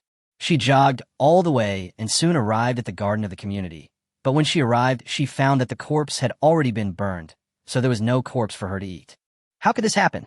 Zhu Mengyue was completely stunned. She finally made up her mind to eat the corpse, but she didn't expect that the corpse was gone. Seeing this scene, Zhu Mengyue became even more distraught. She hadn't eaten for 2 days and had just escaped for her life. Zhu Mengyue felt extremely weak, and it seemed like she had difficulty walking. Just at this moment, footsteps were heard, and then a person walked over. The man was holding a kitchen knife in his hand, and you could tell what he was going to do. No need to look. The body has been burned by Meng Ren and his men. There is nothing left. The man came over and saw that it was indeed the case. His face immediately became extremely ugly. Grass! He couldn't help but curse angrily, and suddenly, he seemed to have thought of something, and his eyes couldn't help but look in the direction of Zhu Mengyue. At this time, Zhu Mengyue was still unaware that danger had arrived. She was walking weakly back towards home. But at this moment, a knife stabbed directly into her back, and a large amount of blood gushed out immediately. Woo woo woo. Zhu Mengyue opened her eyes wide and wanted to call out, but the person behind her covered her mouth tightly. If there's no corpse, why not just create one? These are the only words Zhu Mengyue heard before she died. Room 5502. The celebration banquet of Meng Ren and others lasted until 6 o'clock. Everyone was eating with their mouths drooling. The celebration banquet was a great pleasure for both the host and the guests, and everyone was very satisfied. I'm finally full. Wang Yin covered his stomach with his hands, a satisfied smile on his face. Qi Jiayu beside him was not much better. Even Ming Shue didn't care about her image at this moment. She slumped down on the chair, her face flushed, and she looked a little drunk. It seemed that everyone was not only full, but also had enough to drink. At this time, Meng Ren walked out of the room and took out the supplies he had promised. Everyone, according to the previous agreement, these are the rewards paid to you, a box of instant noodles and a box of mineral water for each person, said Meng Ren. There was joy on the faces of several people. With these supplies, they would be able to eat for several weeks. Thank you, Brother Meng. Wang Yin was extremely excited. After expressing their gratitude, everyone rested for a while to relax, then left with their supplies. Everyone had a smile on their face. After everyone left, Tian Wenqian and Xiaoyu started to clean up the dishes. Seeing this, Zhu Huihui immediately came over to help. The three women cleaned the house and then took a bath together in the bathroom. Boom! Boom! Boom! There was a knock on the door and it reached Meng Ren's ears. Chapter 144 Tian Wenqian is finished. Come in.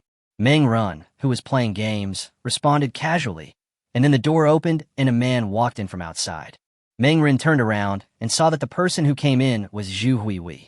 Her pretty face was flushed at the moment, and it was unclear whether it was because she was shy or because she was a little drunk from the red wine she had just drunk. She was only wrapped in a thin bath towel, nothing else. Her long black hair was draped behind her, with some dew on it. Although she was only 14 years old, Zhu Huihui obviously had the charm of a mature woman. Her young and tender face actually added a bit of temptation to her, which was very much in line with the XP of some people with special hobbies. Meng, Brother Meng, I'm here to accompany you. Zhu Huihui's voice was as soft as a mosquito. If the two of them were not far away, Meng Ren really couldn't hear clearly what she was saying. Cough, cough. Listening to Zhu Huihui's words, Meng Ren instantly understood what she meant. I'm not a Lolita complex. Meng Ren's face darkened a little. Zhu Huihui was still too young. Although she had grown very maturely, her tender and green face made Meng Ren feel hesitant to do anything to her. No need, you are too young, let's talk about it later. Meng Ren waved his hand. Zhu Huihui was stunned for a moment when she heard this, and her pretty face turned even redder. Meng Ren's words obviously did not mean he was rejecting her, but he was just saying that she was too young. Brother Meng, I'm not a kid anymore, and sister, you also praised me for my good figure. Zhu Huihui blushed and said shyly, besides, I have nowhere else to go. There's no place to sleep at Sister Xiaoyu's place. Meng Ren rolled his eyes. How can I trust that guy Xiaoyu? But what Zhu Huihui said was indeed a problem. The house smelled so good that I couldn't sleep anymore. His house was not big, with only 2 rooms, one for himself and one for Xiaoyu and Tian Wenqian. Now that Zhu Huihui has experienced what happened tonight, there is definitely no way she can go back. So where should Zhu Huihui live? Move somewhere else in this building? Meng Ren thought about it and finally shook his head. Zhu Huihui is hardworking and reliable, and most importantly, he is young and has great potential. I still want to keep him and train him as one of my future confidants.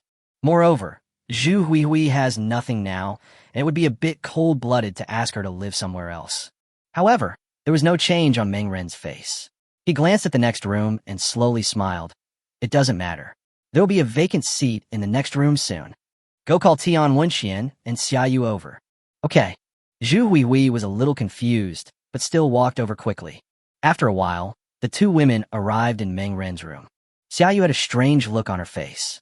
As soon as she entered the door, she couldn't help but ask, Arin, do you want the 3 of us to accompany you tonight? This is not good. Today is Huihui's first time. A girl's first time needs to be treated well. Hearing these vicious words, Mengren wanted to kick Xiaoyu out on the spot. What nonsense are you talking about? Mengren scolded coldly. Xiaoyu realized that he had said the wrong thing and immediately became serious and hid next to Zhu Huihui. After Mengren scolded Xiaoyu, his eyes immediately fell on Tian Wenxian. Wenxian, today I asked you to watch the right side. Did you see anyone trying to sneak in? Mengren asked in a cold tone. As soon as Mengren said this, Tian Wenxian's face turned pale instantly. She didn't understand why Mengren asked this. Has he discovered what she did tonight? Impossible. Mengren was in the corridor on the first floor at the time and had no way of knowing. Yes, there was someone who wanted to sneak in, but I beat him away, said Tian Wenxian. Hee. When Mengren heard this, his face instantly turned cold. He took out his computer and played a video. Yeah. So what's going on here? Mengren's tone was extremely cold. What? Several people looked closely at the video in the computer and saw that it was a surveillance video.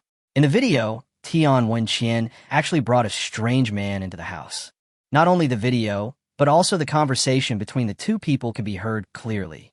This video clearly recorded everything Tian Wenxian did tonight. Seeing this scene, Tian Wenxian's face turned pale instantly, and she was stunned. She never imagined that Mengren actually had surveillance video at home. Wenxian, you actually betrayed us. Xiaoyu seemed very shocked. Although she knew that Tian Wenxian was dissatisfied, she did not expect that she was so bold as to collude with outsiders to come into the house. She wanted the man to enter Mengren's room, probably to look for supplies. Tian Wenxian, you idiot, there is no supplies in Mengren's room. Xiaoyu knew that Mengren had a portable space, and that was why she was sarcastic. If Tian Wenxian really entered Mengren's room and found that there were no supplies inside, I wonder what her expression would be. Plop! Tian Wenxian's face turned pale, and she sat down on the ground, tears streaming down her face. Master, please forgive me.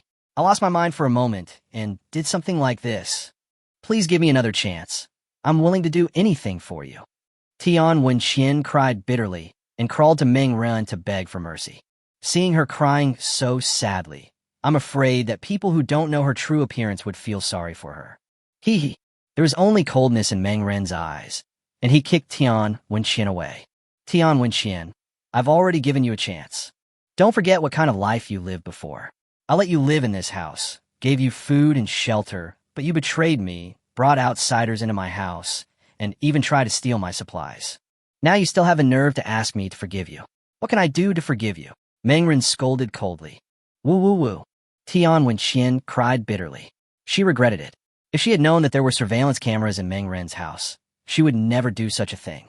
Yes, Tian Wenxian did not regret betraying Mengren. She just regretted not being more careful, which led to her being caught.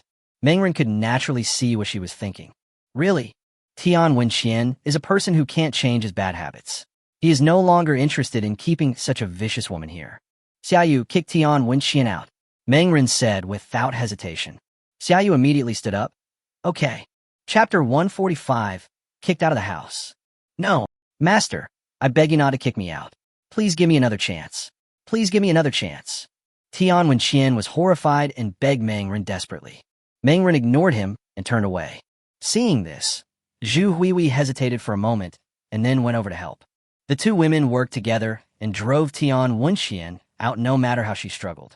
They also threw out all the things belonging to Tian Wenxian in the house. No, give me another chance. Tian Wenxian cried loudly at the door. Hearing the noise here, Ming Xue, Lu Qianqian, and Wang Yun couldn't help but walk out of the house. What's going on? Several people were a little stunned. Isn't this Tian Wenxian? Why was she kicked out? Xiaoyu explained. Tian Wenxian is a traitor. Tonight, Arun asked her to guard the east side to prevent anyone from sneaking in. She brought someone in instead and tried to break into Arun's room to steal supplies. Fortunately, Arun had electricity outside the room, so he got rid of that person. Otherwise, the couple would have succeeded. I see.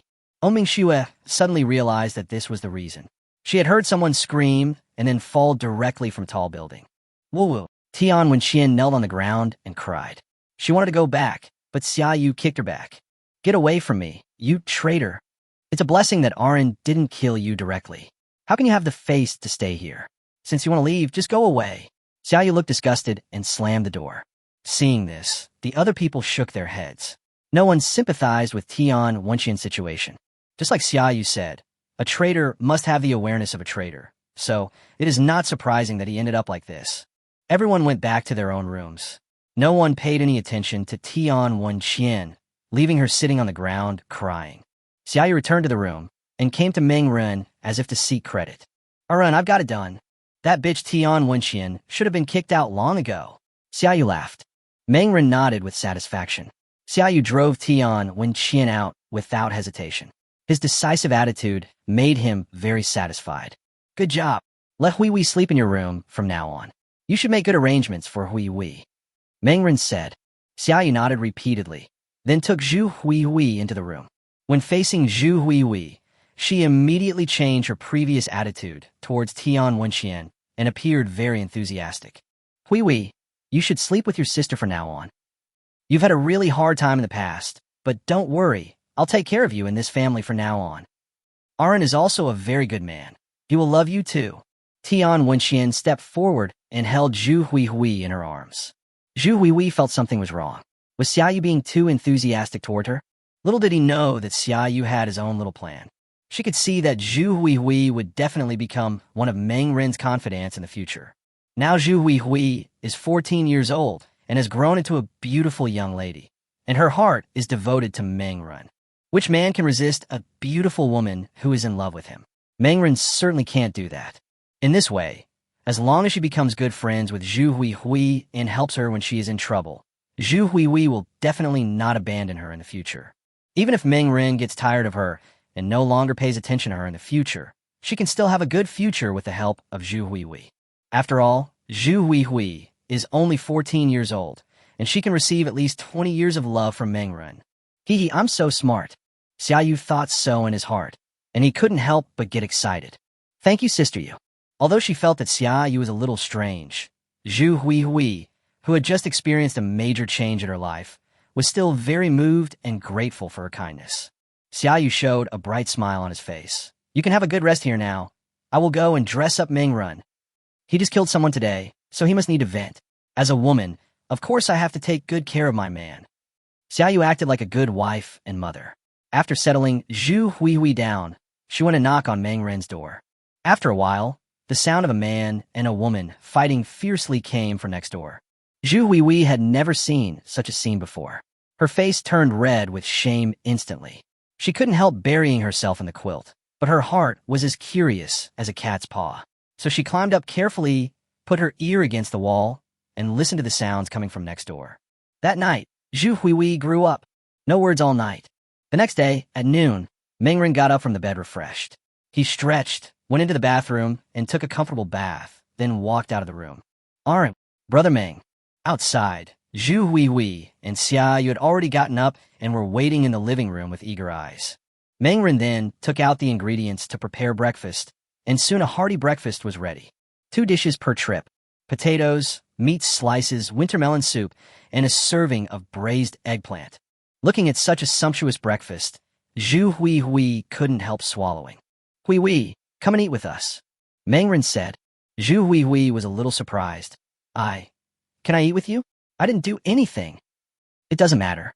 Since you've moved into this house, you're one of ours from now on. Besides, you're in the period of growing up now. How can you not eat well?" Meng Ren said. He showed a completely different attitude, which made Xiaoyu envious. She thought back to when she first moved in. She only had instant noodles. They're all women, but the gap is too big. It seems that Meng Ren is indeed a Lolita complex. Zhu Hui Hui had a grateful look on her face and walked over timidly. "Thank you, Brother Meng. I will work hard." Meng Ren nodded with satisfaction. He was still very confident about Zhu Hui Hui. After the 3 of them had lunch, Meng Ren asked Zhu Hui Hui to clean the room, and he took Xiaoyu into the portable space. As soon as he entered the portable space, Xiaoyu couldn't help but ask, "Arun, when will you tell Hui Hui the time in the portable space?" "No pity. Although I am willing to believe her, I still need to confirm it. In 10 days, if Hui Hui can satisfy me, I will tell her about the portable space. If not, her treatment will be reduced to that of Tian Wenqian," Meng Ren said lightly. Xiaoyu immediately understood that Meng Ren had set a 10-day test period for Zhu Hui Hui. What kind of life she would live in the future depended on Zhu Huihui herself. Chapter 146, A Call from Chunju Garden. Xiaoyu quickly started to get busy. After yesterday's practice, Xiaoyu seemed much clearer and more skilled today. Although he was still very tired, he at least had some physical strength. On the other side, Meng Ren was practicing archery and, most importantly, practicing telekinesis. Telekinesis is the foundation of his future self-protection, and he absolutely cannot let his guard down. A few hours later, the two came out after taking a bath in the lake. As soon as the two walked out of the room, they were met with Zhu Huihui's somewhat strange expression. Obviously, she was very curious about what Meng Ren and Xiaoyu had been doing in the room in the past few hours, especially Xiaoyu, who looked very tired. Doing something like that? But there's no sound. Zhu Huihui was confused. Meng Ren didn't explain anything. He took out a bottle of ice cola from the refrigerator and returned to the room. When he took out his cell phone, he saw that the owner's group was silent. This was his SMUF account, but no one knew about it.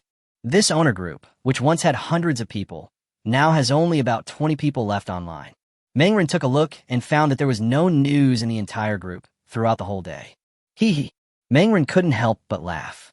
It seemed that this group of people were completely scared by him this time. But that's true. If you calculate the time, they haven't eaten anything for 2 or 3 days.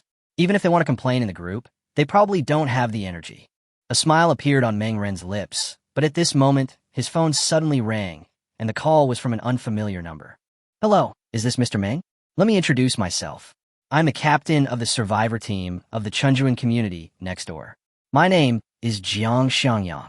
I'm calling today to invite Mr. Meng to be my guest. Is Mr. Meng interested? Chunjuan community? Meng Ren narrowed his eyes. The name of his community was Lijiuan, and Chunjuan community was indeed right next door, separated by only a wall. However, Chunjuan community has more residents than Lijiuan, and the community's supporting environment is also better. But the fact that the other party called today might not be as simple as inviting him to be a guest, right? Meng Ren narrowed his eyes. He died early in his previous life, so he basically knew nothing about what was happening outside the community. Now Lu Mei and others have been defeated by him. There is no one in this community who can fight against him, which means he has already passed the level here. However, he didn't expect that someone from Chunji Garden next door would call him so quickly. Where did the other party get his cell phone number? Could they be part of those who escaped last night? Whatever Captain Jiang wants to discuss, we can just talk over the phone. It's too hot outside. I don't want to leave my air-conditioned room. Meng Ren said lightly. He had a lazy expression when he said this, and he looked like he was enjoying it very much. It's 4 o'clock in the afternoon now. The sky is blazing brightly. Even inside the house, the temperature is nearly 40 degrees Celsius. There are probably not many people in the world who can be as leisurely as Meng Ren at this time. Jiang Xiangyang was speechless for a moment. Then he said, Mr. Meng is really enjoying himself.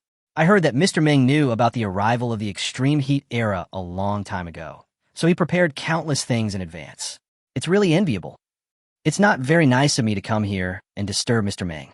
Why don't I come and visit him myself? I wonder if Mr. Meng would welcome me. Oh, Meng Ren was a little surprised. Captain Jiang came here in person. Isn't he afraid of getting into danger? Ha ha ha. Mr. Meng, you're joking. We are not enemies. We haven't even met each other. I think no matter how cruel Mr. Meng is, he wouldn't attack someone he meets for the first time, right? Jiang Xiangyang flattered. Hee. That's not necessarily the case. Meng Ren sneered in his heart. If the other party showed enough hostility towards him, he would attack without hesitation, even if it was the first time he met him. Since Captain Jiang is interested, then you can come over. But don't bring too many people. My house is not big, and there won't be enough room. After saying this, Meng Ren hung up the phone. He touched his chin, wondering what Jiang Xiangyang's purpose was in looking for him. It's nothing more than a problem of resources.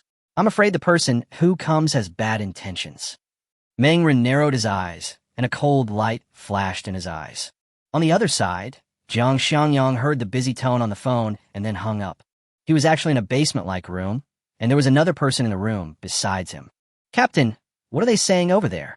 A middle-aged man nearby asked. The middle-aged man had a calm demeanor. He wore a pair of gold-rimmed glasses and looked quite gentle and refined, giving people a very comfortable feeling. He is very cautious and refuses to come here. I have no choice but to go there myself, Jiang Xiangyang said. Hearing this, Jin Yunbai couldn't help but frown. This may be a little dangerous. If you go over there, if Meng Rin suddenly attacks, it may be dangerous. Meng Rin has a gun in his hand. Jiang Xiangyang nodded. I know, but according to the information I have, Meng Rin is not a moody and cruel person. As long as I don't deliberately provoke him, safety should be guaranteed. Besides, there aren't many supplies left in the team now. We have to go find Meng Rin. At this point, Jiang Xiangyang couldn't help but feel a little angry. Chun Hu is too greedy, and the price he offered is too exaggerated. We can't afford it at all. Now I can only find Meng Rin to think of a solution. If possible, I would like to cooperate with Meng Rin to fight against Chun Hu together. If Chun Hu, this evil tiger, is not brought down, none of us will have an easy life. Why? Jin Yunbai couldn't help but sigh. The world is in chaos now. Since the extreme heat era, all kinds of monsters have emerged. Now the social order has completely collapsed. Now it's very easy for everyone to survive, let alone help others. Jiang Xiangyang rolled his eyes. Come on, stop complaining here. I'm not a saint, I just want to survive. Being alive is more important than anything else these days. Jin Yunbai nodded, and then he seemed to remember something and asked, what about those people who escaped from Liju Garden? Let's settle them down temporarily. After I go over and talk to Meng Rin in the evening, I'll consider how to settle this group of people. Jiang Xiangyang said. Okay. Jin Yunbai nodded in agreement. Chapter 147 Home Visit. Time soon came tonight, and when the weather cooled down, Jiang Xiangyang set out. She did not choose to bring too many people with her, and chose to go alone. Anyway, Meng Rin has a gun in his hand, so it makes basically no difference whether he brings one person or two people. Although his skills are good, he is not confident enough to fight against guns. Jiang Xiangyang set out all the way to the Lijuan community and went directly to the 5th floor of Building 5. He followed the house number and came to the door of Meng Rin's home. Boom, boom, boom. Jiang Xiangyang knocked on the door, and a voice was heard a moment later. Who is it? I'm Jiang Xiangyang. I made an appointment to meet Mr. Meng. Jiang Xiangyang said. Crunch. As the sound of the door opening was heard, Xiaoyu opened the door. Come in. Rin is waiting for you. Jiang Xiangyang smiled kindly and walked into the house. As soon as he entered the house, he was hit by a cool breeze. Air conditioning, wow, what a luxury. Jiang Xiangyang felt envious. Although his community also had generators and solar energy equipment, it was definitely impossible to keep the air conditioner on 24 hours a day. God knows how much electricity Meng Rin has. In particular, he just noticed Xiaoyu who opened the door. Her skin was rosy and shiny, and her body was clean. Obviously, she washed frequently. Now that water resources are so scarce, Meng Rin was actually so extravagant as to let the woman next to him take a bath. So particular? Captain Jiang. Mr. Meng. Jiang Xiangyang entered the house and soon saw Meng Rin sitting on the sofa. Just as he was looking at Meng Rin was also looking at him. Seeing that Jiang Xiangyang dared to come here alone, Meng Rin was really surprised. Could it be that Jiang Xiangyang also had a gun? Otherwise, where would his confidence come from? If it were him, he would not dare to go to a stranger's territory. Please take a seat. Xiaoyu, pour Captain Jiang a glass of ice cola. Meng Rin said with a smile. Soon, a glass of ice cola was placed in front of Jian Xiangyang, and he drank it in one gulp. Cool. Mr. Meng, the environment here is really enviable. Air, conditioning, refrigerator, beautiful women. Being able to enjoy such a life in this extremely hot era, except for Chun Hu, only Mr. Meng can do it. Jiang Xiangyang smiled. Meng Rin narrowed his eyes and asked, Captain Jiang has already met Chun Hu. Of course, Chun Hu is the leader of the biggest force around here. How could I not have seen him before? I'm afraid Mr. Meng doesn't know yet, but Chun Hu is now a tyrant. Within a radius of 10 square kilometers, Chun Hu is already the most powerful person. I heard that Chun Hu already has thousands of people under his command, and they have sufficient weapons and supplies. Jiang Xiangyang spread his hands. Really? Meng Rin's eyes were slightly solemn. He knew that Chun Hu's power would definitely not be small, but he didn't expect it to have reached this level. Thousands of people. This is no small number. The amount of food consumed every day is also no small number. Chun Hu can gather such a team, so you can imagine how powerful his force is. Meng Rin quickly calmed down. He was not frightened by Jiang Xiangyang's words. Although Chun Hu's power is strong, he is not without trump cards. If he gets angry, he will hide in the space he carries with him. Even if Chun Hu is powerful, what can he do to him? Captain Jiang, let's not beat around the bush. Just say whatever you want to say. I don't like to beat around the bush. Meng Ren said. Jiang Xiangyang gave a thumbs up. Mr. Meng is straightforward. If that's the case, I'll just say it straight. I came here this time to form an alliance with Mr. Meng. Hee. Meng Ren sneered in his heart. Sorry, I'm not interested. He refused without even thinking about it. Alliance? Is there any benefit for him in this matter? Why would he do something that has no benefit? Jiang Xiangyang was not surprised by Meng Ren's refusal. He continued, Mr. Meng, please don't rush to refuse. Please listen to what I have to say. Chun Hu's power is now very large, and it is increasing every day. In fact, Chun Hu has been collecting resources from everyone since a few days ago. Everyone must pay him supplies on time, otherwise they will be targeted by Chun Hu's people. Many people have been suffering terribly, but because Chun Hu has powerful force in his hands, we have no way to deal with it. But Mr. Meng has a gun in his hand, so he has the capital to fight against Chun Hu. We can definitely unite together to resist Chun Hu's threat. That's it. Meng Ren felt bored for a moment. He thought Jiang Xiangyang would say something shocking, but he didn't expect it to be just this. He was well aware of Chun Hu's threat, but since Chun Hu didn't come to provoke him, he wouldn't go looking for trouble. His telekinesis is still increasing continuously, and now is almost reaching 10 kilograms. As long as it continues to grow, even guns and bullets will not pose any threat to him in the future.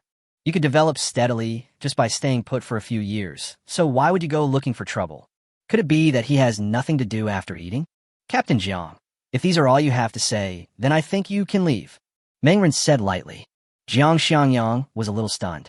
He didn't expect that even after he had said so much, Meng Ren was still unmoved. Mr. Meng, Chun Hu will not let you go sooner or later. You are a huge threat to him. Instead of waiting for Chun Hu to develop to a certain extent and then attack him, it is better for him to unite with us. We will resist Chun Hu's oppression and strive for a new blue sky. Meng Ren rolled his eyes. Jiang Xiangyang couldn't have been the boss of some company in the past. This is just a pie in the sky. But unfortunately, he had just finished his meal and his stomach was still full, so he couldn't eat the pancake. This is your last chance. If you still have nothing to do, you can leave. Meng Ren's tone began to sound a little impatient. Seeing the situation in the class, Jiang Xiangyang was helpless and had to say, Okay, since Mr. Meng is not interested, I won't talk about this. I have another purpose for coming here today. I hope to trade some supplies with Mr. Meng. Meng Ren's face was calm, without any sign of surprise. Do you have any supplies to exchange with me? Some miscellaneous items, such as clothes, watches, computers, basketballs, etc. In addition, there are some seasonings and other things. Jiang Xiangyang said. Meng Ren glanced at him and said, You want to exchange these garbage for food? Cough, cough. Jiang Xiangyang was a little embarrassed. He had nothing to refute Meng Ren's calling these things garbage. After all, in the current extremely hot era, these things were indeed garbage. Chapter 148, Making a Deal. Just exchange a little for it. These things are sometimes quite useful. Jiang Xiangyang said awkwardly, My team is running out of food, and Chun Hu's price is too greedy. I have no choice but to come to you, Mr. Meng, and hope you can help me. Meng Ren rolled his eyes. These rubbish were completely useless now. But to say that it is completely useless is not the case. For example, various furniture and tools. Although they are useless now, I will build a portable space for them in the future. As his mental power increased, the area in which he could move around in his portable space became larger and larger. In the future, he would definitely build up his portable space. Whether it was reclaiming wasteland, building houses, etc., a large amount of materials would be needed. There are also seasonings, clothes, etc., which can also be used in the future. Thinking about it this way, the things Jiang Xiangyang gave were not all garbage. These things of yours are not worth much at all, but they are not completely worthless. I can give you some supplies. Just consider it as a good relationship. Meng Ren said. Jiang Xiangyang was overjoyed, and a smile immediately appeared on his face. Thank you, Mr. Meng. Just for Mr. Meng's generous attitude, you'll be my friend from now on.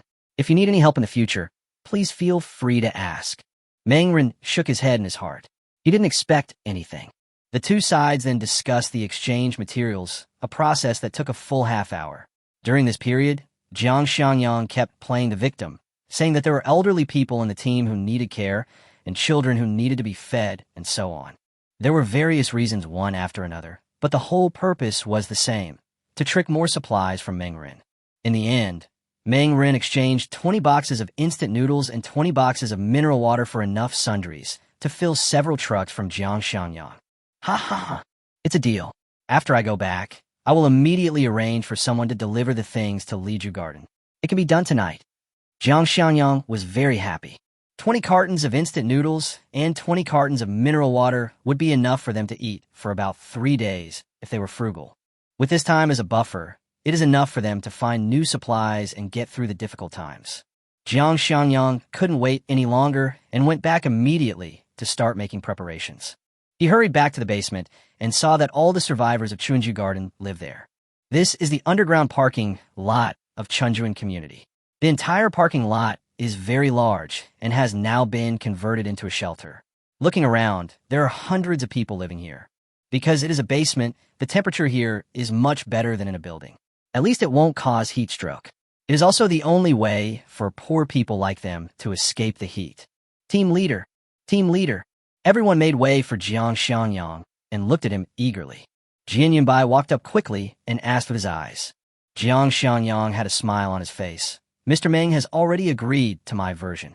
He is willing to support us with 20 cartons of instant noodles and 20 cartons of mineral water, which is enough for us to eat for 3 days. In exchange, we will send the supplies we found earlier to Mr. Meng. Have something to eat? Upon hearing this, everyone became excited. Jian Yubai was also surprised. He didn't expect Meng Ren to agree to give them supplies. 20 boxes of instant noodles and 20 boxes of mineral water. This is not a small number. A group of people immediately took action and transported a large amount of things to Liju Garden where Meng Ren was. Meng Ren had been waiting for a long time, and his supplies were naturally ready. A large amount of things were transported and placed in the basement where Meng Ren had previously stored supplies, filling the entire basement. Mr. Meng, everything is in place. Jiang Xiangyang smiled. Meng Ren nodded and took them to get supplies. 20 boxes of instant noodles and mineral water were neatly placed there. A group of people looked at the food and water and immediately came forward excitedly. Happy transaction. You can help me keep an eye out for some electronic products, such as computers and mobile phones, in the future. 100 computers can be exchanged for 3 packs of instant noodles, and 100 mobile phones can be exchanged for 2 bottles of mineral water. Meng Ren smiled. In addition, we need gold. 1 pound of gold can be exchanged for a pack of instant noodles. Jiang Xiangyang was overjoyed. Things like computers and mobile phones were completely useless in today's era. They were everywhere on the streets, especially in computer malls and mobile phone stores, where there were piles of them everywhere. Mr. Meng, what do you want these things for? Jiang Xiangyang couldn't help but be curious. I naturally have my role. You just need to bring the things here. Meng Ren said. Okay, I'll let my men keep an eye on it. Jiang Xiangyang agreed without hesitation. Both parties were very satisfied with the transaction and then left. Jiang Xiangyang and others obtained the urgently needed food and water, while Meng Ren obtained miscellaneous supplies that he would need in the future. On Jiang Xiangyang's side, someone beside him couldn't help but say, Is Meng Ren stupid? We can actually exchange these useless things for food and water. We are making a fortune, right? As soon as the man finished speaking, Jiang Xiangyang scolded him. Don't talk nonsense. Mr. Meng might be trying to help us. If your words get to Mr. Meng's ears, what if the deal is canceled? When a man heard this, he immediately shrank his neck and quickly shut up. On the other side, Meng Ren returned to the warehouse and looked at the warehouse full of supplies. A smile appeared on his face. Good. These things were recently produced in the mall and were abandoned due to the arrival of the extreme hot era. Although they cannot be used now, it may not be necessary in the future. This is also the reason why Meng Ren needs those electronic products. Just because you don't need it now doesn't mean you won't need it forever. In the past, 100 computers would be worth at least hundreds of thousands of dollars, but now they're only worth 3 packs of instant noodles, and 3 packs of instant noodles are less than 10 yuan. It's hard to say who made a profit and who lost. Meng Ren smiled and put all his things into his personal space, then returned home. But just as he was about to go back, several figures suddenly appeared in front of him. Who? Meng Ren shouted, and the 1911 pistol appeared in his hand. Don't shoot. Don't shoot. We mean no harm. A familiar voice came. It turned out to be Lu Mei and the others.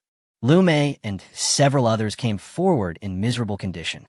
They were all dirty, with disheveled hair, like beggars. Chapter 149. The Wild Wolf Gang reappears. Looking at Lu Mei and others who appeared in front of him, Meng Ren had a sneer on his face and started to speak sarcastically. Why do you guys look so disheveled?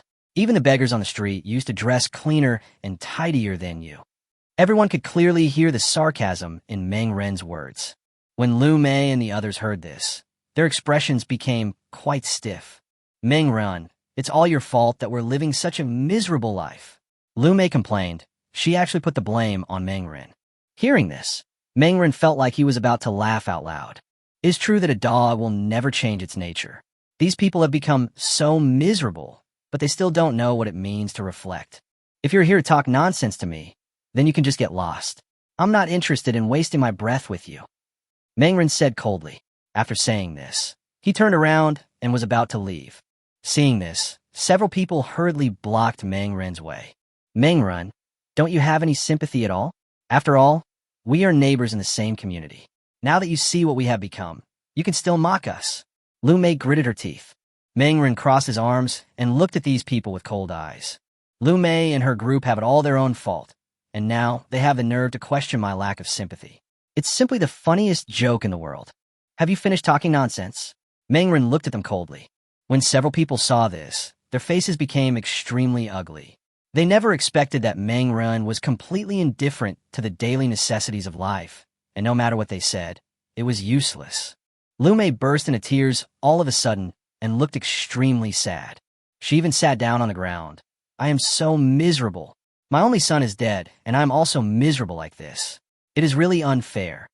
Lu Mei sat on the ground and cried loudly. Seeing her like this, Meng Ren almost laughed out loud. Lu Mei is so good at playing tricks. She doesn't think that such tricks will work. Lu Mei sat on the ground and cried for a long time. However, when she looked up, she found that Meng Ren was looking at her with a playful expression. Why aren't you crying anymore? Keep going. I want to see how pitiful you can get. Lu Mei, your thick skin really refreshes my perception of you time and time again. Meng Ren sneered. Lu Mei was extremely angry. Meng Ren's behavior was like a loud slap in the face to her. But at this moment, Lu Mei seemed to have thought of something. Her eyes lit up and she said excitedly, Meng Ren, you liar. Don't forget the money you cheated me out of, the 500,000 yuan I spent on lottery tickets. That's my coffin money. You, Meng Ren, dare to call me shameless, but you actually want money from an old woman like me. You are the truly shameless person. Pay me back. You must pay me back. If you don't, then you have to give me the supplies. Lu Mei started to throw a tantrum and roll around on the ground. Meng Ren sneered. He was the one who deliberately cheated the 500,000 yuan. How could he possibly pay it back now? After enjoying Lu Mei's performance, he is no longer interested in continuing to watch the monkey show. Thinking of this, Meng Ren's attitude instantly turned cold. That's enough. My patience with you is limited. You have come to plot against me time and again, trying to rob me of my supplies. How am I going to settle this account? Do you really think that I, Meng Ren, am a good-tempered person? What? The people I killed yesterday were not enough, and you also want to go down and accompany them, right? Meng Ren's eyes were as cold as a knife. What? Lu Mei and the others were horrified. Their faces turned pale, and they couldn't help but recall the horrific scene of yesterday. Hee. Meng Ren saw their expressions. He sneered, then turned and left. He had no interest in wasting bullets on these people. Currently, there were only a few of them left in Building 5, and they could no longer pose any threat to him. As for Lu Mei, if the shameless old man just killed her like this, it would be too easy for him. He just wanted to see Lu Mei die slowly in pain and hunger. That would be the real relief. Meng Ren went straight back to his home, but just as he got home, there was a sudden noisy sound outside. Bang! At the same time, a gunshot rang out, which instantly startled Meng Ren. Why was there a gunshot? Meng Ren's pupils couldn't help but shrink. Xia Yu and Zhu Huihui in the room were also startled. The three of them hurried to the balcony, only to see that several uninvited guests had arrived in the garden downstairs at some point. Meng Ren looked carefully and saw that the leader could be none other than Ma Fei. Ma Fei made a comeback, and this time he had a pistol in his hand. Even his subordinates were armed with shotguns, and each had a bow and arrow. Ma Fei not only had a pistol in his hand, but was also wearing a bulletproof vest. This is police equipment. Mengren was shocked. The bulletproof vest and pistol on Ma Fei were obviously police equipment. Did Ma Fei plunder a police station? That's not right. It's not that easy to find weapons in a police station. This is domestic, and the management of firearms and ammunition is extremely strict. Those weapons should have been taken away long ago. So the question is, where did Ma Fei get the weapons and bulletproof vests? Ha ha ha. Ma Fei's arrogant laughter rang out, and he shot and killed a man in the garden. On the side, Lu Mei and others were almost scared silly. They sat on the ground in a mess, with panic in their eyes. Why are there only a few of you? Where are the others? Ma Fei had a ferocious smile on his face. Lu Mei stood up trembling and told what happened yesterday. After hearing this, Ma Fei sneered. You are really a bunch of trash. So many people are no match for Meng Run, and you were beaten to pieces by him alone. You're really a bunch of useless things. Faced with Ma Fei's sarcasm, Lu Mei and others felt a surge of anger in their hearts, but when they saw the pistol in his hand, the anger disappeared without a trace in an instant.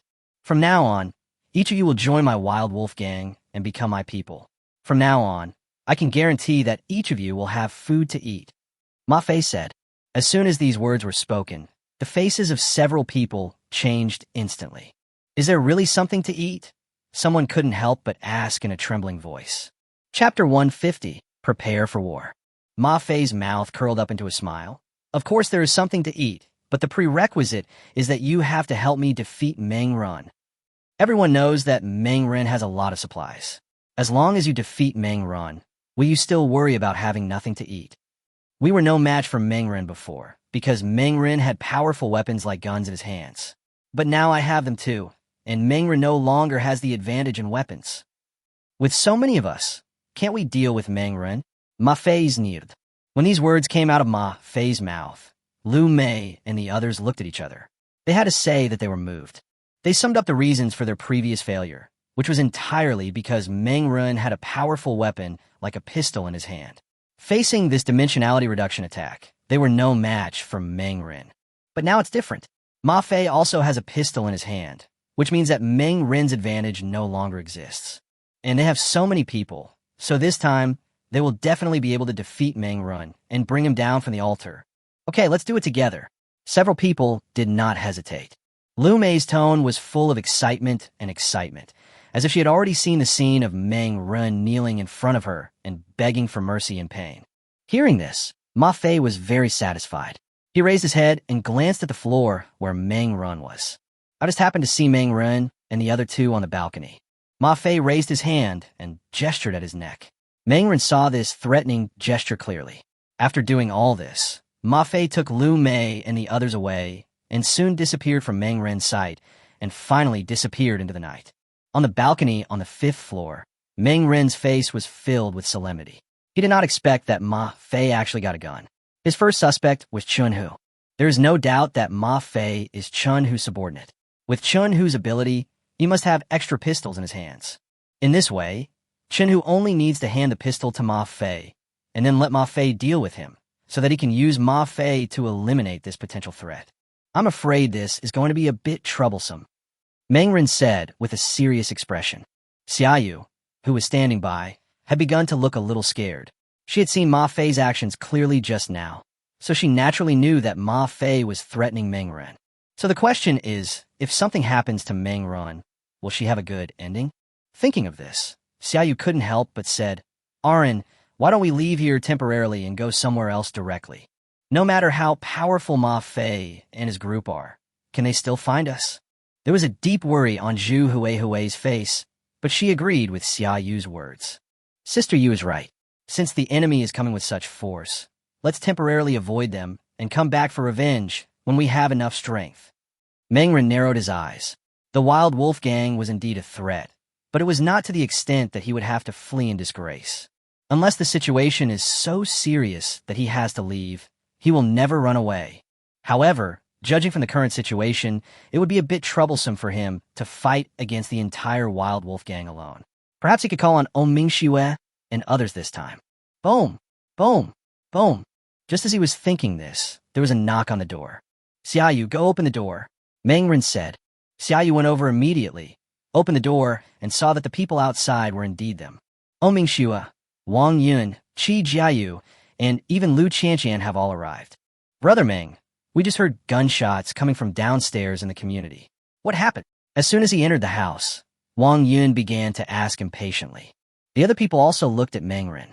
Mengren did not hide anything and directly told the story about Ma Fei and the Wild Wolf Gang. When Mingxue heard the Wild Wolf Gang, her expression changed instantly. But she would never forget that if Mengren had not rescued her before, she would have been abused by the Wild Wolf Gang long ago. Lu Qianqian was a little stunned. She looked left and right, couldn't help shrinking her neck, and whispered, "Why don't we just come here for now and come back later?" Obviously, Lu Qianqian had no grudges against the Wild Wolf Gang, so her thoughts were exactly the same as Zhu Hui and Xiaoyu. "I want to stay here." Mingxue directly expressed her attitude. Wang Yun and Qi Jiayu looked at each other, and they were obviously a little hesitant, but after thinking for a moment, they expressed their attitudes. "We Jiayu are willing to support you, Brother Ming. I wonder what your plans are." Wang Yun seemed very calm. Several people expressed their attitudes, which made Mengren laugh. He squinted his eyes, and flashes of light began to flash through his mind. "Give me some time. I will give you an answer tomorrow. If I can't resist the Wild Wolf Gang at that time, I won't stay and die," Mengren said. Hearing him say this, Lu Qianqian and the others breathed a sigh of relief. They were afraid that Mengren was a stubborn person who would stubbornly stay here even though the enemy was very powerful.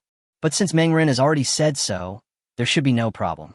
Everyone left immediately, and Mengren returned to his room.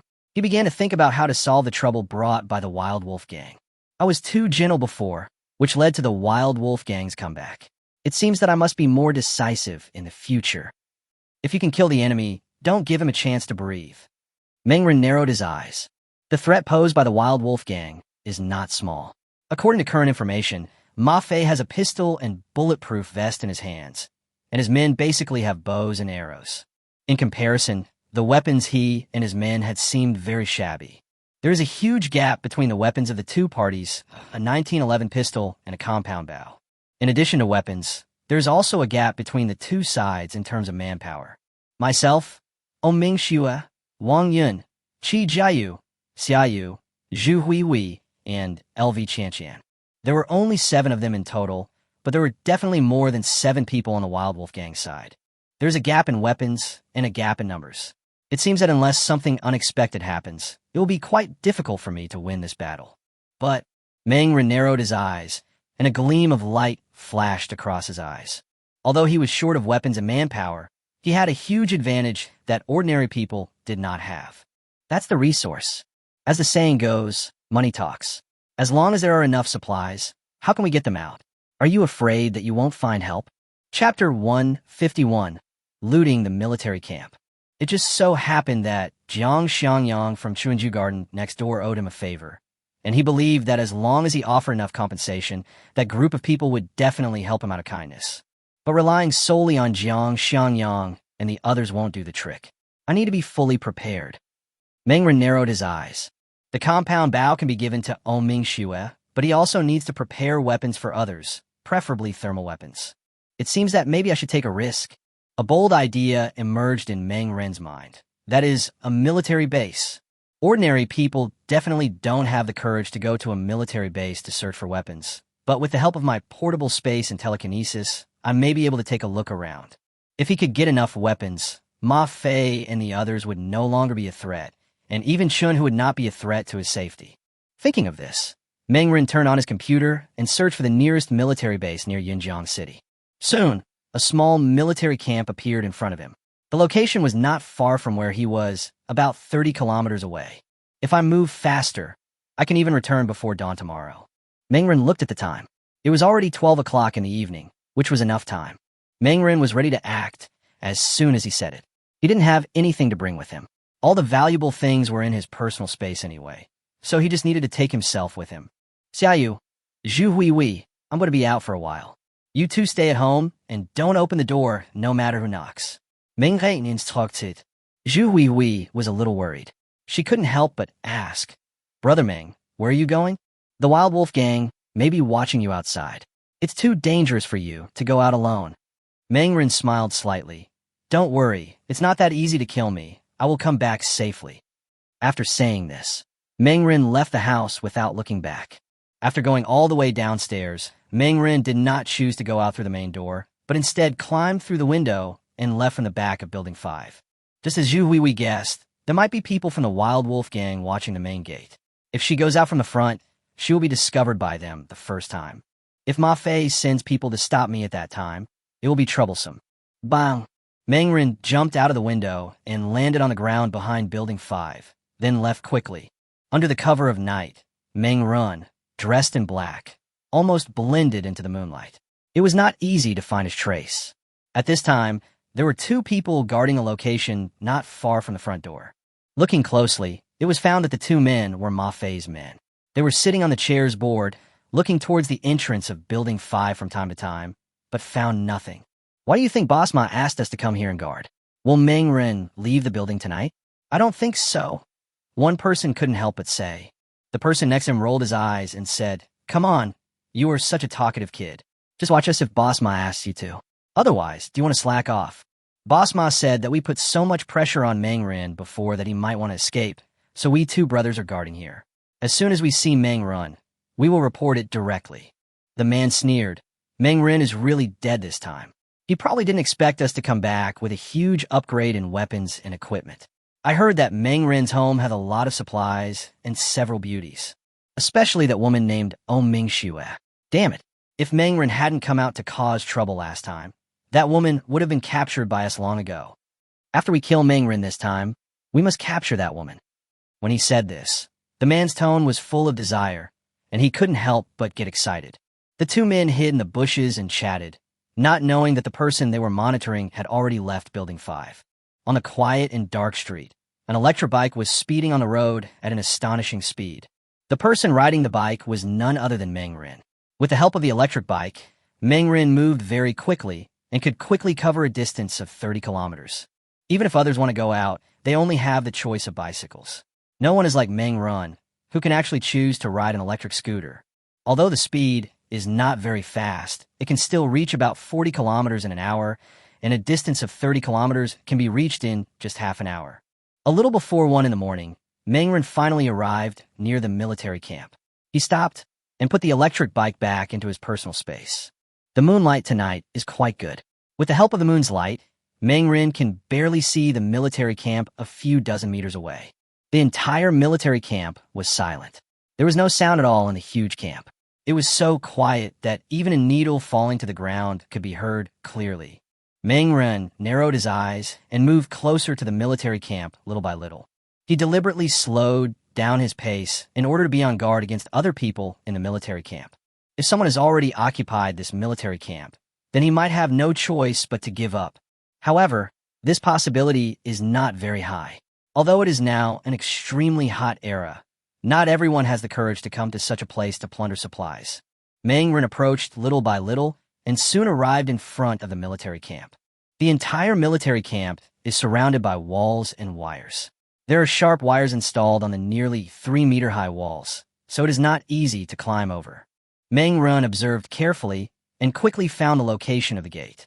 Sure enough, the door was open, which meant that after Jurjiwan came with a knife, the people who were originally here had already evacuated.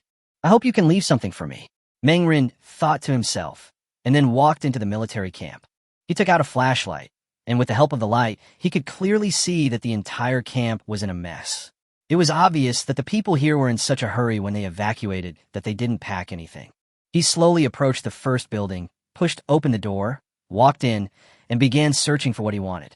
It was pitch black inside the building, so dark that you couldn't see your hand in front of you, and the air was silent. Chapter 152 Encounter. If it were someone else searching alone in such a dark night, he would probably have doubts in his heart by now. Mengren was conducting an almost carpet search, constantly rummaging along the way. Half an hour passed in the blink of an eye. Mengren searched the entire military camp, but found nothing. He frowned, with disappointment in his eyes. It seems that I have made a wasted trip tonight. Mengren shook his head in disappointment, but just as he was about to leave, he suddenly noticed that something seemed wrong in the corner. He walked over immediately and saw the pull ring. Is it a hidden basement? Mengren's eyes couldn't help but light up. Wouldn't he return empty-handed today? After grabbing the pull ring, Mangren exerted force suddenly, and suddenly a shadow appeared in front of him. Haha, there actually is a basement. Mangren was ecstatic. He immediately entered the basement, and the flashlight emitted light, illuminating the entire basement environment. Upon seeing this, the expression on Mangren's face suddenly became stiff. It turned out that the basement was empty. Depend on. It was all in vain. Mangren felt a little helpless, but he still took the flashlight and patiently searched the basement again. Maybe there were some treasures hidden in some corner. The search really allowed him to find the treasure. In the deepest corner of the basement, there was a box. Mangren opened the box, and after seeing what was inside clearly, a happy smile immediately appeared on his face. There was a pistol placed in the alley, and there were dozens of bullets. It seems that this box must have been packed by someone, but he was in a hurry and forgot to take it with him. Very good. A broad smile appeared on Mangren's face. With this pistol, his deterrent power was unintentionally greatly enhanced. The most important thing was that Ma Fei and the others were unaware of the existence of this pistol. If used properly, it will definitely give them a surprise. Mangren put the box and the pistol into his personal space without hesitation, and then searched the basement again, hoping to find the second treasure. Unfortunately, my luck was not so good this time. Picking up a bargain once is luck, but wanting to pick it up a second time would probably be greedy. Mangren shook his head and left. The purpose of this visit has been achieved. Although he only got a pistol, it was enough to satisfy him. But just as Mangren was about to leave, footsteps suddenly came from outside, and then the door was pushed open, and several people walked in from outside. The two sides looked at each other, and Mangren's gaze instantly fell on these people. There were a total of 4 people on the ground. All of them were men, but each of them held a crossbow in his hand, and all of them were in combat condition. Seeing 4 crossbows on the opposite side, Mangren found a cover to hide without hesitation. The 4 people on the opposite side did the same thing, and the atmosphere on the scene instantly became tense. Quiet. No one on either side spoke, and the atmosphere was extremely quiet. It was so quiet that even if a pin dropped to the ground, one could hear it clearly. Brother, what a coincidence. It seems you are here to search for weapons as well. One of the 4 men spoke. The people around him also chimed in. Brother, have you found anything useful? Why don't you take it out and let us brothers see it? The 2 of them glanced at each other and said something, and the meaning of their words was already very clear. Mangren's eyes were a little cold. Why? You think I'm easy to bully, so you want to intimidate me? Ha ha ha. The person on the other side laughed. No, we are all survivors. It's just that we brothers don't have much experience, so we just want to see what the real thing looks like. We didn't expect you to be here, brother. If we had known earlier, we wouldn't have come here. Hee hee. Mangren had a sneer on his face. These 4 people had not spoken a single truth since they first met. Unless he was a fool, how could he possibly believe them? He narrowed his eyes, thinking about how to leave here. There are 4 people on the opposite side, and all of them have crossbows. Although the power of the crossbow is not as good as a compound bow, it is enough to kill people. He didn't want to experience what it felt like to be shot by a crossbow, etc. Mangren suddenly thought of something. Why should he leave? These 4 people are holding crossbows. Isn't this like sending a pillow to someone when they are sleepy? As long as we get rid of these 4 people, the weapons problem will be completely solved. Thinking of this, Mangren's eyes gradually turned cold, and a terrifying murderous intent emerged in his eyes. He estimated the distance between himself and the group of people, which was about 5 meters, which was completely within the range of his telekinetic attack. This means that it would be easy for him to kill these people. As telekinesis surged out, a sharp utility knife blade also floated in the air. Mangren had already turned off the flashlight to avoid being locked onto by these people. His telekinesis had already spread out, searching for their location in the darkness. Soon the first person was found, and he was hiding behind a table. Then the second person and the third person. As for the fourth person, Mangren used telekinesis to spin around but still couldn't find the fourth person, which made him frown slightly. Could it be that the fourth person is not within the coverage range of his telekinesis? Mangren guessed this in his heart. If this was the case, he would not be able to kill them through telekinesis. At this moment, Mangren suddenly discovered that one of the 3 of them was approaching his direction. Hee hee. There was a look of sarcasm in Mangren's eyes. They thought that they couldn't be sure what they were doing in the dark environment.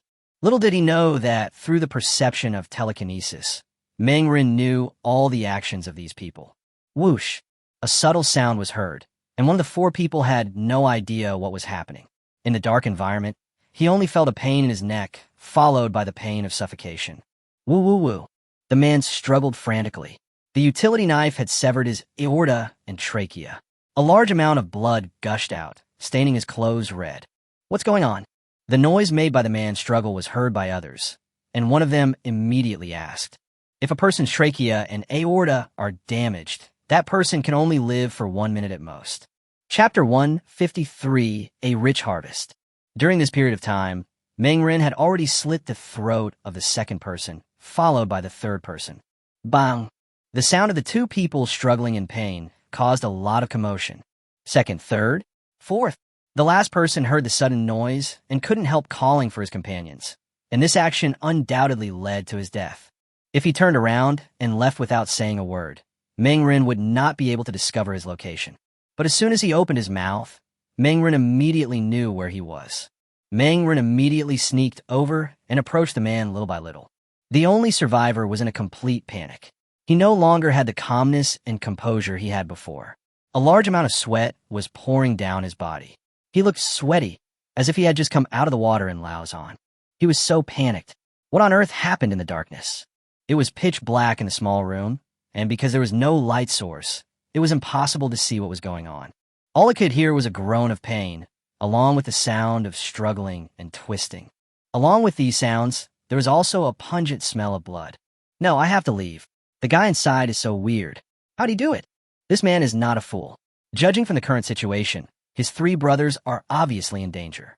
Otherwise, why don't they reply to him? Even if they're not dead, they're probably almost dead. He couldn't understand how Mengren did it. They were all in a dark environment. So why could Mengren kill them? Could it be that Mengren has night vision goggles with him? But even with night vision goggles, it would be impossible to kill the three people on his side silently. Damn it. The man was so frightened that he couldn't see any movement around him. It was this fear of the unknown that made him even more frightened. Without any hesitation, he immediately ran out of the classroom because he had been hiding in the office. Obviously, he could no longer care about anything. Pistols, bullets, grenades, all these things are fake. The most important thing is to survive. Whoosh! But at this moment, a sharp sound of breaking through the air was heard, and the sharp blade of the utility knife instantly cut the man's throat. Puff! A large amount of blood gushed out, staining the floor red, and the piercing smell of blood continued to permeate the air. Bang! Mengren turned on a flashlight again and saw everything in front of him clearly. The four people who were originally here were already dead, and only 4 corpses were recorded there. A true and perfect victory. Mengren had a big smile on his face. He took the crossbows from the corpses without hesitation, and also took away the crossbow arrows from their bodies. In this battle, a total of 4 crossbows and 34 crossbow arrows were obtained. Although the number of crossbow arrows was not large, it was completely enough to deal with the threat from Ma Fei and others next. An hour later, Mengren returned home. Seeing him return safely, both Xia Yu and Zhu Huihui couldn't help but breathe a sigh of relief. Huihui, go, and help me call them over, Mengren said. Zhu Huihui nodded without hesitation and went to inform Lu Qianqian and the others. Soon, several people gathered at Mengren's house. Everyone gathered here, and all their eyes were on Mengren. Brother Meng, did you find any good stuff this time? Wang Yin couldn't wait to ask. Mengren had a relaxed smile on his face, and then took out all 4 crossbows. Hand crossbow. Seeing this, several people couldn't help but smile. Distribute these 4 crossbows among yourselves, Mengren said. Everyone looked at each other. Oming Shue did not make a move, but looked at Mengren. I want to use the compound bow. No problem. Mengren nodded and agreed. Judging from the previous 2 situations, Omingshue obviously has a good talent for compound bows, so you should still give the compound bow to Omingshue this time. Maybe she can give herself some surprises then. Seeing that Omingshue had chosen the compound bow, Wang Yin stood up and took a crossbow in his hand. There was a smile on his face. Then I will use this crossbow for the time being. Qi Jiu hesitated for a moment, then also took a crossbow. There were still 2 crossbows left on the table. Zhu Huihui immediately stood up, and Li Ai took one of them. Lu Qianqian blinked and found that everyone was looking at her. She then stopped hesitating and took the last crossbow in her hand. In this way, Everyone got a weapon, and their combat effectiveness was unconsciously greatly improved. Everyone, since everyone has already obtained their weapons. I will not say any more unnecessary nonsense. In this battle between me and the Wild Wolf Gang, if you kill one person, I will pay you a box of instant noodles or a box of mineral water, Meng Rin said without hesitation. As soon as these words were spoken, several people's eyes lit up. A box of instant noodles, which contains 24 packets, is enough to last a week if you eat sparingly. Gulp. Wang Yin couldn't help but licking his lips, and the expression of satisfaction in his eyes gradually turned into anticipation. It is said that there will always be brave men when there is a big reward. The actions of everyone now illustrate this saying to the fullest. Soon, the meeting ended, and everyone returned to their homes. The next step is to wait patiently. According to Meng Ren's estimation, the Wild Wolf Gang will definitely launch an attack tomorrow. When the battle begins, what the final outcome will depend on each person's ability. Meng Ren narrowed his eyes, and a gleam of light flashed across his eyes. If I kill Ma Fei this time, then I'm afraid Chun who will have to take action himself next time. The cold light in Meng Ren's eyes was terrifyingly cold. He didn't want to cause trouble, but at the same time he was not afraid of it. If Chun Hu really wanted to bully him, it would be hard to say who would win. Meng Ren returned to his room and quickly called Xiaoyu. Xiaoyu came to Meng Ren's room immediately and said, "Arin, did you miss me?" "No. I want you to come here because of something important," Meng Ren said, and then took out the pistol. "What?" Xiaoyu immediately recognized that this pistol was not Meng Ren's 1911. In other words, when Meng Ren went out tonight, he not only found 4 crossbows, but also a pistol. "Wait, you actually handed the gun to me." Xiaoyu was surprised and happy. Meng Ren's behavior was undoubtedly a manifestation of his trust in her. Chapter 154 Cooperation. Faced with such trust, Xiaoyu was extremely excited. He kept playing with the pistol in his hand and couldn't let it go for a while. This is not just a pistol, it also represents Meng Ren's trust, which made her smile. Seeing Xiaoyu so excited, Meng Ren couldn't help but roll his eyes. He put his hand on Xiaoyu's shoulder, and the two of them then came to the portable space. "Okay, stop playing. Come here, and I'll teach you how to shoot," Meng Ren said. Xiaoyu was extremely excited and trotted to Meng Ren without hesitation. Next, Meng Ren taught Xiaoyu how to use the pistol, and then gave Xiaoyu 10 bullets to practice with. There is no other way. The number of bullets is limited, so this is the only way. Sharpshooters are fed by bullets. Meng Ren naturally knows this truth. But there was no other way. The landlord had no spare firearms, so it was enough for Xiaoyu to get familiar with the use of firearms. Anyway, he didn't expect Xiaoyu to play a big role in tomorrow's battle. The reason why he gave the pistol to Xiaoyu was due to many considerations. Xiaoyu has been following him for more than a month. During this time, she has always obeyed him and never let him down. He could see that Xiaoyu is simply a naive and innocent woman, and such a woman did not have too many scheming minds, and this was also the reason why he chose Xiaoyu. After a month of testing, Meng Ren had a certain degree of trust in Xiaoyu. Even Xiaoyu knew about the portable space, and it had been kept very secret during this period of time, which was enough to show that Xiaoyu did not let him down. Time passed quickly, and before I knew it, it was already the next evening. The people from the Wild Wolf Gang haven't shown up today, but Meng Ren won't just sit at home and wait for them to come. He had already set out when the weather was cool and went straight to the chrysanthemum garden next door. "I want to see your captain Jiang Xiangyang. I'm Meng Ren." Meng Ren gave his name. Hearing the word Meng Ren, the two people guarding the door were surprised, and the expressions on their faces suddenly softened a lot. "Mr. Meng, please wait a moment. We will go in and inform the captain," the two said politely. Meng Ren nodded his chin lightly, and then waited patiently. Fortunately, Jiang Xiangyang didn't make him wait for long. After a while, Jiang Xiangyang appeared in front of Meng Ren. "Mr. Meng, Captain Jiang." The two men exchanged polite words, and then Meng Ren was invited by Jiang Xiangyang to enter the settlement and came to the office in the deepest part. "Mr. Meng, please take a seat. I don't have air conditioning because of electricity shortage here. I hope Mr. Meng doesn't mind." Jiang Xiangyang smiled slightly. Meng Ren's face was calm. "Captain Jiang, what are you talking about? I'm not that weak. I came here today to ask Captain Jiang for help. I think Captain Jiang should know about the Wild Wolf Gang, right?" Meng Ren didn't beat around the bush and said any nonsense, but went straight to the point. After hearing the words Wild Wolf Gang, Jiang Xianyang's expression instantly became much more serious. Of course I've heard of it. In fact, they threatened me some time ago and asked us to pay protection money, but we beat them away. Jiang Xianyang was a little angry when he said this. Mengren was not surprised. He told everyone what happened yesterday, emphasizing that Ma Fei from the Wild Wolf Gang had already got the pistol. What? Sure enough, Jiang Xianyang was shocked to hear that Ma Fei had obtained a pistol. When did pistols become so common? Mengren has one, Chunhu has one, and now Jiang Ma Fei has one too. What's going on?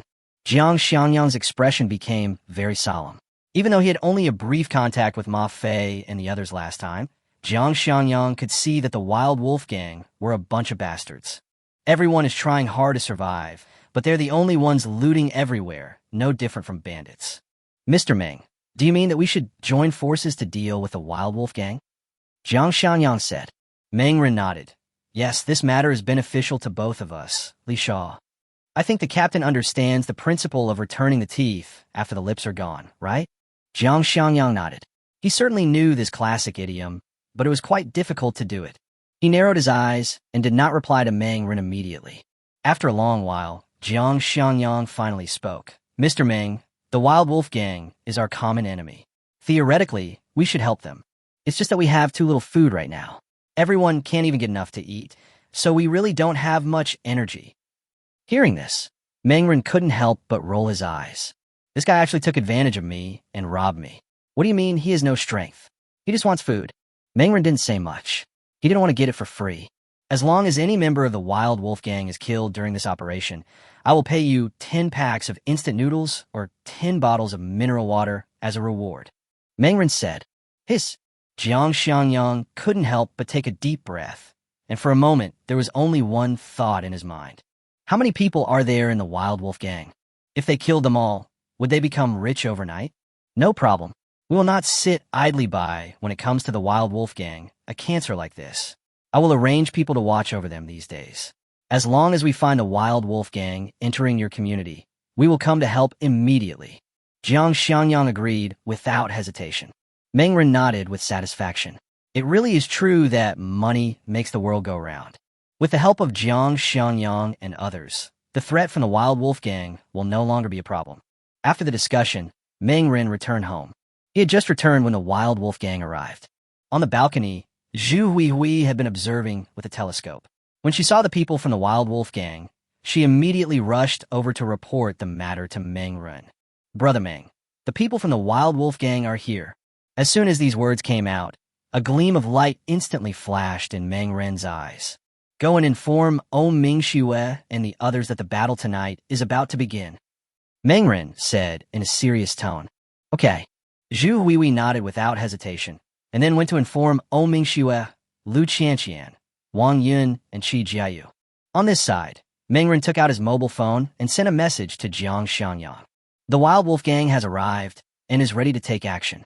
A moment later, Jiang Xianyang on the other end sent an OK emoticon. Chapter 155 is coming. At the gate of the community, a large group of people entered the Lijiuan community. There were nearly 20 people in the group. Looking closely, Lu Mei and others were among them. Each of these people was fully armed. The worst equipped ones were carrying machetes, and the best equipped one was naturally Ma Fei. A pistol was tucked on his waist, and his upper body was covered with a bulletproof vest. He looked very proud of himself, especially when he looked at the group of people around him. The arrogance on his face was almost extreme. A group of people quickly arrived downstairs of Building 5. Ma Fei snapped his fingers, and the person next to him immediately handed him a loudspeaker. Mengren, come out. Today is your last chance. See how many of us there are? I'll give you a chance to choose. As long as you hand over all your supplies, we will let you go. Amplified by the loudspeaker, Ma Fei's voice spread throughout the entire Lijiuan community. On the 5th floor, Mengren watched the movement below through the balcony. There was a sneer in his mouth. The Wild Wolf Gang was making such a big fuss that they actually brought so many people. Roll. Mengren was too lazy to talk nonsense with these people. He just yelled at them to get lost. The next moment, a Molotov cocktail was thrown down from the 5th floor by Mengren. Careful! Someone saw the Molotov cocktail and immediately started shouting, and people from all directions immediately dodged. Boom! The Molotov cocktail fell to the ground, and the gasoline inside spilled out and ignited, instantly setting the area on fire. Damn, it's a Molotov cocktail. Someone couldn't help but curse. But before they could do anything, the second Molotov cocktail appeared, followed by the third, the fourth, the fifth. Meng Ren threw out more than a dozen Molotov cocktails in one breath. All of them hit the ground, the glass bottles shattered, the gasoline inside exploded, and was then ignited by the flame on the towel. Under the large number of Molotov cocktails, a few unlucky guys were hit directly, and the flames instantly engulfed their whole bodies. The pain of being burned by the raging fire was so terrible that shrill screams suddenly echoed throughout the garden. Grass! Ma Fei was shocked and angry. He didn't expect Meng Ren to take out something like a Molotov cocktail. There are indeed a lot of supplies in Meng Ren's house. This guy even has extra supplies to make Molotov cocktails. It's really extravagant. CNMD. Meng Ren, since you don't want to accept my toast, don't blame us. Ma Fei was furious. He waved his hand and spoke directly to the people behind him. Set on fire. Ma Fei here also used fire attack. It is true that water and fire are merciless since ancient times. The group of people under Ma Fei also threw out things similar to Molotov cocktails, but the contents of their bottles were not gasoline, but something similar to burning substances. Boom! Boom! Boom! More than a dozen Molotov cocktails were smashed on the wall, and some were thrown into the house on the second floor. The contents inside immediately began to ignite, and then the fire began to spread gradually. Meng Ren, do you think I can't do anything to you if you hide on the 5th floor? I want to see if you can come down. If you do this, you will die here today. Ha ha ha! Ma Fei laughed triumphantly. The flames have started to burn, and thick smoke has begun to appear in the 5 buildings. But at this moment, a crossbow arrow appeared from nowhere and instantly shot into the crowd. A crossbow arrow pierced through the shoulder of a Wild Wolf gang member, and a large amount of blood gushed out, directly staining his shoulder red. Be careful of the crossbow arrows, someone reminded quickly. The second crossbow arrow was shot out at the same time, not the second one, but several crossbow arrows. Grass! Everyone, please move back. Ma Fei immediately gave the order, and a group of Wild Wolf gang members retreated frantically, leaving the range where the crossbows could hit with high accuracy. Sure enough, no one was injured this time. Seeing this, Ma Fei couldn't help but feel proud. Meng Ren, what other tricks do you have? Show them all. On the 5th floor, Meng Ren watched this scene, his face showing no sign of panic. He had already thought that the other party would use fire attack. Living in a building has these troubles. Once attacked by fire, it will become very dangerous to leave the country. Therefore, Meng Ren has already prepared to move to another place. All the valuable things in the house have been moved into Meng Ren's portable space, and now the house is empty. Meng Ren left here without hesitation. Inside the corridor, Ming Xue and the others were all there. They had already dug a hole at the back of the building and could leave at any time.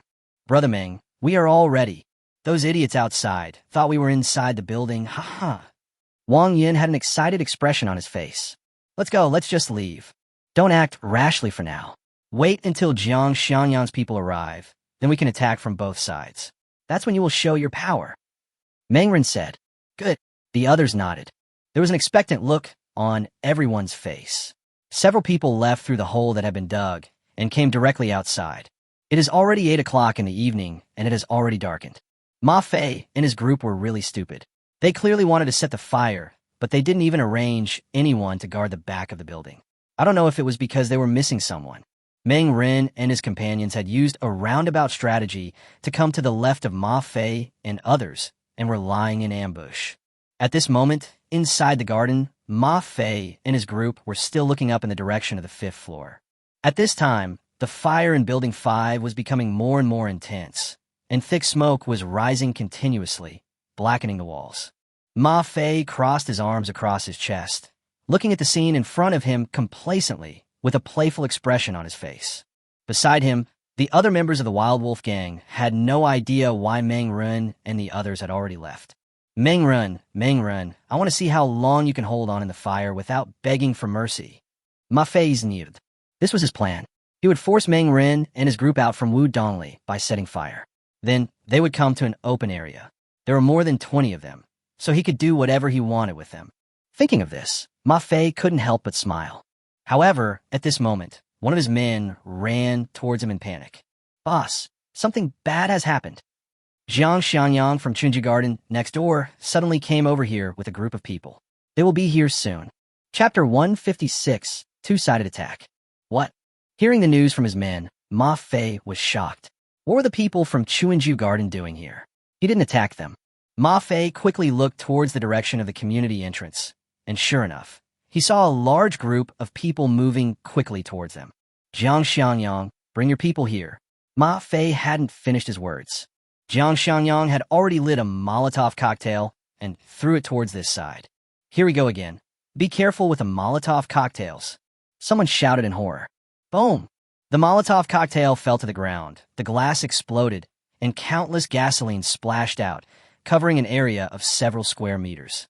The Molotov cocktail, the eternal god, is easy to make and only requires a glass bottle, a little gasoline, and a strip of rag. But it can cause huge damage and deterrence, especially its group attack feature is even more outstanding. Jiang Xianyang, are you crazy? Why are you attacking me?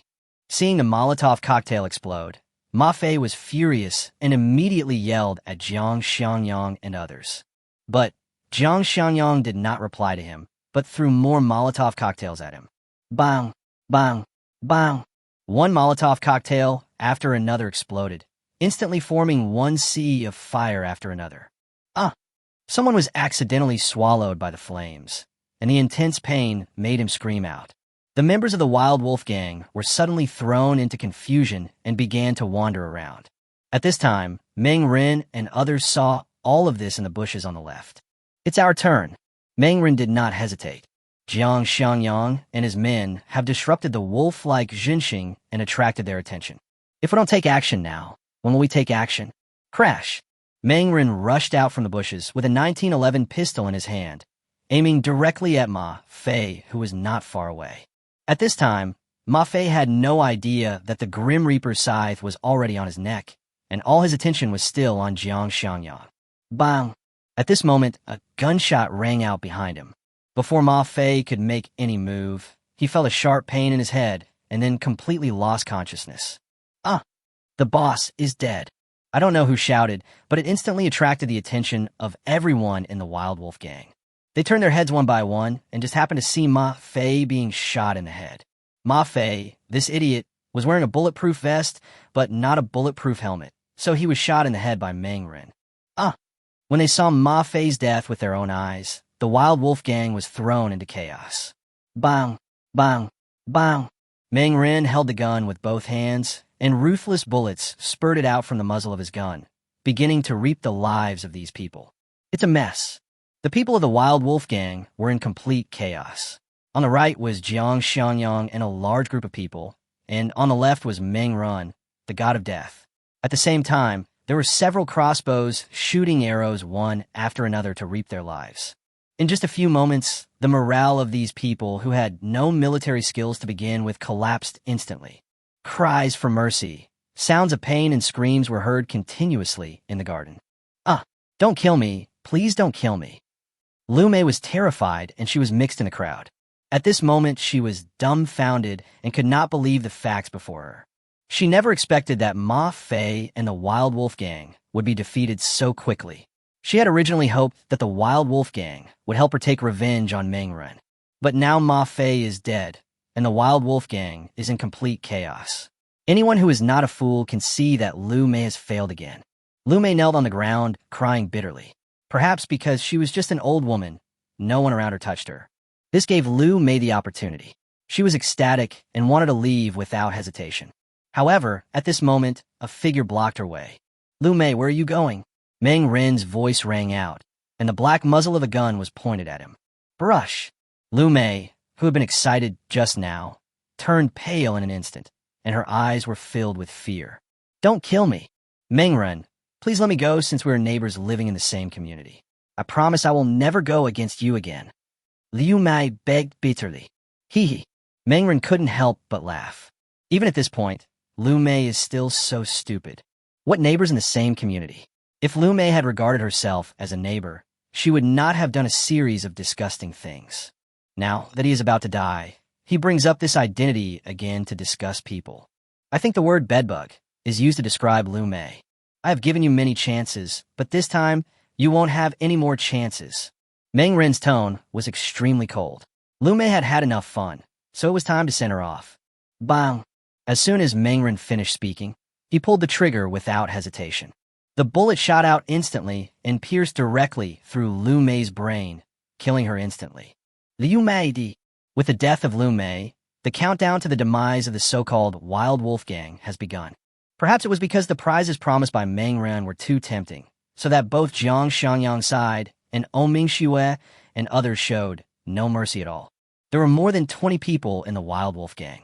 By the time everything was over, all of them were dead, with no one left alive. Quiet. The garden was so quiet that even a pin drop could be heard clearly. It's over. The next day, Meng Ren had just gotten up when Ming Xue and her group came to visit him. Now Meng Ren has moved to a building for temporary residence. Because of the fire last night, all 5 buildings have been burned down, so Meng Ren and his group can only live in one building temporarily. He simply washed up and went outside. Ming Xue, Lu Qianqian, Wang Yun, and Qi Jiayu were already waiting. The 4 of them had expressions of strong anticipation on their faces. Without them saying anything, Su Qing could guess what their purpose was in coming here so early. Brother Meng. Wang Yun laughed. He was so excited that he was stunned, and there was a strong sense of anticipation on his face. Meng Ren rolled his eyes at them in annoyance. Why did they come here so early? Could he rely on them for the supplies? Since you are all here, let's start calculating the supplies. My previous promise is absolutely valid. If anyone kills a member of the Yerlinbang, I will pay a box of instant noodles or mineral water as a thank you. Meng Ren said. As soon as these words came out, the atmosphere at the scene suddenly became festive. Chapter 157 Celebration and Moving Thoughts. Several people showed excitement on their faces, as they had already calculated their generous rewards this time.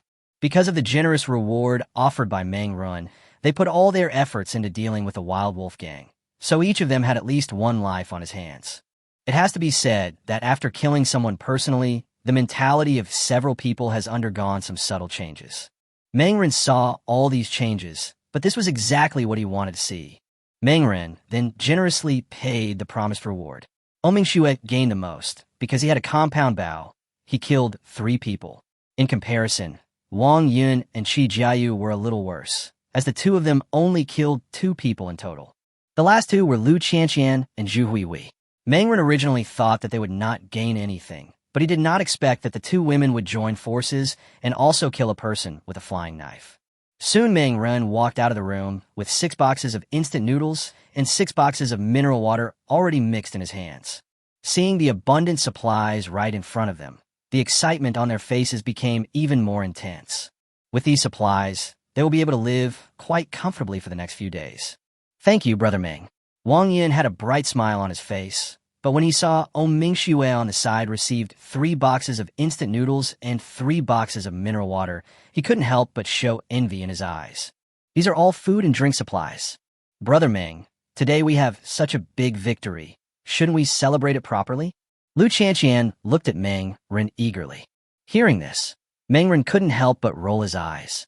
Couldn't he see what Lu Qianqian was thinking? It's obvious that he wanted to have a free meal. However, seeing that everyone was looking at him eagerly, Meng Ren still agreed generously. Meng Ren is not a stingy person. On the one hand, he has no shortage of these supplies. On the other hand, he naturally wants to show his generosity and win people's hearts. Meng Ren saw the performance of these people in front of him today. Needless to say, Ming Xue has the potential to become an excellent archer. Although he has only been using the compound bow for a short time, he has obviously mastered the art of archery. Coupled with his identity as a doctor, he is definitely a good candidate. Wang Yun and Qi Jiayu, although the young couple's abilities are not outstanding, they have good eyesight, especially Wang Yun, who wanted to follow him from the very beginning. Just for the other party's kindness, he is willing to give the other party some benefits. After them are Lu Qianqian and Zhu Huihui. These 2 women have average abilities, but fortunately they are hardworking and willing to work. Zhu Huihui, in particular, although she is not very old, she is very skilled in all housework, big and small, and is very suitable to be trained as a secretary. I am willing to give these people some benefits. Naturally, it is entirely because they are valuable. If it were someone like Lu Mei, I would have driven her out long ago. You're right. Since we have achieved such a great victory today, let's celebrate it properly. At the same time, you should take a bath and clean your body well. Manga nodded. Good. Several people's eyes lit up and they all looked excited. Su Qing brought Xia Yu into the portable space and then fetched water from the lake for everyone to take a bath. The order of bathing is still the same as last time, and it is completely ranked according to the contribution. Whoever has made the greatest contribution will take a bath first. With sufficient water, everyone took a comfortable bath and changed into new clothes. Soon a sumptuous hot pot was ready. The dazzling array of food made everyone drool. Even Mingxue was no exception and couldn't help swallowing. Let's eat. Don't be polite. Eat as much as you can. Meng Ren waved his hand. His attitude was very expressive. With Meng Ren's approval, everyone immediately started to feast on the delicious hot pot. The sumptuous hot pot made everyone's mouths drool. The entire table of ingredients was eaten up cleanly, with not even much leftovers. The dinner was a complete joy for both hosts and guests. After the meal, everyone had a satisfied look on their faces. They rested for a while to regain their strength before leaving. Meng Ren then pulled Xia Yu into the room. Since he was so happy today, of course he had to enjoy himself. After a while, a series of suggestive sounds were heard in the room. Zhu Huihui couldn't help but blush when she heard the noise coming from next door. The next day, it was already noon, and the weather was still extremely hot. The temperature outside was even hotter than before, having reached 70 degrees. The scorching sun in the sky emitted hot light, scorching the city and making the entire earth steam. Meng Ren slept until the afternoon before getting up. After getting up, he made breakfast and enjoyed it. Then he took Xia Yu into the portable space. It was soon evening, and Meng Ren called Xia Yu and Zhu Huihui over and told them something. I'm moving. What? Both women were surprised, especially Xia Yu. Didn't we just move in? No, this is just a temporary residence. After this battle with the Wild Wolf Gang and Lu Mei's group, I have realized that there are huge problems here. Living in a high-rise building may seem good, but the enemy has many ways to target me. Meng Ren's face was solemn. The reason why he wanted to move was certainly not a spur-of-the-moment idea, but something he had thought about for a long time. The reason why he stayed in this community and did not leave in the beginning was to take revenge on Lu Mei and others. Now that Lu Mei and others are dead and he has avenged himself, there is no point in staying here any longer. Of course, he has to choose a better place. And just like he said just now, there are too many disadvantages of living in a high-rise building. Not to mention the problem of climbing stairs. Fire prevention alone is a huge problem. Moreover, once the enemy uses explosives or something like that to blow up the lower level, he who lives on the upper level will almost certainly die, unless he hides in the portable space. But doing so would undoubtedly expose his cards, which was too dangerous. It is precisely because of these reasons that Meng Ren is thinking about moving and choosing a more suitable place. But the question is, where should the new home be located? This made Meng Ren a little troubled. Firstly, it must not be a high-rise building. Secondly, it should be spacious nearby, preferably underground. Chapter 158, Go to Investigate. Underground Air Raid Shelter. This idea immediately emerged in Meng Ren's mind. First of all, the air raid shelter was built underground to avoid direct sunlight. Generally, the temperature underground is lower than that on the ground. Jiang Xiangyang and others were very smart in this regard. The place where they lived was an underground parking lot, where the temperature was lower than that in high-rise buildings. Secondly, the air raid shelters are generally spacious enough. And thirdly, they are defensive enough and strong enough. Generally, air raid shelters have explosion-proof capabilities, which are enough to protect against conventional missile bombings.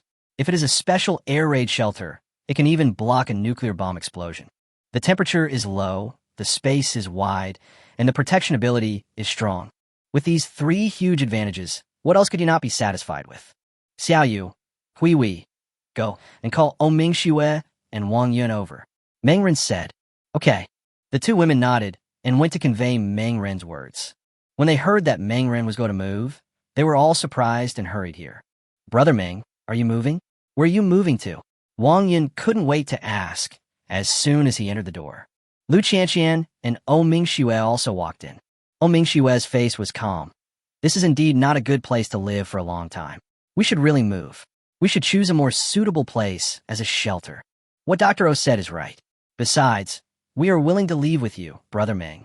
As long as Brother Meng doesn't mind, Jiayu and I will definitely follow Brother Meng's steps. Wang Yun expressed his attitude without hesitation. Lu Qianqian immediately patted her full and huge breasts and said, "I'll follow along." Hearing this, Mengren couldn't help but smile. It would be great if a few people were willing to leave with them, and they did not disappoint them. "Okay, since you're going with me, let's choose a suitable place so that we can live together and take care of each other," Mengren said with a smile. Several people sat around the table, and Mengren then took out a map of Yunhai City, which marked almost all the building locations in Yunhai City. Everyone's eyes fell on the map. Wang Yun's eyes fell on the area where the villas were located, and an excited expression appeared on his face. "Brother Meng, why don't we live in the villa area? There are big villas there, and the scenery and other things are quite good." Lu Qianqian rolled her eyes. "Scenery? You don't mean greenery, do you? Why don't you go to the balcony and take a look? There is no green at all in the world outside." Forehead. Wang Yun looked a little embarrassed. He then remembered that due to the extremely hot weather, the outside world had already become a hell on earth. There was no greenery there. The entire Yunhai City is almost a forest of buildings everywhere. But as for green areas, there is no trace of it at all. "Basement. I prefer a place like this, and the best basement is an underground air raid shelter." Oming Shue gave his own idea. She pointed to a location on the map, which was where an underground air raid shelter was located. A smile appeared on Meng Ren's face. Oming Shue was indeed a smart woman. Her ideas were exactly the same as his. "I agree with Dr. O. The underground air raid shelter is indeed a good place. The most important thing is that this underground air raid shelter is only a little over 1 kilometer away from where we are. It will also be more convenient to move some of our things over there. The only problem now is that we are not sure whether this air raid shelter has been occupied by other people. If it has been occupied by someone, we can either live together or evict them, or we can choose another location for the air raid shelter," Mengren said. Hearing this, several people nodded. Oming Shue said, "Then let's go over and take a look tonight. If it's suitable, we'll move there."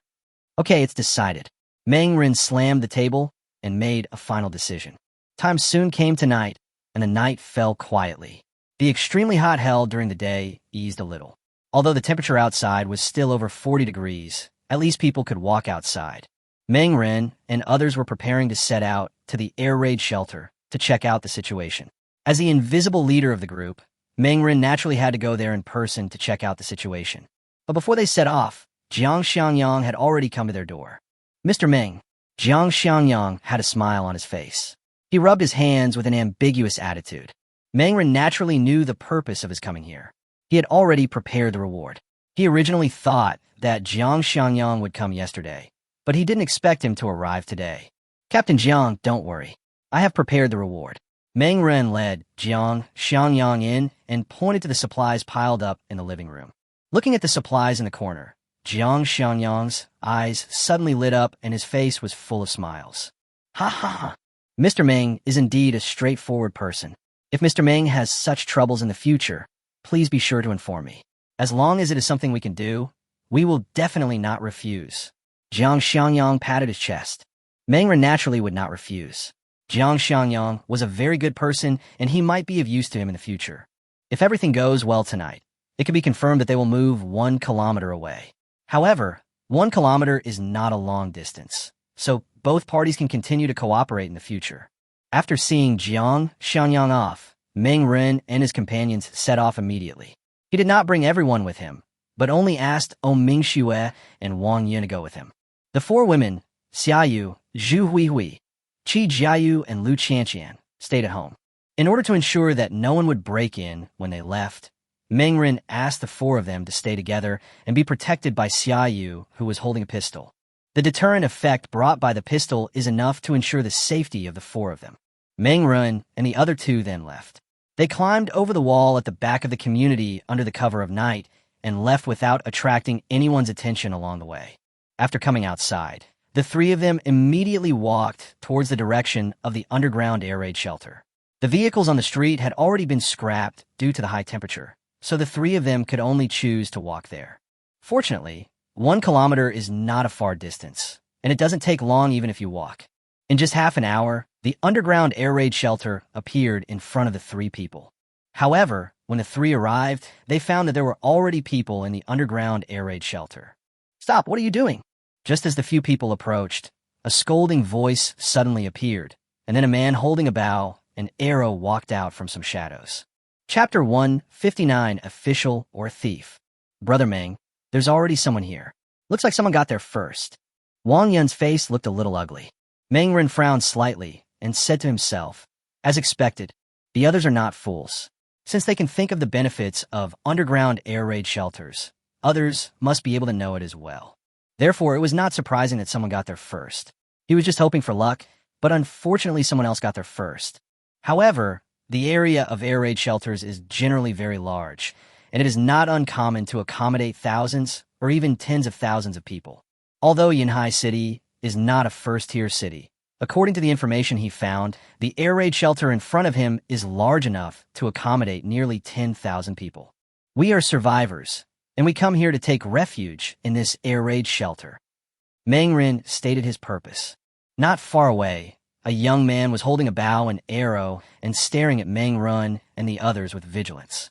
He looked to be about 30 years old, with a pale face and thin body, and it was obvious that he was malnourished. It seems that the food for these people is not very good. Meng Ren narrowed his eyes. He could already tell a lot from this person's mental state. Listening to Meng Ren's words, the young man sneered, "No, this air raid shelter has been occupied by us. If you want to compete with men, go find another place by yourself. There are so many places to take shelter in Yanhai City. Why are you running over here to grab them from us?" After these words were spoken, Meng Ren and the other two frowned. Wang Yun and Oming Xue did not say anything, but just looked at Meng Ren, waiting for his decision. But at this moment, a voice came from inside. "What's going on? What happened?" A steady and powerful voice sounded, and then a middle-aged man walked out of the underground air raid shelter. "Brother Liu, 3 people came and wanted to take refuge in our air raid shelter," said the young man, giving a flattering smile to the middle-aged man. The middle-aged man's face straightened. "Since you are a survivor, of course you can live here. This is a shelter built by the government. Anyone who wants to live here can." Hearing this, the young man couldn't help but get anxious. "Brother Liu, these 3 people are completely outsiders. What if they have any bad ideas?" "Nonsense. The more difficult the situation, the more we should unite and help each other. Besides, they haven't hurt us, so how can we deny them asylum just because we suspect them? Shali, your awareness is still not high enough. How can you do this?" The middle-aged man named Lu scolded. The young man wanted to say something, but seeing Lu Guodong's unhappy expression, he finally nodded and agreed. "Okay, since Brother Lu said so, I don't have any objection," Li Feng said helplessly. Lu Guodong nodded in satisfaction, then walked forward, and his eyes fell on Meng Ren and the other two. He was about to speak when he suddenly saw Oming Xue, and his eyes suddenly lit up. What a beautiful woman! Lu Guodong's eyes were wide open. A woman as beautiful as Oming Xue was very rare. Both her face and figure were above 95 points, which was enough to make ordinary people unable to walk. "Are you 3 the ones who want to join our shelter? I am the deputy leader of this shelter. My name is Lu Guodong. On behalf of the shelter, I welcome you to join us." Lu Guodong smiled and stretched out his hand. Although he said that he welcomed the 3 of them, his eyes were always on Oming Xue. Oming Xue frowned slightly. She was too familiar with Lu Guodong's gaze. She didn't know how many times she had seen it. Every time these men saw her, it was as if they wanted to eat her up. Although Oming Xue had gotten used to it, she still felt a little disgusted. Meng Ren stepped forward and said, "Sorry, we don't want to join your shelter. We just want to take refuge in the underground air raid shelter." After these words came out, Lu Guodong's face became a little scrutinizing. "Is this little brother the captain?" "I guess so. I have the final say here," Meng Ren said. Neither Wang Yun nor Oming Xue said anything, naturally acknowledging what Meng Ren said. Lu Guodong looked Meng Ren up and down. He didn't expect that he was the captain. Meng Ren in front of him looked ordinary. How did he become a captain? "Little brother, we are an official shelter. You don't need to worry about anything. Now, facing natural disasters like extremely hot weather, we should unite together so that..." Before Lu Guodong finished speaking, Meng Ren interrupted him directly. "Sorry, we will not join any forces." He didn't agree with Lu Guodong's words. What official shelter? The authorities are probably too busy to take care of themselves now, right? During the extremely hot era, all countries in the world were destroyed in a very short period of time. The entire human social order completely collapsed. The current society has become chaotic, and there is no official power anywhere. Anyone who can claim to be an official now basically has no good intentions. He would not believe a stranger's words, even if the other party claimed to be official. Regardless of whether the other party is really like that, even if he is, he will have to observe before making any plans. We are just taking refuge in the air raid shelter. We are not joining any forces and certainly won't cause you any trouble. Mangren expressed his attitude. Lu Guodong's face didn't look good. Mangren in front of him seemed to be uninterested in daily necessities. When the previous survivors heard that he was an official force, they immediately joined with joy. Why did Mangren play by the rules? Little brother, if you don't want to join, then I'm afraid I can't let you in. I can't be sure if you have any other thoughts. Lu Guodong narrowed his eyes and looked at Mangren. Mangren frowned. Didn't you just say that anyone can enter the shelter? Why can't I enter now if I don't join? Since it's official, shouldn't everyone be welcome to take refuge? Just because we don't join now doesn't mean we won't join in the future. Your attitude of forcing people to join doesn't sound like something an official would say. Instead, it sounds more like someone using the official name to deceive others. Lu Guodong was startled and quickly changed his words. Wait, I didn't refuse you from entering the shelter. I just wanted to avoid. Avoid what? Didn't you say that we are all survivors and you are all welcome? Mangren looked at him. Lu Guodong. His expression was not very good, and he forced a smile. Sorry, I said the wrong thing just now. We welcome any survivors to enter the shelter, but if you don't want to join, you must abide by some rules. Chapter 160 Moving into a New House. Okay, as long as the rules are reasonable, we will naturally abide by them. Mangren nodded in agreement. The shelter in front of us is already occupied by someone, so there is no doubt that there must be people in other underground air raid shelters. In this case, we need to check other underground air raid shelters. Lu Guodong then stated a series of conditions, which were nothing more than not providing them with any help and so on. Mangren wanted to laugh after hearing these words. He had a mountain of supplies in his personal space, so how could he possibly spy on the supplies of the people in front of him? We agree to all these conditions, but in return, please don't bother us. We don't want to be disturbed. Similarly, we will not share our supplies with you. Mangren made it clear in advance. Lu Guodong couldn't help laughing. In his opinion, Mangren in front of him was simply ridiculous. How much supplies can these three people have? Even if there is, how long can it last? When the supplies are finished, they will definitely come to him for help again. It's not like he hasn't met tough people like Mangren during this period, but in the end, all of them gave up their dignity and begged her for survival. Thinking of this, he couldn't help but look at Mingxue. Such a beautiful woman, probably had been having a great time with the young man in front of him these days. What a waste of a gift. Gulp. Looking at Mingxue's mature and plump figure, Lu Guodong couldn't help swallowing. Several people then walked into the air raid shelter. Sure enough, as soon as we entered the air raid shelter, the temperature suddenly dropped. Because the air raid shelter was built underground, the temperature here was at least 10 degrees lower than outside. The temperature outside was close to 40 degrees, while inside the air raid shelter, it was only about 30 degrees, and it must be even cooler deep inside the shelter. Wang Yun and Mingxue both showed an excited look on their faces. They did not have as good an environment as Su Qing, staying in an air-conditioned room all day long. The cool environment in the underground air raid shelter in front of them was very attractive to them. The space inside the air raid shelter was indeed very spacious, but there were tent stations inside. There were hundreds of tents in total, scattered throughout the air raid shelter. Mangren simply counted and found that there were about 1,000 people in the air raid shelter, which was not a small number. Really, although almost 2 months have passed since the arrival of the extreme hot era, it is obviously impossible to exterminate humans now. There are thousands of people in this air raid shelter alone, not to mention other places. It seems that the number of survivors in Yanhai City is more than expected. How is it? The temperature in the underground air raid shelter is very comfortable, right? It's much more comfortable here than the hell outside. You can choose a few locations in the corner. Lu Guodong walked to Mingxue with a smile on his face.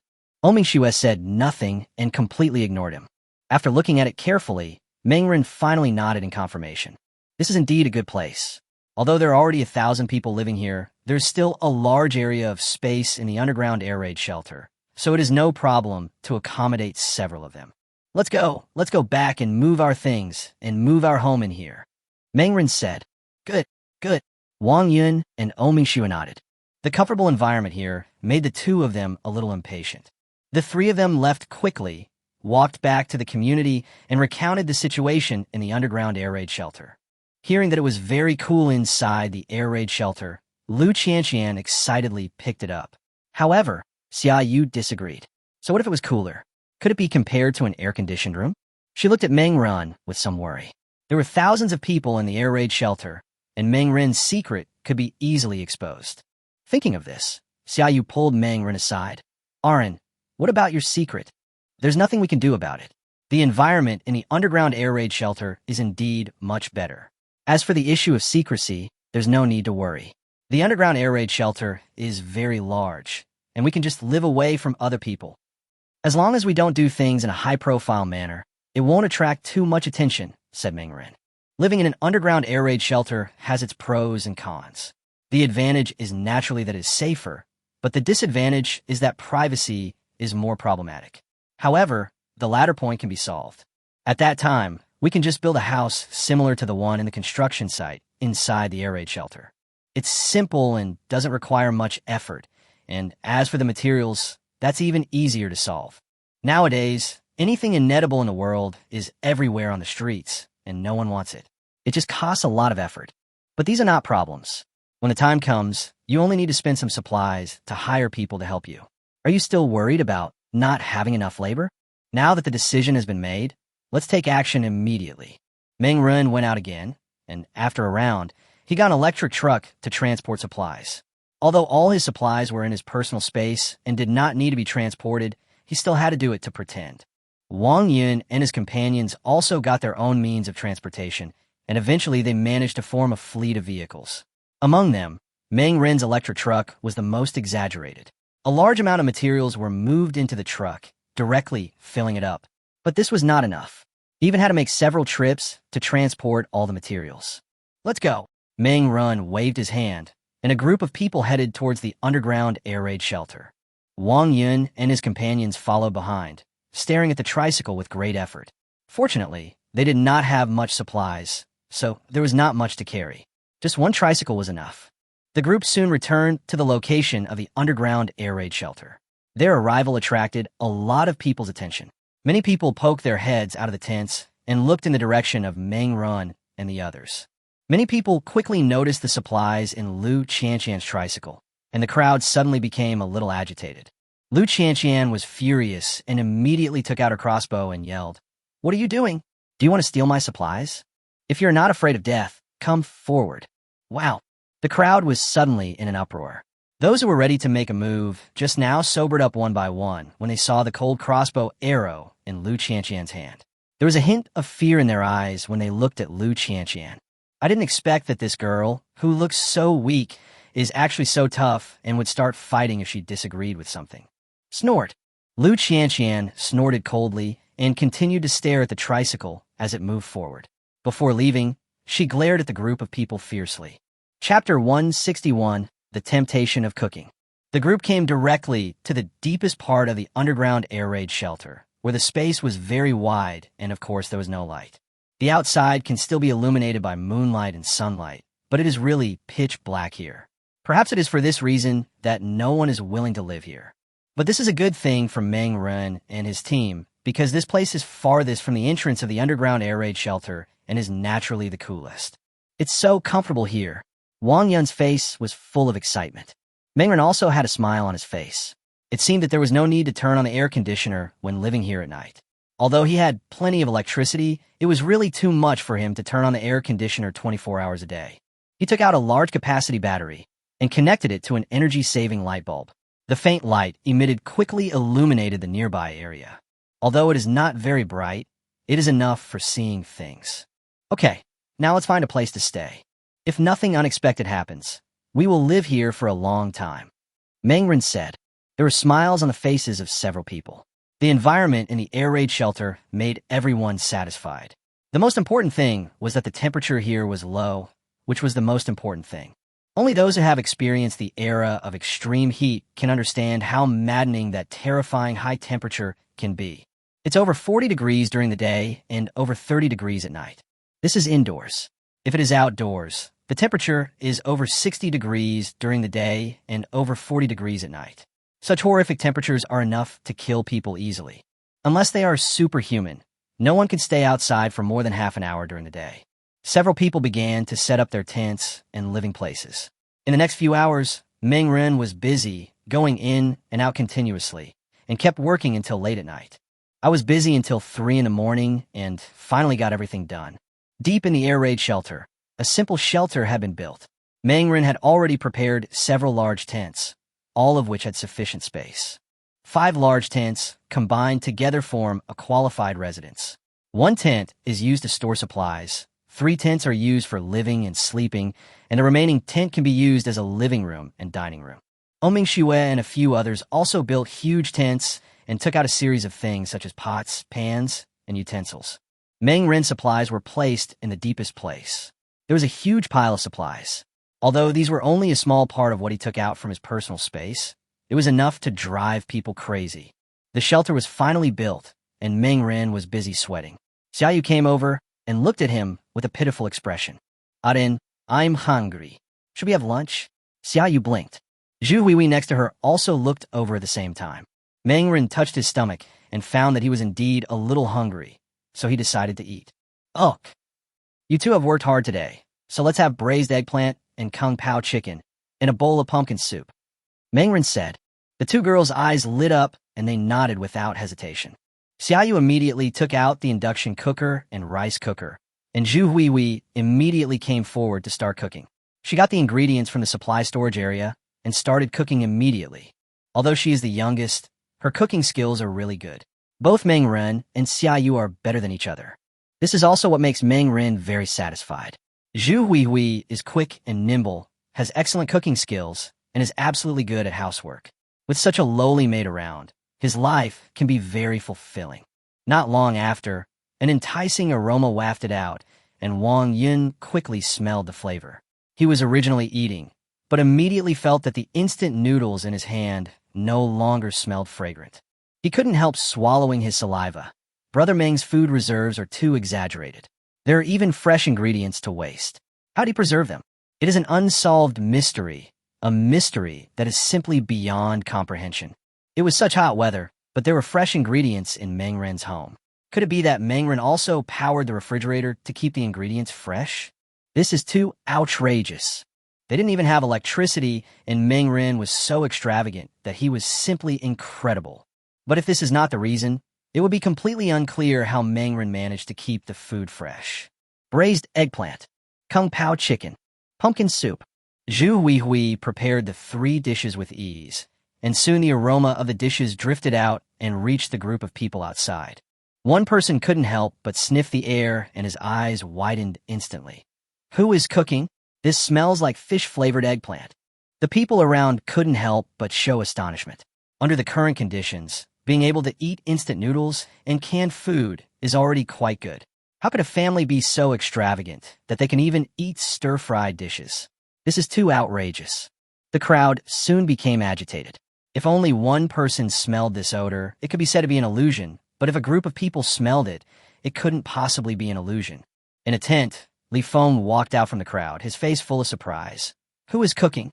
He followed the smell and found that it was where the new people were. He couldn't help but walk over, and seeing this, the others followed Li Feng and walked forward. Everyone came to where Meng Ren and the others were. Wow, there were huge top-notch tents everywhere, and there was a fence built with tents outside to separate the area from the outside. Looking closely, there was actually light inside, which was actually an electric light. Under the light of the electric lamp, a girl about 14 or 15 years old was busy in front of the induction cooker. She lifted the wok with one hand and poured a portion of fish-flavored eggplant into the plate that had been prepared long ago. Grass! It turns out that it wasn't my illusion, it was actually fish-flavored eggplant. One person couldn't help but exclaimed on the spot. Everyone's eyes widened. Ever since the extreme hot era, they had been living in fear of their next meal. They had already forgotten how long it had been since they had eaten stir-fried dishes. "What are you doing?" Why are you running to our place? Do you want to steal something? Go away. Lu Qianqian poked her head out of the tent. She stared at the group of people in front of her with vigilance and took out her weapon without hesitation. Listening to Lu Qianqian's words, Li Feng became dissatisfied. How can you talk like that? We are not thieves. How could we steal your things? Can you please be more careful with your words? We are just here to take a look. Chapter 162 Deterrence. Snort. Lu Qianqian didn't believe what Li Feng said. She was not a white flower who knew nothing. She still remembered clearly the last time she was robbed. Therefore, she was very alert when facing strangers. How come you still have electricity? Is it a generator? No, it should be a battery. You actually have fresh ingredients for cooking. How do you preserve them? Li Feng couldn't help but speak. Lu Qianqian rolled her eyes. What does it have to do with you? Why are you asking so many questions? Are we familiar with each other? Perhaps it was because Lu Qianqian spoke too impolitely, which immediately caused dissatisfaction among many people. A sturdy man walked out of the crowd and said with a dissatisfied look on his face, "Little girl, you are too rude. We don't mean any harm." Hee hee. Lu Qianqian sneered. You know whether you have any ill intentions or not. Just leave quickly, otherwise don't blame me for being rude. As she spoke, Lu Qianqian raised the mechanical crossbow in her hand, her finger already on the trigger. Seeing her actions, everyone else present couldn't help but be startled and quickly stepped back. What's going on? At this time, Meng Ren walked out. When Li Feng saw Meng run, he immediately said, Captain Meng, your men are too barbaric. We just came here to take a look, but she actually wanted to attack us. Hearing this, Meng Ren glanced at the group of people and said, I'm sorry, she was indeed a little too radical. But there's nothing we can do about it. Just yesterday, a gang called the Wild Wolf Gang attacked us. There were more than 20 of them, and they gave us a big scare. So now we're a little too emotional. Wild Wolf Gang? There are more than 20 people? Everyone in the group was surprised. Li Feng couldn't help but ask, is this the reason why you moved urgently? No, we have already killed all those people. We just left because we wanted to find a stable environment. Meng Ren spread his hands and showed a harmless smile. What? When these words were spoken, it was like dropping a depth charge into a calm lake, which immediately frightened the group of people. Killed? There are more than 20 people. You must be kidding. Killing people is against the law. Yeah, why is this guy talking so much nonsense? How could he kill someone? Everyone started talking about it. Li Feng was severely shocked. Although he was somewhat skeptical of Meng Ren's words, looking at Meng Ren's expression, he could see that he was not joking at all. Meng Ren listened to everyone's discussions and immediately understood. I'm afraid that quite a few of the people in front of us have come to the underground air raid shelter since the extreme hot era, so they don't know how chaotic the situation is outside right now. Hee hee. It's just murder. There's no need to make a fuss. Who among those who are still alive out there doesn't kill people? Killing and cannibalizing people for supplies has long been commonplace. Meng Ren sneered. Hiss. Many people in the crowd gasped, their faces filled with shock. There were also people who remained silent and did not speak. There were people who had contact with the outside world and understood that what Meng Ren said was true. Is it possible not to kill people these days? Meng Ren glanced at the crowd. He was not interested in having any more contact with these people. Although everyone was in an underground air raid shelter, it was best for them to keep to themselves. It would be best if these people didn't bother him. The reason why he wanted to tell everyone about his murder was to scare off some stupid guys. Okay, just leave by yourselves. We just live here. We are not the same kind of people as you. Don't come to my camp unless necessary, or I will think you are up to no good and I will kill you. Meng Ren said coldly, his tone as cold as the ice and snow in the far north. He is no longer the little white flower in his previous life. He has killed more than 10 people now. When these words came out of his mouth, the terrifying murderous intent directly frightened some timid people. Meng Ren turned and left. Li Feng and the others looked at each other, turned and left, and soon returned to their tents. However, rumors about Meng Ren's brutal deeds had already begun to spread among the crowd, saying that Meng Ren killed people like crazy and ate people every day. As the saying goes, 3 people make a tiger. The rumors became more and more exaggerated. But these were all intentional actions of Meng Ren. He just wanted these people to be afraid of him. So he told them about the murder he had just committed yesterday. His purpose was to intimidate those stupid guys. I believe that the warning just now is enough to make quite a number of people give up their inappropriate thoughts. But these are just some people. For those truly greedy guys, such threats alone are not enough. There are really too many attractive things here, plenty of food, plenty of water, and several beautiful women with attractive looks. There are so many good things that are enough to make others jealous. But since Meng Run decided to live here, he had naturally considered such a situation. In fact, unless he was willing to hide in some extremely secluded place and completely avoid contact with outsiders, it would be almost inevitable that he would attract prying eyes. But hiding is not Meng Ren's style. He can hide for a while, but can he hide forever? As long as there are good things, it is inevitable that they will attract people's attention. This is something that cannot be avoided at all. I hope these people are not too stupid, otherwise I will start a killing spree again. Meng Ren's eyes were very cold. If these people really have no eyes, then he doesn't mind digging their eyes out. When they returned to the camp, Zhu Huihui had already prepared dinner and was waiting for them. 3 delicious dishes were placed on the table. Neither of the 2 women picked up their chopsticks, but waited for Meng Ren to come over. Meng Ren was very satisfied with this. He sat down on the main seat and said, "Let's start eating." The 2 girls were overjoyed and started to eat voraciously immediately.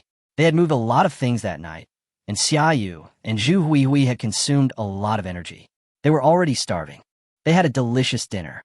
Zhu Huihui's cooking skills were very good, which made Meng Ren very satisfied. This cook is very cost-effective. After dinner, it was already 4 o'clock in the morning. Meng Ren stretched and gave Xiaoyu a look. Xiaoyu immediately understood and followed Meng Ren into the tent. The 2 first went to the portable space to take a shower and then returned to the real world to start their daily sparring and fighting. After all the trouble, Xiaoyu was exhausted. Chapter 163, Midnight Thieves. It is said that there are only tired cows, but no plowed fields. But she always felt that Meng Ren, the cow, was too good at plowing and always made her feel exhausted. In the past, with the help of Tian Wenqian, the 2 women shared the burden and had the upper hand. But now that Tian Wenqian is gone, she can only fight against Meng Ren on her own. Facing the ferocious Meng Ren, she really couldn't handle it anymore. Lying in Meng Ren's arms, Xiaoyu rolled her eyes. She felt that she should pull a woman over to help her share the pressure. As for the selection, Zhu Huihui was naturally the best choice.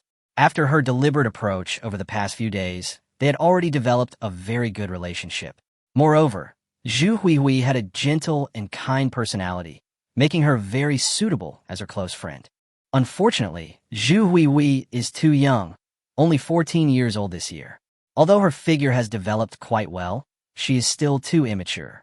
Meng Ren will definitely not make a move on her. In this case, the only 2 choices are Lu Qianqian and Mingxue. After thinking it over carefully, Xiaoyu still felt that Lu Qianqian was better. She really couldn't control an elite woman like Mingxue. If she brought Mingxue in, maybe she would become the host, and there would be no place for him by Meng Ren's side. With this thought in mind, Xiaoyu couldn't help but look in the direction of Lu Qianqian's tent. She had long seen that Lu Qianqian definitely had a good impression of Meng Ren. As long as she helped fuel the flames, Meng Ren would definitely not refuse a sweet and delicious beauty who came right to his doorstep. Hey, Xiaoyu was very proud and was thinking about how to build a good relationship with Lu Qianqian. Meng Ren still didn't know what Xiaoyu in his arms was planning. He now had a certain degree of trust in Xiaoyu. At least he allowed Xiaoyu to sleep next to him at night. This was already a huge improvement. After the fierce battle, Meng Ren was a little tired and fell into a deep sleep without realizing it. Silence returned to the camp. The huge underground air raid shelter was silent, so quiet that it seemed that even a needle falling to the ground could be heard clearly. While Meng Ren and his companions were resting, a few daring guys in the camp on the other side had already started to take notice of them.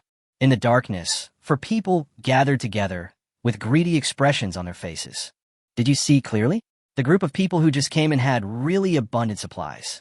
Zhou Bing spoke greedily, and the excitement in his voice could be heard clearly by everyone. The 3 people beside him all showed joyful expressions. Wulong smiled and said, "Yes, I saw it clearly just now." The girl's tricycle was full of supplies, not only a lot of instant noodles, canned food, but also unopened mineral water. This group of people is so fat. I wonder where they got all these supplies from. Listening to the 2 people's words, it was clear that one of the 4 people didn't understand what they meant, and he couldn't help but feel a little worried. This is a bit dangerous. Those guys are not easy to mess with. You heard what the young man said before. They just killed more than 20 people. It's better not to mess with such vicious people. Zhou Bing rolled his eyes at this. Old third, you are good in everything except being too cowardly. Do you believe them when they say they killed someone? Those words are just bluffs. If they said they only killed a few people, I would believe them, but how could they have killed more than 20 people? Young people are young people. They brag without knowing any bottom line. Such lies can only fool those idiots. When Zhou Bing said this, there was a smug look on his face, as if he had seen through everything.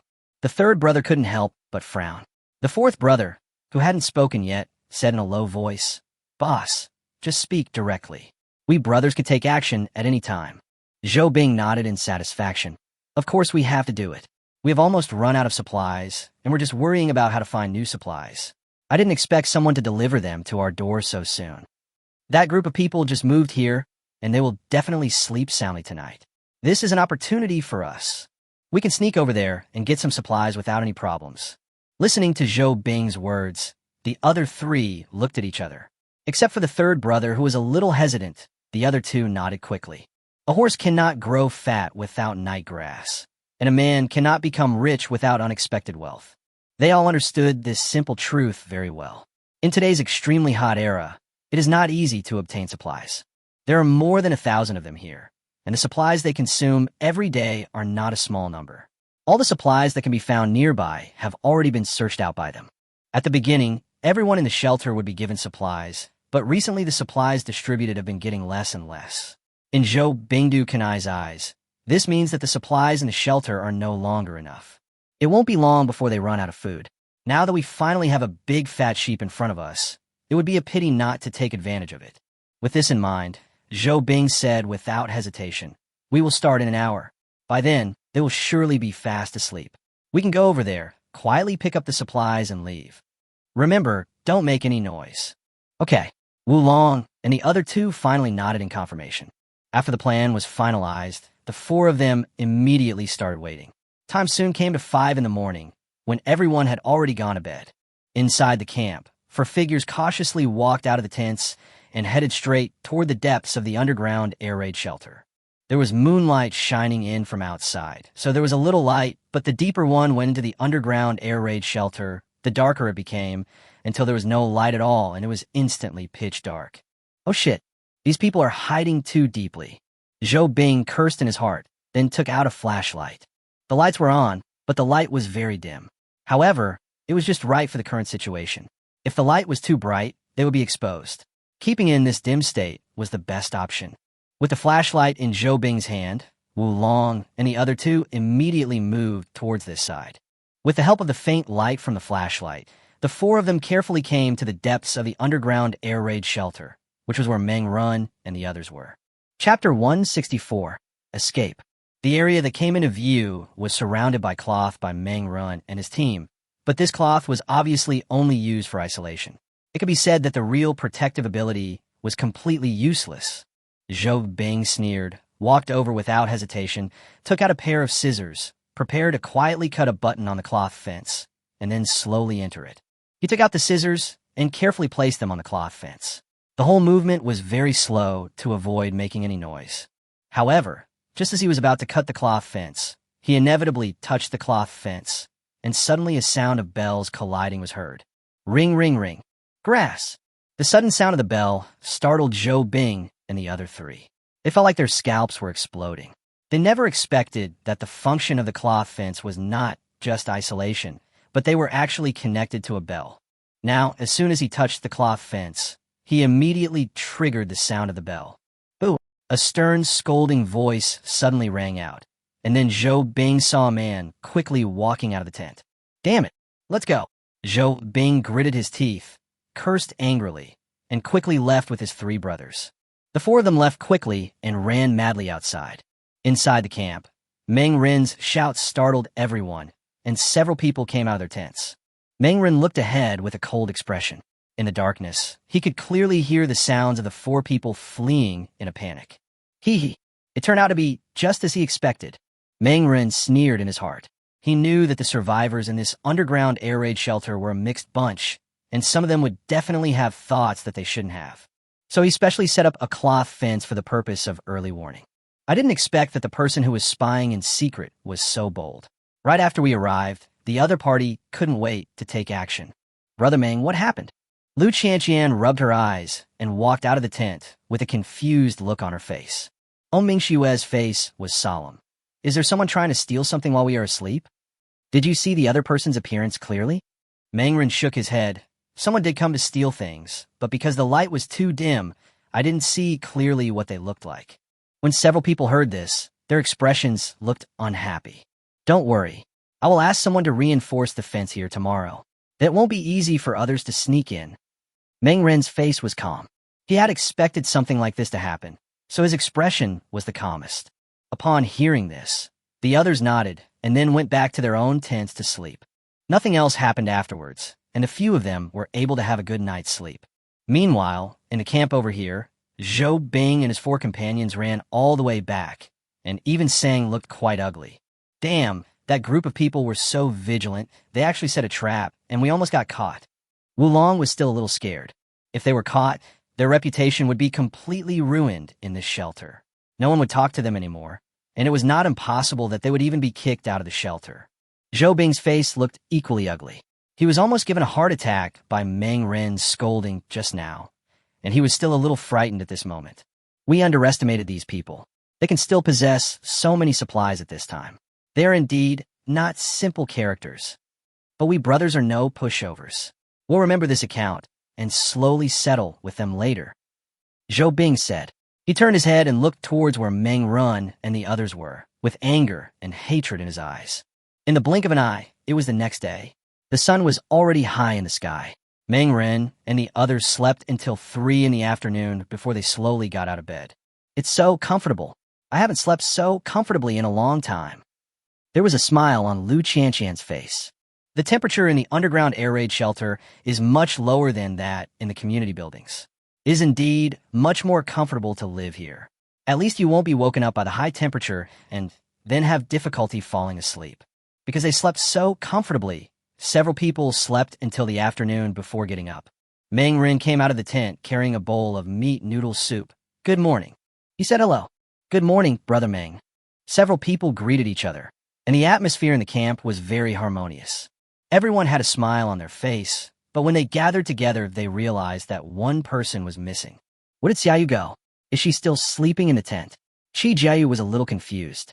There was nothing unusual on Meng Ren's face. She played very late yesterday and is still sleeping now. Hearing this, everyone couldn't help but look a little strange. Playing late? It was played very late. Although the camp was not small, it was very quiet, so they could clearly hear the sound of Meng Ren and Xiaoyu fighting last night. Several people couldn't help but look at Meng Ren with strange eyes.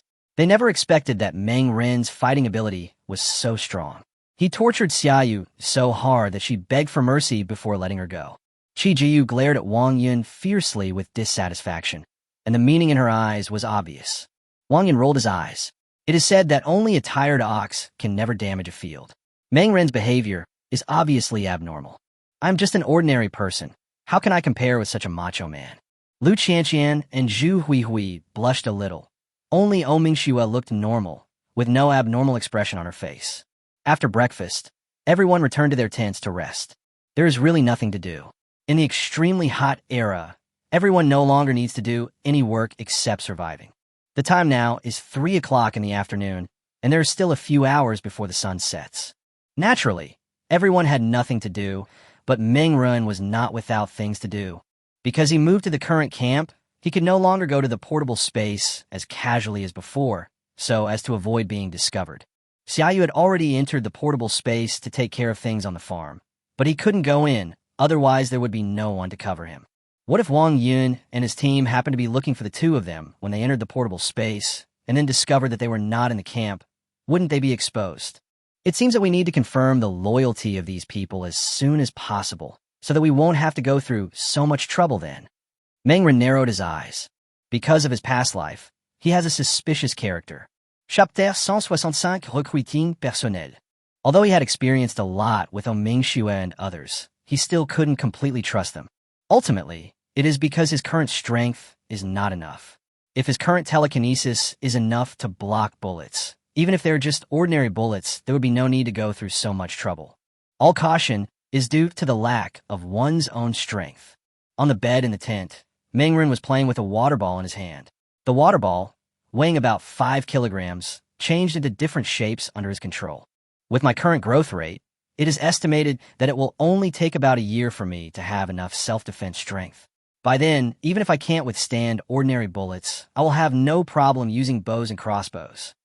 Mengren narrowed his eyes, with a look of deep anticipation in his eyes. Time quickly came to night, and as the fiery red sun gradually set, the temperature outside gradually dropped. As night falls, the temperature gradually drops to around 40 degrees. Although it is still hot, it is at least within the range that normal people can bear. Mengren estimated that the time was about right, so he walked out of the camp directly. The other people looked at his actions and immediately understood what Mengren was going to do and followed him. Mengren went straight to the location of the medium-sized camp and swept his eyes over the group of people in front of him. As far as the eye can see, the management of the entire camp is quite chaotic.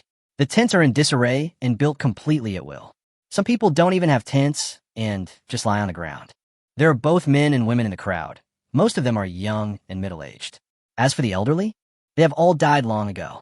The physical fitness of the elderly is not as good as that of young and middle-aged people, and they cannot survive the current extremely hot era at all. The same is true for children who are too young. However, compared to Mengren, the condition of this group of people is obviously not very good. But upon closer inspection, it seems that the situation is better than Mengren guessed. Although they all looked pale, thin, and dirty, at least they were not malnourished. It seems that they have some supplies. Are these the supplies stored in this underground air raid shelter? Mengren narrowed his eyes and guessed in his heart. As far as he knew, there were usually supplies stored in underground air raid shelters, but the quantity of these supplies would definitely not be large, at least not enough to meet the long-term needs of thousands of people. Let me introduce myself. My name is Mengren. I need some help to build a shelter. Is there anyone willing to help me? I only want able-bodied men, 10 of them. Everyone who comes to help will be provided with meals, 3 packs of instant noodles, and 3 bottles of mineral water.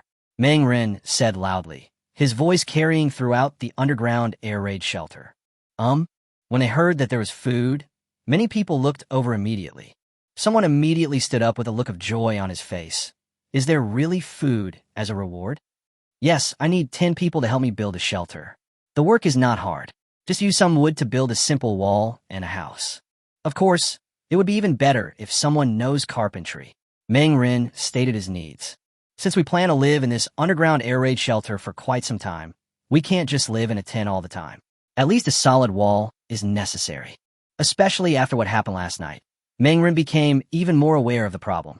I'm a carpenter. I used to do carpentry work. I can help build walls and other things. A middle-aged man stood up from the crowd. Mengren's eyes lit up. He didn't expect that there was actually a carpenter among this group of people. That would be great. Okay, I'll give you 5 packs of instant noodles and 5 bottles of mineral water, and you'll be in charge of the construction of my walls and house. If it is built well, I will have another reward. Mengren was very generous. A little bit of supplies was just a drop in the bucket for him. Building a shelter was obviously more important. The carpenter smiled and said, "My name is Dungy." Seeing someone asking to sign up, the others could no longer wait and stood up. In less than a minute, all 10 men had gathered. Because there were so many people who signed up, Mengren even selected the 10 strongest people from the group. What's going on? What are you doing? At this moment, a scolding voice was heard, and then the crowd automatically separated. I saw a door somewhere in the underground air raid shelter. The door opened, and Lu Guodong walked out. "Mr. Meng, what are you doing?" Lu Guodong frowned, looking unhappy. What did Mengren want to do by gathering people? To stir up trouble? Don't get me wrong, Deputy Chief Lu. It's just that someone in your camp tried to steal my supplies while I was sleeping last night. It's not very safe here, so I hired a few people to help me build a wall and a simple wooden house. Of course I will pay them and won't let them work for free. Deputy Chief, Lu should not object to such a simple thing, right? Mengren said. What? When Mengren said this, everyone was surprised. Who steals? How can they do such a thing? I did hear the sound of people being scolded and running away last night. I thought I was hallucinating because I was half asleep, but it turned out to be real. Who did this? This is too shameless. Everyone was talking and looking at the others around them. Lu Guodong frowned. If such a thing really happened last night, then there was obviously nothing wrong with Meng Ren's request. You can build the wall, but remember to pay the workers and not delay their wages.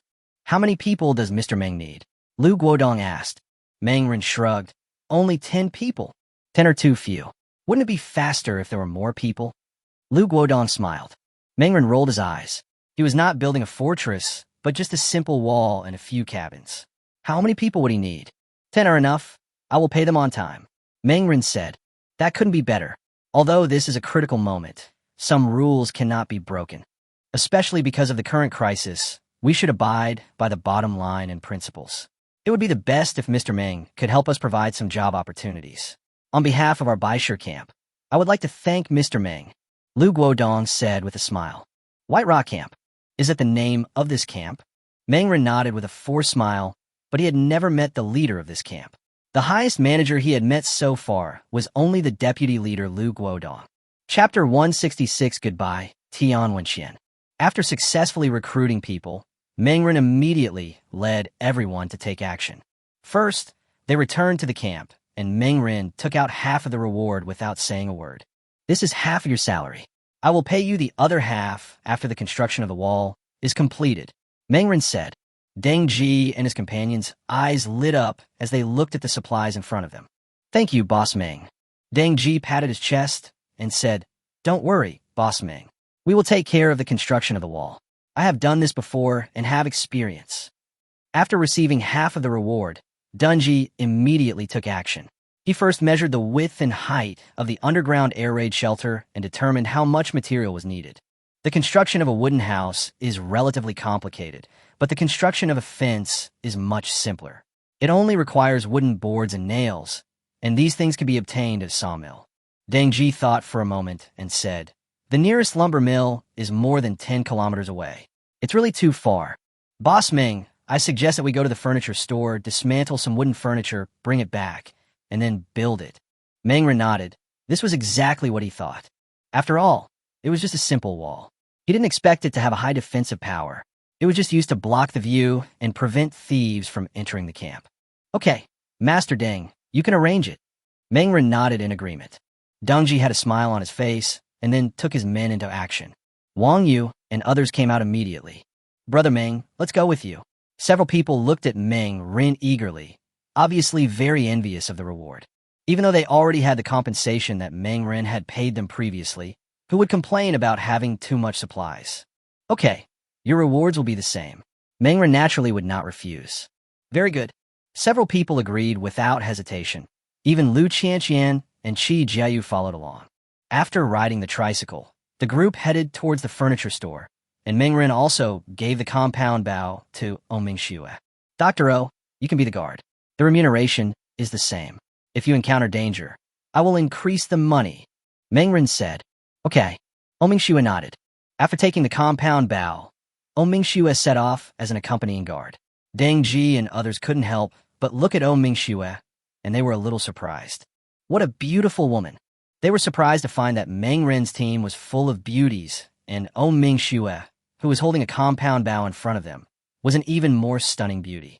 The group set off for the furniture store. As for Meng Ren, of course he just lay in the tent and enjoyed life. At this moment, he was lying in the tent, his head resting on Xia Yu's thigh, enjoying the massage from two beauties. Xia Yu used her hands to massage Meng Ren's head, while Zhu Huihui on the side was massaging Meng Ren's legs. Good job. If the people in Baisher camp saw this scene, I wonder how jealous they would be. They are all human beings, but the gap between them is too big.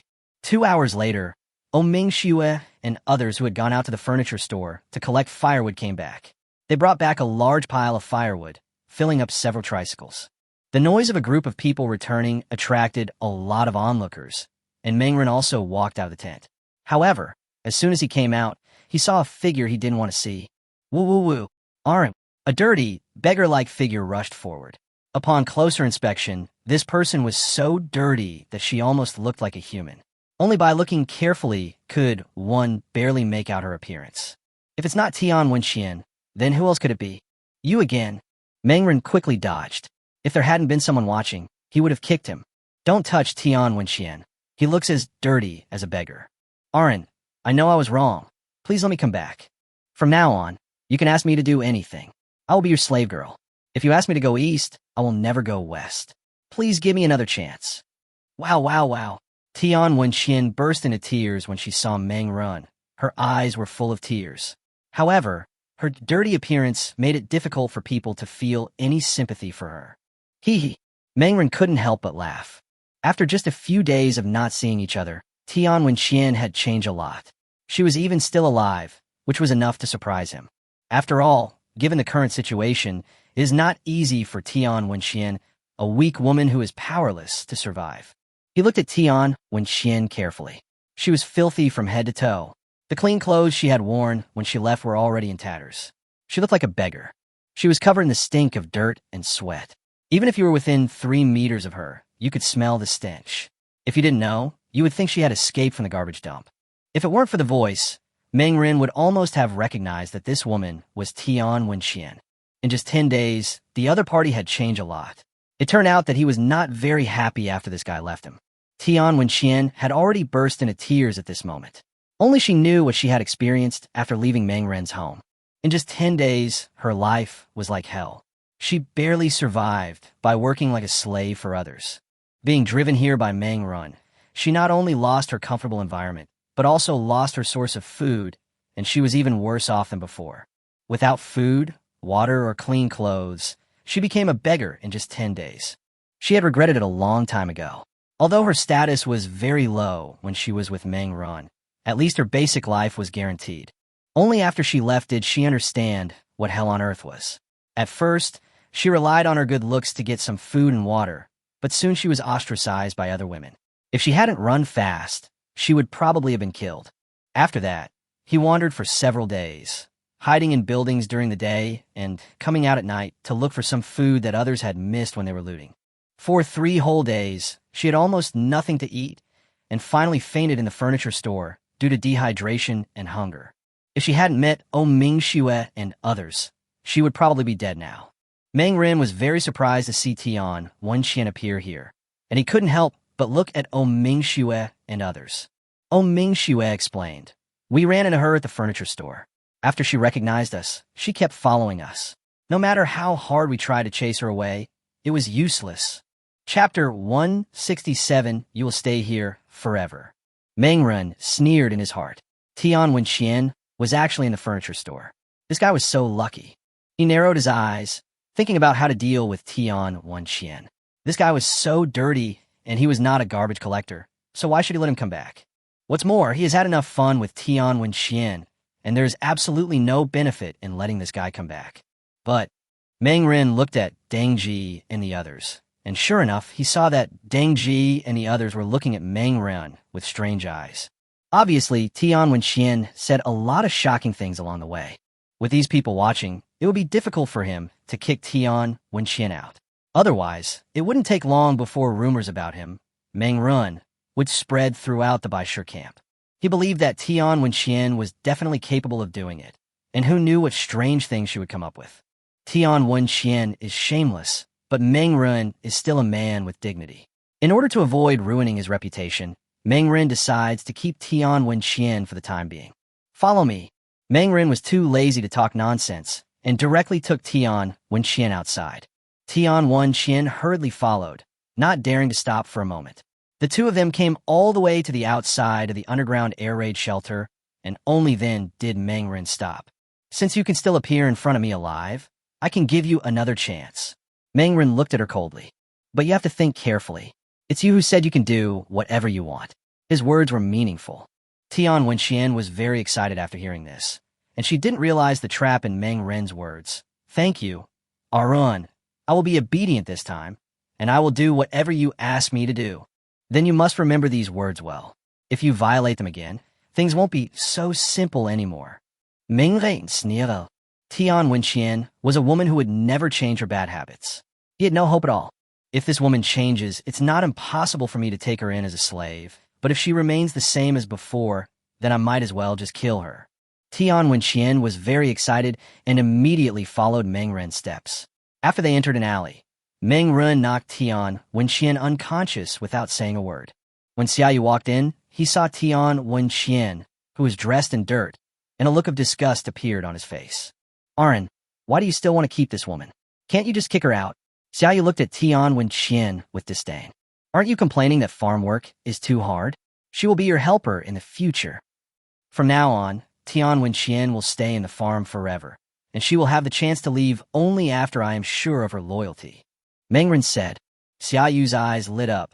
Great, finally someone is helping me share the work. The work on the farm is not easy. Now that Tian Wenxian is here, can't she exploit Tian Wenxian harshly and take it easy herself? Thinking of this, Xiaoyu felt relieved instantly. Mengren directly brought Tian Wenxian and Xiaoyu into his personal space. This was what he had intended when he asked this question just now. I deliberately brought Tian Wenxian out, and when other people asked about it later, I just needed to say that I had driven Tian Wenxian away. If the other person doesn't want to, he won't force them into his personal space. Although Mengren is cold-blooded, he still has his own bottom line. Taking people directly to the farm and detaining them has violated his bottom line. But since Tian Wenxian is willing to do everything, that is naturally a different matter. Tian Wenxian was too dirty and had to be cleaned thoroughly, so this task was naturally given to Xiaoyu.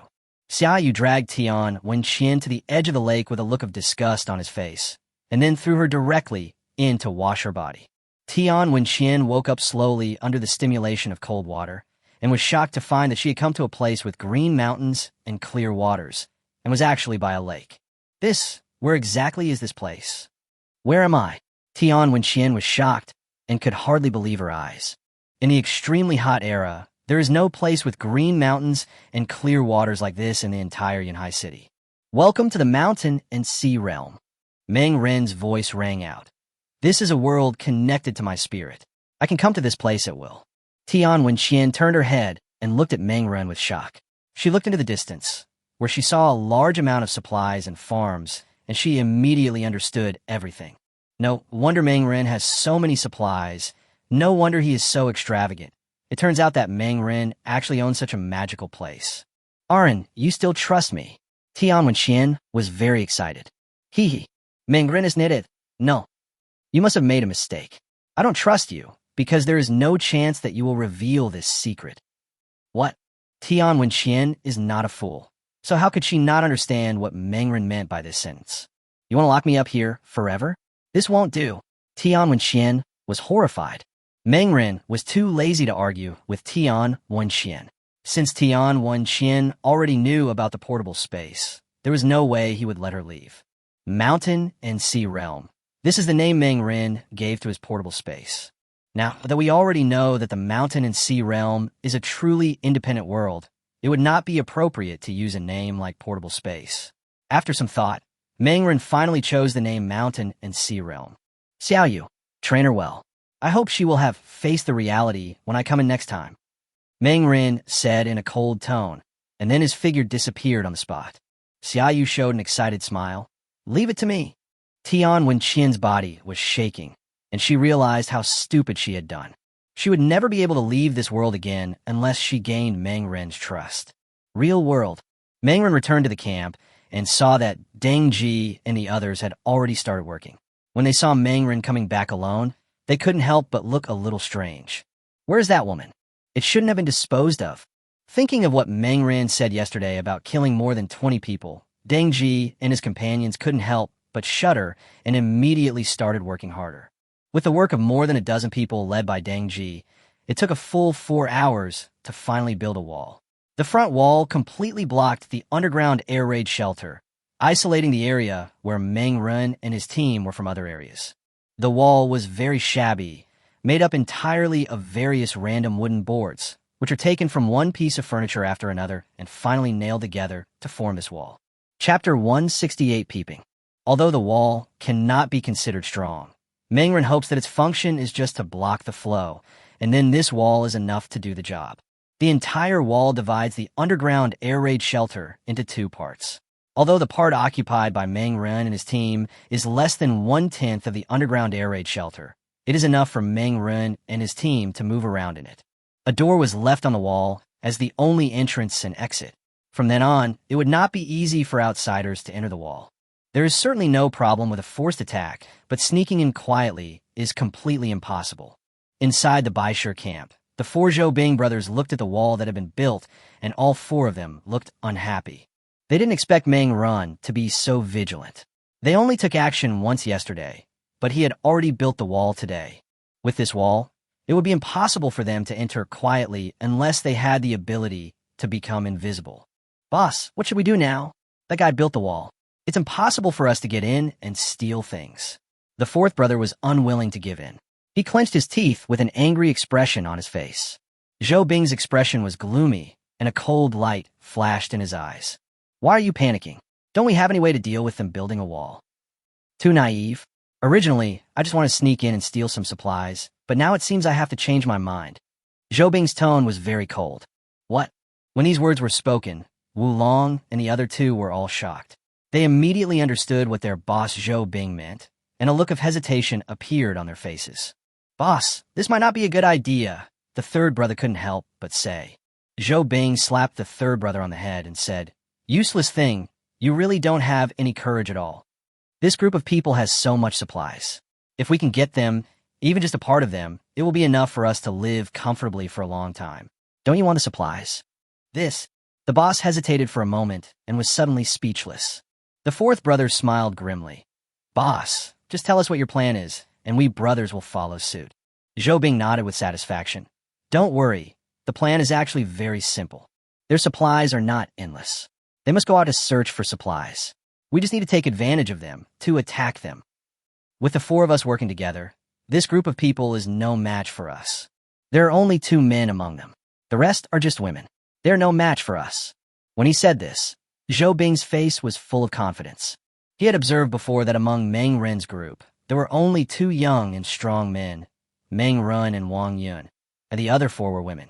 The only one who looked intimidating was the pretty woman with the compound bow, but the rest of the women were nothing. As for the little girl holding a crossbow and looking fierce at all times, she posed no threat at all. Although crossbow arrows are very lethal, there are ways to deal with them. They can be easily solved with a piece of wood. It is not a problem at all. Time soon came to the second half of the night, and Deng Ji and his men had completely built the wall. Boss Meng, the wall you requested has been built. As for the construction of the wooden house, I'm afraid it's not very convenient. The wood we have is not enough to build a wooden house, so you may have to give up, said Deng Ji. Hearing this, Meng Ren looked at the wall in front of him, which was made entirely of various types of wood, and realized that he was indeed a little naive.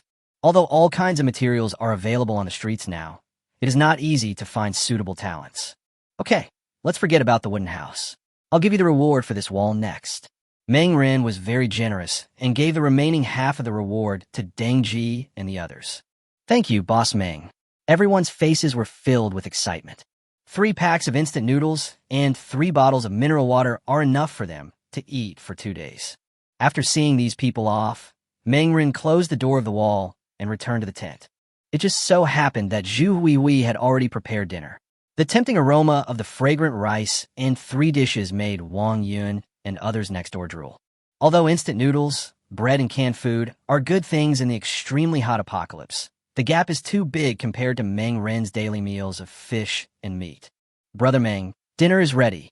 Zhu Huihui was wearing a black and white maid outfit and had a sweet and lovely smile on her face. Meng Ren took a closer look, and his eyes almost popped out of his head. It was not because Zhu Huihui's meal was so outstanding, but because Zhu Huihui was not wearing anything else except a maid outfit. Although Zhu Huihui is not very old, her figure has developed very well, with the right parts being big and the right parts being small. At the moment, she is wearing a black and white maid outfit, but she is completely naked underneath. Falling apron? Who told you to dress like this? Meng Ren immediately took a step back and quickly looked away, so as not to lose control and do something worse than an animal. Zhu Huihui's face had already blushed, and her delicate face was full of red. The shy expression made her look even more attractive. It's Sister Xiaoyu.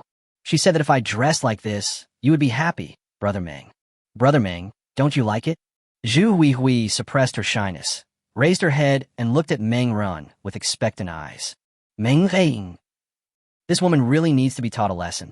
Zhu Huihui is only 14 years old. What does she want me to do? Although he did have feelings for Zhu Huihui, he should at least wait until she was 18 years old. Looking at the expectant expression on Zhu Huihui's face, Mengren really couldn't bear to dampen the courage the girl had finally mustered. Well, I like it, but don't wear it again. Mengren waved his hands weakly. Zhu Huihui felt as sweet as if she had eaten honey, and her eyes couldn't help but form a crescent shape. After dinner, Mengren came to the mountain and sea realm. As soon as he appeared, he saw Tian Wenxian working. Tian Wenxian had already washed herself clean at this moment. When she saw Mengren appear, she couldn't help but run over immediately. Woo woo woo. Arun, I already know I was wrong. Please forgive me. I was wrong about what happened before. I shouldn't have played with your feelings. Please give me another chance. Tian Wenxian cried. Hee hee. Mengren sneered. Didn't I give you a chance now? As long as you can gain my trust, you will have a chance to leave here. Otherwise, you will stay here forever. Chapter 169 Ability Appearance. After leaving this sentence, Mengren left directly. He had made his words very clear. Whether Tian Wenxian could grasp it or not depended on her awareness. Since she already knew my secret, there was absolutely no way she would leave without gaining my trust. After returning to the real world, Xiaoyu suddenly came forward quickly. Her steps hurried, and her tone hurried. Arun, there's a beautiful woman outside who wants to visit you. The woman claims to be the deputy leader of the Baishir camp. Isn't Lu Guodong the deputy leader of Baishir camp? How many deputy leaders are there in this Baishir camp? Mengren narrowed his eyes, but since the other party had already come to his door, there was no reason for him to turn him away. Bring her in. Mengren nodded. Xiaoyu nodded and went out quickly. After a while, Xiaoyu came in from outside with a beautiful woman in sexy clothes. The woman was tall, at least 1.8 meters tall, a height that was very rare in the South and enough to make countless men look up to her. She was only wrapped in a few simple strips of cloth to cover her key parts. I don't know if it was because the weather was too hot or because she wanted to show off her sexy and hot body.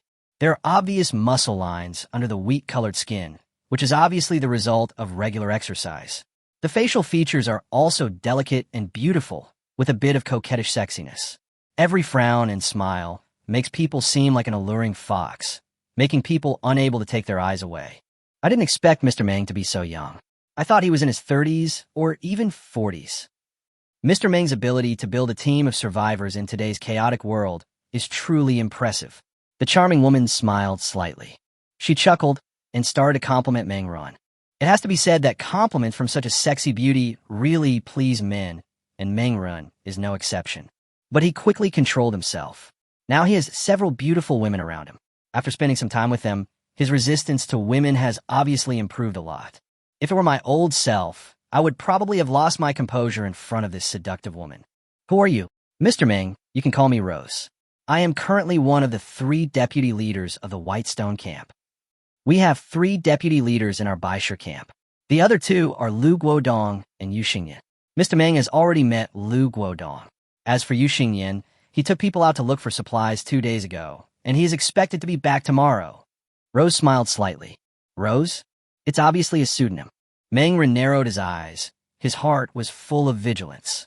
The Rose in front of him was able to become the deputy leader of the Baishir camp, and was definitely not an ordinary person. He couldn't see through this woman. She was very measured in her words and looked like a worldly veteran. Although he had lived 2 lives, his social experience was obviously not as rich as Rose's. Do less and make fewer mistakes. Do nothing and make fewer mistakes. And it's best not to talk too much. Why did Deputy Chief Rose come see me? My so-called survivor team only has 6 people, while Deputy Chief Rose is the deputy leader of a survivor camp with thousands of people. I'm not worthy of your personal visit. Mengren tried his best to keep his face expressionless so that Rose would not see anything. Rose pursed her lips and chuckled. Mr. Meng is too polite. People who have abilities are not simple characters. Why should Mr. Meng be so modest? What? As soon as these words came out, Mengren's pupils suddenly trembled. He never expected that Rose could see that he had abilities. How is this possible? Etc. He looked at the Rose carefully and found that the Rose seemed to be emitting some special fluctuations. He was worried that Rose was dressed too sexily before, and he didn't have much confidence in his self-control when facing such a sexy beauty. Therefore, in order to avoid making a fool of myself, I did not look at it for long. Now, After careful observation, I found that there was a special fluctuation on the rose. He was very familiar with this fluctuation because he had it himself. Rose is actually a person with special abilities. Really, he was not the only one who was lucky enough to have the ability during the extreme heat era. Wait, could Rose also be a reborn person? I didn't expect Miss Rose to be a person with special abilities. This really surprised me, but I think Deputy Chief Liu is just an ordinary person. Mengren narrowed his eyes and tried his best to control his expression. It's a pity that he is still too naive. Rose saw his shocked expression clearly. Compared with a social veteran like Rose, Mengren is obviously still too immature. Chuck.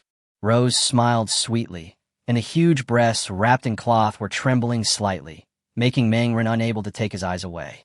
It's too big. A loser like Lu Guodong is worthy of becoming a capable person. He is only able to gain a foothold in the Baishur camp by relying on his official status. Rose's tone contained disdain for Lu Guodong.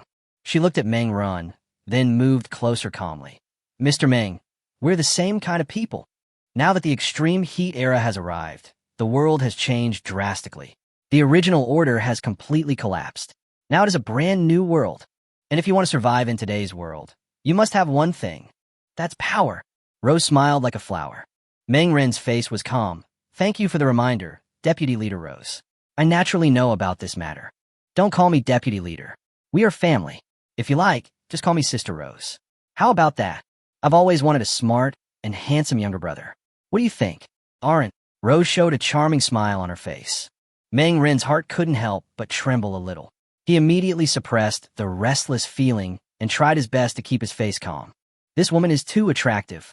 Although I am not Lu Xiaohui, and the rose is indeed beautiful, it shouldn't be enough to make him lose his composure like this. Could it be that the ability of the rose is charm? Mengren forced himself to suppress the restlessness in his heart. No, this is just the first time we met, and our relationship is not that close yet. Miss Rose, please respect yourself. Okay, Ren, you're right. It's true that my sister is a little too anxious. You really are just what I like, Ron. Both in appearance and in character. Since you have moved to this underground air raid shelter, you should live here well. Sister, I have some power here. If you run into any trouble, you can always come to me. Rose smiled and changed the name on her own, completely ignoring Meng Ren's refusal. Chapter 170, Zhu Huihui enters. Meng Ren's face didn't look good. Rose was really very outgoing. It was not easy to deal with such a shameless girl. Maybe. I just want to survive in this world. I have no interest in anything else. At the same time, I don't want to get involved in any trouble. Mengren expressed his attitude. Chuck. Rose smiled gently, not sure if she was laughing at the naivety of Mengren's ideas. It's getting late. Let's talk next time. If nothing unexpected happens, Yu Xingnian will return tomorrow. That man's ambition is much stronger than mine. Although he is not a person with special abilities, his strength is not weak at all. Arun, you must be very careful. My reminder ends here. My meaning is still the same. If you are in trouble, come to me. I will definitely help you. After saying this, Rose threw a coquettish glance at Meng Run, then turned and left, her figure quickly disappearing in front of Meng Ren. After she left, Meng Ren could no longer suppress the restless feeling in his body. He pulled Xiaoyu over and pressed him under him. A fierce fight soon broke out and lasted for more than 2 hours before it ended. After the outburst, Mengren finally calmed down and was able to think about what had just happened. Rose is definitely a dangerous person. Her ability is probably related to charm or something like that. Otherwise, she wouldn't have caused such a serious reaction in me. Taking a look at Xiaoyu, who had fallen asleep due to exhaustion, Mengren had an idea in mind. His fighting ability, just now, was obviously extraordinary, and that feeling of inner restlessness must have been affected by his ability. He was not the kind of person who would be unable to walk when seeing a sexy and beautiful woman. Rose's outfit was indeed very sexy and attractive, but it was not enough to make him feel like this. I didn't feel Rose's attack at all just now. Is she much stronger than me? That's why I couldn't detect it. It's unlikely. I haven't slacked off on my training these days. Even if there's a gap between us, it shouldn't be this big. Although Rose's ability has a certain impact on me, it is obviously still within my own control. This is enough to prove that she cannot control me. Mengren narrowed his eyes. My own ability is telekinesis, and Rose's ability is most likely charm. but to know the specific effect, I have to understand it in depth. Just now he had the urge to make a test move, but he finally suppressed the idea. He couldn't be sure of Rose's abilities.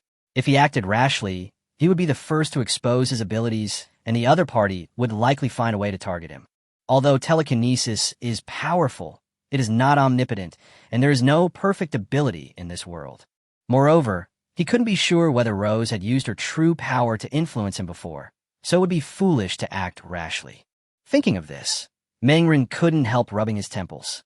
In order to avoid Chun-Hu, he moved to this underground air raid shelter, but he didn't expect to run into the Baisher camp again. Rose, this person with special abilities, is definitely not a simple person. What is this? Just out of the tiger's den and into the wolf's den? Do you want to leave? This thought popped up in Mengren's mind, but he rejected it instantly. If you run away when you encounter danger, then you will lose the courage to fight danger. Once you form this inertia, you will run away every time you encounter danger in the future. If this happens, I'm afraid I will completely lose something called courage. What's more, Rose is very powerful, and Mengren is not a waste. They are all capable people, so who is afraid of whom? It was obvious that Rose came to my house today to test me, not because she had any hostility towards me. But if one's strength was shown to be weak, then it would be another matter. However, he thought back to his previous performance. Although he made some embarrassing mistakes in some places, he was not considered weak. Rose probably won't attack me again in the short term, but when Rose mentioned Yu Xingyin before, there was a strong sense of fear in her tone, which shows that Yu Xingyin is very strong. As for Lu Guodong, he was not taken seriously by the other party at all. So, among the 3 deputy leaders of Baisher camp, Lu Guodong's strength is likely to be the weakest. Then the question is, who is the leader of the White Stone camp? Mengren narrowed his eyes. He got up from the bed and was about to do something when he saw a sneaky figure outside the tent. Judging from the figure, it was obviously Zhu Huihui. This girl, I'm afraid she has been peeking outside for a long time. Oui, come in. Mengren sighed helplessly.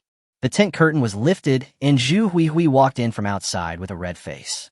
Meng, brother Meng. Mengren's face was calm. You heard my conversation with Rose just now.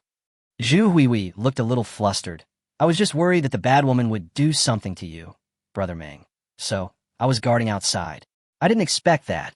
Zhu Huihui couldn't say the rest of the words.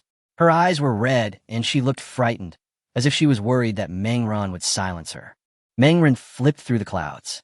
No matter how cruel he was, he wouldn't kill Zhu Huihui. He still has a certain degree of trust in Zhu Huihui. Since the matter has been exposed, he might as well let Zhu Huihui know. Now that you know this, you only have 2 choices. Either become mine completely, or... Mengren did not say the latter option, but he believed that Zhu Huihui must understand what he meant. Before he could finish his words, Zhu Huihui couldn't wait to say, I'm willing to be your woman, brother Meng. Mengren. He just wanted Zhu Huihui to be his subordinate. What mess this girl has in her mind. Mengren covered his face in embarrassment.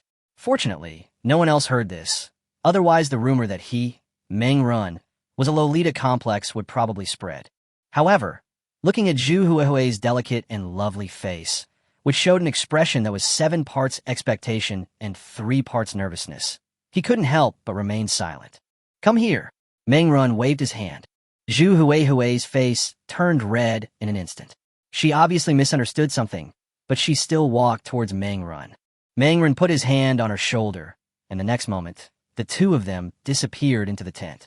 It took Mengren 10 minutes to introduce the situation of the mountain and sea realm and his own abilities. Zhu Huihui was completely shocked. She never expected that Mengren actually had such a perverted thing. Chapter 171, Get the News. In this way, all previous doubts can be explained.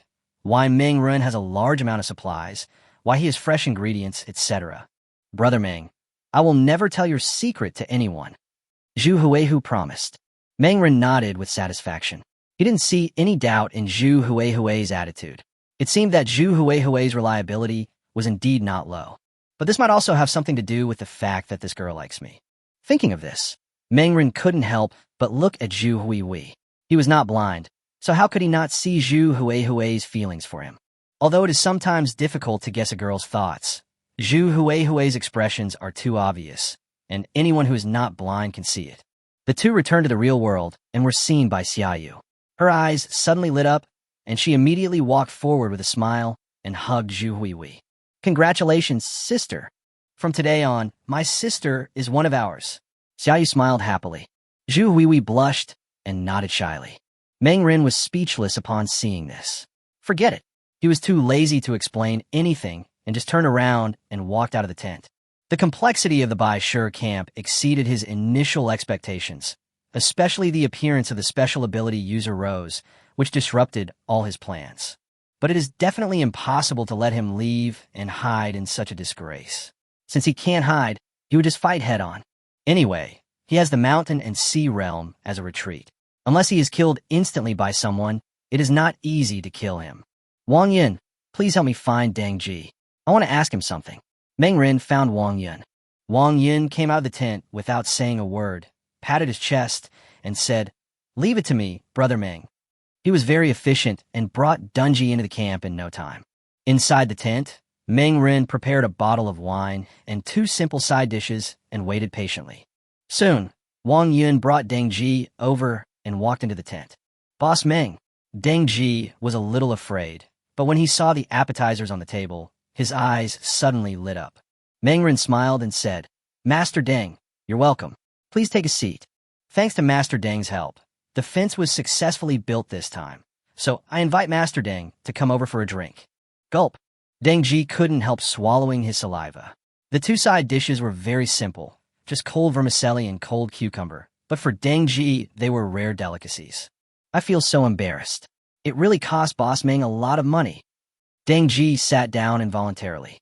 Meng Ren opened the bottle cap and filled a glass of wine for Dang Ji, and also poured a glass for himself.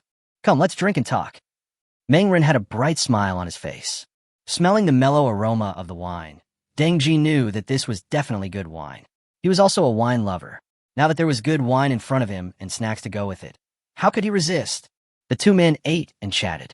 Meng Ren invited Dang Ji over, not to thank him for anything, but to find out about the situation in the Bai Shi camp from Dang Ji. Really, Dang Ji was one of the first people to join the Whitestone camp, and was quite familiar with the Whitestone camp. From him, Meng Ren finally had a deeper understanding of the Whitestone camp.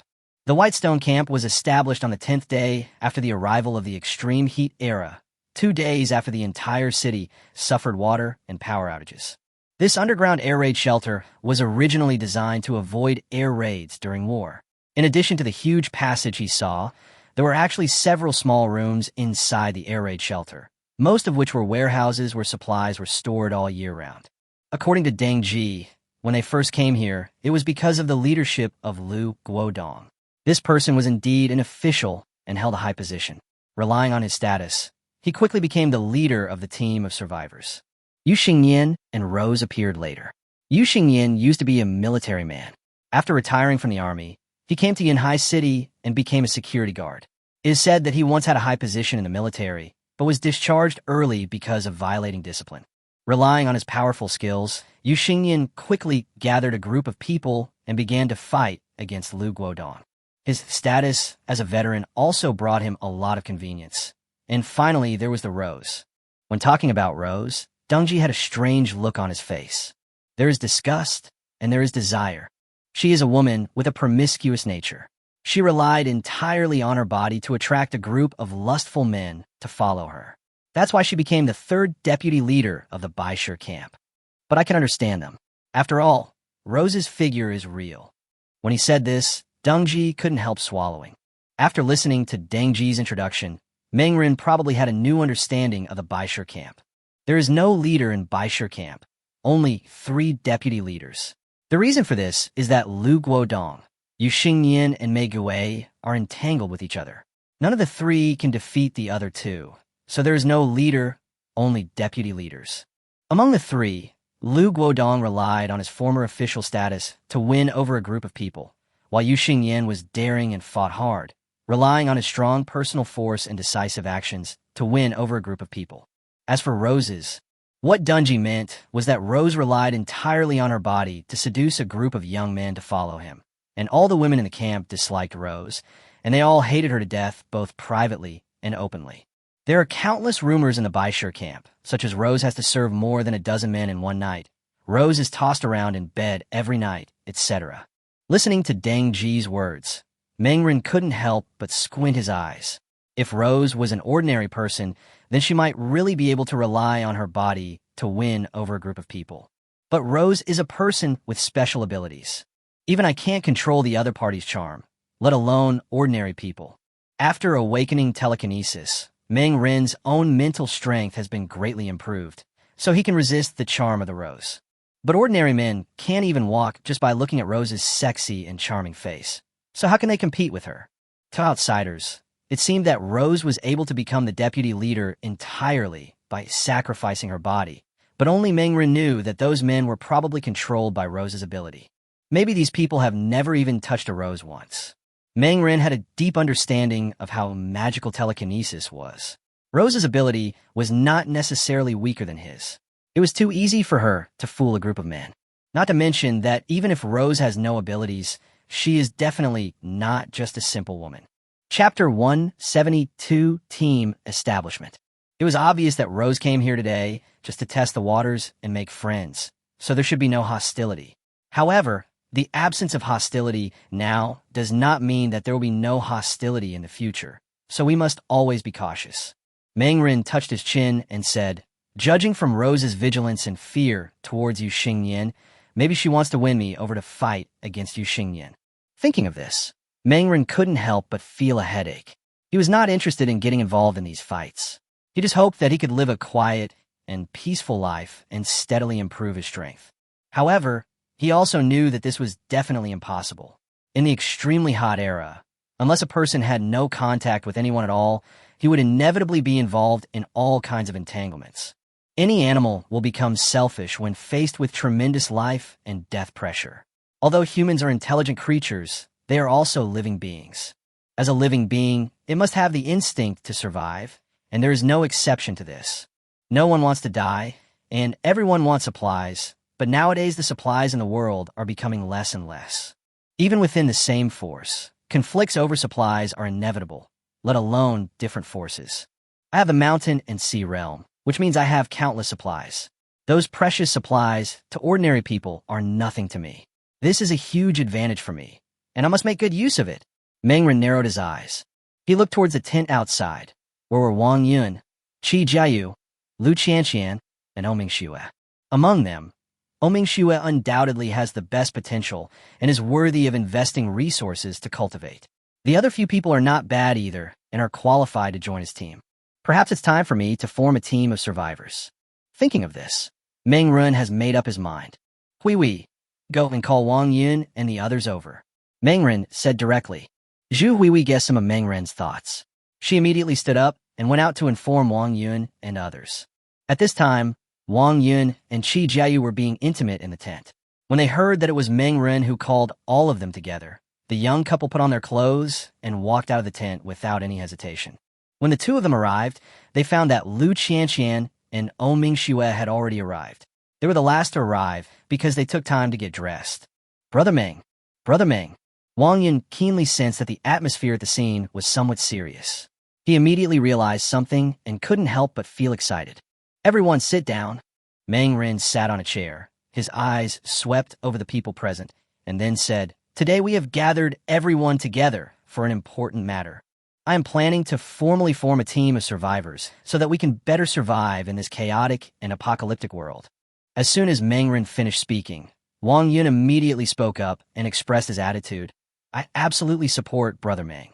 I support whatever Brother Meng does." Qi Jiayu also expressed his attitude. "I also support Brother Meng. Ayun and I have received a lot of help from Brother Meng, so of course we support all of Brother Meng's actions." Lu Qianqian blinked her eyes and said, "If I join, can I take a shower from time to time? It's really uncomfortable to be so dirty all over." Meng Ren. "Okay, you can have a chance to clean your body once every 3 days," Meng Ren said. Lu Qianqian's eyes lit up instantly, and she agreed without hesitation. "I'll join." Finally, it was Oming Xue's turn, and everyone's eyes fell on her. Oming Xue's face was calm. She was the calmest among the group. "You saved my life. I've already said that I will repay your kindness." Hearing this, Wang Yun gave an ambiguous smile. When such a beautiful woman says such words, it is hard not to be attracted by her. However, Meng Ren's expression remained calm. He knew very well that Mingxue definitely had no such intentions. This woman had a very proud personality and was not someone who could be easily influenced. Okay, then from now on, all of you are part of my team. As the captain of the team, let me talk about the benefits next. After joining the team, you'll be able to eat hot meals every day. You don't need to eat canned instant noodles or anything like that anymore. The team will provide meals for each of you. You can take a bath every 3 days. Mengren listed a lot of benefits for the team members, and the others were stunned. How could Mengren come up with so many good things? Just the first one was outrageous. 3 meals a day, and meat to eat every day. This is simply outrageous. Lu Qianqian's expression was a little calmer. She knew that Mengren had a lot of supplies. After all, Mengren had received a large amount of supplies in the factory last time. There would definitely be no supply pressure in the team in the short term. Okay, the above are the benefits for team members. I only have one request for you. That is, you must never betray the team. If anyone does, I will hunt him down to the ends of the earth. When saying this, Meng Ren's tone was extremely cold, and at the same time, mental pressure was released. Everyone felt a strong pressure emanating from Meng Ren, making them feel a little breathless. Boss, we will never betray you. Not to mention the emotional aspect, just considering the interests, I'm afraid there are few teams in the world that offer better benefits than yours. Wang Yin quickly expressed his opinion. Meng Ren had a smile on his face, and he was confident enough about this. The benefits he just promised were quite generous, and what could support these benefits was naturally the mountain and sea world that he controlled. But the others do not have the mountain and sea realm. Bound by interests, he is also confident that these people in front of him will not betray him. At the same time, let me tell you one more thing. Meng Ren said. As soon as he finished speaking, the water cups of the people in front of him suddenly began to boil, and the water inside floated in the air and then gathered in front of Meng Ren. What the hell is this? Wang Yin was shocked. Lu Qianqian's eyes widened even more, and even Mingxue's expression was very moved. This is the ability I gained after the arrival of the extreme heat era. I call it telekinesis. Telekinesis allows me to manipulate matter to attack, defend, and transform. But I'm not the only one with special abilities in this world. Rose, one of the deputy leaders of the White Rock camp, also has special abilities. I guess a charm. Meng Ren told the story about Rose, and solemn expressions instantly appeared on the faces of several people. Chapter 173, I have an idea. From Meng Ren's description, they have heard that the water in Baishir camp is very deep. The 3 deputy leaders don't like each other, which means that they may break out into disputes at any time. Once they are involved, they will inevitably be in huge trouble. Mingxue frowned and said, Rose came here today, probably with the intention of winning over the captain. I think so too, but I don't intend to intervene in the fight in Baishir camp. Meng Ren said. Wang Yin shook his head. Boss, this is difficult. Especially after Rose knows that you are a person with special abilities, she will definitely try to drag you down with her. His words reminded Meng Ren that even though he didn't want to interfere, it didn't mean trouble wouldn't come knocking. Lu Qianqian said weakly, Why don't we leave? It looks very dangerous here. No, although there are troubles here, we are not pushovers. Each of us has a weapon in our hands. The boss is a capable person and has 2 guns in his hands. With such a powerful force here, what does it matter if it's the Whitestone camp? They won't force us too hard. Let's just ignore everything and not get involved in anything. Wang Yin said quickly. He didn't want to leave. After all, the temperature in the underground air raid shelter was very comfortable. It was not easy to find such a comfortable place. Where else could he move to? Underground parking lot at a shopping mall? What if an earthquake causes the building to collapse? The underground air raid shelters are all designed to be earthquake-proof. As long as the earthquake is not too severe, there will be no problem. The safety here is quite guaranteed. Meng Ren tapped the table with his fingers, and everyone immediately quieted down. What Wang Yin said makes sense. This underground air raid shelter is very secure and comfortable. There is no need for us to leave for the time being. From now on, we just need to ignore those people in Baishir camp. No matter what they do, we should ignore them. Also, there are sufficient supplies in the team, so you don't need to go out to look for supplies. You just need to train and improve yourself in the camp every day. Meng Ren finally made the decision. Good. After hearing what Meng Ren said, everyone agreed. Meng Ren then took out a pistol and handed it to Mingxue. Mingxue, you will be the one to use this gun from now on. Here are 20 bullets. Meng Ren said. Since Mingxue and others have joined the team, Meng Ren will naturally trust them. As the saying goes, trust people when you employ them, and don't employ people if you don't trust them. Thank you, Chief. Mingxue's eyes lit up slightly, and he took the pistol and bullets without hesitation. Wang Yun looked at the pistol with envy, but he also knew that there were only 2 pistols in the team. Mingxue had a very good shooting talent, so giving the pistol to her was the best choice. The meeting ended quickly, and everyone returned to their own tents. But when they went back, everyone had a box of mineral water in their hands and a smile on their faces. Since Mingxue and the others have joined his team and become his people, Meng Ren is not a stingy person. Although he is very indifferent to strangers, he will not be stingy to his own people. Anyway, he has a lot of supplies, so it will be no problem for him to feed them for a while. However, this kind of support is not without reward. Wang Yun and others will repay his efforts sooner or later. Here, Meng Ren and his friends' meeting was over and everyone returned to their tents. Meanwhile, in a basement on the other side, someone knocked on Lu Guodong's door. Boom, boom, boom. Soon the door opened, and Lu Guodong, who was in dishevel, opened the door from the inside. He looked at his subordinates in front of him with some dissatisfaction. What's going on? Deputy Chief, something happened. I just saw that woman named Rose going to find a new group of people. I don't know what her purpose is. The subordinate reported respectfully. As he spoke, he couldn't help but glance inside the room, and his eyes suddenly widened. There was a pair of naked twins in the room. It was obvious that Lu Guodong was playing the game of 1 dragon and 2 phoenixes. No wonder he looked unhappy when he opened the door. Anyone would be unhappy if such a happy thing was interrupted. Lu Guodong couldn't help but sneer when listening to his men's words. Rose is such a hungry woman that she doesn't care what she eats. There are only 7 or 8 new people here. So what if they join?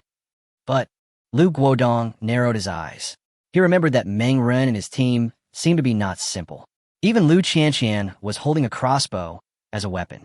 If we really recruit them, wouldn't that be troublesome? Etc. The method used by Rose to recruit people was nothing more than using her body, but there were more women than men in that team. No woman would like a vixen like Rose, so Rose will probably be turned away. What was Rose's expression like when she left afterwards? Lu Guodong asked immediately. The subordinate recalled. His expression was dull, not a bit happy or angry. Hee. Sure enough, this was rejected. Lu Guodong sneered. Don't pay attention to Rose. Next, just send someone to keep an eye on that group of people. As long as they don't cause trouble, just ignore them. Okay. The subordinate nodded respectfully, then turned and left without disturbing Lu Guodong anymore. Lu Guodong then closed the door, turned around, and looked at the beautiful sisters on the bed. My dear babies, here I come. Lu Guodong said excitedly and pounced directly towards the twin women. Time quickly came to the next day. Today, Meng Ren still slept until noon and got up in the afternoon. After a simple wash, he took out the ingredients. Zhu Huihui took today's ingredients and started cooking. Soon, the tempting aroma of food wafted out.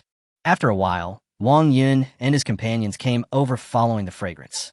They looked at it eagerly, drooling. Zhu Huihui was able to prepare food for 7 people in an orderly manner, and it was all ready in a short time.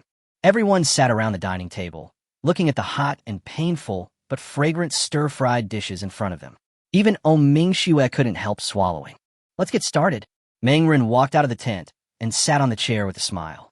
After getting Meng Ren's permission, everyone stopped hesitating and started to eat with relish. After the breakfast, everyone was very satisfied and touched their stomachs contentedly. Boss, are we going out to search for supplies later this evening? Wang Yin asked. Chapter 174, The Third Deputy Leader. No one should go out in the near future to avoid being plotted against. Meng Ren shook his head without hesitation. He didn't lack those supplies. Instead of letting Wang Yun and the others go out to search for supplies and waste time, it would be better to let them practice archery and improve their strength, which was more important. After breakfast, Meng Ren quickly began to practice telekinesis. Perhaps because of the stimulation brought to him by the rose, Meng Ren practiced telekinesis even harder. He had never seen other people with special abilities before, and he always had a sense of superiority in his heart. But now he knew that he was not the only lucky one. and a sense of oppression suddenly arose. The Rose I encountered this time had quite strong powers, but what if I encounter one with even stronger powers next time? God knows what kind of terrible abilities he will encounter in the future. If he does not have enough strength, everything he has will be in vain. Time passed little by little as Meng Run was training hard, and soon it was already evening. At this moment, the group of people outside the Baisher camp suddenly burst into warm cheers. Deputy Chief Yu is back, and he has brought back a large amount of supplies. An excited cheer rang out, instantly shaking the entire Baisher camp. Because the cheers were so loud, they naturally alarmed Meng Run and the others. Rose mentioned before that Yu Xingyan would be back today, and it really was today. At the entrance of the underground air raid shelter, several electric trucks drove up to the door. The doors opened, and a burly man in black, over 1.9 meters tall, got out of the truck.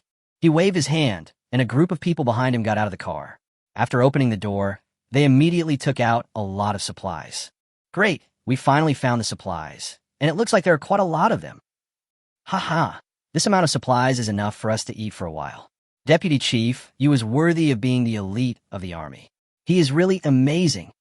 Yes, in my opinion, if we let Deputy Chief you become the real leader of our Baisher camp, then we don't have to worry about supplies anymore. We need a leader who can lead all of us to live a good life. Everyone was talking at once, cheering and celebrating the return of Yu Xingyan and others to the Baisher camp. Lu Guodong was already prepared. He stepped forward enthusiastically and said, "Comrade Yu, thank you for your hard work over the past 2 days. This is why we have brought back so many supplies for the base. With these supplies, our Baisher camp can overcome the current difficulties." Lu Guodong had a big smile on his face. "On behalf of the entire Baisher camp, I welcome you all back victoriously. Chuck." As soon as he finished speaking, a burst of laughter rang out. When the many men present heard this sound, they couldn't help but feel a sense of restlessness rising in their bodies. You can hear the voice before you see the person, and you know who is coming without even looking. Deputy Chief Lu, your words are really impressive. If you didn't know me, you would have thought I was the chief. Deputy Chief Yu and his brothers spent a lot of effort to get these supplies back. Don't think about taking the credit for it. The crowd automatically parted, and Rose, dressed sexy, came out surrounded by a group of men. Gulp. I don't know how many men present had their eyes on Rose. They all couldn't help swallowing their saliva. Their eyes were burning with desire, as if they couldn't wait to pounce on Rose, strip her naked, and then press her to the ground and enjoy it. However, compared to the men's fiery gazes, the women present cursed Rose in their hearts for being shameless. Even though the weather is hot now, there's no need to wear something so cool. The little bit of fabric on Rose's body basically only covers the most important parts of her body. There's actually not much difference between her and not wearing anything. Lu Guodong listened to Rose's words, and his smile became a little stiff. "Rose, what you said is wrong. I am representing the entire Baisher camp, not as a leader. You are not the leader, so why do you represent the Whitestone camp?" Rose retorted directly. Lu Guodong's expression became even stiffer, and it seemed as if veins were bulging faintly. At this time, Yu Xingyan, who had been silent, spoke. "Have you had enough of the acting? Now that the supplies are in place, stop talking nonsense. I think everyone is eager to receive the supplies, instead of watching you guys argue here. Just get out of here once you're done talking nonsense. Don't block the road here," Yu Xingyan said in a cold tone. This time, not only Lu Guodong, but also Rose's expression was slightly stiff. How did this guy figure that out? Rose was a little unhappy. She and Lu Guodong were acting in cahoots to ruin the welcome party for Yu Xingyan's triumphant return, but she didn't expect that Yu Xingyan saw through her plan. At this moment, even Rose's ability could not suppress it. Obviously, everyone's attention was shifted to Yu Xingyan. Everyone was looking at him eagerly, or to be more precise, at the supplies he mentioned. Let's start distributing supplies. The harvest this time is good. We don't have to worry about supplies in the camp in the next 7 days, Yu Xingyan said. He waved his hand and immediately began distributing supplies. His men immediately started to get busy. Thousands of people at the scene watched the supplies come out, and they all couldn't help but get excited and started to gather around. Quiet. Yu Xingyan's low voice suddenly rang out, exploding in the underground air raid shelter like thunder. Everyone line up to receive supplies. Everyone will get a share, but if anyone cuts in line or causes trouble, The distribution of supplies will be canceled. Yu Xingyan said in a deep voice. Upon hearing this, everyone immediately began to line up obediently. The supplies were in Yu Xingyan's hands. Obviously, everyone in the Baishur camp was in awe of the other party's methods. There was no commotion this time. Thousands of people lined up in an orderly manner to receive supplies, and everyone had a happy smile on their face. Looking at this scene, both Rose and Lu Guodong looked unhappy. The supplies were distributed quickly, but it was only enough for one meal. Although Yu Xingyan collected a large amount of supplies, he only distributed them for one meal, and the remaining supplies were distributed every day afterwards. In trouble, seeing Yu Xingyan making this arrangement, Rose's heart suddenly skipped a beat. She looked at Lu Guodong, and their eyes met in mid-air, and they immediately exchanged glances. Even Rose could see through Yu Xingyan's thoughts, so it was impossible for Lu Guodong, who had been working in the system for many years, not to see it. The two did not stay at the scene, but left quietly and eventually met in a room. Yu Xingyan has learned his lesson. In the past, he would hand over the supplies on the spot whenever he found them. I didn't expect that now he has his men distribute the supplies himself, and they only distribute them once a day. Chapter 175 Calculation. This means that in the next few days, everyone in the entire camp will be under Yu Xingyan's control. He can use this opportunity to greatly increase his influence. Lu Guodong said anxiously. Both of them realized the seriousness of the problem. If Yu Xingyan continued like this, then the distribution of supplies would be over. No, Yu Xingyan will not wait until the distribution of supplies is over. He will start to exert his influence in the middle area and let everyone vote in a public election to become the leader of the Baishur camp. Yu Xingyan is at the peak of his career right now. He only needs to raise his arm and call for help, and everyone will respond. Yu Xingyan will definitely be able to use this opportunity to become the leader of the Baishur camp. No, they have to find a way to sabotage it. Rose was thinking of a solution in her mind. Suddenly, she seemed to have thought of something, and a smile appeared on the corner of her mouth. The lively activities at the Baishur camp naturally attracted the attention of Meng Rin and others. They were all observing the situation outside through the wall. It seems that the last deputy leader of the Baishur camp has also shown up. Wow, his influence is really great. Everyone in the entire camp is shocked. Wang Yan looked at the lively scene of the Baishur camp outside and couldn't help but sigh. Mingxue on the side shook her head and said, "It's not that Yu Xingyan has great influence, but that he has such a great influence. The supplies originally stored in this underground air raid shelter have obviously been exhausted during this period. When we came here yesterday, we found that many people had been hungry for at least a day. Now Yu Xingyan has returned with a large amount of supplies and distributed them to this group of people. At this moment, Yu Xingyan's prestige has undoubtedly reached its peak," said Mingxue. Meng Rin watched this scene and nodded, agreeing with Mingxue's opinion.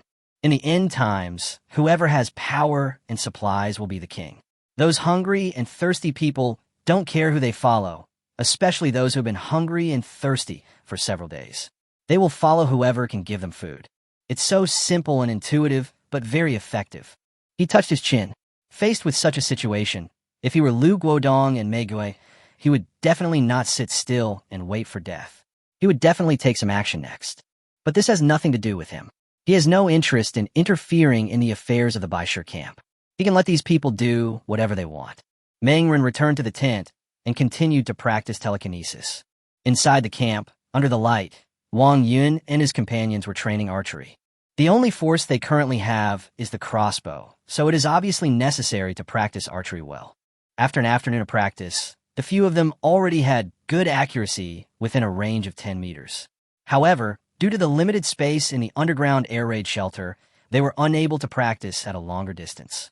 After discussion, the few of them decided to go outside and find a secluded place to practice. Then several people went out together, carrying crossbows and arrows to a leisure sports field not far from the underground air raid shelter. It was very spacious and completely sufficient for practicing archery. Several people came here and practiced archery continuously, without noticing that there was a small tail following them. In a corner of the shadow, a man saw all of this.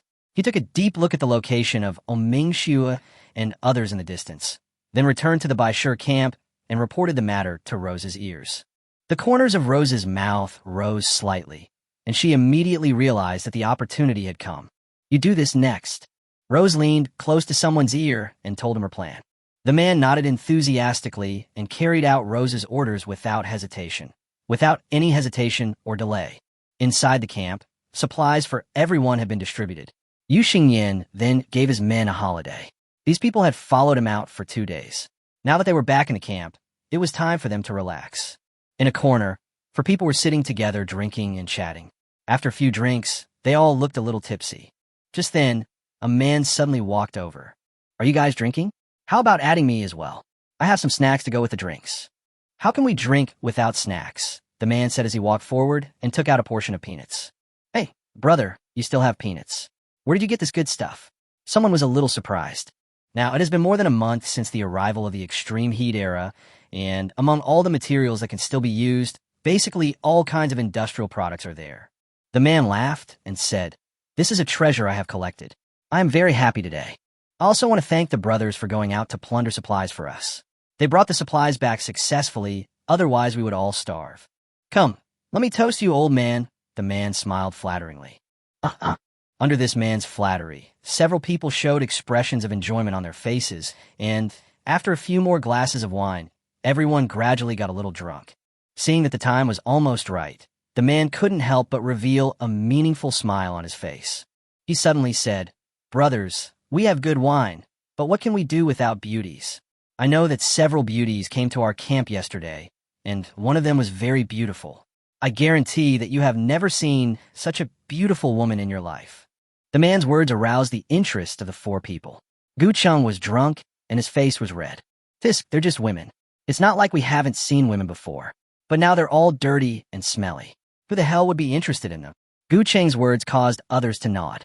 Because of the scorching heat, water resources have now become more precious than food. Without water, there's no way to take a shower. In such hot weather, it might be possible for a day or 2, but it has lasted for such a long time now. Whether men or women, ordinary people cannot get water to wash their bodies, and they are basically dirty, just like beggars. No matter how beautiful a woman is, if she smells of sweat and is covered in dirt, it is difficult for anyone to be interested in her. Hey. The man smiled and said, Brothers, these women are different. They are very clean, and you can tell they wash their bodies regularly. They are different from the women in the camp. Chapter 176, The Troublemaker. If you don't take a look, you will regret it for the rest of your life. Gu Chung was somewhat stunned. Is it so exaggerated? What kind of woman is so beautiful? The man smiled and said, You can go and take a look and find out. It just so happens that they have left the camp now. I know where they're training. I'll take you there to have a look. After hearing these words, several people became interested. As a man, how many people cannot be interested in beauties, especially those who can keep their bodies clean and tidy in the current environment? Several people became interested and followed him. Under the leadership of that man, Gu Chung and his 3 companions quickly arrived at the location of the leisure stadium, and indeed saw 5 figures training in the stadium. The moonlight tonight was unusually bright. When they looked closely, their eyes widened. What a beautiful woman! Several people's eyes fell on Mingxue. Because of the training, Mingxue was covered in sweat. In order to avoid getting sticky, Mingxue was wearing thin clothes at the moment. Her mature and plump body was almost completely revealed, which immediately attracted the attention of several people. It's not just Mingxue. Not far away from her there are 2 other women, Lu Qianqian and Zhu Huihui, who are both beauties as well. The 3 beauties training together and sweating profusely is a beautiful sight. Anyway, it was nighttime and there were no outsiders around, so the 3 women were all dressed very coolly, with nothing but tight sports bras to show off their curvaceous bodies to the fullest. Further away were Qi Jiayu and Wang Yun. Because Wang Yun was a man, Qi Jiayu took him away from the area where the 3 were to avoid any misunderstandings. Hiss! Gu Chung and the other 3 stared with their eyes wide open and couldn't help but gasp. How is it? Very beautiful, isn't she? If such a beautiful woman lived in the peaceful times, she would definitely have countless suitors. But now they are single. I think we should go up and show some concern for them. Maybe we can develop a wonderful relationship with them, the man encouraged. Gu Chung and the other 3 had been drinking, so under the influence of alcohol, they were undoubtedly much braver.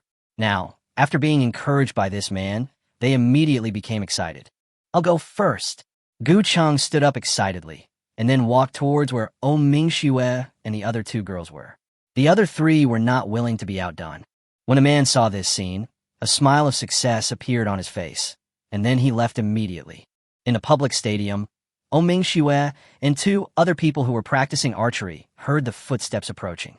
They immediately stopped practicing and turned their heads at the same time, and saw Gu Cheng and two other people approaching. Before the four of them got close, Mingxue had already smelled a strong odor of alcohol, and she couldn't help but frown. Hui, go call Wang Yun, Qi Jiayu, and the others over. Mingxue said without hesitation. Okay. Zhu Huihui nodded repeatedly. She put on her shirt and hurried over to inform Wang Yun and Qi Jiayu. Mingxue went forward. Her face was cold, and her tone was icy. What are you doing? We are training archery, and outsiders are not welcome to approach. Gu Cheng and the other three had smiles on their faces, and their eyes were on Mingxue. They felt a flame rising in their hearts. Don't worry, ma'am. We're just checking it out. Do you need any help? Maybe we can help you. Don't look at us like this. We have plundered a lot of supplies these 2 days. Thousands of people in the camp rely on us to have enough food. Gu Cheng showed off his achievements. Mingxue's face was cold, and her expression was full of keeping people at a distance. Sorry, we don't need help. We don't like outsiders watching nearby. Please leave immediately, Mingxue said coldly. After being rejected one after another by Mingxue, the four of them looked unhappy. They were heroes who had just returned from looting a lot of supplies. Shouldn't Mingxue and the others be welcoming them with admiration? Why were they so cold? After being humiliated by Mingxue, the four of them felt a little embarrassed and immediately walked towards Mingxue and Lu Qianqian. Lu Qianqian was immediately furious and without hesitation aimed the crossbow in her hand at the four people. What are you doing? Leave immediately. If you continue to get close to us, don't blame us for being rude. Lu Qianqian threatened. Faced with the approach of four men, it was definitely impossible for the two women to engage in close combat. The right choice was to make good use of the crossbows in their hands to launch long-range attacks. Ha ha ha. Hearing Lu Qianqian's threat, Gu Cheng and the other three, who were drunk, not only did not stop, but continued to move forward. Little sister, it's very dangerous for you to play with crossbows at such a young age. Why don't we play some other games together? One person looked at the proud peaks on Lu Qianqian's chest greedily, his eyes full of drooling. Lu Qianqian was so angry that she almost exploded. Did this guy really think that she was easy to bully? She couldn't help but look at Mingxue, somewhat undecided. Mingxue also retreated at the same time. She had already seen that these four people were from Baisher camp. They were probably drunk and saw that they were training archery here, so they came to chat with them. Mingxue didn't want to have a conflict with the people in Baisher camp, so as to avoid causing more trouble later. And her intuition told her that there was definitely something wrong with these people appearing here.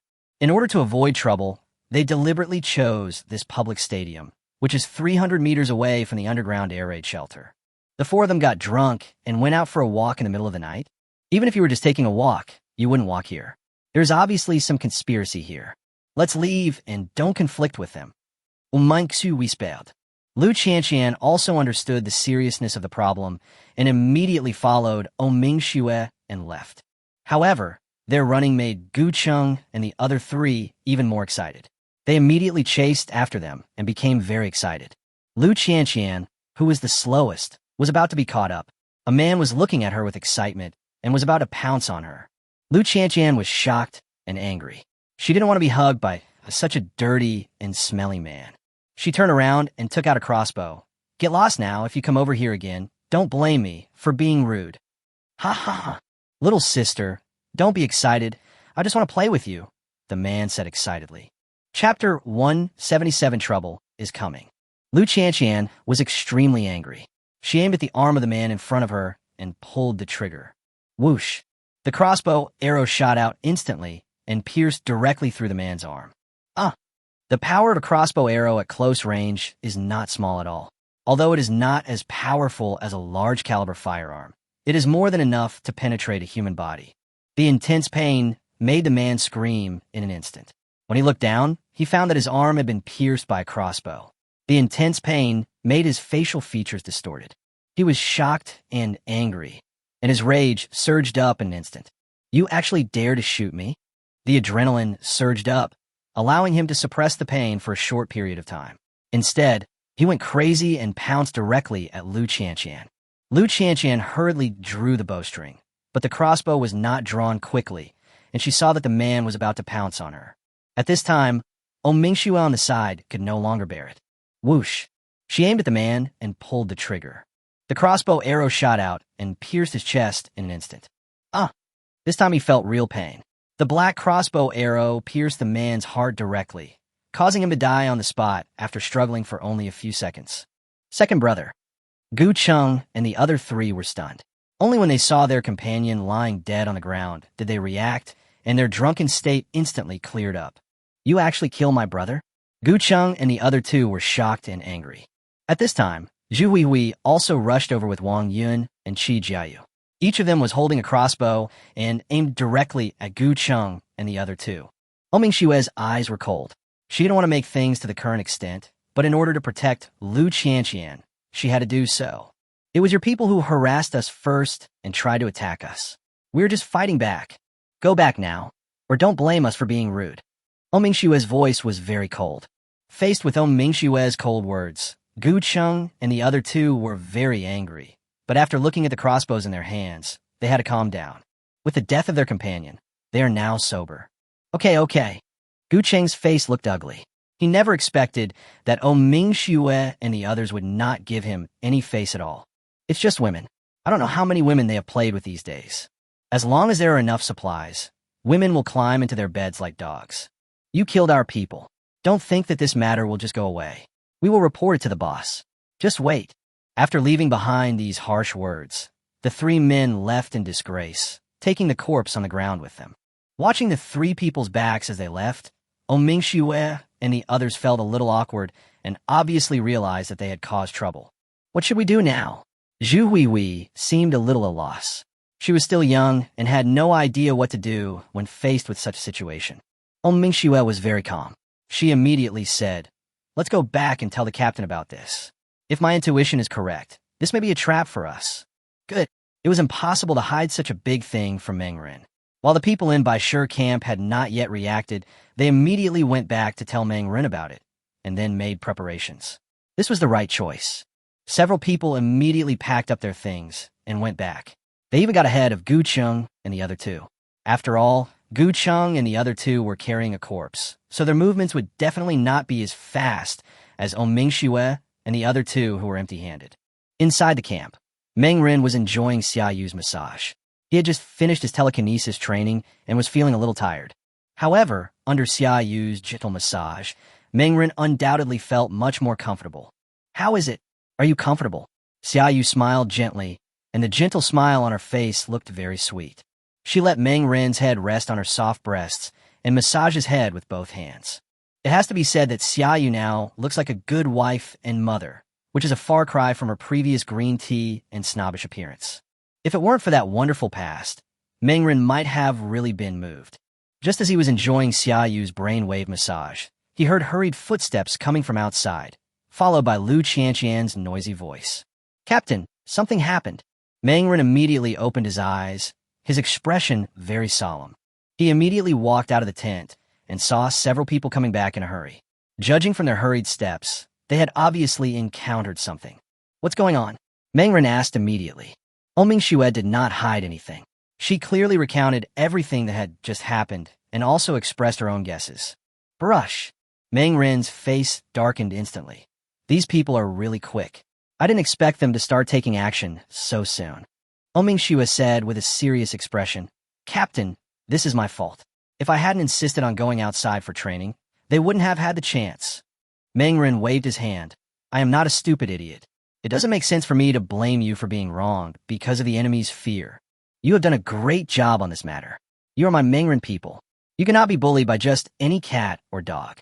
Since the enemy has come looking for trouble, it is not the right choice to swallow our anger." Mengren expressed his attitude without hesitation. His words made Wang Yun and the others smile, and even the serious Mingxue's mouth corners slightly raised. I was right about this man. Even as they were talking, the white stone camp outside was in an uproar. Gu Cheng and his men actually brought back a corpse, which made everyone in the Baishur camp feel anxious. "Boss, you have to help us make the decision. We just want to help out with good intentions, but we didn't expect those women to be so overbearing and unreasonable. They actually shot the third brother to death with a crossbow. This is a human life." Gu Qing cried. He recounted the story with exaggeration, putting all the blame on Mingxue and the others. Hearing their words, many people in the Baishir camp were immediately filled with indignation. This is outrageous. These people are going too far. What right do they have to kill people? Yes, this matter is obviously just a misunderstanding. They actually killed people directly. It is obvious that they are used to being domineering. Such people are completely dangerous. Drive them out. We must drive this dangerous person out. Otherwise, if they can kill this person today, they may kill us. Such voices were immediately heard from the crowd. Chapter 178: Shoot and Kill. No one knew who said those words, but they quickly resonated with many people, so much so that the Baishir camp immediately became lively. Yu Xingyan quickly walked out of the crowd. After listening to Gu Cheng and other stories, he immediately realized that something was wrong. He was not a fool, and his eyes immediately became sharp. But looking at the angry crowd at the moment, Yu Xingyan suppressed the urge to continue asking questions. He was tricked. If nothing unexpected happens, it will be Lu Guodong and Rose. Yu Xingyan's face looked a little ugly. He didn't expect these two people to act so quickly and actually use his men to plot against him. If he doesn't help, he will undoubtedly lose the support of the people, and the hearts of his subordinates will also be dispersed. Who will follow him in the future? If he helped, he would have to deal with those outsiders, etc. Yu Xingyan realized something was wrong. They're just a few outsiders. Even if I really expel them, what does it matter? However, according to Gu Cheng's description, those outsiders seem to be holding bows and crossbows. So Lu Guodong and Mei Gue want to kill someone by borrowing his knife. Haha, just a few crossbows. Do you think you can kill me? You are underestimating him. Just at this moment, Lu Guodong came out with a smiling expression on his face. Deputy Chief Yu, it seems you are in trouble, but since this matter is the business of your subordinates, I will not interfere. Deputy Chief Yu has always been very righteous in his work. I believe he will give justice to Gu Cheng and the others. Lu Guodong smiled slightly. His words were like putting Yu Xingyan on the spot, making it completely impossible for him to refuse. Really, as soon as these words were spoken, everyone's eyes turned to Yu Xingyan, especially the men who followed him. This was an open conspiracy, a blatant one that Yu Xingyan simply couldn't refuse. Come on, I will help you get justice, Yu Xingyan said. He waved his hand and then led his men over. Good. Gu Cheng and the other two were extremely excited, and the others nearby also praised him loudly. At this moment, Yu Xingyan's reputation undoubtedly reached a new level. However, among the crowd, Rose's lips were curled up into a smile. Go and test it carefully.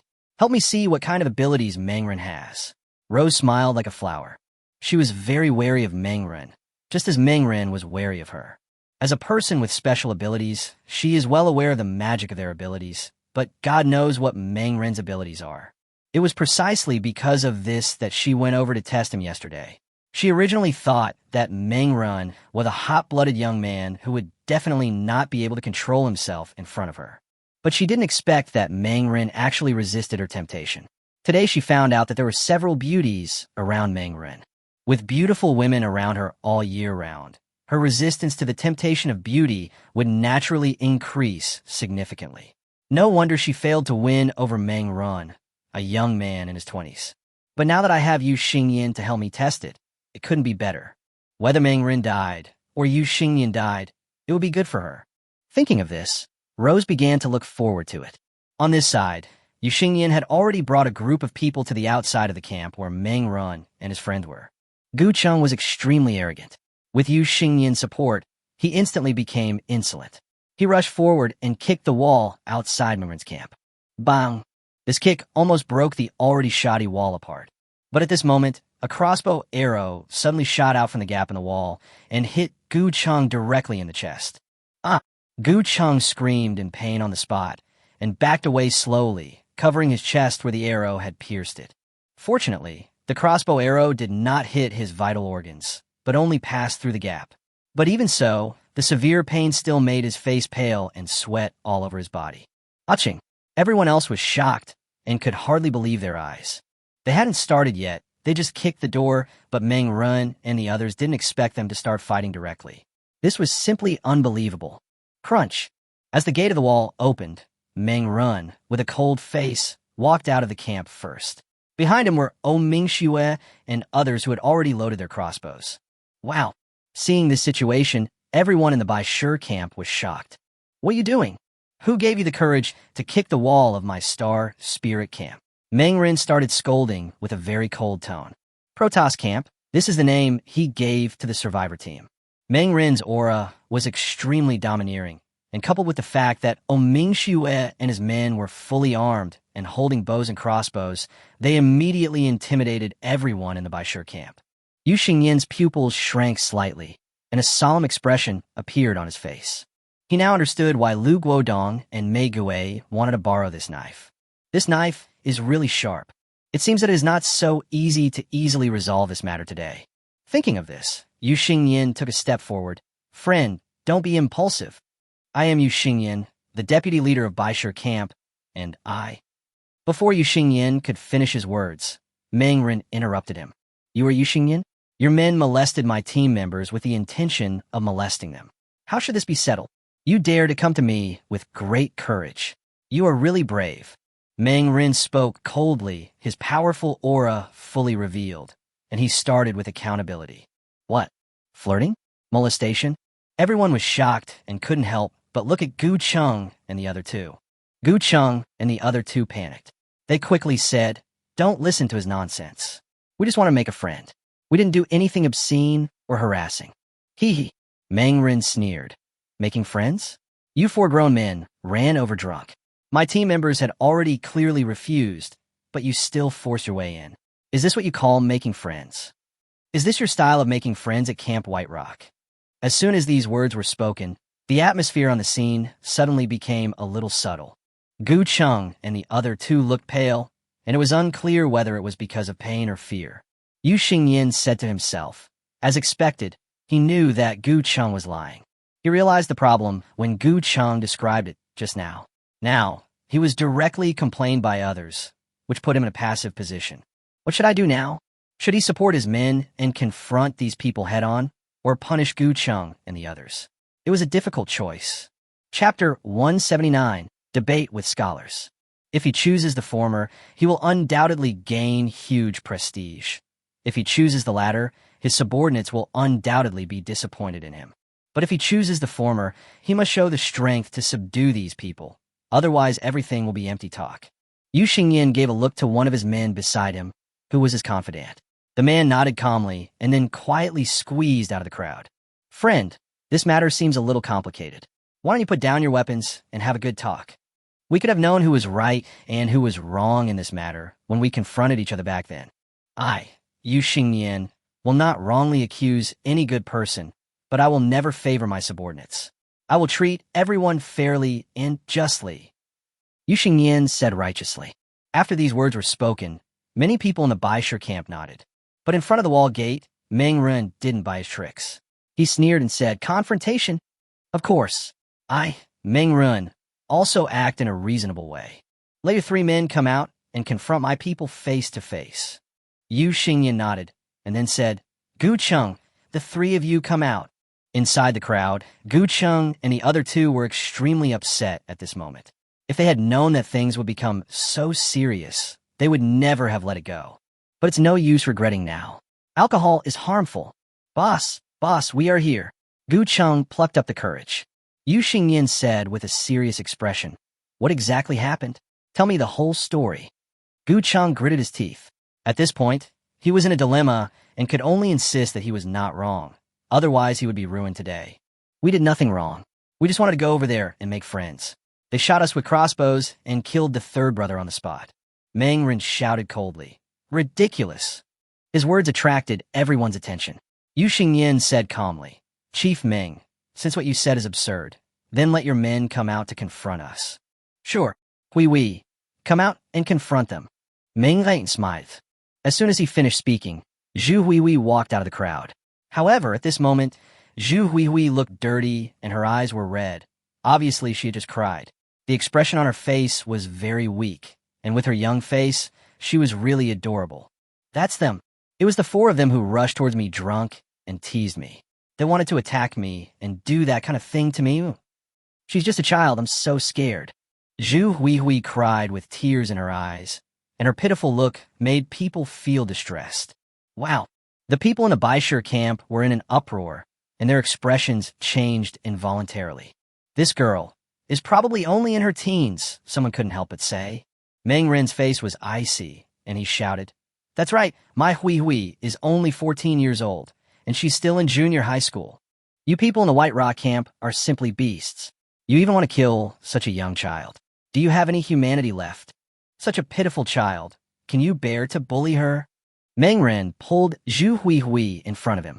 Zhu Huihui's eyes were filled with tears, and she looked at the people in the Baishir camp in front of her with her big eyes full of innocence and pity. Especially when looking at those women, everyone who was seen by Zhu Huihui couldn't help but look away, feeling a sense of pain and sympathy in their hearts. Who would have a heart to bully such a young child? The faces of a group of women couldn't help but change. Looking at the pitiful Zhu Huihui, they couldn't help but feel some maternal love overflowing. They immediately looked at Gu Cheng and the other two, their eyes full of anger. "Gu Cheng, what on earth did you three do? How could you have the heart to bully such a young child? Are you human beings?" One person scolded on the spot. With that person taking the lead, other women also started to scold, and even the men joined in the condemnation. Gu Cheng and the other two were dumbfounded at this moment. What? They did not attack Zhu Huihui. Their target from the beginning to the end was Oming Xue and Lu Qianqian. Wait, he's lying. We didn't do anything to this girl. We are going after that woman. Gu Cheng looked panicked and pointed his finger at Oming Xue, trying to prove his innocence. Grass. Yu Xingyin only felt a blackness in front of his eyes and cursed in his heart, thinking that his men were simply idiots. He was just about to remind him, but before he could even open his mouth, Gu Cheng had already fallen into the trap. Meng Ren laughed, and he laughed very happily. Everyone has heard it, right? Now he has admitted it himself. Gu Cheng, right? What else do you have to defend yourself now? Meng Ren scolded coldly. Gu Cheng turned pale instantly. He looked panicked and wanted to explain something, but the pain in his chest made it difficult for him to argue. Instead, he became more panicked. Bang! The next moment, a loud slap was heard. Snap! Snap! Then there were two loud slaps. Everyone looked carefully and found that it was Yu Xingyan who took action. He slapped three people directly on the face, making their cheeks completely red and swollen. Idiots, what are you three doing? You actually molested and sexually assaulted others after drinking. Do you still have any sense of shame? Yu Xingyan shouted angrily. I didn't expect that among my subordinates, there are three scumbags like you. You really bring shame to our Baishir camp. If this matter gets out, others will probably think that everyone in my Baishir camp is a scumbag like you. Yu Xingyan was extremely angry. At least that was what he seemed to be doing on the surface. His voice was like thunder, and a powerful aura emanated from it, falling directly on the three people. Boss, we know we were wrong. We were just drunk and confused for a moment. We never thought something like this would happen. Gu Cheng and the other two were completely panicked. Everyone in the Baishir camp looked at them as if they were scum, and many of them even had angry faces. The three of them quickly said, "Someone told us that there was a beauty training at the public stadium. We originally just wanted to go over and take a look, but that person instigated us to go and chat with her." Oh, Yu Xingyan's eyes sparkled. Who instigated you? Tell me the criminal. Gu Cheng and the other two searched the crowd quickly, but after looking again and again, with thousands of people crowded together and it being dark, there was no way they could possibly tell where the man who had invited them to drink was. Seeing this, the three of them were so anxious that they almost cried. Boss, we were really just instigated by someone. This happened because we were drunk. Gu Cheng burst into tears. Yu Xingyan didn't respond. He turned his head and looked at Meng Ren with an apologetic look on his face. Chapter 180. Taking a step back, the more I think, the angrier I get. Captain Meng, I'm really sorry. It's my fault for not disciplining the child properly, which led to this. I'm willing to compensate you guys out of my own pocket, and I hope you can understand. Yu Xingyan said, then bowed deeply. His performance was so moving that many people in the Baishir camp nodded secretly. Meng Ren gave him a deep look and said, "We accept your apology. We hope that, Deputy Chief, you will discipline his subordinates in the future and prevent similar incidents from happening again. As for the apology, forget it. I, Meng Run, am not a stingy person. Since my people were not harmed, this is the best result. But I won't be polite next time." After saying that, Meng Run led everyone back to the camp and then closed the gate of the wall. What's happening outside has nothing to do with him anymore. As for what will happen to Gu Cheng and the other three, Meng Rin is no longer interested in finding out. He believes that a smart man like Yu Xingyan will definitely make the right choice.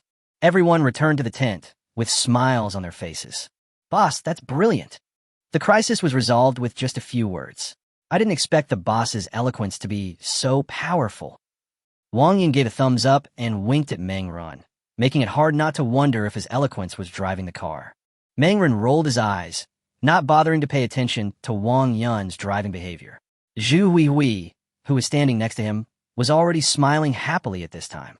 Looking at her expression, she no longer had the tearful look she had just now.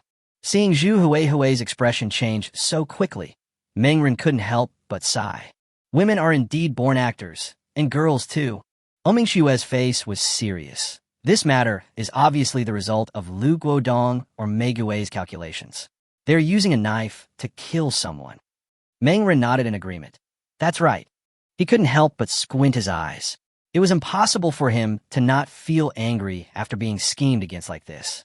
Even a clay man would have some temper, let alone a living person. But how to retaliate has become a problem. Their current strength is good, but obviously not strong enough. It is definitely impossible to confront the Bai Shi camp head-on. It needs a more powerful force. After all, the Bai Shi camp should not be underestimated. It is a camp consisting of thousands of people. It will be absolutely no problem to pull out an armed team of 100 people. Even if each of these people threw a stone, it would be enough to kill him. Although the pistol has great lethality, the bullets are limited. Every time one is used, it is one less. He doesn't want to waste them here. After all, he is not strong enough, and revenge now is obviously not a wise choice. Thinking of this, Meng Rin said in a low voice, "I'm sorry to trouble you for this matter. Lu Guodong and Mei Gui have very strong forces under their command. It will be easy for us to suffer losses if we fight against them." Oming Xue did not blame anyone for anything, as she was well aware of the strength of the Bai Shi camp. Others also nodded, expressing their admiration for Meng Rin's size. They would not have been able to handle this matter better if they were in charge. Meng Rin solved the problem with just a few words, which made them look at him with admiration. "It's getting late. Everyone should go back and rest." Meng Rin waved his hand. "Good." Everyone returned to their own tents, while Meng Rin narrowed his eyes with a cold light flashing in them. He was just pretending not to care on the surface, but in fact, he was already filled with murderous intent. What he hates most is someone plotting against him. Lu Mei and others who had plotted against him in the past are now dead. This feeling of being plotted against was not a good one. In the final analysis, it was because he was not strong enough. If he had telekinesis that could sweep away everything, there would be no need to go through so much trouble. Just as Meng Rin was thinking this, Xiaoyu walked over from the side and gently hugged Meng Rin in his arms. "Arin, are you feeling uncomfortable? Then just torture me hard. As long as I vent my unhappiness, I will feel better." Xiaoyu's voice was more gentle than ever before. Then she took off her clothes and threw herself into Meng Rin's arms. Meng Rin couldn't help but be stunned. Xiaoyu's words touched him a little. He didn't say anything polite and turned over and pressed Xiaoyu under him. After a while, the sound of intense physical combat between a man and a woman came from a tent. When Zhu Huihui next door heard the sound, her delicate and cute little face turned red instantly, and she couldn't help but squeeze her slightly wet legs together. The battle lasted for more than an hour and finally came to an end. Meng Rin lay on the bed and lit a cigarette, with a relaxed expression as if he had done something. I have to say that love between men and women is indeed a very romantic thing. When you're in a bad mood, having sex can make you feel better. When you're in a good mood, having sex can make you feel happier. No matter what it is, a shot of it can relieve all your worries. Xiaoyu lay lazily in Meng Rin's arms, her hand unconsciously drawing circles on Meng Rin's chest. She was thinking that she should find a sister to help her share the burden. Otherwise, if she continued like this, she would be tormented sooner or later. Meng Rin narrowed his eyes, thinking about how to solve the problem of Bai Shi camp. It seems that even if he doesn't want to get involved, He has now been drawn into this vortex. His knife is so useful. Will Lu Guodong and Mei Gui want to use it a second time? If it were him, he would definitely do that. It's okay to be tricked once, but if you're tricked a second time, it really only shows that you are stupid. No, we must find a way to solve this problem. Mengren thought to himself that the best way was, of course, to stay away from it. He just took the team away. He didn't believe that Lu Guodong and Mei Gui would come and take advantage of him. But Mengren was really unwilling to leave in such disgrace. Maybe I could try to give them a warning. Since they have already taken advantage of me, there is no need for me to be polite. So who should we target? Lu Guodong? Okay, it's him. Mengren made up his mind instantly. Compared to Rose, Lu Guodong was obviously a good target. Ordinary people cannot perceive his telekinesis at all. The current maximum distance is about 10 meters, which means that he can kill Lu Guodong without making any noise within a range of 10 meters. But it's not in his interest to kill Lu Guodong directly. However, although killing him directly is not feasible, it is completely possible to use some deterrence. Mengren narrowed his eyes slightly, thought so in his heart, and then began to act. I'm going out for some exercise. You go to sleep first. Mengren let go of Xiaoyu. Xiaoyu was a little confused. Where would Mengren go to exercise so late at night? Isn't the amount of exercise you just did on yourself enough? Do you need to go out and exercise again? Who are you looking for? Chapter 181, The Knife at the Bedside. Xiaoyu looked at Mengren's departing back, and she couldn't hold back any longer. It seems that I can't satisfy our run. In this case, instead of letting our run bring back wild women, it is better to feed him thoroughly, or even squeeze him dry. This thought emerged in Xiaoyu's mind. If Mengren knew that Xiaoyu actually thought this way, he would definitely be in tears. He went out to do serious business. Who knew Xiaoyu would misunderstand him like this? Mengren quickly left the camp. The time was now around 4 o'clock in the morning. By this time, almost everyone in the underground air raid shelter had fallen asleep. The entire underground air raid shelter was silent, with almost no sound. It was so quiet that even a needle dropping on the ground could be heard clearly. Mengren traveled quietly along the way. He tried his best to control his speed and noise, and soon arrived at the Baisher camp. He quietly approached the white stone camp, and then walked all the way to the outside wall. From what Deng Ji had said before, Mengren already had a new understanding of this underground air raid shelter. In addition to the huge tunnel in the main body, there were actually several ordinary rooms in the entire air raid shelter. These rooms were actually warehouses for storing supplies, but now the supplies in these warehouses have been eaten up by everyone, and 3 of the rooms have been vacated. It just so happened that the 3 warehouses were occupied by Lu Guodong, Mei Gui, and Yu Xingyan. The warehouse room where Lu Guodong lived was right outside. Tang Dong slowly came to the door of the warehouse room where Lu Guodong was. He put his ear against the door. A trace of telekinesis had spread out from his spiritual world and slowly passed through the door. Telekinesis is very magical. It can penetrate almost any hole. Even hard concrete walls cannot stop the penetration of telekinesis. This means he could do a lot of fancy things like killing people through walls. However, Mengren did not come here to kill anyone. He did not have such an idea. Killing Lu Guodong was not in his interest, because if he did so, Mei Gui and Yu Xingyan would be happy. After all, they would have one less competitor. But Mengren himself would not get anything. Instead of getting rid of Lu Guodong, it would be better to let him live. In this way, the 3 of them would continue to quarrel and would have no time to care about Mengren. Now Mengren's telekinesis can reach a distance of 10 meters from a body, which is not a short distance. Mengren quickly sensed Lu Guodong's presence through telekinesis. According to his perception, Lu Guodong was lying on a bed at this moment. There was not only Lu Guodong on the bed, but also a woman. Good fellow. This old guy is so happy. Mengren couldn't help but sneer. Although he didn't know how old this woman was, he knew she was definitely not Lu Guodong's wife, because he had heard from Deng Ji before that Lu Guodong's wife had died long ago. So the question is, who is the woman lying next to Lu Guodong now? I'm afraid this woman was lured here by Lu Guodong using his power. Hee. Mengren sneered in his heart. He knew that this guy had bad intentions. Now it seems that he is not a good person. After searching the room with telekinesis for a while, he soon found a fruit knife. Without any hesitation, Mengren placed the fruit knife on the head of Lu Guodong's bed. As long as Lu Guodong wakes up at noon tomorrow, he will see a knife stuck in the head of his bed.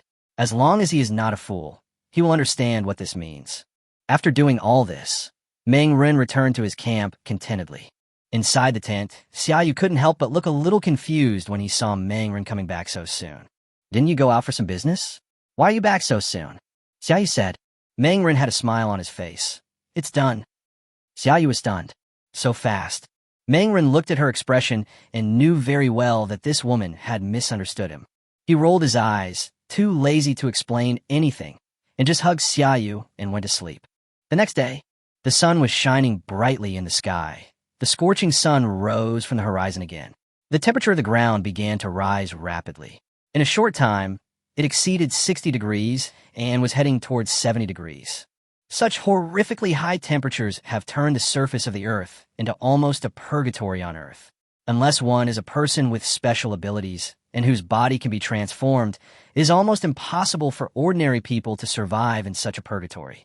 It was noon, and everyone in the Baishur camp woke up one after another. After getting up, everyone started to do their own things. Some people were eating, some were washing, some were going to the toilet, and the entire Baishur camp became lively at a speed visible to the naked eye. Inside the room, Lu Guodong was sleeping soundly while holding a delicate face girl. Suddenly, a scream was heard, waking Lu Guodong up. What happened? Lu Guodong was very dissatisfied when he was woken up. He opened his eyes and saw the girl in his arms with a face full of fear and panic. Lu Guodong immediately realized that something was wrong. He quickly turned his head, and his expression changed drastically. He saw a fruit knife stuck on the head of his bed, less than 10 centimeters away from his neck. The sharp fruit knife flashed with cold light, and the blade seemed to be cold, which made him shudder instantly. Lu Guodong was shocked, and his face turned cold and gloomy in an instant. He suddenly turned his head to look at the girl in front of him. You did it. Facing Lu Guodong's questioning, the girl quickly shook her head and waved her hands. No, it's not me. There are only 2 of us in this room. Who else could it be if not you? Lu Guodong's face was extremely gloomy, and there was even a cold light flashing in his eyes. His whole expression was terrifyingly cold, and he looked like a demon crawling out of hell. The girl was terrified and started crying. It really wasn't me. How could I do such a thing? Seeing the girl crying and panicking, Lu Guodong slowly calmed down. He realized something was wrong. The girl in front of him really didn't have the courage to do that. She depended on him for everything and was unlikely to do such a thing. Killing herself would do her no good. And if the girl wanted to take action, she would have done it long ago. Why wait until now? If so, who did it? Yu Xingye? A tall figure immediately emerged in Lu Guodong's mind. He knew that Yu Xingye had once been a master in the army and was very skilled. He was quite good at assassinations. Chapter 182, Lu Guodong's Fury. Lu Guodong's face was extremely cold. He suppressed the anger in his heart. He never expected that Yu Xingye would do such a thing to him. What does this mean? Is it a threat? Maybe Yu Xingye has already made up his mind because of his victory this time, so he is now using such threatening means. How dare you, Yu Xingye, threaten me? Lu Guodong gritted his teeth, took a deep breath to suppress the anger in his heart, then got up and put on his clothes. After simply wiping his face with a little water, Lu Guodong immediately walked out of the room and came to the outside of the room where Yu Xingye was. Boom, boom, boom. He knocked on the door, and soon Yu Xingye opened the door and came out. Lu Guodong, what are you doing here? Yu Xingye's face was calm. He was very tall, over 1.9 meters tall, and his muscles were very strong. Even the loose pajamas could not hide his bulging muscles, which seemed to be filled with explosive power. Standing in front of Lu Guodong at this moment, the contrast between the two is quite strong. Looking at Yu Xingye's strong body, Lu Guodong couldn't help but be shocked and was stunned for a moment. But he recovered quickly and said with a fake smile, Deputy Chief Yu, I came here to ask you something. Don't you know? A look of doubt flashed across Yu Xingye's face. What do you mean by that? Did I do anything to you? Yu Xingye looked Lu Guodong up and down and said, I didn't do anything. If you want to put the blame on me, you're probably going to be disappointed. That kind of despicable trick has no effect on me. Don't try to play those tricks on me, or I'll be rude to you. You must have been behind what happened last night. That kind of trick is obviously your style. The conversation between the 2 men made each other confused. Lu Guodong was surprised. He didn't expect Yu Xingye to deny it. Wrong. Judging from Yu Xingye's personality, he doesn't seem like the kind of person who would do such a thing. Lu Guodong recalled Xingnian's style of behavior during this period of time, and he soon realized that he might have really misunderstood. From the time he knew Yu Xingnian until now, the other party had basically never played any conspiracy. It was obvious that Yu Xingnian was completely not good at these things. The other party's personality was also that of a person who hated conspiracy, which was in line with the usual style of soldier. So the question is, since it wasn't Yu Xingnian who did it, then who was the person who stabbed a knife into the head of his bed? Lu Guodong was full of doubts. While he was thinking, Yu Xingnian had already closed the door. Lu Guodong had no choice but to return to his room first. He suddenly discovered that there was no sign of his door being pried open, and there were no footprints on the ground under his feet. There wasn't even any hope or anything on the fruit knife. The door of my room is a warehouse door, which is made entirely of steel and is very sturdy. It is very difficult to pry it open and enter quietly. Even if Yu Xingnian really had the ability to pry open the door, the creaking sound caused by opening the door was unavoidable for the other party. But here's the thing, he definitely didn't hear any sound last night. There's no trace at all. Who put the knife into my bed? Lu Guodong couldn't help but ponder. Suddenly, a sound like thunder exploded in his mind, and he suddenly thought of someone. Meng Ren. He had every intention of attacking me. Many people could see from what happened last night that he was being tricked. If I were Meng Ren, I would definitely not be willing to be used like this. In this way, Meng Ren has a motive to take action. Lu Guodong's face was extremely ugly, but he was still a little confused. How did Meng Ren do it? Could it be that, if Meng Ren is a person with special abilities, then he can definitely do it? At this moment, a hint of jealousy and anger emerged in Lu Guodong's heart. He was jealous that Meng Ren was actually a person with special abilities. He was angry because Meng Ren dared to threaten him. In the past, during peacetime, he had been in a high position and the people around him had always treated him with respect. Now that the times are in turmoil, he used his identity to quickly set up the Baishir camp. And now a mere outsider dared to threaten him like this. How could Lu Guodong not be angry? Meng Ren could put a knife on the head of his bed, and then he could kill him with a knife. This is a threat. Meng Ren used this method to warn him not to plot against him again, otherwise he would die next time. At this moment, Lu Guodong's face was extremely gloomy. His expression was very ugly, and the cold light in his eyes was as cold as a knife. When Lu Guodong saw the fruit knife at the side out of the corner of his eye, he couldn't help but feel a chill in his heart. It was almost like that. If Meng Ren had the intention to kill last night, he would be dead now. This feeling of being on the verge of life and death is very bad. Grass. A young boy dares to threaten me. He is really too brave. So what if you're a person with special abilities? I want to see how capable you are. Lu Guodong gritted his teeth. Inside the Protoss camp, the sun was high in the sky, and Meng Ren slept until 1 in the afternoon. He finally woke up from the bed and stretched lazily. Arin, you finally woke up. Xiaoyu's voice came from side. Meng Ren was too lazy to pay attention to him. He got up, put on his clothes, and then washed his face and brushed his teeth, as usual. Zhu Weiwei walked in from outside. Captain, are we going to cook? Go cook. You don't need to ask me anything in the future. I have put the ingredients in the warehouse. You can just cook as usual every day. Meng Ren said. Zhu Weiwei nodded obediently, then went to the warehouse to get the ingredients and started preparing breakfast. Outside the tent, Lu Qianqian and the others had already gotten up, and they were all starving, but Meng Ren did not get up. Apparently no one mentioned anything about eating. Seeing Zhu Weiwei coming out with the ingredients and starting to make breakfast, everyone breathed a sigh of relief and smiles appeared on their faces. Lu Qianqian stepped forward. Weiwei, let me help you. Qi Jiayu on the side also came forward. I'll help too. Thank you. Zhu Weiwei nodded with a smile. With the help of 2 women, cooking breakfast was indeed much faster. Zhu Weiwei is responsible for the meals for 7 or 8 people alone, which really takes a lot of time. After a while, a tempting smell of fried food wafted out from the kitchen. Because the air in the underground air raid shelter was not very airy, the aroma of the cooking quickly spread to the direction of the Baishir camp. Chapter 183. The Temptation of Pot Meat.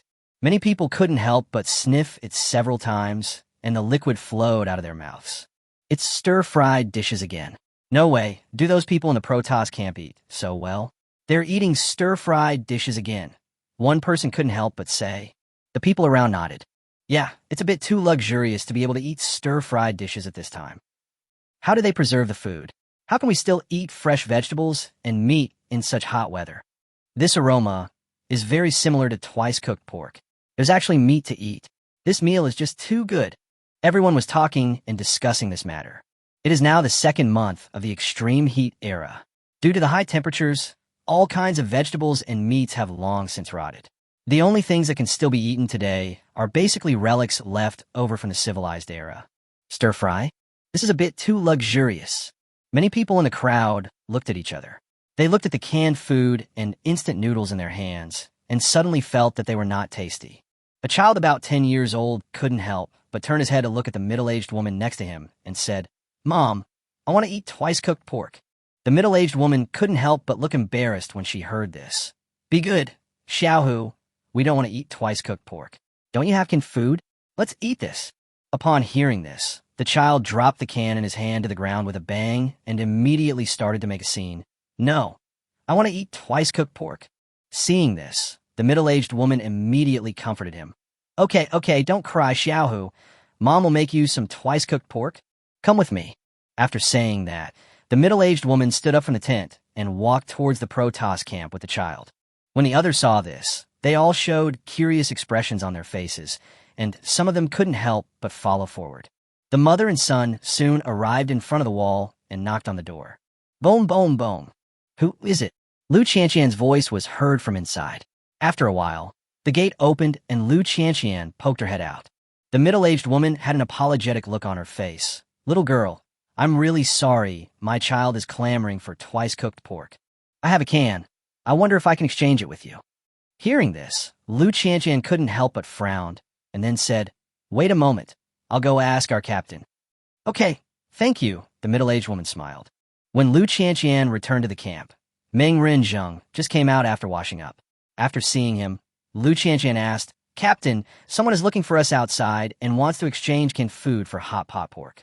Meng Rin turned around and said, "Sure, same way to food, then 3 for 1. Lu Qianqian blinked. 3 for 1? I'm afraid those people won't change. That has nothing to do with me. Scarcity makes things valuable. If you want to eat better food, you have to pay the price. This is not a charity." Meng Rin shrugged. "For the same weight of food, we will exchange 3 vegetables for 1 and 5 meat for 1. We can guarantee that it is not human flesh." He knew that someone would come to exchange food, so he had already made preparations. He doesn't mind being generous as long as others are willing to bring food over. Lu Qianqian nodded, then went over to convey Meng Ren's words. She came to the gate of the camp and said, "Our captain said we can exchange food. For the same weight, we will exchange 3 vegetables for 1 and 5 meat for 1. We can guarantee that it is not human flesh." Wow. As soon as these words were spoken, there was an uproar at the scene. 3 for 1? 5 for 1? This is too much of a ripoff. Our food is hard to come by. We have to use 3 portions of food to get 1 portion. Only an idiot would do this. Yeah, this is too core. The meat is 5 to 1. And what does this human flesh mean? Does anyone eat human flesh? No way. Fuck, what kind of black-hearted businessman is this? Just go away. Isn't it just cooking? I can't just not eat it. It's like someone is begging him. Everyone dispersed in a hurry. Everyone was very dissatisfied with the rules set by Meng Ren. Food is so scarce nowadays that everyone wants to eat 1 portion of food as 2. The rules set by Meng Ren are obviously unsatisfactory. The middle-aged woman's face also looked a little unhappy, but she didn't say much and then prepared to take the child away. But the child was not willing to do so. He sat down on the ground and said, "No, I won't leave. I want to eat twice-cooked pork." The middle-aged woman showed a doting and helpless look on her face. "Xiaohu, food exchange is too expensive. Let's forget it this time. I will prepare twice-cooked pork for you next time." No, I want to eat twice-cooked pork." The child rolled on the ground. Seeing this, the middle-aged woman was helpless and had to look at Lu Qianqian. "Little girl, the child really wants to eat it. How about we make a deal? You can exchange it with us 1 at a time this time, and I will make up for it next time." "What do you think?" said the middle-aged woman. Lu Qianqian shook her head without hesitation. If it were in the past, she would definitely agree out of pity, but after what she had seen and heard during this period of time, her heart had already changed. The middle-aged woman in front of her came to her for help for her child. She was indeed pitiful, but she has seen too many poor people. These people still have food to eat. So aren't those who have nothing to eat even more pitiful? There are countless hungry people in the world today. Poor people are as worthless as weeds. What's more, since the rules were set by Meng Run, she must not violate them. Otherwise, if she made Meng Run unhappy, she would be the only one who would suffer. No. Lu Qianqian refused without even thinking about it. Seeing this, the middle-aged woman's face looked unhappy. Little girl, you are too inhumane. Such a young child just wants to eat twice-cooked pork. Why can't you be considerate? You are an adult. What's wrong with you giving way to the child? You look so young, but how can you be so hard-hearted? The middle-aged woman spoke a lot of words like a machine gun. Hearing this, Lu Qianqian's face suddenly turned cold. She was not one to suffer a loss, so she immediately fought back. What are you talking about? Your child is none of my business. He's not my son. Why should I be considerate? One for one? How dare you say that? Do you know how difficult it is to preserve fresh vegetables and meat? Don't they have costs? Lu Qianqian scolded back. Perhaps her voice was a little louder. The little tiger on the ground suddenly burst into tears and rolled on the ground. I want to eat twice-cooked pork? Chapter 184, Shameless Person. Xiaohu burst into tears immediately. When the middle-aged woman saw her son crying, she immediately showed a distressed expression, and her eyes towards Lu Qianqian began to become somewhat unfriendly. How can you be so fierce? Look how scared you are to the child. You're so grown up. Why are you still so mean to the child?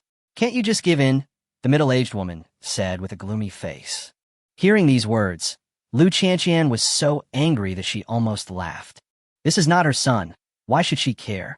In this extremely hot era, everyone is busy with their own business, and no one can care about others. Go away. Don't be a beggar here. Your son has nothing to do with me. Lu Qianqian retorted without any politeness. The middle-aged woman felt embarrassed when Lu Qianqian pointed at her nose and scolded her, and she couldn't help but scream. Everyone, come have a look. The people from the Star Spirit camp are bullying me. I just wanted to exchange some food. Not only did they not want to, but they also scared my child to tears. The middle-aged woman screamed and poured the dirty water directly on Lu Qianqian. Hearing her words, many people gathered around, and some even started pointing and talking. So many people were talking that the situation became a little noisy. Inside the camp, Meng Run, who had just finished washing up, heard the noisy noise outside and couldn't help but walk out to see what was going on. What's going on? What are you arguing about here? Meng Run frowned slightly. When he saw the situation outside, his brows furrowed even deeper. Why were there so many people gathered at the gate of his camp? Were they trying to rob him? Seeing Meng Rin coming out of the camp, Lu Qianqian immediately recounted the whole story.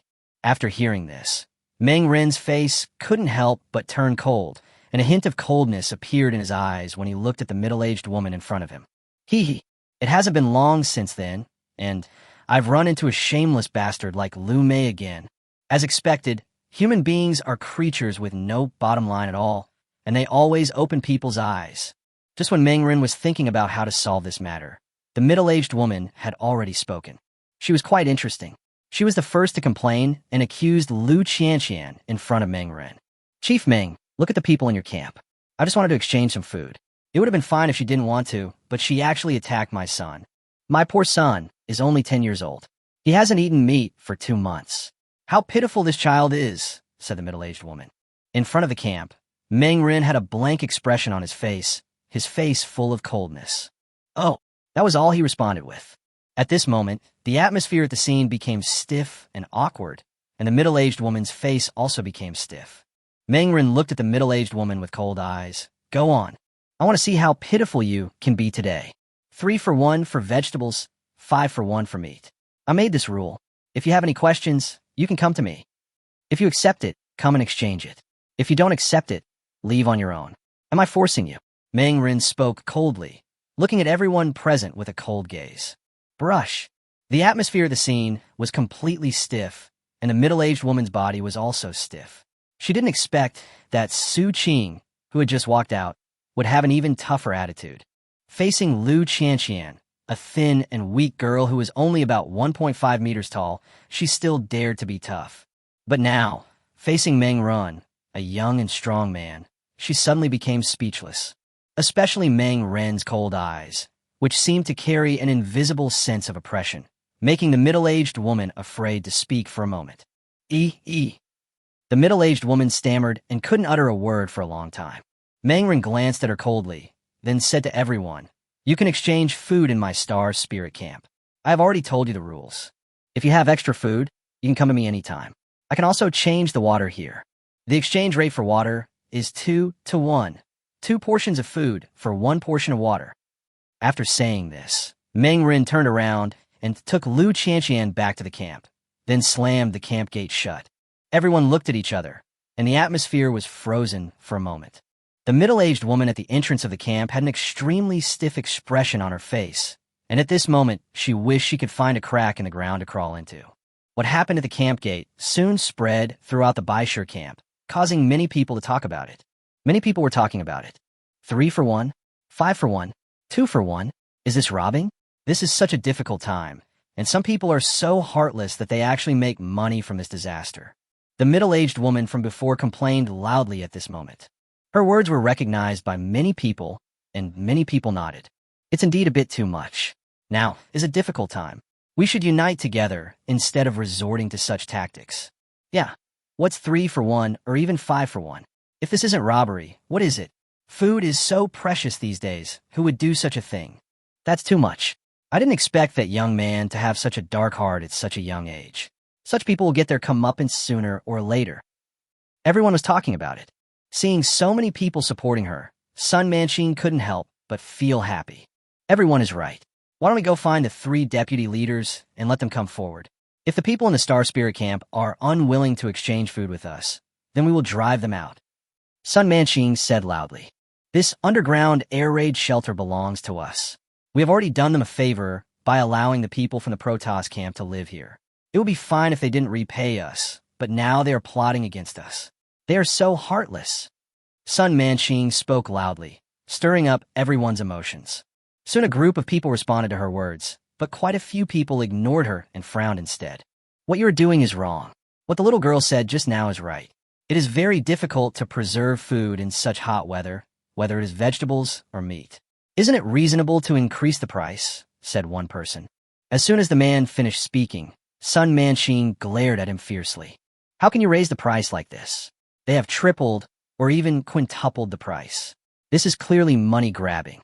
This kind of unhealthy trend must be severely cracked down. Otherwise, what if someone follows suit? Then our Baishir camp will be in chaos," said Sun Manqing. "Let's go find Deputy Chief Lu to help us get justice." Chapter 185, Food Exchange. Many people responded to Sun Manqing's call, and a group of dozens of people then went to knock on the door of the warehouse where Lu Guodong was. Boom, boom, boom.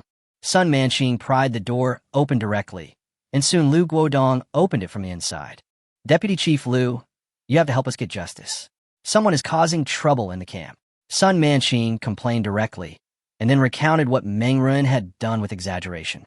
The people in the Protoss camp bully others by taking advantage of their power, asking for exorbitant prices, beating people, and bullying children.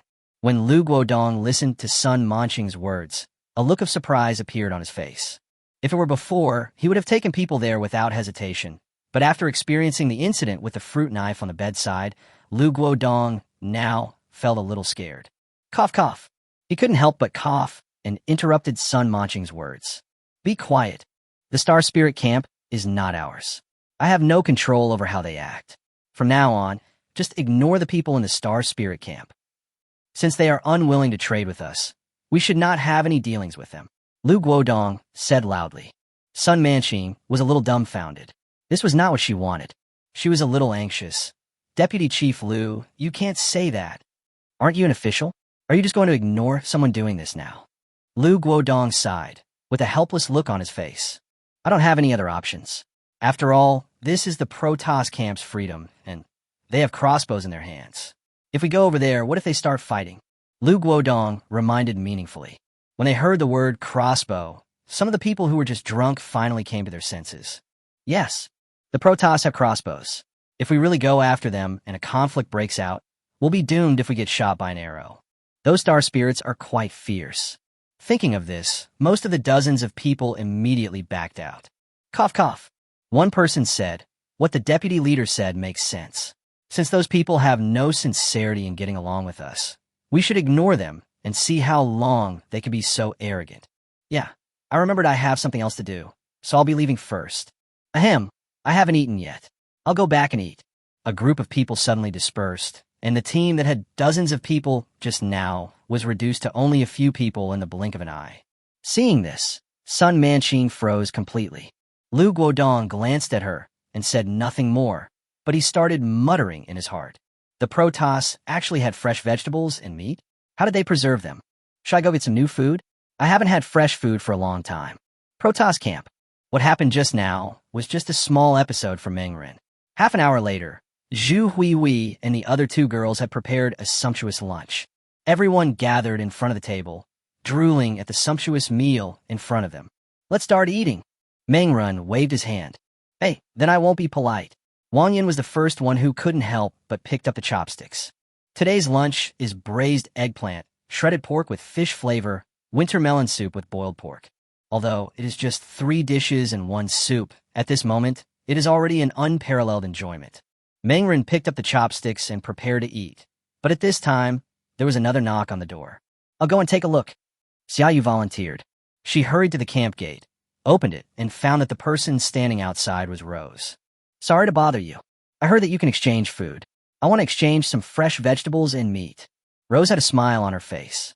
She blinked at Xiaoyu, and her whole body seemed to exude affinity. It's you. Xiaoyu reacted quickly with a start. She had already learned from Mengren that the woman in front of her was a person with special abilities. It seems that the ability might be charm. Xiaoyu immediately looked alert. You want to change the food? That's right. Rose smiled like a flower. You wait. Xiaoyu stared at Rose with vigilance. After closing the camp gate, he went in and told Mengren about this matter. When Mengren heard that Rose came to exchange for food, he agreed after just a moment of hesitation. Exchanging food is the same no matter who you are exchanging it with. Although he and Rose feel threatened by each other because they're both users of special abilities, they don't have any bad relationship. If possible, Mengren didn't want to be enemies with Rose, and he believed that Rose definitely thought the same. Bring her in, Mengren said. Okay. Xiaoyu nodded. She trotted out and soon came back with the rose. As soon as Rose entered the camp, she smelled the tempting fragrance and couldn't help but twitch her nose. Walking into the tent in the main hall, she took a closer look. Good job. The food is so good. Rose was shocked.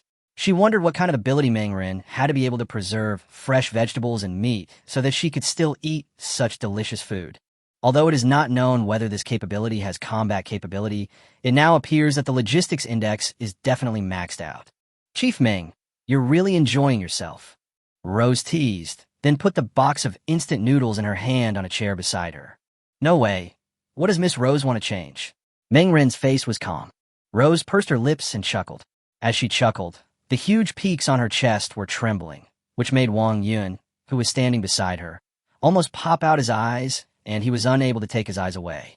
Chi Jiayu's face turned unhappy when she saw this, and she reached out and pinched Wang Yun's waist. I wonder how much fresh food I can exchange for this box of instant noodles. Rose had a smile on her face. Mengren's face was calm. Xiaoyu, bring the scale over. Okay. Xiaoyu did it quickly. The scale was brought over quickly, and then Xiaoyu opened the instant noodles, took out all of them, and weighed them. The final weight was 2.6 kilograms. 2.6 kilograms. Today is the first time Miss Rose comes here to exchange food, so let's call it 3 kilograms. Vegetables are 3 for 1, meat is 5 for 1, and water is 2 for 1. How much would you like to exchange, Miss Rose? Half a pound of vegetables, and the rest should be replaced by meat, Rose said without hesitation. Mengren nodded, then turned and went to the warehouse. After a while, he returned with vegetables and a piece of pork and placed them in front of Rose. Thanks. Rose picked up the ingredients, then turned and left. She left very cleanly and neatly, which was somewhat beyond Mengren's expectations. He had thought that Rose would stick with him for a while. Chapter 186 Chun, who is here again? Continue eating. Mengren waved his hand. Everyone continued to eat, and Rose returned with the ingredients. She immediately opened the bag and took out the vegetables and pork. She felt the temperature with her hand and couldn't help but squint her eyes. Neither the cabbage nor the pork showed signs of being frozen, which means Mengren did not preserve them by keeping them low in temperature. I originally thought that Mengren's ability was ice. If it was ice, Then he could preserve food at low temperatures, but now it seems that I was wrong. Then the question is, how did Meng Ren preserve these ingredients? What exactly is his ability? Rose narrowed her eyes and kept muttering to herself. Meng Ren's abilities made her unpredictable. As the saying goes, the unknown is the real danger. For her, since she couldn't figure out Meng Ren's abilities, Meng Ren would always be a huge threat to her. Meng Ren is not a simple person. He is more threatening to me than Yu Xingyan, but I don't necessarily have to conflict with him. Perhaps cooperation is also a good choice. This thought emerged in Rose's mind. When facing an unpredictable opponent, it is absolutely foolish to only think about making an enemy. Cooperation might be better, but even if it is cooperation, some things need to be confirmed. If Meng Ren doesn't understand his abilities clearly, Rose won't feel safe even if they cooperate. This completely unfamiliar unknown is totally out of control and too dangerous for Rose. After lunch, Meng Ren took Xiaoyu to the portable space. Seeing the two people appear, Tianwen Qian hurried forward. Owner. Tianwen Qian looked at Meng Ren pitifully. She looked very embarrassed now. She was going crazy seeing it. There was no other person in this space. She was the only one in the space, and Meng Ren had restricted her activity area. No one spoke, no one communicated, and in this situation, it was no different from being in prison. Master, I already know I was wrong. Please let me out. I will never reveal your secret. Tianwen Qian said pitifully. Hee. Meng Ren sneered. Does Tianwen Qian think this trick will work on him? Just stay here. Well, I'm sure you've really behaved yourself. You'll have a chance to get out. Meng Ren said coldly. He was too lazy to talk nonsense with Tianwen Qian and just turned and left. Master, don't go. Tianwen Qian was extremely anxious. She wanted to chase after him, but was blocked by Xiaoyu just as she made her move. What are you doing? Hurry up and work. There's still a lot to do on the farm today. Don't waste time. Xiaoyu put his hands on his hips and started scolding Tianwen Qian on the spot. Tianwen Qian gritted her teeth and said, Xiaoyu, you are going too far. We are good sisters after all, but you treat me so cruelly and coldly. Xiaoyu sneered. That's all in the past. We have already drawn a clear line. Hurry up. Don't sit on the ground and be lazy. Get up and start working. Tianwen Qian gritted her teeth, but under Xiaoyu's pressure, she had no choice but to get up and start working on the farm. Not far away, Meng Ren began his daily telekinesis training and only stopped when he was mentally exhausted. He came to the farm to inspect the situation and found that after 2 months, the situation on the farm had changed dramatically. The vegetables are basically about to mature, and crops such as leeks and onions have already grown many times. Even vegetables like radishes and cabbages have grown more than halfway, and it looks like they will be ready for harvest soon. Over at the farm, the chicks and ducklings, which were originally only the size of fist, have now grown to be quite large. Although there is still some time before they can be marketed, they will probably be mature in about a month. Very good. Everything is thriving. I am so great. There was a big smile on Meng Ren's face. He is very satisfied with the current situation of the farm. If it continues like this, the farm will continue to expand in the future. Now the farm is taken care of by 2 women, Tianwen Qian and Xiaoyu. He has long freed his hands and no longer cares about these things. I have to say, it feels really good to be a landlord and order others around. After finishing a day of telekinesis training, Meng Ren returned to the real world. As soon as he came back, Zhu Huihui told him a piece of news with an anxious look on her face. Brother Meng, something bad has happened. Chunhu's people are here. What? Meng Ren was startled, and his expression instantly became solemn. Why are Chunhu's people here? Zhu Huihui shook her head. I don't know either. Half an hour ago, we heard that the Baishir camp outside suddenly became lively, so we went out to see what happened, and then we saw Chunhu's men coming over. They're in the warehouse room now. I don't know what they are discussing. Upon hearing the news, Meng Ren's face became extremely solemn. He had moved here before with the intention of avoiding Chunhu, but he didn't expect that the distance was not far enough, and Chunhu actually sent people here. So what is Chunhu's purpose? Could it be that he wants to attack Baishir camp? No, that's unlikely. There are more than 1,000 people in the Baishir camp. They are not easy targets to take advantage of. Chunhu is unlikely to be so reckless. Meng Ren narrowed his eyes. In a flash of time, thoughts began to flash through his mind. Meng Ren quickly called Ming Mingxue and the others together, and they sat around the table. Seeing Meng Ren appear, Wang Yun couldn't wait any longer. Boss, Chunhu's people have arrived at the Baishur camp. Well, Hui has already told me the news. What do you think? Mengren asked. Wang Yun's face was serious. Chunhu's an ambitious guy. His purpose of sending people here must be not simple. He probably wants to attack Baishur camp. Mingxue on the side shook her head. No, I don't think so. The White Rock camp is not a weakling. That Rose is a capable person. She is also an ambitious person. Besides that, there is Yu Xingyan. These two people are not simple. Even Lu Guodong is not a good guy. The three of them will not submit to Chunhu. Mengren nodded in agreement. In fact, this was exactly what he thought. He narrowed his eyes. Is it possible that we can sow discord between them? When the time comes, the fishermen will benefit from the quarrel between the snipe and the clam, and we will just sit on the mountain and watch the fight between the tigers. Mengren came up with this idea.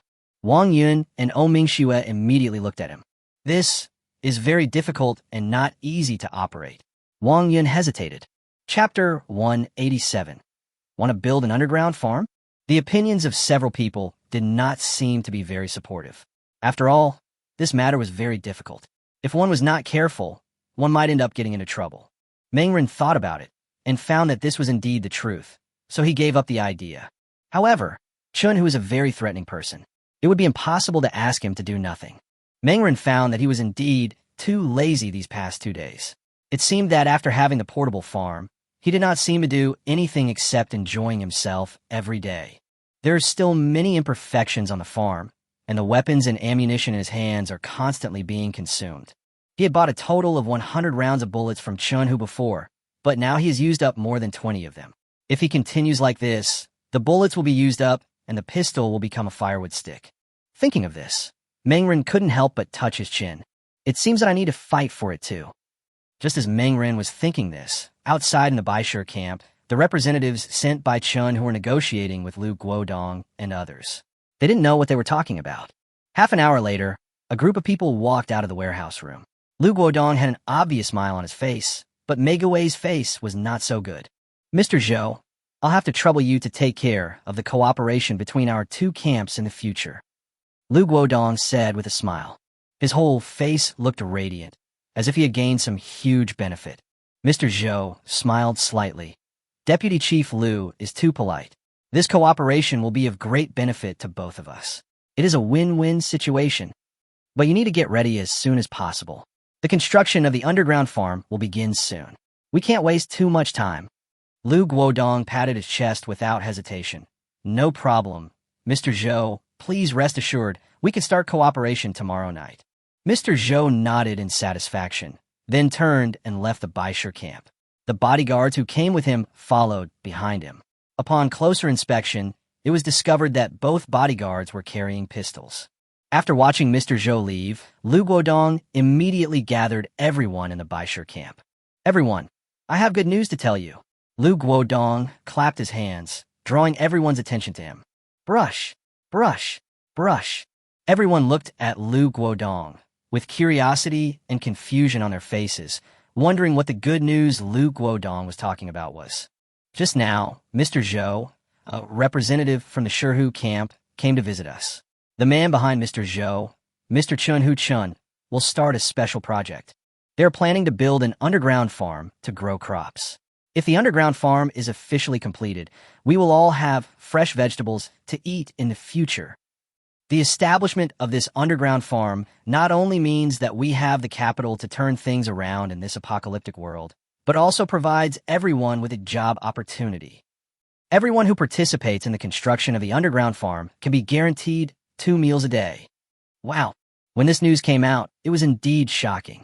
However, what everyone is more concerned about is obviously the promise of 2 meals a day.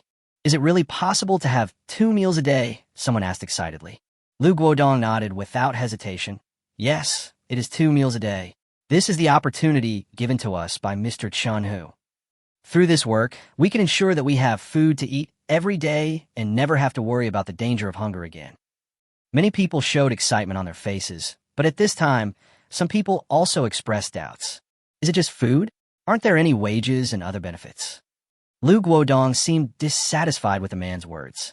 He frowned and said, at a time like this, it's already very difficult to have a job that can provide 2 meals a day. Why do you still want something like a salary? Don't you know how precious food is now? Mr. Chun, who is willing to share food with us. We should learn to be grateful. Why do we need wages? After saying these words, Lu Guodong cleared his throat and said, the construction site of the underground farm is right here. The working hours are 8 hours a day. If you want to sign up, come to me now. As soon as he finished speaking, many people raised their hands. The registration scene was quite lively. Obviously, for many people, the temptation of 2 meals a day was quite huge. After all, it is very difficult to get food nowadays. It can be said that it is quite a blessing to have a job that can provide 2 meals a day. Many of the registration places are already overcrowded, and most of the strong and healthy young people have already signed up.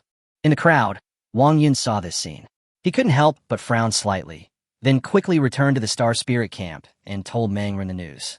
Underground farm. Mangren was a little surprised to learn that Chun who was going to build an underground farm. Wang Yun nodded. That's right, and the underground farm is built right here. According to Lu Guodong, this underground farm will occupy 80% of the space in this underground air raid shelter, so the camp at Baishir Camp will also need to be relocated. Hearing this, Lu Qianqian was a little surprised. If that's the case, then won't the space in this underground air raid shelter become crowded? That's right. I just took a look at the design drawings of the underground farm. It almost occupies half of the site. If nothing unexpected happens, the people from the Baishir camp will probably move near us. Wang Yun said. Lu Qianqian immediately became dissatisfied. How can this be possible? If thousands of people move to our neighborhood, wouldn't the noisy noise be very troublesome? Besides, there's no guarantee that some people won't have other ideas and might even pay attention to us. Not to mention that with so many people eating, drinking, defecating, and urinating, the stink will probably be unbearable. Mingxue nodded in agreement with Lu Qianqian's words. The original underground air raid shelter was very spacious and would not feel crowded even if it accommodated thousands of people. But if most of the space is now used to build underground farms, it would be a completely different story. 90% of the space will be used to build underground farms, so the remaining area will be only 10%. Thousands of people will have to live in such a narrow space. So how can there be any comfort? Several people turned their eyes to Mangren. Mangren was also a little restless. He didn't expect that he and his friends had just moved into this underground air raid shelter, and someone was already playing with these things. Chapter 188 Moving. He did not oppose the establishment of underground farms. After all, the establishment of such underground farms would indeed be beneficial to mankind. But the prerequisite is not to affect him. I'll go find out the details. While Mangren was speaking, he had already walked out of the tent. He entered the white stone camp, and after asking questions, he soon arrived at the door of the warehouse room where Rose was. Boom, boom, boom. Soon Rose's voice was heard from inside. Boo, I'm Mangren. With a slight creak, the door opened and Rose, dressed in a cool outfit, appeared in front of him. I didn't expect that Chief Meng would come to visit me. Please come in. Rose generously opened the door. After Mangren walked into the warehouse room, before he could ask, Rose said, Chief Meng would never come here for no reason. I think the reason you came here is to ask about the underground farm, right? That's right. Since you've already guessed it, I won't beat around the bush. I want to know what this underground farm is all about and how you got in touch with Chunhu. Rose's eyes fell on Mangren. Do you know Chunhu?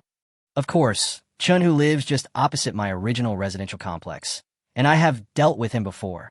Mangren shrugged. There was nothing to hide. Rose smiled and said, What kind of person does Chief Meng think Chunhu is? Ambitious. Mangren gave his evaluation directly. Bang, bang, bang. Rose applauded. This evaluation is very pertinent. In fact, it was Chunhu who came to find us. The plan for this underground farm did not just appear. Chunhu had already sent people here half a month ago. Oh, Mangren was extremely surprised. He found that he had really underestimated Chunhu. If the underground farm is really established successfully, then Chunhu will undoubtedly have control over an important economic lifeline. Even if the production capacity of underground farms is not very good, fresh vegetables are definitely something that many people cannot refuse. In today's extremely hot era, food, water, weapons, and ammunition are always absolute hard currency. Chunhu had actually started planning to build an underground farm half a month ago, which is enough to show Chunhu's ambition and means. Chunhu built an underground farm in this underground air raid shelter. This should have a great impact on your Baishir camp. Mangren narrowed his eyes. Rose shrugged. It will just be a little more crowded, but it will also have great benefits. But I'm not in a position to say what the specific benefits are. Yeah, Mangren pondered in his heart. He guessed that the benefit was definitely not just 2 meals a day. It was very likely that Rose and the other two all received the benefits separately. After asking for some more information, Mangren turned around and left. He returned to the Bai-Shur camp and told everyone the news he had heard. The establishment of underground farms is completely certain. Although it has nothing to do with them, the impact on them is undoubtedly huge. Apart from anything else, the first thing is the issue of comfort. Before, they were basically very comfortable in this area. But once the underground farm is established, comfort is basically no longer a consideration. In addition to comfort, another point is safety. For something as important as the underground farm, Chun-Hu would definitely send someone here to look after it 24 hours a day. This means that this place will be completely controlled by Chun-Hu, and even the Bai-Shur camp will probably be conquered by Chun-Hu sooner or later. After all, no one will allow a group of outsiders to be around their important property. Under such circumstances, it would be unwise for them to continue staying here. Grass. We have just moved into this underground air raid shelter a few days ago, and I didn't expect to have to move again so soon. Mangren's face looked a little unhappy. If the previous move was considered voluntary, then moving now was completely forced. This feeling was quite bad, and it made Mangren look a little unhappy. Mingxue came over and took the initiative to say, "Chief, when are we moving out?"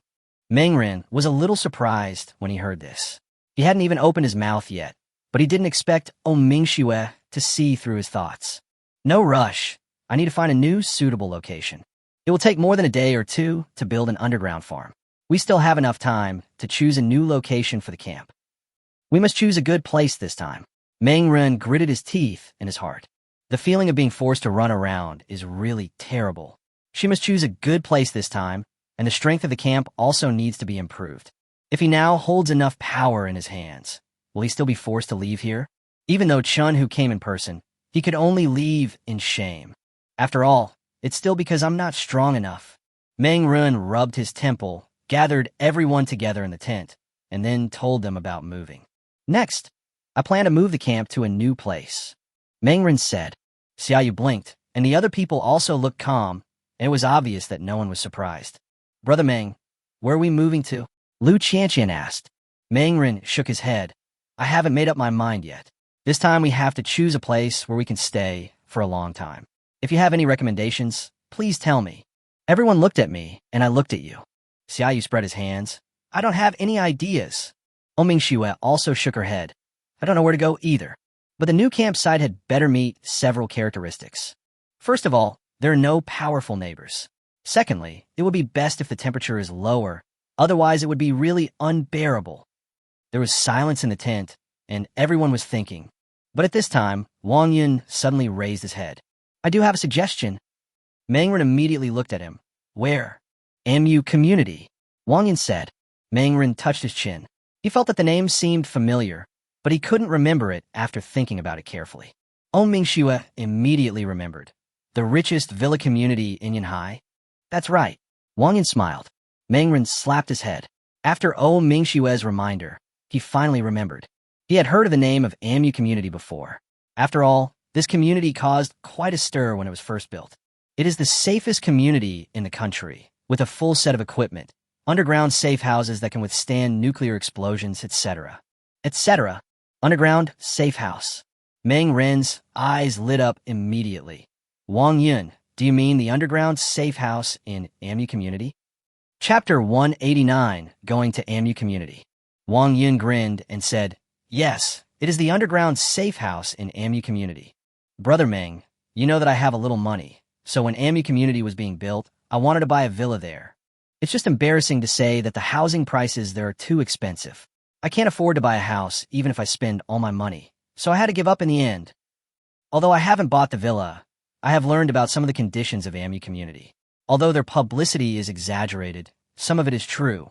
For example, the underground safe house they promoted. All villas in MU Community are built with special explosion-proof materials, and each villa comes with complete shelter facilities. The facilities in the underground safe house are almost not bad. Not only does it have power generation equipment, but it also has simple cultivation rooms, insulation rooms, etc. Hiss. Hearing Wang Yun's words, Meng Ren and the others couldn't help but take a breath. Fuck, this is too luxurious. Does every villa have an underground safe room? Xiaoyu couldn't help but be shocked. Wang Yun nodded. Yes, each villa is equipped with an underground safe house. I complained about it before. These rich people are too afraid of death. It's just a villa, but they make it so exaggerated. But now it seems that these people may have known something long ago, so they built something like this in advance. When saying this, Wang Yun's face was solemn. Meng Ren frowned slightly. You mean those bigwigs in the upper echelons of society already knew about the events of the extremely hot era? That's right. Although this guess is a bit unbelievable. Think about it. Before the arrival of the extreme hot era, weren't there frequent reports that a certain wealthy person had built a private shelter? Wang Yun said. Ming Shua nodded. Yes, I also know about this matter. A wealthy man once invited me to be his personal doctor and even promised me a safe place to live. But I didn't take it seriously. Hearing this, Lu Qianqian couldn't help but look at Meng Ren. She remembered it very clearly. Meng Ren said something similar when he first met her. Meng Ren narrowed his eyes, and his thoughts couldn't help but wander. If those bigwigs in the upper class of society really knew about the extremely hot era a long time ago, then they must have built shelters for themselves. I'm afraid they are all staying in their respective shelters now, enjoying their wonderful lives. Grass. He felt a little helpless. This is the tragedy of the little people at the bottom of society. Meng Ren took a deep breath and quickly calmed down. Even if he doesn't have a professional shelter, so what? He has a portable farm. A portable farm is no better than any shelter. No matter how perfect the shelters are, they will slowly fall into disrepair as time goes by. But as time goes by, his portable space will become larger and larger, which is an advantage that no one can match. Done. I'll go to AMU Community tonight to take a look. If there's any vacancy, we'll move in. Meng Ren made the decision without hesitation. Wang Yun immediately volunteered. Brother Meng, I'll go with you. Ming Shua glanced at the others and said, then I'll stay in the camp. Okay. Meng Ren nodded with satisfaction. Ming Shua is reliable, and I feel at ease with her staying in the camp. Otherwise, if his house was robbed when he left the camp, that would be a big joke.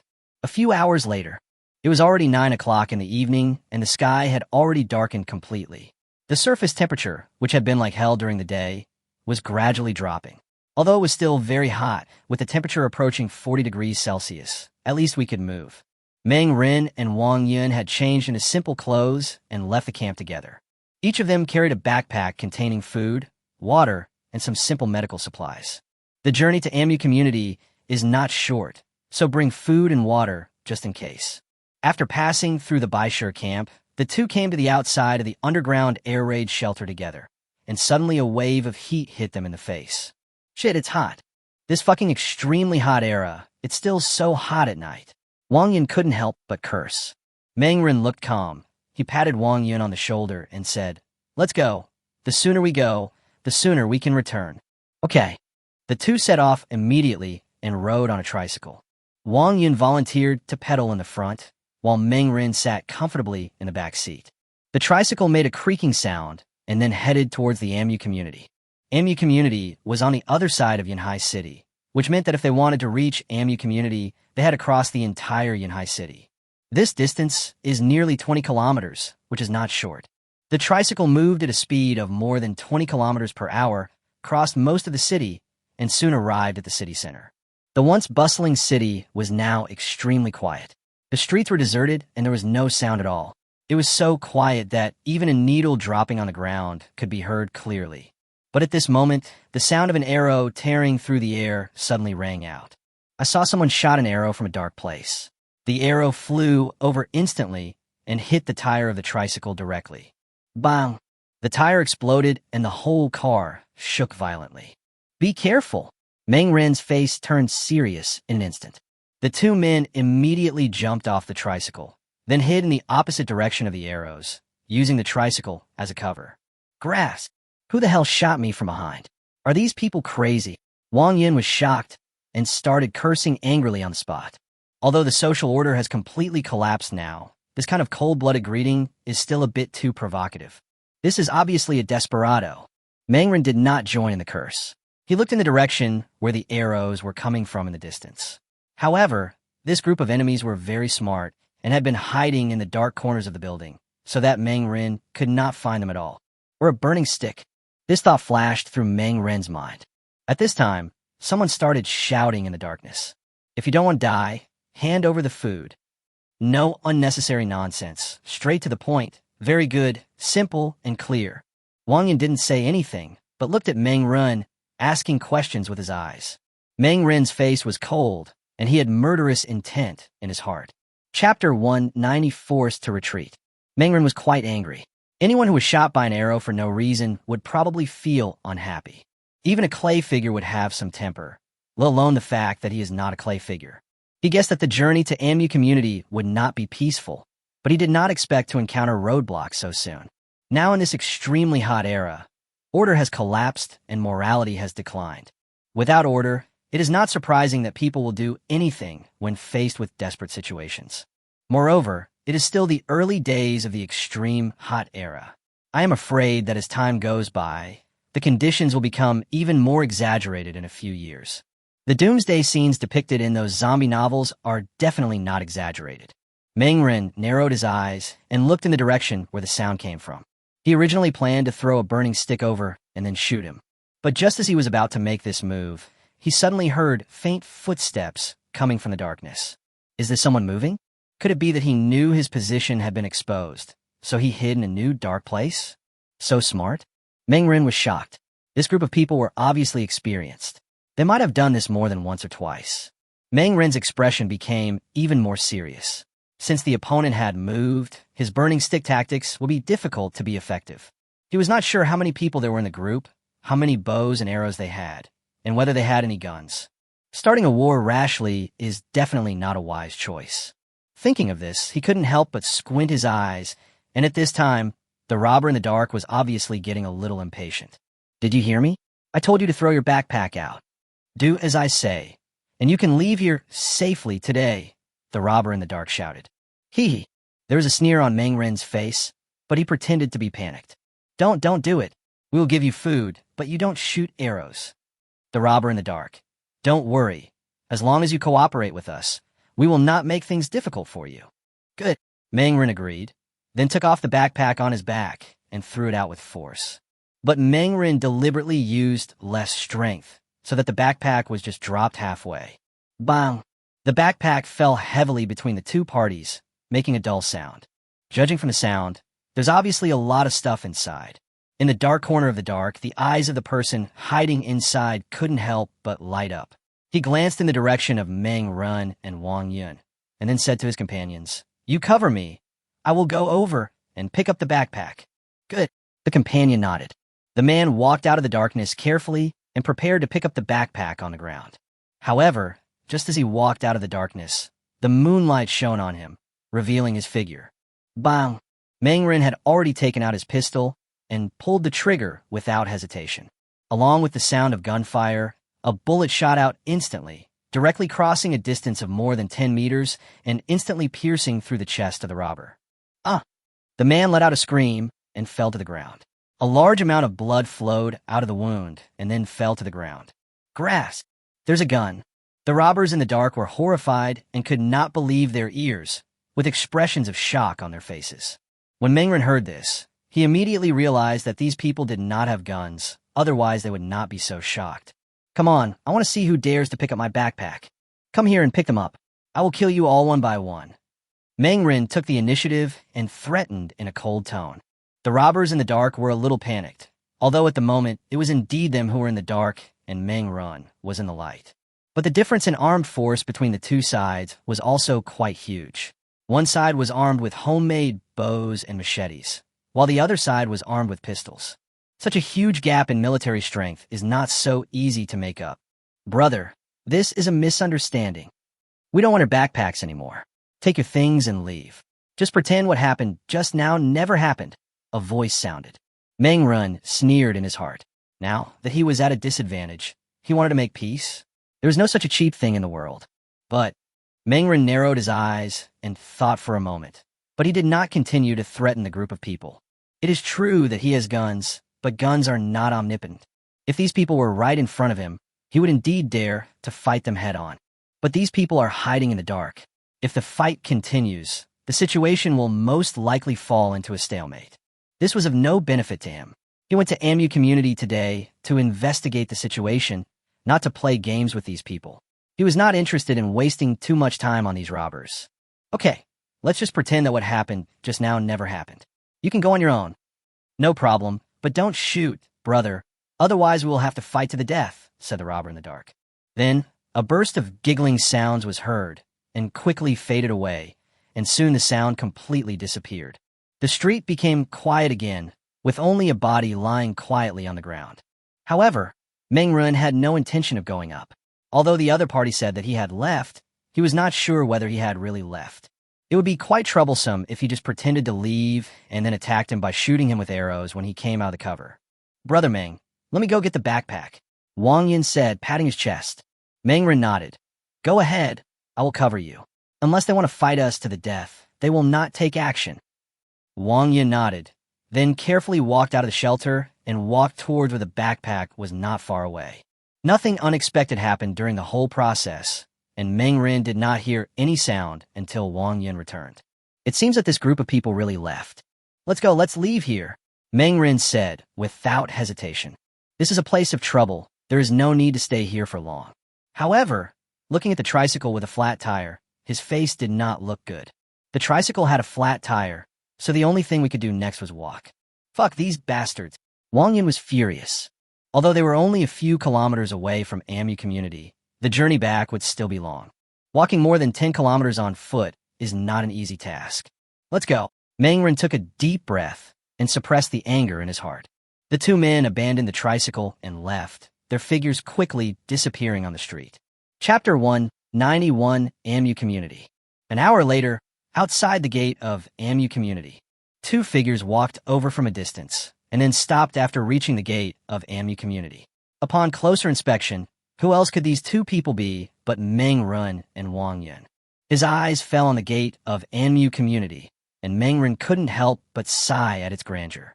The entire AMU Community is located at the junction of the suburbs of Yinhai City and the urban area. There is a river not far away, but due to the extremely hot weather, the river has long dried up. The scale of the community is also very large, with a total of 32 villas. The area of each villa is basically around 500 square meters, and all of them are 3-story duplex villas. If you include the underground safe house, there are at least 4 floors. It's no wonder that Wang Yun, a rich second generation, said he couldn't afford such a luxurious villa. Brother Meng, this is the AMU Community. Shall we go in directly? Wang Yun was a little excited and made a mistake. No, we climb over the wall. There might be some traps if I go in through the main gate. The rich people living in this community might put something at the door. Meng Rin decided to be careful. For him, safety always comes first. The two of them then climbed over the wall from the side of AMU Community. The entire community was very quiet. There was no sound or light in the huge community. It seemed as if no one was here.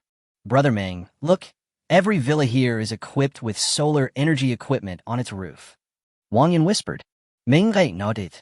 Since there was solar energy equipment, it meant that the wealthy people in this community had not experienced a power outage, and there was no possibility of water outage.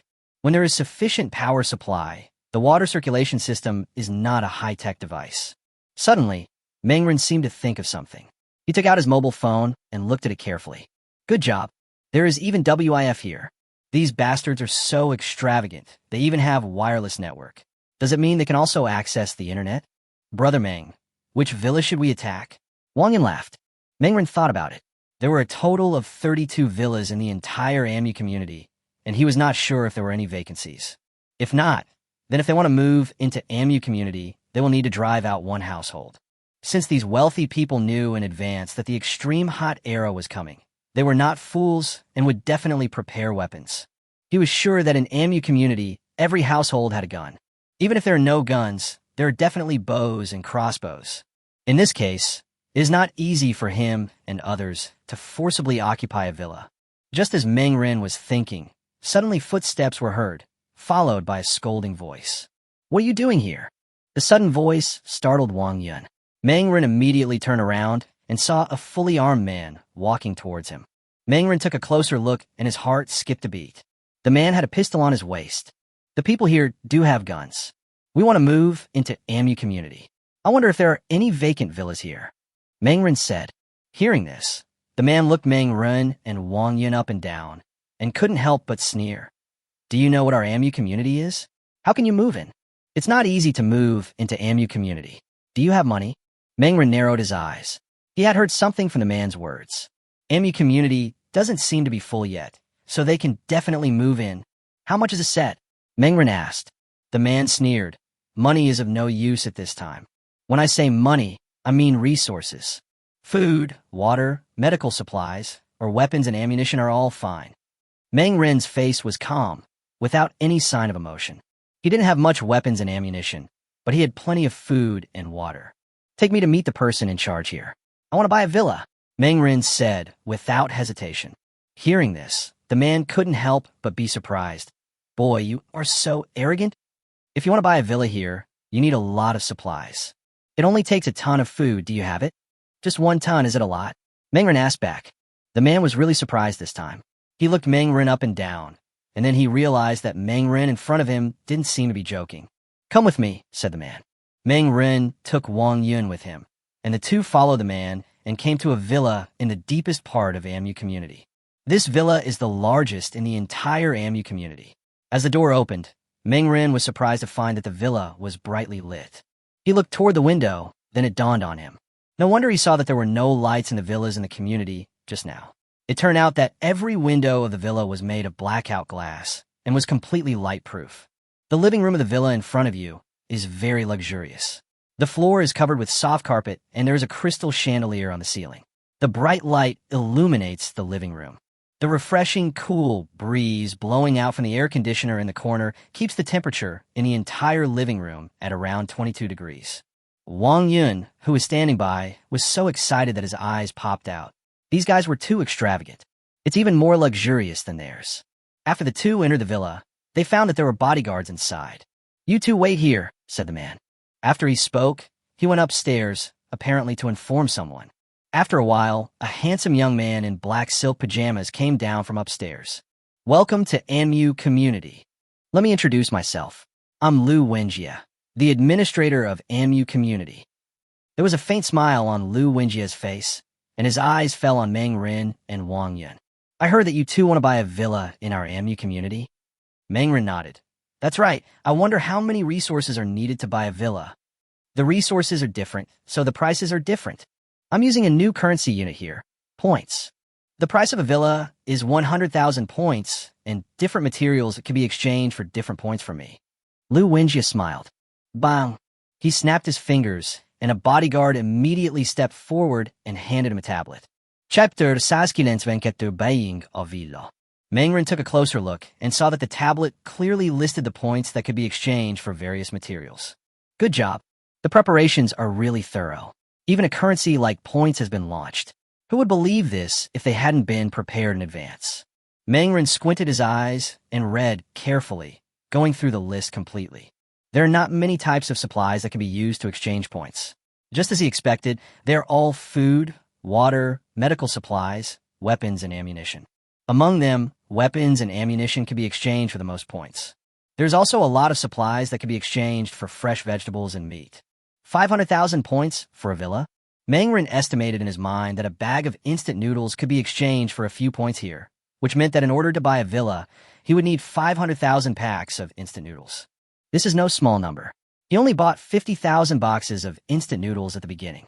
One box contains 24 packs, which means a total of 1.2 million packs. Generally speaking, the amount of instant noodles in a warehouse is about this number. If he wants to buy a villa, he will need to spend half of his instant noodle reserves. I have some supplies in my hands. I can exchange them with you for instant noodles, Mangren said. The smile on Lu Wenjie's face became even brighter, and he started clapping. Readily. Do you know your friend's full name? He looks very unfamiliar, Lu Wenjie asked curiously. Being able to take out so many instant noodles is not something that ordinary people can do. Meng Heng. Mr. Meng can take my men to get instant noodles. As long as the supplies are counted, Mr. Meng can bring his men in at any time. But the villa is not big, so the number of people is limited and cannot exceed 10. Lu Wenjie said. Manga nodded. There were no more than 10 people in their Star Spirit camp. Okay, but I need to see the villa first. Lawrence Liu nodded. Of course. Fei, take Mr. Meng to villa number 4. A man in black named Fei came out and took Meng Run and Wang Yun to check the villa. On the way, Wang Yun just felt a little dizzy. He had just seen clearly that it took 500,000 packs of instant noodles to buy a villa. So the question is, does the boss have 500,000 packs of instant noodles? This could fill up a warehouse. He couldn't help but secretly glance at Meng Run, but saw that he had a calm expression, without any strange look on his face. Could it be that Brother Meng wants to move in by force? This idea couldn't help but pop up in Wang Yun's mind, but he quickly rejected it. It was obvious that Lu Wenjie held great power in his hands. His men were all fully armed, so robbery was simply impossible. Soon, we arrived at villa number 4. Fei took out the key and opened the door, then turned on the light, and the internal structure of villa number 4 suddenly appeared in front of the two of them. Mr. Meng, this is villa number 4. The internal structure of all the villas in our AMU community is the same. The main area of the villa is 500 square meters, divided into 3 floors. There is a 150 square meter solar power generation device on the roof. The entire villa is equipped with a complete air conditioning system and sewage filtration system. There's also a fitness room, chess and card room, and game room inside the villa. In the basement below is a warehouse and freezer where food can be stored. Fei gave a complete introduction to all the details of the villa. Wang Yun looked at it with envy. This villa is simply an ideal shelter.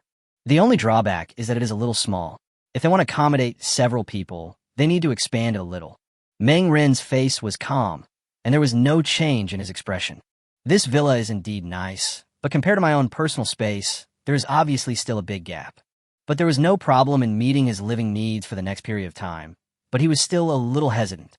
The reason for hesitation was naturally because of Lu Wenjie. This person is obviously not a simple person, and he is probably a more difficult character than Chun Hu. The other party was able to build the AMU community and has powerful military forces at his disposal. It is obvious that he is no longer an easy neighbor to get along with. Should I live here? Meng Ren squinted his eyes and thought, and glanced at Wang Yun out of the corner of his eye. It was obvious that Wang Yun was very satisfied with this place. After a series of considerations, Meng Ren finally decided to buy this place. The interior decoration of the villa is very good, and both the air conditioning system and the solar power generation system are very good. They can also take refuge in the underground safe house, warehouse, or cold storage, which is enough for them to live comfortably in the future. The only trouble is Lu Wenjie. Done. Since the conditions here are so good, just live here. Procrastination is not his style. As for Lu Wenjie's threat, let's just take it one step at a time. He just couldn't believe it. He had control over the portable space and telekinesis, but he was no match for the other party. As long as he is given time to grow, it is only a matter of time before he becomes a dominant force in the future. I have bought this villa. Next, please arrange someone to get the supplies for me. Meng Ren said, but I need some time to get ready. I'll come back later. Fei nodded, and after the three left, Meng Ren and Wang Yun left AMU community. The two of them came to the outside of the community, and Wang Yun couldn't help but say, Brother Meng, where do we get 500,000 packs of instant noodles? This is not a small number. It's just 500,000 bags. It's not like I can't afford it. Meng Ren said in a calm tone. Hiss. Hearing Meng Ren's words, Wang Yun couldn't help but take a breath. His eyes almost popped out, and he looked at Meng Ren in shock. Brother Meng, you still have so many supplies stored? Isn't this normal? Meng Ren glanced at him. Wang Yun. He was shocked in his heart, but soon became happy. Since Meng Ren could provide these supplies, there would be no problem in purchasing the villa. You wait here. I'll prepare the supplies. I'll be back in half an hour at most. Meng Ren said. Okay. Wang Yun nodded without hesitation. He thought Meng Ren was going to his own private warehouse. But in fact, Meng Ren was just looking for a place where he could conveniently take out the instant noodles from his portable space. Meng Ren found a warehouse nearby and began taking out boxes of instant noodles from his portable space. 500,000 packs of instant noodles is not a small number, and it really took Meng Ren some time. Soon, all the instant noodles were ready, and Meng Ren returned to AMU community. The man in black, named Fei, quickly came into the warehouse with a few people and began to count the supplies. Chapter 193, Settled in AMU Community. It took a full half hour to count the 500,000 packs of instant noodles. A middle-aged man wearing gold-rimmed glasses walked over with a smile. Mr. Meng, the supplies have been counted. There are a total of 500,000 bags. Welcome, Mr. Meng, to AMU Community. From now on, we are family members. I hope we can get along happily in the future. My name is Lu Donglai, and I'm the boss's secretary. If Mr. Meng needs to buy anything in the future, he can come to me. Lu Donglai.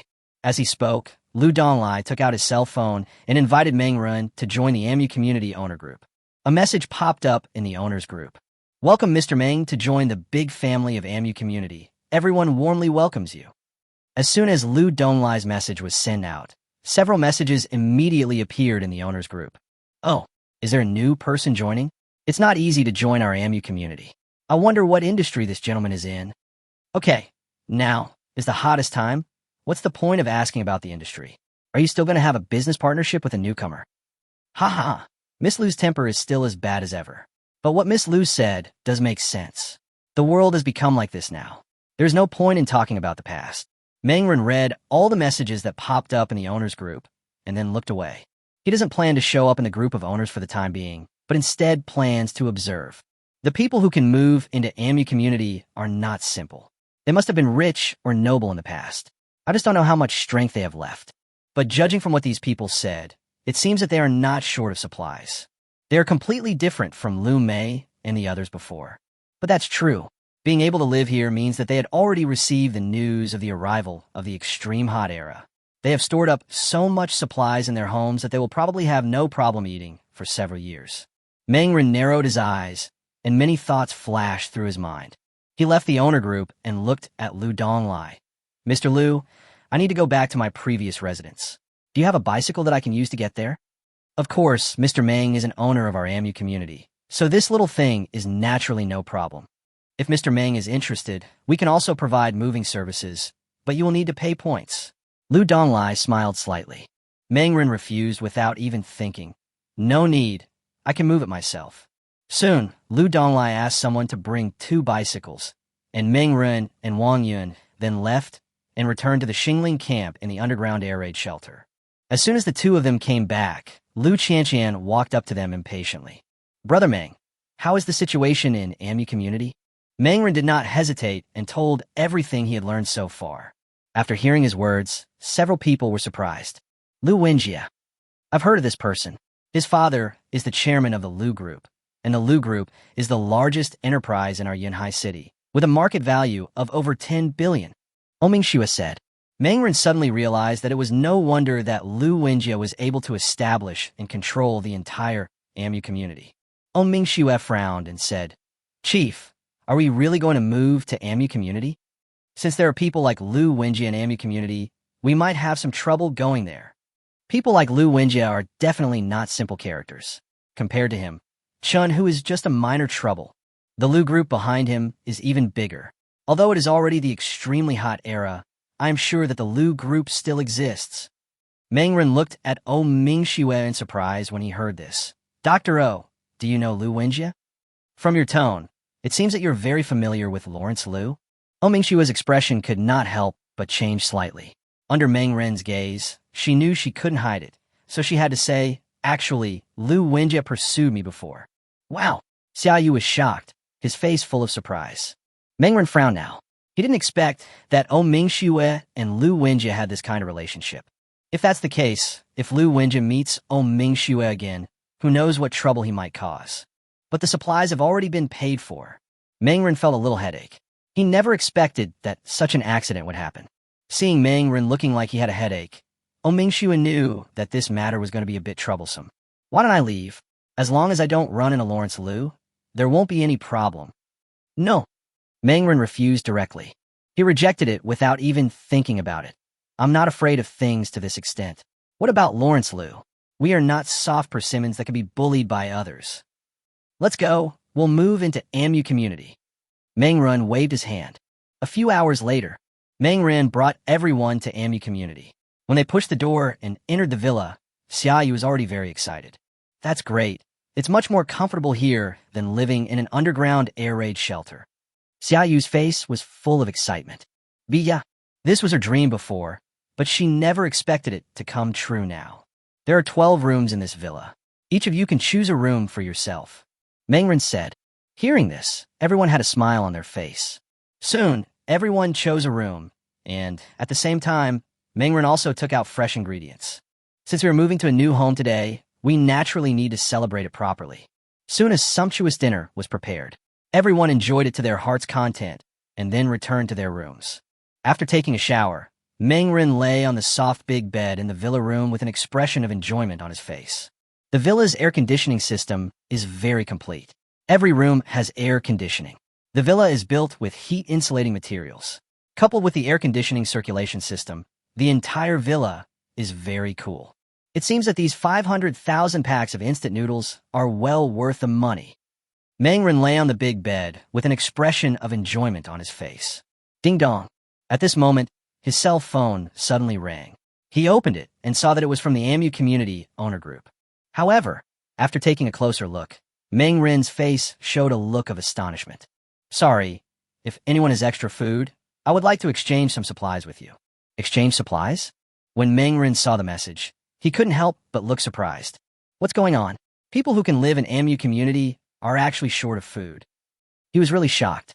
Theoretically, everyone who bought a house here knew that the extremely hot era was coming. Chapter 194. Beautiful Woman and Yun's Request for Help. How could we not stockpile food when we knew the end of the world was approaching? It's only the second month, and the food is finished so quickly? Mengren narrowed his eyes. He felt something was wrong. At this moment, the owner's group was completely silent, and no one responded to the message from this person. Mengren clicked on the person's page and let out a light exclamation. This is actually a beautiful lady. Judging from her expression, she looked to be in her 30s, but her skin was well maintained so that she looked more like she was in her 20s. She exuded the charm of a mature woman. In terms of appearance alone, this beautiful woman is not even worse than Oh Mingxue. She is definitely a top-notch mature woman. So the question is, a beautiful woman asked for help, but there was no response from the owner's group. When things are out of the ordinary, there must be something fishy going on.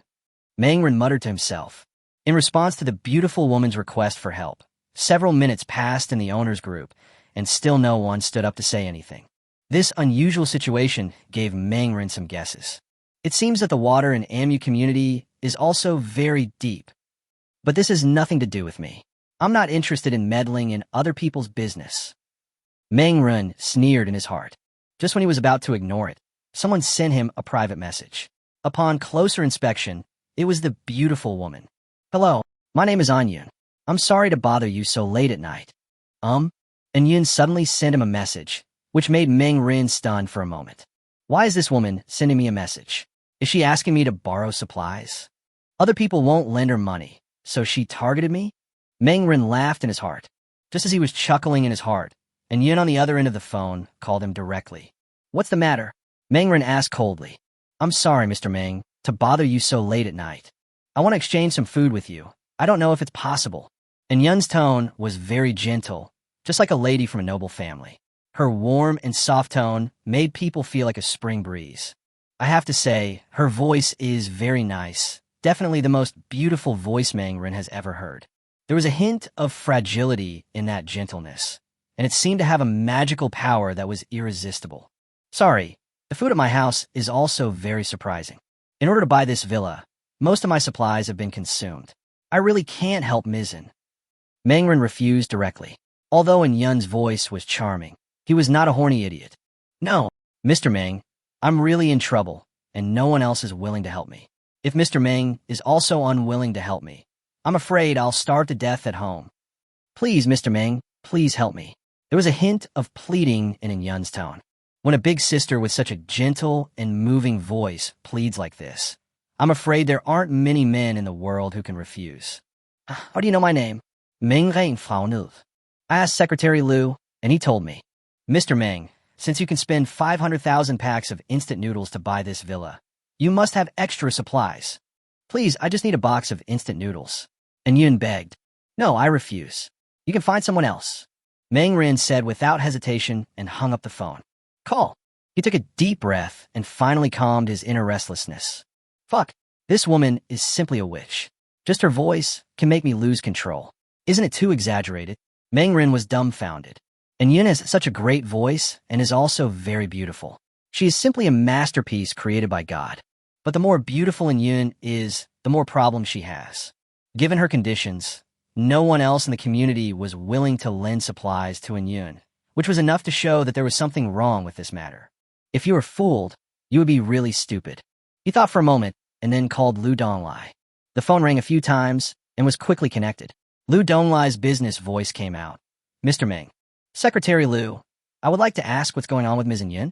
She just called me to borrow supplies. Mengren narrowed his eyes. Lu Donglai on the other end of the phone seemed to hesitate for a moment, then asked, Did Mr. Meng lend her the supplies? Of course not. I don't have much supplies left, so where would I get any extra supplies to give her? Mengren said. Lu Donglai couldn't help but laugh. Mr. Meng is right to do this. You don't need to pay attention to Ms. Yun. Mr. Meng, just pretend she doesn't exist. Please remember my advice, Mr. Meng. If you interfere, it might cause some trouble. After saying this, Lu Donglai on the other end hung up the phone. Good guy, you actually threatened me. A sneer appeared on Mengren's face. Things turned out to be just as he had guessed, and Yun was in trouble. However, Mengren had no idea what the trouble was. But he had no intention of delving into it further. He took out the water ball and began to train his telekinesis. This world is too dangerous, and only powerful telekinesis can bring him some sense of security. The next day, Mengren slept until noon, and when he got up, it was already 1 o'clock in the afternoon of the next day. He stretched leisurely and then got up from the bed.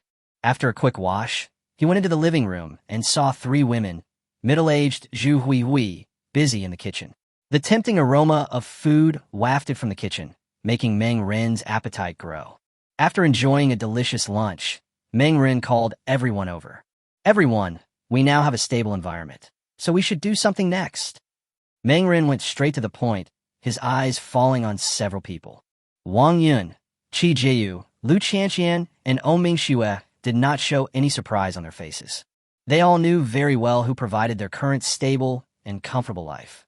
Not to mention anything else, Mengren spent 500,000 packs of instant noodles just on this villa. That's a total of 500,000 packs. Even if we eat 3 packs a day, it would be enough to feed the Whitestone camp for several months. They were essentially getting to live in such a nice villa for free, but naturally, they had to pay some price. Brother Meng, just give the orders directly. As long as it's something we can do, there will be no problem. Wang Yun patted his chest. Mengren nodded in satisfaction. Next, I want you to go out and collect supplies, but not food or water. I don't need that kind of thing. I need some building materials. Chapter 195, A Bad Start. Mengren stated his requirements. Yes, he was ready to start further building the farm. The time before was too short, and he couldn't be busy on the farm by himself. But it's different now. Zhu Hui, Xia Yu, and Tian Wenxian are all aware of the existence of the portable space. In addition, all the resources outside are now completely ownerless, so I can naturally start to further transform the farm. As his strength increases, the area of the farm will further increase, and by then the various building materials required will be more than just a little. After all, there is everything good in the portable space, except for any materials, which is quite frustrating. Building materials? Brother Meng, why do you want this thing? Lu Qianqian had a look of surprise on her face. Omingshua's eyes flickered slightly, and it was unknown what she was guessing. You don't have to worry about what I use it for. All you have to do next is collect what I need, Mengren said. He took out a list and handed it to the 4 people. From now on, Dr. O will be the team leader. From now on, your daily job will be to go out and collect the supplies I need. I will equip you with weapons and supplies. You just need to collect the materials I need. After taking the list, the 4 of them took a look at it and then nodded. Very good. A smile appeared on Mengren's face. Time soon came to night, and Oming Xue prepared to take the 3 of them out to collect supplies. The 4 of them had changed into light clothes and took their compound bows to go out. Watching the 4 people leaving, Mengren was very satisfied. Now that the 4 of them have collected the building materials, what about the people who will build the buildings? Mengren looked at Xia Yu and Zhu Hui. Xia Yu was stunned for a moment. Are you going to ask us to build a farm? Do you want me to do it myself? Mengren said calmly. Xiaoyu couldn't help but show the wronged look, but Zhu Huihui nodded without hesitation. Brother Meng, I will work hard. Well, you are worthy of being Huihui. You are really hard-working. Meng Ren patted Zhu Huihui on the shoulder and praised her. Xiaoyu had a sad face. She originally thought that with Tian Wan Qian's job, she would no longer have to do the rough and tiring work on the farm. She didn't expect that she would have to return to her old life so soon. Aaron, why don't we get a few more people to enter the farm? Building a farm is such a heavy job that it's impossible for 3 of us girls to do it. Xiaoyu blinked and looked at Meng Ren. Meng Ren touched his chin, and Xiaoyu's words seemed to make sense. Building a farm that suits your needs is no small project. I'll consider it.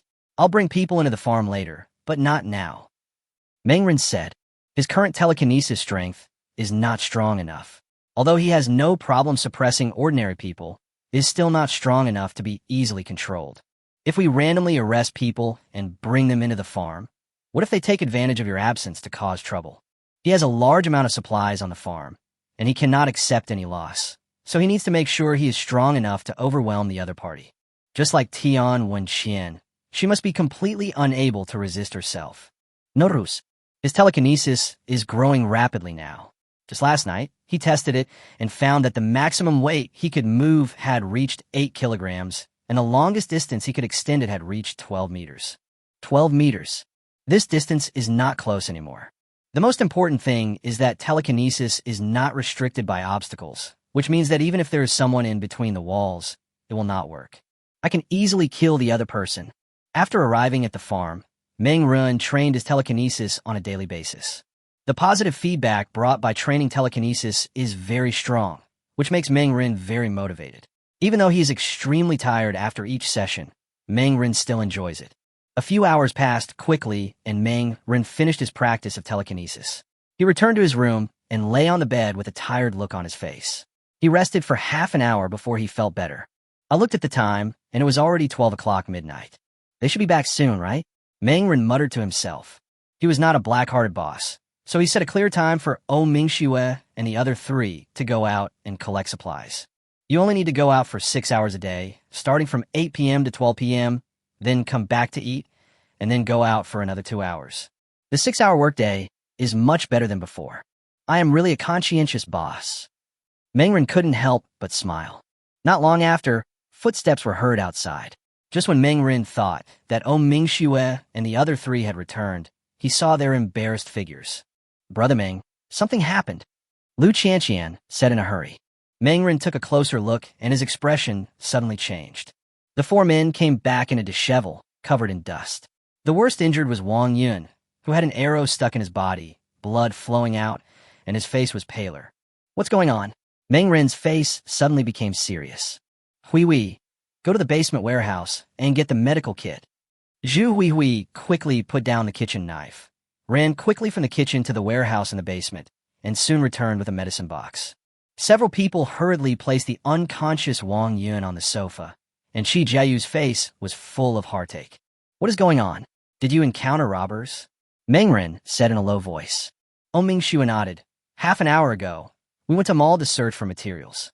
Unexpectedly, we met other survivors in it shortly after entering. Those people saw that we were pretty, so they wanted to keep the 3 of us here, and at the same time shot Wang Yun with bows and arrows. After hearing the description, Meng Ren's face looked quite ugly.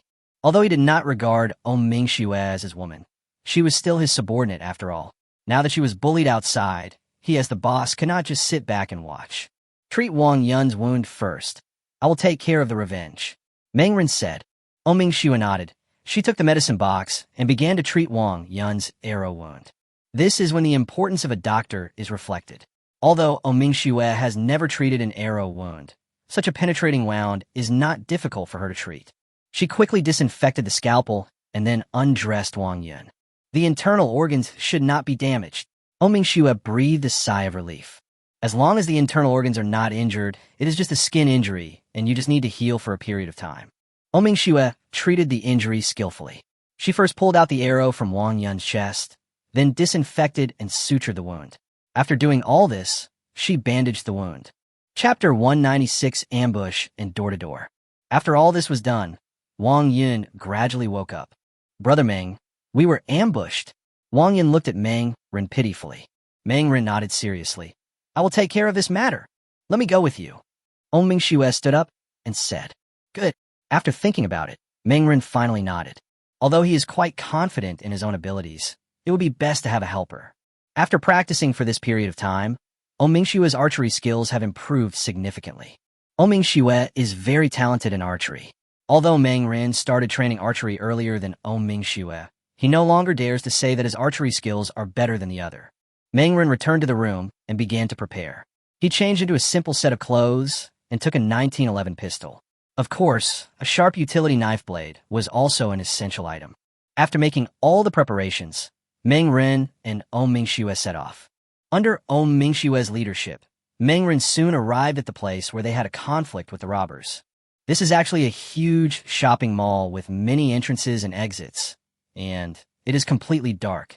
If you're not familiar with the structure, you will probably be completely in the dark when you go in. Are you sure that group of people live in this mall? Meng Ren narrowed his eyes. The mall is too large. If the two of them rush in, the previous situation might happen again. It's too hot inside the mall during the day, so it's unlikely that they will live inside the mall. In comparison, the underground parking lot is more likely. Ong Mingxue expressed her thoughts. Meng Ren nodded secretly. He had the same idea. The weather is so hot nowadays, and unless there is air conditioning, not many people would be willing to live in a building. Generally, various underground parking lots are where people live. Due to the isolation of the floors, the temperature inside the underground parking lot is relatively low and is within an acceptable range. After searching for a while, the two quickly found the underground parking lot of the mall. However, Meng Ren did not rush in rashly. Instead, he went directly to the first floor, which was only separated from the underground parking lot by a floor. Meng Ren squatted on the ground, then extended his telekinesis and went straight through the floor into the underground parking lot. Meng Ren's plan was to use telekinesis to sense the situation inside the underground parking lot and find out the location of the robbers. He would then take action after all the information was clear. Even if the situation permitted, Meng Ren would not go directly into the basement. Now, his telekinesis could spread as far as 12 meters, which meant that he could attack the group of looters in the basement through the wall from the mall lobby on the first floor. This is the power of telekinesis. He doesn't even need to actually enter the underground parking lot. At that time, he only needed to use a utility knife to easily kill all the robbers in the parking lot. Not to mention that it was nighttime now, the underground parking lot must be pitch black, and they would not be able to see what I was doing at all. Even if it was daytime, facing such a strange attack from me, these robbers would not be able to find a way to defend themselves. Found it! Meng Ren quickly discovered the traces of the robbers. A cold smile appeared on the corner of his mouth. These robbers dared to attack his people.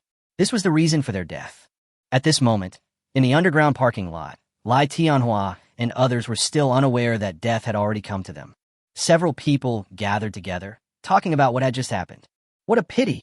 If we had acted faster before, we could definitely have kept those 3 women, said one person, with a look of regret on his face. The person next to him nodded. Yes, 2 of the 3 women are very beautiful, especially the most mature one. She is so sexy. If I can have sex with a woman of that appearance once, I would be willing to do it even if it shortens my life by 10 years. Lai Tianhua listened to his subordinates and felt a pity in his heart. If you meet that kind of top-notch woman once and let her run away, it would be unlikely to meet her again next time. Okay, let's not discuss this matter anymore, since it has passed. There's not much food left in our camp. We have to find a way to get something to eat next. Lai Tianxing said. After hearing this topic, the other people looked at each other, with helpless expressions on their faces. Now, 2 months have passed since the arrival of the extreme heat era, and it is quite difficult to find food outside. All kinds of shops on the streets in the city have long been looted. If you still want to find food, you may have to go to some remote places.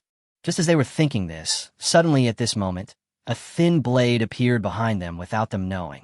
Because it was a pitch-black underground parking lot, none of the 5 people noticed the blade and had no idea that death was approaching them step by step. Suddenly, the blade that was approaching suddenly accelerated and arrived in front of one of them in just a moment. Puff!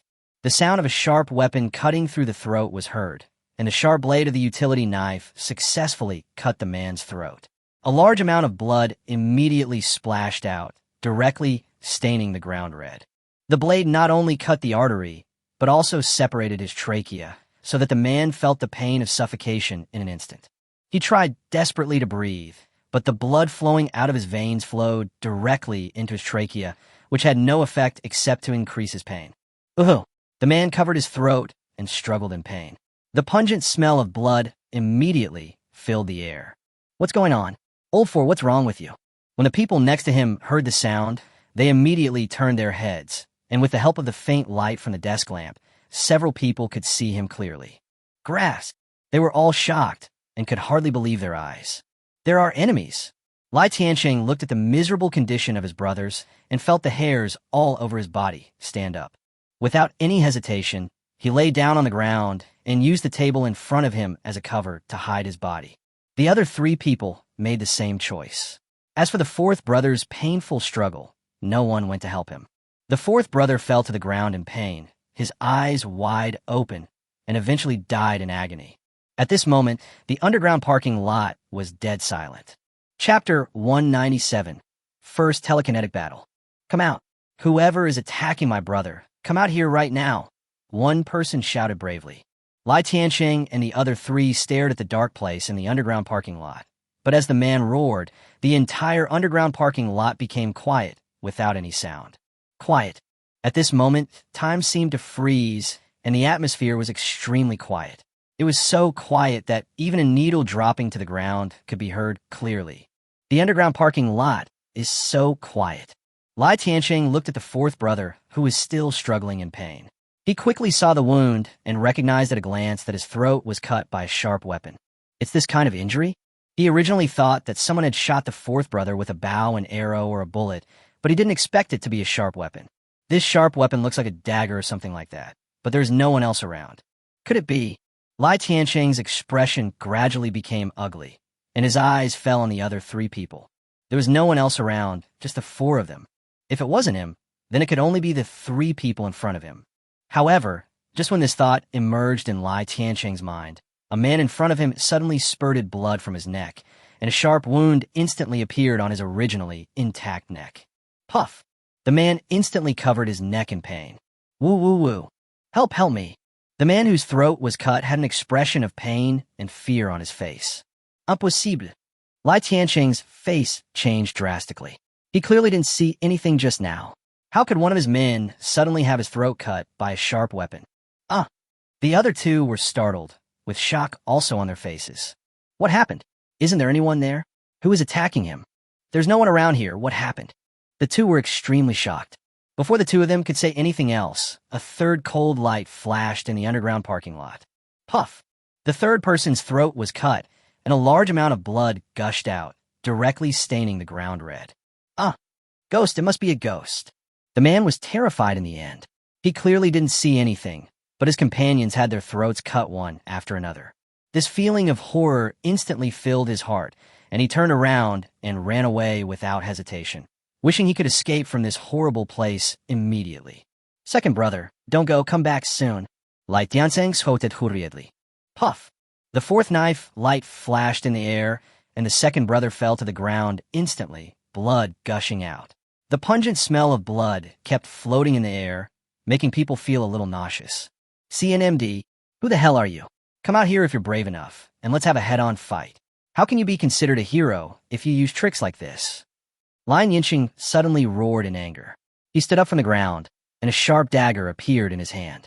Although he looked very brave, if you looked closely, you could see that Lai Tiancheng's eyes were full of fear, and even his body was shaking slightly. Puff! The 5th sound of a sharp weapon cutting through flesh was heard, and the same blood spurted out. Lai Tiancheng only felt a pain in his neck, and then he fell into the pain of suffocation. He fell to the ground in pain, holding his neck, his eyes wide open with fear. Inside the mall hall, Mengren opened his eyes again. There was a smile on his face, and a blood-stained utility knife appeared in his hand. This was his first telekinesis battle, and he was very satisfied with the destructive power it showed. There were 5 strong men in total. If it was a head-on confrontation, I would have no chance of winning without using guns. Only by using guns could he win the battle, but now he was killing the opponent directly through a floor. From beginning to end, these 5 people didn't even see me. The feeling of this perfect assassination was so cool. Mingxue walked over with a complicated expression on her face and envy in her eyes. Chief, how can we obtain the ability? Mingxue couldn't help but ask. Mengren couldn't help but laugh. He knew Mingxue would ask this question. Sorry, I don't know the answer to this question either. Mengren said this sincerely. Mengren shrugged and wiped the blood off the utility knife. Mingxue sighed in her heart, but when she saw the utility knife, she couldn't help but be stunned. Chief, I suggest you go to the hospital and get some scalpels. The blade of the utility knife is not that sharp or tough, but a scalpel is different. Any scalpel can easily cut open a human body. It's much sharper than a utility knife, even a grinding knife. Bang! Mengren slapped his head and said, Why did I forget the scalpel? Let's go to the hospital now. After Mingxue's reminder, Mengren finally realized that he had made a stupid mistake. The utility knife is indeed sharp, but compared with the scalpels used in hospitals, it is like a dwarf meeting a giant. Doctors can use sharp scalpels to easily perform surgery on patients, and the sharpness of the scalpels is naturally beyond doubt. The two immediately went to the nearest hospital. Under the illumination of flashlights, Meng Rin and Mingxue came to the surgical instrument storage room. Mingxue walked in skillfully and quickly found a box of standard scalpels. There were more than a dozen different scalpel blades inside, each of which was shining coldly and extremely sharp. Chief, please be careful when using it and don't hurt yourself. Mingxue handed the scalpel to Mengren. Mengren nodded and put the box into his backpack, but actually put it into his personal space. Let's go, we should go back. After dealing with the robbers and avenging Wang Yun, Mengren did not hesitate any longer and went straight back to AMU Community. When they returned to the villa, they saw lunch was already prepared on the table. Brother Meng, is it done? Wang Yun asked impatiently. They're all dead, Mengren said casually. Wang Yun showed a relieved expression on his face. As expected of Brother Meng, that's how those Chao Dan guys should be treated. You should rest for a few days until your injury is healed, Mengren said. Wang Yun felt embarrassed for the old man. He didn't expect such a thing to happen on his first day of work. The food is ready. It's time to eat. Xiaoyu walked over. Okay, let's eat. Mengren nodded. Everyone then sat around the table and began to enjoy lunch. After Mimi finished her meal, the three women, Mingxue, Lu Qianqian, and Qi Jieyu, rested for a while and then went out again. Chapter 198. So many varieties. After returning to the room, Meng Rin took out the scalpel immediately. The scalpel is heavier than the utility knife, but it is obviously not a problem for Meng Rin, who can now control a maximum weight of 8 kilograms. Under his control, a scalpel blade instantly floated up and rotated around him. The flying speed was very fast. Meng Rin estimated that it was about 30 meters per second, although it was still much slower than a bow, an arrow, or even a gun. But it is completely enough to kill people. Meng Rin took out a piece of pork from the space and threw it away. Whoosh! The scalpel blade flew over instantly and pierced through the piece of pork directly. Meng Rin didn't even feel much resistance. Hiss! He couldn't help but gasp. It's sharp indeed. There was a gleam of surprise in Meng Rin's eyes. He touched his chin and said, It seems that working alone is flawed. It is better to gather the wisdom of many people. If Mingxue hadn't reminded me today, I wouldn't have even thought that the scalpel would be the most suitable flying knife for me. Now under the control of telekinesis, he has truly mastered the art of flying knife. Within a range of 12 meters, as long as the opponent does not have a long weapon in his hand, even 7 or 8 people cannot be his opponent. Telekinesis is so powerful that now, with the help of an extremely sharp scalpel, he can even play the role of Shao Li Flying Dagger. Unfortunately, my current control weight is still not enough. If I can control objects weighing more than 200 kilograms, then can I use telekinesis to carry myself flying? Meng Rin narrowed his eyes, and this bold idea popped up in his mind. Flying is the dream of countless land creatures, but humans can only fly with the help of tools. But he can fly by his own power. What a refreshing thing it is. After playing with the flying knife for a while, Meng Rin put the scalpel back into his personal space. He took out his cell phone and opened the owners group to see what other people in AMU Community were talking about. As soon as he opened the owners group, a very shocking photo appeared in his sight. There was a beautiful woman in the photo. She was wearing very thin clothes, only an extremely sexy maid outfit. No, this is not a normal maid outfit at all. because the clothes can only cover 3 important parts of the body. The woman in the photo is posing in a sexy and alluring posture, which makes people unable to control themselves. Everyone, look at the maid I trained. How is she? Not bad, isn't she? She is truly top-notch. After the photo came this message, and the person who sent this message was the owner of Villa Number 3. Mr. Lee has good taste, but a maid outfit alone is not enough. Take a look at mine. After this person sent this message, he quickly sent a photo to the owner's group. Mangren took a closer look and couldn't help but exclaim in amazement. This photo is even more exciting because not only are the women in it wearing sexy black silk lingerie that is almost translucent, but they're also almost identical twins. These rich people really know how to have fun. Mangren sighed, touching his chin. But just as he was expressing his emotion, someone in the owner's group suddenly tagged him. Owner number 4 Mangren. Is Mr. Meng the new owner who came yesterday? He doesn't seem to be very good at communication. He has been here for a day, and he hasn't shown up once. I don't know what Mr. Meng did in the past. Maybe our children know him. Someone tagged himself, which immediately attracted Mangren's attention and also made the owner's group a little more lively. Surname Meng? As far as I can remember, there seems to be no one with the surname Meng in our Yunhai circle. Could it be that Mr. Meng is not from Yunhai? I'm afraid he's from somewhere else, but since Brother Meng has joined our AMU community, there's nothing to worry about. The atmosphere here is very harmonious. If Mr. Meng needs any help, please speak up as soon as possible. Several people were talking at once, discussing Mangren's affairs. Mangren narrowed his eyes, and many thoughts flashed through his mind. If I tell these people that I was not from an upper-class group before and was just a poor loser, I wonder what they would think. Suddenly, an idea popped into Mangren's mind. This is indeed my first time in the Sea of Clouds. I didn't expect to encounter the extremely hot era before I even got a foothold. How unlucky! Mangren sent this message. Since these people think they are from somewhere else, just go along with what they say. Seeing Mangren appear, several people started talking even more. The owner of Villa Number 3, who previously posted photos of his sexy maid, said, "Yeah, I don't know how long this extremely hot era will last. If it continues like this, it will be a disaster." Mangren's mind was moved, and he immediately typed a line. "You all have high status, is there no news?" For example, how long will this extremely hot era last? The owner of Villa Number 3 shook his head. No news has been sent down from above. We're not big shots. Compared to those real big shots, we are just beggars. Ha ha ha. Master Lee is joking. If you're considered a beggar, then what are we? Mangren saw all the news. His eyes fell on the identity of the owner of Villa Number 3. The other party's name was Lee Yongyuan. He showed a thoughtful expression. It seems that this person named Lee Yongyuan is not a simple person. Others seem to be very polite to him. Does Mr. Meng have any top-notch collections at home? I heard from Secretary Liu that there are several beautiful women in Mr. Meng's villa. Why don't you show us some photos to open everyone's eyes? This made Mangren roll his eyes. He had no interest in exposing his woman like this. No, I have no interest in this matter. Mangren replied. Li Yongyuan, Mr. Meng, what you said is not right. It is not a good habit to hide good things. Wouldn't it be better for everyone to play together? No, I prefer to play alone. Mangren refused again. If it were an ordinary person, after facing Mangren's 2 rejections, he would have understood that Mangren did not like such things and would have tactfully changed the subject. But Mangren didn't expect that Li Yongyuan would send a message again. What's the point of playing alone? Games are fun only when everyone plays together. If you're interested, I can give you this maid. Let's exchange them.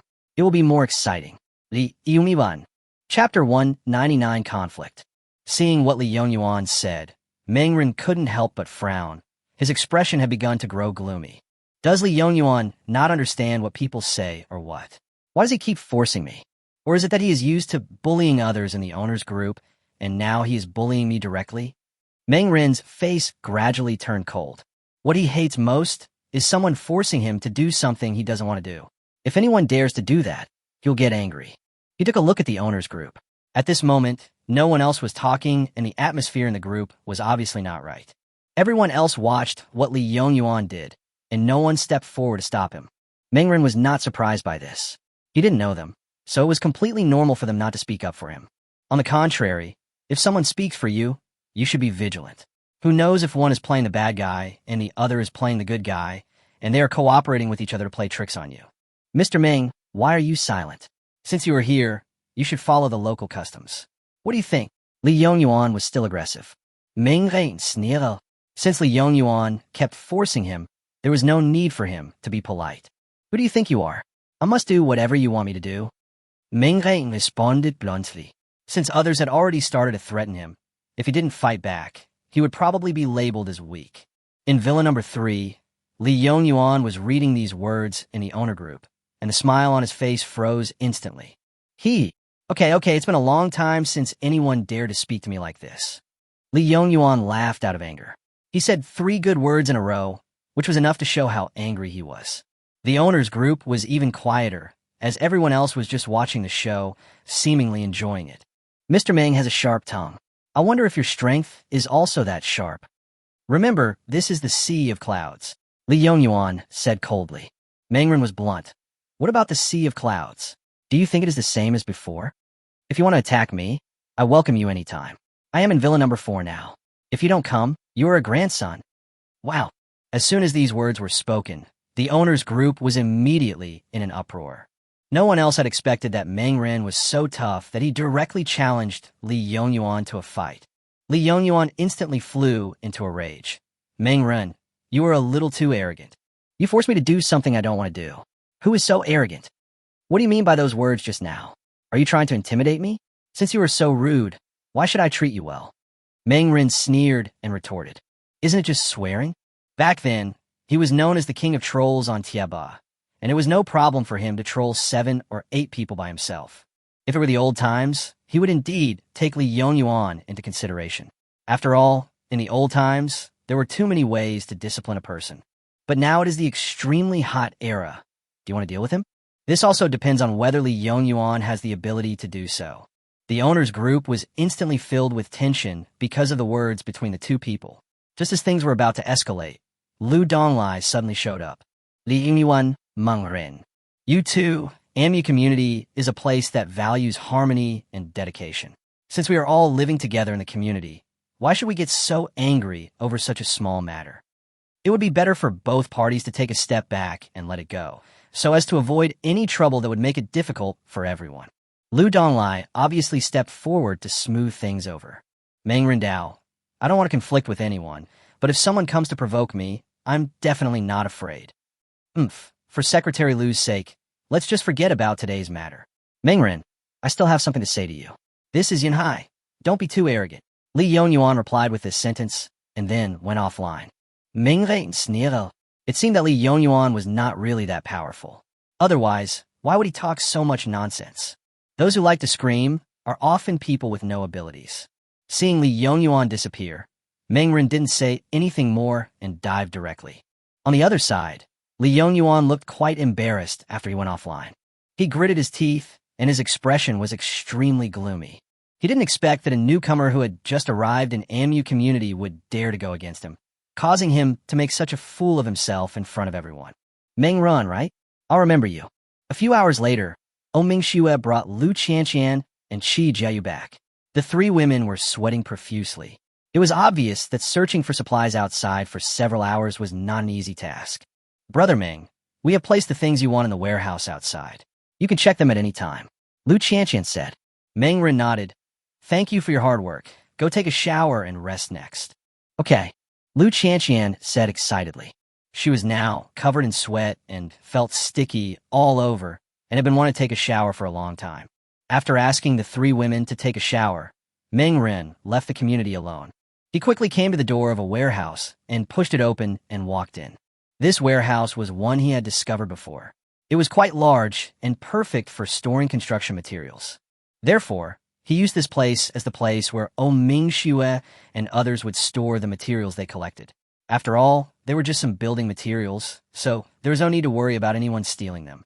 You just need to bring the building materials back to the farm every once in a while. He placed his hand on the building materials, and with a thought, the pile of building materials in front of him immediately disappeared. Done. Meng Ren turned around and went back to the room in the villa. He was originally planning to go to the portable space, but he didn't expect that Xiaoyu was already waiting for him on the bed. Arin, I'm here to accompany you. Xiaoyu, wearing sexy clothes, walked forward with a sweet voice. Meng Ren rolled his eyes. This woman took the initiative to ask him for something. Tell me, what do you want? Xiaoyu's eyes lit up. Can you ask Dr. O and the others to get me some new clothes while they go out to collect supplies? Can't you just talk to them yourself? Mengren was puzzled. Xiaoyu spread his hands. I don't have anything to give as a reward. What do you say? All right. Mengren nodded and then agreed to Xiaoyu. Xiaoyu was overjoyed and took the initiative to come up and give him a kiss. The two of them quickly became entangled with each other, and soon the sound of a man and a woman fighting fiercely could be heard in the room. Chapter 200 Rose Calls. The next day, Mengren still slept until the afternoon before getting up leisurely. He got up from the bed and washed up. Breakfast was already ready in the living room, and everyone was waiting for him. After enjoying a delicious breakfast, his phone suddenly rang. He picked up the phone and saw that it was Rose calling. Why did this woman call me? There was a look of vigilance in Mengren's eyes. Rose was the first person with special abilities that Mengren had ever met. He had always been very afraid of Rose's abilities. What's the matter? Mengren asked coldly. Rose's voice rang out. Mr. Meng is so cold. Don't you want to hear my voice? If you have something to say, just say it. If not, you can hang up. Mengren did not have a good attitude. No, of course I have something to talk to Mr. Meng about. My people found out the location of a warehouse. According to the information we found, there are a lot of supplies in that warehouse, but it is currently occupied by someone. I would like to invite Mr. Meng to go to the warehouse with me. What do you think? Rose said. Oh. Mengren was shocked. Material warehouse? Wait, I have nothing to do with you. Why would you inform me of such a good thing? There was a strong sense of vigilance in Mengren's tone. Rose smiled and said, It is because we have no relationship that we can cooperate. Mr. Meng has already left the underground air raid shelter, so he doesn't know the situation here. Because of the underground farm, Lu Guodong's status in the camp is improving every day. In fact, I'm almost squeezed out. If I'm kicked out of the camp one day, I wonder if Mr. Meng will take me in. Rose smiled sweetly. Hee hee. Mengren sneered in his heart. With Rose's ability, she could do well anywhere. Why did she need to be taken in by him? It was a joke. Your reason is not enough to convince me. I'll give you one last chance. If you still can't find a sufficient reason, I'll hang up the phone. Mengren's tone became a little impatient. Rose was a little helpless. Her charm worked everywhere except with Mengren. Is it because both of them are users with special abilities that Mengren is highly immune to himself? Okay, I'll just say it straight. I didn't lie to you just now. My current position in the camp is indeed not good, so I plan to be independent. However, to be independent, I need enough supplies, so I must take down that warehouse. I have already investigated clearly. There are currently 28 people occupying the warehouse, but only 15 of them are capable of fighting. I need Mr. Meng to help me. After the matter is completed, we will split the materials in the warehouse 70% and 30%. Mengren narrowed his eyes. I am 70%. How is that possible? I was the one who discovered the location of the warehouse, and I was the one who investigated the information, so of course I own 70% of it. Rose rolled her eyes in annoyance. Mengren Hai really dared to speak. 30%. Mengren thought about it for a while. It's hard to estimate how much 30% of the supplies are. However, since it is a material warehouse, I think there will be a lot of resources, and 30% is not a small number. You can get 30% of the supplies in a warehouse with just one move. This deal is worth doing. I can come and take a look, but whether I can really help you or not, I need to observe the situation before making a decision. Mengren said. Rose nodded without hesitation. No problem. Come to the underground air raid shelter to find me. Can. Mengren nodded. Going to the underground air raid shelter can also prevent Rose from playing any tricks. After all, there are too many people and too many eyes. Mengren waited until the evening, and when the sun had completely set, he prepared to go over. He rode his bicycle and rushed to the underground air raid shelter alone. After more than half an hour, the underground air raid shelter was already in sight.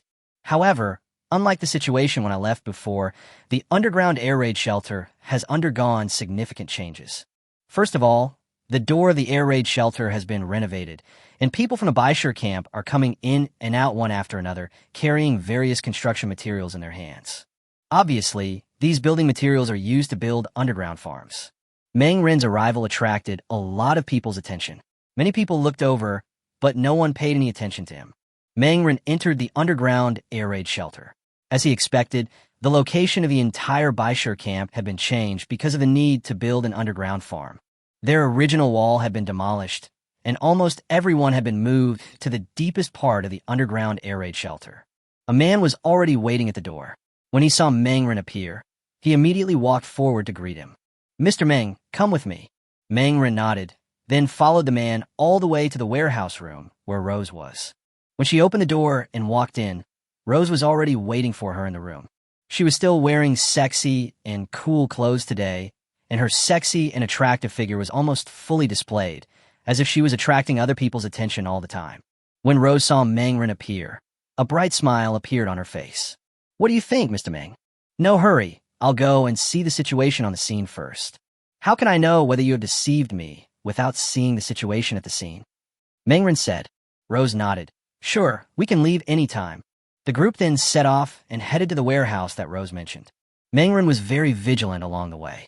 He was not sure whether this so-called warehouse was a trap set by Rose for him.